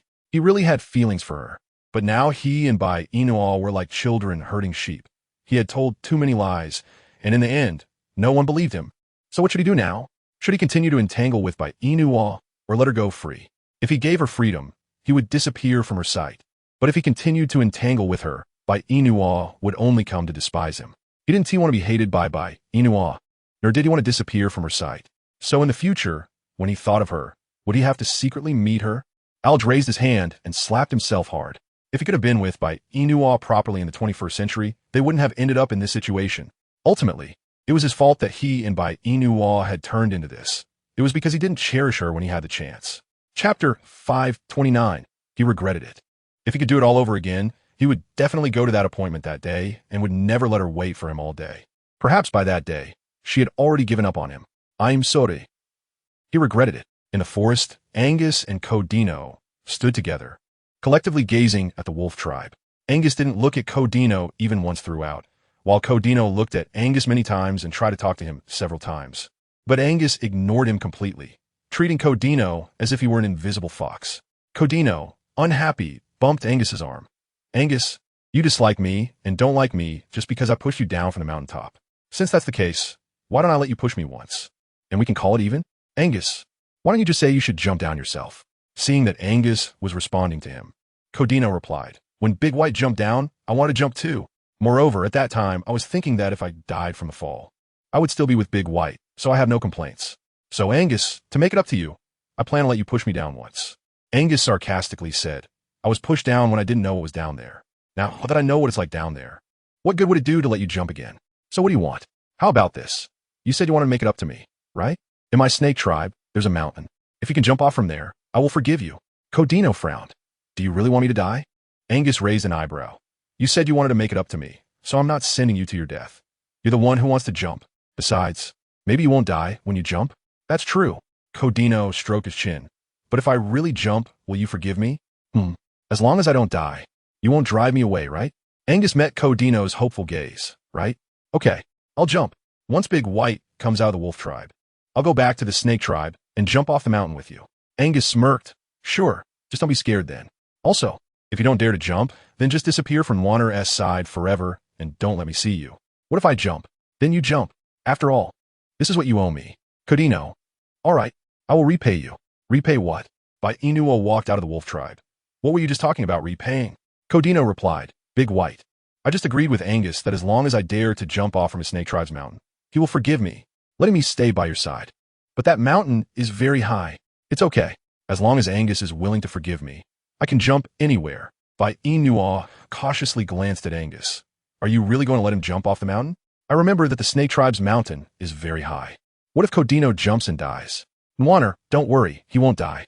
Who can say for sure about such things? He said he wanted to make it up to me. Since he wants to make it up, he has to follow through, and it's not easy to earn my forgiveness. Chapter 530. No need, I can walk by myself. Angus, You have many ways to let Codino make it up to you. There's no need to have him jump off the mountain. You wouldn't want to see Codino die, would you? Codino saw Bai Yina speaking for him and wore a silly grin. Big White, I knew you actually care about me. But don't worry. I will definitely come back alive to see you. Codino, are you going to go along with Angus's nonsense too? Jumping off a mountain is not a joke. It's not a joke. Big White, I'm serious. If you don't want to see it, then Angus and I can first take you back to the cave. Bai Yina rubbed her forehead. Can you two calm down for a while? Seeing Bai Yina angry, Angus raised his hand to gently stroke her face. Nwaner, don't worry. Codino won't die. You know that. Yeah, I know. So don't worry, Nwaner. If you really don't want to see it, I'll take you back to the cave first. After I finish dealing with Codino and my business, I'll come back. Okay? Bai Yina, it definitely wouldn't wait alone in the cave for the outcome. I'll go with you to the snake tribe. I can check on my rice seeds. Angus nodded. Okay. But how come Nwaner and Gu Ran ate so quickly? What did Gu Ran give you to eat? Bai Yina certainly wouldn't tell Angus that she hadn't seen Gu Ran at all and hadn't eaten anything. Gu Ran. Let's not mention her, okay? Let's go to the snake tribe. Angus saw that Bai Yina didn't want to talk about it and didn't press further. All right then, I'll carry Nwaner there. No need. I can walk by myself. But Nwaner has already walked quite a long way and needs to rest. Besides, you just got pregnant and can't walk too long. So if you want to go with us to the snake tribe, you have to let me carry you. If you don't let me carry you, then you can't go. I don't want you to keep walking. Bai Yina thought about the child in her abdomen and ultimately accepted Angus's suggestion. She jumped onto Angus's broad back, and together they headed toward the snake tribe, while Codino closely followed behind Angus and Bai Yina. About half an hour later, Bai Yina, Angus, and Codino arrived at the top of the Serpent Tribe's mountain. Codino took a glance at the scene below and thought, so high, I can't see anything. He looked at Bai Yina and silently cheered for himself. Bai, if I really fall to my death, don't be sad. Even if I'm no longer here, my heart will still belong to you. Bai Yina replied, I think this is really high. I have no idea what the scene below looks like. So Angus, can you please not make Codino jump? Nwaner, you promised me to just watch and not speak. So if that's the case, don't say anything. Codino has been pestering me to forgive him. And now there's a way for me to forgive him. As long as he jumps down, I won't hold the pushing incident against him. If he doesn't jump, he will disappear from both your and my sight forever. If Codino really wants me to forgive him and truly wants to be with you, then he must jump from here today. Bai Yina exclaimed, but it's too high. How can Codino jump? Is he supposed to fall to his death? Chapter 531. I'll jump right now. Bai, don't worry about me. I promise I'll live well, okay? Bai Yina didn't believe that Codino could survive jumping from such a height. She turned her gaze to Angus. Do you really want him to jump? Angus nodded. Really? Bai Yina replied. Angus, let's not play anymore. This game isn't fun. What good will it do you if Codino dies? But it doesn't seem to have any bad consequences, does it? Bai Yina responded. Angus, Codino, do you want to jump or not? What sympathy are you trying to earn from Nwaner here? Codino glanced at Bai Yina again, closed his eyes, and took a deep breath. I'll jump right now. As soon as he finished speaking, Codino stepped forward, closing his eyes. Bai Yina wanted to reach out and grab Codino's arm, but she was held back tightly by Angus. Just like that, Codino fell like a big snowball. Bai Yina looked at Angus in disbelief. How could you do this? There's a river below. Bai Yina asked. What does that mean? It means, just as you heard, there's a river below. So, Codino won't die? Nwaner, don't worry. You won't blame me for this, right? Bai Yina was at a loss for how to answer Angus's question. I didn't mean to. I was just too worried about Codino. Although he is annoying. I don't want him to die. I hope you can understand. I understand. So I don't blame you, Nwaner. Let's go back. Wait. We agreed to come see the rice seeds. Let us finish looking at the rice seeds before going back, okay? Angus nodded and went with Bai Yina to see the rice seeds, while Codino was not in a good situation at the moment. He fell into a river inside a cave, where there were countless large pythons and crocodiles. Angus didn't intend to take his life, but dropping him into a pit of crocodiles and snakes was more painful than letting him fall to his death, right? Codino climbed up from the water, looking at the crocodiles opening their mouths at him, frowning. If you have the ability, come up and bite me. As soon as Codino finished speaking, the crocodiles seemed to understand him and all crawled out of the water, attacking Codino. Feeling hopeless, Codino looked at the large python behind him and used his fastest speed to confuse it. Block those crocodiles. The large python followed Codino's command, opened its mouth, and swallowed a crocodile in front of it. But the crocodiles didn't retreat. Instead, more and more appeared. It seemed like all the crocodiles in the water crawled out. Kidinua swallowed hard and continued to confuse the snake beasts in the cave. When he had them sufficiently distracted, he grabbed a nearby branch and easily climbed out of the cave. You're so capable. Come up and bite me if you can. Kidinua proudly snorted and transformed into his beast form, running towards Bai Yinua's location. Now that he had jumped down the mountain, Angus shouldn't be mad at him anymore, right? After all, he had just narrowly escaped death. With so many crocodiles and large pythons in that cave, otherwise he would have been dead by now. Chapter 532, what does it mean? God knows how terrified he was when he saw so many large pythons, and how scary it was to see those crocodiles. Fortunately, he ran fast. Otherwise, he would have been dead long ago. When Kidinua returned to the top of the mountain, Bai Yina and Angus had just finished looking at the rice seeds. Bai Yina saw Kidinua appear before her unharmed and walked over to carefully check his body. Are you okay? Kidinua shook his head. I'm fine, Bai. I'm lively and well. Look at me. I'm not hurt at all. After hearing Kidinua's words, Bai Yina finally felt relieved. In that case, let us go back. Wait, Bai. Now that I've jumped down the mountain, as Angus said, can Angus forgive me? Bai Yina looked at Angus beside her. What do you think? What does it mean? Forgiven.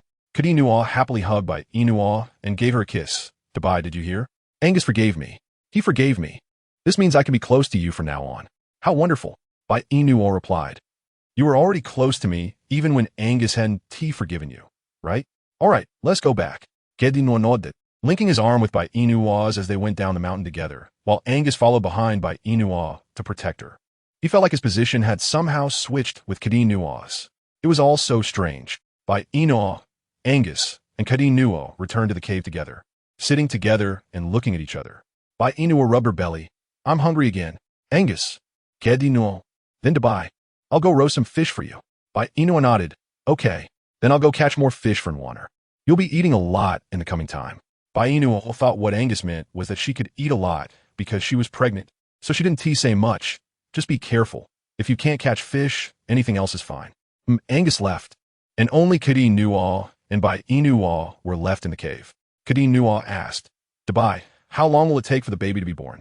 9 months or 10 months? That long? ISNT had said that snake babies only need 2 or 3 months of gestation. That is true for snake babies. But I'm having a human baby. A baby needs to be carried for 10 months or 9 months.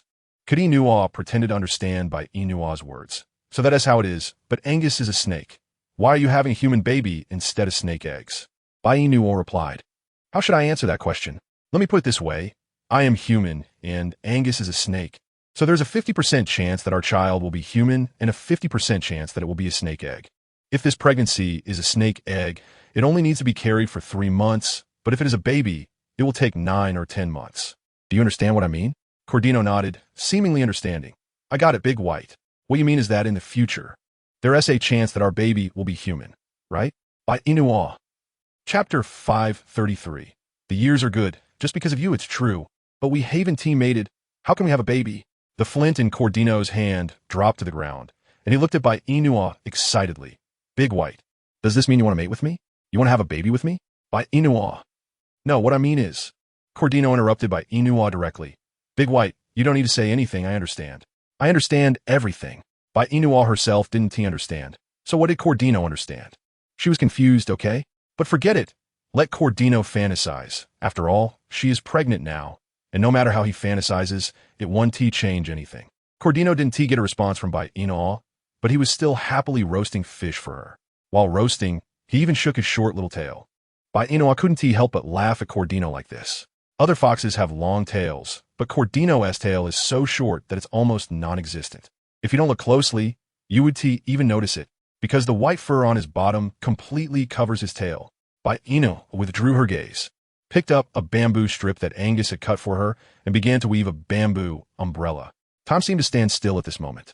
In the cave, apart from the sound of the match and the bamboo strips moving, there was no other sound. Suddenly, a phrase appeared in Bai Yinua's mind. The years are good. ISNT it, describing her current situation. She had liked quietness for a long time. But back then she preferred being alone in quietness, not quietness with someone accompanying her. Now, she had the company of Cordino and Angus, and her heart was filled with different emotions. In fact, this is really good. When I love you, you are still here. When I need you, you're also still here. We accompany each other. How wonderful is that?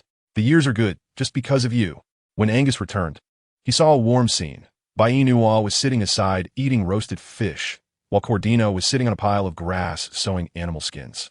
Bai Yina would occasionally complain about how ugly Cordino's sewing was, and Cordino would foolishly smile back at her. Bai Yina even handed the roasted fish in her hand to Cordino to eat. They were chatting and laughing the whole time. Angus couldn't help but smile as he put down the neatly cleaned fish he had prepared and sat down beside Bai Yina. "What are you and Cordino talking about?" Bai Yina looked up at Angus when she heard his voice. "I said that Cordino's clothes are too ugly. Look at how he sewed it. How can it be worn? I really don't know if the animal skin clothes he wore before were made by him." Cordino honestly replied, "Big White, the animal skin clothes I wear are not made by me. They were made by the fox spirits of our fox clan. They, like you, think my sewing is ugly.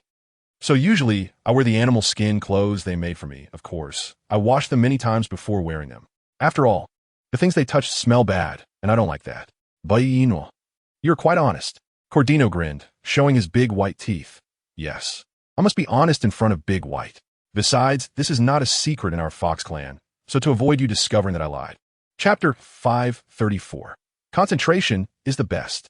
It's much better to honestly say it myself, because only in this way will Big White think I am an honest male. That's right. So you must be honest with me from now on, okay? Cordino nodded. I will definitely be very, very honest with you, Big White." "Good." Bai Yina handed the roasted fish in her hand to Cordino to take a bite. Cordino smiled at Bai Yina contentedly. Suddenly he thought of something and said to Angus, "Big White said you like to eat fish that is completely cooled. So the fish I roasted for you is over there. It should be cool by now. You can go get it to eat." "Angus, who asked you to roast fish for me? I did it myself. I can't eat fish with Big White while you don't eat, right?" Big White said we are now a family, so we should think of each other no matter what we eat. Right, Big White? Bai Yina gave Cordino a teaching look. "Yes. Angus, that fish is Cordino's intention. You should go get it to eat. It's already cool, and it doesn't have chili, so you can eat it with peace of mind." "I got it." Angus didn't refuse. He went to get the fish that Cordino roasted for him and started eating. While eating, he complained, "With a fish like this, you turned it into a little fish. How did you do that?" Cordino laughed. "Concentration is the best." Bai Yina. "Angus, if your skills are poor, don't make so many excuses for yourself." Cordino lowered his eyes and said aggrievedly, "Okay, I admit that my fish roasting skills are not very good, but I can learn, and I believe that my fish roasting skills will get better and better." "You mean you think I will get better, right?" Angus didn't reply, eating his roasted fish with a look of disdain. Cordino also didn't take the initiative to talk to Angus anymore, continuing to sew the animal skin in his hands. Bai Yina, Cordino, and Angus had unknowingly grown accustomed to each other as presents. In the blink of an eye, 3 months had passed, and the child in Bai Yina's belly had still not been born, which made Angus believe that the baby in Bai Yina's belly was a baby, not a snake fetus. Bai Yina still ate a lot every day, and the relationship between Cordino and Angus had also quietly improved. Although sometimes they would bicker, they had not fought. As for Alj, he had appeared, but each time he just secretly glanced at Bai Yina before leaving. As for Bailent and Da Huang, they would almost appear at the same time every day to bring flowers, salt, and even rice. Bai Yina accepted the flowers, but did not take the other things, as they had rice and salt. Only the flowers from Bailent were not available. After all, they had no time to pick flowers. So every time Bailent sent flowers to Bai Yina, she accepted them, because the flowers Bailent sent could be used to dress wounds. So that is why Bai Yina accepted them. After all, Bailent didn't know what the flowers were for. She might as well just accept them. If she didn't it would be like Da Huang said. Bailent would go to various places every day to find different flowers to send to Bai Yina. But if Bai Yina accepted the flowers Bailent sent, then Bailent wouldn't go searching for flowers all over the mountains. Chapter 535. Approaching labor regardless of whether it was for Da Huang or for herself. Bai Yina did not refuse Bailent's flowers. Of course, when Bailent brought her flowers, she also invited Bailent to eat meat. Recently, Angus found a lot of animal fat, all of which were fried by Bai Yina. She stored the animal fat in a large stone basin and used it to stir-fry wild vegetables and meat every day. Although it lacked many seasonings, it still tasted pretty good. Bailent and Da Huang enjoyed their meals every time, but Alj, one time, when he secretly came to see Bai Yina, was discovered by her. She invited him in to eat, but Alj refused to go in no matter what, and then left. For a long time afterward, Alj did not appear outside Bai Yina's cave. During these 3 months, Bai Yina gradually understood Alj's feelings for her. Perhaps he acted this way because he didn't want to disturb her current life, which is why he would leave after leaving some wild vegetables. He only wanted to know about her situation and wouldn't ask for anything more. After understanding Alge's feelings, Bai Yina spent a long time thinking about their relationship. Sometimes she wondered if it was wrong for her and Alge to end up like this. Although they couldn't be lovers, why couldn't they even be friends? She thought about having a good talk with Alge, but he always avoided her and was unwilling to meet her. Over time, this matter was set aside. As Bai Yina's belly began to grow, her drowsiness worsened. As for morning sickness, it was manageable. She only vomited a few times. Most of the time, she was eating, sleeping, and when she had time, sewing clothes for the baby. Time flew by, and 5 months later, Bai Yina went into labor. Thunder and lightning filled the sky, and she was bleeding heavily, unable to deliver the baby for a long time. Bai Yina painfully grabbed Angus's hand, saying, "Angus, it hurts so much. Don't be afraid, Nguyen, I'm here. Don't be afraid, don't be afraid. Your hand is so cold." Angus had already entered hibernation season. But to ensure Bai Yina could safely give birth, he had delayed his hibernation, which was why his body was so cold. Angus looked at Cardino, who was assisting with the delivery. "Can you handle this or not?" Cardino was also delivering for the first time and expressed his nervousness. "It's my first time. You're pushing me. Did you not hear Nguyen scream in pain?" Cardino frowned. "I heard, but delivering a baby can only rely on to Bai. I can't do anything. Otherwise, I'll cheer to Bai on from the side." "Angus, get lost." Cardino pouted, but still didn't give up cheering for Bai Yina. "To Bai, go for it. To Bai, go for it. To Bai, go for it." Bai Yina gritted her teeth, looking at her protruding belly, almost crying. "Why isn't it coming out yet? Baby, mommy can't hold on much longer. Come out quickly. Come out." As soon as Cardino heard this, he immediately changed his tune. "Baby, go for it. Baby, go for it. Baby, go for it. Come out, come out. Come on, baby, push." Angus picked up a nearby stone and threw it at Cardino. "Now is not the time for the baby to push. It's just a child. Can it even push? Idiot. If you can't do anything, then stop standing there. Hurry and boil some water." Chapter 536. Giving birth to a half-snake baby, Cardino was hit and let out a whimper. "Quickly go to boil water for Bai Yina. To Bai, you can do it. I'm cheering for you." "Angus, why are you saying so much nonsense? Just boil your water."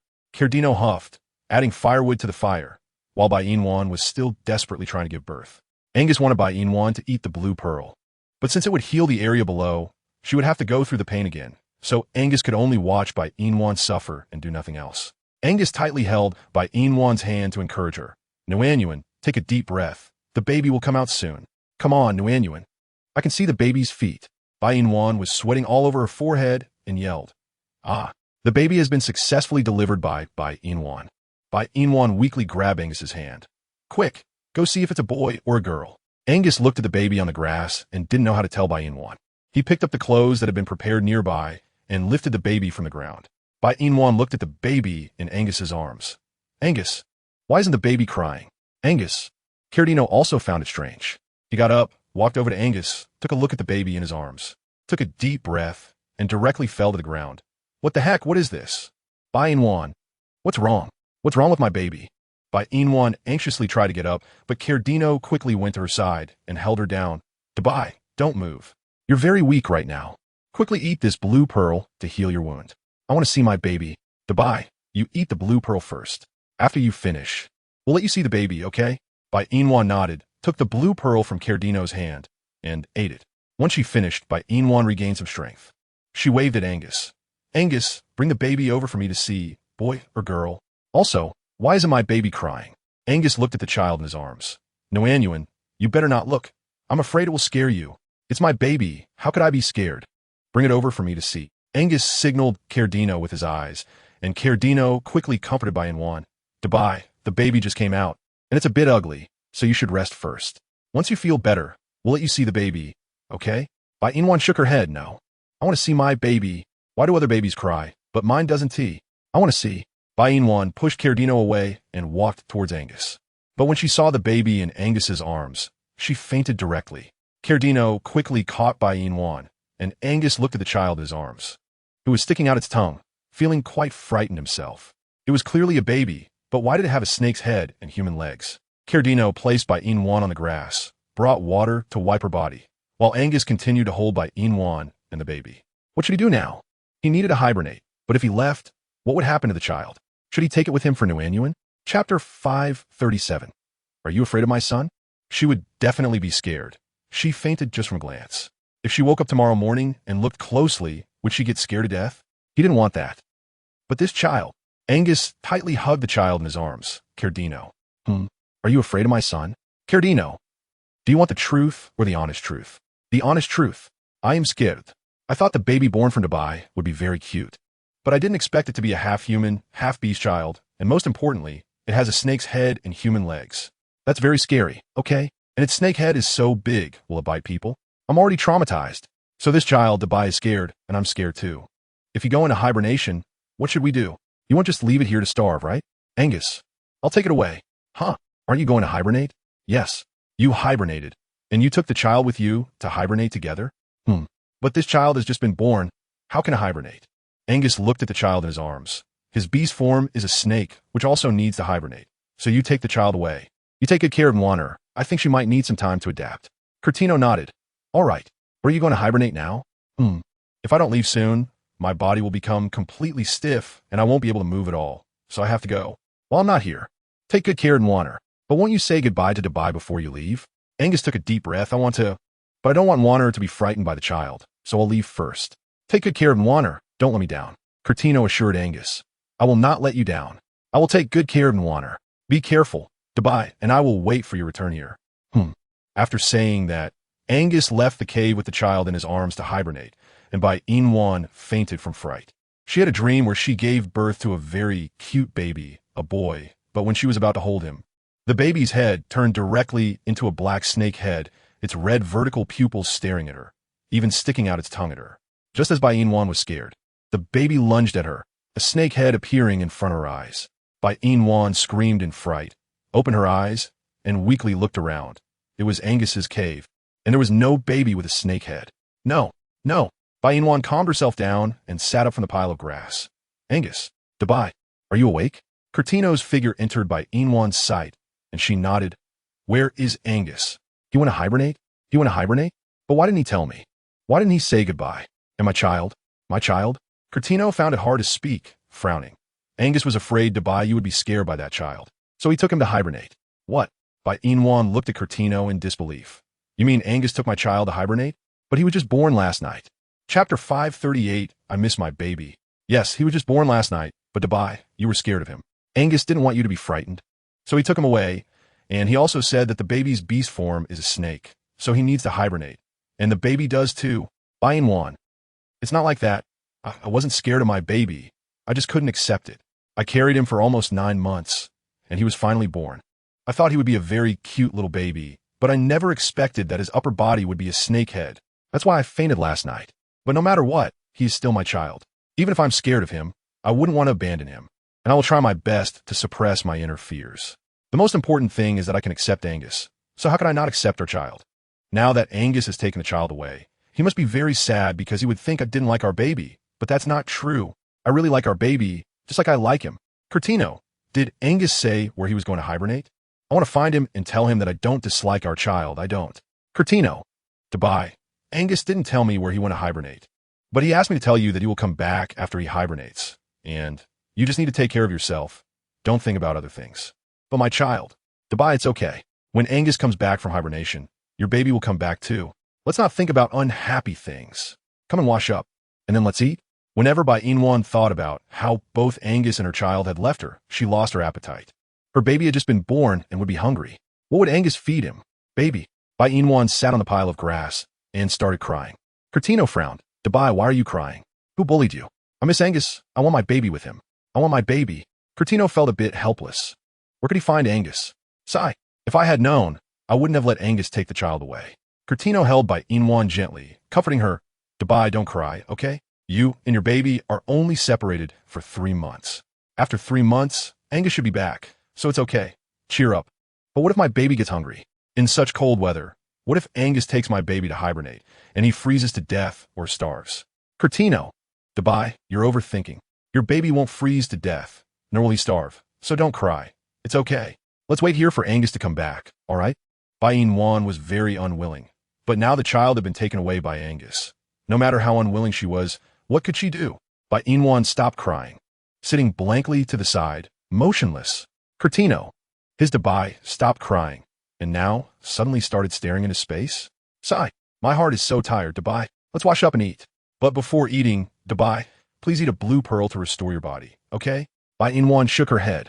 I don't want to eat. I have no appetite. Chapter 539, How can you use me? Bai, don't be like this. You just gave birth to a child. You need to supplement your nutrition, or how will your body recover? So please listen to me and eat well, okay? Bai Yina looked at her chest. The baby is not here. No matter how good I eat, he can't drink milk, so I don't want to eat. Bai, you are already a mother. How can you still act like a child? Come on, eat your food obediently. I'm begging you, Bai. If you don't eat well, Angus will definitely kill me when he comes back. Bai Yina turned her head. I won't eat. Bai, stop making a scene. I said I don't want to eat. Curtino felt that he really had no way to deal with Bai Yina. Bai, please be good, okay? I'm begging you. What do you want to do by not eating? Are you trying to go on a hunger strike? Do you want Angus to come back? Let me tell you, this is useless. Even if you don't eat, Angus won't know, and he won't bring your child back. So, please eat your food obediently. Otherwise, I'll get angry. Wow. A baby's cry suddenly came from outside the cave. Angus and the baby stood outside the cave, looking at Bai Yina, who was sulking on the pile of grass. Bai Yina and Curtino both turned their gazes to the entrance of the cave. Curtino blinked, shouting in disbelief, Angus! Bai Yina was much more excited than Curtino. She stood up and ran towards Angus. Curtino hurried to follow. Bai Yina stood outside the cave, staring at the delicate child in Angus's arms. Baby, it's my baby! Bai Yina took the tiny infant from Angus's hands, cradling him gently, and Curtino, once again stunned, asked Angus, This child, where did you pick him up? Mine. Yours? What are you joking about? Isn't your child supposed to have a snake head? But now what Bai Yina is holding in her arms is not a snake head, but a human head.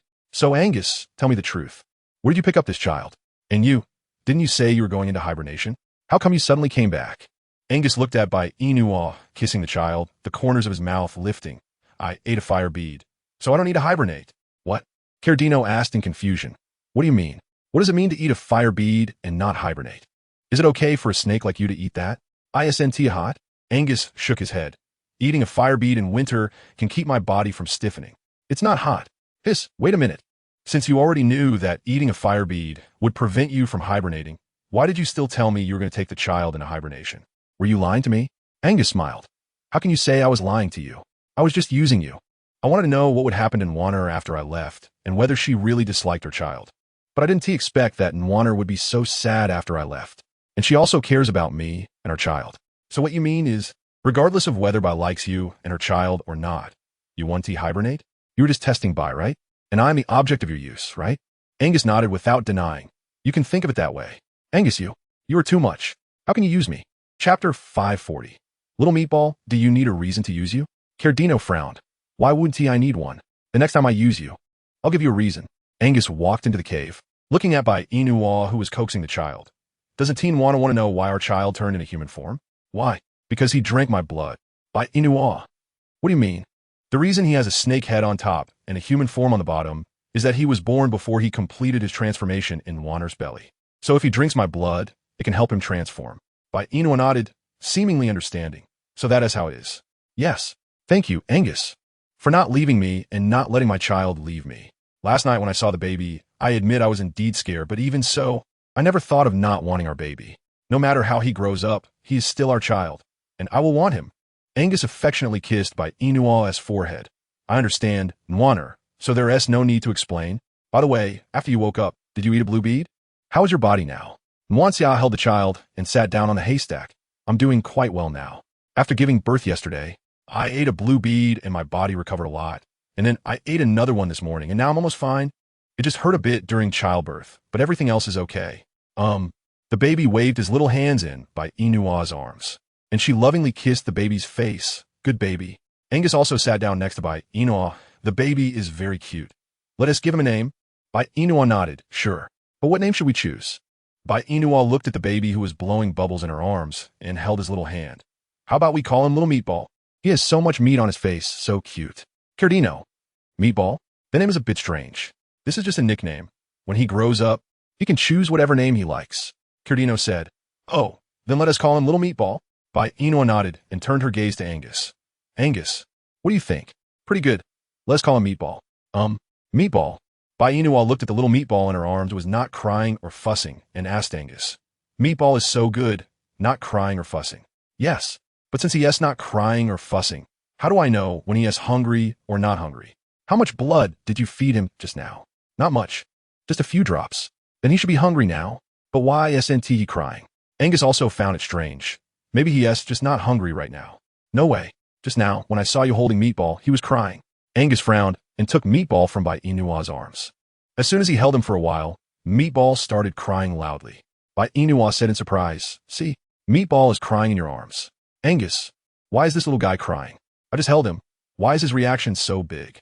Cardino moved closer to Angus, reached out to take Meatball from his arms, and said, "Meatball probably doesn't he like you. He thinks you're fierce. That's why he is crying." Chapter 541. How can you steal food from the baby? Fierce? Cardino, did your one eye see me being fierce to him? This is my son. Why are you holding him? Get him back to me. Cardino rubbed his face against Meatball's face. "So cute. Let me hold him for a while." Meatball isn't crying at all. Although Meatball wasn't crying in Cardino's arms, he was struggling. As Cardino was about to drop him, Bai Yina quickly took Meatball back from Cardino. "All right. Meatball just got born. Let him rest and sleep for a bit." "Bye-bye." Meatball looks very energetic and doesn't he want to sleep. Bai Yina placed Meatball on the haystack. "If you put him down, he'll want to sleep." Meatball used both hands and feet, rolling around on the haystack. Seeing this, Bai Yina quickly picked him up. "What is wrong, Meatball? Do you not like this bed? How about Mommy asks Daddy to make you a new bed later, okay?" Meatball was still moving around, and Bai Yina completely didn't understand what he wanted. She looked helplessly at Angus. "I found out I can't take care of children. It's all right, Nwanner. Take it slow. Children are easy to take care of. If you can't handle it, just let Cardino take care of him in the future." "Cardino, why does he feel like he is getting hit even when he is lying down? Why did Angus say children are easy to take care of, but he doesn't take care of them and lets him do it? What is this? Bullying the fox. Although his son is very cute, he doesn't have milk to feed him. How is he supposed to take care of him? Doesn't Angus think about this when he says this?" Feeling very frustrated, but in order to lighten Bai's burden, he still decided to take care of him. "Bai, if you can't take care of him, then let me take care of him. Although I can't take care of him either, I promise I will take good care of little Meatball, making him as chubby as his name. Bai Yina. Angus, he can only drink milk now.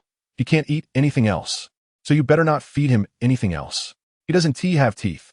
Cardino said, "Oh, I understand. I want to feed little Meatball anything else. I will only give him milk. Do you have any?" Cardino shook his head. "I don't have any, but Bai has it. So if little Meatball wants to drink milk, he could drink Bai's. In the future, whenever little Meatball cries, I'll just hand him over to Bai to feed him. Isn't that a good idea?" Bai Yina nodded. "Not bad. But since little Meatball just got born, let me take care of him." "All right. Whatever you say, Bai. I'll listen to you." Bai Yina saw the little Meatball's hand resting on her chest. She took off her clothes, held the little Meatball, and fed him milk. Cardino and Angus both looked at the spot where the little Meatball was biting. That was theirs. Not happy, Angus raised his hand and placed on the other side of Bai Yina's chest, giving a squeeze. White liquid dripped from Bai Yina's chest, and she blushed, looking at Angus. "What are you doing?" "Nwanner, I noticed your chest seems bigger than before." With Angus's blunt words, Bai Yina's face turned even redder. "I had a baby, I have milk, so it will get bigger. What's wrong with that?" "Nothing. I just want to taste what it's like." Bai Yina. Angus, how can you steal food from the baby? Chapter 542. How many children did she actually have? Nwanner, he can't finish it, so I'm helping him eat. Cardino also leaned closer to Bai Yina. "Big Bai, I want to eat too." Angus directly pushed Cardino away. "No, this place is exclusive to me and my son. You can't touch it." "Why not? I'm also a male of Big Bai, so I should eat too." Bai Yina looked at Angus and Cardino, feeling both angry and amused. What are these two doing? Stealing the baby's food? How hungry can they be? "All right, you both stop fighting over it. That's the baby's food. No one can eat it." Angus unhappily said, "Nwanner, the little Meatball can only eat from one side. Let me taste what it's like, okay?" Bai Yina. "What taste can it have? It's just the taste of milk. Never had it. How can you have never drunk milk?" "I didn't eat that stuff when I was a kid." "Then what did you eat?" "I didn't eat anything. I was hungry." Bai Yina gently patted Angus's head. "Did your mother not give you milk?" "Too many siblings. She couldn't take care of me. So sad. But even so, that's in the past. Now that you're grown up, you don't need to drink milk anymore. So be good. Don't fight with your son for milk." Looking at the satisfied expression of the little Meatball as he drank, Bai Yina smiled. It seems my little meatball is really starving. Angus, Warner, I'm hungry too, so I want to drink milk. As he spoke, Angus directly bit Bai Yina's chest. Bai Yina, how many children did she actually have? Immature snake, actually stealing food from his own son. Bai Yina raised her hand and patted Angus's back. Okay, stop drinking. Angus released Bai Yina, smacking his lips. Very delicious. Bai Yina, no matter how delicious it is, it's not something you should drink. The little meatball, while drinking milk, raised his hand to block Bai Yina's other chest. As if saying, this is mine, Angus grasped the little meatball's hand. Your mother is mine, and you are mine. So this is not your exclusive. Bai Yina swatted Angus's hand away. Enough, don't hold onto the little meatball. Go catch some fish for me, okay? I want to make fish soup to increase my milk supply. Angus looked at the sky outside. Nwaner, the river is frozen. There are no fish to catch. And it's cold now. Those beastmen are all hibernating in their caves and generally don't come out. So hunting is not good right now. And we can't catch fish. But don't worry, Nwaner, I will definitely not let you go hungry. Once it warms up a bit at noon, I will go hunt for you and make meat soup. Okay? Meat soup is fine, as long as there is something to eat. I can eat anything. Good. But Angus, your hands are not cold now. I ate fire beads, so my body has been warm all winter. Then won't that be uncomfortable for you? Angus shook his head. No, eating fire beads in winter only makes my body warm. It won't make me uncomfortable. So don't worry, Nwaner, I'm fine. That's good. But you're really warm now. When I sleep with you in winter, I'm not afraid of the cold. Cardino, should you sleep with him in winter? After all, he has a lot of fur. Chapter 543. He doesn't want to live anymore. The story shouldn't have developed like this. Angus should have gone into hibernation, and after he left, he could hold Big Bai to sleep every day. But now Angus not only came back, but he also didn't have to hibernate, and even his body became warm. What is this? It was supposed to be all about the male lead, but why does he not feel the slightest bit of the male lead's aura? All fake. Fake. Cardino looked at Bai Yina with grievance. Big Bai, I have more fur than Angus. So in winter, I'm your essential warm baby. You should hold me, not Angus. Do you understand? Bai Yina blinked. I understand, but Angus is really warm now. If you don't mind, we can sleep together. Of course. Cardino didn't mind. Big Bai, if you don't mind me, how could I mind you? Let us sleep together from now on. Angus frowned. Did I agree for you to say you don't mind me? Want to sleep with us? Let me tell you, Cardino, starting today, you sleep with my son. You're not allowed to touch Nwaner. Cardino. Bullying people. Speaking, bootying fuxies. Angus, how can you be like this? Now that Big Bai has given birth, I can mate with her. Dream on. Angus, you bad snake, since you have accepted me. Why won't you let me mate with Big Bai? No, I don't want. Why not? Because Nwaner is mine. Cardino raised his hand to point at Angus. You. How can you be like this? Big Bai is yours, but also mine. I want to mate with Big Bai. I want to be with her forever. Anyway, I don't care. I just want to mate with Big Bai. I just want to mate with Big Bai. I don't care. Bai Yina looked at Cardino's spoiled expression and couldn't help but laugh. Cardino, you're enough. Even if you want to mate with me, you have to wait until the little meatball is weaned. If we mate while you're doing it, it will affect the milk the little meatball drinks. So let us talk about it after he is weaned. Okay? Upon hearing Bai Yina agree to mate with him, Cardino excitedly sat beside Bai Yina. Then how long do I have to wait? A year. Cardino. A year. My goodness, Big Bai. A year. Is that reasonable? The little meatball was born in just 9 months. But you want to breastfeed for a whole year? What is this? Why do I have a feeling that I will wait until the end of time and still one be able to mate with you? Bai Yina. Children need to drink milk for that long. I can't help it. Cardino was about to cry. What is this? A year. A year. He still has to wait a year to mate. And is it possible that after a year, Big Bai will postpone the mating date? He doesn't want to live anymore. He doesn't want to live. Cardino lay on Bai Yina's lap, twisting his tail. Big Bai, you can't do this to your little Bai.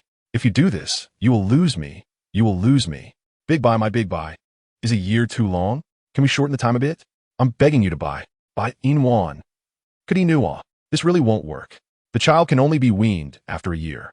Do you understand? Chapter 544. Angus, what do you think? I don't understand. Look, Guran's child drinks goat's milk. How about this?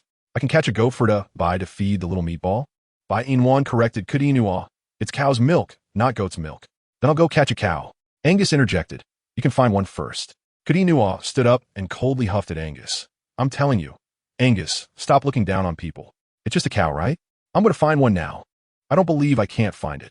Please remember, there are basically no orcs out looking for prey right now, so if you want to find a cow, it's as hard as climbing to the sky. Kudi Nual looked at the icy ground outside. Then when the weather warms up, the cows will surely come out, and I'll go catch a cow for the little meatball. Also, if I really can't find one, I'll borrow cow's milk from Guran. So the little meatball won't have to drink to Bai's milk. Angus chuckled lightly. Guran has so many kids, and you still want to ask her for milk. Are you joking? By then, even if Guran is willing to give you milk, her kids won't agree, because if they give it, they won't have any to drink. Goody Newell. Angus, I'm not saying you, but could you not sabotage me? You think I won't succeed no matter what I say. Anyway, I won't wait a year. As long as you're happy. Goody Newell continued to lean against Bai Yina. Bai, you believe me, right? Yes. Bai is the best. Goody Newell opened his mouth and bit down on Bai Yina's chest. Bai Yina. Angus. Goody Newell. Let go of your mouth before I strangle you. Goody Newell satisfiedly bit down and then released Bai Yina. Bai is delicious. Bai Yina. I said, why do you and Angus both like drinking human milk? Goody Newell smacked his lips, because we've never had it, and it's really delicious. So fragrant. Bai Yina was left speechless. He looked at the little meatball sleeping in his arms, put it down, and got dressed. If you two really like drinking so much, then go ahead. Anyway, the little meatball can't finish it alone. But I have to tell you, you can't drink mouth to mouth. I'll prepare it, and you can drink it from a bowl. Angus glared at Goody Newell. Nwaner, I want to drink mouth to mouth. Don't mess around. Bai Yina took a beast's skin from the side to cover the little meatball. She stood up and sat down on another pile of grass. Looking at Angus and Goody Newell. You two come and sit together. Don't crowd around the little meatball. He's asleep. Goody Newell was the first to go to Bai Yina's side, rubbing against her chest. Bai, I don't want to drink from a bowl. You said I finally got close to you, and you're pushing me away like this. Isn't that too cruel? Bai Yina utret Goody Newell. It's not what you think. I didn't mean to be cruel to you. It's just that if you drink like this, Angus will want to drink like that too. What if you two end up fighting again? It won't happen to Bai. Angus, what do you think? Angus sat down next to Bai Yina. Of course, I won't agree. Nwaner, you are mine. Only mine. I won't allow Goody Newell to touch you. Chapter 545. Angus, are you sick again? Lowell, Goody Newell. Angus doesn't agree, so just drink from a bowl. Goody Newell glared at Angus. How can you bad snake, do this? How can you lewd fox, compete with me for mine, Nwaner? He is mine. I won't let you touch her. When Goody Newell heard the words lewd fox, he raised his hand to hit Angus's body. You've really had enough. How can you call me a lewd fox? You big bad snake. Lewd fox. Big bad snake. Lewd fox. Big bad snake. Lewd fox. Big bad snake. Angus took a deep breath and raised his hand to cover Goody Newell's mouth. Shut up. Although I'm not kind, I'm not a big bad snake, right? Goody Newell pulled Angus's hand away. Although I'm a fox, I'm not lewd, right? You're thinking about Nwaner's body all day, thinking about mating with her. So are you sure you're not lewd? Goody Newell was stumped. He just wanted to be with Bai forever. Is that wrong? I just want to be with Bai, just to be together forever. So that doesn't make me a lewd fox. Angus, if you don't know, don't randomly give people nicknames. They don't call me a big bad snake. If you don't call me a lewd fox, I wouldn't have to call you a big bad snake. Angus frowned. Then shut up. As if anyone wants to talk to you. So annoying. Goody Newell hooked his arm around Bai Yina's arm, showing her a big white smile. Bai Yina raised her hand to stroke Goody Newell's hair. All right, don't feel wronged. Angus. Nwaner. Bai Yina reached out to hook Angus's arm as well. I know what you're thinking, Angus. I understand everything. You two stop arguing. Over these past few months, you should have seen how Goody Newell treats me. So I decided to mate with Goody Newell. Angus. Nwania. I am sorry, Angus. No need to say sorry to me. I understand, Nwaner. If you want to mate, I agree. I won't refuse anymore. Goody Newell. Angus, are you sick again? If you want to mate, then shut up. Goody Newell nodded. Okay, I'll shut up. Is that all right? But since I've shut up, will Bai mate with me? A year later. Goody Newell. Why still a year? Bai Angus has agreed. So why still a year later? No, Bai, a year is really too long. Bai Yina looked at the little meatball sleeping beside her. Goody Newell. I'm sorry. The little meatball needs milk. Then after mating, we can drink milk too. Bai Yina shook her head. That's different. I said you can't mate while the child is drinking milk, right? Bai, it's okay. We have to consider the child more. I'm sorry, Goody Newell. Goody Newell finally compromised. All right, Bai, since you insist on waiting a year to mate with me, then I'll wait. That is how it should be. Goody Newell nodded pitifully. A year later, Bai must mate with me. You can't lie to me. I'm very naive. Angus twitched the corner of his mouth when he heard Goody Newell say he was naive. You're naive? Chapter 546. Look at how cute I am. Am I not naive? Angus chuckled lightly. If you weren't a fox, I might believe you're naive, but since you're a fox, your naivety is just a joke, you know? How could I be joking with you? Although I am a fox, I'm also the purest fox. Look how cute I am, all fluffy and adorable. Angus couldn't stand it any longer. He turned his head and didn't even look at Kitty Inua, his expression clearly saying that he rarely bothered with him. Bai Yina also couldn't take it anymore. If Kitty Inua was pure, then all the foxes in the world must be pure. Bai Yina smiled at Kitty Inua. You might as well stop saying you're pure. It's a bit shameless. Kitty Inua pouted. How can you say that, Bai? Be good. Don't cause trouble. Bai Yina patted Kitty Inua on the head, and he immediately quieted down. Suddenly, a voice came from outside the cave. Can you all move a bit faster? We're holding the kids. Yeah, little one, I'm carrying so many kids. If you let us move faster, we might drop them. I said, darling, at least take little Yi with you. Look at him running back and forth alone. I'm really afraid he'll fall. Guran listened to Shi Cheng's words and looked at little Yi, who was bouncing around. Little Yi, come here, before I deal with you. Hurry up and come here, do you hear me? Upon hearing Guran's roar, little Yi dashed towards Bai Yinua's cave. When he saw the little meatball sleeping on the pile of grass, he quickly ran over. Pretty sister, how did you give birth? When I came yesterday, your belly was still round. How come you gave birth today? Is this your baby? So cute. Little Yi stretched out his dirty hand to pinch the little meatball's face, and suddenly, the little meatball started crying loudly. Bai Yina hurried to the little meatball and picked him up. Little Yi, the baby is still small. You can't pinch him like that, he will feel pain. You know? Little Yi nodded. I understand, pretty sister. I won't pinch him anymore. I will take care of him. Sister, let me see this little brother again. He is so cute, white and chubby. He is even blowing bubbles at me. Bai Yina looked at the still crying little meatball in her arms and quickly comforted him. Little meatball, don't cry, don't cry. Mommy is here, don't cry, be good. The little meatball felt he had a huge shadow in his heart. He had just woken up in pain and suddenly saw a snake head swaying in front of him, which scared him to tears. He felt that besides his mommy, everyone else here had animal heads. Terrified, terrified. The little meatball cried out loud, his expression as miserable as can be, and Bai Yina kissed his little face with pain. Don't cry, baby. The little meatball was crying so hard he could barely catch his breath, waving his hands, tears all over his face. Bai Yina raised her hand to wipe away the dirt on the little meatball's face. Little Yi, you didn't pinch him hard. Why is my baby crying so sadly? Little Yi nodded. Yes, sister, I didn't pinch him hard. I just touched him lightly, and then I made his face all messy. Chapter 547. Terrified. But other than that, I didn't do anything. I just thought the meatball was cute, so I gently touched him. Little Yi said, getting a bit aggrieved. Why doesn't the little meatball like his brother? His brother's very nice. Bai Yina looked at the little meatball, who had finally stopped crying in her arms, and took a deep breath. Little Yi, the little meatball doesn't he dislike you? He is just small, and doesn't he understand your words? But when he gets a little bigger, he will understand. Little Yi tilted his head. But pretty sister, I could understand what my mommy and them were saying as soon as I was born, so the little meatball should also be able to understand what you all are saying. Bai Yina, you could understand what your mommy and them were saying right after you were born? Little Yi nodded. Yeah, pretty sister. I could understand what they were saying as soon as I was born. It is said that beastmen have such skills, and I'm half human and half beast, so I'm even smarter. Bai Yinua's lips twitched. Is that even possible? Yeah, it is possible. Bai Yina unconsciously looked at the little meatball in her arms. Meatball, tell mommy, can you understand what mommy is saying? The little meatball, chewing on his finger, looked at Bai Yina with a confused expression. Bai Yina raised her hand to wipe the dirt off the little meatball's face. It seems like my little meatball doesn't he have this skill like little Yi. He can't understand what I say. After all, he is still very small. It's normal that he can't understand. Well then, little meatball is different from me.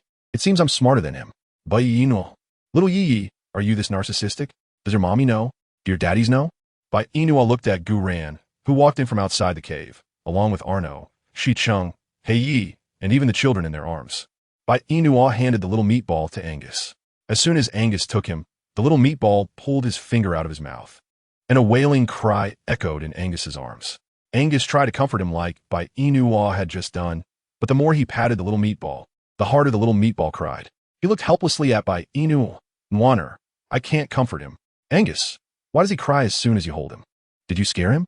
Angus felt wronged. Does Nwana think I look scary? That he cries just from seeing me? The little meatball. Can he really say that he looks very scary? A huge snake head suddenly appeared in front of him, with a pair of red eyes smiling at him, sticking out its tongue. It was so scary. Terrified, the little meatball struggled in Angus's arms. Angus quickly handed the little meatball to KingAngus. KingAngus took him and rubbed his cheek against the little meatball's face.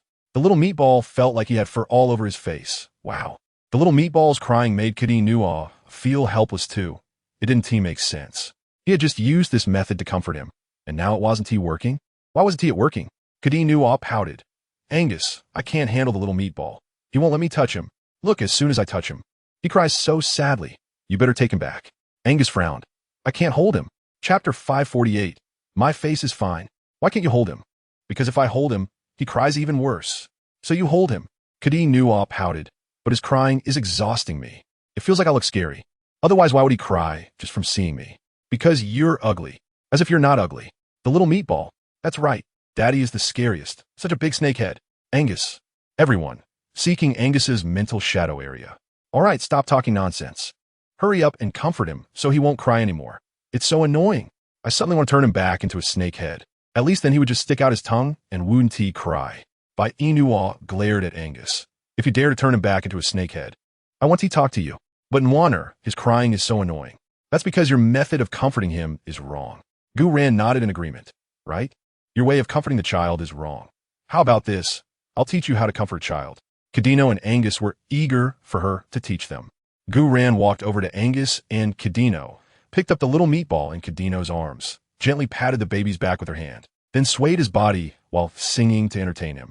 The little meatball looked at Ran with big watery eyes, and Ran raised her eyebrows at Angus and KingAngus. Look, he's not crying anymore.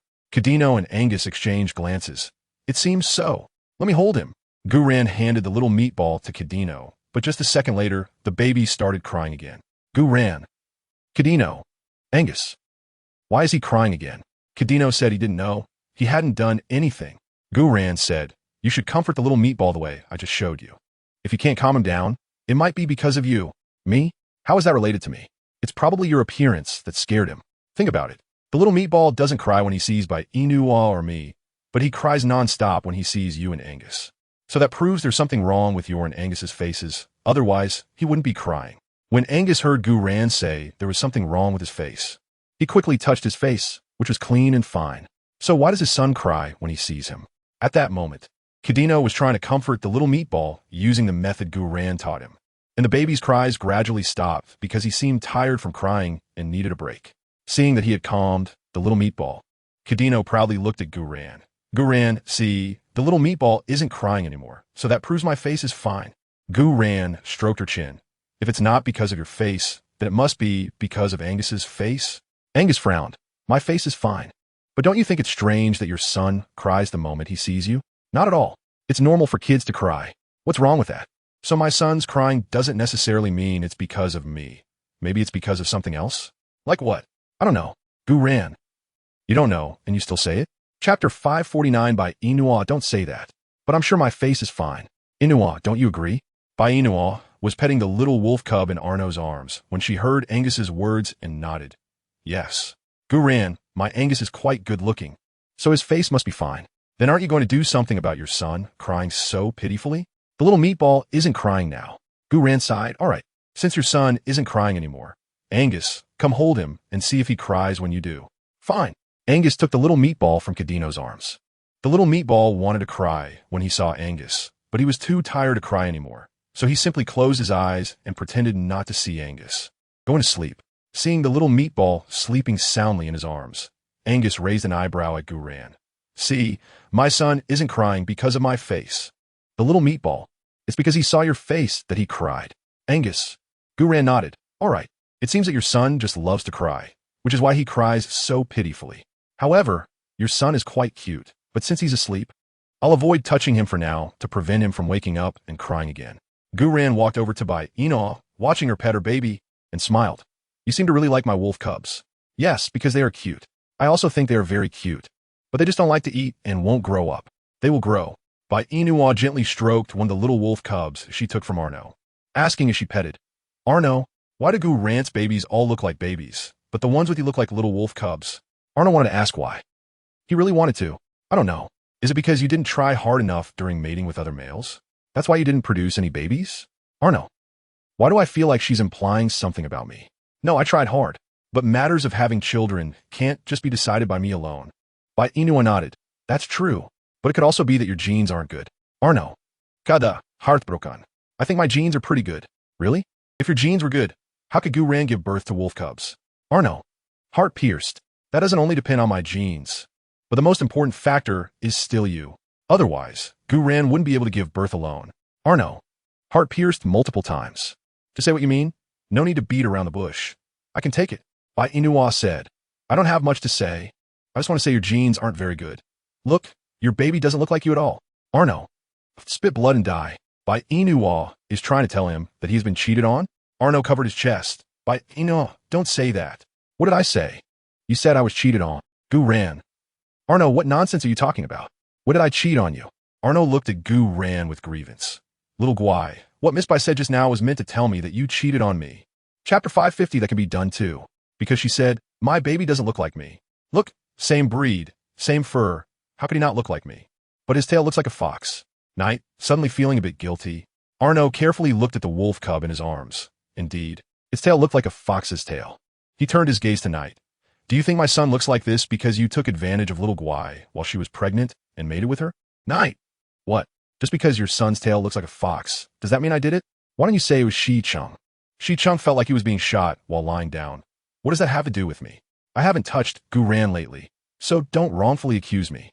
Knight shot Shi Chung a glance, trying to smooth things over for Arno. Little no-no, don't be angry, and don't listen to Bai Yina. That girl has eyesight problems. So she didn't see clearly. Now take a closer look at your son's tail. Isn't it a wolf's tail instead of fox's? Arno lowered his eyes to look at the wolf cub in his arms, carefully examining its tail. No matter how I look at it, it doesn't look like a wolf's tail. It is. Little no-no, I'm not saying this to insult you. Do you still not trust my character? When have I ever lied to you? It seems like you deceive me every day. Hey ye? Xiao Nuanwa, if you say that. I will be sad. When have I ever deceived you every day? I only deceive you 7 times a week. Shi Chung frowned. But a week only has 7 days? So it seems you really do deceive Anua every day. Hey ye, it's not that I'm criticizing you, but what you're doing is wrong. Anua is so innocent. Why do you deceive him every day? Hey ye stubbornly denied. I don't. Just look at what you've done and still deny it. Be nicer to Anua in the future. After all, you've already betrayed him. Bai Yina. If you want to live well, you have to wear a little green on your head. But why does she feel that Anua is so pitiful? Bai Yina returned Anua's wolf cub to him. Sorry, Anua. Actually, if you look closely, your son's tail is quite similar to a wolf's tail. Hey, ye face-bombed. Bai Yina. I told you not to speak. Why are you still talking? What do you mean it looks similar to a wolf's tail at first glance? That is clearly a wolf's tail. Don't bully our Anua for being blind. Bai Yina. Who is blind here? What is wrong with Heiyi?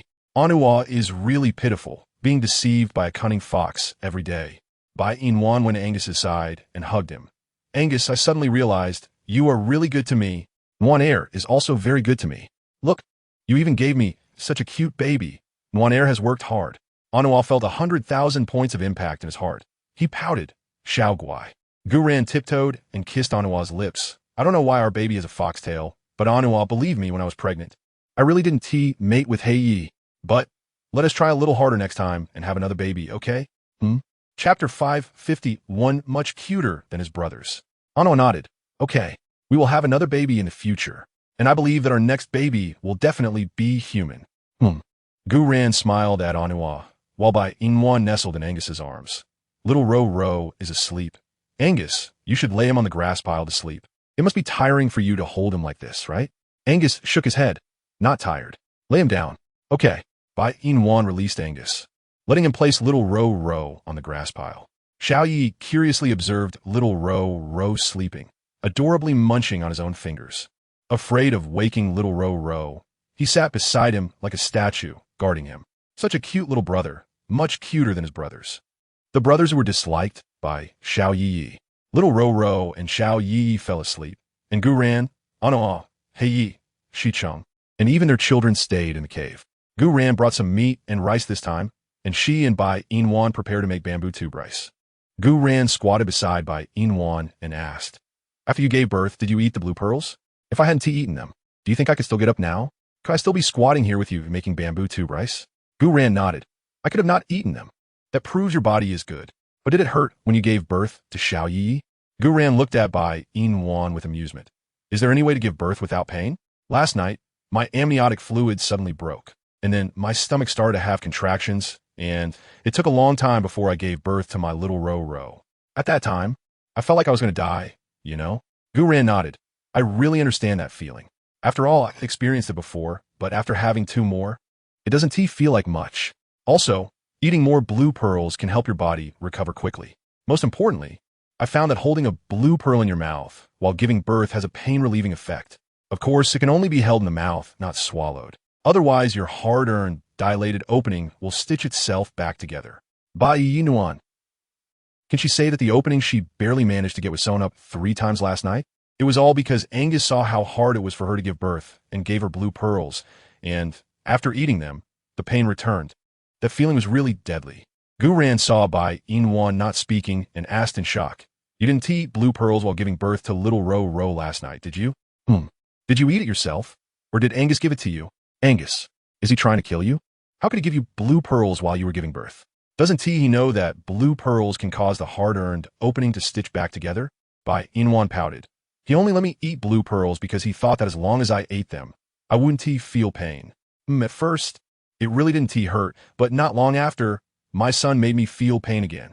The important thing was that there was no opening for him to come out, and then I had to start dilating again, and after he could finally come out, Angus gave me another blue pearl.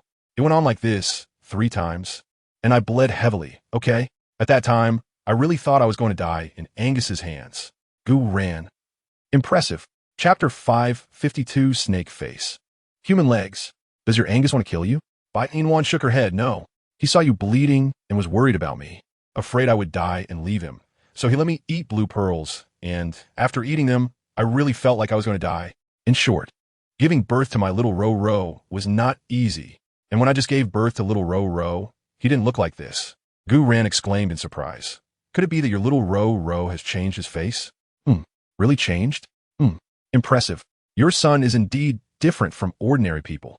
So, was he better looking before he changed his face or now? Bai Yina recalled little Ro's snake face and swallowed. After he changed his face, what did he look like before he changed his face? Snake face, human legs. Gu Ran. A human snake. So scary. That's why I fainted. Gu Ran. Are you also afraid of snakes? Bai Yina frowned. Not particularly afraid. It's just that when the child was just born, I was indeed quite scared. But after resting for a night, it was fine. But from what you just said, do you also fear snakes? Gu Ran nodded. I'm very afraid of snakes. When I first saw my Yi run, I was so scared that I fainted, but later, after slowly discovering his good side, I was fine. Now I can accept snakes. So that is how it is. Gu Ran and Bai Yina were happily chatting when Anua's figure appeared in front of them. He asked, Are you 2 roasting bamboo tube rice or chatting? Gu Ran replied, Both roasting bamboo tube rice and chatting. But Xiao Guai, the bamboo tubes are burnt. So while you were chatting, could you check on the bamboo tubes you were roasting?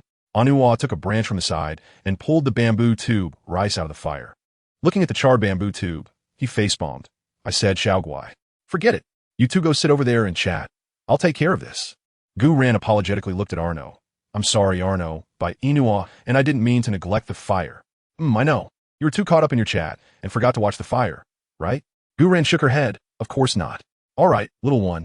You don't need to explain or lie anymore. Don't I know what kind of person you are? You. And Bai Yina go sit over there and play, I'll manage here. Bai Yina exchanged a glance with Gu Ran, then got up and went to sit beside her males. Bai Yina directly threw herself into Angus's arms. Angus, hug me. Gu Ran imitated Bai Yina, directly throwing herself into the arms of Shiqing and Hai. Shiqing, Hai, hug me. Bai Yina. Angus, give me a kiss. Angus chuckled softly, leaned closer, and kissed Bai Yina's lips. Seeing this, Gu Ran started to learn. Shiqing, Hai, you both kiss me. Arno, who was roasting bamboo tube rice on the side. Shouldn't he be over there roasting bamboo tube rice? Why did he come over voluntarily? Why? Boo-hoo-hoo. Bai Yina. Why does it feel like Gu Ran is copying her? Bai Yina separated from Angus. Angus. I like you the most. Chapter 553. Is that and Wan going to sleep after eating? Gu Ran hugged Shiqing and Hai. Shiqing. Hai. I like you guys the most. Arno. So that means he isn't here, right? I'm not roasting anymore. Whoever wants to roast the bamboo tube rice can do it. Anyway, he absolutely won't roast anymore, no matter what. Just as Arno was about to stand up, he heard Gu Ran say, Arno, the bamboo tube fell. Arno hurriedly squatted down to take the bamboo tube out of the fire. Then he continued roasting the bamboo tube rice. Arno, wait a minute. Didn't he say he wouldn't roast anymore? But what is he doing now? Heartbroken. About half an hour later, Arno finished roasting all the bamboo tube rice.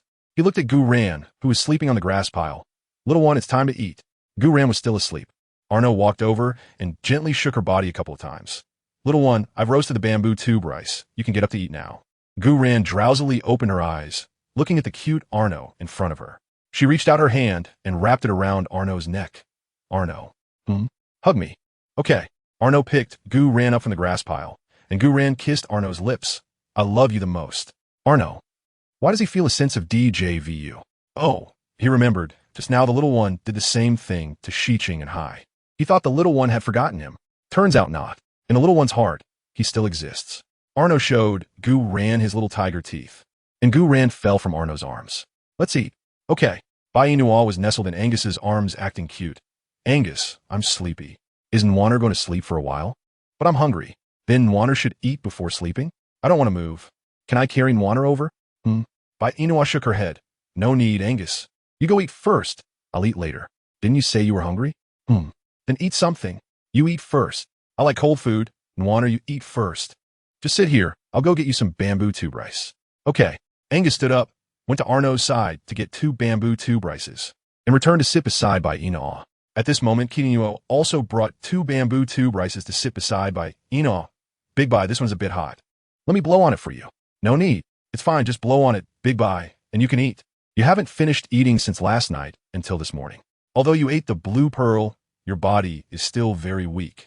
So you should rest for a while before moving. This is good for your body. Bai Yina indeed felt that she didn't have much strength, feeling dizzy and wanted to sleep. She was being held by Angus, being fed. Bai Yina took a bite. Angus, you eat too. Nwaner eats first. Arno has roasted a lot.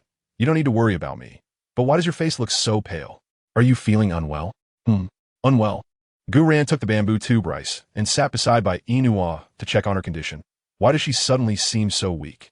What'd you do to her? Angus shook his head. I didn't do anything.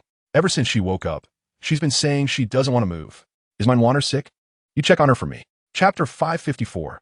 How much blood does she need to shed? Gu Ran put down the bamboo tube rice in her hand and touched Bai Yina's body. My God, why is her body so cold? Bai Yina, are you okay? Bai Yina's eyelids were heavy. I'm fine. You're speaking so softly. If this is fine, then what is considered not fine? I'm so tired. Don't scare me. Gu Ran fed the blue pearl in her arms to Bai Yina. Just eat the blue pearl and you'll be fine. Bai Yina bit it and swallowed, but still didn't recover, and her complexion worsened. Gu Ran frowned. How could this be? It doesn't make sense. How can she still look weak after eating the blue pearl? Bai Yina. Don't sleep. Open your eyes. Bai Yina. Wake up. Bai Yina really wanted to open her eyes, but she felt her eyelids were heavy, and no matter what, she couldn't open them. Gu Ran suddenly remembered what Bai Yina had said to her not long ago, and she asked Angus, did Bai Yina lose a lot of blood when she gave birth to the little meatball last night? Angus nodded. Yes. That's it. Looking at Bai Yina like this, it's clear that she's lacking blood. The reason she was fine this morning was because of the blue pearl, but now her body is severely lacking blood, and even the blue pearl is no good for her. Now she needs blood, a lot of blood. I heard that pigeon blood is best for anemic people, but there are no pigeons here, so let's each give her a little blood. Angus frowned. Nwaner doesn't like drinking blood. In this situation, do you care whether she likes drinking blood or not? You should be worried about whether she will die. Severe anemia can lead to death. Do you understand? So I'll feed her my blood first. Bai Yina bit her finger and fed her blood into Bai Yina's mouth. Bai Yina had no reaction the entire time. Angus tightly hugged Bai Yina. Stop calling her. What are you all waiting for? Hurry up and shed blood. KingAngus quickly took the stone jar from the side, cut his finger to let blood flow, and Gu Ran threw all the blue pearls in her pocket into the stone jar. Dye this blue pearl red for me. KingAngus, how much blood do we need to shed? What? Are you scared? KingAngus shook his head. No. Then shed it. KingAngus looked at the pail Bai Yina, took a deep breath, and began to bleed from both hands. Arno, along with Shiqing and Hai, also started to bleed. Before long, blood soaked the blue pearl that Gu Ran had thrown into the vat. Gu Ran glanced at them and shouted, "Stop. That's enough. You all take a moment to bandage your wounds." "Okay." Gu Ran retracted her hands. "Once that blue pearl turns red, give it to her. All of it. After she eats it, she should be fine. However, Angus, I really want to ask you something. Why did you give Bai Yina a blue pearl while she was giving birth? Do you know that you could have killed her at any moment? The blue pearl can heal wounds, but giving it to Bai Yina during childbirth is unacceptable. Do you want her child to be born dead or for Gu Ran to die from blood loss?" Angus frowned. "I didn't know it would turn out like this. Once or twice is fine, but why did you feed Bai Yina 3 times? Because I was afraid of losing her." Chapter 555. But why does it smell of blood? Because you were afraid of losing her. You gave her the blue pearl 3 times? I think you want to lose her. I really didn't know. If I had known it would be like this, I would never have given her the blue pearl. Gu Ran said, "I'm just asking. You don't need to be so emotional. I can see that you love Bai Yina very much, and she loves you too. Since that's the case, treat her better." "I will. That's good." Gu Ran looked at the blue pearl soaked in blood, picked it up, and fed it all into Bai Yina's mouth. Feeling the taste of blood, Bai Yina opened her eyes. She looked at Gu Ran in front of her and the blue pearl in her mouth. She chewed and said, "Gu Ran, what did you give me to eat?" "The blue pearl." "But why does it taste of blood?" "Because it's soaked in blood." "What?" Bai Yina wanted to spit out the blue pearl, but Gu Ran covered her mouth, forcing her to swallow it. Bai Yina widened her eyes, and after swallowing the blue pearl, Gu Ran retracted her hand. "You are very anemic right now, so you need a blood transfusion, but there's no syringe here. So we each fed you a little blood, and the blood in this blue pearl is from me and your males. If you don't eat it, then the blood we gave you will be wasted. By the way, the more blood Kadino loses." He cut his wrist. Bai Yina sat up from Angus's arms and focused on Kadino's wrist. "Why are you so stupid? How could you cut your wrist? What if you bleed to death?" Kadino smiled. "Don't worry about me, Big Bai, I'm fine. Besides, I've eaten the blue pearl, and I feel much better now. Let me see." Kadino obediently went to Bai Yina's side. She held Kadino's wrist and examined it closely. Because Kadino had eaten the blue pearl, his wound had already healed, leaving only a scar. Even so, Bai Yina could imagine how long the cut was. She felt heartbroken and blew on Kadino's wrist. "Why are you so stupid? You cut such a long gash. Do you think you have a lot of blood in you? What if you lose too much blood and die?" Kadino shook his head. "I want to die. Because I still want to mate with you, Big Bai. Don't worry about me. I'm really fine. Just eat more." Even though Kadino comforted Bai Yina like this, she still felt sorry for his hand. She patted Kadino's head. "You really are a fool." "Yeah, a fool." Kadino smiled at Bai Yina. "Big Bai, hurry up and eat those blue pearls soaked in blood. Once you eat them, you'll be fine." Bai Yina took the blue pearls from the vat and fed them to Kadino. "You've lost so much blood. You should eat too." "Big Bai, I'm fine. Hurry up and eat, or I won't talk to you anymore. Do you hear me?" Kadino reluctantly nodded and swallowed the blue pearls. "Look, I've finished eating now. Shouldn't you eat too?" "I'll eat. Even if it's not for myself, I'll eat for you. Losing this much blood, I don't know how much I'll need to eat to make up for it." Chapter 556. What if you die? "I'll eat. Even if it's not for myself, I'll eat for you. Losing this much blood, I don't know how much I need to eat to recover." "Big Bai, are you talking about me or yourself?" Bai Yina frowned. "Of course I'm talking about you. I've lost so much blood, and now I'm recovering with your blood, right? But you didn't eat the blue pearl, so you haven't recovered. How much do you need to eat to recover?" "I also ate the blue pearl. That stuff doesn't create blood. It's useless. But being healthy is enough." "Oh, right." Bai Yina looked at Angus. "Did you bleed?" Angus shook his head. "No." "Are you lying to me? You care about me so much. Did you bleed as much as Kadino?" Angus frowned. "No, I didn't bleed." Bai Yina looked at Gu Ran in disbelief. Gu Ran smiled and said, "At that time, Angus was holding you, so he really didn't bleed. Don't worry. Yes, fine. If anyone is in trouble, it's still Kadino. The blood in that vat hasn't come from my males. It's all from Kadino. It was flowing out in torrents. I feel like he must not have much blood left in him." Bai Yina looked at Kadino again. "If he doesn't have much blood left, could he die?" "He shouldn't. What if he dies?" Gu Ran was stunned by the question. "That, he won't die. Don't worry. You should eat something first. Kadino, you should eat too. And Angus, your bamboo rice that you left aside has already cooled down. You can eat it now." Gu Ran looked at Hai Shiqing. "And Arno, let us eat too. Once we finish eating, we'll go back." Gu Ran's 3 males nodded in unison. "Okay." After the meal, Gu Ran held little Yi Yi and left with Arno, Shiqing, Hai, and her children. Once they left, Bai Yina went to Kadino's side to keep him company. "Do you feel any discomfort?" Cadino shook his head. No. If you feel any discomfort, remember to tell me. I'll stay here with you. For the first time, Cadino felt that bleeding once to receive Big Bai's care was worth it. If he had known that bleeding would make her care for him so much, he should have bled earlier. That way, he might have already mated with Big Bai. Cadino transformed into a fox and jumped into Bai Yina's arms, falling asleep quietly. Bai Yina took the fur beside her and covered Cadino, then turned to Angus, who was sitting still nearby. Angus, do you want to rest? Come join us. Angus looked at Cadino in Bai Yina's arms and teasingly asked, I'm so big in beast form. Can Inwan even carry me? Bai Yina. No, but you can sleep with us in human form. That way I can hug you and Cordino. How nice is that? Then who will hold our child? Bai Yina blinked, not knowing why she always felt that Angus seemed to be jealous of Cordino. She replied, Little Meat won't wake up for a while. Come over and rest with me.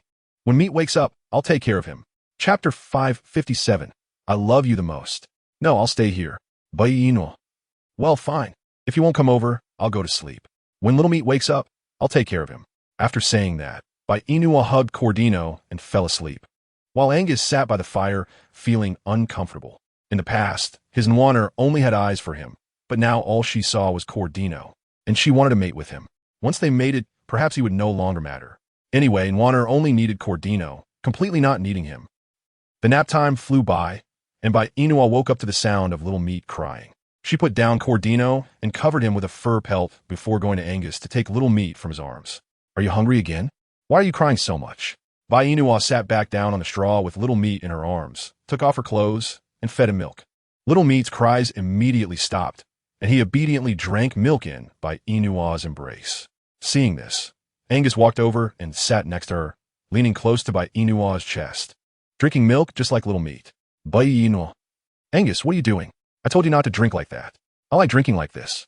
But Nwaner doesn't like me anymore? Why can I do things with you before, but now I can't? Bai Yina was stunned by Angus's question. She shook her head. That's not what I mean, it's just what? It's just that it hurts a little when you drink like this. Do you know you have teeth? I know. That's why it hurts. Then if I drink lightly, will Nwaner let me drink? Bai Yina met Angus's expectant gaze and ultimately didn't refuse. Then go ahead and drink. But this feeling is really awkward. A grown man is fighting with a child for milk. She realized Angus was really becoming more childish. She held Little Meat with both hands, occasionally wiping his little mouth. When she saw that Little Meat had stopped, she placed him on her lap, preparing to put on clothes. Angus, Little Meat isn't drinking anymore, so you shouldn't drink either. I need to get dressed. Nuan. You said you only love me. Bai Yina smiled. I remember. So does that mean Nwaner really only loves me now? You actually have Cordino in your heart, right? Bai Yina frowned. Angus, Cordino is the male you accepted, so I think it's fine for me to have him in my heart. Besides, in my heart, you will always be the most important. Look, I even had a baby for you, don't you believe me? I don't want to be the most important. I want to be the one you love the most. Angus kissed Bai Yina fiercely twice. Nwaner, do you understand? I want to be your most beloved male. I understand. Then does Nwaner love me the most? Yes, I love you the most. Then, can Nwaner not be so nice to Cordino? I will be jealous and feel like you don't love me anymore. Bai Yina instinctively glanced at the still sleeping Cordino. He was so good at her, so she had no reason to ignore him. Angus, my kindness to Cordino doesn't mean he is the one I love the most. Remember, you are the one I love the most. Always. Chapter 558. Did I pinch him? Nwaner. Angus once again kissed Bai Yina's lips. Bai Yina's eyes widened, thinking about how Little Meat was still in her lap. She pushed Angus away. Angus, stop messing around. Little Meat is still on my legs. He just finished drinking milk and can't sleep. Otherwise, he will spit up. Let me get dressed first, and we can talk when Little Meat is asleep. Okay? If I had known he would be such a nuisance, I shouldn't have let you get pregnant in the first place. What are you saying? Now that the child is born, you say such things? It's too late.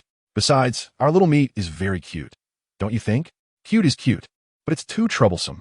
I'm not making you take care of him. What's so troublesome about it? Just hold him. I need to get dressed. Angus said disdainfully. If I hold him, he will cry, so I don't want to hold him. Angus, this is your son. How can you dislike him? Besides, babies like to cry. When Little Meat grows up a bit, he won't cry anymore. You have to get used to his crying. If he doesn't cry when he sees me, maybe he'll try to get used to it.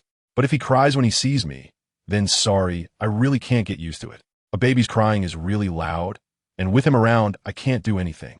Bai Yina squinted her beautiful eyes. So the main reason you dislike him is that you can't touch me with him around, right? Angus nodded. Yeah, you're quite honest. Yeah, Warner doesn't like me lying, so I won't lie. Bai Yina held Little Meat. Since you don't want to hold Little Meat, then help me get dressed. Okay. Angus raised his hand to help Bai Yina put on her clothes, and Bai Yina cooperated throughout. She looked at Little Meat, who was eating his own fingers, and pulled his hand down. Your hands are so dirty you can't eat. Little Meat saw that his hands couldn't move at all, and tears filled his eyes. Looking as if he was saying, if you don't let go of my hand, I'm going to cry. Bai Yina was amused by Little Meat's vivid expression. She released his hand, and Little Meat once again put his hand into his mouth and started sucking on it. Bai Yina helplessly said, I told you not to eat your fingers. Why don't you listen to your mom? Do you know how many germs are on your fingers? Little Meat. I don't know. So he just wanted to eat. Bai Yina was afraid Little Meat would catch a cold. So she took a fur pelt from his side and wrapped him up. Little Meat moved a couple of times, and when he found he couldn't move, he stopped. Angus looked at Little Meat's chubby face, reached out, and pinched it. As soon as he pinched it, Little Meat's finger-sucking paused. And then, wow, the crying was heart-wrenching. Bai Yina looked at Angus. Why is he crying again? I pinched him, but you only touched him lightly before. But he cried like his dad just died. I don't have a grudge against him in my past life, right? He cries when he sees me, and now I touch him. And he cries again. What does he want? Bai Yina. He doesn't want anything. Angus, don't think too much. I can soothe him, it's fine, he's still small. Just getting to know people. Little Meat. He doesn't want to. He just feels like he's been bitten by a snake. Chapter 559, Big Bai. Don't be so stubborn. Getting to know people? But when Gu Ran held him, he was perfectly fine. I touch him, hug him, and he cries non-stop. I just don't understand. Am I not even comparable to Gu Ran in his heart? Bai Yina looked at the little meatball in her arms, then glanced at the angry Angus. It's not what you imagine. You're his dad. How could you not be even comparable to Gu Ran? Don't be angry, it's okay. Forget it. He doesn't like me, and I don't like him either. I don't really want such a son. Bai Yina. Angus, don't be like this. Then what do you want me to do? Give a little meatball some time. He's still small. Angus nodded. Yes, he's still small. I should give him some time. So fine. I'll give him time. When he can run and jump, then we'll talk. Bai Yina. Angus, I think it's getting late. I'll go out and see if there are any prey. After saying that, Angus stood up and left the cave. Bai Yina sighed while holding the little meatball, ultimately not saying anything. After Angus left, Cardino opened his eyes, turned to look at the gloomy Bai Yina. What's wrong, Bai? It's nothing, but I heard you sigh. Bai Yina said helplessly, I feel like Angus doesn't like the little meatball. It's okay if Angus doesn't like him, I do. As long as he is your child, I will love him. How about this? I'll be the little meatball's dad from now on. Cardino sat up from the pile of grass, patted the spot next to him. Bai, come here, it's still quite cold outside. If you come over and hug me, it won't be cold anymore. I'm very warm. Bai Yina. I'm not cold. Bai, don't be stubborn, come on. Bai Yina glanced at Cardino and finally went to sit beside him.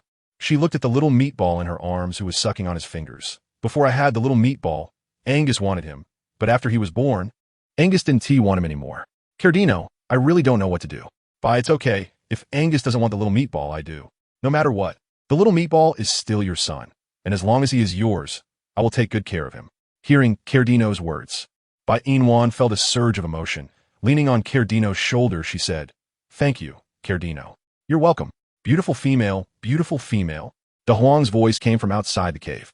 Bai Yina looked as a small tiger pounced towards her. Fearing that De Huang would hurt the little meatball, she quickly handed the little meatball to Cardino, then caught De Huang, who leaped in her arms. De Huang, didn't I say you can't just pounce like that?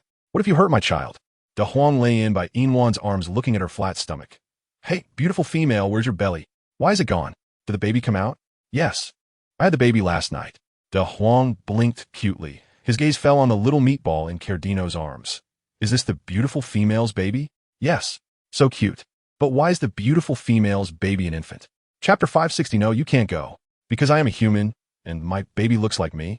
So he's an infant. Then why is De Huang a little tiger? Because both of De Huang's parents are tigers. So De Huang is a little tiger. It seemed De Huang understood Bai Yina's words and didn't ask further. Does the beautiful female's baby have a name? He has a nickname. What is it? Little Meatball. De Huang asked in confusion. Little Meatball? Why is he called Little Meatball? Because when Little Meatball was in my belly, he liked to eat meat. So I named him Little Meatball. How about that?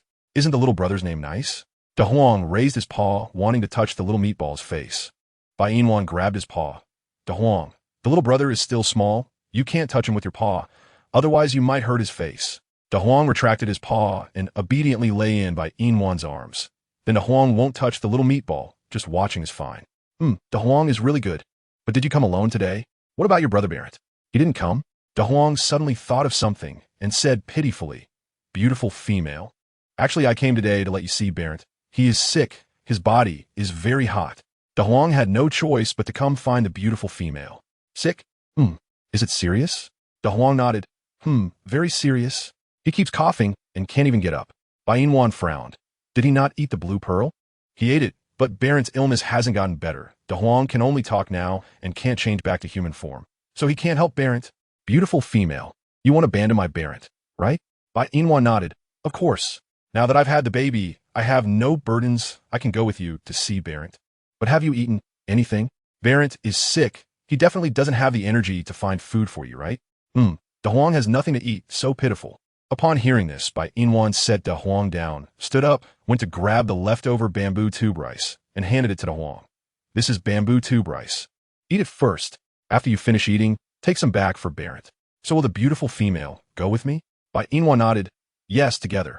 Cardino frowned as he listened to Bai Yina and Da Huang's conversation. Bai, are you going to see Barrett from the tiger tribe? Yes, but it's very cold outside. I'll wear more animal skins, and it'll be fine. Then let me go with you. Bai Yina shook her head. No need, it's cold now. There aren't many males outside, so I can go by myself, and the little meatball has just been born. He can't catch a cold. You stay home and watch him for me. Then it's better for you to stay home and watch the little meatball. I'll go see Barrett from the tiger tribe. Bai Yina thought for a moment, almost nodding, when Da Huang said, No, you can't go to the tiger tribe. Cardino frowned. Why? Because the males of the tiger tribe don't want to see you. Cardino said inexplicably, I don't want to see the males of your tiger tribe either. But isn't there a way? Isn't Barrett sick? Since that's the case, I must go see him. But my brother Barrett doesn't want you to see. Chapter 561 EE. Why are you here? You can just say that Barrett wants to see Bai, right? Da Huang, don't think I don't know what you're thinking. You just want Bai Yina to go back to the tiger tribe with you to take care of Barrett, right? I'm not saying this to you. If my Bai really had any feelings for your brother Barrett, she would have agreed to his pursuit a long time ago. But a year has passed. You can talk now, but my Bai hasn't informed your brother Barrett that she wants him to be her male, which is enough to prove that your brother Barrett has no chance. So Da Huang, let your Barrett stop pursuing my Bai, okay? Why not? Because my Daba doesn't like your Barrett at all. But my Barrett likes pretty females. But my Daba doesn't like your Barrett. But Stop. Bai Yina watched as KingAngus and Da Huang bickered. Both of you stop talking, Da Huang. Come here, sister will feed you. And after we finish eating, I will take you back to the tiger tribe to see Barrett. Okay? Okay. Bai Yina patted Da Huang's head, picked up the bamboo tube rice, and fed it to him. Da Huang chewed happily. Pretty female, very delicious. If it's delicious, then eat more. There's plenty here. What will you eat if I finish? Bai Yina smiled. After you finish, I'll make more for you. You can take the leftovers to Barrett. Okay. 10 minutes later, Da Huang lay on the ground, scratching his belly. Delicious. Da Huang, you can't sleep right after eating. Come on, let's go to the tiger tribe to see your Barrett. Da Huang got up from the ground, and Bai Yina turned to KingAngus and instructed, when Angus comes back later, tell him I want to see Barrett and we'll be back soon. So he doesn't have to worry. Then Daba, be careful. Okay, keep an eye on the meat. MHM. Bai Yina picked up the bamboo tube rice and left the cave with Da Huang. As soon as they stepped outside, the cold wind hit Bai Yina, making her shrink her neck. So cold. Pretty female, once we go down the mountain and into the forest, it won't be cold anymore. The trees will block the wind. Bai Yina nodded and quickened her pace down the mountain. After about half an hour, Bai Yina and Da Huang entered the tiger tribe through a small path. As soon as she entered Barrett's cave, she felt very cold. Bai Yina looked at Barrett lying on the pile of grass and hurried over to squat down, stroking Barrett's forehead, which was indeed very hot. No wonder Barrett hadn't come to her cave these past 2 days. Bai Yina shook Barrett's body a couple of times. Barrett, wake up. Barrett, wake up. Barrett opened his heavy eyelids and looked at Bai Yina. What are you doing here? I heard from Da Huang that you were sick, so I came to see you. Your forehead is very hot. You're seriously ill. Why isn't there a fire in your cave? It's very cold. I don't have the strength to make a fire. Barrett's lips were cracked. Bai Yina searched for water in the cave. Glancing around and seeing the cold water set aside, she picked it up. This water is very cold. I can use it to cool your forehead, but it's too cold for you to drink. I'm afraid it will worsen your illness. Chapter 562, Are you being disobedient? How about this? I'll make a fire and boil some water for you. I'll use this cold water to cool your forehead. Barrett sat to the side, Feeling dizzy as he watched Bai Yina busying herself in his cave, he suddenly noticed something and asked, "Hey, why is your belly gone? Did the baby come out?" Bai Yina nodded. "Yes. It was born last night." "Then why aren't you resting properly in your cave? Why did you come here? Doesn't KingAngus know that you need to rest well after giving birth? Why are you running around? You should go back. I can handle this myself." Bai Yina looked at Barrett, who was too weak to speak, and while starting the fire with the flint, she said, "I've already eaten the blue pearls, and my body has mostly recovered, so you don't have to worry. But you, Da Huang said you ate blue pearls too. Why isn't your body better? Could it be that the blue pearls don't work for you? Maybe. Then you should eat another one later. There aren't any left. I have some." Bai Yina took out a few blue pearls from her pocket and handed them to Barrett. "Here, take this. Eat one now." Barrett looked at Bai Yina in front of him, feeling very touched. Blue pearls are very precious. I'm fine. You should keep them for yourself. You just gave birth, and your body must be very weak, so you should eat more. Whether I eat or not doesn't matter. What are you talking about? If you don't eat, how will your body get better? Be good and listen. Quickly eat the blue pearl." Barrett shook his head. "No need, I'm fine." "Are you being disobedient?" "I'm not." "Since that's the case, hurry up and eat this blue pearl. And didn't you say you wanted to pursue me? If you want to pursue me, you need to take care of your health. If you're not well, how will you have the energy to pursue me?" After hearing Bai Yina's words, Barrett ate the blue pearl she gave him, and while eating, he asked, "Actually, in your heart, do you care about me like I care about you? Or can we say, do you have a little feeling for me? If so, then I will work hard to get better and come after you." Bai Yina. She just wanted him to get better, which is why she said that. But feeling? Liking? Does she have that? She didn't know. She realized she was starting to not understand herself more and more. Bai Yina stuffed the blue pearl in her hand into Barrett's hand.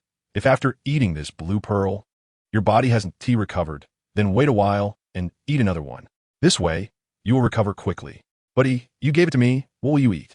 Bai Yina smiled. "I still have some in my cave. Recently, Guran gave me a lot of blue pearls, so don't worry.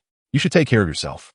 The weather has turned cooler lately. You should cover yourself with a bee skin while sleeping, or you'll get sick. If you get sick, it will be very uncomfortable. Look at how you are now. It's very uncomfortable, right?" Barrett indeed felt very uncomfortable right now, so he nodded. "Are you thirsty? Let me boil some water for you to drink. Right now, you're sick, and drinking cold water is not good for your body." For the first time, Barrett felt that Bai Yina actually did care about him, not as indifferent as she claimed.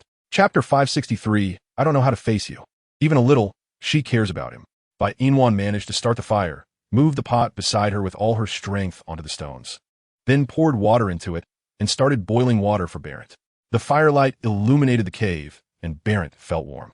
He moved closer to Bai Yina, while Da Huang lay quietly beside them, trying to minimize his presence. Bai Yina said, "You haven't eaten anything yet, right?" I brought some bamboo tube rice. You should eat some." Barrett looked at the bamboo tube rice Bai Yina set aside, picked it up, opened it, and ate a bit of the rice inside. He nodded. "It's very delicious." "Since it's delicious, then eat more. There's plenty here. You're sick now, so you need to eat more to get better faster." Barrett responded, "I will eat more. Thank you, E. Thank you for what?" "Thank you for specially coming to take care of me. I'm very touched." Bai Yina added firewood to the fire while saying, "When you weren't sick, you took care of me. Now that you're sick, it's only right for me to take care of you. By the way, do you have any bee skins here?" "Yes." "Since you do, then wear more. Look at how little you're wearing. How can that be okay? The weather is getting cooler now. You can't wear so little, otherwise your condition will worsen." Seeing Bai Yina so concerned about him, Belanti quickly got up and went to the side to wrap himself in animal skin. "Is this okay?" It's fine." Bai Yina looked at the boiling water, took a bamboo spoon from the side, let cool for a while before handing it to Belanti. "Your lips are very dry. You need to drink more water. By the way, where are your ice beads?" Belanti got up and went to the side, handing the ice beads in a bag to Bai Yina, who took them and warmed them in her hands. Before long, the cold of the ice beads made Bai Yina's hands turn red, and she placed them on Belanti's forehead to cool him down. At first, Belanti was a bit uncomfortable, but gradually adapted because it was Bai Yina's hands. With such close contact, he couldn't help but kiss Bai Yina's lips. Bai Yina paused her action of applying the ice beads to his forehead, frowned, and pushed Belanti away. "What are you doing?" I couldn't help it for a moment. I didn't mean to. I just couldn't hold back." "Forget it. Don't do that next time." Bai Yina wiped her lips. "I see it's getting late. I should go back. You need to rest well." "Don't go." Belanti held Bai Yina's wrist. "Don't go. I know I was wrong. Kissing you just now was too abrupt. I won't do it again next time. Please don't go. Stay with me for a while, okay? Bai Yina frowned. Balani, I'm not leaving because you kissed me. Then why? Because I don't know how to face you. What does that mean? Why can't I understand? Bai Yina also didn't know what was wrong with her. When Balani kissed her just now, her heart raced, and it felt like a romantic feeling, but she clearly didn't like Balani. So why did she feel this way towards him? She didn't know. She knew nothing. Chapter 564. Don't refuse me anymore. She only knew that she couldn't develop feelings for Balani. Otherwise, she didn't know what would happen with Angus. Bai Yina stood up, pulling her arm from Balani's hand. Balani, I have to leave. What do you mean by that just now? Why can't I understand? Is it because I kissed you just now and you're still mad at me, right? If that's the case, can I apologize to you? Don't leave me, please. Stay with me. Bai Yina was momentarily at a loss for words. She saw her hand being grabbed by Balani again, took a deep breath. Balani, don't do this. I like you. Bai Yina nodded. I know, but Balani, you have to understand, I have a male. Once I have a male, can I not accept you? I have pursued you for so long. Don't you understand my feelings for you? I understand. Since you understand, then why don't you be with me? Actually, you have feelings for me, right? Bai Yina wanted to say no, but meeting Balani's gaze, she shook her head. Don't refuse me anymore. Bai Yina. It's not me, Balani. Bai Yina gave up, rejecting Balani. Actually, you're really quite good, but Angus won't let me accept you. So let's discuss it with Angus first. Does that mean you'll give me a chance? Bai Yina nodded, which was an acknowledgement. Yes. I will give you a chance, so can I go back now? You can. I will see you off. Balani used all his strength to stand up. Seeing this, Bai Yina looked at Balani and said, You don't need to see me off. I can walk by myself. But I'm not at ease with you alone. What is there to be not at ease about? I'm not a child, and I will return the same way to Huang brought me in. No. I have to protect your safety. You don't need to protect me. Angus's voice rang outside the cave. Hearing Angus's voice, Bai Yina quickly pulled back her hand. I will leave first, but take care of yourself.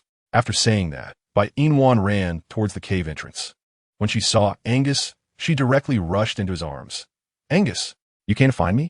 Yes. Did you catch any prey? Yes. What was it? A tiger. Bai Yina. You didn't catch your prey from the tiger tribe, did you? When you came to find me, did a tiger stop you? Yes. So you killed them? I didn't kill them. Didn't Wanner want them to kill me? Bai Yina shook her head, looking at the cave. That's not what I meant. Since you caught prey, let's go back. Okay. Bai Yina linked her arm with Angus's and left Balani's cave with him. Angus walked ahead, carrying a tiger, holding Bai Yina with one hand and the tiger with the other, and asked, Wanner, why did you come to the tiger tribe to see Balani alone? He was sick, and you weren't around, so I came. Angus frowned. Why do you care so much about Balani? Bai Yina. Chapter 565. I feel I don't deserve you. Balani has sent us things for so long, and he is sick, so I thought it would be better to come and see him. Otherwise, wouldn't I be heartless? Angus sarcastically said. Is that so? Yes. Yes. Wanner, didn't we agree not to lie to each other? But now you're lying to me. You have fallen for Balani, right? Bai Yina. You saw through it? Yes. Then why aren't you angry? Angus smiled. You are my female. How could I not know what you're thinking? But if my position in Wanner's heart is always the most important, then I will agree to Wanner wanting a new male. Bai Yina. When did you become so generous? Recently, I have actually thought about many things. As your male, my main purpose is to make you happy. If you want Balani to be your male, I won't stop you. As long as you are happy. It doesn't matter how. Facing Angus's sudden change, Bai Yina was a bit taken aback. After all, Angus had never been so generous to let her accept other males before. Bai Yina linked her arm with Angus's and asked, Angus, do you actually not want me to accept Balani as my male? If I say yes, will Wanner not accept Balani? Bai Yina fell in a deep thought, tightening her grip. If you don't want me to accept, then I won't. Angus, you have to understand that you are very important to me. I won't do things that make you unhappy. My love for you remains unchanged. Of course, because I love you the most. So my love for you will never change, Angus. However, Angus, while my love for you hasn't changed, I've realized that I have changed. How so? I used to think that in this world, I would only ever have one male, and that was you. But later, after Cortino appeared, I changed. I fell in love with him, and now I've also fallen for Barrett. So I feel particularly sorry for you. Most importantly, Angus, you don't blame me, and you even let me take in Barrett. I'm sorry, Angus. Bai Yina hesitated, unable to express the next words. Angus is too good. She suddenly felt somewhat unworthy of him. Bai Yina lowered her eyes and suddenly stopped moving. Angus frowned and focused on Bai Yina. Monner, why are you standing there in a daze? What happened? I feel unworthy of you. Why would you say that? I feel you're too good, and I'm not. So I think I'm unworthy of you. Angus. Monner, don't say such things. It's only natural for a female to have a male. It was my selfishness in the past, so please don't say you're unworthy of me anymore. I don't want to hear it. Bai Yina stared at her toes, and Angus reached out to take Bai Yina's hand. Monner, don't be sad. I'm fine. I've said it before, as long as you love me. As long as I still hold the first place in your heart. You can have other males, and I won't be angry because I want you to be happy. As long as you're happy, I will be happy. Chapter 566. Who does he look like? Angus. Bai Yina withdrew her hand and hugged Angus. You're so good. I will love you forever. I will also love you forever, Monner. All right, let's go home.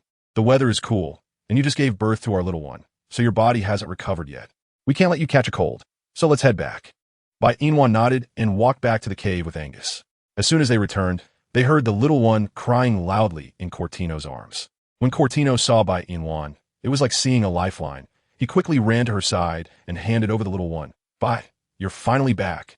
If you hadn't come back, I would have almost thrown the little one away. He cries the moment he sees me, and if I put him down, he cries even more. I really can't handle him anymore. Bai, please save me. The little one's crying is driving me crazy. Bai Yina took the little one from Cortino. Little one, why are you crying again? Mommy is back. Don't cry, okay? The little one looked up at Bai Yina with tear-streaked cheeks, looking extremely pitiful. Bai Yina glanced at Angus and sat down in the cave while gently patting the little one's back. Little one, don't cry anymore, don't cry. Wow. Bai Yina held the little one's hand and rubbed it against her face. The little one stopped crying, and Bai Yina smiled. This child. Angus threw away the tiger he was holding and looked at Cortino. Take it outside, take care of that tiger, and then cut its bones to make soup for Monner. Cortino was more than happy to do so. He would rather go out and deal with the tiger than stay in the cave listening to the little one cry, because that crying was really unbearable. He had just had the impulse to throw the little one away. Cortino grabbed a nearby snake scale and took the tiger out of the cave. Bai Yina went to Angus with the little one. Are you really not planning to want your son? Of course I want him. Then why don't you look at him? I'm afraid he'll cry the moment he sees me. Bai Yina looked at the little one moving in her arms and brought him to Angus so he could see. Just as the little one was about to cry upon seeing Angus, he suddenly closed his mouth. Although this little snake didn't look very good, he was still quite pitiful, so he stopped crying. Moreover, he was tired from crying for so long. The little one raised his hands, wanting to be hugged by Angus. Bai Yina happily said, Angus, look, the little one isn't crying anymore when he sees you, and he wants you to hold him. Hurry up and hold him. Angus felt a bit excited too. He reached out to take the little one from Bai Yina's arms. The little one let out a soft sound and looked at Bai Yina. Bai Yina lifted her hand to touch the little one's face. My little one is so cute. Other babies are all wrinkly and red when they are born. But our child has such smooth and delicate skin, and his eyes are so big and cute. Angus, do you think the little one looks like me or like you? Angus smiled as he looked at the little one in his arms and replied, I think he looks like both me and Monner. After all, he is our child. Now that the little one sees you and isn't crying, do you still dislike him? Chapter 567. What is it? As long as he doesn't cry. How could I dislike him? So you used to dislike him because he cried? All right. Now that you're holding him, I'm going to see how Cortino is doing with the tiger. Angus nodded and walked around the cave holding the little one. The little one blinked at Angus, and he lifted his hand onto Angus's arm. Angus leaned down and kissed the little one's forehead. The little one remained still. So he was just bitten by the snake? No, he was kissed. What a strange feeling, but not unpleasant. Outside the cave, Bai Yina squatted beside Cortino, watching him deal with the tiger. Cortino. I have something to tell you. What is it? Bai Yina bit her lip. Bai, what's wrong? That. It's just that. What is it? Bai Yina raised her hand to hold Cortino's face and said seriously, Did I not just go to Baron's cave? I know. And Baron got sick, right? I know. If he hadn't been sick, I wouldn't have let you go. Do you like Baron? Cortino. Bai, I have no feelings for males. I only like females. And I like you the most. Bai Yina nodded. I know you like me the most. It's just because you like me, so there's something I want to tell you. Cortino, seeing Bai Yina suddenly become so serious, put down the snake scale in his hand and looked at her. What do you want to tell me? Go ahead. I'm fine. Just now, in Baron's cave, he confessed to me again, and he looked so pitiful that I couldn't refuse him. So I accepted his pursuit and decided to take him as my male.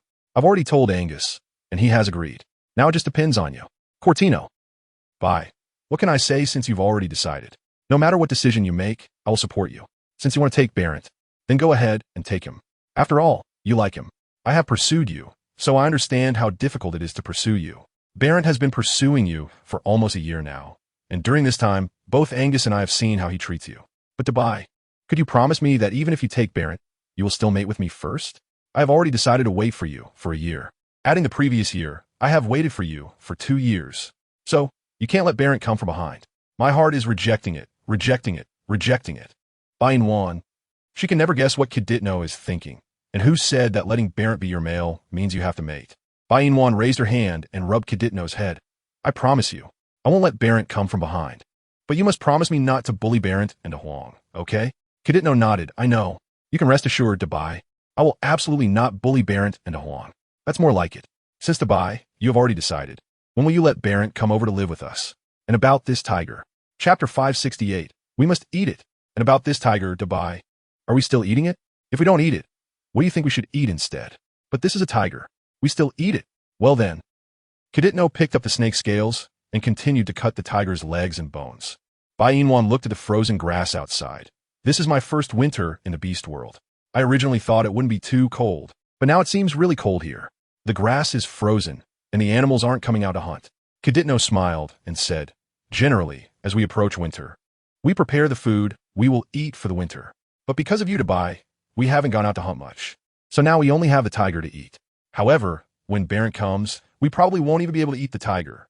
After all, his beast form is a tiger, so we can't eat his kind in front of Barrett, right? That would be a bit cruel.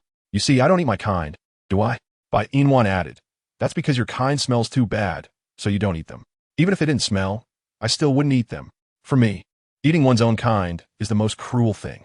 The key is that their meat is too little. Killing one isn't even enough to fill my teeth. And it takes a long time to clean. Bai Yina, if they had more meat and didn't need to be cleaned, would you eat them? Kaditno blurted out, of course I would eat them. Bai Yina, didn't you say that eating one's own kind is the most cruel? Kaditno, Bai, I was just making a joke, and I really didn't plan to eat my kind. Even if they didn't smell and had a lot of meat, I still wouldn't eat them. After all, they are my kind. As their leader, how could I eat their meat? Kaditno, do you think I believe you? Kaditno smiled. Perhaps I should be believed? I don't believe you. Bai Yina stood up. Hurry up and clean up the tiger and come in. It's quite cold outside. My hands are frozen. Okay. Kaditno quickly cleaned up the tiger. While Bai Yina entered the cave, Angus was sitting next to little Ro, coaxing him to sleep. Bai Yina walked over and sat down. Ro probably doesn't want to sleep now. Why? Because I just went to Baron's cave before, and he just woke up, so he probably doesn't want to sleep now. Then feed him milk. He didn't cry, which proves he doesn't want milk. It's been so long. Why hasn't he peed? Does he not want to pee? Little kids pee a lot, and after he drinks milk, he will want to pee even more. It's impossible for him not to want to pee. Maybe it's because we haven't let him pee. Give him to me. I'll take him out to solve his physiological needs. Angus reluctantly handed little Ro to Bai Yina. Bai Yina took little Ro outside, took off his pants, and let him pee. Little Ro struggled in Bai Yina's arms. His expression seemed to say he doesn't want to pee. Bai Yina smiled. Little Ro, just pee obediently, and after you're done, we can go back. Wow. Little Ro cried loudly. Bai Yina frowned and looked at Angus. He probably doesn't want to pee. Give it back to me. Bai Yina stood up and placed little Ro back in Angus's arms, and little Ro's crying stopped. Bai Yina raised an eyebrow.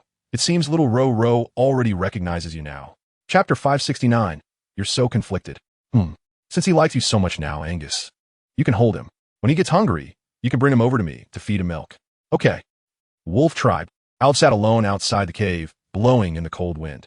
Little Yi happily rushed towards Alj. Brother Bai Yina, what are you doing? Blowing wind. This wind is so strong on the face. Why are you still blowing it? Aren't you cold? Cold. Since it's cold, go back to the cave. Alj shook his head. No, it's nice to blow like this. Brother Bai Yina, are you thinking about the beautiful sister again?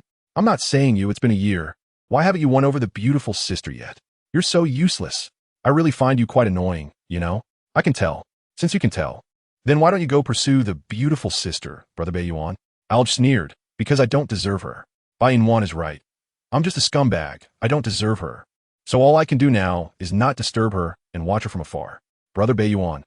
Now I'm called Alj, but I think Brother Bai Yina sounds better. Then it's up to you. By the way, why did you come out from the cave on such a cold day? Guren isn't worried about you? Little Yi Yi laughed. Brother Bai Yuan, did you forget? I'm a snake. I'm not afraid of the cold in winter. Besides, I'm so mischievous that my mommy wants to control me, but can't, so she simply doesn't care. You could be a little more obedient. I think I'm quite obedient. You're obedient? Alge raised his hand and pinched little Yi Ye's face. If you were obedient, then there wouldn't be any obedient children in this beast world. By the way, did you go to see Bai Yina today? How is she? Is she still eating a lot recently? Little Yi Yi teased. Brother Bai Yuan, if you want to know about the beautiful sister, you should go find her yourself. Why ask me? I'm not your messenger to the beautiful sister.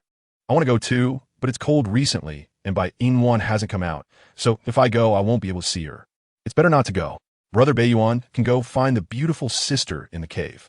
If I were your age, I would definitely go to the cave to find her, but unfortunately, I'm not like you, so I can only watch her from outside the cave.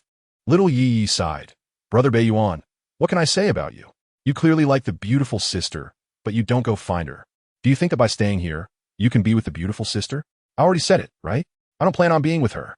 Since I don't want to, then Brother Bai Yuan shouldn't like the beautiful sister. Liking someone and being together are two different things, okay? Xiao Yi looked at Alge with disdain. I really don't understand why Brother Bai Yuan is so entangled over someone he likes. Besides, my mommy said that if you like someone, you should fight for her. Don't wait until you've lost her to regret it. Also, Brother Bai Yuan, the beautiful sister gave birth last night and lost a lot of blood. And now she's still unconscious. Alge frowned. What are you saying? Lost too much blood? Unconscious? You're not lying to me, are you? Chapter 570. Can you get up? Brother Bai Yuan, why would I lie to you? I have several daddies who all gave blood to the beautiful sister, but even after she drank it, she still hasn't woken up. My mommy said it's very likely that the beautiful sister won't make it. The reason I came to you today was actually to tell you this. But when I just asked if Brother Bai Yuan liked the beautiful sister and wanted to be with her, you said those are two different things. So I think there's nothing more to say to you. As for whether you want to go to the beautiful sister, that's up to you. I've told you everything I can say. Although if you go, you might not necessarily see the beautiful sister, but if you don't go, you'll never see her again. After all, life is short. In the blink of an eye, this lifetime passes just like that, and I can't see the beautiful sister holding on for much longer. Xiao Yi sighed as she spoke, and Alge stood up and ran towards Angus's cave as fast as he could. Xiao Yi looked at Alge back and said, Brother Bai Yuan, I'm helping you. When you find out the truth later, don't blame me, okay? After all, I'm just looking out for you. Are you Mo Bai Yuan? Scumbag. Why didn't you come that time? I actually feel like you don't like me at all, and I haven't felt your affection for me. Alge, stop deceiving yourself. You want to be with me, but it's just because you can't stand your former fiancé, being taken away by Angus. Alge, do you really understand what it means to like someone? What love is? You don't understand anything, so why act like this? Alge, how long are you going to keep this up? I don't like you. Our fate, end of the day, you stood me up. Alge, why are you here again? Want to come in and have a seat? Alge, Montak Bai Yuan. Who told you to kiss me? Alge's mind was filled with the words Bai Yina once said to him, her every glance and smile deeply etched in his memory. Alge clenched his fists and quickened his pace, running up the mountain, entering the cave. When he saw Bai Yina lying motionless on the grass, Alge knelt down in front of her. Angus and Cordino were startled. Cordino asked, Alge, how did you get here? And why are you kneeling? Say something while standing up. It's cold on the ground. Cordino walked over to help Alge up, but Alge pushed Cordino away. He reached out and held Bai Yina's slightly cold hand. Tears dripping to the ground. Bai Yina, I was wrong. I really know I was wrong. If I could have a chance to start over, I would definitely show up that day, and I would never let you wait for me in the restaurant all day. I'm sorry I was wrong. I love you. I really love you. I want to be with you so much. I used to think that just watching you from afar and protecting you would be enough. But now I don't want to protect you from afar anymore. Please get up. Let's mate, okay? I beg you, Bai Yina, please get up. Chapter 571. Alge. How long are you going to keep avoiding this? Cordino and Angus exchanged glances, feeling that Alge's words were a bit off. But even if they were off, he shouldn't be saying something so direct as mating in front of them. Do you understand the order of things? Cordino raised his hand and patted Alge's shoulder. I said, Alge, I know you like to buy, but if we're talking about mating, please respect the order, okay? Even if we're going to mate, I go first. I go first. Then it's Barrett. Barrett goes next, and then you wait. You don't count because Dubai isn't planning to accept you as a male, so you don't count.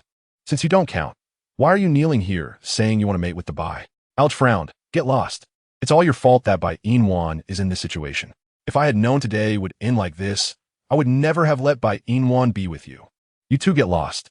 I won't let you get close to Bai Yina again. Absolutely not. Angus. Cordino. Alge, are you sick? What are you talking about? Bai is dead. My Bai is clearly alive and well. Where's she dead? Alive and well? Alge looked at Bai Yina lying motionless on the grass. Are you sure she looks like this and can be considered alive and well? Look at her. She has no reaction. Cordino's mouth twitched. Bai is sleeping, of course. She has no reaction. Why are you getting so worked up? And who told you my Bai is dead? Are you dreaming? Alge heard this and reached out to feel for Bai Yina's breath under her nose. And there was indeed breath. Bai Yina is not dead. She is not dead. If Bai Yina isn't dead, then what Xiao Yi said can't be trusted. This little brat is tricking him again. Alge withdrew his hand, stood up from the ground, feeling embarrassed. He raised his hand to wipe away his tears. I didn't know Bai Yina was fine earlier, so I said she was dead. Since she is fine, I'll leave first, so she won't be unhappy when she wakes up and sees me. As soon as Alge finished speaking, he turned to leave, and at that moment, Bai Yina opened her eyes. Since you're here, let us have a chat. Alge, I don't think we have anything to talk about. I said there is nothing to talk about. Come sit. Alge shook his head. No, I have things to do. I'll leave first. Take care of yourself. Alge. Continuing forward, Montauk Bai Yuan. Alge stopped in his tracks, and Bai Yina walked over to Alge's side. What are you really avoiding? Or how long do you plan to keep avoiding this? I heard everything you just said to me. You like me, and I didn't feel it before, but now I do. So, Alge, you've been avoiding for a year. Isn't it enough? Alge. Bai Yina, I don't know what you're talking about. What avoidance? What year? I don't know anything. All I know is that I'm not avoiding. I don't like you anymore. Not at all. Bai Yina chuckled lightly. You're lying? If you didn't like me, then why did you just cry and say you didn't want me to die, that you liked me, and that you regretted it? I didn't Chapter 572, what did you just say? All right, I'll take it that you haven't. I want to see how long you can continue to avoid this. You can go now. After you leave this cave, my relationship with you will be completely severed. In Alge's mind, he unconsciously recalled what Xiao Yi had said to him. If you like someone, you need to let them know. Hiding your feelings means others want to know, and since you like them, you should go after them. If you don't pursue it, how can you know if she feels the same way about you? Alge looked at Bai Yina in front of him and asked, I like you. Do you like me? Can we wait until he and Angus are not around to confess? Angus. So many rivals. But fortunately, he still has his son, which balances things out a little in his heart. Like, Alge. Happiness comes too quickly. Alge stood there in a daze, and Bai Yina reached out to hug him. I like you from the moment you silently did those things for me. What about Angus? I love him. What about Cordino? Like, what about Bai Yina? Like, what about me? Like, so for the three of us, you only like us, not love. But for Angus, it's love? Bai Yina honestly nodded. Yes. I promised Angus that he will always be unique in my heart. So I like you, but I love Angus. Biased. If you had cherished me well in the 21st century, I wouldn't have been biased towards Angus. But unfortunately, you didn't cherish me well. Given that, it's already pretty good that I can like you and accept you. All right? What did you just say? I said I accept you. What does accepting me mean? It means letting you be my male. Alge happily hugged Bai Yina. You're so good. I will take good care of you and love you in the future, and I will never let you get hurt. I know. Bai Yina looked at Angus, who was sitting beside him coaxing the little meatball. Angus, you want refuse Alge, will you? Does your mean you accept it? You're so nice. Anyway, since you accepted it, they can't mate with you. So Nwaner, you just be happy. Cordino. Alge. Bai Yina. Toxic, but it's okay. Being with Bai Yina is enough. Alge released Bai Yina and looked at the little meatball in Angus's arms. Is this the child Bai Yina gave birth to last night? Why does he look a bit different from what I saw in the 21st century? Angus asked, what's different? The babies I saw in the 21st century were all wrinkled when they were just born, and it took a while for them to not be wrinkled anymore. Also, their eyes wouldn't open, but this child has smooth skin and his eyes are open, so he looks a bit different from the kids I saw. Angus raised an eyebrow. I'll take that as you are praising my son. I'm not praising, it's a fact. Ouch. Topic ender. But Bai Yina, where did your mail go? Chapter 573, what is the matter? Bai Yina replied. He in his cave, didn't he come over? Why don't you live together? Because I haven't told him that Angus has agreed to let me take him as my male. Why not go say it? Not today, maybe tomorrow. I want to give him surprise. Alge said, oh, all right then, you give him surprise. Bai Yina went to Angus's side. You seem to be talking less today. Meatball needs to sleep, so I think I should say less to avoid waking him up. Seeing how much Angus cared for the little meatball, she smiled and said, When did you become so good to your son? Just now. You changed your face faster than the weather. All right then, take good care of your son. I'll go roast meat for you. No, sit down. Let Kadeen Nua and Alge do the roasting. He glanced at Kadeen Nua and Alge. Aren't you two going to roast meat? Alge and Kadeen Nua exchanged glances, then shrugged at each other. Roasting meat is fine. Anyway, it's for Bai Yina in the end. Kadeen Nua went to start the fire, and Alge squatted beside him to skewer the meat. At this moment in the Tiger clan, De Huang was pacing back and forth beside Bai Yina, who was sitting there grinning foolishly. De Huang anxiously asked, Bai Yina, Gidge, ever since the pretty female came by, you've been grinning foolishly. What are you laughing at? Is there something very happy? Yes. What is it? I think I can soon become Yi's male. She told me a while ago that she would consider it, and as long as Angus agrees, she will let me be her male. So De Huang, how can I not be happy? De Huang. Just because of this, Bai Yina, Gidge, you've been grinning for so long? What silly grin? I'm happy. I'm not grinning foolishly. Besides, haven't you always wanted to live with Yi? Now you have the chance to live with Yi. Aren't you happy? De Huang nodded. Happy. Then why aren't you smiling? Bai Yina, Gidge, I am smiling. Really? I didn't see it. De Huang. Bai Yina, Gidge, I'm in beast form right now. So you can't see my smile, but I really am smiling. But Bai Yina, Gidge, look, the pretty female has been gone for so long and hasn't returned. So this is enough proof that Angus hasn't agreed to let the pretty female make you his male. So Bai Yina, Gidge, why are you so happy? The happier you are, the bigger the disappointment will be in the end. After hearing De Huang's words, the smile on Bai Yina's face instantly vanished, and the corners of his mouth twitched. You're right. De Huang, you're right.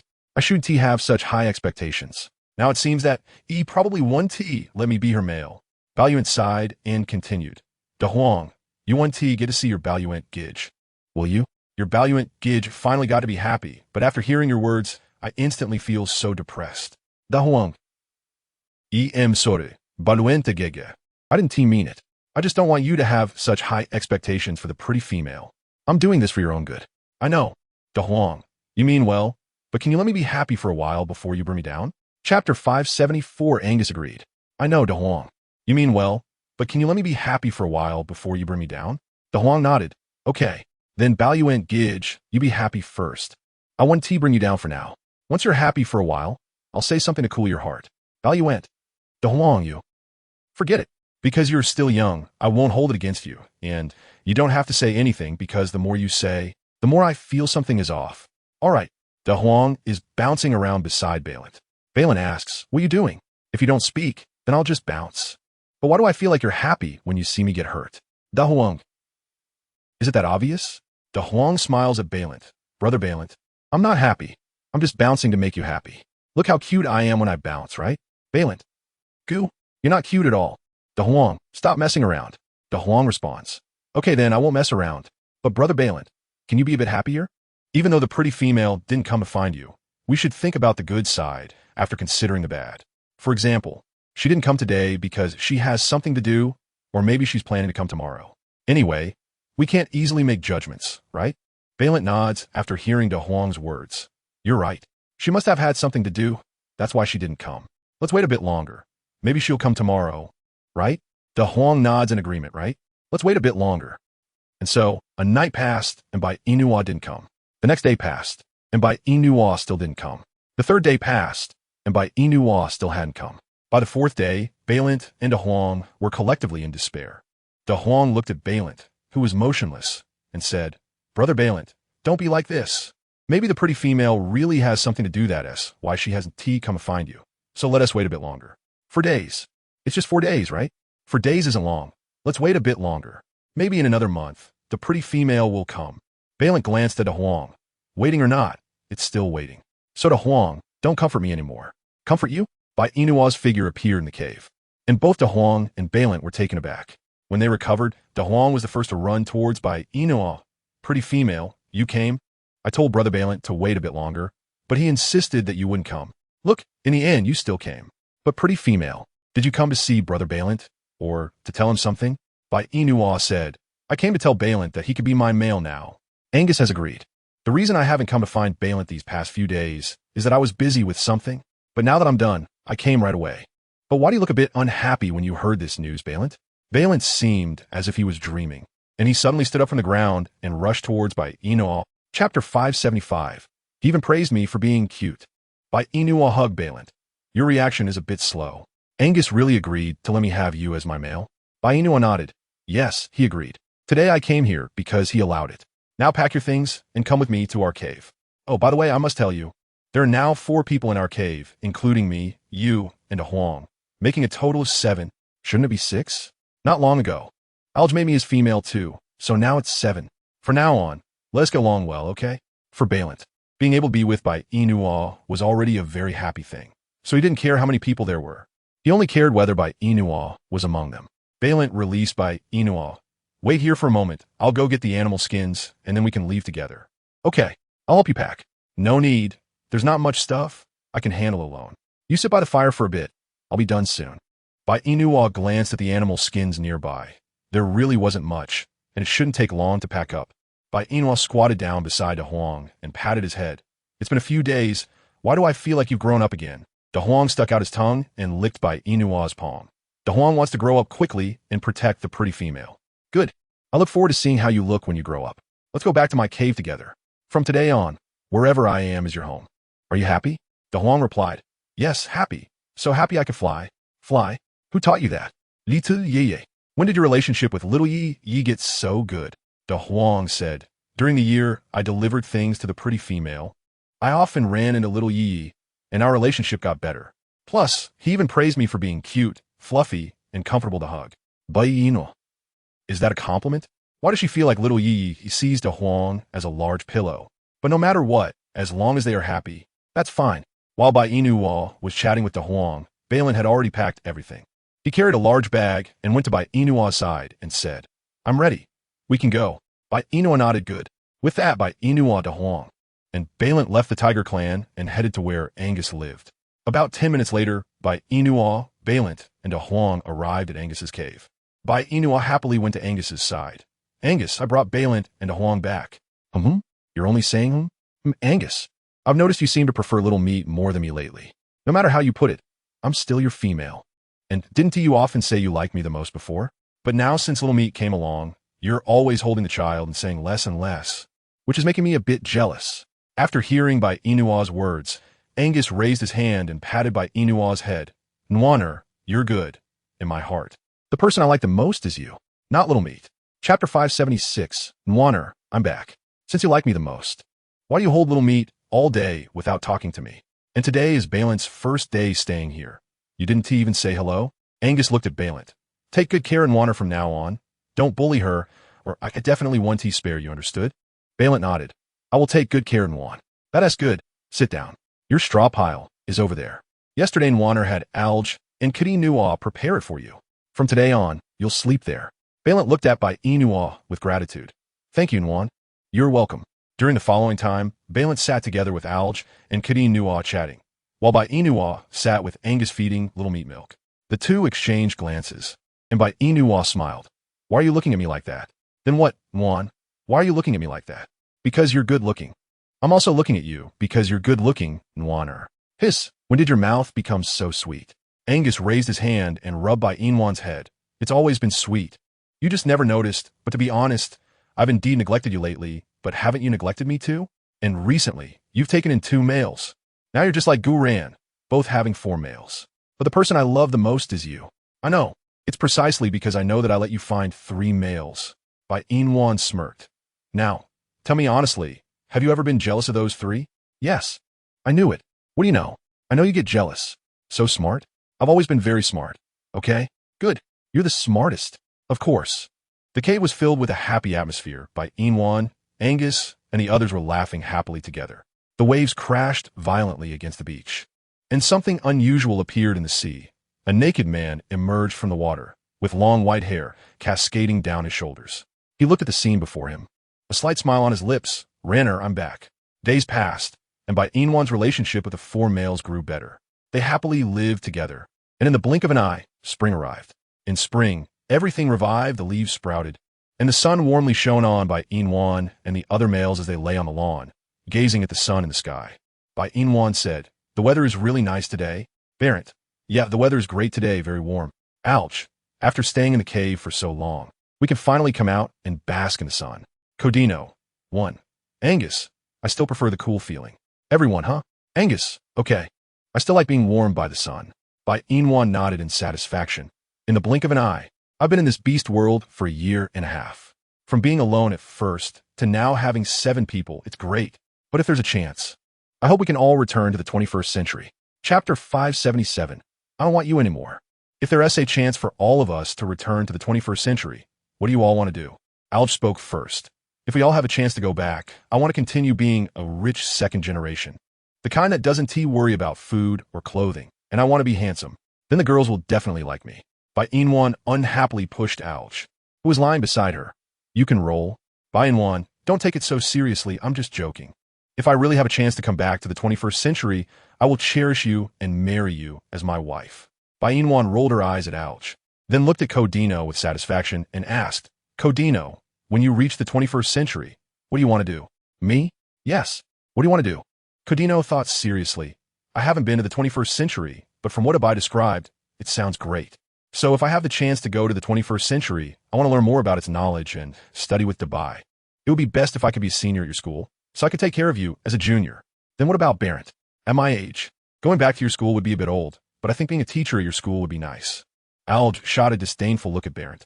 I say, Barrett, what can you do to be a teacher? Aren't you afraid of dragging those students' grades down from top students to bottom? Barrett retorted. Who says I can't do anything? I know a lot. I can teach those classmates survival skills. I think I have that ability. Fine, you do have that ability. After all, you are an orc. Now we've all spoken. And only Bai Yina and Angus Haven T said anything yet. Bai Yina, would you like to go first? Or Angus, would you like to go first? Angus said, if I could go to the 21st century, I want to be a domineering CEO because Nwaner said I have a talent for being a domineering CEO. Barrett. Codino. Alj. Shameless. You have the talent to be a domineering CEO? I think you have the talent to be the king of jealousy. Angus, if you want to die, just keep talking. Alj shut his mouth. All right. You want to be your domineering CEO? Just be it. Bai Yina, what about you? When you go back, what do you want to do? Bai Yina smiled. First of all, when I go back, I don't want you anymore. Alj. Barrett. Codino. Angus. Then the 4 of them asked together, why don't you want us? Because in the 21st century, one woman cannot have multiple husbands. So I don't want you anymore. Angus added, just do it secretly and don't get caught, right? Bai Yina shook her head. Or have you ever thought, when we all return to the 21st century, we might not remember each other, and everything starts over, then the 4 of us would come to pursue you, right? I really enjoy the feeling of being pursued. Alj disdainfully said, Bai Yina, what kind of dream are you having? Do you think when we get to the 21st century, we will still pursue you? Chapter 578. I still love you like before, Alj. What do you mean? How do I look? Not good looking? I'll tell you, even if I go back to the 21st century, I will still be the prettiest. And shouldn't you, as my males, continue to love me? So vain. Alj, I see you become more and more audacious lately. That's right, you were always vain, okay? And who knows, we might meet other women who are even better looking than you when we return to the 21st century. Maybe we would collectively pursue that woman. Bai Yina snorted coldly. I've decided, when I go back to the 21st century, the first male I don't want is Alj. Alj proudly said, if you don't want me, someone else will want me. With your bad temper and sharp tongue, who besides me would dare to want you? There are plenty of people. Besides me, absolutely no one will want you. We'll see. Bai Yina didn't even look at Alj. Her gaze fell on Angus, who was closest to her. Angus, if you go to the 21st century, will you still love me? Of course, my son cannot be without a mother, and I love Nwaner so much. How could I be like Alj and have feelings for someone else? Bai Yina leaned closer to Angus and kissed his cheek. I knew it. You must love me the most. Codino pouted. No way. Angus is not the one who loves you the most. I am. Okay? And I love you too. No matter where we are, I love you just the same. Yes. I also love you just the same, Big White. Angus held Bai Yina tightly. Nwaner, I also love you just the same. Alj awkwardly said. So do I. Bai Yina. But I don't want to love you just the same anymore. Your mouth is so poisonous. Alj, I tell you, if we really could go back to the 21st century, we absolutely don't want you. Alj. Why not? Because you're so annoying. Alj. What a bunch of heartless guys. After a pause, Alj added, but I still love you just the same. The Beast World version is finished. Let us celebrate. Originally, there were many plots I wanted to write in the Beast World, such as making salt, creating things from the 21st century. but I think you must be tired of the repetitive Beast stories and don't really like the Beast World plot. So after the Beast World version script is finished, I will write a modern version, which will be very exciting. The key point is that the 4 male leads will still be there. Only their identities and names will change, and there will be no memories because it's a new plot. The new plot will be written according to a strong female narrative, so everyone can look forward to it. Angus, identity, president of H City, with power that covers the sky. New name, Lung Che. Alch, identity, heir of the Mo family, rich second generation, name, Mo Bai Yina. Kadino, identity, senior of Bai Yina's academy. New name, Bai Luocheng. Barrett, identity, a famous professor, new name, Situing. The modern version begins. Those who like it can continue reading. For those who don't like it, I can only say, let's part on good terms. Also, after this book is finished, I may not use this account to write again, just saying maybe, but not very certain. If there is a new account or a new book, I will notify in the comments. Chapter 579 Modern Version, Extra, 1-1. 1-1. The voice of her best friend, Lu rang in Bai Yina's ears. Bai Yina spat out a mouthful of water, coughed a couple of times, and looked at Lu surrounding her, frowning. Where is this? Lu raised her hand and touched Bai Yina's forehead. No fever. 1-1, don't scare me. If you have a problem with your brain, won't Annie beat me to death? Bai Yina sat up from the ground. You are Lulu? Lulu. Do I look like I'm not Lulu? Is this a swimming pool? Do you think it's the ocean? Bai Yina. No. I clearly remember that I crossed over. After hearing Bai Yina's words, Lulu was stunned and asked, what did you just say? I said I crossed over. Time stood still for a second, 2 seconds, 3 seconds, and Lulu burst into laughter. 1-1, are you out of your mind? What crossover? You just drowned when you jumped into the water. Wait, you didn't jump into the water and knock yourself silly, did you? Bai Yina. It seems she really was dreaming. She didn't cross over. She just drowned and fainted. But that dream felt so real. The 4 men in the dream were also very real, including her idol, Fuchinyu. No, the man just looked exactly like her idol, but he wasn't really him. But he was nice, and she liked him very much. However, when she woke up, she found out that it was all just a dream, and she felt a bit unable to accept it. Bai Yina sat on the ground for a while before leaving the swimming pool with her best friend as help. Lulu opened the car door for Bai Yina, signaling her to get in, but Bai Yina stood there in a daze, not moving. Lulu pushed Bai Yina. 1-1, what are you dazing about? Get in the car. It's late. We should go home, or Annie will worry. Bai Yina came to her senses, said oh, and just as she was about to get in the car, she saw a man walking out of the swimming pool. He blinked as if dreaming. That man, how could he look so much like Angus in her dream? What do you mean look like? That is clearly him. Bai Yina dashed past Lulu at her fastest speed toward the man, but before she could get close, a group of bodyguards stopped her. Bai Yina shouted, Angus! Lung Che heard Bai Yina's voice, paused his action of getting into the car, turned around, and looked at the drenched Bai Yina with no expression. You called me? You called Angus? You don't recognize me? Bai Yina shook her head and nodded. I know a man named Angus. Are you him? Lung Che chuckled lightly. What do you think? After saying that, Lung Che got into the car without even looking at Bai Yina and left the swimming pool. Bai Yina stood there disappointed, and Lulu rushed her side and asked, 1-1, are you crazy? You dare to block Lung Che's car? Are you out of your mind? Lengke, didn't he call himself Angus? Lulu frowned. What Angus? You're still dreaming? That's the president of the Lung group. Lengke, if he wants to crush you, it's as easy as squashing an ant. So were you out of your mind just now? Getting close to let him crush you? Bai Yina. Lung Che. 1-1, your brain really must have short-circuited. Come on, let me take you to see a doctor. Chapter 580 if you don't believe me. So be it. Lulu, I'm not sick. I just really feel like I crossed over. Lulu's lips twitched. I'm telling you, 1-1, it's only been an hour since you drowned.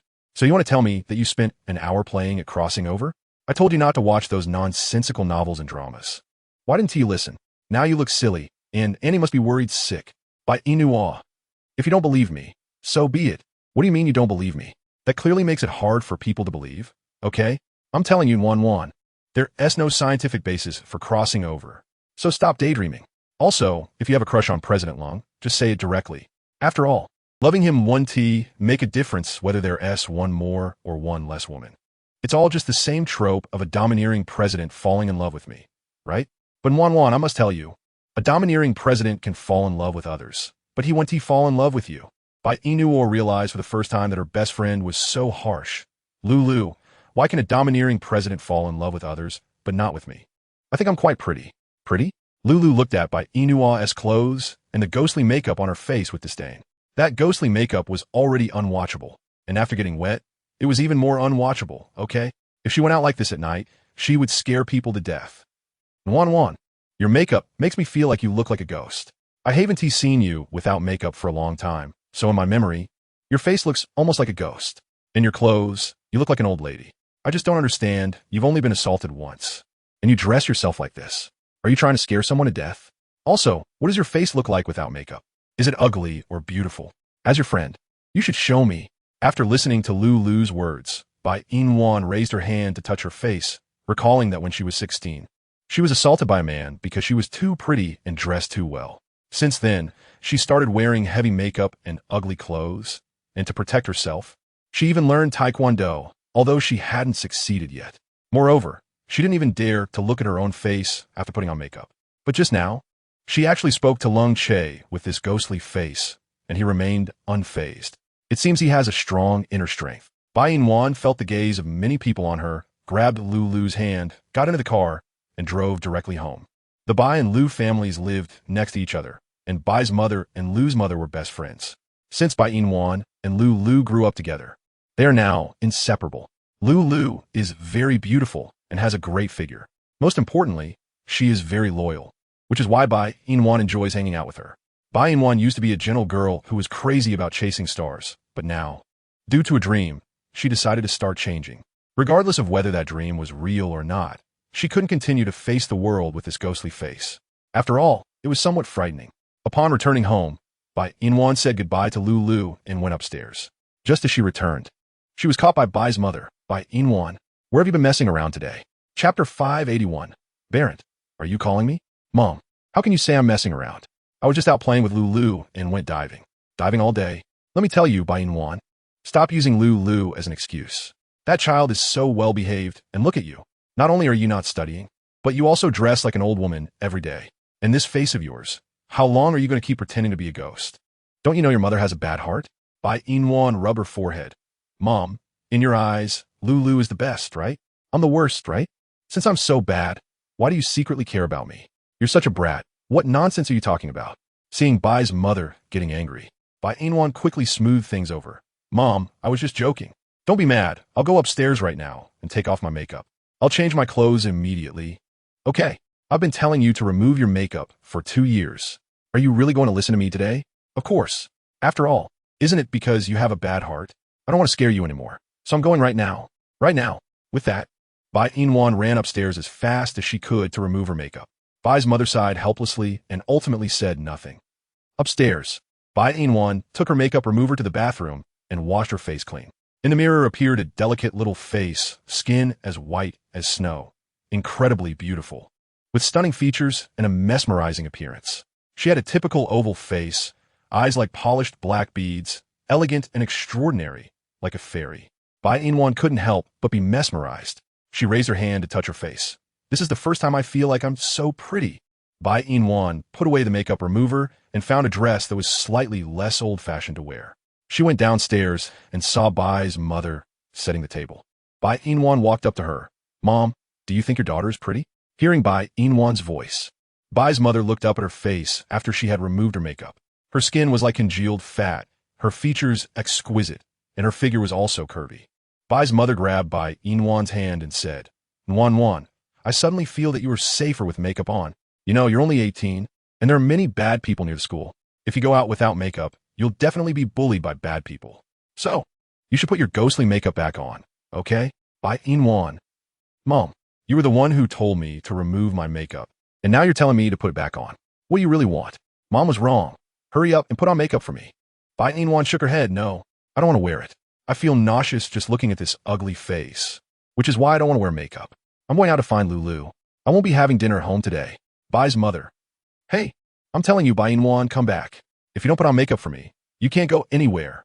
Bai Yina, I think you need to be taught a lesson. Bai Yina hummed a little tune, happily walking towards Lulu's villa. Suddenly, a pair of warm hands grabbed her arm. Bai Yina looked at the face that was so close. Barrett? Are you calling me? Bai Yina nodded yes. Aren't you? My name is Situ Ing, not Barrett. Chapter 582. Who are you to her? Situing? Situing smiled charmingly. You look like you're quite disappointed. Bai Yina shook her head. No. May I ask why you're holding my arm? Is there something? Ah, that. Situing quickly let go of Bai Yina's arm. It's nothing. I just wanted to ask how to get to Lulu's house. Lulu. Yes. Lulu. Who are you to her? Her little uncle. Bai Yina. Lulu never told me she had such a handsome little uncle. You're not a liar. Are you? Situing chuckled. Do I look like a liar? Yes. What? No, I don't. So do I look like a liar or not? Who knows? Bai Yina scrutinized Situing. But looking at your clothes, they don't seem cheap, so you shouldn't be a bad person. Lulu's house is just ahead. You can go by yourself. I'm going home. After saying that, Bai Yina gave up on the idea of going to Lulu's house and return home. Situing shook his head helplessly and pulled his suitcase to Lulu's villa. At Lu's house, when Lulu saw Situing, she happily jumped into his arms. Little uncle, why are you here? I just finished my work in Yin City and came to H City. But I just arrived and haven't found a place to stay yet, so I came to stay for a few days. You will not welcome me, will you? Lulu took the suitcase from Situing's hand and made way for him. How can I not welcome you? Just right. My parents are on a business trip and won't be back for a while. I'm living alone and am a bit scared, but now that my little uncle is here, I'm not afraid anymore. That's great. Situing rubbed Lulu's head. The security here is very good. Living alone won't be a problem. Besides, you have classmates, right? When you're scared, let your classmates come keep you company. Before my little uncle came, I could have classmates keep me company, but now that my little uncle is here, I don't need classmates anymore. Situing nodded. That's true. Have you had dinner yet? Not yet. Then I'll cook for you. Okay. Lulu was so happy that she didn't know what to say. She and Situing entered the villa, and just as they entered, she received a call from Bai Yina. Bai Yina asked, Lulu, I just met a man when I was leaving. He said he is your little uncle, named Situing. Yes, he is my little uncle. Where did you get a little uncle? I remember Annie doesn't seem to have a younger brother, right? Well, Lulu glanced at Situing, who was busy in the kitchen, and ran outside to answer the phone. My uncle has no blood relation to me at all. She is a child adopted by my grandfather. So that's how it is. Yes. What do you think? Do you think my uncle is handsome? Bai Yina recalled what had happened not long ago and nodded. Very handsome, right? I also think my uncle is very handsome. I really like him. And when I was little, I even vowed that when I grow up, I would definitely marry him. Bai Yina. Marry him? Yes. Anyway, my uncle and I have no blood relationship. So as long as he agrees, I will marry him. Bai Yina was stunned. Lulu, he is your uncle. Isn't that a bit inappropriate? Chapter 583. Does uncle have someone he likes? What's wrong with that?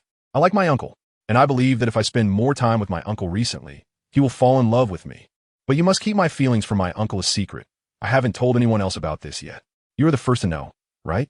Bai Yina, holding her phone, nodded blankly. I will. Then will you help me come up with ways to pursue my uncle? Bai Yina really wanted to say that she was a love idiot, and how could she help Lulu? But she decided to help her for the sake of their friendship. There are plenty of ways to pursue someone online, right? Lulu, don't worry. I will take care of the matter of pursuing your uncle.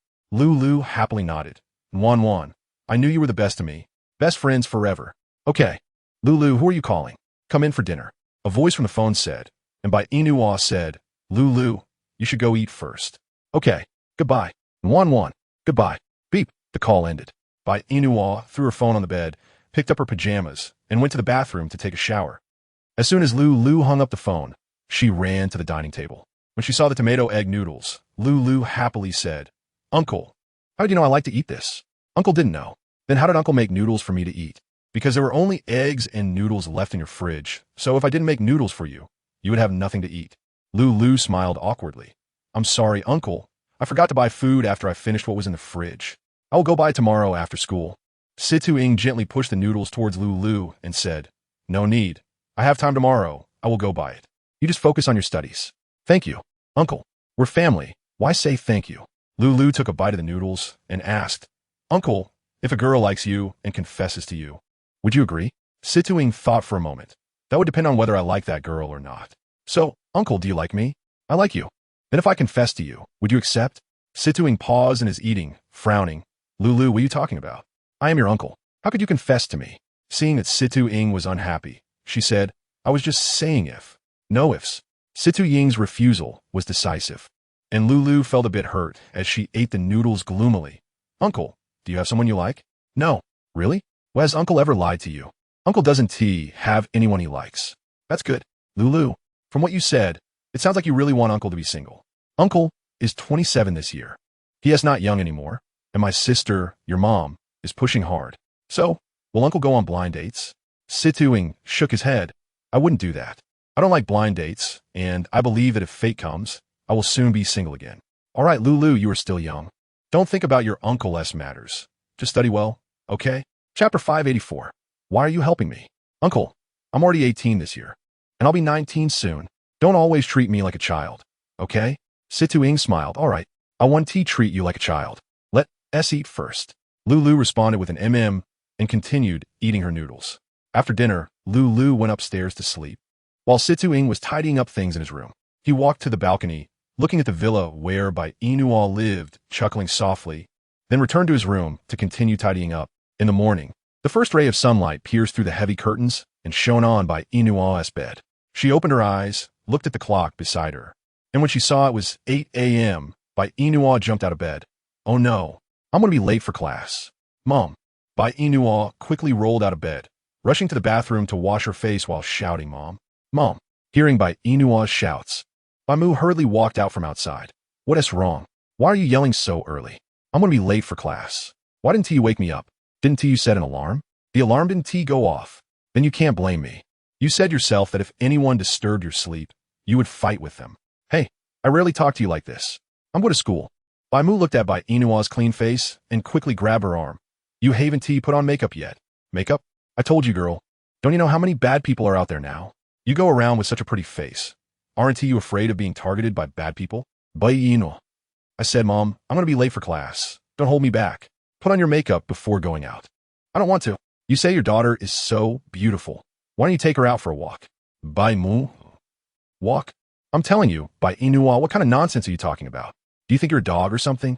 Walking around, Bai Yina pulled away from Bai Mu's arm and sprinted downstairs at top speed. She quickly changed her shoes and ran to Lulu's villa to call her.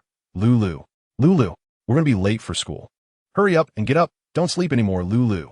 Bai Yina pressed the doorbell hard, and Situing, who had just changed his clothes and was about to go out, saw Bai Yina ringing the doorbell. He opened the door. Are you looking for Lulu? Yes. Has she gotten up? She left half an hour ago. Left? Bai Yina was frozen in place, feeling wronged as she said, Why did Lulu leave? We promised to go to school together and be the best friends. She said today is the first day of school's opening ceremony. And the homeroom teacher said not to be late. She waited for you for an hour, but you didn't come, so I let her go to school first. Besides, she said you guys start school at 9 a.m., but it's already almost 8:30, so if you don't leave now, you will really be late. Bai Yina frowned. Even if I leave now, I will still be late. This is a villa area, and it takes an hour to get to our school. It's over. It's over. If I'm late, our homeroom teacher will definitely strangle me without hesitation. What should I do? What should I do? Situing smiled and said, I know a shortcut that's very close to your school. Do you want me to take you there? Bai Yina looked at Situing in front of her with a mix of belief and skepticism. Why are you helping me? Because you're cute. Chapter 585. Are you being remade? What kind of reason is that? But never mind, as long as I can get to school on time. I won't hold you accountable for your reasons. Let's hurry up and go. Follow me. Bai Yina followed Situing down the small path. Situing walked quickly, and Bai Yina had a jog to keep up. Breathlessly, she asked, How long will it take to get to school? About 10 minutes. So fast? Yeah. How did you know there was a shortcut here? I observed the area when I came here yesterday and found out there was a shortcut. Hurry up. Aren't you going to be late for school? Yeah. Then let's move faster. Bai Yina. You're tall. Are you being proud? My legs are short. Wait for me. I'm so tired. Situing stopped and looked at Bai Yina, who was sweating profusely. He squatted down and said, Come on, I'll carry you. Bai Yina shook her head. No. It's fine. I'm just tired. I can still walk. Most importantly, if Lulu finds out that her little uncle carried me, she would definitely strangle me. That would be terrifying. So even if I'm tired, I have to walk myself. Seeing that Bai Yina was so persistent, Situing didn't insist on carrying her anymore. He continued to lead the way in front of her. Soon, Bai Yina and Situing emerged from the alley and arrived at the school gate. Bai Yina looked at Situing gratefully. Thank you. If it weren't for you today, I would definitely be late. You're welcome, but just saying thank you isn't enough. You have to treat me to a meal. Bai Yina instinctively touched her flat pocket. My allowance from my mom isn't much, so can I treat you to one bun? Situing. You're really polite. Of course, I'll go buy you a bun. Bai Yina said, and went to the bun shop to buy 2 bags of soup dumplings. She gave 1 bag to Situing and kept 1 for herself. You see, I said I'd give you 1 bun, but now I've given you 8. Aren't you happy? Yeah. Since you're happy, let's hurry back. I'm going to school now, Bai.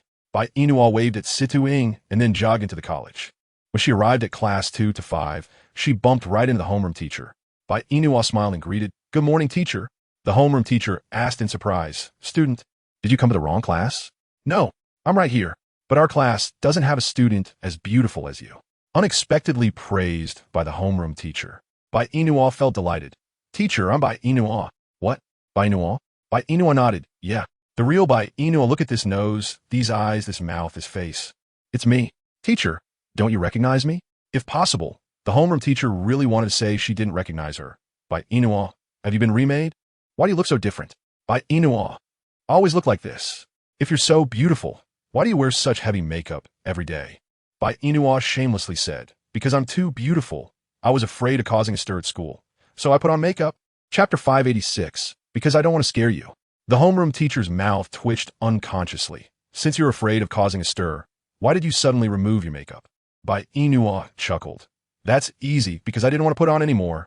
Don't worry, from today on, I won't wear makeup to scare you anymore. I know your heart isn't as good as my mom's, so I definitely won't scare you." The homeroom teacher, "Fine, come. The opening ceremony is about to start. Put your things down and go to the playground with your classmates." Bai Yina nodded. "Okay." After that, Bai Yina walked over to Lulu while munching on a bun. Lulu apologetically said, "I'm sorry, Nwan. I was too anxious this morning, so I couldn't come to school with you. I didn't do it on purpose, right? I didn't want to leave a bad impression on my little uncle, so I had to be obedient." Bai Yina expressed her understanding. "I understand, Lulu. You don't have to apologize to me. It's okay. By the way, have you had breakfast? Do you want to eat soup dumplings? I just bought some outside. They taste really good." Lulu looked at Bai Yina's delicate little face and said, "No thanks, Nwan. I've eaten." "You eat by yourself. But your face, after removing your makeup, is almost like what the homeroom teacher said. Did you get remade in Andy's belly last night?" Bai Yina shook her head. "No." "Then how did you suddenly become so beautiful? And your skin, it's so flawless, completely unaffected by cosmetics," Lulu said while reaching out to pinch Bai Yina's face. Bai Yina was eating soup dumplings like a little squirrel, while the boys in the class seemed to have lost their voices, shocked by Bai Yina's beauty and unable to say a word. Is this still the Bai Yina who always had a ghostly face? They even bet with boys from other classes that Bai Yina would definitely look uglier without makeup. But now it seemed, how could this be ugly? Clearly, she was a fairy descended to earth. Moreover, the way she eats is so cute. And her face, they just want to pinch it like Lulu. Bai Yina felt the gazes of her male and female classmates on her face, and she blinked, asking, "Is there something on my face? Why are you all looking at me like that?" Lulu laughed. "Nwan, why are you so cute? Shouldn't you be asking yourself why they're looking at you like that? You don't think about how beautiful you are now. If I were one of those classmates, I look at you too. After all, you're very pretty, like a fairy." Bai Yina felt a bit embarrassed by Lulu's words. She lowered her head and quickly finished the soup dumplings in her bag. After she was full, she raised her head again to greet her classmates. "Classmates, you don't need to be surprised. The reason I used to dress ugly is that I didn't want to be pretty, but now I've suddenly stopped dressing ugly because I want to be pretty. And from today on, I will always be pretty, so you don't have to be surprised, okay?" The homeroom teacher just said the opening ceremony is about to start. "Let's tidy up our things and go to the playground, okay?" Bai Yina said, giving Lulu a look. "Lulu, shall we go to the playground first?" "Okay." Chapter 587. My name is Bai Luo-chung. When the classmates saw Bai Yina and Lulu heading to the playground, they hurried to follow. Wherever Bai Yina and Lulu went, they attracted the attention of their classmates. Bai Yina had long been used to this, as she was often admired when she wore makeup before. However, back then, the looks she received were filled with disdain, but now their gazes were full of awe. Lulu nudged Bai Yina's arm and said, "Nwan, look at how those boys are staring at you, as if they want to devour you. TSK. You become so beautiful. It seems like you'll receive a lot of gifts and suitors in the future." "Huh?" Bai Yina smiled and replied, "It shouldn't be that serious. Let's walk a bit faster. We're about to gather. If we're late, the class teacher will definitely scold us." "That is possible." Lulu and Bai Yina quickened their pace, while the classmates behind them were stopped by some seniors. "Excuse me, I want to ask, who is that beautiful girl who just walked by? Is she a new transfer student? So pretty. Do you have her contact information? Can you get it to us?" The girl who was stopped looked at the senior in front of her and replied gloomily, "She is not a transfer student. She is the Bai Yina who used to look like a ghost." "What? That beautiful girl, just now, is Bai Yina? No way. Didn't they say she looks worse without makeup than with it? But now, how come she looks so different from what we imagined?" The girl nodded. "Yeah, it's different from what I imagined." After saying that, she angrily left the senior's side. She thought Bai Yina would look as ugly as she did without makeup. But now her face had become so beautiful. The girl felt extremely unbalanced inside. In class, she had a decent figure, but her face was covered in acne and freckles. Because of this, her classmates were unwilling to play with her. However, at first, none of the classmates wanted to play with Bai Yina either because she was ugly. But now, everyone was surrounding her, which made her feel naturally unbalanced. Damn, Bai Yina, why couldn't she just stay ugly? Why did she suddenly become beautiful? Why? Chun Pei clenched her fists and went to the playground to line up for the opening ceremony. Bai Yina and Lulu stood at the back row, secretly chatting. Bai Yina said, "This opening ceremony is the most boring. Listening to the principal ramble on and on is so annoying. Isn't to welcome the new students? Wan, now we're also upperclassmen to the new students. Aren't you happy? Not really. How can it not be? We can bully the new boys now. You should be happy." Bai Yina rolled her eyes at Lulu. "I'm telling you, Lulu, the new boys are freshmen. You must take good care of them and not bully them. When we first entered school, were we bullied by the seniors? Now that we finally get to be seniors, we should make good use of this status. Bai Yina, fine, do as you wish, as long as you're happy." Bai Yina and Lulu were speaking in low voices. Only the two of them could hear. Suddenly, a pair of warm hands patted Bai Yina's shoulder. Bai Yina turned her head to look at the man in front of her. I'm Bai Luocheng, a senior." "Senior? Yeah, you're senior. Did you come over during the opening ceremony for something?" Chapter 588. We were wrong before. "I came over to confirm if your name is Bai Yina." Bai Yina nodded. "That's me. You really are that ugly girl who suddenly became so beautiful overnight?" "No, wait. Did you get plastic surgery during the summer?" Bai Yina. "Lulu, hey. Senior, why are you so annoying?" "What do you mean? Wan got plastic surgery. She didn't tea. She looks like this originally. Then why did you wear such ugly makeup back then if you're so pretty now?" Bai Yina replied. "I didn't want to look pretty before, but now that I want to be beautiful, I just took off my makeup." "What's wrong? Do you have something to say about me taking off my makeup, senior?" Bai Luocheng smiled and said, "How could I? I just think you're really beautiful now." "Thank you, senior. You're also very handsome. But don't you think you look a lot like someone?" "Huh? Who?" "Fui Chen." Bai Luocheng's smile froze. "How could I look like him? He is so ugly. I'm so handsome." Bai Yina felt her idol was being insulted, and she pushed Bai Luocheng away. "You're the ugly one. My idol is the most handsome man in the world." "Bai Luocheng, Fui Chen is your idol?" "Yeah. What is wrong with that?" "No problem. The opening ceremony is starting. I'm going back to my class. But it was nice to meet you today. Bai Luocheng, goodbye." Bai Luocheng left, and Bai Yina felt unhappy standing at the back row listening to the principal's speech. An hour later, the opening ceremony ended. Bai Yina and Lulu held hands and returned to class together. She sat at her desk listening to the homeroom teacher's lecture. After the teacher finished, a class period came to an end. Bai Yina rested her head on the desk and fell asleep. Lulu smiled and said, Wan, you look so sleepy. Didn't you rest well last night?" I didn't get enough sleep." "Right, are you a pig?" Bai Yina, "No way. I'm clearly a rabbit." "What coincidence, me too." Bai Yina shook her head and rested on the desk. "Let me sleep for a bit. Wake me up when class starts." "Okay." After getting Lulu's response, Bai Yina peacefully rested her head on the desk to sleep. The male classmates saw Bai Yina sleeping and all quieted down, observing her sleeping face. Some even took out their phones to take pictures of her.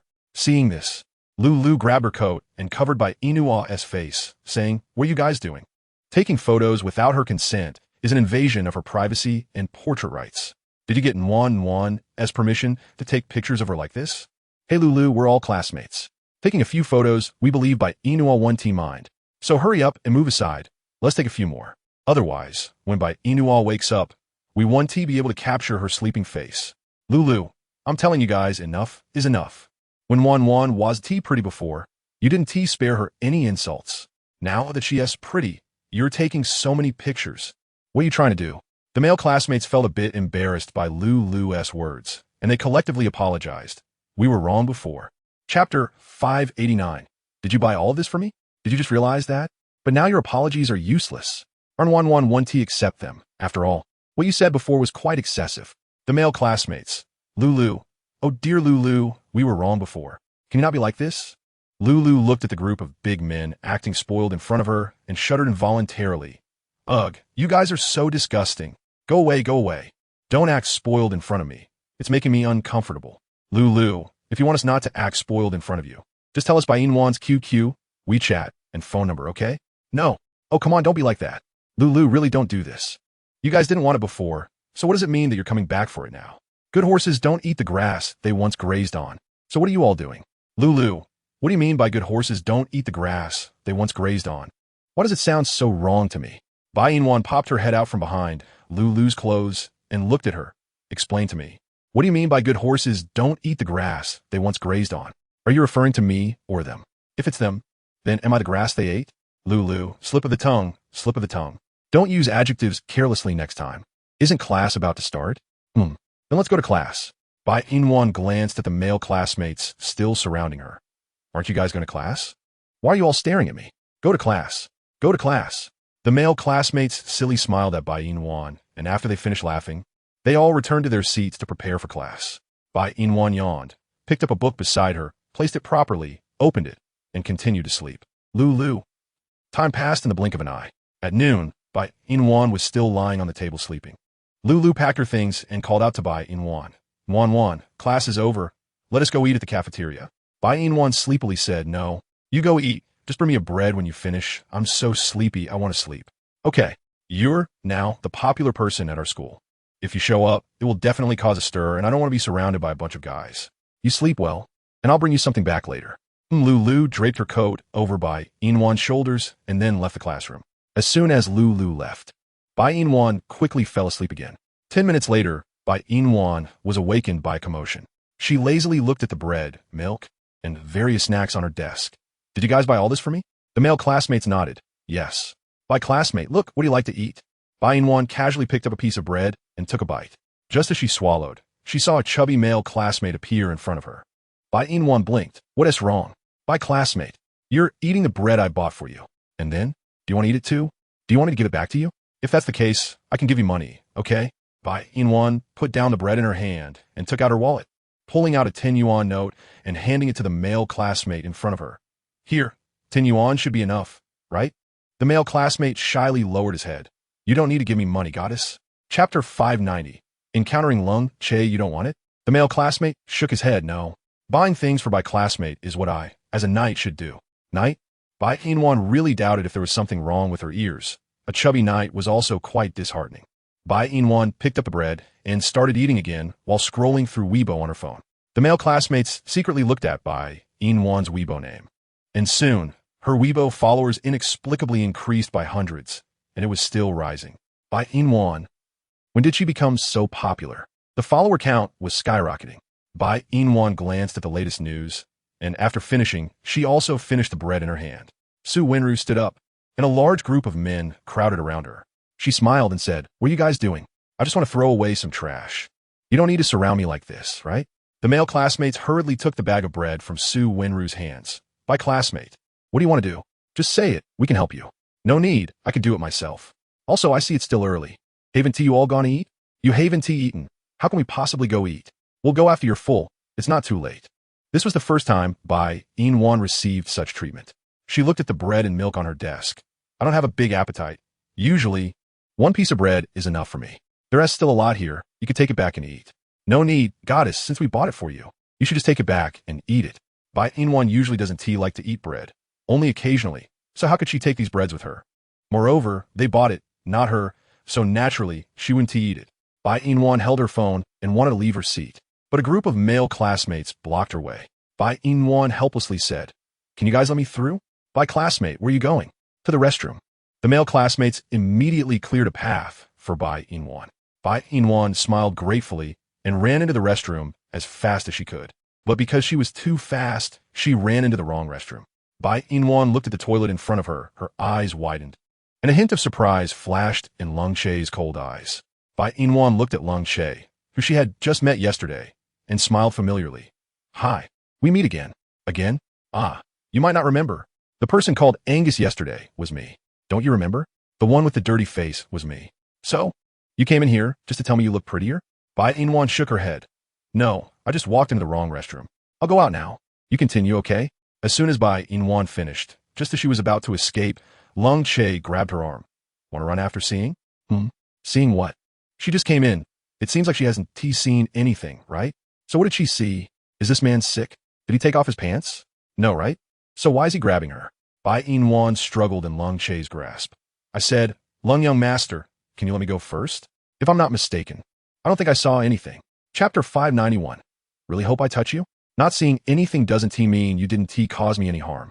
How about you compensate me? Bai Yina. Compensate? What? You didn't do anything. Why should I compensate you? You're so rich.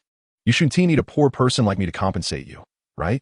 Lung Che smirked. No money, but body compensation works too. Bai Yina. Are you a pervert?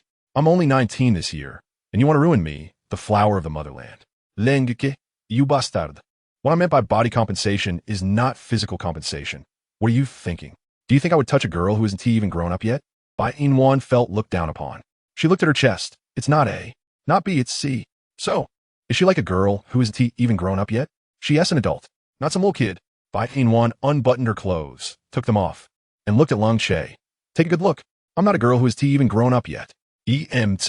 See, are you blind? So you really hope I touch you? Bai Yina laughed dryly twice. Who wants you to touch me? Are you sick? The reason I took off my clothes to show you my chest is simply to tell you that I am not a child. I'm a woman. A woman. I am more mature than anyone else. Bai Yina put on her clothes. When I just came in, I didn't see anything, but you just looked at my chest. So I'm the one who should be compensated by you. Cold young master, tell me, how should you compensate me? In kind? Get lost. I can only give you this. Bai Yina looked at Lung Che with disdain and said, you really are a jerk. Forget it. I don't need you to compensate me anymore. I'm leaving. Let's just pretend we never met today. With that, Bai Yina turned and left the men's restroom. As soon as she stepped out, she was surrounded by a group of male classmates. Bai Yina was taken aback. Why are you all here? The male classmate retorted, Goddess, why did you just come out of the men's restroom? When you said you were going to the restroom, were you referring to the men's restroom? Can you use the toilet inside? Bai Yina. Well, I just went the wrong way and didn't go to the bathroom. Of course. I don't want to go to the bathroom now, so I'm going back. Can you make way for me? I want to go over there. The male classmates nodded and obediently made way for Bai Yina, who walked past them towards her classroom. The boys quickly followed, saying, Goddess, class hasn't started yet. How about you come play with us on the playground for a while? This way you can still exercise well. Bai Yina. No, I'm going back to the classroom to sleep. Goddess, sleeping every day is not good for your health. You need to exercise, so let's go to the playground together. As the words fell, the male classmates grabbed Bai Yina's arms and forcibly pulled her towards the playground. Bai Yina struggled. What are you grabbing me for? Let go. If you don't let go, I'm going to get angry. Let go. Do you hear me? I'm telling you to let go of me. Bai Yina shook off the restraints of her male classmates. What are you doing? I've already said I'm not going. Why are you still dragging me over there? Are you guys crazy? Bai Yina had just finished speaking when a pleasant male voice came from behind her. You are Bai Yina? Chapter 592. I want her to be my fiancée. Bai Yina turned around, and a man wearing sunglasses appeared in front of her. She recognized him. He seemed to be the son of one of her mother's other close friends, named Bai Yina. It was said that he was a rich second generation who was good for nothing and particularly flirtatious. Her mother even planned to have Bai Yina as her fiancé, but later, she refused, citing her young age as the reason. In short, she doesn't want to have any relationship with this man. Bai Yina looked at Bai Yina with a cold expression. I am. Are you sure you are Bai Yina? Bai Yina nodded. Why do you look so different from the photo? Are you trying to say that one is ugly and the other is beautiful? Well, after a pause, Bai Yina added, does my ugliness or beauty have anything to do with you? Of course, I won't pursue you because you're ugly and I don't listen to my mom's advice. But if you look like this, I would reluctantly pursue you. Bai Yina, listen up.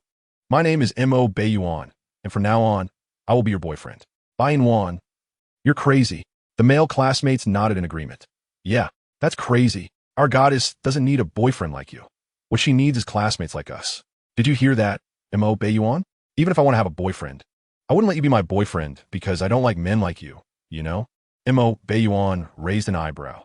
Not liking me now doesn't mean you won't like me in the future, and I believe that you will definitely come to like me later. So narcissistic. Bai Yina looked at the male classmates in front of her and said, aren't we supposed to go to the playground to have fun? Just as I want to go now. Let's go now. As Bai Yina finished speaking, she left Mo Bai inside without looking back. Seeing this, Mo Bai did not follow her, but said to Bai Yina's back, Bai Yina, I will definitely make you like me. Bai Yina. Crazy.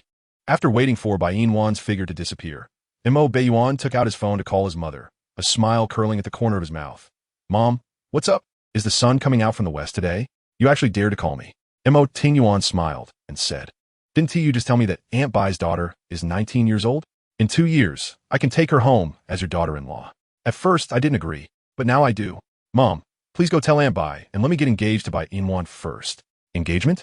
Hey, have you turned over a new leaf lately? You actually want to have a fiancé, but that's a good thing. You finally decided to settle down? Okay, I will go find Aunt Bai in a while and have a good talk with her, discussing your marriage with Xiaowan. But have you seen Xiaowan? Your Aunt Bai said that Xiaowan is looking beautiful now. I've been too busy lately and haven't seen her for a long time.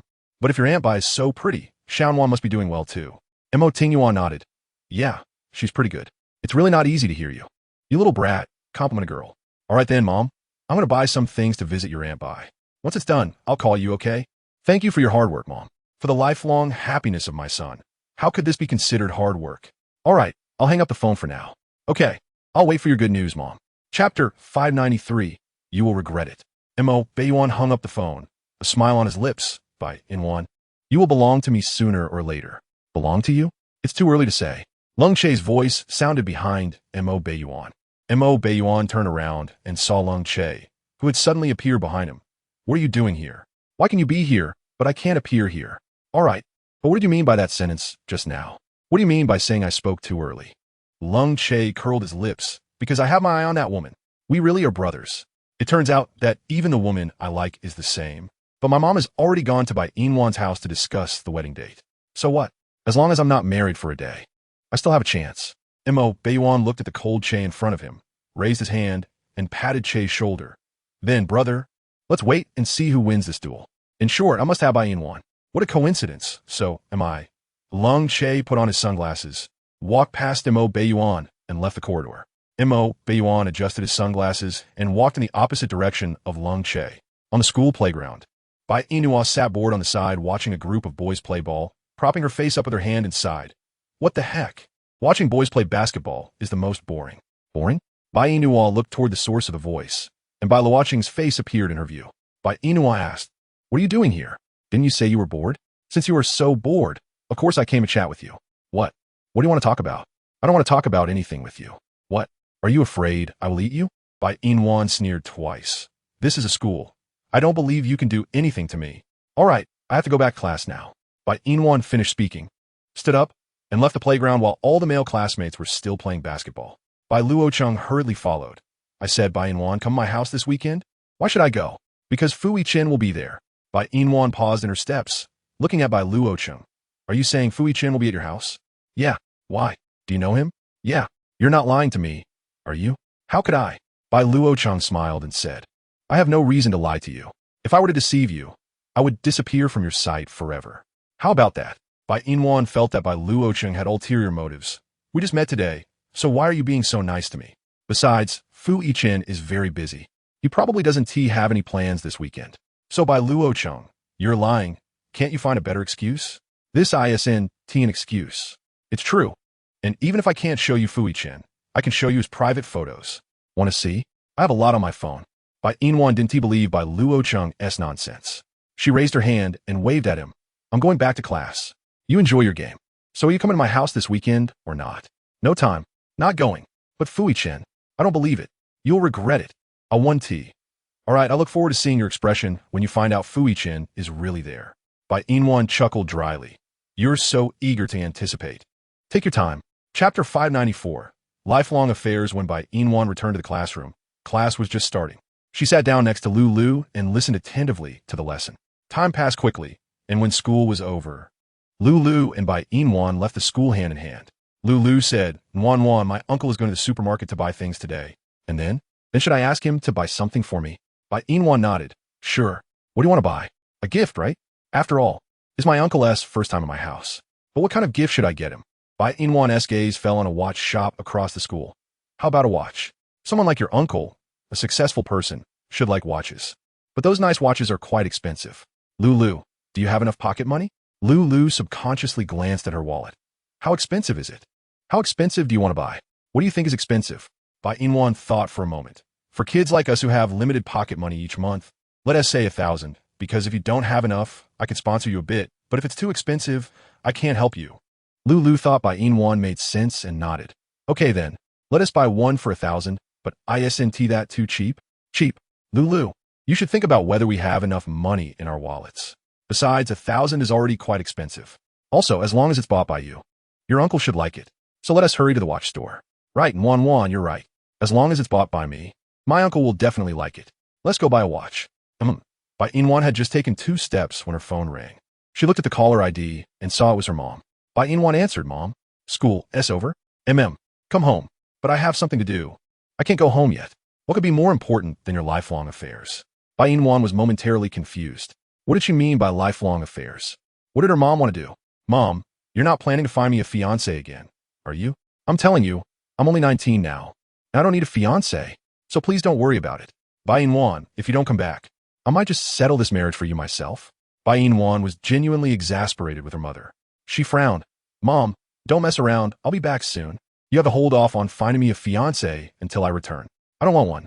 After saying that, Bai Yina stuffed her wallet into Lulu's hands. Lulu, my mom wants to find me a fiancé again.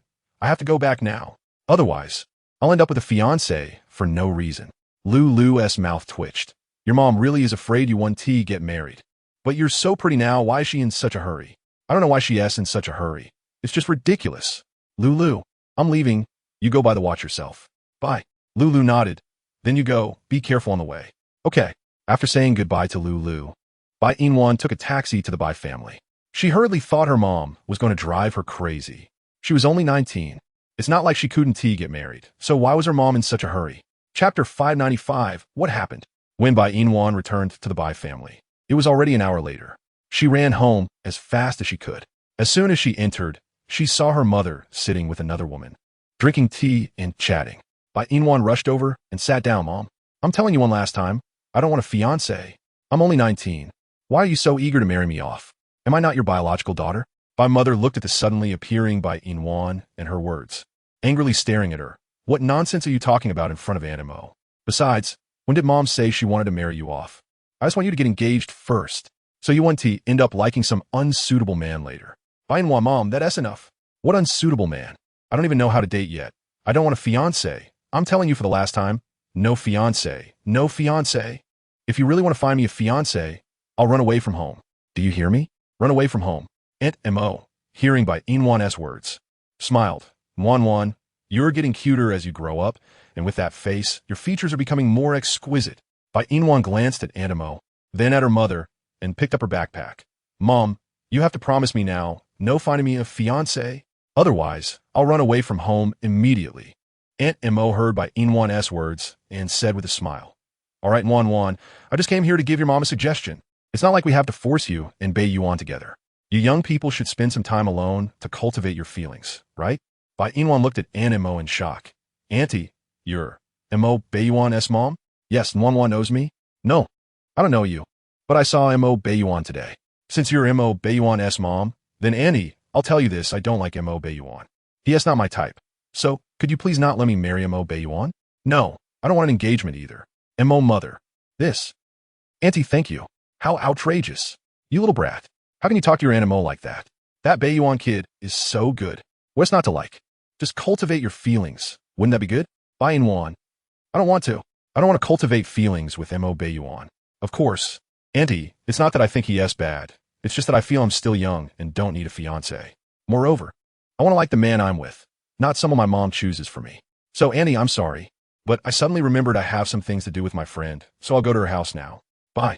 After saying that, Bai Yina took her bag and left the villa. She went to Liu's house and rang the doorbell. Situ Ing, wearing an apron, came out of the villa and opened the door for Bai Yina. Lulu hasn't come back yet. I know, but I don't want to stay at home. So can you let me in for a while?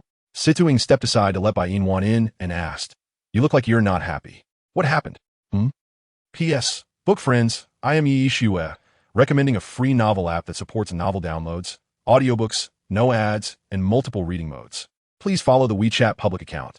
Dazazividu. Long press for 3 seconds to copy. Book friends, hurry up and follow.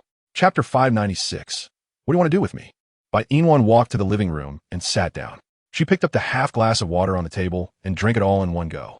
Situing wanted to stop her, but Bai Yina had already finished it. He ultimately said nothing and sat down next to her. You Haven T told me what happened. Bai Yina grabbed a nearby pillow and hugged it. My mom wants to find me a fiancé, and the guy is particularly flirtatious. I don't like it, but my mom doesn't agree.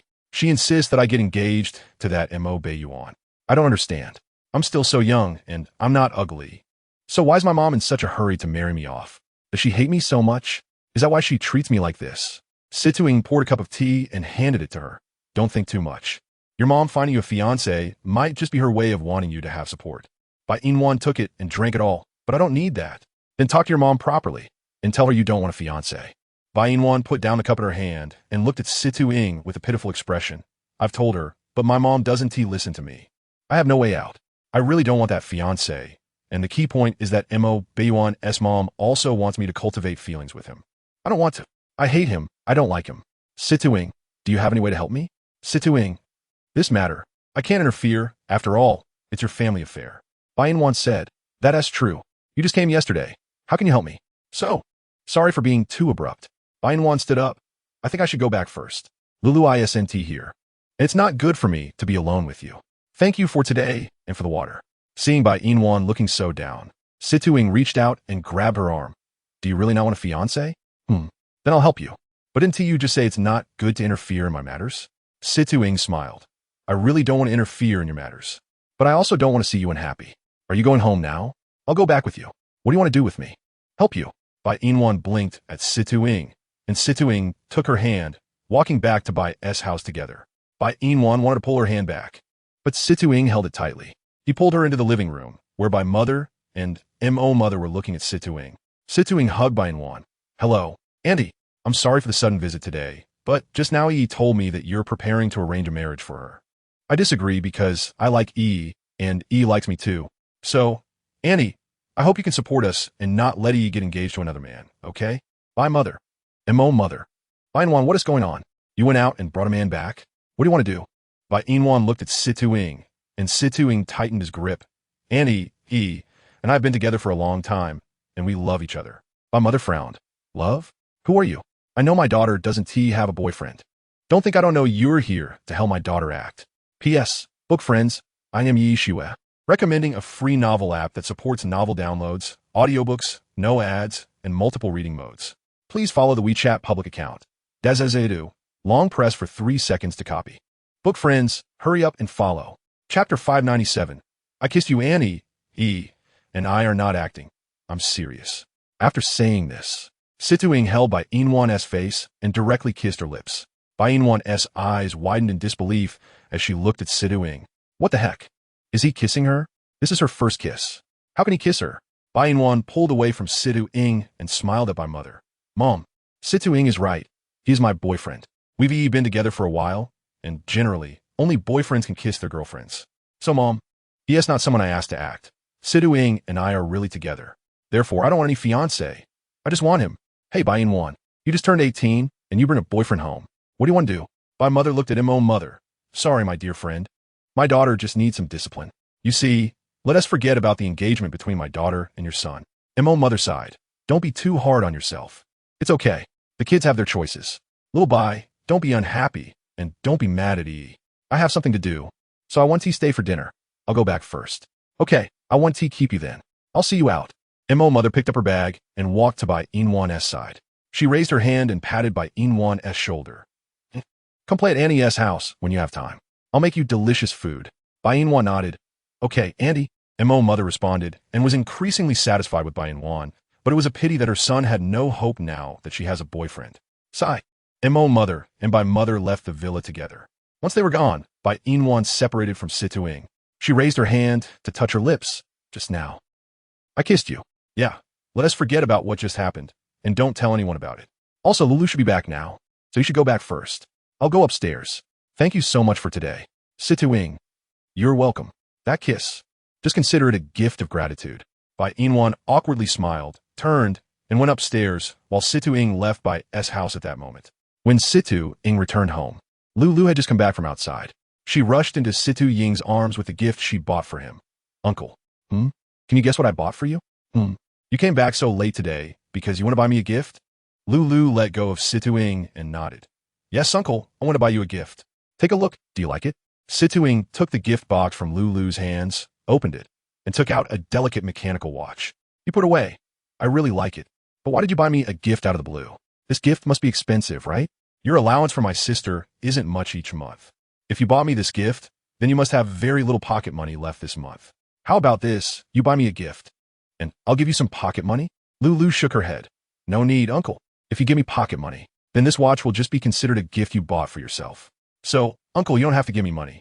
Just as long as you like the gift I gave you. Situ Ying. Chapter 598. I have someone I like. Why does he feel that Lulu's feelings for him are not ordinary? And why is she giving him a gift out of the blue? Situ Ying put away the gift. Lulu, uncle really likes your gift.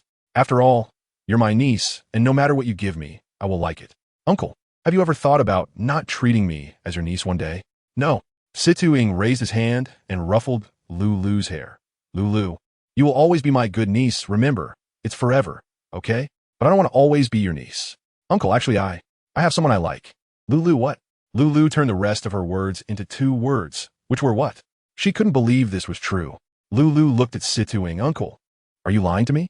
You clearly said yesterday that you didn't like any woman. But today, Uncle does. Who? Lulu, you don't need to know who it is. You just need to know that Uncle has someone he likes. All right, let's go back. I made something delicious. Lulu pouted, threw her backpack into Situ Ying's arms. Uncle, how can you do this? I don't want to talk to you anymore. After saying that, Lulu ran into the Bai family home, leaving Situ Ying standing there in a daze, unable to move. Lulu, I am your uncle. How can you? Like me? Situ Ying frowned and took Lulu's bag into the villa. Perhaps he should give Lulu some time to calm down. There was no possibility between them. Even without a blood relation, it still shouldn't be, and he really didn't have any romantic feelings for Lulu. He had always seen her as his niece. So how could Lulu? Situ Ying sighed and went to the kitchen to cook. No matter what, dinner still needed to be made. In the Bai family. In the bedroom, Lulu threw herself into Bai Yinwan's arms and cried loudly. Wan, my little uncle has someone he likes. What should I do if he has someone he likes? Bai Yinwan. Lulu, stop crying. Your little uncle just has someone he likes. He hasn't gotten married. You still have a chance, and look, you're so pretty. If I were your uncle, I would definitely choose you, not that woman. Lulu sobbed and asked, Really, Wan, do you really think I'm good? But my little uncle doesn't seem to like me. What should I do? Bai Yinwan frowned. Wan, you have to think of a way for me. What should I do? My little uncle doesn't like me. Doesn't like me? Bai Yinwan. He doesn't like you. Does he like me then? Bai Yinwan sighed. Lulu, you need to calm down first. It's actually very simple to make a man like you. We can just search on Baidu, right? Lulu, I thought you had some good ideas.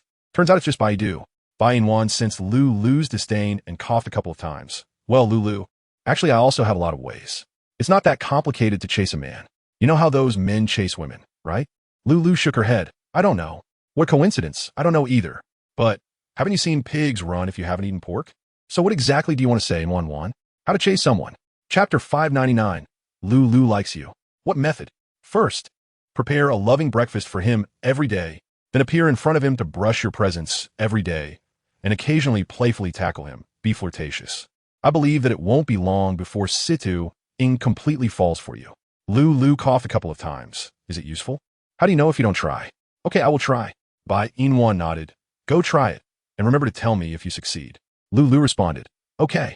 With that, Lulu changed her previous aggrieved expression and happily left Bai Yinwan's room to return to the villa. As soon as she entered, she smelled the aroma of food. Lulu looked at Situ Ying, who was setting the table. Little uncle, you don't seem to be angry with me anymore? Lulu nodded. Wan advised me. So I'm not angry with you anymore. What delicious food did you make for me? See for yourself. Lulu swallowed as she looked at the table full of delicious dishes. She sat down, picked up the chopsticks, and took a big bite of the dish. But Situ Ying took the chopsticks from Lulu's hands. You didn't even wash your hands. What are you eating? Little uncle, go wash your hands quickly. If you don't wash, then don't eat. Ah, little uncle, how can you be like this? Wash your hands. All right, I'll go wash my hands. Lulu got up and went to the bathroom to wash her hands. After Lulu finished washing, She quickly sat down next to Situ-ing and picked up her chopsticks to eat. While eating, Lulu praised Situ-ing. "Little uncle, the food you made is really delicious. Then eat more." "Okay." Lulu was munching away, smiling at Situ-ing as she ate. After finishing her meal, Lulu took the initiative to wash the dishes, while Situ-ing went upstairs to take a shower. When Lulu finished washing the dishes and went upstairs, Situ-ing had just finished a shower. Lulu returned to her room to change into a sexy nightgown and went to knock on Situ-ing's door. Situ-ing opened the door in his pajamas and looked at Lulu in front of him. "Lulu, it's so late. Do you need something from me?" "Uncle, do you think there's anything different about me now compared to usual?" Situ-ing looked at Lulu's sexy outfit and frowned. "Lulu, why are you dressed like this at night? Hurry up and go back to your room and change." Liuli raised her hand and wrapped it around Situ-ing's neck, saying, "Uncle, what I told you this afternoon was true. I like you. Really, really like you." After finishing her words, Liuli tiptoed to kiss Situ-ing's lips. But Situ-ing turned his head aside. He held Liuli's shoulders and said, "Liuli, what are you doing? I am your uncle, but we don't have a blood relationship. Even so, I am still your uncle, and I have a woman I like, so Lulu, please don't do this." Lulu broke free from Situ-ing's embrace and once again threw herself into Situ-ing's arms, tightly hugging his waist. "Uncle, you just have someone you like, but you're not married, so I won't give up on you. Lulu will always like you, will always be with you, will always love you. Lulu will wait for the day when you accept Lulu, uncle." "Situ-ing, what's going on?" Situ-ing pulled Lulu aside, pushed her out of the room, and closed the door.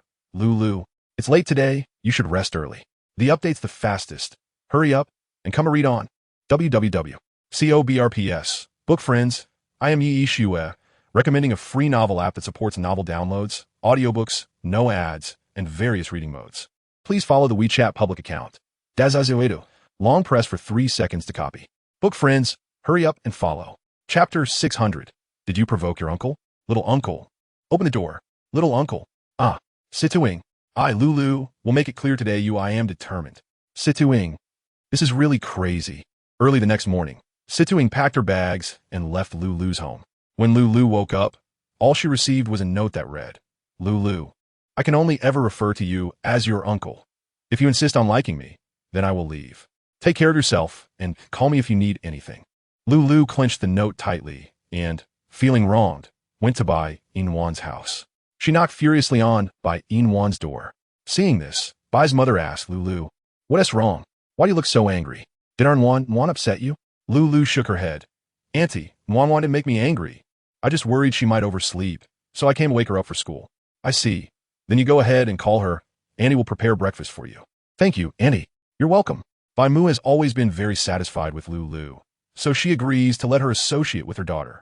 Bai Yina yawned and opened the door from the inner room. "Mom, you started knocking on my door this early in the morning? Can you let me sleep a little longer?" "Wow." Before Bai Yina had the chance to see Lulu clearly, Lulu directly jumped into Bai Yina's arms and started crying. Lulu's sudden outburst startled Bai Yina, who was instantly wide awake and, looking bewildered, asked Lulu, "You don't have to be this excited to see me, do you? Why are you crying? What happened?" "My uncle left. He no longer lives at my house and says he will always be my uncle and that we won't have any other feelings for each other." "Nwan, what should I do?" "Bai Yina, why did your uncle leave your house for no reason? Did you do something bad to him last night? So you stimulated your uncle?" Lulu looked at Bai Yina with red eyes and said, "I didn't do anything to my little uncle last night. I just tried a method you taught me on him." Bai Yina asked curiously, "How did you try it?" "I wore a relatively revealing nightgown, and I wanted my uncle to fall in love with me quickly. Then I hugged his neck and tried to kiss him, but he rejected me. After that, he pushed me away, closed the door, and told me to go to bed early. When I woke up in the morning, there was only a note left in the house. I don't know where my uncle went." "Warm, what do you think I should do?" Bai Yina usually thinks that Lulu is quite reserved, but after hearing her say that, she feels that Lulu is not just generally open. Bai Yina glanced at the clock on the wall and said, "Lulu, let's talk while we walk. Otherwise, we'll be late for class. Don't be upset for now. I'll go change my clothes, and then we can slowly discuss what to do next as we head out." Lulu had no objections and nodded. "All right, Nwan, you go change your clothes first. I'll wait for you downstairs." "Okay." 5 minutes later, Bai Yina and Lulu were walking on the path. Lulu asked Nwan, "What did you discover this path?" Bai Yina replied, "Wasn't I supposed to be late yesterday? And then I realized." "You found out on your own?" P.S. Book friends, I am Yi Shue, recommending a free novel app that supports novel downloads, audiobooks, no ads, and various reading modes. Please follow the WeChat official account. Daziziwidu. Long press for 3 seconds to copy. Book friends, hurry up and follow. Chapter 601. What does it feel like? Not really. Someone told you that, right? Bai Yina nodded yes. Who? Your uncle. Lulu stopped in her tracks, looking at Bai Yina in disbelief. Wan, what did you just say? Who told you that? Situing. How did my uncle know about this small path? It is said that he observed it.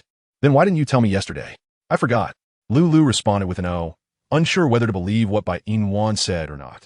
Bai Yina explained to Lulu. Lulu, you must believe me. There is nothing between me and your uncle. I just met him a few days ago, and I'm not familiar with him. Lulu smiled and said, I know. Wan, you don't need to be so nervous. I trust you. As long as you trust me, that's enough. That's enough. I'm just afraid you won't believe me. Bai Yina suddenly remembered the kiss she had with Situ Ing yesterday. She opened her mouth and said, Lulu, actually there's something else I want to tell you. What? If I say it, can you promise me not to get angry? Don't ignore me? Lulu nodded, sure. You go ahead. I definitely won't be angry or ignore you, of course, provided it's not something excessive. So, is it excessive if it's about your uncle? My uncle's matters? What is it? You answer me first. Is it excessive regarding your uncle? It's not excessive, right? All right. Let me tell you, didn't I mention yesterday afternoon that my mom wanted to find me a fiancé? After I got home, the fiancé my mom found for me was that Bai Yina, that big playboy. Naturally, I refused, and then I had a fight with my mom. What happened next? I ran out and went to your house. Your uncle happened to be there at that time, so I chatted with him for a while. I asked him if there was any way to stop my mom from arranging a marriage for me. And your uncle said he didn't like to meddle in other people's affairs and didn't plan to help. But then, probably because I looked too pitiful, your uncle decided to help me. Lulu winked at Bai Yina. What happened next? How did your uncle help you? He told my mom that he was my boyfriend, and my mom didn't believe him. To make her believe, he kissed me. That's how it happened. Lulu, I didn't mean to let your uncle kiss me. And of course, I didn't intend to kiss your uncle either. I really had no choice yesterday afternoon. I didn't want to tell you, but I didn't want you to misunderstand and get angry, so I didn't mention it. The reason I'm telling you today is just to let you know that there are no secrets between us, and I have no feelings for your uncle. Lulu, I swear. Lulu. Time froze at that moment. Lulu looked at Bai Yina, unable to say a word. Finally, she asked, Yina, did my uncle kiss you? Really? Bai Yina didn't understand why Lulu only asked her and didn't scold her. She nodded, yes. But your uncle only did it to help me. There was no other meaning. How did it feel? What feeling? What does it feel like to be kissed by my uncle? Bai Yina. It didn't feel like anything. It was just a light kiss. And I was so shocked at the time that how could I even experience what it felt like? P.S. Book friends, I am Yishua, recommending a free novel app that supports novel downloads, audiobooks, no ads, and multiple reading modes. Please follow the WeChat public account. Dazizidu. Long press for 3 seconds to copy. Book friends, hurry up and follow it. Chapter 602. You're treating me to dinner? Inua. It's not that I'm blaming you, but last night I kissed my uncle for so long and still didn't get a kiss. Yet you got kissed by my uncle. And you didn't even appreciate it. You really don't know how to enjoy your blessings. Inua, do you know? I really want to be you from yesterday. That way, my uncle will be kissing me. Bai Yina. What kind of logic is that? Lulu, aren't you angry? What should I be angry about? You didn't do it on purpose, and besides, you were out of control at that time, right? Besides, my uncle doesn't like younger girls like me and you. Bai Yina. She felt like she was being looked down upon. She's not young. She has everything she should have. But she still didn't want to discourage Lulu, since her mood was already so low. If she stimulated her a bit more, she would probably cry. Bai Yina and Lulu walked along the path, and Lulu asked, Yina, now that my uncle has moved away, what do you think I should do to make my uncle like me? Bai Yina bit her lip. Find a way to make your uncle move back. What kind of way? Pretend to be sick. This method works, but if I call my uncle now, he definitely won't believe me. So Yina, as my good friend, best friend, shouldn't you help me? Bai Yina smiled. How do you want me to help you? Lulu thought for a moment and said, how about this, Yina? You call my uncle, ask him out, and then bring him back to my house. Then I'll pretend to be sick and not let him leave. Bai Yina thought Lulu's plan was feasible, and she nodded. All right, but after I bring your uncle back, you can't provoke him again, and you can't be so proactive. Otherwise, he'll leave again tomorrow. Lulu, some things can't be rushed. After your uncle comes back, if you want him to stay, you have to tell him that you don't like him anymore. Once he stays, we can think of other ways to make him like you. What does that sound? Lulu nodded. Okay, let's do it your way. Buddy Yina, just call my uncle now and ask him to meet in the afternoon after school. Bai Yina didn't expect Lulu to be in such a hurry, but she still took out her phone and let Lulu dial her uncle's number. Soon, a familiar voice came through the phone, and Lulu quickly handed her phone to Bai Yina. Bai Yina took it and said, "Hello, who is this?" "I'm Bai Yina, Lulu's best friend. We met yesterday." When Situing heard it was Bai Yina, the corners of his mouth unconsciously lifted. "Why is it you? How did you get my number?" "Lulu gave it to me." "Then why are you calling me now? Did Lulu ask you to call me?" Bai Yina glanced at Lulu. "Lulu didn't ask me to call you. I found Lulu to get your number." "Then do you have something to say?" "Yes." "What is it?" "How about I treat you to dinner after school?" Situ Ying's smile grew wider. "You're treating me to dinner? Why?" "Because I want to see you. I have something to discuss with you, so I'll treat you to dinner. Wait for me at our school gate after school today." Situ Ying nodded in agreement. "All right, I'll wait for you." And that was how it was decided. P.S. Book friends, I am Ishua, recommending a free novel app that supports novel downloads, audiobooks, no ads, and multiple reading modes. Please follow the WeChat public account. Dazazuvidu, long press for 3 seconds to copy. Book friends, hurry up and follow it. Chapter 603. Is there something you want to tell me? After hanging up the phone, Bai Yina said to Lulu, "Your uncle has agreed. This afternoon after school, I will go bring him back home for you." "Lulu, don't worry." "Thank you, Yina. You're welcome." After Bai Yina and Lulu finalized their plan for today, they went to school together. Time flew by, and in the afternoon after school, Lulu and Bai Yina parted ways. Bai Yina took out her phone and called Situing. Soon the call connected, and Bai Yina asked, "I'm out of school now, where are you?" "On the way." "All right, I'll wait for you. I'll be there in 5 minutes." "Okay." After their brief conversation, Bai Yina stood by the road waiting for Situ Ying's arrival. A luxury SUV pulled up beside her, and Bai Yina looked at the cool man in the driver's seat and asked, "Why are you here? Get in the car." "Why should I get in your car?" "Because you have to be responsible for me, right?" Bai Yina. "Lenke. Ino. Why are you being so petty as a grown man? I have things to do today and don't have time to deal with you. Hurry up and leave." "What? Did you make plans with your boyfriend?" "None of your business." Lung Che smirked, opened the car door, grabbed Bai Yina's arm, and pulled her into the car. Bai Yina forcefully shook off Lung Che. "What are you pulling me for? I'm treating you to dinner. You treat me to a meal, but I'm afraid you won't be able to eat, so you can leave now." Bai Yina looked at the time on her phone. 5 minutes had passed, and Situ Ying should have arrived as well. She glanced around and saw Situ Ying not far away, waving at him. "Uncle, uncle, I'm over here." "Lung Che." "Uncle? That man is your uncle?" Bai Yina didn't even glance at Lung Che and walked towards Situ Ying, who smiled and said, "Sorry to keep you waiting." No, I only made you wait for 5 minutes, uncle. Let's go for a walk. I'll treat you to a meal." Situ Ying nodded, "Sure, but why are you treating me to a meal all of a sudden?" "I have something I want to discuss with you." "What is it?" "Let's talk while we walk." "Okay." Bai Yina left the school with Situ Ying, while Lung Che frowned. "Uncle? He doesn't look like one." Lung Che got into the car and followed by Yina and Situ Ying. Bai Yina touched her hand and glanced at Situ Ying again. She opened her mouth but then closed it, grinning foolishly at him. Situ Ying raised his hand and patted Bai Yina's head. "What are you smiling at?" "That uncle." "I'm not your uncle, so you can just call me by my name." "No, I'd rather call you uncle. After all, you're Lulu's uncle, and Lulu is my close friend, so her uncle is my uncle too. But I don't like you calling me uncle. You don't have to like it. I just find it convenient to call you that." Bai Yina continued to smile foolishly at Situ Ying and said, "That uncle. The reason I invited you to dinner today is actually because of Lulu." "Situ Ying, if it's about Lulu liking me, I think you should drop it. You should know I'm Lulu's uncle. There's no possibility between us, and I don't like her, so please don't bring her up." P.S. Dear readers, I am Ishua, recommending a free novel app that supports novel downloads, audiobooks, no ads, and multiple reading modes. Please follow the WeChat public account. Dazazudu, press and hold for 3 seconds to copy. Readers, please follow along. Chapter 604. Is this your boyfriend? "But uncle, Lulu is your niece. She has problems, and you can't ignore her, right? Didn't you see how heartbroken she was crying in my arms today? Lulu is my good friend and bestie. If she has problems, of course, I have to help her. So, uncle, could you please be a bit nicer to Lulu? Even if you don't like her, you could at least try to accept her. Maybe when you get to know her better, you'll discover her good sides and fall in love with her." For some reason, Situ Ying felt uncomfortable when he heard Bai Yina urging him to accept Lulu.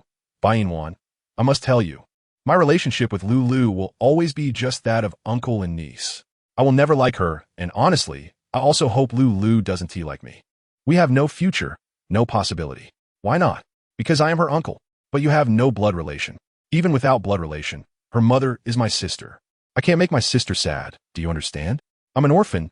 It was my sister's family that took me in. As a person, you should understand the importance of gratitude. I can't repay them with my own happiness. I don't like Lulu. Bai Yina. Okay, uncle. Don't be so agitated.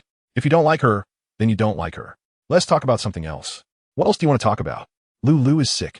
She is home alone, and it's quite pitiful. Could you move back to take care of her? Situing frowned. Sick? How did she get sick all of a sudden? Bai Yina replied without changing her expression. She caught a chill last night. Then, this morning she insisted on going to school, and her condition worsened. Now she is back resting. You know Lulu is so pitiful being home alone. So, uncle, please go back to Lulu's house and take care of her. Situing looked deeply at Bai Yina, frowning. Bai Yina, do you know what you were saying? Bai Yina nodded. I do. You want me to go back and take care of Lulu, but your main goal is to match me with her, right?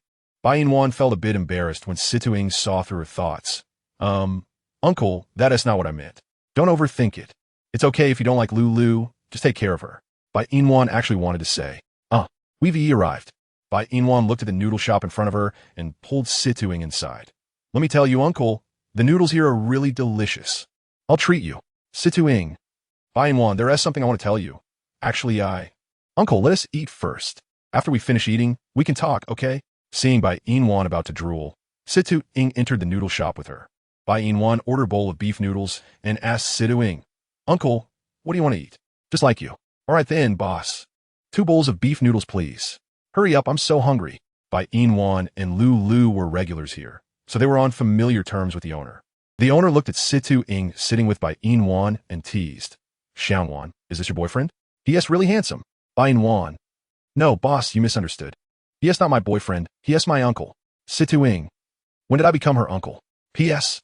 Dear readers, I am Yi Shue, recommending a free novel app that supports novel downloads, audiobooks, no ads, and multiple reading modes. Please follow the WeChat public account. Dazaziudu, press and hold for 3 seconds to copy. Readers, please follow along. Chapter 605. What do you want to say? Situing explained. I'm not her uncle. I'm her. Just an uncle. As soon as Bai Yina finished speaking, Situing's face turned dark. Bai Yina. When did I become your uncle? I want to be your uncle. Remember, I want to be your uncle. But you're Lulu's uncle. I'm her uncle, not yours. Lulu's things are mine. Naturally, her uncle is also mine, so uncle, just give in to me. Don't resist anymore. Give in to you? Situing took a sip of tea from his cup. Sure, I'll give in to you, but it's only to you calling me uncle, nothing else. Bai Yina, remember from today on, I'll let you pounce on me. Bai Yina sprayed all the water in her mouth onto Situing's face. She coughed a couple of times, took the tissue from Situing's hand to wipe her mouth, and feeling the gazes of Situing and the owner, Bai Yina quickly said, Boss, it's not what you think. My uncle and I are innocent. He is my uncle. How could I pounce on him? The owner smiled but didn't say anything, though her expression clearly showed disbelief. Bai Yina admitted defeat. Fine, if you don't believe it, then don't believe it. She didn't want to explain anymore. 10 minutes later, 2 bowls of beef noodles were served at the table. Bai Yina quietly started eating, wiping her mouth as she ate. Situing picked some beef from his bowl and added it to Bai Yina's bowl, which she quickly finished off before putting down her bowl. Uncle, you eat here first. I'll go make a phone call. After saying that, Bai Yina took her bag and left the noodle shop. She dialed Lulu's number. Lulu was sitting at home bored. Hearing the phone ring, she quickly answered, Wan. How's it going? Did my uncle agree to move back? Bai Yina replied, I'm currently eating noodles at the noodle shop with your uncle. After we finish, I'll bring him back. Lulu, you should eat first. We might be a bit late. Okay, I'll wait for you. Wan, you can do it. I believe in you. All right, I'll try my best. I'll text you before I come back. Okay. Bai Yina hung up the phone, took a deep breath, put her phone away, and was about to go back inside when she saw Long Che. She frowned. What are you doing here? If you can come here, why can't I? Are you eating noodles here tonight? What is the problem? Long Che smirked. Should I invite you for steak? No, I'm full. Then how about dessert after dinner? Bai Yina looked at Long Che in confusion. Why are you being so nice to me all of a sudden? This is so strange. We don't even know each other, right? Now we do. Young Master Long, if you're bored and want someone to accompany you, can you please find someone else? Don't bother me. I have things to do, so please leave. Where are you going? Let me give you a ride. We're not close enough for that, right? Long Che, you must not know what you look like right now. What do you want to say? I want to say you're very creepy. Have you been following me? And if you have, you don't expect me to be responsible for you, right? Lung Che, can you stop being so petty? Why are you quarreling with a kid? P.S. Book friends. I am Yishua, recommending a free novel app that supports downloading novels, listening to books with no ads, and various reading modes. Please follow the WeChat official account. Dazazavidu, long press for 3 seconds to copy. Book friends, hurry up and follow. Chapter 606. Shameless, but I want you. Kid, if I remember correctly, not long ago, you said you weren't a kid, and I think you're developing quite well. After hearing Lung Che's words, Bai Yina felt he was really creepy. You've gone too far. Do people who like you know how creepy you are? If you think I'm creepy, then let me be creepy. As long as you're happy, it's all good. Bai Yina rarely bothered with Lung Che. She turned around and entered the noodle shop. Lung Che grabbed her arm. Where are you going? I'll take you back. Who asked you to take me? I can go back with my uncle. Bai Yina, did Mo Buyuan's mother come to your house to propose today? Bai Yina looked at Lung Che curiously. How do you know? How I know is none of your business. Just remember, I have a way to make sure you don't have a fiancé. Do you need my help? Bai Yina directly refused. No need. Aren't you the one who doesn't want a fiancé? So I don't have a fiancé now. Lung Che, not having a fiancé is fine. How about you marry me? Situ Ing, having paid the bill, heard Lung Che's words and walked over to Bai Yina, wrapping his arm around her waist and asking, who is he? Her future husband. What nonsense. Who wants to marry you? Lung Che, can you be any more shameless? Shameless, but I want you. Bai Yina. Crazy. Uncle, we don't need to bother with this lunatic. Let's go back. Lulu is still waiting for us at home. Hearing Bai Yina call him uncle again, Situ Ing frowned. Bai Yina, if you keep calling me uncle, do you believe I'll deal with you? Le nuke ask do not pity. Aren't you her uncle? Of course not. I'm her boyfriend. We kissed yesterday. Bai Yina. With a face full of black lines. Lung Che pushed Situ Ing away. You kissed her yesterday? Who allowed you to touch her? She asked my woman. Do you want to die for touching her? Situ Ing wrapped his arm around Bai Yina's waist again, and Bai Yina held her forehead. No, what are you two doing? Lung Che grabbed Bai Yina's arm. Come back with me. Why? Because soon you'll be my woman. You're crazy. Bai Yina shook off Lung Che's hand. I don't like you, so I want to marry you. Situ Ing laughed. Did you hear that? She said she doesn't like you, so keep your distance. She is my girlfriend. Don't touch her. Bai Yina. Situ Ing, what nonsense are you saying? If Lulu finds out about this, she will definitely cut ties with me. Bai Yina, I've told you many times. I don't like Lulu. Since that's the case, why do you insist on pairing me with Lulu? Do you think you're helping her or harming her? Bai Yina. What harm am I doing to her? If not, then don't try to pair me with her. I didn't tea. You know in your heart. What do I know? You know. Bai Yina rarely bothered with Situ Ing. Say whatever you want. I'm going back. As soon as Bai Yina finished speaking, she turned and left. Situ Ing realized he had gone too far, so he hurriedly chased after her. Bai Yina, I didn't mean it that way. Don't be angry. I just... P.S. Book friends, I am Yishua, recommending a free novel app that supports downloading novels, listening to books with no ads, and various reading modes. Please follow the WeChat official account. Dazazavidu, long press for 3 seconds to copy. Book friends, hurry up and follow. Chapter 607. But I have no reaction to her. What just? I just... Like you. Bai Yina was stunned, looking at Situ Ing in disbelief. Are you joking? How long have we known each other? And you already like me? Situ Ing, your lies are too casual. I'm serious, but I don't believe it. It's good enough that I know. Bai Yina. This is so confusing. Bai Yina raised her hand to hail a taxi. Situ Ing, don't tell Lulu what you said today. I don't want our relationship to worsen because of you. Situ Ing nodded. I want to make it difficult for you, but Bai Yina, I hope you understand that there's no chance between me and Lulu. I like you. Can you stop talking? You like me, but I don't like you. So just stop.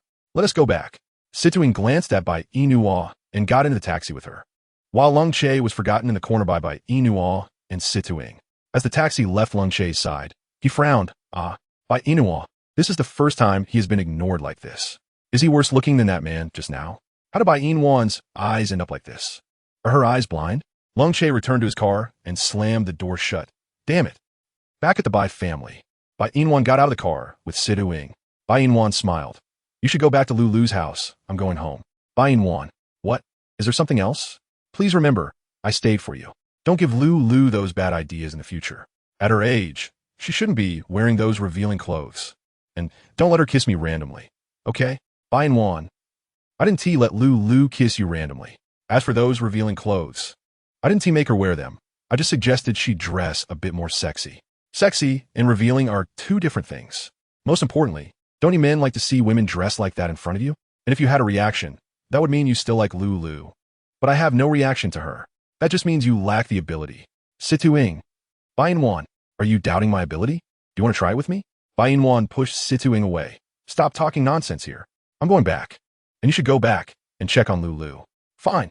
Situing watched Bai Yina enter the villa before heading back to Lulu's villa. He entered the villa using the password, looking at Lulu who was sleeping in the living room. He walked over and gently touched her forehead. Her temperature was normal. No problem. He knew Bai Yina was lying to him, tricking him into coming back. But it was okay. It was fine to be tricked by her. However, Lulu's situation was a bit troublesome. Being liked by a woman is said to be very happy, but for him, it was anything but. On the contrary, he felt very annoyed, because the one who liked him was his niece. So annoying. Situing picked up Lulu and carried her upstairs. Lulu was sleeping soundly, and after placing her on the bed and covering her with a blanket, she didn't wake up. Situing turned off the light and left Lulu's room, returning to his own room. After a busy day, he could finally take a little break. The next morning, Lulu woke up from her dreams. She looked at herself lying in bed and happily sat up. Uncle. P.S. Book friends, I am Yishua, recommending a free novel app that supports novel downloads, audiobooks, ad-free, and multiple reading modes. Please follow the WeChat public account. Dazazidu. Long press for 3 seconds to copy. Book friends, hurry up and follow. Chapter 608. Is my mom crazy? It must have been Uncle who carried me up. Uncle is back. Uncle is back. Lulu happily finished washing up and sneakily ran into Situ Ying's room. Situ Ying was quietly lying in bed, sleeping. Lulu leaned beside Situ Ying and raised her hand to stroke his face. Uncle is so handsome. Situ Ying opened his eyes. Looking at Lulu so close to him, he panicked and moved away from Lulu. What are you doing here? This is my house. But this is my room. Lulu, how can you come into your uncle's room without knocking? What if your uncle isn't dressed? And I can admire your figure. Uncle. Situ Ying frowned. Lulu, do you really want me to leave and stay in a hotel?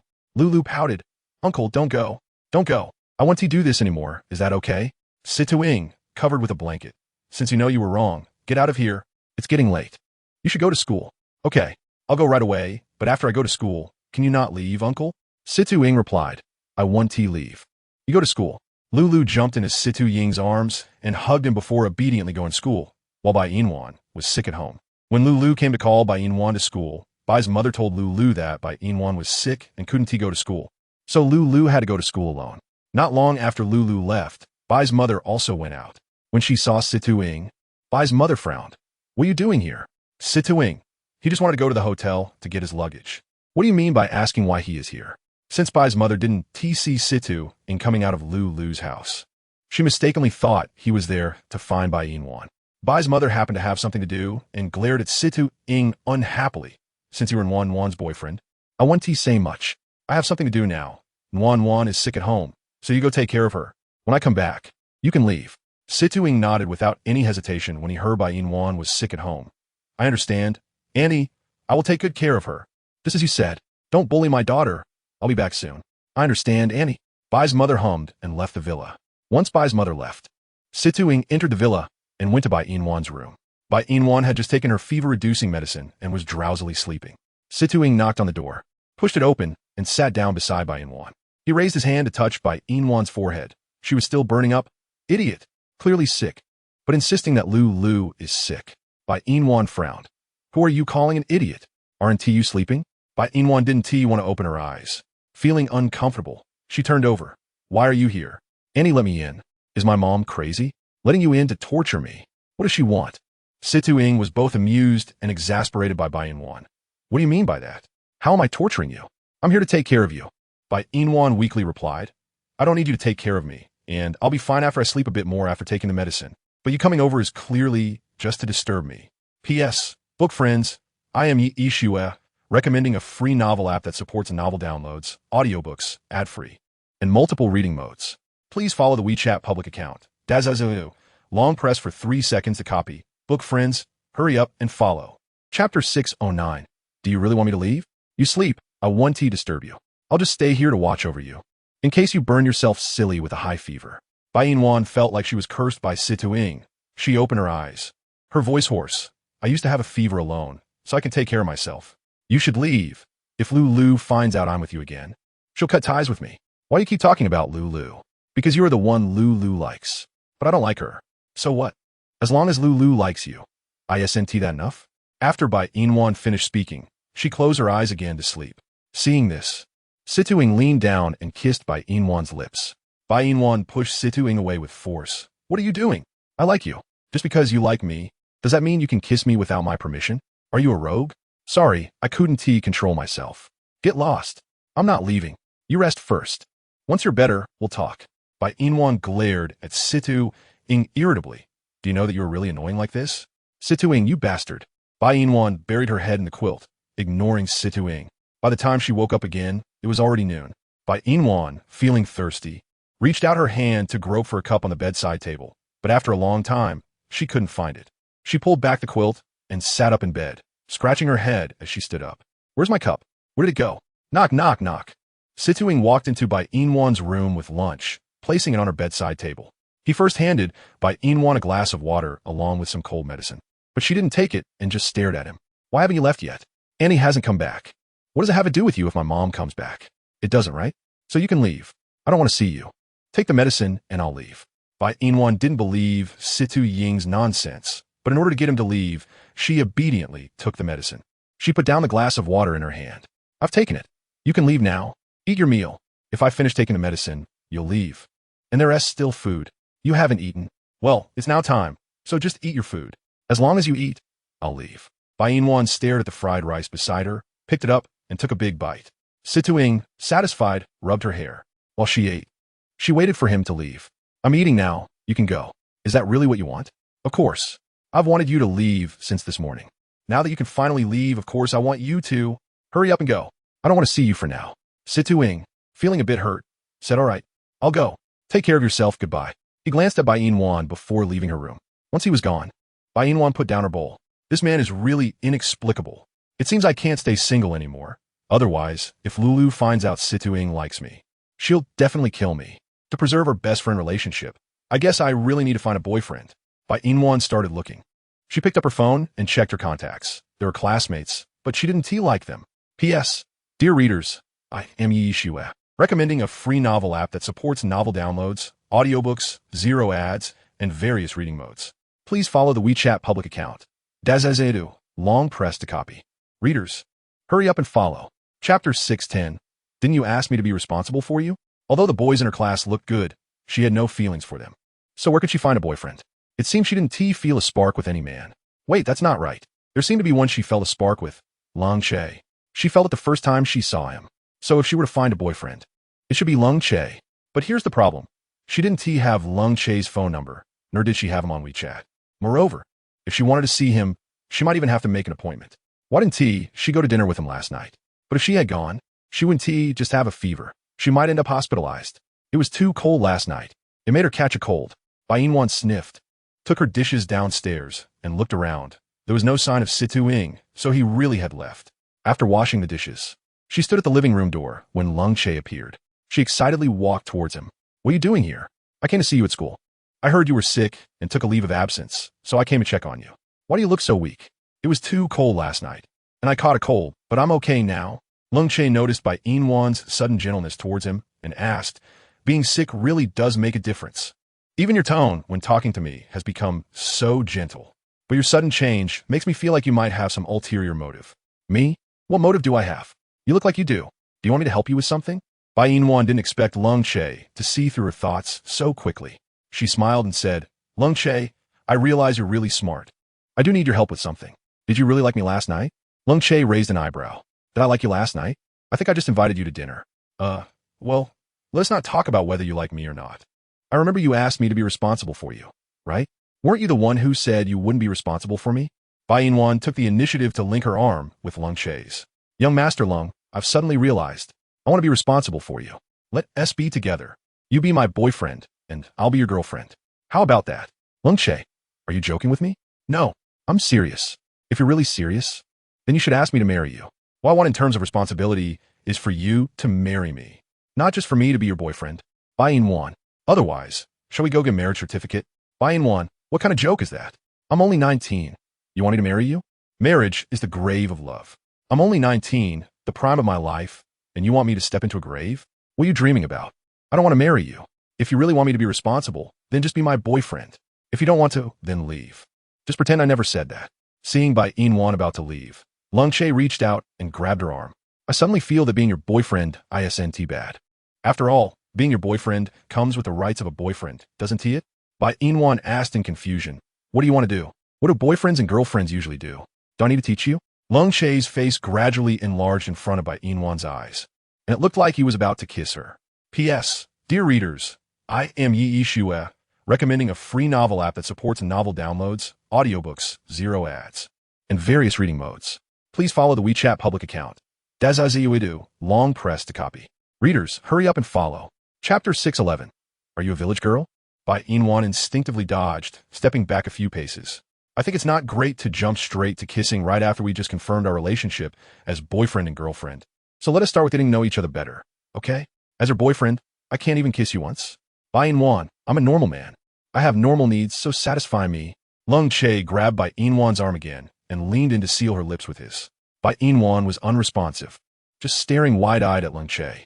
She had to admit this man had great features and looked handsome, especially since there were no marks on his face.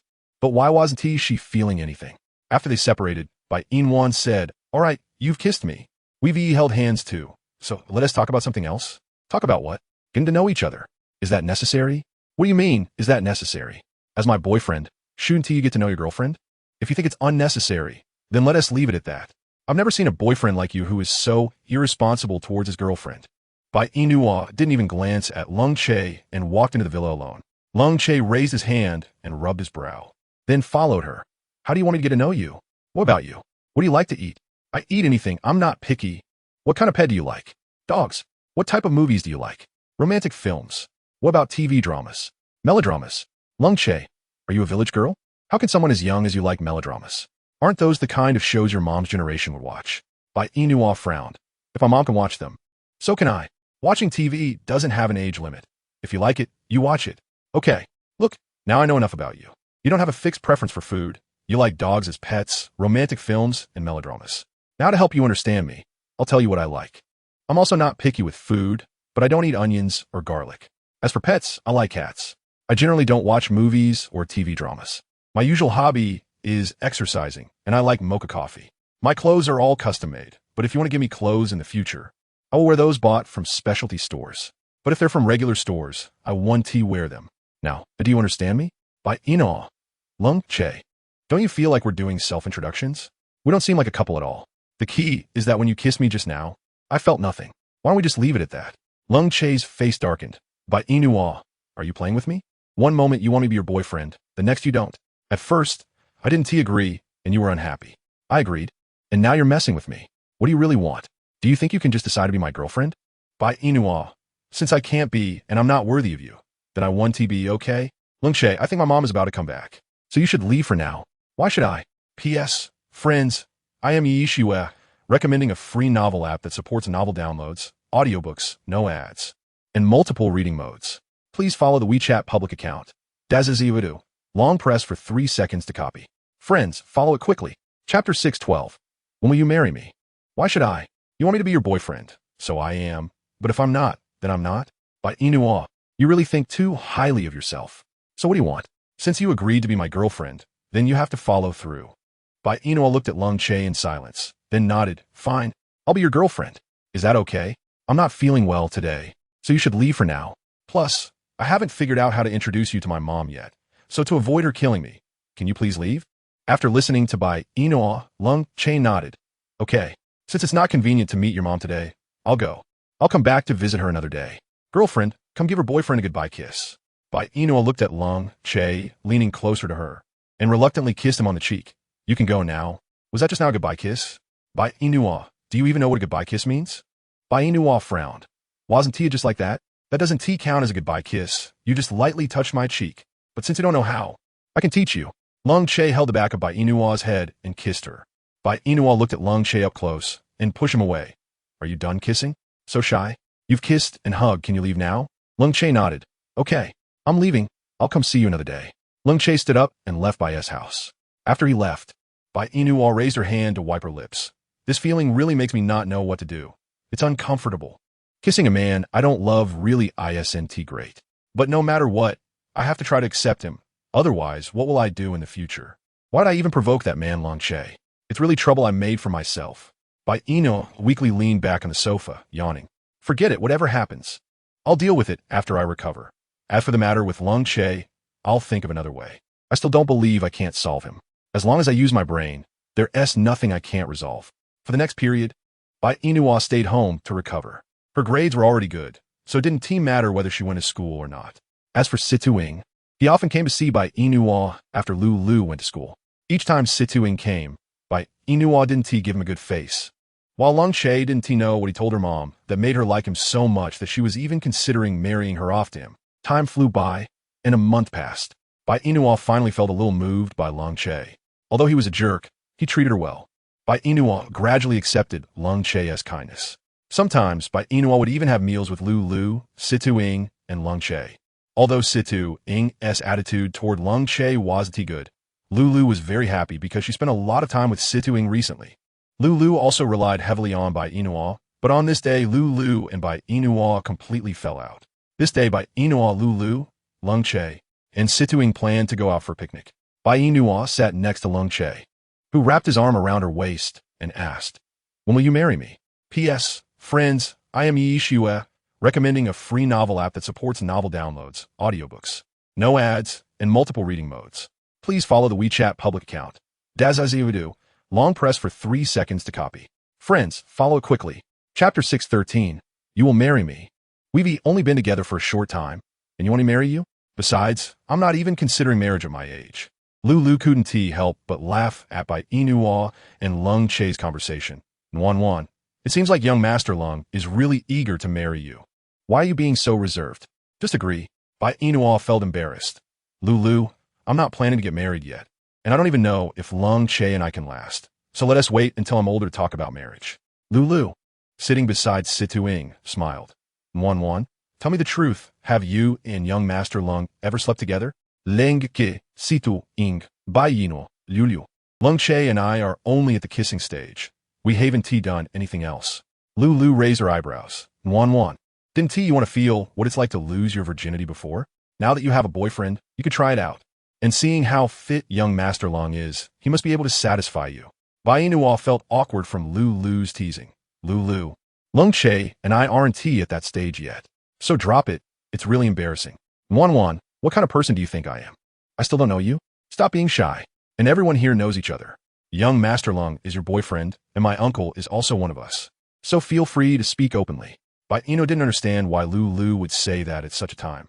Lu, let's talk about something else. It's better not to discuss this topic, so as not to let Long Che think of some inappropriate things. Long Che kissed Bai Yina's face. How do you know I'm thinking of something inappropriate? When we get back, I will have you. Bai Yina, what do you want? Stop thinking nonsense. I won't give it to you. I'm not thinking nonsense. I really want you. When we get back, I will have you. Bai Yina glared at Long Che. You've had enough. If you dare to touch me without my consent when we get back, I'll break up with you. You won't. We will get married. Annie has already agreed. My mom agreed? Then why don't you let my mom marry you? Anyway, I don't want to marry you. Is it because you belong to me now that you're willing to marry me? Bai Yina's face turned crimson, and she pushed Long Che away. If you keep talking nonsense, I really won't pay attention to you. All right, I won't. You're always so shy. What should I do?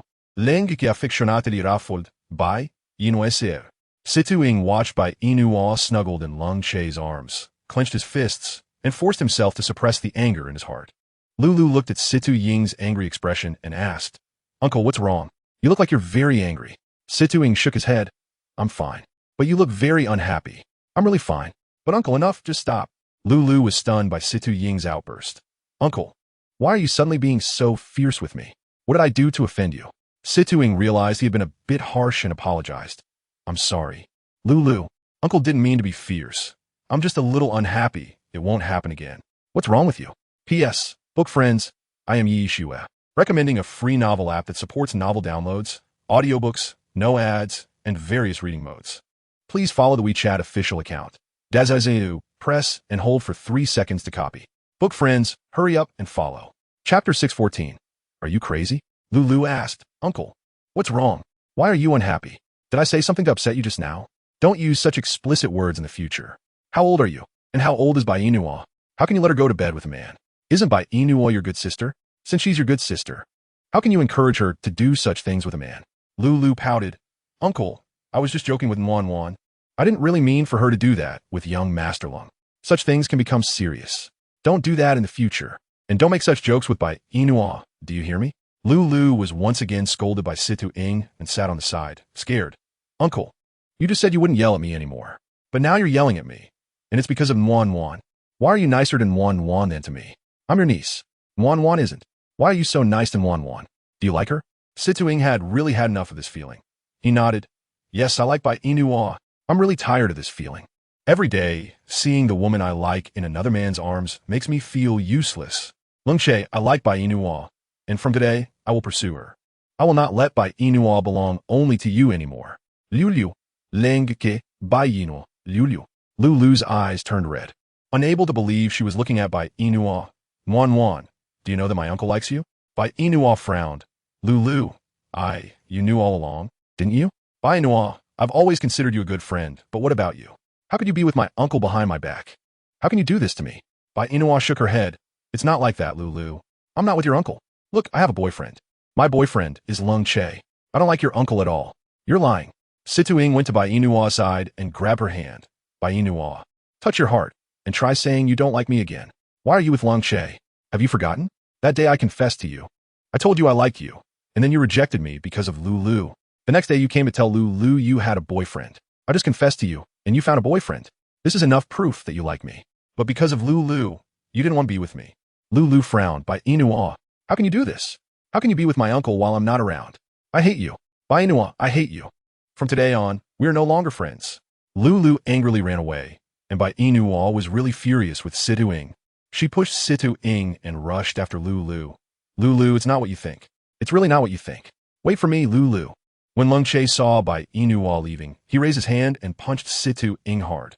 Situ Ing, are you crazy? You know Bai Yina and Lulu are good friends. Even if you like her, you shouldn't have done this in front of Lulu. Now Bai Yina has lost Lulu as a friend.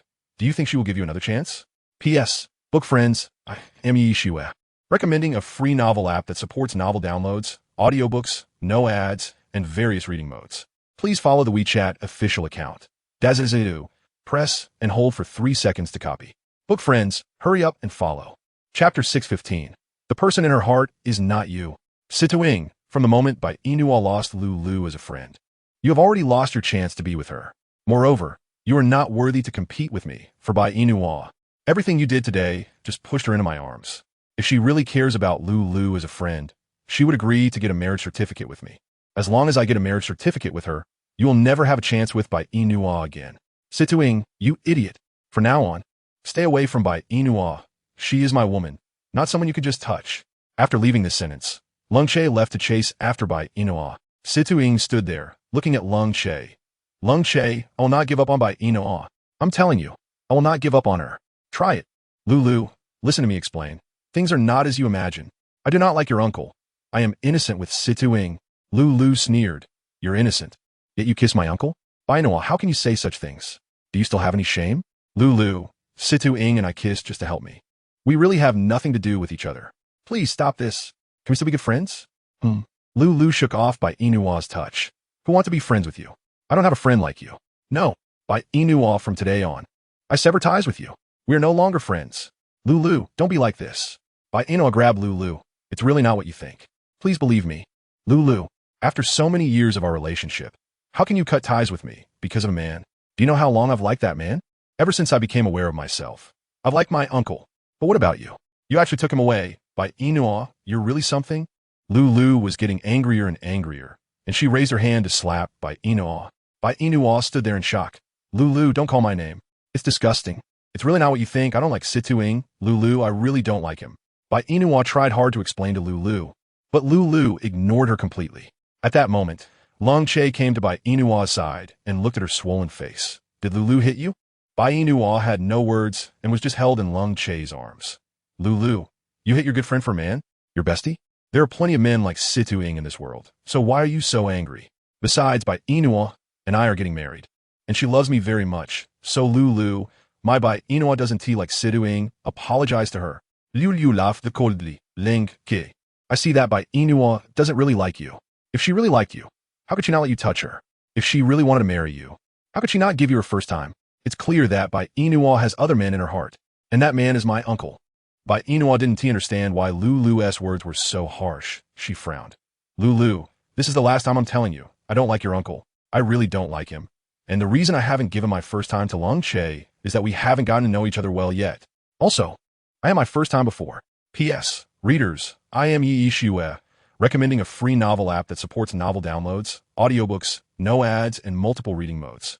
Please follow the WeChat public account. Dazuidu. Long press for 3 seconds to copy. Readers, hurry up and follow. Chapter 616. Lulu, you're going too far. Currently being typed. Please wait a moment. After the content updates, you need to refresh the page to get the latest updates. P.S. Readers, I am Yi Shue, recommending a free novel app that supports novel downloads, audiobooks, no ads, and multiple reading modes. Please follow the WeChat public account. Dazuidu. Long press for 3 seconds to copy. Readers, hurry up and follow. Chapter 617. You actually hit me for her? Currently being typed. Please wait a moment. After the content updates, you need to refresh the page to get the latest updates. P.S. Readers, I am Yi Shue, recommending a free novel app that supports novel downloads, audiobooks, no ads, and multiple reading modes. Please follow the WeChat public account. Dazuidu. Long press for 3 seconds to copy. Readers, hurry up and follow. Chapter 618. Getting the certificate currently being typed. Please wait a moment. After the content updates, you need to refresh the page to get the latest updates. P.S. Readers, I am Yi Shue, recommending a free novel app that supports novel downloads, audiobooks, no ads, and multiple reading modes. Please follow the WeChat public account. Dazuidu. Long press for 3 seconds to copy. Readers, hurry up and follow. Chapter 619. Can it be eaten? Well, anyway, there's no rush. You're already mine. Whenever we share a room is fine. Thank you. I'm going upstairs to pack my luggage. If you have time, come help me pack too. The villa next door has servants. I'll call them to help you pack your luggage. Bai Yina looked at Lung Che as he prepared to make a call. She raised her hand to stop him. No need. I don't need servants to pack for me. I'll do it myself. But you are now the young mistress of the Lung family. These things shouldn't be done by you. Bai Yina rarely argued with Lung Che. She carried her luggage upstairs alone, and Lung Che stepped forward to take the suitcase from Bai Yina's hand. This suitcase is quite heavy. Did your mother send all your things from home? Bai Yina shook her head. I don't know, but we'll find out when we open it. Actually, we can buy new things. There's no need to use these old things. Bai Yina entered the room with Lung Che. She took the suitcase from Lung Che and placed it on the floor to open it. I'm used to these old things. If I change them, I won't be used to it. And if you don't like seeing these old things of mine, I just want to take them out. I didn't mean that. If you like using them, then use them. I noticed that you've been unhappy since we got our marriage certificate. Are you so unhappy marrying me? Bai Yina shook her head. No, I'm not unhappy. I just suddenly have a husband, and I'm a bit unaccustomed to it. Just give me some time to get used to you. Lung Che seemed to believe Bai Yina's words. Then I'll give you time to get used to me. Thank you. Why are you always so polite to me? You were polite to me before because I was your boyfriend, but now I'm your husband. So you don't need to be so polite to me. Shouldn't a couple respect each other? Respecting each other is for couples without feelings. I have feelings for you, and you have feelings for me. So why should you be so polite to me? Bai Yina, do you not have feelings for me? Don't you like me? Bai Yina took all the clothes out of the suitcase, closed it, and went to the wardrobe to put her clothes away. Responding, my feelings for you aren't that deep yet, but I believe that I will fall deeply in love with you in the future. Lung Che, I want to do anything a couple does until I'm sure you love me. It seems my love for you isn't deep enough. That's why you can't feel my love for you. But it's okay, just like you said, we have plenty of time in the future to slowly cultivate our feelings. Today is the day we got our marriage certificate. Let us celebrate it together. Bai Yina finally showed a smile. In this villa, it's just the two of us. If you don't celebrate with me, who do you plan to celebrate with? Wait for me here. I'll go downstairs to cook for you. Bai Yina looked at Lung Che in surprise. You can cook? A little. Can it be eaten? Well, it won't kill you. Bai Yina. If you can't cook, I'll make it after I finish packing. Can what you make be eaten? Bai Yina glared at Lung Che unhappily. Aren't you just stating the obvious? I grew up in the countryside. How can I not know how to cook? If you don't believe me, I'll cook for you later. Chapter 620. Is there anything else? Good. Then you cook at noon, and I'll cook for you in the evening. Bai Yina did not refuse. Okay. Then I'll call the butler to have some ingredients sent over for you to cook. All right. Lung Che took his phone and went to the side to make a call, while Bai Yina squatted down to pack her things. After Lung Che finished the call, Bai Yina had also nearly finished packing. She put the suitcase away. Does your butler live in the villa next door? Then he should be here soon. Let's go downstairs first. 10 minutes later, the butler brought fruits and vegetables to Lung Che's villa. When the butler saw Bai Yina, he curiously asked, "Young master, this is..." Madam. She is my wife, Bai Yina. We just got our marriage certificate today, and from now on, she will be the lady of the villa. From now on, when you see her, just think of it as seeing me. The butler nodded. Yes, young master. Madam, Bai Yina replied. Hello, butler, please bring me the ingredients. Madam wants to cook?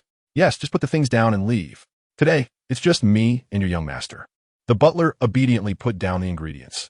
Then you and the young master can take your time. Just call if you need anything. Thank you. Madam is polite. The butler nodded at Lung Che and turned to leave the villa. As soon as the butler left, Bai Yina entered the kitchen with the ingredients. And Lung Che followed her. What do you want to cook for me today? There are so many ingredients here. I can make something you'll like. That works. You help wash the vegetables. I never do these things. Not doing it doesn't mean you can't do it. Starting today, you should start. Besides, it's only natural for a husband to help his wife. So hurry up and pick the vegetables. Leng nodded. Okay. In the next hour, Lung Che and Bai Yina busied themselves in the kitchen. An hour later, they sat at the dining table eating. Lung Che poured a glass of red wine for Bai Yina and himself. Today is our marriage certificate day. Shall we have a drink? No, after dinner. I need to go upstairs to review my studies. I'm afraid if I drink, I'll get dizzy, so you can drink alone. What's the point of drinking alone? Lung Che moved his wine glass away. If you need to study, then we can drink tonight. We'll talk about it tonight. Bai Yina finished her meal as quickly as she could, and after finishing, she put down her bowl and chopsticks. I'm full. I'm going upstairs to review my studies. You can take your time eating. Lung Che. Bai Yina, is there anything else? Today is our marriage certificate day. Can't you just sit down and have a good meal with me? Why are you in such a hurry? Afraid you won't pass? I won't let you fail. Bai Yina stopped. Lung Che, I'm telling you not to mess around. I can take the exam myself. No need for your help. You can take your time eating. Leng Ke. Bai Yina, is there something? Come over and eat with me. Bai Yina looked at Lung Che and felt she had indeed neglected him a bit, so she returned to his side and sat down. All right, I won't study today. I'll eat with you. Didn't you say you wanted a drink? I suddenly think this red wine should be nice. Let's drink. Chapter 621. Why are you biting me? At least you have a bit of conscience. Lung Che and Bai Yina drank the red wine in front of them.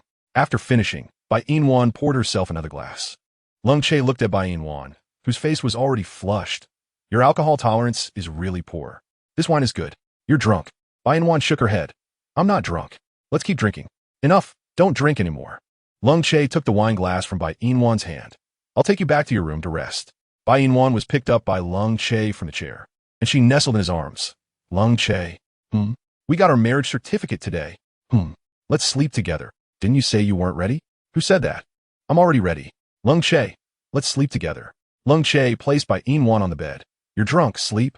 I'm not drunk. What nonsense are you saying when you're not drunk? Don't you like me? Since you like me, why don't you touch me? Because you said you weren't ready. And you're drunk now, not clear-headed. If I touch you now, when you wake up tomorrow, wouldn't you kill me? That's not right. I'm your husband now. It's only right for me to touch you. But right now, I'm not going to touch you. You just sleep obediently. Bai Yina rolled around uncomfortably on the bed. Lung Che. What? Come here. Lung Che moved closer to Bai Yina, who wrapped her arms around his neck and kissed him on the lips. Seeing the opportunity in front of him, Lung Che took off Bai Yina's clothes and pressed her down. Nguyen Yuan, I'll ask you one last time. Are you really ready? Why do you have so many questions? I'm already married to you. If I let you touch me, you won't? Lung Che, are you not capable? Lung Che felt insulted, his lips curling. You say I'm not capable? Today, I'll let you know whether I am or not. Lung Che tore off Bai Yina's clothes, did enough foreplay, and only when Bai Yina was in a daze did he enter her. Feeling the barrier, Lung Che knew it was Bai Yina's first time. He held her waist closely. Bai Yina frowned. It hurts. Len Ke Iturts. What are you doing? Bai Yina instantly woke up, looking at Lung Che on top of her. You. What? Want to back out now that it's in? What the hell? Bai Yina tried to push Lung Che away, but he tightly held her waist. Bai Yina wanted to move her legs, but Lung Che held her tightly. What are you doing? It hurts. Endure it? I'm also feeling uncomfortable. Give me some wine. We're doing this while you're still sober. I want you to remember this feeling forever. Bai Yina genuinely felt Lung Che was a pervert. His preferences were quite special. Bai Yina looked at Lung Che's shoulder, sat up, and bit down on it. You go ahead. Why are you biting me? It hurts. You must also feel pain. What kind of reasoning is that? Hurry up. If you keep going in and out like this, it hurts. Lung Che was amused by Bai Yina. He kissed her. Don't be afraid. It won't hurt for long, okay? Bai Yina. Thrust, Ling Ke. It will hurt all night. This was Bai Yina's bloody lesson. The next day, Bai Yina spent the whole day in bed because she was in so much pain she couldn't move. That feeling she never wanted to experience again. Chapter 622. Business trip. It really hurts.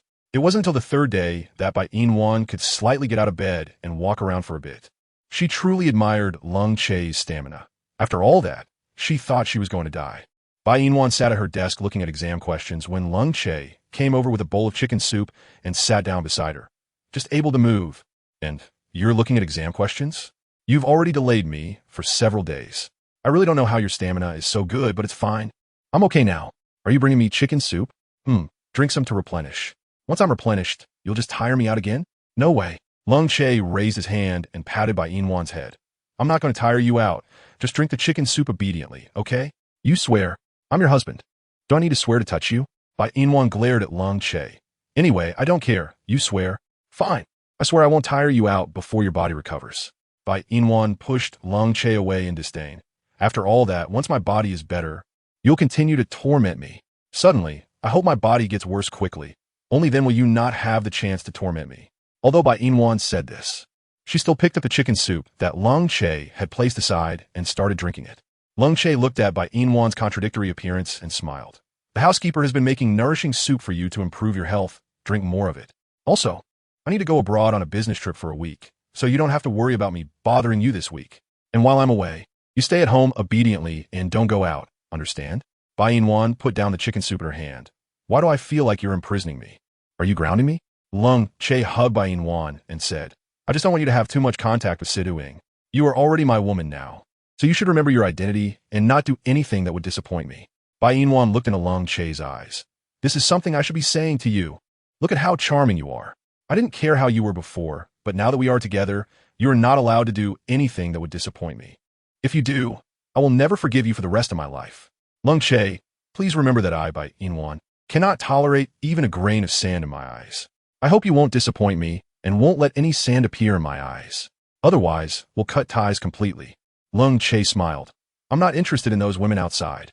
If I really were, I wouldn't have gotten the marriage certificate with you. Bai Yina nodded. All right, I'll trust you for now. Now please let go of me. I need to study. I'm going on a business trip tomorrow as my wife. Won't you help me pack my luggage? Bai Yina looked at her legs. You've tormented me like this, and now you want me to pack your luggage? Just pack it the way you did when I wasn't around. Fine. Since you're weak, I'll pack it myself.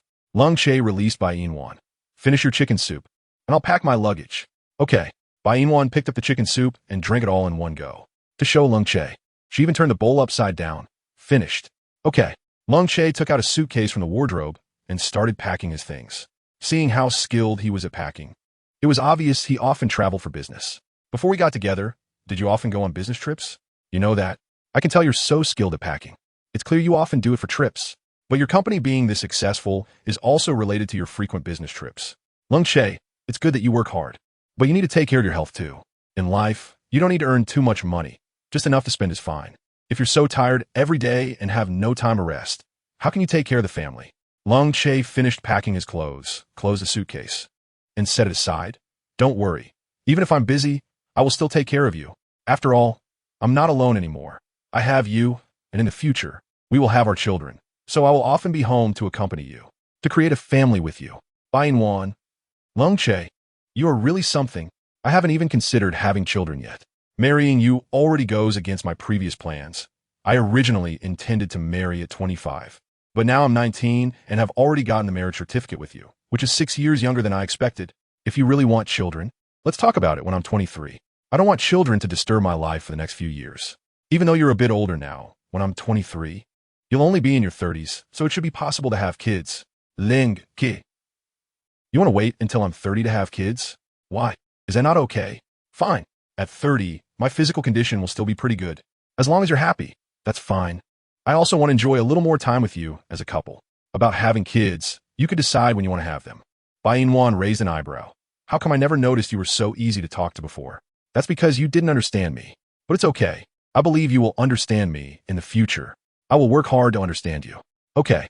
Lung Che looked at Bai Yina reading and walked over to wrap his arms around her waist. I'm going on a business trip tomorrow. Will you spend time with me today? Bai Yina closed her book. What do you want to do with me? I'll say it first. I haven't recovered yet. So you can't act recklessly. Lung Che picked up Bai Yina and placed her on the bed. I won't act recklessly. You say that after putting me on the bed? Lung Che pressed down on Bai Yina. You've already rested for 2 days. Let me check if you've recovered. Is your injury really serious? If it is, I'll apply medicine for you. Apply medicine? What are you joking about? That area is so private. How could she let Lung Che apply medicine for her?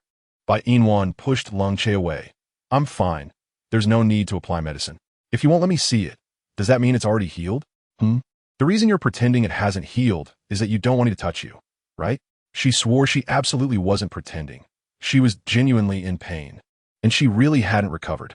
Bai Yina swallowed hard and said pitifully, how long did you torment me that day? You should know, and that was my first time. It definitely won't heal easily. Anyway, I don't care. You can't touch me today? Absolutely not. Otherwise, you will kill me. Is it really that serious? Bai Yina nodded. Of course it is. Chapter 624. Where is it similar? Then I won't touch you. Lung Che stood up and took a blanket from the side to cover himself, and Bai Yina, are you just covering me and chatting? Well, what do you want to chat about? About our future. Future? I haven't thought about it yet. I haven't lived well now, so what can I think about the future? Do you think you're not living well now? Bai Yina shook her head. It's okay. It seems you don't like me very much. I don't dislike you. Actually, you're quite good. It's just that I haven't thought about how our future life should be, but I will seriously consider it. Let's rest. Lung Che frowned. It's still early. Why are we sleeping so early? Didn't we say we would chat under the blanket? Bai Yina turned over. Am I not chatting with you? It seems there's nothing much to talk about. Forget it. Let's sleep. I have to go on a business trip tomorrow morning. Bai Yina sighed and covered Lung Che with a blanket. Don't think too much. Get some rest early. What else can I do if I don't rest? Lung Che wrapped his arms around Bai Yina's waist, kissed her lips, and then did nothing else, just holding her like that. Bai Yina quietly fell asleep in Lung Che's arms. Early the next morning, Lung Che left the villa alone with his luggage. Before leaving, Lung Che left a black card and some cash for Bai Yina. When Bai Yina woke up, she saw the black card and cash at the foot of her bed. She picked it up, and the corners of her mouth lifted. How thoughtful. Bai Yina put away her black card and cash, got up to wash up, and, after finishing, she took the study materials downstairs to eat and read at the same time. When Lung Che left, he had already instructed the housekeeper to take care of Bai Yina, so she had something to eat as soon as she got up. The housekeeper carefully observed Bai Yina. Madam, when eating, you should focus on your meal. It's not good to eat while looking at things. Bai Yina responded with an while continuing to flip through her materials. The housekeeper smiled and said, Madam and the young master are really alike. Oh, in what way? The young master also likes to look at things while eating, just like you, madam. I've advised the young master not to do that, but he is always too busy and needs to eat while reviewing materials. However, for the past few days, with you around, the young master has finally stopped doing that during meals. But today, the young master is on a business trip. I wonder if he has eaten anything. The young master's health has never been very good, so I worry about it. When Bai Yina heard the housekeeper mention Lung Che's poor health, she couldn't help but complain in her heart. With that body and stamina of his, who would believe he is unhealthy? But he does get tired, that's true. She believed that. Bai Yina put down her chopsticks. Housekeeper, I'm full now. You can tidy up. I need to review my materials. I have an exam next week. And I need to make good use of the time while Lung Che is away. Otherwise, I want to have time to review when he comes back. The housekeeper showed an understanding look. Madam has been working hard lately. I will make soup for you, as instructed by the young master, to nourish you. By the time the young master returns, you will surely be back to your best. Bai Yina. She felt that the housekeeper's words had another meaning. A bit awkward, Bai Yina flipped open her book and continued studying. Seeing Bai Yina studying so hard, the housekeeper did not disturb her. Chapter 625, You Divorce. I marry you. In the following time, Bai Yina diligently reviewed at home. Before she knew it, a week had passed. During this week, Bai Yina kept in touch with Lung Che. Today was her graduation exam.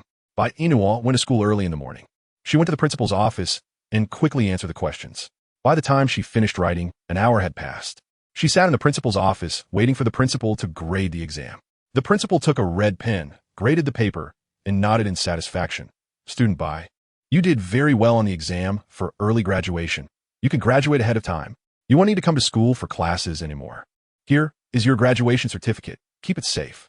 Bai Yina looked at the graduation certificate the principal had prepared and asked, "Did you know I would pass the exam this morning?" The principal smiled. Student Bai has always had excellent grades, so I have great confidence in you. Is the principal confident in Lung Che or in me? The principal was poked at his thoughts by Bai Yina, feeling a bit awkward. Student Bai, young Master Lung did instruct me to ensure your smooth graduation. But you indeed have no mistakes in your exam paper. You're very smart. I believe that even without young Master Lung's instruction, you would graduate successfully. Here is your graduation certificate. Please keep it safe. Congratulations on your graduation. The principal extended his hand to shake Bai Yina's hand, and she smiled. Thank you, principal. Goodbye. Goodbye. Bai Yina put away her graduation certificate and left the principal's office. As she exited, she happened to run into students coming out of class. Bai Yina quickened her pace, but was stopped by Bai Luocheng. Bai Yina frowned. Why are you stopping me? Come with me.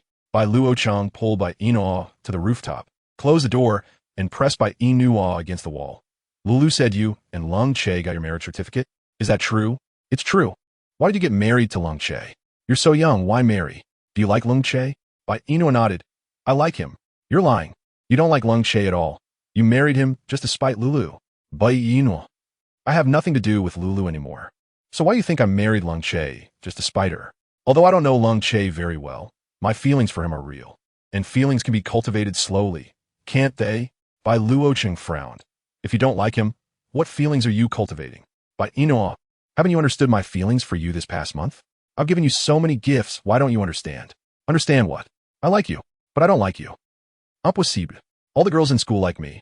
Why don't you like me? Bai Yina had seen narcissistic people, but she had never seen someone as narcissistic as Bai Luocheng. Bai Luocheng, you're great, but I don't like you.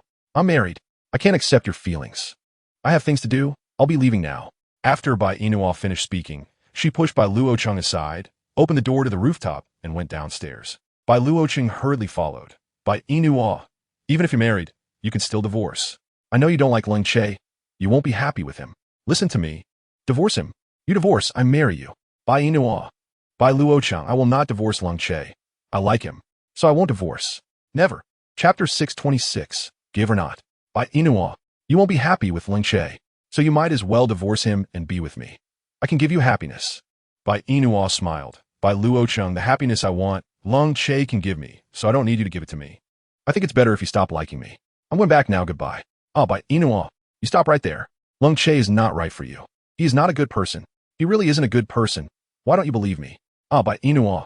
Bai Yina quickened her pace, leaving the school. Once outside the school gate, Bai Yina let out a deep breath, finally got rid of Bai Luocheng. That was not easy. Bai Luocheng, he has been pestering you? Bai Yina heard a familiar voice, looked up, and saw Lung Che in front of her. She happily rushed into Lung Che's arms. You're back from your business trip? Yeah. Did you just get off the plane? Yeah. Then why didn't you go home to rest? You've been busy for a week, and now you finally have time to rest. You should go home. I was going to go home directly, but suddenly remembered you had your graduation exam today, so I came to see how you did. Bai Yina linked her arm with Lung Che's. With you, young Master Lung, helping me. Do you think I would do poorly? You already knew I would pass, so why ask again? I wanted to hear you say it out loud once. Lung Che wrapped his arm around Bai Yina's waist and kissed her cheek. I missed you. Bai Yina. Don't be reckless in public. Where's my car? Let's talk inside. Bai Yina shot Lung Che a glare. You've been busy for a week. Don't you want to rest? What are you thinking about? Thinking about you. Bai Yina. You man. Give or not? Not giving. I'm still recovering, so you can't touch me. Lung Che fondly pinched Bai Yina's nose. The housekeeper has already told me about your situation. He makes soup for you every day to nourish your body, and you obediently drink it, so I need to personally check how your body is now. Pervert. So, do you want or not? Bai Yina pushed Lung Che away and jumped in his car. Stop daydreaming. We quickly go home. You should rest well first, and after you feel better, we can discuss those matters. All right, it's all up to you. Lung Che sat beside Bai Yina. Drive. Yes, young master. Lung Che looked at Bai Yina, who was playing with her phone beside him, and snatched it away from her. With me here. You still want to play with your phone? If I'm not playing with my phone, what should I do? Chat with me. What do we possibly talk about? I see you have serious dark circles under your eyes. Do you want me to lend you my shoulder to sleep on for a while? Lung Che looked at Bai Yina's action of patting her shoulder. With your shoulder, forget it. How about I let you lean on me instead? That works. I didn't sleep well last night, so I'll sleep for a while first. After we get home, you can rest. Lung Che raised an eyebrow. Sure, you sleep first, and when we get home, I'll rest. But you have to keep me company then. Bai Yina thought Lung Che was just talking about covering with a blanket, and she nodded while leaning in his arms. Okay, just let me rest now, and when we get home later, I'll keep you company to rest well. Chapter 627. You discovered on the first day? Good. An hour later, they arrived at the Lung family villa. Bai Yina gradually woke up, finding herself in Lung Che's arms. Put me down. I can walk by myself. Be good. Don't move. We're almost there. Bai Yina felt that Lung Che's expression seemed a bit off. She felt uneasy under his gaze, and when Lung Che placed her on the bed, she was even more frightened. Lung Che, you, calm down. What do you want to do? Didn't you promise to keep me company to rest? Now that we're back, of course, you have to keep me company to rest. Lung Che pressed Bai Yina beneath him, kissing her neck. Bai Yina pouted. If we're going to do it, can I have a drink first? Drink what? Anything. But white liquor is better. That way, the alcohol content is higher, and it should help with the pain a bit. Help with what pain? Are you hurt? Bai Yina shook her head. No. That night when we did that, it hurt a lot. If I drink, it might be better, but if I don't drink, I'll be in so much pain. So can I have a sip first before we do it? Lung Che chuckled at Bai Yina. The first time will hurt, but the second time one tea. Trust me? Trusting you will only make it hurt. So I might as well drink. Lung Che coaxed. Be good, it one tea hurt. I one tea listen. Want to try? I don't want to try. If it hurts, I'll stop. Bai Yina temporarily believed Lung Che's words. All right, that's right. It definitely won't hurt. Do you want to take off your clothes yourself, or should I help you? Bai Yina pulled down the zipper of her dress and took it off, throwing it aside. Done. Now you take off yours. So eager? What? If you're not going to take it off, then leave it like this. Bai Yina grabbed a blanket beside her and wrapped herself up. Lung Che tore off his shirt and crawled under Bai Yina's blanket. Bai Yina moved uncomfortably. What are you doing? Lung Che raised an eyebrow. Since the clothes are off, what do you think I can do?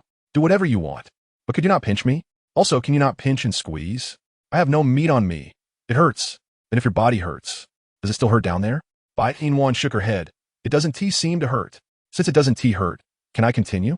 Bai Yina shot Lung Che a glance, as if to say that just because she didn't hurt didn't mean he should continue. Besides, her lower body didn't hurt. Her waist did. This guy pinched her and squeezed her, and since she didn't have much flesh to begin with, it hurt so much. Bai Yina held Lung Che's hand. Don't pinch me anymore. I feel like you're going to pinch all the flesh off my waist. It hurts. All right. I won't pinch you anymore. Here, let me massage your waist properly. Lung Che's hand rested on Bai Yina's waist, massaging her. Bai Yina get leng, I'm a bit sleepy. How long has it been? You're already sleepy? When did your body become so weak? Bai Yina frowned. My body has never been very good. You discovered it on the first day? The first day, I discovered it. But recently I've had a holiday, and I'll exercise often, so your body will get better and better. Bai Yina seemed to see herself being tortured by Lung Che to the point of not being able to leave the bed in the future. She swallowed hard, instinctively closed her eyes, and began to play dead. It was too scary. Lung Che was simply not human. He was like a beast. Chapter 628. Isn't it better to wear it after you're done? So exhausting, feeling like she would die at Lung Che's hands in the future. No, under her legs. Afterward, Bai Yina lay on the bed, letting Lung Che massage her waist. Bai Yina said, a bit higher. Here? No, a bit lower. Here? Not this either. Lower a bit more. Lung Che's hand landed on Bai Yina's, but lower a bit more is here. You want me to massage here? Bai Yina turned to look at Lung Che, accusing him with her eyes. It hurts. You do it. Lung Che pressed on Bai Yina's back, his hand on her, but if I massage you, it won't hurt anymore. You can just massage. Why are you pressing me down? Because I still want more. Feeling a pain behind her, Bai Yina moved. Bastard. Lenke, you bastard. Don't touch me. Don't touch me. I'm massaging you. How was this your way of massaging? It is. Do you feel a little better now? Bai Yina indicated that she felt no comfort at all. On the contrary, it hurt a lot. She lay on the bed, enduring Lung Che's torment, saying, Lung Che, after today, I want to separate rooms with you. You bastard. Even if you're a bastard, it's your own choice. Can you blame others? Bai Yina found herself speechless. Yes, even if he was a bastard. It was her own choice. Who could she blame? Blame herself. Her heart was so tired. Poor choices in people. Poor choices in people. Bai Yina lay still on the bed, looking as if she had died. Lung Che hugged Bai Yina. What's wrong? Are you out of strength? Of course. Then sleep. I'll keep you company. Bai Yina moved, wanting to push Lung Che away, but she had no strength. She said, Lung Che, when I can move again, I will definitely separate rooms with you. Absolutely separate rooms. You bastard. All right, separate rooms. Separate rooms. At most, you can live in another room, and I'll accompany you in another room. Bai Yina, you're toxic. What I mean by separating rooms is to live separately, not you come into another room to live with me. It's impossible to separate from you. Lung Che looked at Bai Yina, who was dozing off in his arms, and raised his hand to tidy the stray hair on her face. You really fell asleep quickly. The next noon, Bai Yina woke up in bed, her whole body sore, feeling as if she had been worn out by Lung Che. Help. I'm dead. I'm dead. Bai Yina's cries brought Lung Che, who was taking a shower, out. He stood in front of Bai Yina wrapped in a towel. Where's someone dead? Me. I feel like I can't move at all. Quickly, save me, save me. Bai Yina lay on the bed, feeling wronged, while Lung Che sat beside her and asked, how can I help you? I want to go to the bathroom. Hurry and carry me there. Otherwise, I'm really going to die. I can't hold it. Lung Che was amused by Bai Yina's antics. He pulled back the blanket and lifted her out of bed. Bai Yina looked at her bare body and said, can you put on a piece of clothing for me before you carry me? Aren't you going to die from holding it? Since you're going to die anyway, just go to the bathroom first. After you're done, I'll help you put on your clothes. He placed Bai Yina on the toilet. All right, go ahead. You go out and bring me a set of pajamas first. Can't I put them on after you're done? No. If you see me go, I definitely can't go. So hurry up and get out. Get out. Chapter 629, I don't understand. Okay, I'm going out. Hurry up. Lung Che turned and left the bathroom. Once he was gone, Bai Yina finally started to use the bathroom. 3 minutes later, she grabbed a towel from the side and wrapped it around herself, supporting herself against the wall.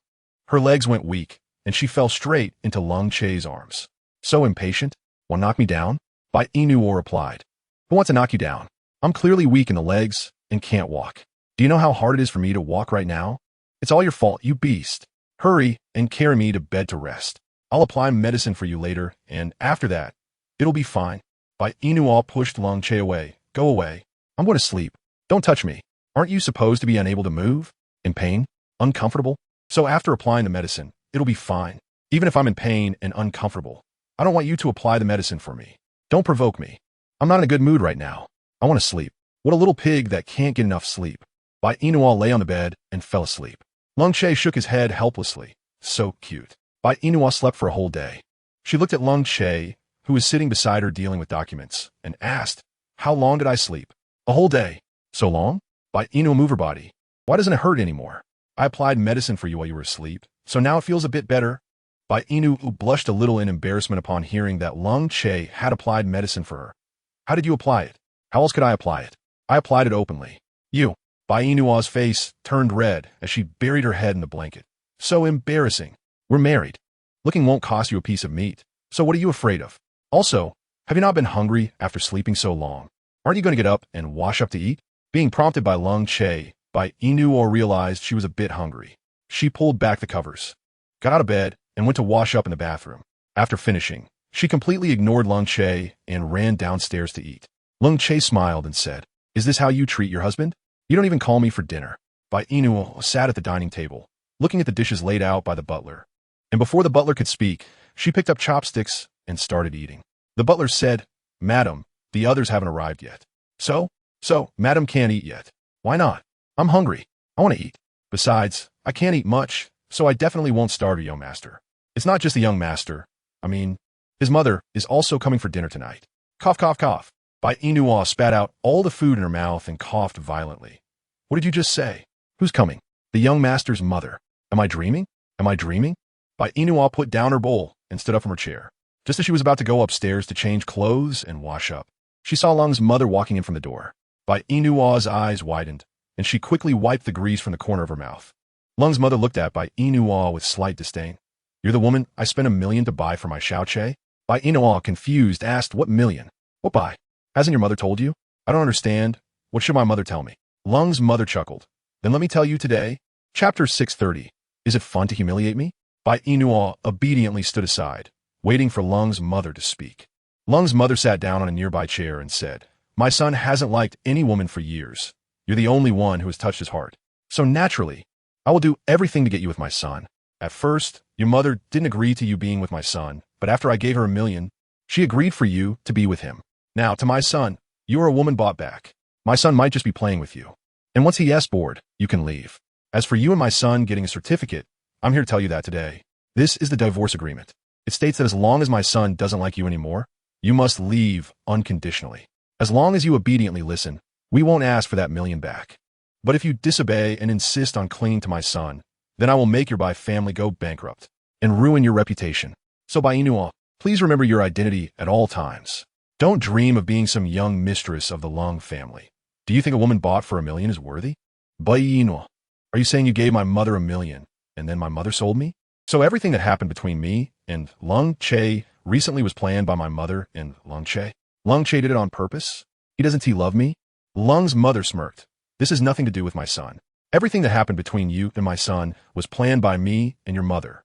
My son only knows that you were bought for $1 million. But since he didn't tell you, it must be because he didn't want you to feel embarrassed, inferior. However, just because he didn't tell you doesn't mean I won't tell you. I want you to always remember your identity. Bai Yina, be nice to my son. Don't throw your little princess temper.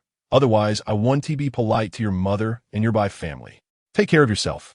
Lung's mother took out a contract from her bag and threw it at Bai Yina's face. She looked at the scattered contract on the ground, her eyes turning red. Auntie, you just want me to sign this contract. No need to humiliate me like this. And that $1 million was given to my mom, not to me. So you bought my mom, not me. If you want to ask my Bai family for $1 million, go ask my mom, and I will sign this contract. Bai Yina, don't need a relationship bought with money. Bai Yina picked up the contract from the ground, went to the living room, grabbed a pen from the table, quickly signed her name, and handed the contract back to Lung's mother. You don't have to worry about me clinging to Lung Che. I'm not that cheap. Better be so. Lung's mother took the contract from Bai Yina and put it in her bag. Bai Yina turned and went upstairs. Just as Lung Che came out of the bathroom, he saw Bai Yina looking wronged and asked, "What happened? Why are you crying over a meal?" Lung Che, you are very rich, right? Lung Che answered honestly, "Not bad. Not bad. I see you are very rich. Since you are so rich, why don't you use the money to help those in need? Why use it to insult me? But I have to say, I must be very valuable in your heart. I'm actually worth $1 million. You really think highly of me, right?" Lung Che. Who told you? Chapter 631. Your mother doesn't like me. Lung Che, is this funny to you? You let your mom humiliate me and then act all innocent. You're really disgusting. I've already signed the divorce agreement. Let's get divorced. Divorce? Lung Che frowned. Why divorce? I won't divorce. Bai Yina, you said that as long as we got married, we would be together for a lifetime. How can you get divorced then? Lung Che, how long are you going to keep pretending? You had your mom spend $1 million to buy me, just to play with me. Have you played enough now? I've given you my first time. Just let me go. We shouldn't see each other or contact each other anymore. I'm moving out of the villa, and I'm leaving now. Bai Yina took out her suitcase and started packing her clothes. Lung Che directly threw Bai Yina's clothes away. Bai Yina packed one piece as Lung Che threw another until all her things were on the ground. Only then did Lung Che stop, grabbing Bai Yina's arm. I tell you, Bai Yina, I will not agree to divorce you. You can't go anywhere without my permission. You want to imprison me? Yes, I want to imprison you. Only by imprisoning you can you not go anywhere. Bai Yina, although you were bought back by my mother with $1 million, I am sincere about you. I like you. I really like you. And getting a certificate with you is serious. Believe me. Bai Yina broke free from Lung Che's grip. I won't believe you anymore. Isn't it enough that you deceived me for a month? I thought my mom really liked you, but in the end, she just wanted your money. I thought you would give me the happiness I wanted, but you deceived me. Lung Che, I told you I hate being deceived, but you deceived me. You deceived my feelings. I want a divorce, and even if you imprison me, I will still divorce you. As for that $1 million, go ask my mom for it. I don't have it. I don't want that $1 million. I only want you. But I don't want you. Bai Yina picked up the clothes on the ground and packed them back into her suitcase. Lung Che kicked the clothes and suitcase on the ground, then stomped heavily on Bai Yina's suitcase. Bai Yina's clothes and suitcase were damaged, and she looked at Lung Che's ankle, which was cut by the suitcase, frowning. Are you crazy? Don't go. Lung Che hugged Bai Yina. Don't go. I'm sincere about you. I really like you, and I will not divorce you. Never. Bai Yina's body trembled, and she raised her hand to hug Lung Che back. I've already signed the divorce agreement. Tear it up. Your mother doesn't like me. I don't like her either. When she spent money to buy you, I had a fight with her, but she wouldn't listen and insisted on spending money. Nwaner, believe me, I'm sincere about you. I also gave you my first time, so Nwaner, don't leave me, don't leave me. Bai Yina. But you lied to me. I'll let you hit me. You can scold me, or you can pinch me. I'll let you pinch me, let you hit me, let you scold me. You can do whatever you want as long as you don't leave me. Anything is fine. Bai Yina frowned. If I say you can't touch me from now on, will you agree? I agree. As long as you don't leave, I will agree to anything. Bai Yina nodded. No proof, you swear? Okay, I swear. Chapter 632. This little blood won't kill you. If I touch you without your permission, I will. Dian unna tuha. Before Lung Che could finish, Bai Yina covered his mouth. Forget it. This time I'll forgive you, but there won't be a next time. If I find out you lied to me next time, I really will make you never find me again. It won't happen. There won't be a next time. Then let go. Lung Che released Bai Yina, and she pushed him onto the bed. Lung Che asked, Nwana, what are you doing? Your ankle is bleeding. Can't you feel the pain? Lung Che looked at his bleeding ankle. He had just heard Bai Yina wanted to leave, and his mind was full of ways to keep her from leaving, so he hadn't felt any pain. Now, hearing Bai Yina say this, he felt the pain. He looked at his injured ankle. Nwaner, your suitcase hurt me. Are you not going to take responsibility? Responsibility? What responsibility? You deserve it. Okay? You chose to step on my suitcase and my clothes, and now you've ruined my clothes and suitcase. How am I supposed to pack my clothes? And what am I going to wear after I shower tonight? Mine. Who wants to wear yours? Your clothes can only cover the upper body. They completely fail to cover the lower half. Okay? But Lung Che. I'm hungry. Then go down to eat. I'll handle this foot myself. Bai Yina couldn't possibly leave Lung Che alone upstairs, especially since Lung Che's mother was downstairs, so she was even less likely to go down. Bai Yina went to the cabinet to get the medical kit to disinfect and apply medicine to Lung Che. Lung Che looked at Bai Yina's careful demeanor and smiled. You still care about me? Bai Yina increased the pressure in her hands. I don't care about you. I just don't want to see you bleed to death. Lung Che said, this little blood won't kill me. Then it will hurt. See, you still worry about me. You care. You actually feel sorry that I'm in pain. Bai Yina rolled her eyes. Don't think too much. I won't feel sorry for you. Not feeling sorry. Yet you're treating my wound? I just want to finish applying the medicine to you and then go down to eat. Your mom is downstairs, and I don't want to face her alone. It's annoying. Lung Che nodded. So that's it. Then you apply the medicine for me, and I'll take you down to eat. Why didn't you say to bring the food up? If I can avoid seeing your mom, I will. If I see her, I might not even be able to eat. Who knows what she will say to annoy me? Lung Che raised an eyebrow. It's not good to say that about my mom in front of me, right? Don't you also dislike your mom? If she was a little nicer to me, I might not say that about her. Fine, fine, fine. You can say whatever you want. After all, I really don't like this mom. Bai Yina finished treating Lung Che's wound and said, forget it. I won't complain anymore, and I won't say anymore. The wound is treated and bandaged. You go downstairs and have the butler bring me some food. I'll stay here for now. Okay, since you bandaged me, I'll let the butler bring you food. Lung Che stood up and left the room. He went downstairs and first instructed the butler, bring a meal up to the lady. Yes, young master. Lung Che sat at the dining table, watching his mother, who was eating. Lung's mother smiled. Son, you treat that woman you bought back for $1 million better than you treat your mother. Chapter 633. How did you not give? What did you just say to her? Lung Che picked up his bowl and chopsticks, eating slowly. I'm asking you, what did you just say to her? Lung's mother put down her chopsticks and said angrily, Lung Che, is this how you talk to your mother? Do you think you deserve to be my son? Who told you to tell my wife that she is a woman I bought back for $1 million? Who told you that I'm just playing with her? And give me that divorce agreement she just signed. Lung's mother frowned. Preposterous. Lung Che, you are getting bolder. I am your mother. What kind of attitude is this? I've always had this attitude. Is this your first day knowing me? I'll say it one last time. Give me the divorce agreement that my wife just signed. No, you won't give it to me, right? How can I give it to you if you don't have it? Very well. Lung Che stood up, went to the coat rack, picked up his mother's bag, and directly took out a divorce agreement from her bag and tore it up. From now on, don't come here without my permission. I warn you, don't touch her, otherwise I won't care whether you are my mother or not. You, Lung Che, you, how dare you? You are really getting bolder. Lung Che said indifferently. Since you've already had dinner, you can leave now. You actually chased me away for a woman? Lung Che, I see you can't be managed as you grow up, can you? Who needs you to manage?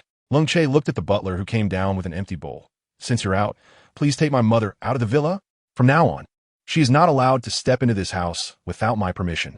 This, young master, I'm afraid that's not good. After all, she's the lady of the house, so... What? Now you won't listen to my words, right? If you don't listen, you can leave the villa immediately. I don't need disobedient people here. Upon hearing this from Lung Che, the butler immediately spoke up. I'm sorry, young master, I didn't mean to. I will comply. In the future, when the lady comes, I will call you first, and only after you agree will I let her in. Lung Mu, hearing what the butler said, was furious. Lung Che, well, my good son, it's one thing for you to be disrespectful, but now you're even teaching your servants to disrespect me. Too outrageous. Don't be so arrogant here. Butler, take the lady out. The butler respectfully gestured for Lung Mu to leave, and she angrily took her clothes and bag from the side and left Lung Che's villa. Once Lung Mu left, Lung Che asked the butler, did the lady finish all my meals? Yes, young master. Did she eat enough? She seems to have eaten enough. Seems to have? Lung Che frowned. What I want is not a seems to have, but for her to say herself that she is full. Do you think I spent so much money hiring you back just for you to do nothing here? Butler, I'm sorry, young master. Next time I will do what you instructed. All right, you go busy yourself. I will go upstairs to take a look. Okay, young master. Lung Che looked at a plate of chicken legs on the table, picked it up, and went upstairs. He pushed open the door, and Bai Yina, wrapped in a bath towel, walked out of the bathroom. What are you holding? Chicken legs. Are you full? If not, come over and eat a bit. Bai Yina shook her head. No need. I'm already full. Chapter 634. All right, I'll carry you. You're full already? Didn't you say you were hungry? Since you're hungry, eat a bit more. Here, have another chicken leg. Bai Yina sat down with the bath towel and picked up the hairdryer to dry her hair. Just eat by yourself. I'm going to dry my hair and get ready for bed.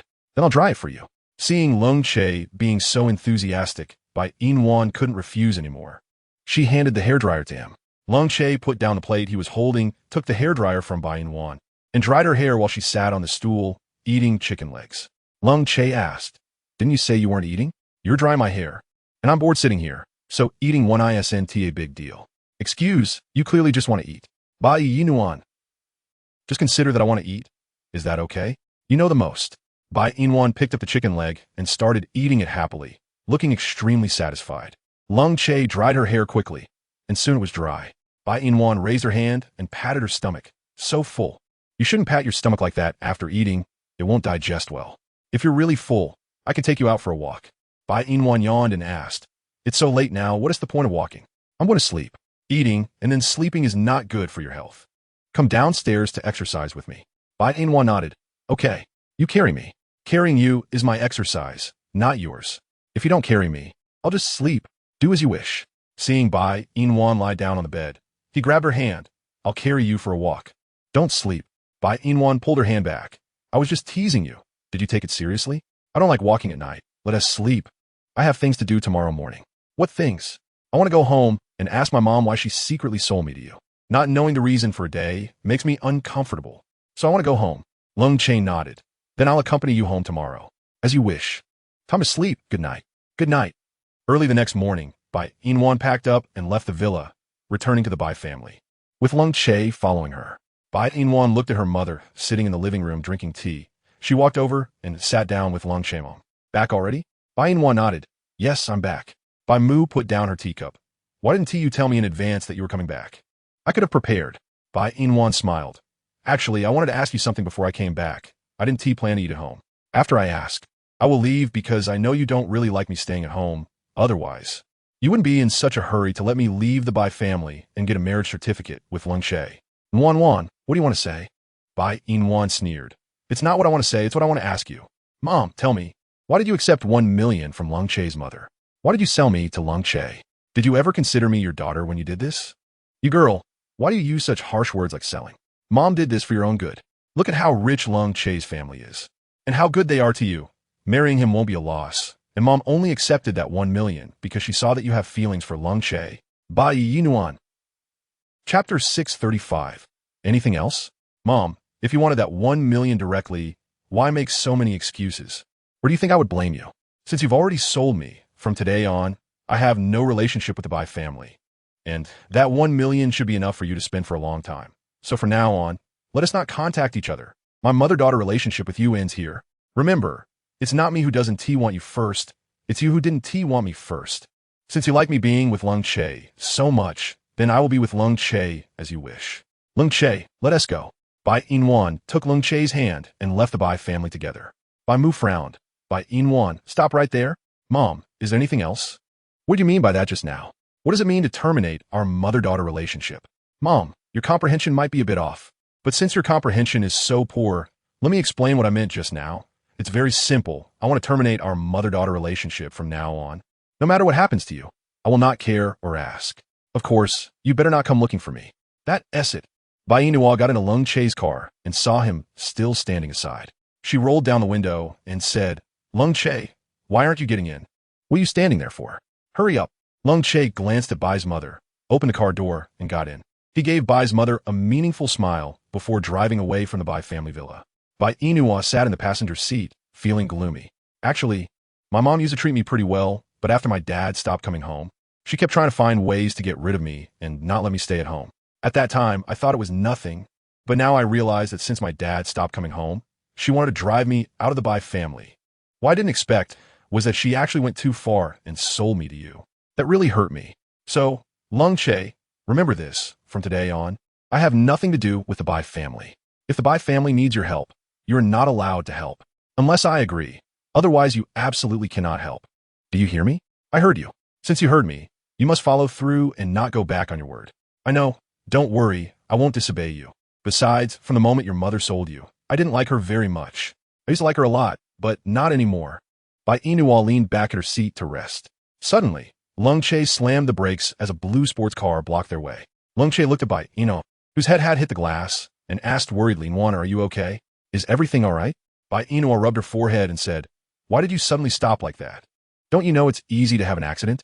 I'm sorry, Nwana. Just now, a car suddenly came out and blocked our way, so I had to stop. I'll go check it out. You wait for me in the car. Bai Yina nodded, okay. Make sure to scold that driver properly. Doesn't he know driving like this can easily cause an accident? He's really sick. Lung Che said, Nwana, calm down. I'll go take a look. Bai Yina replied, forget it. You don't look like someone who would scold others. I'll go scold him myself. Chapter 636. You're looking for death. Nwana, hey, don't move. Nwana, stop. Where are you going? Nwana. Bang. Bai Yina got out of the car and closed the door. She walked up to the blue sports car and knocked on the window. Situ Ying's figure appeared before Bai Yina's eyes, and she stepped back. Why is it you? We meet again. Did you deliberately block me here? If I hadn't stopped Lung Che's car, I might never see you again. I have a lot to say to you. Get in the car. Bai Yina continued to back away. Who wants to listen to you? And Situ Ying, is your way of trying to get me to listen to you too reckless? How can you drive like that and hit people? If Lung Che hadn't braked in time, all three of us would be dead. I trust Lung Che's driving skills, and I won't let anything happen to you. So get in the car now. Before I start fighting with Lung Che. Bai Yina returned to Lung Che's car and looked at him. Turn around. Drive. Who is that man in the car? Situ Ying. Is that man crazy? He actually drove into us. He really is looking for death. Lung Che unbuckled his seatbelt, and Bai Yina grabbed his arm. Where are you going? To hit him. Stop it. Lung Che, let's hurry and leave here. I don't want to see Situ Ying right now. Nor do I want to hear what he has to say. How long is he going to cling to you? You're my wife now, and he keeps trying to find ways to bother you. This can't go on, so we need to find a way to deal with him first. You stay here. I'll go have a word with him. Bai Yina held on to Lung Che's arm tightly. I told you not to go. Why are you so disobedient? This isn't the time for me to be obedient. Nwana, you have to understand, as long as Situ Ying isn't dealt with, he'll keep bothering you. Lung Che pulled his arm free from Bai Yina's embrace, opened the car door, and got out. He walked up to Situ Ying's car. Get out. We need to talk. Situ Ying pushed the car door open and stood beside Lung Che. Lung Che, I don't think there's anything to talk about with you. What do you want to say? Bai Yina has already registered her marriage with me. Stop bothering her. Just because you're married doesn't mean you can't get a divorce, right? Lung Che, I believe I have a chance to be with her, but she is pregnant with my child, so we won't get a divorce. There will come a day when you will. Are you so confident? Of course. Heh. Lung Che mocked. Even if you're confident, I won't give you that chance. I will always be with Nwana. Situ Ying, you have no chance. So disappear from my sight quickly. I don't want to see you. Situ Ying stood aside, unmoving. I want to talk to Nwana. Lung Che grabbed Situ Ying by the collar. Are you looking for death? Lung Che, I don't want to fight with you, but I want to hit you today. Lung Che threw a punch at Situ Ying without hesitation. Situ Ying sneered and punched back at Lung Che. The two men started fighting by the roadside. Seeing them fighting, Bai Yina hurriedly got out of the car to pull them apart. Situ Ying, enough. I've already gotten married. Why are you still bothering me? And Lung Che, didn't I say you weren't allowed to fight? Why aren't you listening? Chapter 637. Why didn't you come? He is so annoying. If I could avoid fighting, I wouldn't want to touch him. All right, Lung Che, let's go home. I'm feeling a bit unwell. Unwell. Lung Che withdrew his hand, wrapped his arm around Bai Yinua's waist, and returned to the car. I'll take you to the hospital. Lung Che sat in the driver's seat and started to turn the car around, distancing themselves from Situ Ying's car. Upon hearing that, Bai Yinua was feeling unwell. Situ Ying quickly got into his car and followed behind Lung Che. Halfway through the drive, Bai Yinua grabbed Lung Che's hand. Let's go back to the villa. Wanner, aren't you unwell? I'm fine now. Let's go back to the villa first. But, back to the villa. In the end, Lung Che couldn't refuse Bai Yinua and turned the car around toward the villa. Situ Ying followed them all the way and was ultimately stopped outside the villa. Not allowed to enter. He slammed the steering wheel, damn it. Bai Yinua sat on the sofa, looking a bit unwell. Lung Che sat beside her and asked, Wanner, what's wrong? My stomach. What's wrong with your stomach? Are you pregnant? Bai Yinua laughed. It's not that easy to get pregnant. I calculated the dates. My period is about to come. Every time my period is coming, my stomach feels uncomfortable, so I just need to rest for a bit. And I'll be fine. Don't worry. Isn't it supposed to drink brown sugar water and use a heating pad during your period? Bai Yinua nodded, yeah. But how do you know? I haven't bought those things for other women. And how do you know? Someone in the company once fainted from cramps. And I heard my assistant mention it. How about this? I'll go out and buy you brown sugar and a heating pad. You rest at home. Okay, just be careful. I'll be back soon. Bai Yinwan went upstairs to rest after Lung Che left. She lay on the bed and uncomfortably touched her stomach. I've never felt this bad during my period before. And why is my stomach hurting so early? Bai Yinwan frowned and covered herself with the quilt to rest. When Lung Che returned with things, Bai Yinwan was already asleep. He made her a cup of brown sugar water and placed it on the bedside, waking her up. Nwaner, get up and drink the brown sugar water. Bai Yinwan opened her eyes drowsily. Lung Che picked her up from the bed. Is your body feeling a bit better? Yes, it doesn't hurt anymore. Then drink the brown sugar water. Okay. Lung Che blew on it before handing it to her. Bai Yinwan took it, drank a sip, and leaned against Lung Che's chest. You can't touch me for a while. I want to touch you. That's good. Are you really not feeling unwell? If you really feel bad, we can go to the hospital. I'm fine. Besides, which woman goes to the hospital for her period? Moreover, I haven't even started yet, and I'm not that delicate. I just need to rest for a while, and I'll be fine, so don't worry. Lung Che affectionately kissed Bai Yinwan's lips. I'll stay with you. Go to sleep. Okay. Bai Yinwan lay back down to rest, and Lung Che lay beside her, watching her sleeping face. Recently, Bai Yinwan had been staying at home to recuperate, while Lung Che was at the company during the day and at home at night. Bai Yinwan calculated the days until her period, but it had been a week and still hadn't come. She felt something was off. Why hasn't it come? Chapter 638. I want you to get lost. Why hasn't it come? A week has passed. Her period hasn't arrived, but her stomach hurts from time to time. Could she be pregnant? The thought scared Bai Yinwan. She and Lung Che had only been together twice. How could she be pregnant? Bai Yinwan got out of bed, asked the housekeeper to prepare a car, and planned to go to the hospital to check if she was pregnant. If she really was, her future plans would have to change because of this child. In fact, she wasn't ready for a child yet, but if she was pregnant, she couldn't just abandon it. Bai Yinwan arrived at the hospital an hour later, registered, had her blood drawn, sent it for testing, and then sat aside, waiting for the results. Ding, ding, ding. Her phone rang, and she took it out to see a video from an unfamiliar number. She clicked on it with curiosity, and Lung Che's face appeared, followed by a woman who hugged him and kissed his face. They were in a hotel. Bai Yinwan dropped her phone in disbelief, stunned. She picked up her phone from the floor and called Lung Che. It rang, but no one answered. Bai Yinwan, not willing to give up, continued to call him, but no one picked up. She put down her phone, her eyes red, and touched her stomach with a bitter smile. How long had it been? Had he already grown tired of her? Clearly, they had just slept together this morning, and he said he would surprise her and come back to have dinner with her tonight. But where was he now?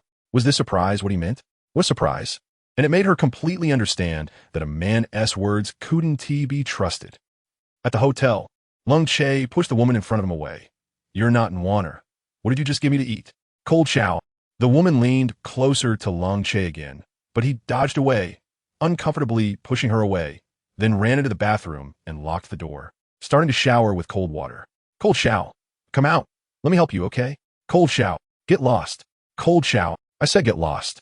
Lung Che soaked in the bathtub, trying to calm his emotions. He realized that the angrier he got, the hotter his body became. He had only come here to discuss a contract with this woman. Why was he feeling this way? This woman actually dared to drug him.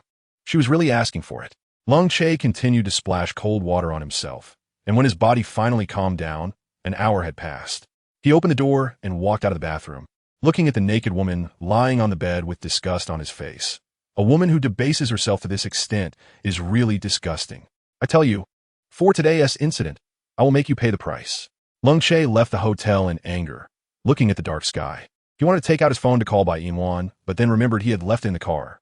Lung Che went to the parking lot, opened the car door, took out his phone, and saw countless missed calls. While driving, he called Bai Yina back. Bai Yina was holding a pregnancy report when she answered Lung Che's call. Hello, Wanner. Why did you call me so many times? Is something wrong? Bai Yina clenched the report and smiled. I just want to ask when you'll come back to have dinner with me. I'm hungry. If you're hungry, you can eat first. I might be a bit late. Chapter 639. Why are you eating so little? Late? I still have some things to do, so I'll be late getting back tonight. You eat first. I'll probably be back around the time you're going to sleep. Bai Yina nodded. Okay, I'll wait for you. If you're tired, go to sleep. I'll wait for you to come back. What? Do you miss me? Lung Che parked outside a clothing store and got out of the car. All right, Wanner, I'm going to get busy. You eat. Okay. Bai Yina hung up the phone, sat on a chair holding the report, and started to cry. She was pregnant, but Lung Che didn't want her anymore. He had betrayed her. What should she do? Should she continue to accept him or leave him? Bai Yina touched her stomach, calming her emotions. Pregnant women shouldn't get angry. They shouldn't get angry. Besides, the doctor said she showed signs of a miscarriage and needed to rest well, avoiding anger and not walking too much. She took the medicine prescribed by the doctor, left the hospital, and got into the housekeeper's car, heading back to the villa. The housekeeper asked, Madam, how did the doctor say about your health? It's nothing. Just anemia. Then I'll make soup for you at home. No need to trouble yourself. You're too polite, madam.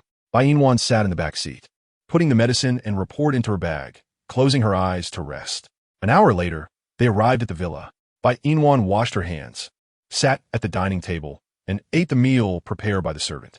After just 2 bites, she couldn't eat anymore. She took the soup beside her and drank it all, then went upstairs. She packed everything she needed into her bag. After packing everything, Bai Yina went to Lung Che's study and printed a divorce agreement. After signing it, she put in Lung Che's drawer, then returned to her room and sat on the bed reading a book until Lung Che came back. An hour later, Lung Che returned, holding a bouquet of roses as he went upstairs. I just heard the housekeeper say you only had a bowl of soup for dinner tonight? Yes. Why did you eat so little? I'm not very hungry. Not very hungry? Then you can't just have a bowl of soup. How about this? I haven't had dinner yet. Come down and eat something with me. Bai Yina didn't refuse and nodded. Okay. Why are you being so obedient today? Because this is the last time I'll listen to you. Why is the last time? Are you saying that after listening to me today, I have to listen to you tomorrow? Fine. When I came back, I passed by the flower shop and bought you a bouquet of roses, 99 of them, representing everlasting love. Let's see if you like them.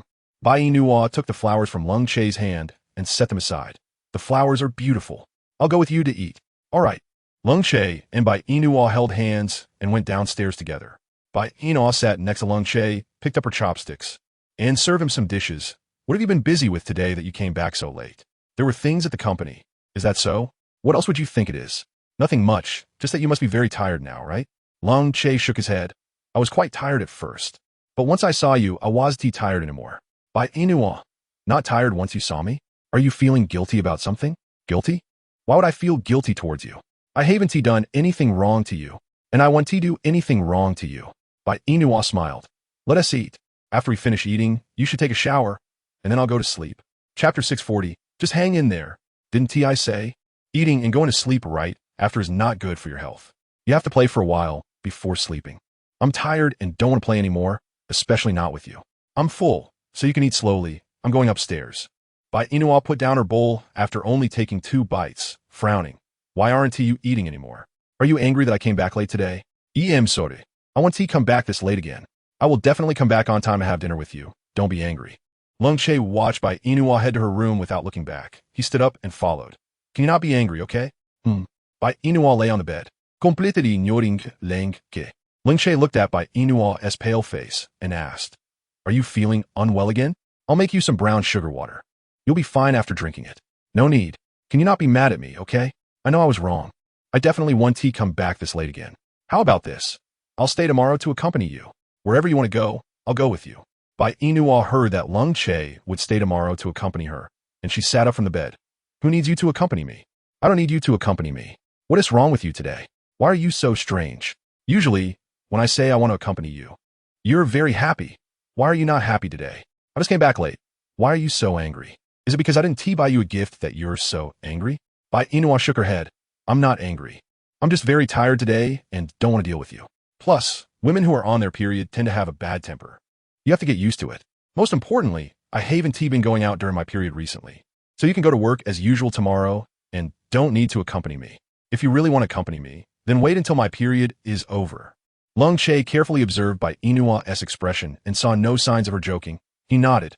All right, I'll accompany you after your period ends. Since you're tired, you should rest. I'll go take a shower. Okay. Lung Che took his clothes and entered the bathroom. Bai Yinua looked at the roses she had set aside, lay back on the bed, closed her eyes, pretending like nothing had happened. After all, this was the last night. Once tomorrow passed, she would leave. So just hang in there. Just hang in there. When Lung Che came out of the bathroom, Bai Yinua was already asleep. He lay down beside her, wrapped his arms around her waist, holding her in his embrace. Good night. The next morning, Lung Che went to the company on time, while Bai Yinua packed her things after he left, leaving a letter as she exited the villa. The butler saw Bai Yinua leaving and asked, Madam, where are you going? Do you need me to arrange a car to take you wherever you want to go? Bai Yinua nodded. Sure. I want to go buy some things in town. You could just take me to the street. All right, madam. Please wait a moment. I'll go get the car. Let the driver take me. Lung Che is coming back for dinner today, so make more of his favorite dishes. I can go with the driver. Okay, madam, go and come back early. Bai Yinua took her bag and left the villa with the driver. Bai Yinua said, just drop me off on the street, and then you can go back. If I leave, how will you get back, madam? Chapter 641. Why are you helping me? I'll take a taxi back after I finish shopping. You don't need to worry. Then please be careful, madam. After the driver left, Bai Yinua hailed a taxi to the airport. She had booked the earliest flight for today, so she could leave as soon as she picked up her ticket. Half an hour later, at the airport, Bai Yinua picked up her ticket and found her flight, checked in, and boarded the plane. 3 hours later, the plane landed at Hangzhou Airport, and Bai Yinua sat aside with a pale face. My stomach hurts a lot. Bai Yinua leaned against the chair, holding her stomach. It hurts so much. Bai Yinua? Mo Baiyuan appeared in front of Bai Yinua wearing large sunglasses. Bai Yinua grabbed Mo Baiyuan's arm. My stomach hurts a lot.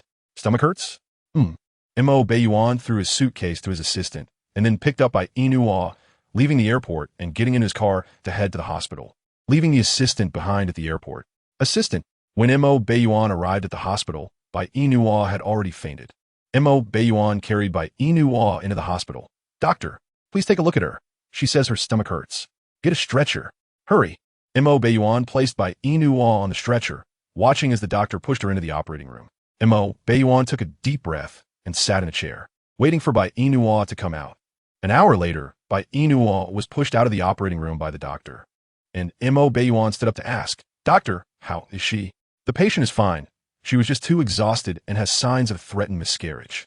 If this young lady wants to keep the baby, she must stay in bed for 3 months. Pregnant? Yes, I understand. Montag Baiyuan was momentari die Stund. He heard that Bai Yinua and Lung Che had gotten their marriage certificate, but how long has it been since she got pregnant? Moreover, if Bai Yinua is pregnant, why was she here alone? Did something happen between her and Lung Che? Mo Baiyuan frowned and followed the nurse into the ward to keep watch over Bai Yinua. As night fell, Bai Yinua slowly regained consciousness on the hospital bed. She adjusted to the light and looked at Mo Baiyuan sitting beside her. Did you bring me to the hospital? What else would you think? Thank you. You're welcome. But what happened to you looking like this? Did something happen between you and Lung Che? When Bai Yinua heard the name Lung Che, she said expressionlessly, I divorced him, so I left alone. I don't want him to find out I'm here, so I hope you can keep it a secret for me. Do you think you can escape? Lung Che has a lot of influence. It's easy for him to find you, but I can help you. Why are you helping me? Because I don't like you being with Lung Che, so I can help you. How about this? I'll have someone create a fake identity for you. That way, Lung Che won't be able to find out about your existence. Bai Yinwan looked at Mo Baiyuan. No matter what your reason is for helping me, I still want to thank you. Before you create a fake identity for me, can you take me out of the hospital first? Lung Che should have already noticed that I left. Where do you want to go? To the countryside. I plan to rent a small building there. Chapter 642. None of your business. You're pregnant. Living in the countryside isn't good, right? Moreover, the doctor said you have signs of miscarriage. For the next 3 months, you can only stay in bed. I will take good care of myself. You just need to take me to the countryside now. Bai Yina nodded. Okay. Lung's house. As soon as Lung Che entered the villa, the butler approached. Young master. Where is madam? Madam. The butler hesitated. Lung Che frowned. What happened to madam? Is she feeling unwell again? No. Madam hasn't come back yet. Not back yet.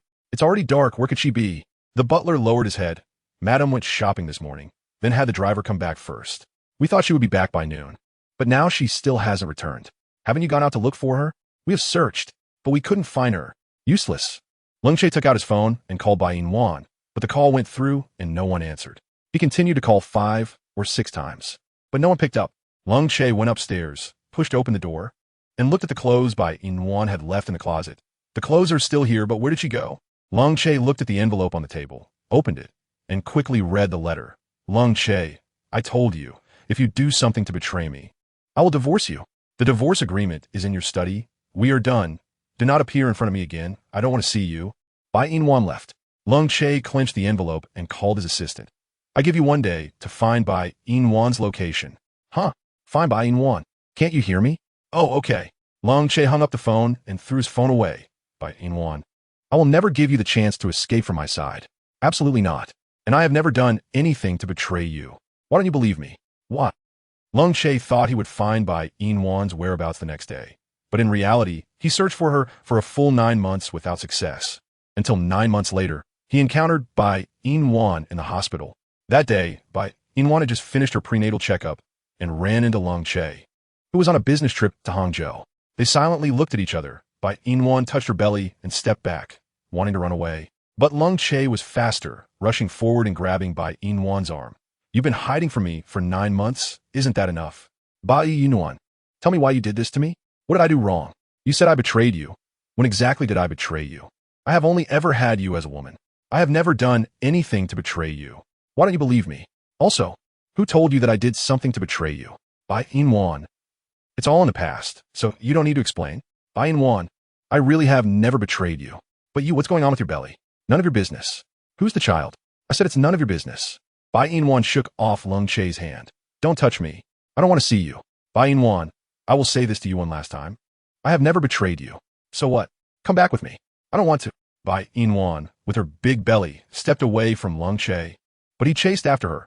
Before you sentence me to death. Chapter 643. The end before you sentence me to death. You have to tell me what I did to betray you. Fine. Bai Yina took out her phone, found the video, and threw it to Lung Che. You watch it yourself.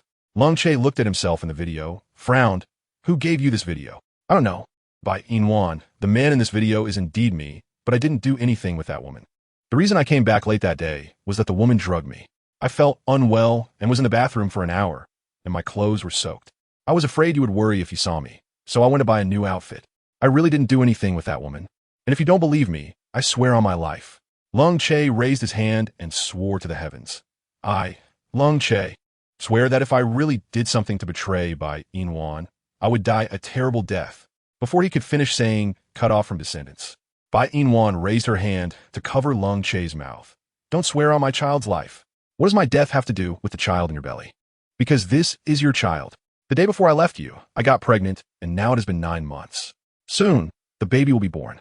Lung Che felt a bit unreal hearing Bai Yina's words. You say this is my child? Yes. Why are you still running around while pregnant? Do you know that for the past 9 months, I have been looking for you and missing you? How can you not believe me? I am sincere to you. I really have never betrayed you. Water, please believe me.